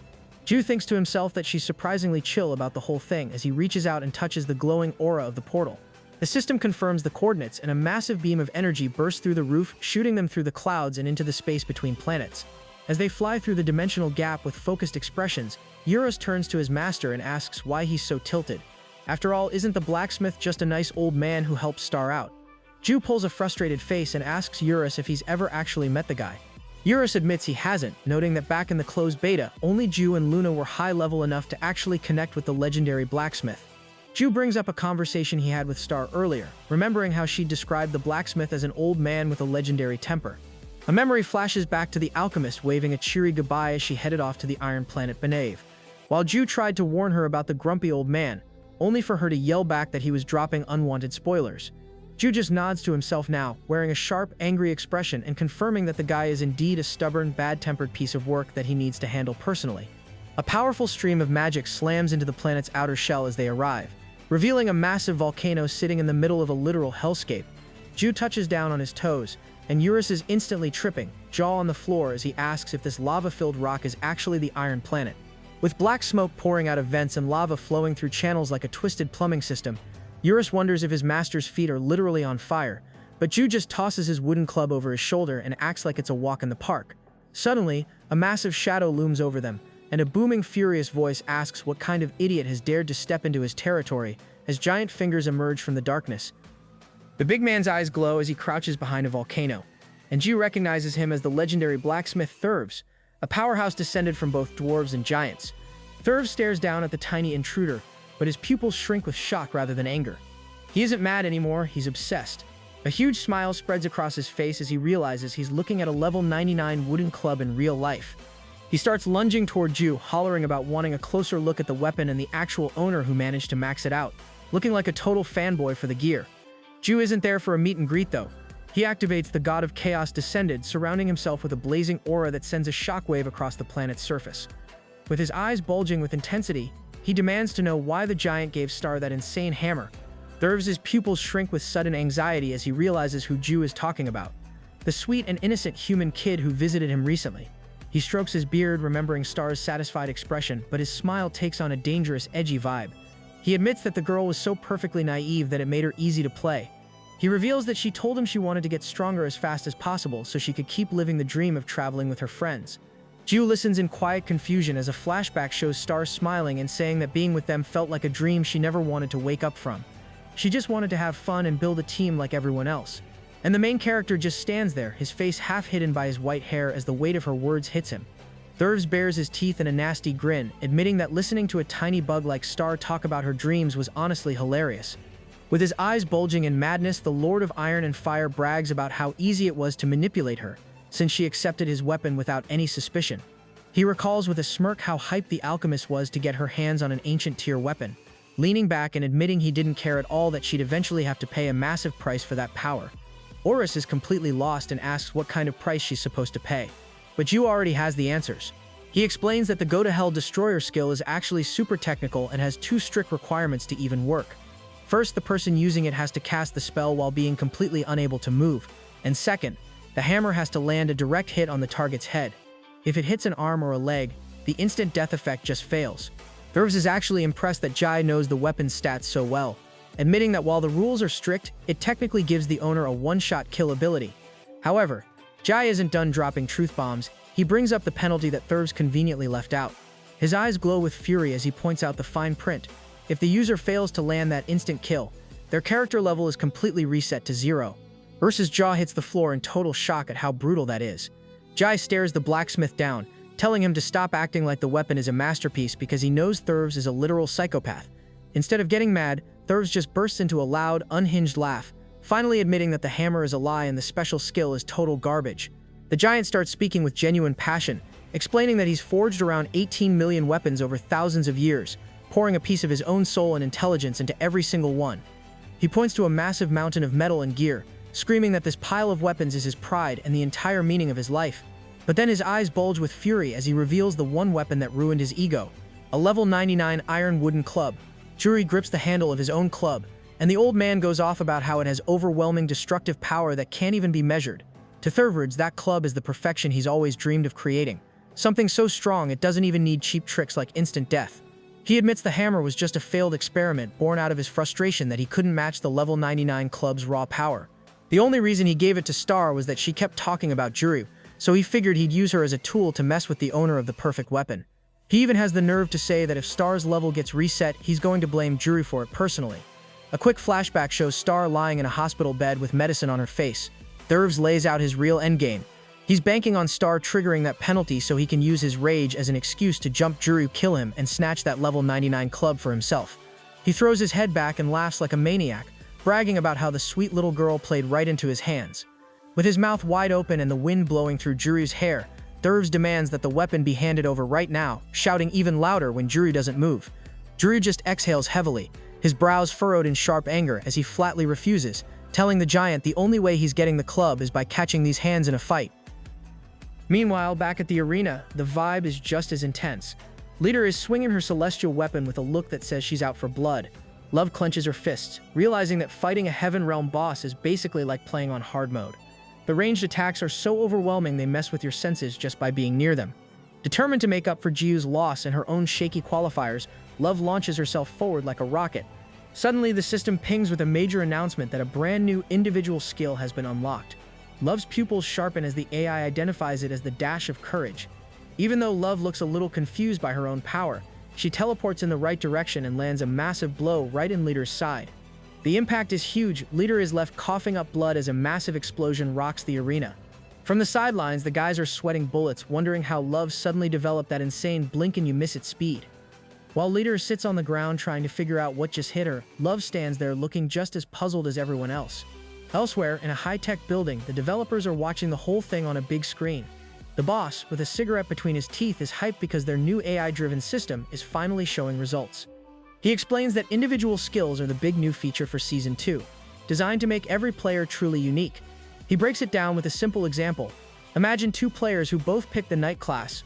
Over time, one player might naturally prefer slashing, while the other likes to stab.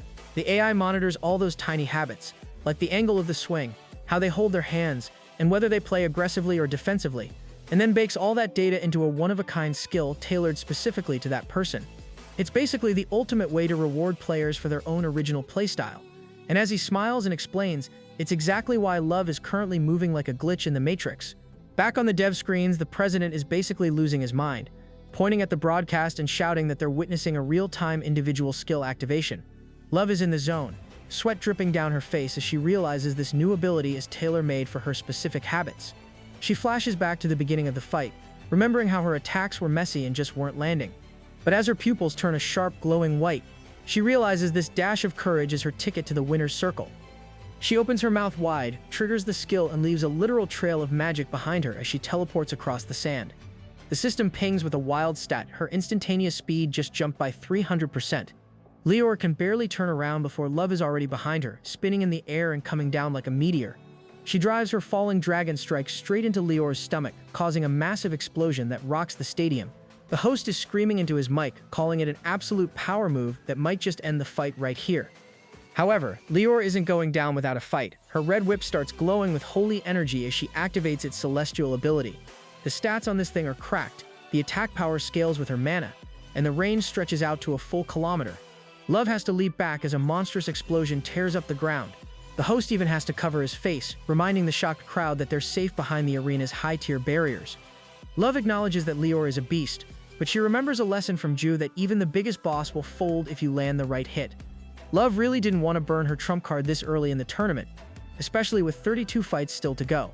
But since Ju already caught an L and the team is trailing, she knows she has to stop overthinking it. She slides across the arena floor, locking in her focus as she activates her ultimate form, the Demon God Descended. A blinding flash of light swallows the ring, and when the smoke clears, Love has completely transformed into a serious, glowing powerhouse.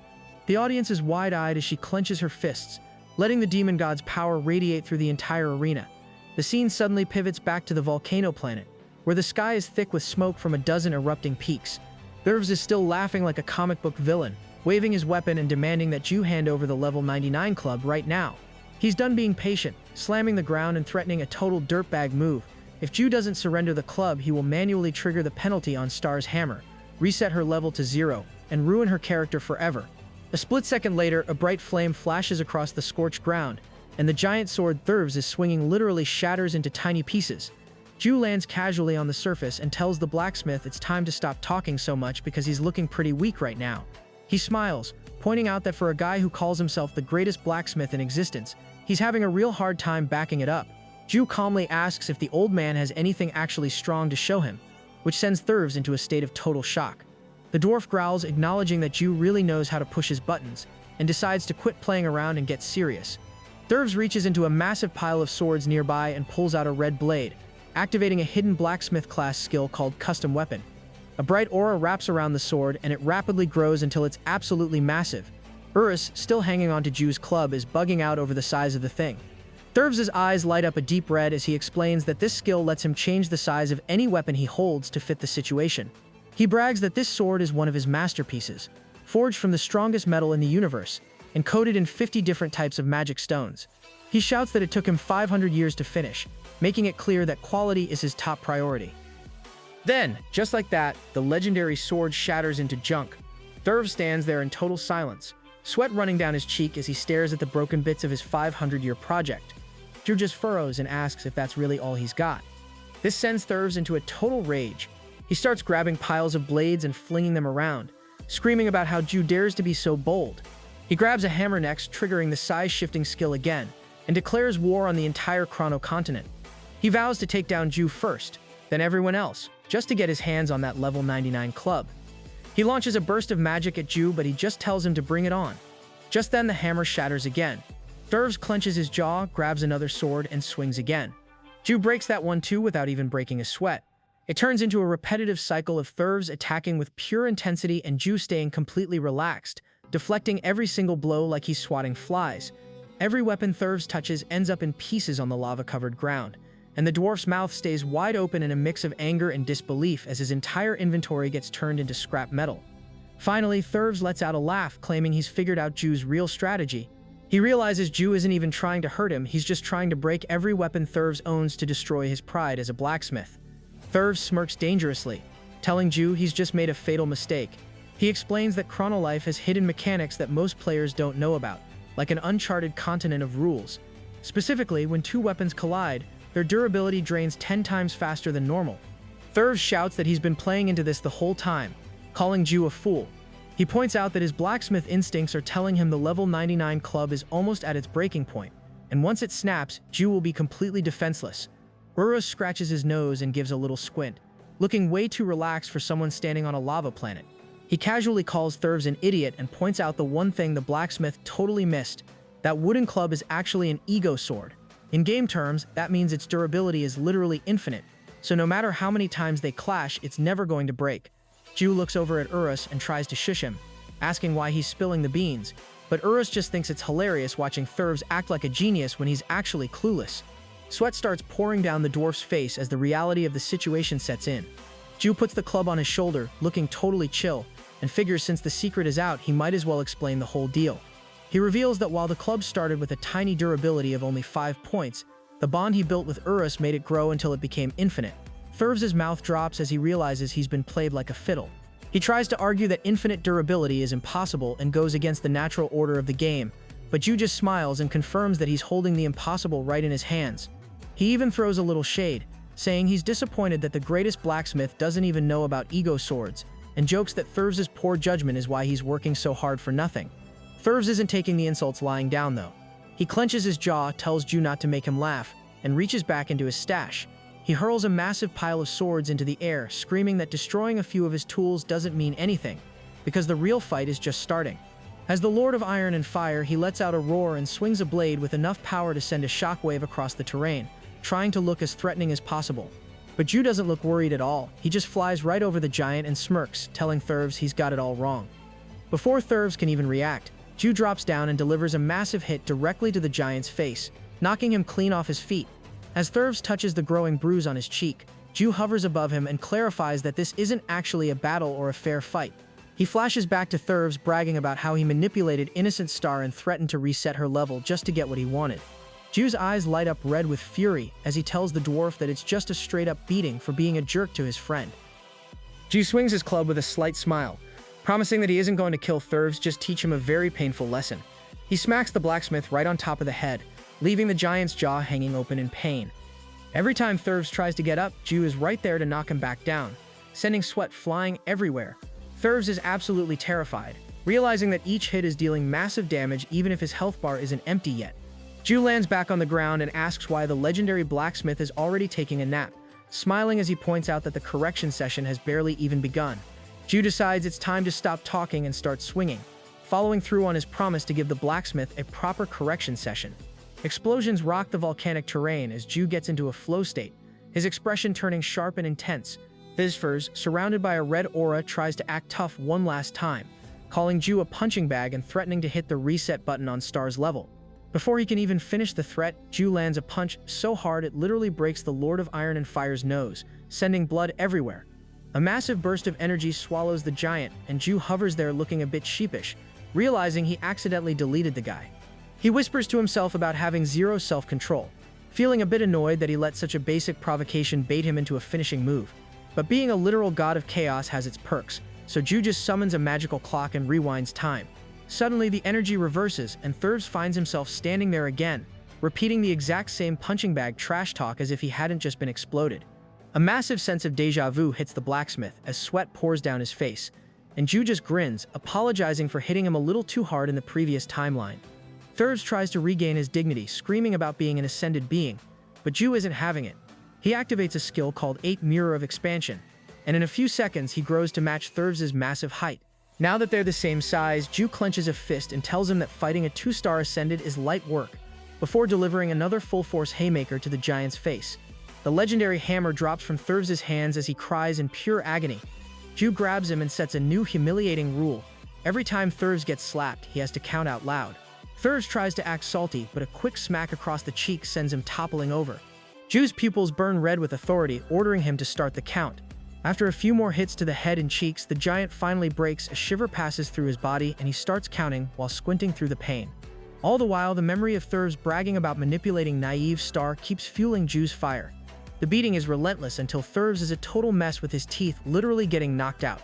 Finally reaching his limit, the legendary blacksmith drops to the ground and begs for mercy, admitting he was totally in the wrong. He desperately promises to strip the penalty function from Star's weapon immediately, meaning she can spam the go-to-hell destroyer skill as much as she wants without ever worrying about a level reset again. Ju looks down at the crying giant with a dissatisfied expression, realizing he's wasted enough time away from the tournament. He decides to call it a day, pointing out that since the only boss system is gone in this zone, killing Thurves wouldn't even give him a good drop anyway. He turns his back on the broken blacksmith, telling him to stay out of trouble and just live a quiet, boring life from now on. A final shiver runs through Thurves as he agrees without a second thought. Completely terrified of the guy, Ju stops mid-step and drops one final warning, basically telling Thurves and everyone else nearby to watch their step. The blacksmith is just left sitting there in the dirt, watching the great warrior walk away. But while Ju is heading back, a mysterious glowing ball appears nearby, and some heavy hitters are watching the whole thing on a magic screen. A mysterious smiling figure admits that it seems like Ju was talking to them and he's actually a fan of him, saying the guy's reckless confidence is low-key cool. Even though the entity jokes that Ju only beat a third-rate blacksmith, he's still weirdly proud of the guy for pulling it off. Standing near the magic ball, this ascended being spills some tea about Thurves. The old man was never actually a fighter. His 2-star status was just a title, and in a real scrap, he's basically a non-combatant. The mystery man turns to his squad, a bunch of dark silhouettes chilling on a floating space island, and asks if they think the guy with the wooden stick is ready for a star ranking. It's a huge debate because Ju hasn't even hit the ascended test yet, and is only level 9,999. Still, one guy points out that beating a 2-star being without having a star yourself is a once-in-a-thousand-years kind of flex. Without Ju stepping in, the blacksmith probably could have soloed the entire Chrono Continent. The group is totally divided on whether Ju is the real deal or just lucky, so they decide to settle it the old-fashioned way. Instead of voting, they want to throw Ju into the ring with a real combat-type ascended to see if he survives. One guy laughs, thinking Ju won't last a minute against a pro, but another figure lying on the grass mentions they already have the perfect rival ready. There's a new star who just awakened as a 1-star ascended, and apparently these two were destined to clash anyway. The big bosses are hyped to see if the wooden club guy can actually hold his own, or if the rising star is going to humble him. While the higher-ups are plotting, the new star team master's Ingdong is chilling, looking pretty relaxed with his legs crossed. His teammate walks up to him, curious about what's got his attention, and he just gives a small smile. He's the strongest martial artist around, and he tells her that the elders have taken a massive interest in one of the younger fighters. Over by a window, he asks how the current arena battle is looking, and the reply is pretty blunt: it's almost over. Sam, master of Shaolin, notes that the massive gap in internal energy between the two fighters in the ring means the conclusion is going to be quick and brutal. Back in the arena, the fight between Love and Leori is reaching a fever pitch. Love lifts her leg and starts channeling raw demonic power through her index finger, firing off a wave of energy that looks absolutely cracked. Leori isn't backing down though. She clenches her jaw and fires back with her heavenly whip, which is glowing with holy mana. But in a move that catches everyone off guard, Leori actually deflects the hit while standing inside a protective energy shell. The host is losing it on the mic, shouting about how monstrous these attacks are as both players trade high-level blows like they're in a world championship final. Luv suddenly raises her hand with a look of pure focus, deciding it's time to stop playing around and combine her power into something massive. A blinding flash of light fills the arena, and Ingong notices that the energy Leori had previously scattered is actually pulling itself back together in the sky. It turns out demonic power is the ultimate imagination tool, letting the user turn infinite mana into whatever they can dream up. Suddenly, a massive, terrifying monster named Belial materializes with glowing purple eyes. Luv activates Demon Breath, and the creature charges up a huge amount of energy in its mouth before unleashing a devastating blast. The host is sweating bullets as the explosion rocks the stadium, wondering if Leori even survived that. When the smoke finally clears, the wounded ruler of the Heavenly Kingdom is seen lying in the sand, unable to get back up. Love stands over her with total confidence, and the bear officially calls the match. Victory goes to Team Ju. The results table pops up showing that Team Ju is now leading 2-1. Teddy Bear hops over to the center of the ring to introduce the main event, the captain's duel between Pero and Habake. The stakes are massive. If Pero wins, the match is over with a 3-1 score. But if Habake pulls it off, they'll be tied, forcing a chaotic 4-on-4 team battle.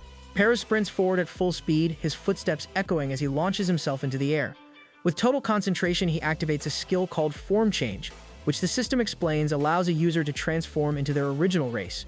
The crowd is mesmerized, and even some of the pro players on the sidelines think the transformation is actually pretty cute. Eurus is cheering from the top of Jeff's head, telling the kid to show off his real power. Pero's paw starts glowing with energy as he triggers a Beast Claw attack, swinging at Hababek with everything he's got. Hababek barely manages to dodge 3 blue slashes that tear through the air, realizing with wide eyes that this kid is actually faster and stronger than most top-tier swordsmen.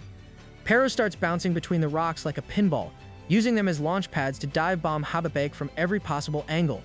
Hababek grits his teeth, barely keeping up as black liquid, likely some form of demonic energy or ichor, flares from his hand.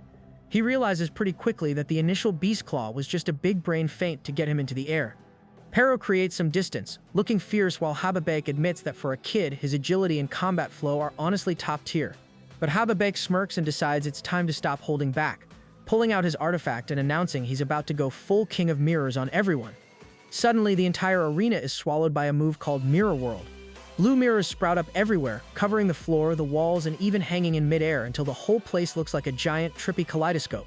Pero is visibly shaken, staring at 1,000 reflections of his opponent. From the sidelines, Love is confused because she thought G had already jacked all of Habake's mirrors. Luna explains that while it takes a massive amount of time and effort to craft them, Habak can literally print new mirrors whenever he wants, which is exactly why he's a legend in his class. G takes a second to give Luna some props for absolutely bodying Riot earlier. Love noticed that Luna is back in her goddess form and is curious how she's still got gas in the tank after burning her energy. Luna just touches her hair and notes that nature-type energy is just built different, and she's way better at mana management than they realize. But then the vibe gets weird as Luna notices Love's horns and with sparkling eyes, reaches out to touch them. Just like when G touched her ears, Love immediately squats down in total discomfort. Jiu explains that the demon race has super sensitive horns, and touching them without an invite is a one-way ticket to getting slapped. At that moment, Luna thinks about her kitty Beanie Boo and the cute love-hate moments she had with her, then jumps on Love like an obsessed maniac. Seeing this from the side, Jiu and Eurus are really weirded out. Back in the heat of the battle, a slash from Habai catches Pero off guard. Black liquid drips from the beast's mouth as he crashes into the sand. Habaik is now wielding a mirror sword, explaining that he can pull a blade out of any mirror at any time, anywhere. It's a total cheat code. Pero gets sliced up from angles he can't even see. Habaik jumps onto one of the floating mirrors and just laughs, reminding him that this is his world. Blue rays start firing from every single mirror at once, leaving Pero completely spiraling and unable to track the next hit. Jiu, watching from the sidelines, tells his little apprentice to stop panicking and actually use his eyes. He breaks down the trick that Habaik is using mirror reflections to bounce around at high speeds, creating the illusion that he's everywhere at once. Jiu makes it clear that if Pero wants to survive this, the mirrors have to go first. Pero glints his eyes to the side, taking the master's advice to heart as he prepares to smash his way out of the reflection trap. Habaik realizes pretty quickly that Pero is onto his strategy, confirming that breaking the mirrors is the only way for the kid to survive. But he's not about to just stand there and let his hard-earned glass get smashed. He starts raining down blue laser rays from every direction, keeping Pero on the ropes. Habaik brags that inside this mirror world, he's literally moving at the speed of sound, meaning even if the mirrors break, he's still going to be way too fast to catch. The damage starts piling up and Pero eventually crashes to the ground, looking like he's running on empty. From the sidelines, Love is getting worried and asks if Habaek is basically unbeatable now, especially compared to Ju's light-speed skills. Ju isn't buying it though, staying firm on the smash the mirrors plan, while Luna adds some deep advice. She thinks Pero needs to stop obsessing over levels and stats and start thinking outside the box. The arena is so packed with mirrors at this point that there's barely any room to breathe, let alone move. Habaek tells the kid to just take the L and give up, but Pero has other plans, suddenly leaping over Habaek with his fangs bared. Seeing he's about to get bit, Habaek panics and pulls out his ultimate trump card, the Soul Mirror. A massive mirror swallows the center of the arena, sucking Pero into a watery portal that looks like a total nightmare. The mirror then crumbles into pieces, leaving Pero bloodied and broken on the sand. Habaek explains that this is a special ability that forces an opponent to face the inner self they're most afraid of, the dark secrets they keep buried deep down. Habaek leans in to take a peek at Pero's soul, expecting something simple, but instead he sees a giant violet eye staring back at him. Total horror washes over Habaek's face. He drops to the ground as his legendary artifact shatters into junk. It turns out that living inside Pero is a monster capable of deleting entire dimensions, and the sight of it literally breaks Habaek's mind. Both fighters are absolutely traumatized by the vision, trembling and covered in sweat, but Pero manages to snap out of it first. In a moment of pure animal instinct, he lunges forward and sinks his teeth deep into Habaek's neck. Black liquid starts spraying everywhere as Pero refuses to let go, locking his jaws like a vice. Habaek is so rattled by what he saw in the mirror that he completely forgot to defend himself, and now he's desperately grabbing a heavy stone from the dirt and slamming it into Pero's head to try and break free. The proper magic duel is officially over. It's now just a brutal, bloody brawl in the mud. Bear is calling the play-by-play, describing how Pero is glued to Habaek's neck while Habaek keeps wailing on him with a bloody rock. The crowd is watching in dead silence, totally gripped by the raw violence of it all. Blood and black liquid are everywhere, covering the rock and the sand as both fighters refuse to back down. Finally, after one last hit, Habaek's hand drops and he falls back onto the sand with a look of total frustration. The two of them lie there together, motionless as the entire stadium goes completely silent. The commentator grabs his mic and drops a bomb that both players are out cold at the exact same time. It looks like a textbook draw for the captain's duel, but then the script flips. Pero suddenly pushes himself up on all four paws, his eyes burning with pure fury as he stands over his unconscious opponent. The vibe is instantly majestic, and the crowd can feel the sheer main character energy radiating off him. Teddy Bear loses his mind with excitement, jumping up to announce that because Pero is the last one standing, he takes the win. The stadium erupts as the fans start chanting his name, and Pero just stands there soaking in the glory with a sharp, dangerous look on his face. As the cheers get louder, a wave of memories hits Pero.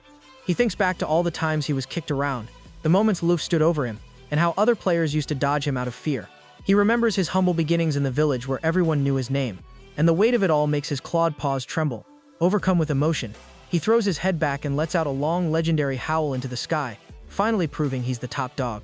With that, the final score for the first match is locked in at 3-1. Team Ju, the squad of Ju, Luv, Luna, and Pero, officially punches their ticket to the next round while Eurus hoists Pero up like a trophy. The rest of the round of 32 flies by in a blur of epic clashes. The Blacksmiths team scraps with a Team Slaughter, and the Mana team absolutely steamrolls a group of fighters in a clean sweep. By the time the sun sets, the field is narrowed down, and the round of 16 kicks off the very next day in a new village setting. Bear is back on the mic, hyped up to reveal the quarterfinal brackets. The matchups are spicy. The Afterrealm team is set to face Team Mint, and Team Ju is drawing Team Hong. On the other side of the bracket, the Chongmyong is gearing up for a showdown with the Blacksmith, while Mana's team prepares to battle the top 5 guild. The scale of this competition is actually insane when you look at the stats. Over 100,000 teams started in the qualifiers, meaning more than 400,000 players got weeded out to leave just these 8 powerhouse squads. The host announces that it's time to get the quarterfinals rolling with the Privates duel between Yoffie Warrior from the Underworld and Wang from Team Mint. As the host announces the start of the match, the audience goes wild while Wang gets ready for the fight of his life. A quick flashback reveals that Wang isn't just some random player. He's the guild master of Halasan and a high roller who's dropped 12 billion into Chronolife. He's a guy who's loved gaming since he was a kid, chasing that old-school romance of adventure. He'd almost given up on modern games because of all the pay-to-win nonsense, but Chronolife changed everything for him. He even remembers seeing Jewel standing tall without any armor, which inspired him to strip down to his underpants once just to find that raw, pure enjoyment of the game again. Back in the present, Wang isn't messing around. He's wielding a wooden club that gives a +9 strength boost and launches a massive ray of fire straight at Yoffie. Flames rocket forward with enough heat to melt the arena, but Yoffie doesn't even blink. Looking dead serious, he triggers a perfect parry, effortlessly swatting the attack into the sky. The system explains that this move is all about the player's mechanical skill. If your timing is cracked, you can block literally anything. From the sidelines, Ji-Yu is stunned to see Wang rocking a wooden club just like his, while Luv looks visibly disgusted, probably remembering some cringy moments from the past. She wonders if Wang is using some kind of contaminated copycat style, but the reality is actually much more intense. Wang grips his weapon as a red aura flares up, and he rockets into the clouds to show off his real trump card, the Flame of Envy. It's a skill born from Wang basically being Ju's biggest fanboy. By studying every single move Ju makes for ages, his deep admiration actually manifested into a special ability that lets him mimic his idol's combat style. One of his teammates, casually smoking a cigarette, points out that this is way beyond standard mimicry. The game literally turned Wang's romance for Ju's fighting style into raw power. The white hair guy also admits it's pretty romantic in a weird way, but he also knows there's a major catch. No matter how perfect the imitation is, you can't just copy things like god-tier durability or the raw power of destruction. The opponent proves this by slicing Wang's club clean in half, sending the master face first into the sand with black liquid dripping from his mouth. Just like that, the Afterrealm team takes the first point. The next match kicks off instantly, and it's a total slugfest. One fighter launches a holy punch, and follows it up with a holy uppercut in a high-speed barrage of holy double hooks and holy jabs. The fighter, who's actually a physiotherapist in real life, is smiling through the haymakers, saying he can feel every muscle working and calling the brawl real romance. He's absolutely pummeling the former Demon King, who's coughing up black liquid but has to admit the holy physical attacks actually sting quite a bit. The physiotherapist keeps the pressure on, promising he's still got more in the tank as he rushes back into the fray. As the fight drags on, the secret behind the physiotherapist's class finally comes to light. Every time he lands a punch, he's actually healing his allies. Even crazier, his cooldowns disappear when he's attacking, turning his strikes into holy physical attacks. Since demons are basically allergic to holy power, he's a walking nightmare for the former Demon King. He lands blow after blow, looking like he's about to secure an easy win, but then the vibe shifts instantly. Just as he's about to land another hit, the Demon King's expression turns terrifying, and he reaches out to snatch the physiotherapist's fist right out of midair. It's a reality check of the worst kind. The gap in their power levels is just a straight-up mountain that no amount of romance can climb. The man starts shaking as the Demon King's eyes turn a predatory red, and with one swift move, the monster swings his free hand. The cigarette falls right out of the guy's mouth as he's leveled by a single massive blow.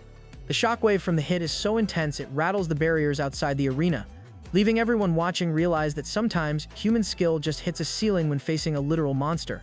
With that, the Afterrealm team secures a 2-0 lead, putting Team Mint in a desperate spot. Back at the benches, the young man from Team Mint is stressing out, watching his teammates get picked off one by one. He starts thinking about taking a shortcut and using the power of contamination, which would basically multiply their stats by 2,000 times. But his teammate Mint shuts that down immediately, calling it a cheap move.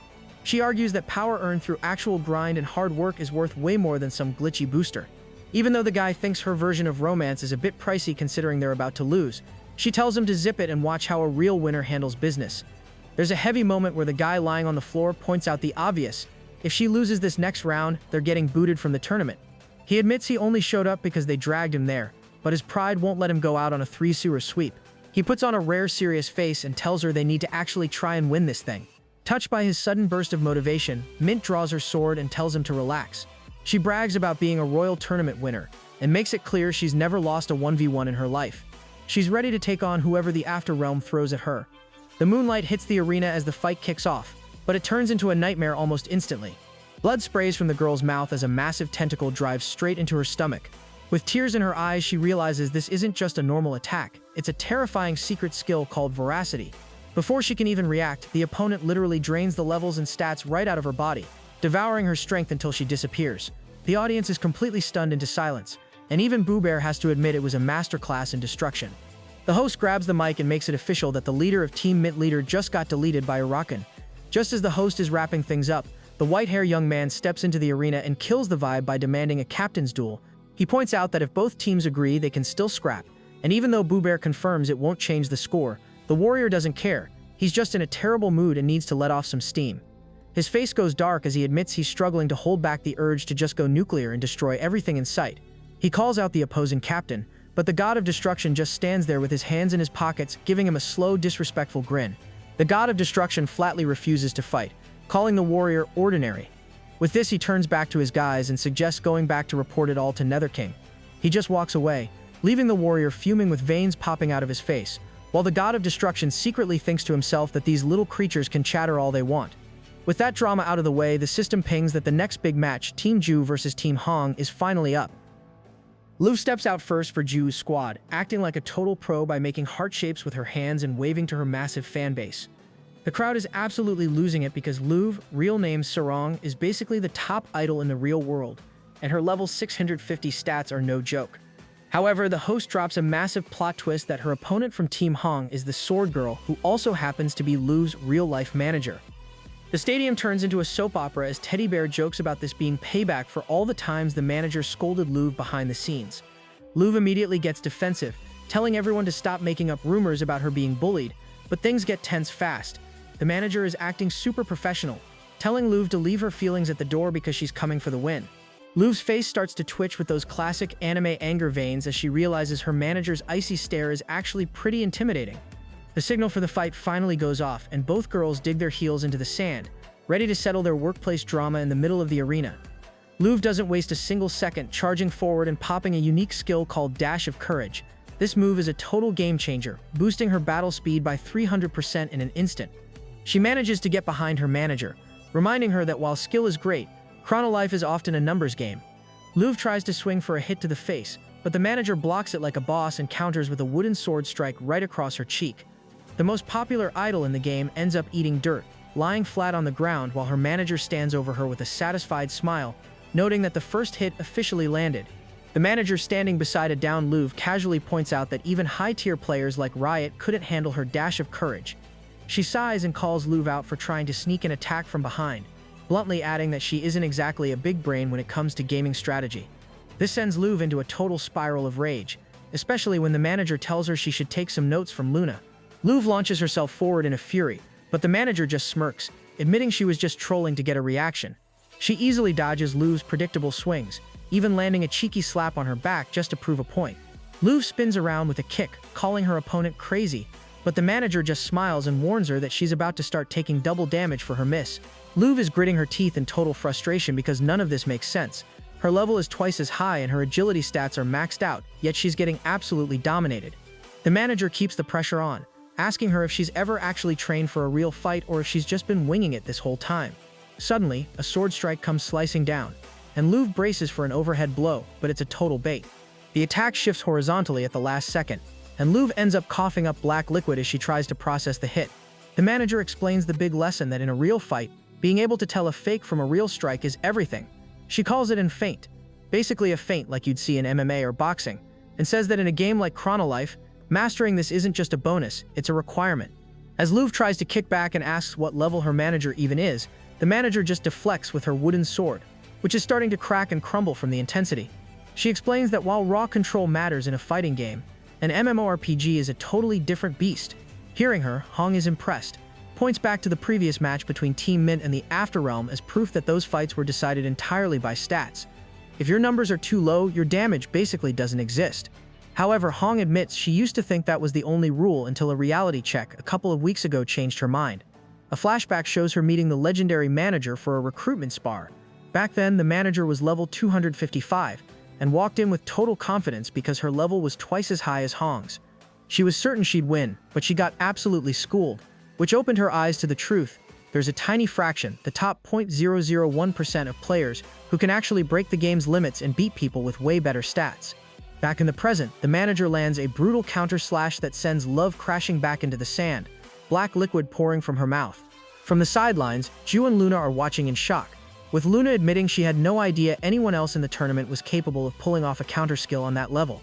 Ju looks over at Luna, totally confused, and asks if that move was some kind of high-tier hidden or unique skill. Luna just sighs, pointing out that since Ju speedran his way from level 7 straight to 9900, he missed the basics. She explains that the counter-strike is actually one of the most common noob skills in the game that anyone can learn at level 10. A system window pops up to show the specs. If you time it perfectly, you deflect the enemy's move and smack them back with double the damage. Even though it's basic on paper, Luna admits she's never seen anyone actually pull it off in a high-stakes fight because the timing is so legendary. The crowd and Team Mint are losing their minds, wondering who this mystery swordswoman is. Luna explains that back in the day, the Chronolife community tried to make the counter work, but after tons of testing, everyone gave up on it because it was basically considered impossible to land in a real match. Back in the arena, Love is sitting in the sand, spitting out dark liquid and looking absolutely battered. She refuses to quit, launching herself back into the fray while screaming that she's winning this no matter what. But the manager isn't budging. She just triggers the counter again, and the impact sends another burst of blood from Love's mouth. A quick memory flashes through Love's mind about her ultimate goal. She needs to win this tournament to resurrect her grandmother.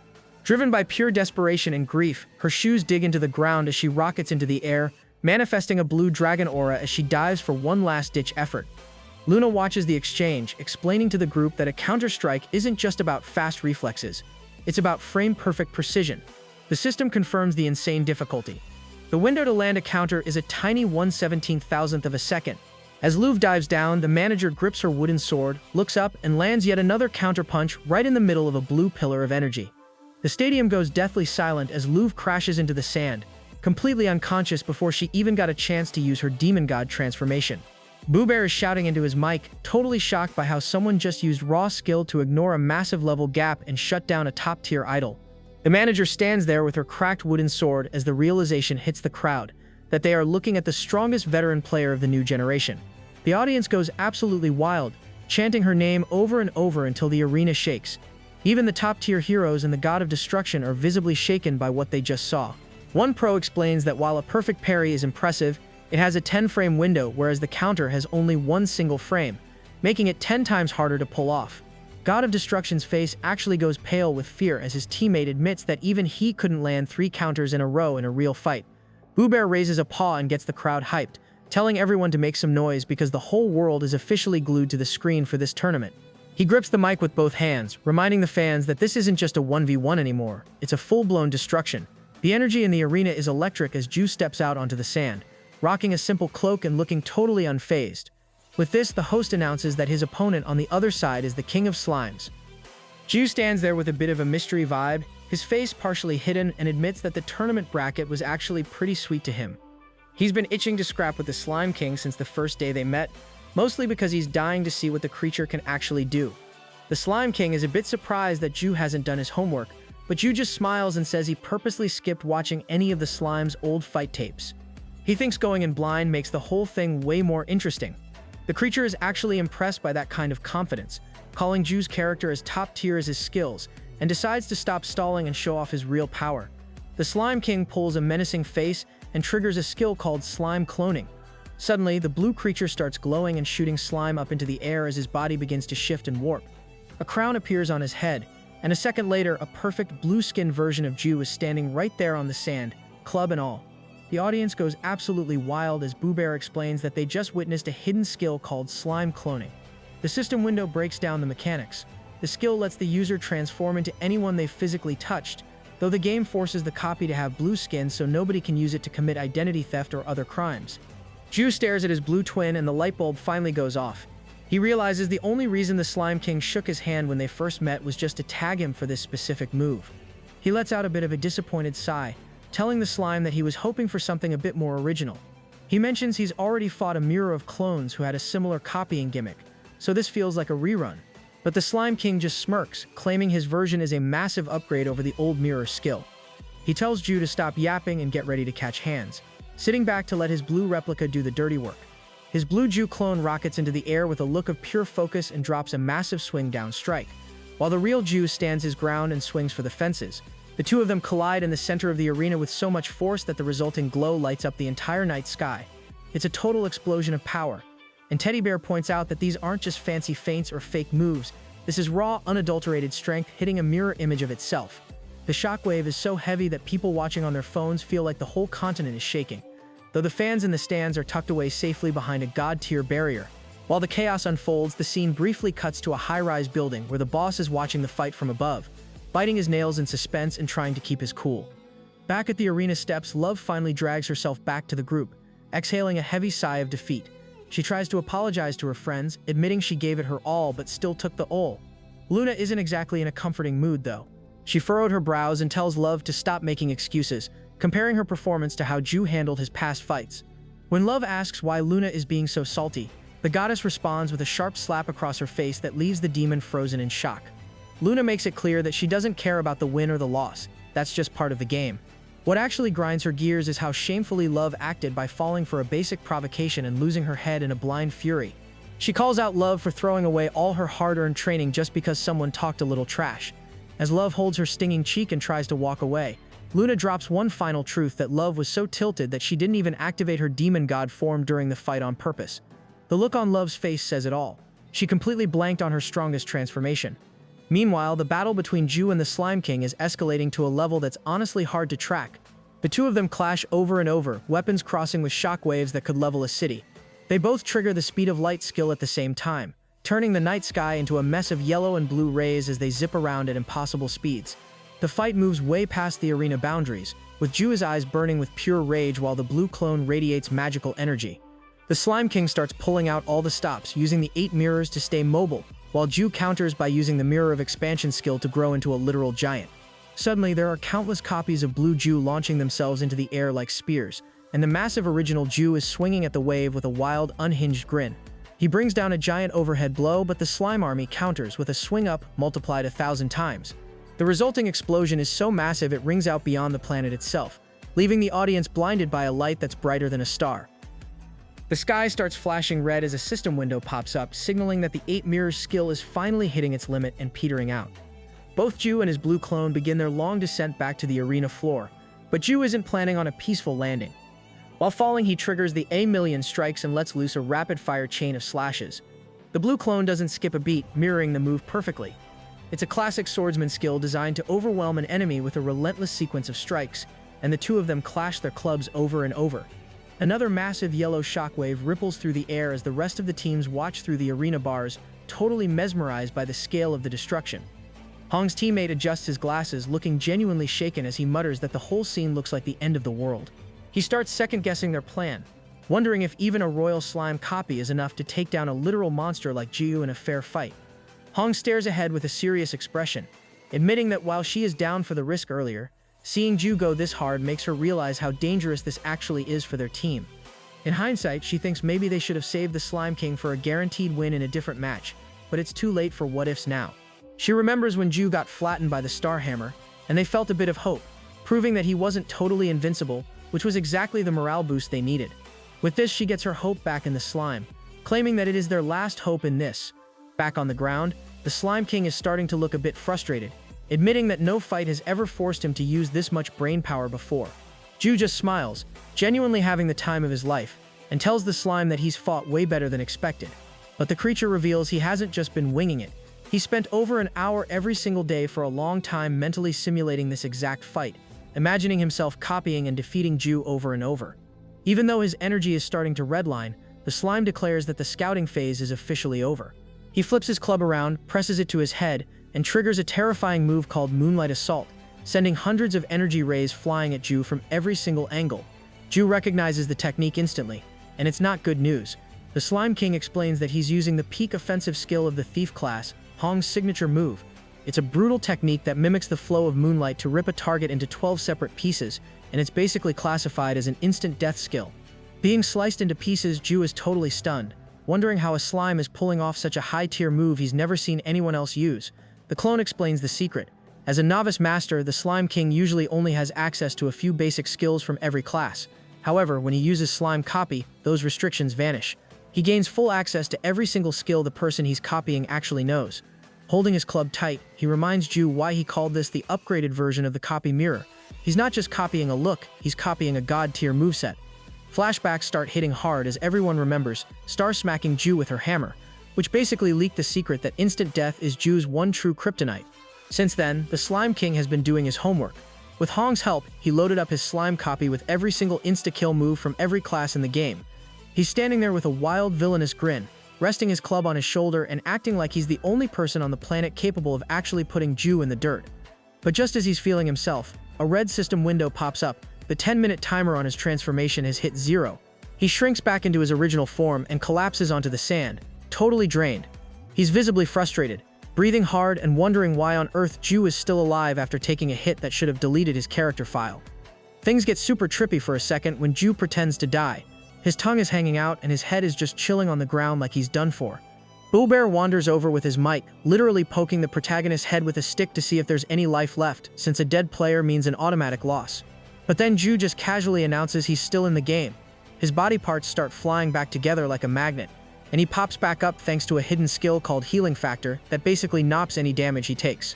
Ju explains that the instant death weakness was only a thing back in the round of 32. Since then, he's patched that hole in his stats, and insta-kills don't do anything to him anymore. The Slime King's face just drops into pure despair. While the arena is losing its mind, the scene cuts to the sidelines where Love is trying to walk away from the conversation. Luna isn't letting her off easy though. She calls Love out, pointing out that she's been acting sus, and the silence is basically a confession. Luna lays out the tea that the Nether King gave Love 2 secret conditions to bring her grandma back. One was to keep winning until she hit the Afterrealm team, and step 2 was to snatch a red halo from her opponent. Luna tells it like it is. The only reason Love didn't go demon god mode in her last fight was because she was selfishly saving all that energy to guarantee a win in the semifinals. Love just stands there with her back turned, unable to even look her teammate in the eye. Back in the spotlight, Boo Bear is screaming into the mic about how Ju just tanked a literal death blow like it was a mosquito bite. The host is losing his mind, reminded of the time everyone watched Ju die before, but the commentator confirms the fight is still very much alive. The Slime King is standing there with his crown on, looking absolutely crushed and wondering how his perfect plan turned into such a disaster. Another flashback shows Hong and the Slime King back at Sunset, where Hong told him to touch her so he could copy her moves. She admitted she didn't want to leak Ju's weakness so early, but after seeing him struggle against Star and friends, she knew they had to go for the throat in the quarterfinals. Too bad for them. Ju is always 3 steps ahead. To counter him, Hong cooked up before the match even started. She wasn't playing around, bringing in 10 high-level players from different classes who had all mastered their specific instant death moves. She had the Slime King touch and copy every single one of them, hoarding all that deadly data like a squirrel saving nuts for winter, just so he could unload it all on Ju when the time was right. Even back then, the Slime King was a bit skeptical, doubting that even that much prep would be enough to crack a juggernaut like Ju, but Hong was convinced she'd found the ultimate exploit. She figured that if the slime copied Ju's insane stats and then stacked every top-tier defensive and insta-kill skill on top of them, he'd become Ju's literal natural enemy. Back in the present, the Slime King is standing in the sand, actually laughing at how ridiculous the situation is. He admits he's got nothing but respect for how cracked Ju's power level is and reaches out a hand asking for one last respectful handshake. But Ju isn't falling for the same trick twice. A yellow ray of light bursts out and scorches the slime's tentacle before he can make contact. Ju calls out the play immediately, mocking the slime for trying to sneak in another tag to reset his transformation. With the tricks officially tapped out, Ju asks if it's finally time to finish off the slug for good, leaving the monster looking absolutely horrified. In a desperate move, the Slime King transforms into a blue clone of Hong and starts spamming her signature Moonlight Assault. Lightning fills the air as he tries to overwhelm Ju with speed, but the main character is just deflecting every single strike like he's bored. Seeing that, Hong points out the obvious problem that the move only worked the first time because the Slime King had Ju's original broken stats to back it up. In Hong's form, the numbers just aren't high enough to touch him. Hong herself has to admit the plan is dead in the water, acknowledging that the only way to win was to stay in Ju's form. And since Ju just literally burned that bridge, they are totally out of options. She clenches her hands in frustration, realizing they walked right into a trap and are staring down a crushing defeat. Meanwhile, over on the sidelines, Lovey finally stops hiding and turns to face Luna. She admits that Luna hit the nail on the head regarding her strategy. She confirms that she had zero intention of using her demon god power in the last fight, even if it meant taking a loss. To her, this match was just a stepping stone. The real boss fight is the upcoming clash with the Afterrealm team. She's dead set on saving every bit of her energy so she can snag that red halo and bring her grandmother back to life, basically admitting she's willing to sacrifice the current match if it means winning the one that actually matters to her soul. Luna leans on her staff and lays it all out, basically reading Love's mind. She catches on that Love was fine with the team falling behind 0-2 because she's 100% sure they'd just clutch a win in the final team battle anyway. It's a cold calculation, and Luna points out that Ju would be pretty ticked off if he knew Love was treating her teammates like NPCs in her own private quest. Love doesn't even try to hide it. She just stands there with a dark smile, calling herself absolute garbage and a worthless person for using everyone like tools. But then Luna drops the tough love act and says something actually sweet. She realizes Love is only being this cutthroat because her grandmother is her entire world. The second she says that, Love's eyes snap wide and the floodgates open. A wave of memories hits her. Her granny lightly bopping her on the head, sharing meals, and just being there when Love was a lonely kid cut off from everyone else. It turns out Love lived a pretty isolated life until she found this mentor who told her she could just call her granny. Little Love completely lost it back then, crying over the fact that someone as worthless as her could actually have a family, and she's still carrying that weight now. Back in the present, Love is a total mess, apologizing to the whole squad while keeping her face hidden. She's spiraling into some major self-hate, calling herself weak and saying she's just a burden who keeps getting in everyone's way. She's convinced that if she were actually cracked at the game like Ju, she could have brought her grandma back without having to be so sneaky or putting the team at risk. Luna lets out a long sigh, not exactly letting Love off the hook, but at least acknowledging the logic. She points out that while saving energy for a bigger boss fight makes sense, throwing a match in a literal tournament is smooth brain behavior. If Love's gamble had caused Ju or Luna to get eliminated right now, the whole plan would have been deleted anyway. Luna gets real and says that in Chrono Life, and basically in real life too, the world isn't kind to people without power. Pero is standing nearby just soaking this all in, realizing that if you aren't strong enough to protect what you love, you're always going to be stuck making these gut-wrenching sacrifices. Love finally sees that just wanting to be strong isn't enough. Being half-hearted about it just makes her a liability to the people she actually cares about. Sobbing and covered in sweat, Love makes a massive promise to the universe that she is never ever losing again. She looks ahead through her tears and declares that she's going to become way stronger than Luna or Ju, finally done with feeling like a helpless burden. As she stands there still from the weight of her own self-hatred and the sting of defeat, something shifts. Spikes start sprouting along her arm, signaling that this is the absolute last time a loss will ever be recorded next to her name. It's a total turning point, the moment she starts her journey toward becoming an ascended being, and her teammates can see the new cold confidence burning in her eyes. Back in the arena, the Slime King is still trying to force a win, pulling out a beheading technique to literally take Ju's head off. The system confirms it's a one-shot instant death move, but Ju's healing factor is basically a cheat code at this point. His head just snaps right back into place like it was never gone, and a little ad window pops up to let everyone know his flesh is regenerating in real time. The Slime King tries to pivot to the mist of death, filling the arena with a toxic purple haze, but Ju just takes a big breath and inhales the entire cloud like it's a vape hit. It has zero effect, and the Slime King starts feeling like he's trapped in a literal nightmare where the boss just won't die. Slime King decides he's seen enough of this show and moves in to end things. As he nears, Ju grabs his glove, smiling as he prepares to swing his club. Just then, the Slime King transforms again, and he reverts to his original form with drool literally pouring out of his mouth from the strain. But in a last-ditch pro-gamer move, the slime manages to touch Ju one more time right as he changes back. Teddy Bear and the teammates freeze in total shock as the Slime King puts some distance between them, triumphantly announcing that the copy is complete and the real fight is finally starting. Hong is watching from the sidelines with a glimmer of hope, thinking a miracle just happened and the Slime King is back in the game with Ju's stats. But when the blue glow fades, everyone realizes something went horribly wrong. The royal slime didn't turn into Ju.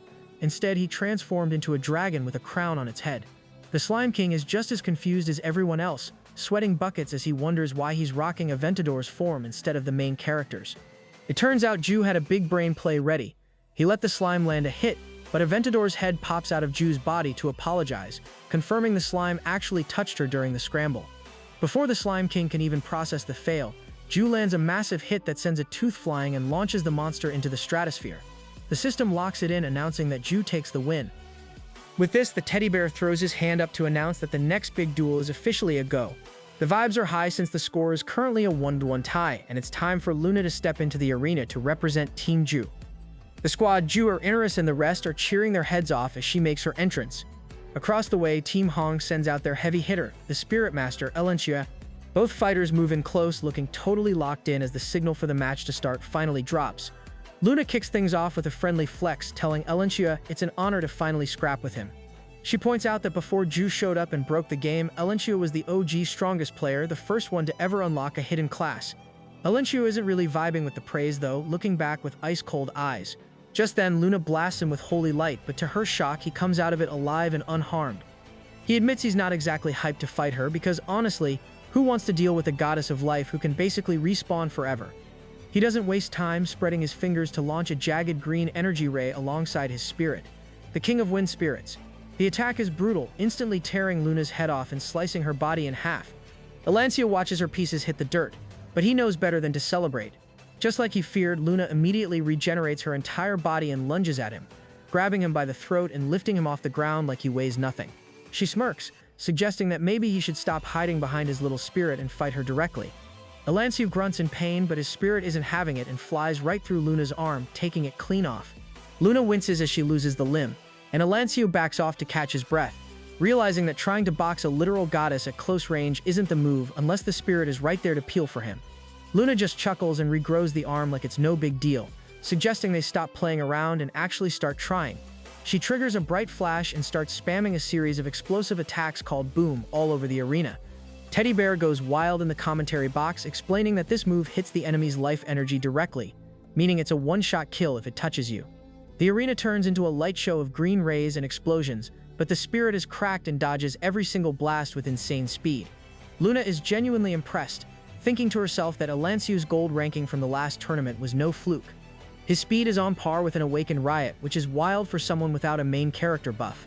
The tension hits a boiling point as Elancio starts channeling a massive wind force for his next big play. Luna gives a bit of a nervous smile, realizing the rumors about the first hidden class owner actually undersold how dangerous he is. Everything goes dead quiet for a second as Elancio stops his movement to focus. Luna takes a moment to nerd out a bit, noting that while everyone knows the 4 basic elements, fire, water, wind, and earth, the world of Chronolife has spirits to each of those elements, including electricity, ice, light, and darkness. Luna keeps the conversation going and explains that the Spirit Master class is all about making contracts with the spirits to fight as a duo. It's common knowledge now, but back in the day, nobody even knew hidden classes were a thing. Luna puts a hand on her hip, genuinely curious how a regular mage like Elancio managed to stumble into such a rare role. Elancio gets quiet for a second, adjusts his glasses, and drops a line so cheesy it actually catches Luna off guard. He just wanted to be as free as the wind. A quick trip down memory lane shows that Elancio has always been a bit of a daydreamer. Years ago, he was that kid sitting on the classroom windowsill, staring at the sky while his classmates roasted him for being too dramatic. They called it 8th grader syndrome, but Elancio was dead serious about his desires. Even in the early days of the game, he was a total rebel. While his party was struggling against a stone golem and begging him to use water magic for double damage, he flat out refused. He told them he only studied wind magic because he liked it, which annoyed them so much they basically ghosted him. From that point on, Elancio became a solo wolf, grinding through monsters using nothing but tornadoes. Even though solo grinding is way slower than teaming up, Elancio was living his best life. He'd spend 10 hours a day logged in watching sunsets and literally throwing himself into his own tornadoes just to smash through enemies for the fun of it. After 3 months of this dedicated wind-only lifestyle, the game finally rewarded his obsession. A red notification popped up for a hidden achievement. His resonance with the wind had peaked. A massive green tornado swirled around him, and just like that, he made history as the very first Spirit Master in Chronolife. Fast forward to the present, and Elancio is showing exactly why he's a legend. He charges at Luna with a cyclone dash, deleting her health bar instantly. She respawns, wincing from the pain, only to get sucked right back into a massive tornado. While she's trapped and screaming, Elancio preps a glowing green wind whip and snags her, tying her up tight. His spirit rushes in to pierce her over and over, but Elancio gives a cold-blooded command to not kill her yet. He realizes that if he one-shots a goddess of life, she'll just respawn fresh, so the big brain move is to keep her tied up and slowly cheese her health down in a long, painful war of attrition. The spirit is grinning like he's already won, totally convinced that Luna's life energy has to hit 0 eventually. He keeps piercing her body with rays of light while the audience watches in total shock, wondering if a Spirit Master is really this much of a cheat code. Mint breaks it down for the crowd, explaining that in a 1v1, Spirit Masters are absolute raid bosses because the spirit is basically nature itself, meaning the master has infinite mana. Since the spirit handles the combat instincts and the high-tier spells, Luna isn't just fighting one person, she's getting jumped by 2. The white-haired guy in the stands huffs that they should just kill the spirit to end it, but Mint calls him a smooth brain because spirits are nearly impossible to delete. Even if they get low, they just retreat to their own world to full heal. Luna is sitting in a literal pool of her own blood as Elancio approaches, looking like he's about to secure the W. Boo Bear is screaming into the mic asking if this is the end, while Luba's manager is already celebrating a 2-1 lead for Team Hong. But Hong isn't cheering. She's staring at the arena with a drop of sweat hitting her lip because something feels off. She realizes Luna hasn't even used her life creation clones or the luminance of life she used to flex on Riot. Looking at the smirk on Luna's face as she lies there, Hong finally puts it together that Luna didn't lose. She was taking those hits on purpose to bait them into a trap. Suddenly, the vibe shifts instantly as the spirit starts coughing up blood. Elancio panics, watching his spirit collapse and drain out right in front of him. Luna slowly stands back up with a totally unhinged laugh, looking like a true final boss. Elancio is fuming, demanding to know how his spirit is dying when his attacks were landing perfectly. Luna just gives him a dangerous look and reveals the secret that every single time the spirit touched her to attack, she was using her life force to rot him from the inside out. Now the spirit's energy is so cooked that even sending him back to the spirit world won't save him. There's literally nothing left to recover. Luna gives Elancio a brutal ultimatum that either he forfeits the match right now, or he watches the spirit die and lose every single memory they've ever made together. The whole arena goes dead silent as Luna sneers, telling him to hurry up before the clock runs out on his spirit's life. Elancio is drenched in sweat, his mind racing back to the very first time he met his summon as a tiny lower wind spirit. He remembers that first contract and the long silence before he finally found the words to start their journey. From that very second, a legendary bond was formed. And even though Elancio stayed a solo player, his tornadoes got way bigger and more cracked than ever. He wasn't just a loner anymore. He had a partner. They spent their days sleeping by campfires and wandering through the wild corners of chrono life together. As time went on, the community's vibe toward him flipped completely. Suddenly, everyone was obsessed with the first spirit master, who was topping the rankings. Every big guild tried to recruit him, which honestly made his spirit pretty disgusted. The spirit couldn't stand how fake everyone was, acting like besties now when they treated Elancio like a nobody back when he was weak. Elancio just laughed at the drama, mostly because he was touched that his spirit was getting so genuinely salty on his behalf. Back in the present, that beautiful friendship is hitting a tragic wall. His spirit is moaning and coughing in agony on the arena floor, and the silence is heavy. Luna lets out a sigh and casually drops the wind whip restraints, giving Elancio a brutal 3-second countdown to choose between the win and his friend's life. She starts counting, with a totally unhinged smile on her face. Elancio is visibly trembling, but right at the last second he breaks. He shudders and calls it, announcing to Boo Bear and the whole world that he's withdrawing from the fight. The entire arena is stunned as the win is officially handed to Luna. However, despite accepting defeat, Luna uses her boom spell, blasting the hell out of the little spirit. Seeing that, Elancio starts screaming his spirit's name in horror, thinking the spirit is about to explode. However, as the smoke clears, Luna steps forward, holding the little spirit gently, and reveals with a playful smirk that the death part was just a prank. She already restored his spirit's vitality and hands him back, explaining he'll wake up soon. Elancio is standing there with a faint blush, totally flustered, while Luna claims that it was a fun fight and that they should go again. However, through gritted teeth, he quickly refuses, saying that he will never contact her again as long as he lives. The system locks in the result, and the duel is officially over. As the battle results fade and the starry sky takes over the screen, the god of chaos is literally slapping his own cheeks in disbelief. He's convinced Luna is a straight-up menace, noting that any calm vibes she had in the past were just an illusion. She's gotten way more ruthless this season, and even the Demon King is starting to question the ethics of it all. He wonders if it's even right for a goddess of life to act like that. Since she's supposed to value life, yet she seems perfectly fine with trampling over everyone else's existence to get what she wants. The god of chaos looks at the Demon King in total shock, and the Demon King is visibly annoyed, wondering why everyone is staring at him like he's the weird one. The god of chaos points out that hearing a lecture on the sanctity of life from a literal Demon King is peak irony. Ngong just laughs it off, admitting that Team Ju is a constant surprise, and that he'd actually love to scrap with Luna himself one day. His partner isn't as hyped though, feeling like Luna's life drain ability is basically a pay-to-win cheat code. One of the teammates tries to big-brain a strategy, thinking the only way to beat her is to stay far away and spam long-range attacks.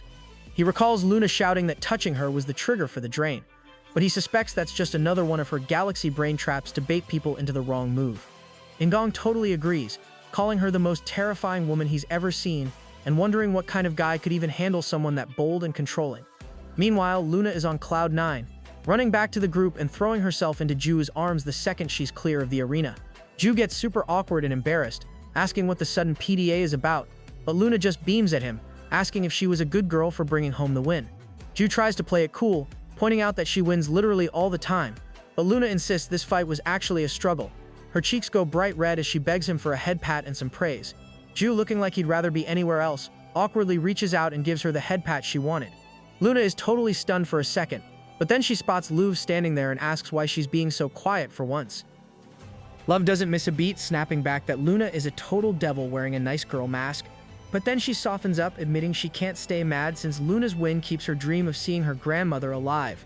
She even calls Luna by her name, which makes her eyes light up like a Christmas tree. Luna immediately ditches Ju and latches onto Love instead, and before anyone can blink, they're in a full-blown argument because Luna really wants to touch her horns as a thank you. Ju decides this is the perfect moment to ghost the conversation and put focus back on Pero. Up in the night sky, the moon is shining bright as Boo Bear calls for the next match, the captain's duel between Pero and Hong. The second the signal drops, both of them launch into the air like rockets. Hong's got a spinning knife and her eyes are glowing with energy while Pero counters it with his own Claw of the Beast technique.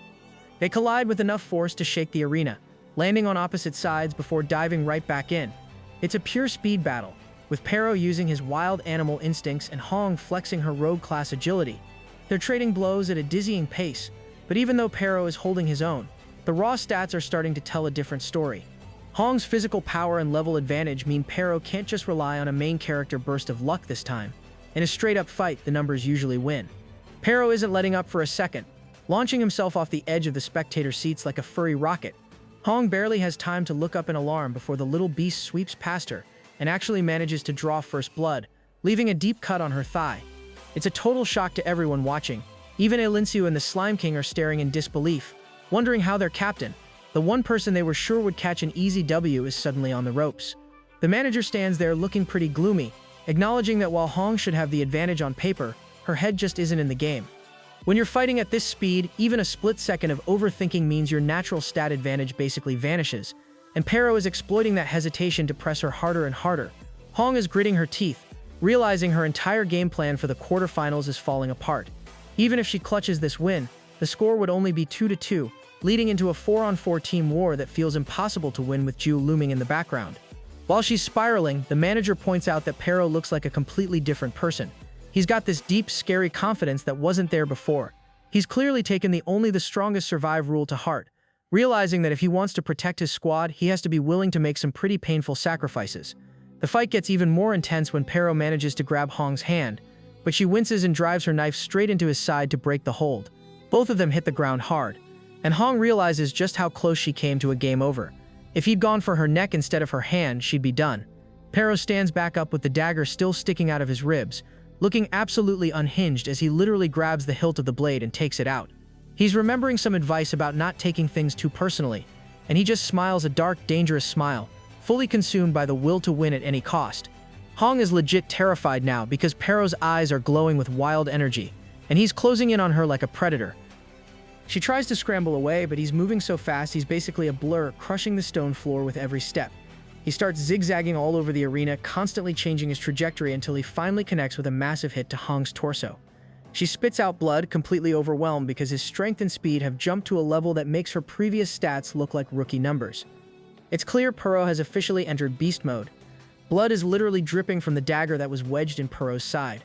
But the little guy doesn't even flinch. He just shudders for a second before launching himself back into a high-speed attack that pierces right through Hong. She's sent spinning through the air, coughing up blood as her body just lifts off the ground from the impact. While Luna is on the sidelines cheering her head off, Ju is the total opposite. He's gone completely stiff and quiet, sensing the vibe has shifted into something dark. Pero keeps pressing the attack, landing hit after hit until Hong is covered in wounds. The wolf's eyes have gone totally bright, and as he rockets back up for the finishing blow, he's hallucinating an old acquaintance's face and hearing those cold words again. In this world, only the strongest survive. Just as the dagger is inches from Hong's neck and everyone is braced for a total bloodbath, Ju suddenly teleports in. He catches the blade directly in his palm, stopping the kill shot while all three of them hang suspended in the air for a heavy, silent moment. Love is watching from the side, totally shook, wondering what the guy is thinking by breaking the rules like this. Boo Bear flies up screaming about how jumping into a duel is a massive tournament violation, but Ju just stays flat and calm. He tells the host it's over because Hong is already dead for all intents and purposes, making the rest of the fight pointless. Ju gently lays Hong on the ground, and Teddy Bear confirms that yeah, she's officially out of commission. But the real problem is Pero. His eyes are still burning with that terrifying wild madness that has the entire crowd breaking out in a cold sweat. People in the stands are legit terrified, whispering that they saw a monstrous shadow looming behind the wolf cub. They start calling him a monster, worried that he was genuinely going for the kill and wondering if he'll eventually snap and go after the audience too. Pero finally snaps out of his trance and looks around, hearing the people trash talk him, and he's clearly devastated. His ears flatten against his head and he starts whimpering, looking small and scared as he realizes the crowd is terrified of him. Jito walks over and kneels in front of him, looking serious and maybe a little disappointed, which hurts Pero more than any injury could. Jito asks for the dagger and Pero obediently lets it drop from his teeth like a scolded puppy. Some people in the crowd try to laugh it off, but Jito isn't in a joking mood. He picks up the dagger and crushes it into dust with a single squeeze of his hand, leaving the stadium in a deathly silence. He looks out at the stands with a wild, terrifying expression of his own, asking if he should just tear them all apart since they're being so noisy. The entire arena goes dead quiet instantly. Judo finally lets out a quiet exhale and scoops the wolf cub up into his arms, looking down with a bit of a grumpy face.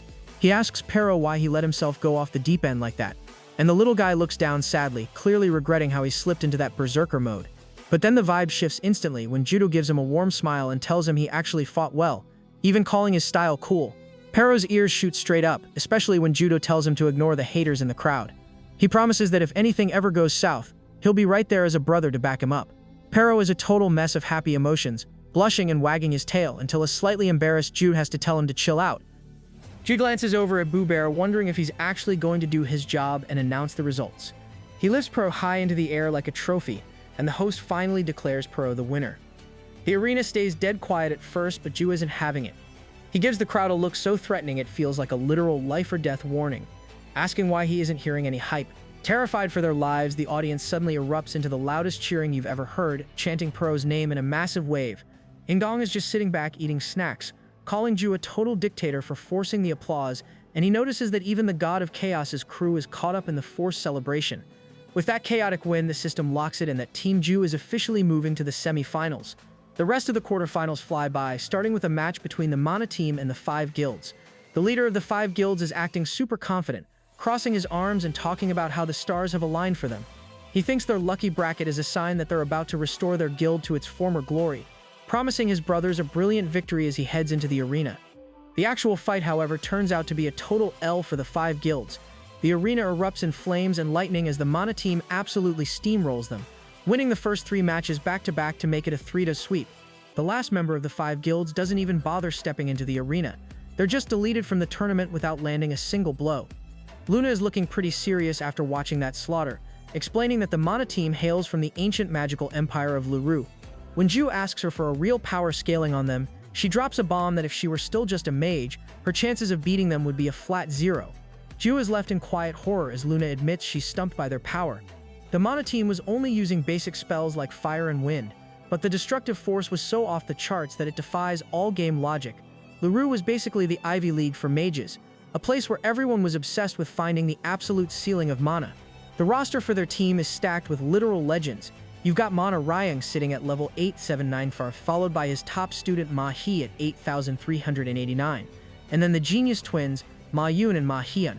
These guys have pushed their stats as close to the human limit as the game allows, making them the most dangerous squad of casters in the bracket and the top picks to win the whole tournament.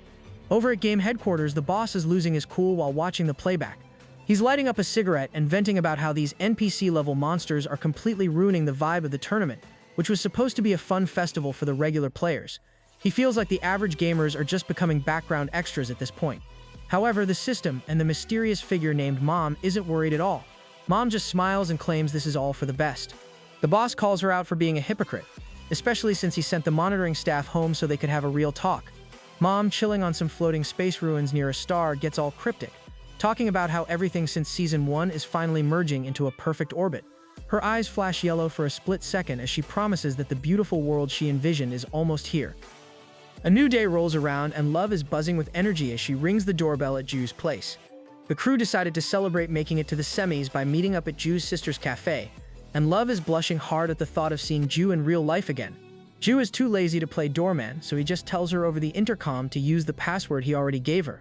Love goes full Delulu mode, thinking that sharing a door code is a total couple move, and she types in the password, which is literally just a string of zeros.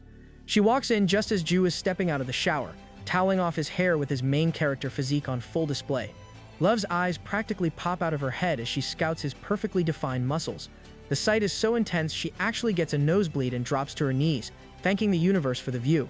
Ju tries to keep things from getting weird by offering her a drink, while Love just sits there giggling to herself, feeling like his actual girlfriend. The vibe gets interrupted pretty fast though when Luna suddenly spawns in the room wearing a tight rubber suit. Love is totally grossed out and confused, especially when Ju asks Luna if she climbed through the window again. He shuts down the fashion choice immediately, telling Luna there's no way she's going to the cafe dressed like a scuba diver. Luna doesn't put up a fight and just slams the door to go change, leaving Love sitting there completely lost. She's dying to know what the deal is with Luna basically living there, but Ju just tells her he'll explain the drama later. Love decides to pivot and ask the question on everyone's mind. How does a guy who sits at home playing games all day stay so absolutely shredded? Ju actually agrees that his lifestyle is 99% gaming, but then he opens a door to reveal a hidden room packed with high-end gym equipment. He explains that since gaming is his literal job and he's got plenty of downtime, he hits the weights every morning and evening. Love is low-key shocked, admitting she didn't realize he was such a normal person IRL. Ju asks what she means by that, and suddenly every unhinged main character stunt he's pulled in-game flashes before her eyes, leaving her totally speechless. Ju keeps the vibes friendly and tells her she's welcome to come over whenever to train with him. Love nods, but her brain immediately goes into overdrive. She starts vivid dreaming about a workout montage where they're leaning in close, faces inches apart, and right as the daydream peaks, her nose starts gushing blood again. Ju flinches, totally weirded out, just as Luna comes downstairs in a much more normal outfit. Luna finds Love lying in a puddle of her own nosebleed and asks what on earth happened, but Ju just shakes his head, saying they need to get to the cafe before things get even weirder. A little while later, the whole squad meets up at the cafe with the party poppers going off in the background. Hong and Star are there to welcome them, handing out congratulations for making the semi-finals. Hong admits she feels like a bit of a clown for thinking instant death was actually Ju's weakness, but Ju tries to keep a straight face and swears he wasn't trying to troll her. Hearing that, Star blushes and starts passing out cake and macarons, though she gets a bit bashful. She apologizes for being childish about her win earlier, especially after finding out Ju basically let her win out of brotherly love. Ju tells her it's no big deal and digs into the cake, just happy the vibes are back to being chill. As they settle in, Luna sips her soda and drops the news that the semi-final brackets are officially locked. It's the Mana team versus Masters team first, followed by Team Ju against the Afterrealm team. Hong asks Luna for her expert opinion on the Mana team, since mages everywhere are rooting for them. Luna looks a bit torn. She wants to cheer for her fellow casters out of loyalty, but she has to be real about the stats. She admits the level gap is just way too massive to ignore, and things are looking pretty grim for the Mana team, no matter how much she wants them to win. The arena is buzzing as Teddy Bear announces the final quarter-final showdown.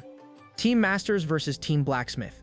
The Blacksmiths are clearly out for blood. They're still salty about Jock embarrassing their god of blacksmiths earlier, and they've already decided to delete Jockim's squad, the Peace Team, just to prove a point. Reaching the finals is the only thing on their mind, but they've got a massive problem standing in their way: Ingong. While the Blacksmiths are getting hyped, Ingong is just casually warming up, but his light practice punches are sending literal shockwaves through the stadium. The witch on his team is low-key terrified, asking what kind of high-level technique he's using, but his partner just smirks and says he hasn't even used a real skill yet. To prove the point, Ingong snaps into a stance with one leg pointed straight at the sky and launches a blast of pure energy. The entire blacksmith team is standing there with their jaws on the floor, realizing their plan to burn him with energy attacks just got absolutely wrecked before the match even started, as Ingong just punches the crap out of their leader. Back at the cafe, the crew is discussing the match, and even Hong has to admit that Ingong is just built different. Ji-View is sitting there with a gloomy look, remembering the time Ingong casually crashed his table, stole 2 of his pies, and acted like they were old besties. It turns out they crossed paths back in the beta testing days and ended in a draw, which is why Ingong is so hyped for a rematch. He told Ju to make sure he doesn't lose to anyone else, basically calling him out for a final showdown. Ju just grins to himself, looking forward to the moment they finally settle the score. Finally, it's semi-final time. Boo Bear is losing his mind as he introduces the heavyweights, Team Mana versus Team Masters. First up for Team Mana is Ma-Heon, the youngest guy on the squad, and he's definitely in over his head. Walking out of a wall of fog to meet him is the heavenly demon herself, So-Hyun. Lovely watches from the sidelines and winces, knowing that throwing the rookie against a monster like So-Hyun right at the start is going to be an absolute nightmare for Team Mana. Jiro is sitting there looking a bit lost, wondering if a heavenly demon is just another generic fantasy class. Love is low-key shocked that he's missed out on the whole wuxia vibe, but Jiro admits the terminology is way too much for his brain to handle. Luna is totally on his side, but Love decides to break it down as simply as possible. She explains that the heavenly demon is basically the final boss of the wuxia world. Usually you have the good guys and the bad guys fighting, but then the demon cult shows up, and they're so cracked that the other 2 sides have to stop beefing and team up just to survive. Jiro is pretty impressed that Love is such an expert, but she just laughs it off, admitting she spends her downtime binging webcomics.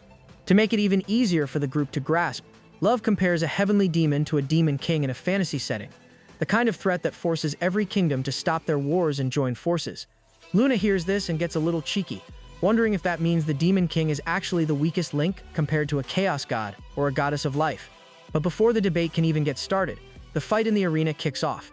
Ma-Heon doesn't waste any time, flying into the air and dropping a massive fireball that turns the stage into an inferno. The flames are roaring, but then a silhouette just casually strolls through the fire like it's a light mist. So Haeon steps out without a single burn on her, actually complimenting Ma Haeon for being so high level at such a young age. With one lazy wave of her hand, she deletes every single flame in the arena, leaving everyone stunned. She gives him a confident smile and reminds him exactly who she is, the head of the celestial demon cult and the ruler of their lands. She tells him to stop holding back and hit her with everything he's got. She even gives him a free pass to take the first 3 moves. Ma Haeon is fuming at the disrespect, gripping his staff so hard his knuckles are probably white. He slams his staff down, creating a circle of flame that traps So Hard in a ring of fire. So Hard doesn't even flinch. She notices the trap instantly, but also sees that the sky above her is wide open. Right on cue, Ma Haeon's staff comes flying at her from above as he triggers his fusion magic, a fire tornado. A massive, spinning vortex of flames erupts right in front of him, leaving Teddy Bear and the audience absolutely floored by the sheer scale of the technique. Teddy Bear grabs his mic and starts geeking out over the fusion magic happening in the arena. He explains that this is basically the endgame for mages. You take 2 separate spells and mash them together into one cracked ability. It sounds simple, like adding an electric shock to a water ball, but if the caster messes up the timing or the mana balance even a little bit, the whole thing just blows up in their face. But as everyone can see from the towering fire vortex currently eating the stage, when a pro like Ma Haeon pulls it off, the power level is way beyond anything a normal mage can touch. Suddenly, a voice drifts out from the center of the roaring tornado. So Haeon is actually in there praising him, calling his move clever for someone his age. She's totally unfazed, even reminding him that he still has 1 move left of the 3 she promised. Ma Haeon is fuming now, his eyes literally glowing with fire as he tells her not to get too comfortable because his real signature move hasn't even started yet. He hoists his staff toward the sky and begins channeling a flaming spear.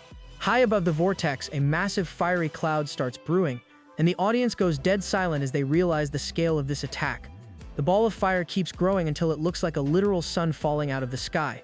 Ma Haeon is pushing himself to the limit, his hat even flying off his head from the sheer pressure of the mana pouring out of him. So Haeon just smiles as she recognizes the legendary flaming spear technique. The ball begins to warp and stretch, shifting from a crescent shape into a long, terrifying rod of pure heat. So Haeon smiles with genuine respect, analyzing how he used his first 2 moves to trap and lock her just so he could land this massive 3rd move nuke. She drops into a serious fighting stance, deciding she's going to take this hit head-on out of respect for his skill. The spear rockets down, plunging straight into the whirlwind with a blinding flash of light. The impact is so massive that the resulting shockwave blasts across the entire city, and an enormous explosion turns the arena into a whiteout zone. Spectators are shielding their eyes from the glare while a violent storm of energy tears through the stadium. Even Teddy Bear, who's usually prepared for anything, screams to the crowd that the barriers will keep them safe, but gets yanked right out of his announcer seat by the force of the blast. Teddy Bear gets tossed like a ragdoll by that blast, but luckily Joe and the crew catch him midair. The host is all smiles about the nice save, but he goes quiet the second he sees the look on Joe's face. Joe is staring at him with this dead serious expression, muttering to himself about whether it could really be him. When the air clears, So Haeon is just strolling out of the wreckage like she's on a morning walk, totally untouchable. Ma Haeon is losing his mind, screaming that it's impossible for anyone to tank that nuke, but the heavenly demon just gives him a calm smile. She points out that his flames actually did reach her, showing off a tiny, barely there scorch mark on her sleeve. That's literally it. The most powerful mage attack in the game did nothing but ruin a few threads of her outfit. Since his 3 free moves are officially up, So Haeon warns him that it's her turn now, and the vibe turns cold instantly. She doesn't give him a second to breathe, moving in a weird fluid pattern before hitting him with an inward palm strike that sends him flying. Ma Haeon is coughing up blood mid-air, but So Haeon is already ahead of him, vanishing and reappearing above to deliver a crushing kick straight into his back. His body bends at a terrifying, unnatural angle as she uses her signature Step of the Heavenly Demon, stomping him back down to earth at light speed. The impact creates a massive crater and a cloud of dust that reaches all the way to the spectator seats. When the smoke finally disappears, Ma Haeon is out cold in the middle of a hole in the floor. Teddy Bear confirms he's unconscious, and So Haeon just accepts her win with a quiet, classy nod while the crowd goes absolutely wild. It's a total reality check for everyone who thought the Mana team was the favorite. So Haeon basically proved that no matter how high your mountain is, there's always a sky above it. The rest of the Masters team keeps the momentum going, with their monk finishing off another Mana player after a quiet prayer. The power gap is just way too massive for the mages to handle.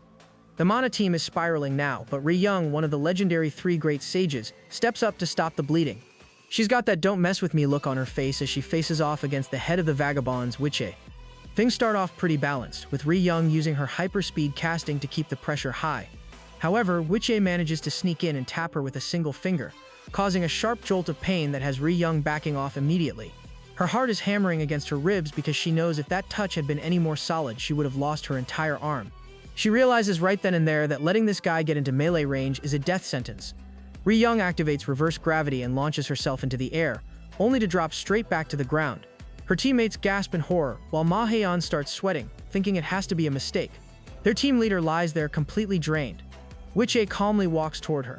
One teammate yells for Ri-young to use her magic and create distance, but the Witche coldly says it's pointless. With that finger strike, he already blocked her acupuncture point, disrupting the flow of energy in her body. He calmly explains that for a while she won't be able to control mana at all. Ri-young coughs blood into her hand, tears forming in her eyes. Then the system notification appears, confirming that her acupuncture point has been struck and all spells are temporarily unavailable. Just then, without wasting more time, Witche uses his sword to slice the mage completely in half. With this, the first semi-final wraps up in a total blink-and-you-miss-it moment. Team Masters absolutely steamrolls the Mana team with a clean 3-2 sweep, punching their ticket to the finals without taking a single L the entire time. Meanwhile, back in the real world, Love is starting to feel the pressure. She's getting super anxious about Team Ju's upcoming top 4 match against Team Afterrealm. Ju, who seems way more focused on flexing his muscles and showing off his physique than the actual tournament bracket, tries to tell her it's all going to be fine. Love's focus immediately glues to his abs, but her excitement takes a dark turn into a total horror show when she starts hallucinating that Ju has like 100-pack. Thankfully, Love wakes up in a cold sweat and realizes the whole body horror thing was just a nightmare. She's honestly just relieved that the dream at least started out a bit romantic before it got weird. The next day at the arena, she spills all the details to a very shocked Ju. Luna, being her usual self, just brushes the whole thing off, roasting Love for talking about her dreams instead of focusing on the game. She points out that they need to lock in because their next opponent is no joke. Back in the arena, Pero is going absolutely bonkers, charging at his opponent with everything he's got. But the guy is ready for him, pulling off a perfect parry that stops the little cat dead in his tracks. The opponent reveals he's been doing his homework. He watched all of Pero's old VODs and knows that the cub gets a massive power boost whenever he's in danger, so he isn't letting his guard down for even a second. To make things even harder, the guy uses a summoner skill to bring out 3 zesty skeleton warriors. Juice realizes instantly that this is the guy's full warrior party and shouts for Pero to attack now, knowing that if the skeletons start syncing up, it's game over. Right on cue, one of the skeletons starts jamming on an instrument, filling the arena with the Song of the Seraphim, which gives the entire party a massive buff. On top of that, Pero's opponent drops a Glory of the Brave Warrior spell and launches a Crescent Slash. The blast is so loud it fills the entire stadium. The guy doesn't let up, blasting Pero from every single angle. Poor Love is watching this and low-key regretting ever mentioning her nightmare, thinking it's turned into a bad omen for the team. Pero is barely hanging on, dodging fatal hits by the skin of his teeth, but the skeleton song is literally everywhere. As the second verse starts, the vibe in the arena shifts. Everyone can tell the match is basically decided. The opponent slashes through Pero, ending the fight and giving Team Ju their first loss. Next up is the junior match, and the tension is off the charts. Luna steps up for Team Ju, and she's facing off against the God of Destruction himself from Team Afterrealm. The guy can't believe he's actually up against Luna again, and he's clearly still salty about her causing his death back in Season 1. He's back for revenge, and he's not hiding it. Luna mocks him to get under his skin, but on the inside she's actually sweating a little. She knows she's talking a big game, but the God of Destruction is basically her hard counter since his powers can actually bypass her life force.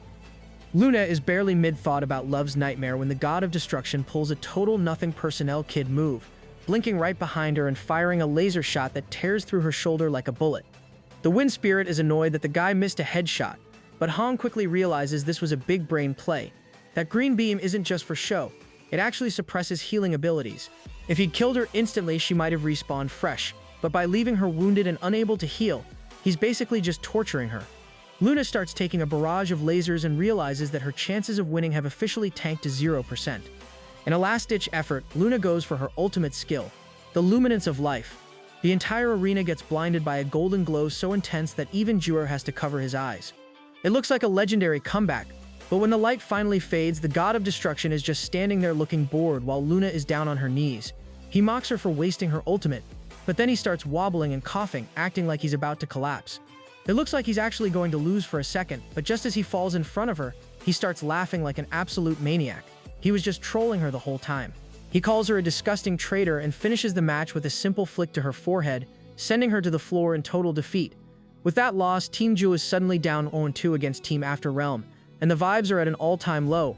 Love is sweating buckets, unable to believe that their two undefeated heavy hitters both just caught an L. She's fully convinced her nightmare was a cursed omen, but Ju just gives her a pat on the shoulder, telling her to relax because he's about to go in and fix everything himself. It's time for the vice-captain match, and Ju steps into the arena facing off against a guy named Huracan. Ju is in high spirits, practically gooning over the fight and whipping his tentacles around, excited to use his veracity skill to suck the energy out of his opponent. Huracan isn't impressed by the yapping, though. He claims he's moved past those low-tier skills because he's now got a blessing from the Nether King. He powers up, surrounding himself with a dark purple energy that looks seriously menacing. Before he can even finish his villain monologue, Ju launches a signature swing-up attack, sending a massive pillar of fire straight into the sky. It's the same move that's deleted countless players before. But as the smoke clears, Huracan is just standing there laughing without a single scratch on him. He calls the attack weak and says it wasn't even worth dodging. While Huracan readies his counterattack, Luv is still spiraling in her own head, convinced that the nightmare has doomed them to lose the whole battle. Back in the sand, Huracan is still mid-villain monologue, yapping away about how he's going to mangle Ju and rip him into confetti, but then he notices something pretty awkward. He's already been torn in half. Before his brain can even process where the rest of his body went, Ju follows up by slamming him into the dirt with his club. Ju clearly isn't losing any sleep over bad omens or nightmares. He just secures the first W for the team and flashes a confident grin, making it clear that the comeback is officially on. The arena goes dead silent for a beat before the main event kicks off, Love versus the Demon King. The second they clash, the pressure is so intense the entire stadium can feel the vibration. Teddy Bear is losing his mind on the mic, hyping up the crowd as the two rivals trade heavy blows, gritting their teeth in pure rage. After a heated exchange, they both back off to catch some wind, and the Demon King decides it's time to stop playing around, tapping into his essence of the Demon King form. Love isn't about to be outflexed, so she triggers her own Demon King descended transformation, turning into her glowing demon god form in a shower of sparks. Love doesn't hesitate, using her Divinity of the Demon spell to rain down hundreds of golden energy orbs. A massive explosion rocks the arena, but as the dust settles, Love spots a creepy red flash coming from the wreckage.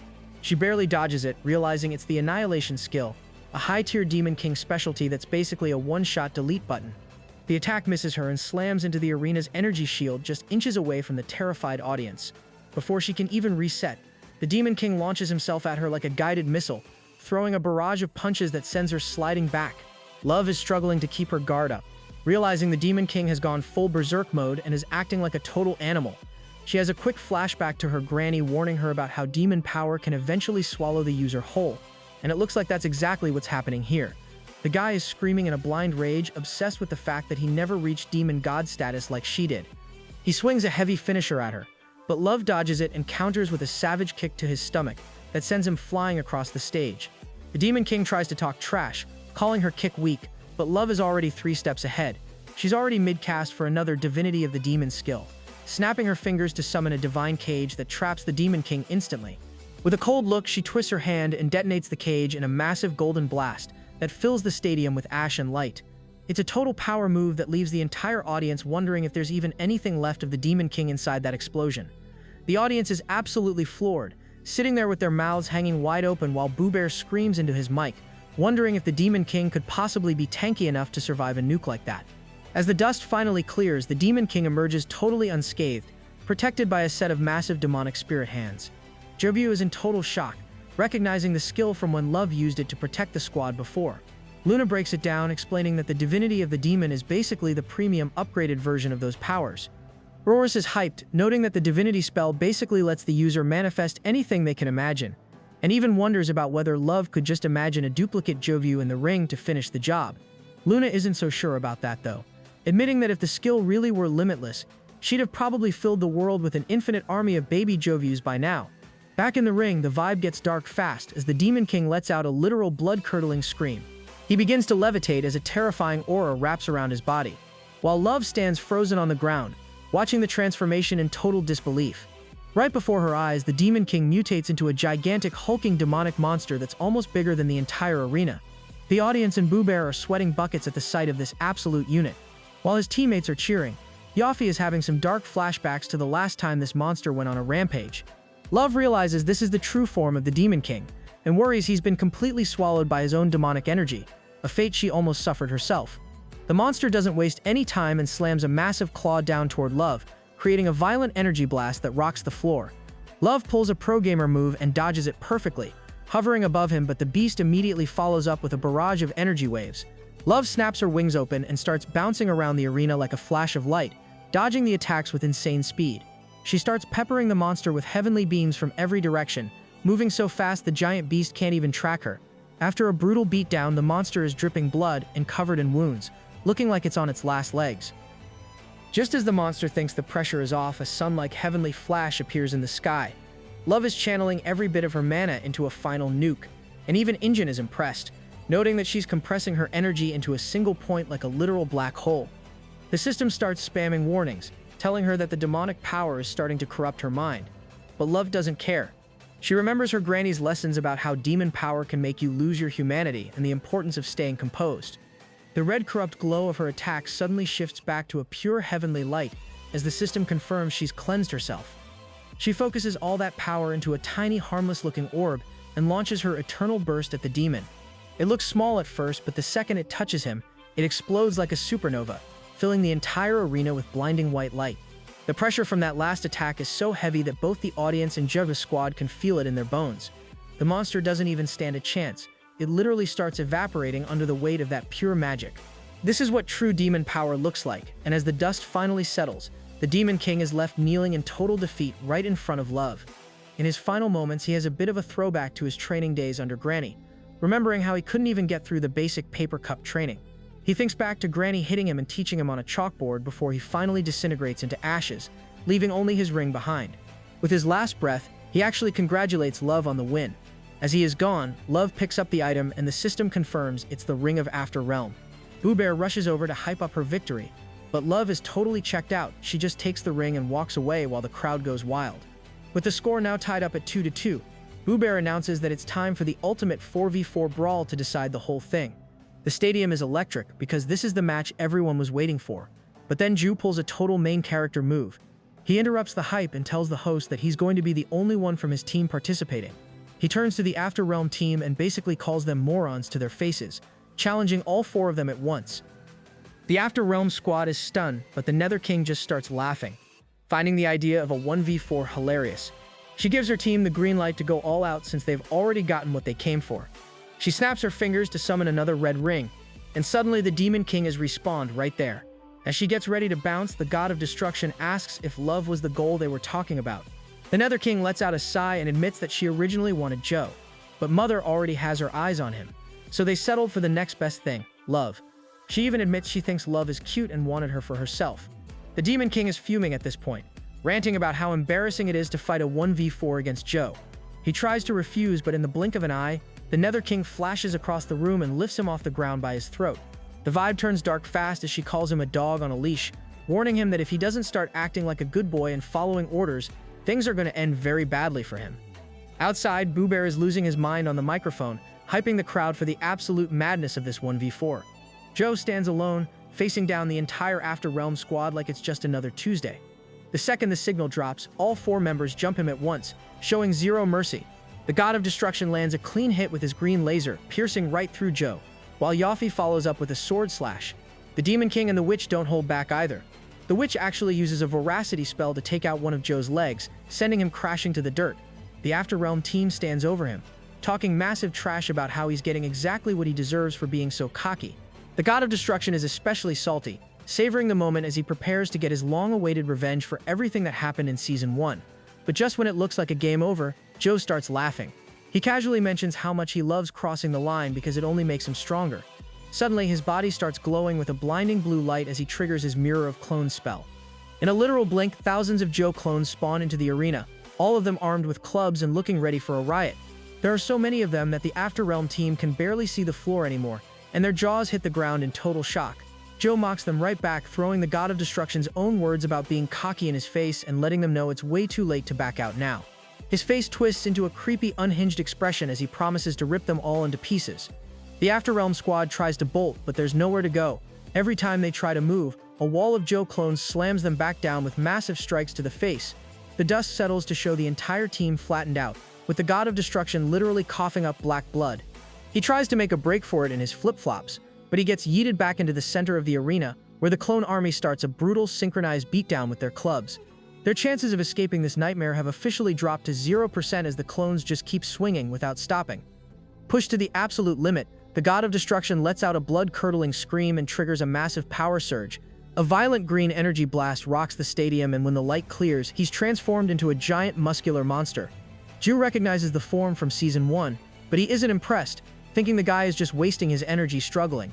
The monster mocks him back, claiming he's going to end Ju once and for all. He reveals that he's twisted the Luminance of Life skill, the same one Luna used, into a terrifying Luminance of Destruction. He's fully convinced that not even a main character like Ju can survive what's coming next. With that, he starts channeling all his power into the luminescence of destruction, creating a green energy aura around his body. Ju sees this and just smiles, then orders his 300 clones to act as his shield. Hearing the command, they all rush forward and start piling themselves onto the god of destruction's massive energy ball like a cover to block it. Boo Bear sees this and starts sweating, realizing that the god of destruction put all his power into this one attack. But Ju's clones are literally throwing themselves in the way to block it, and somehow, it works. The god of destruction drops to his knees, exhausted, wondering where the hell his other teammates are while he's been dealing with all this. Hearing that, Ju casually points to the side, and to the guy's shock, they've all already surrendered.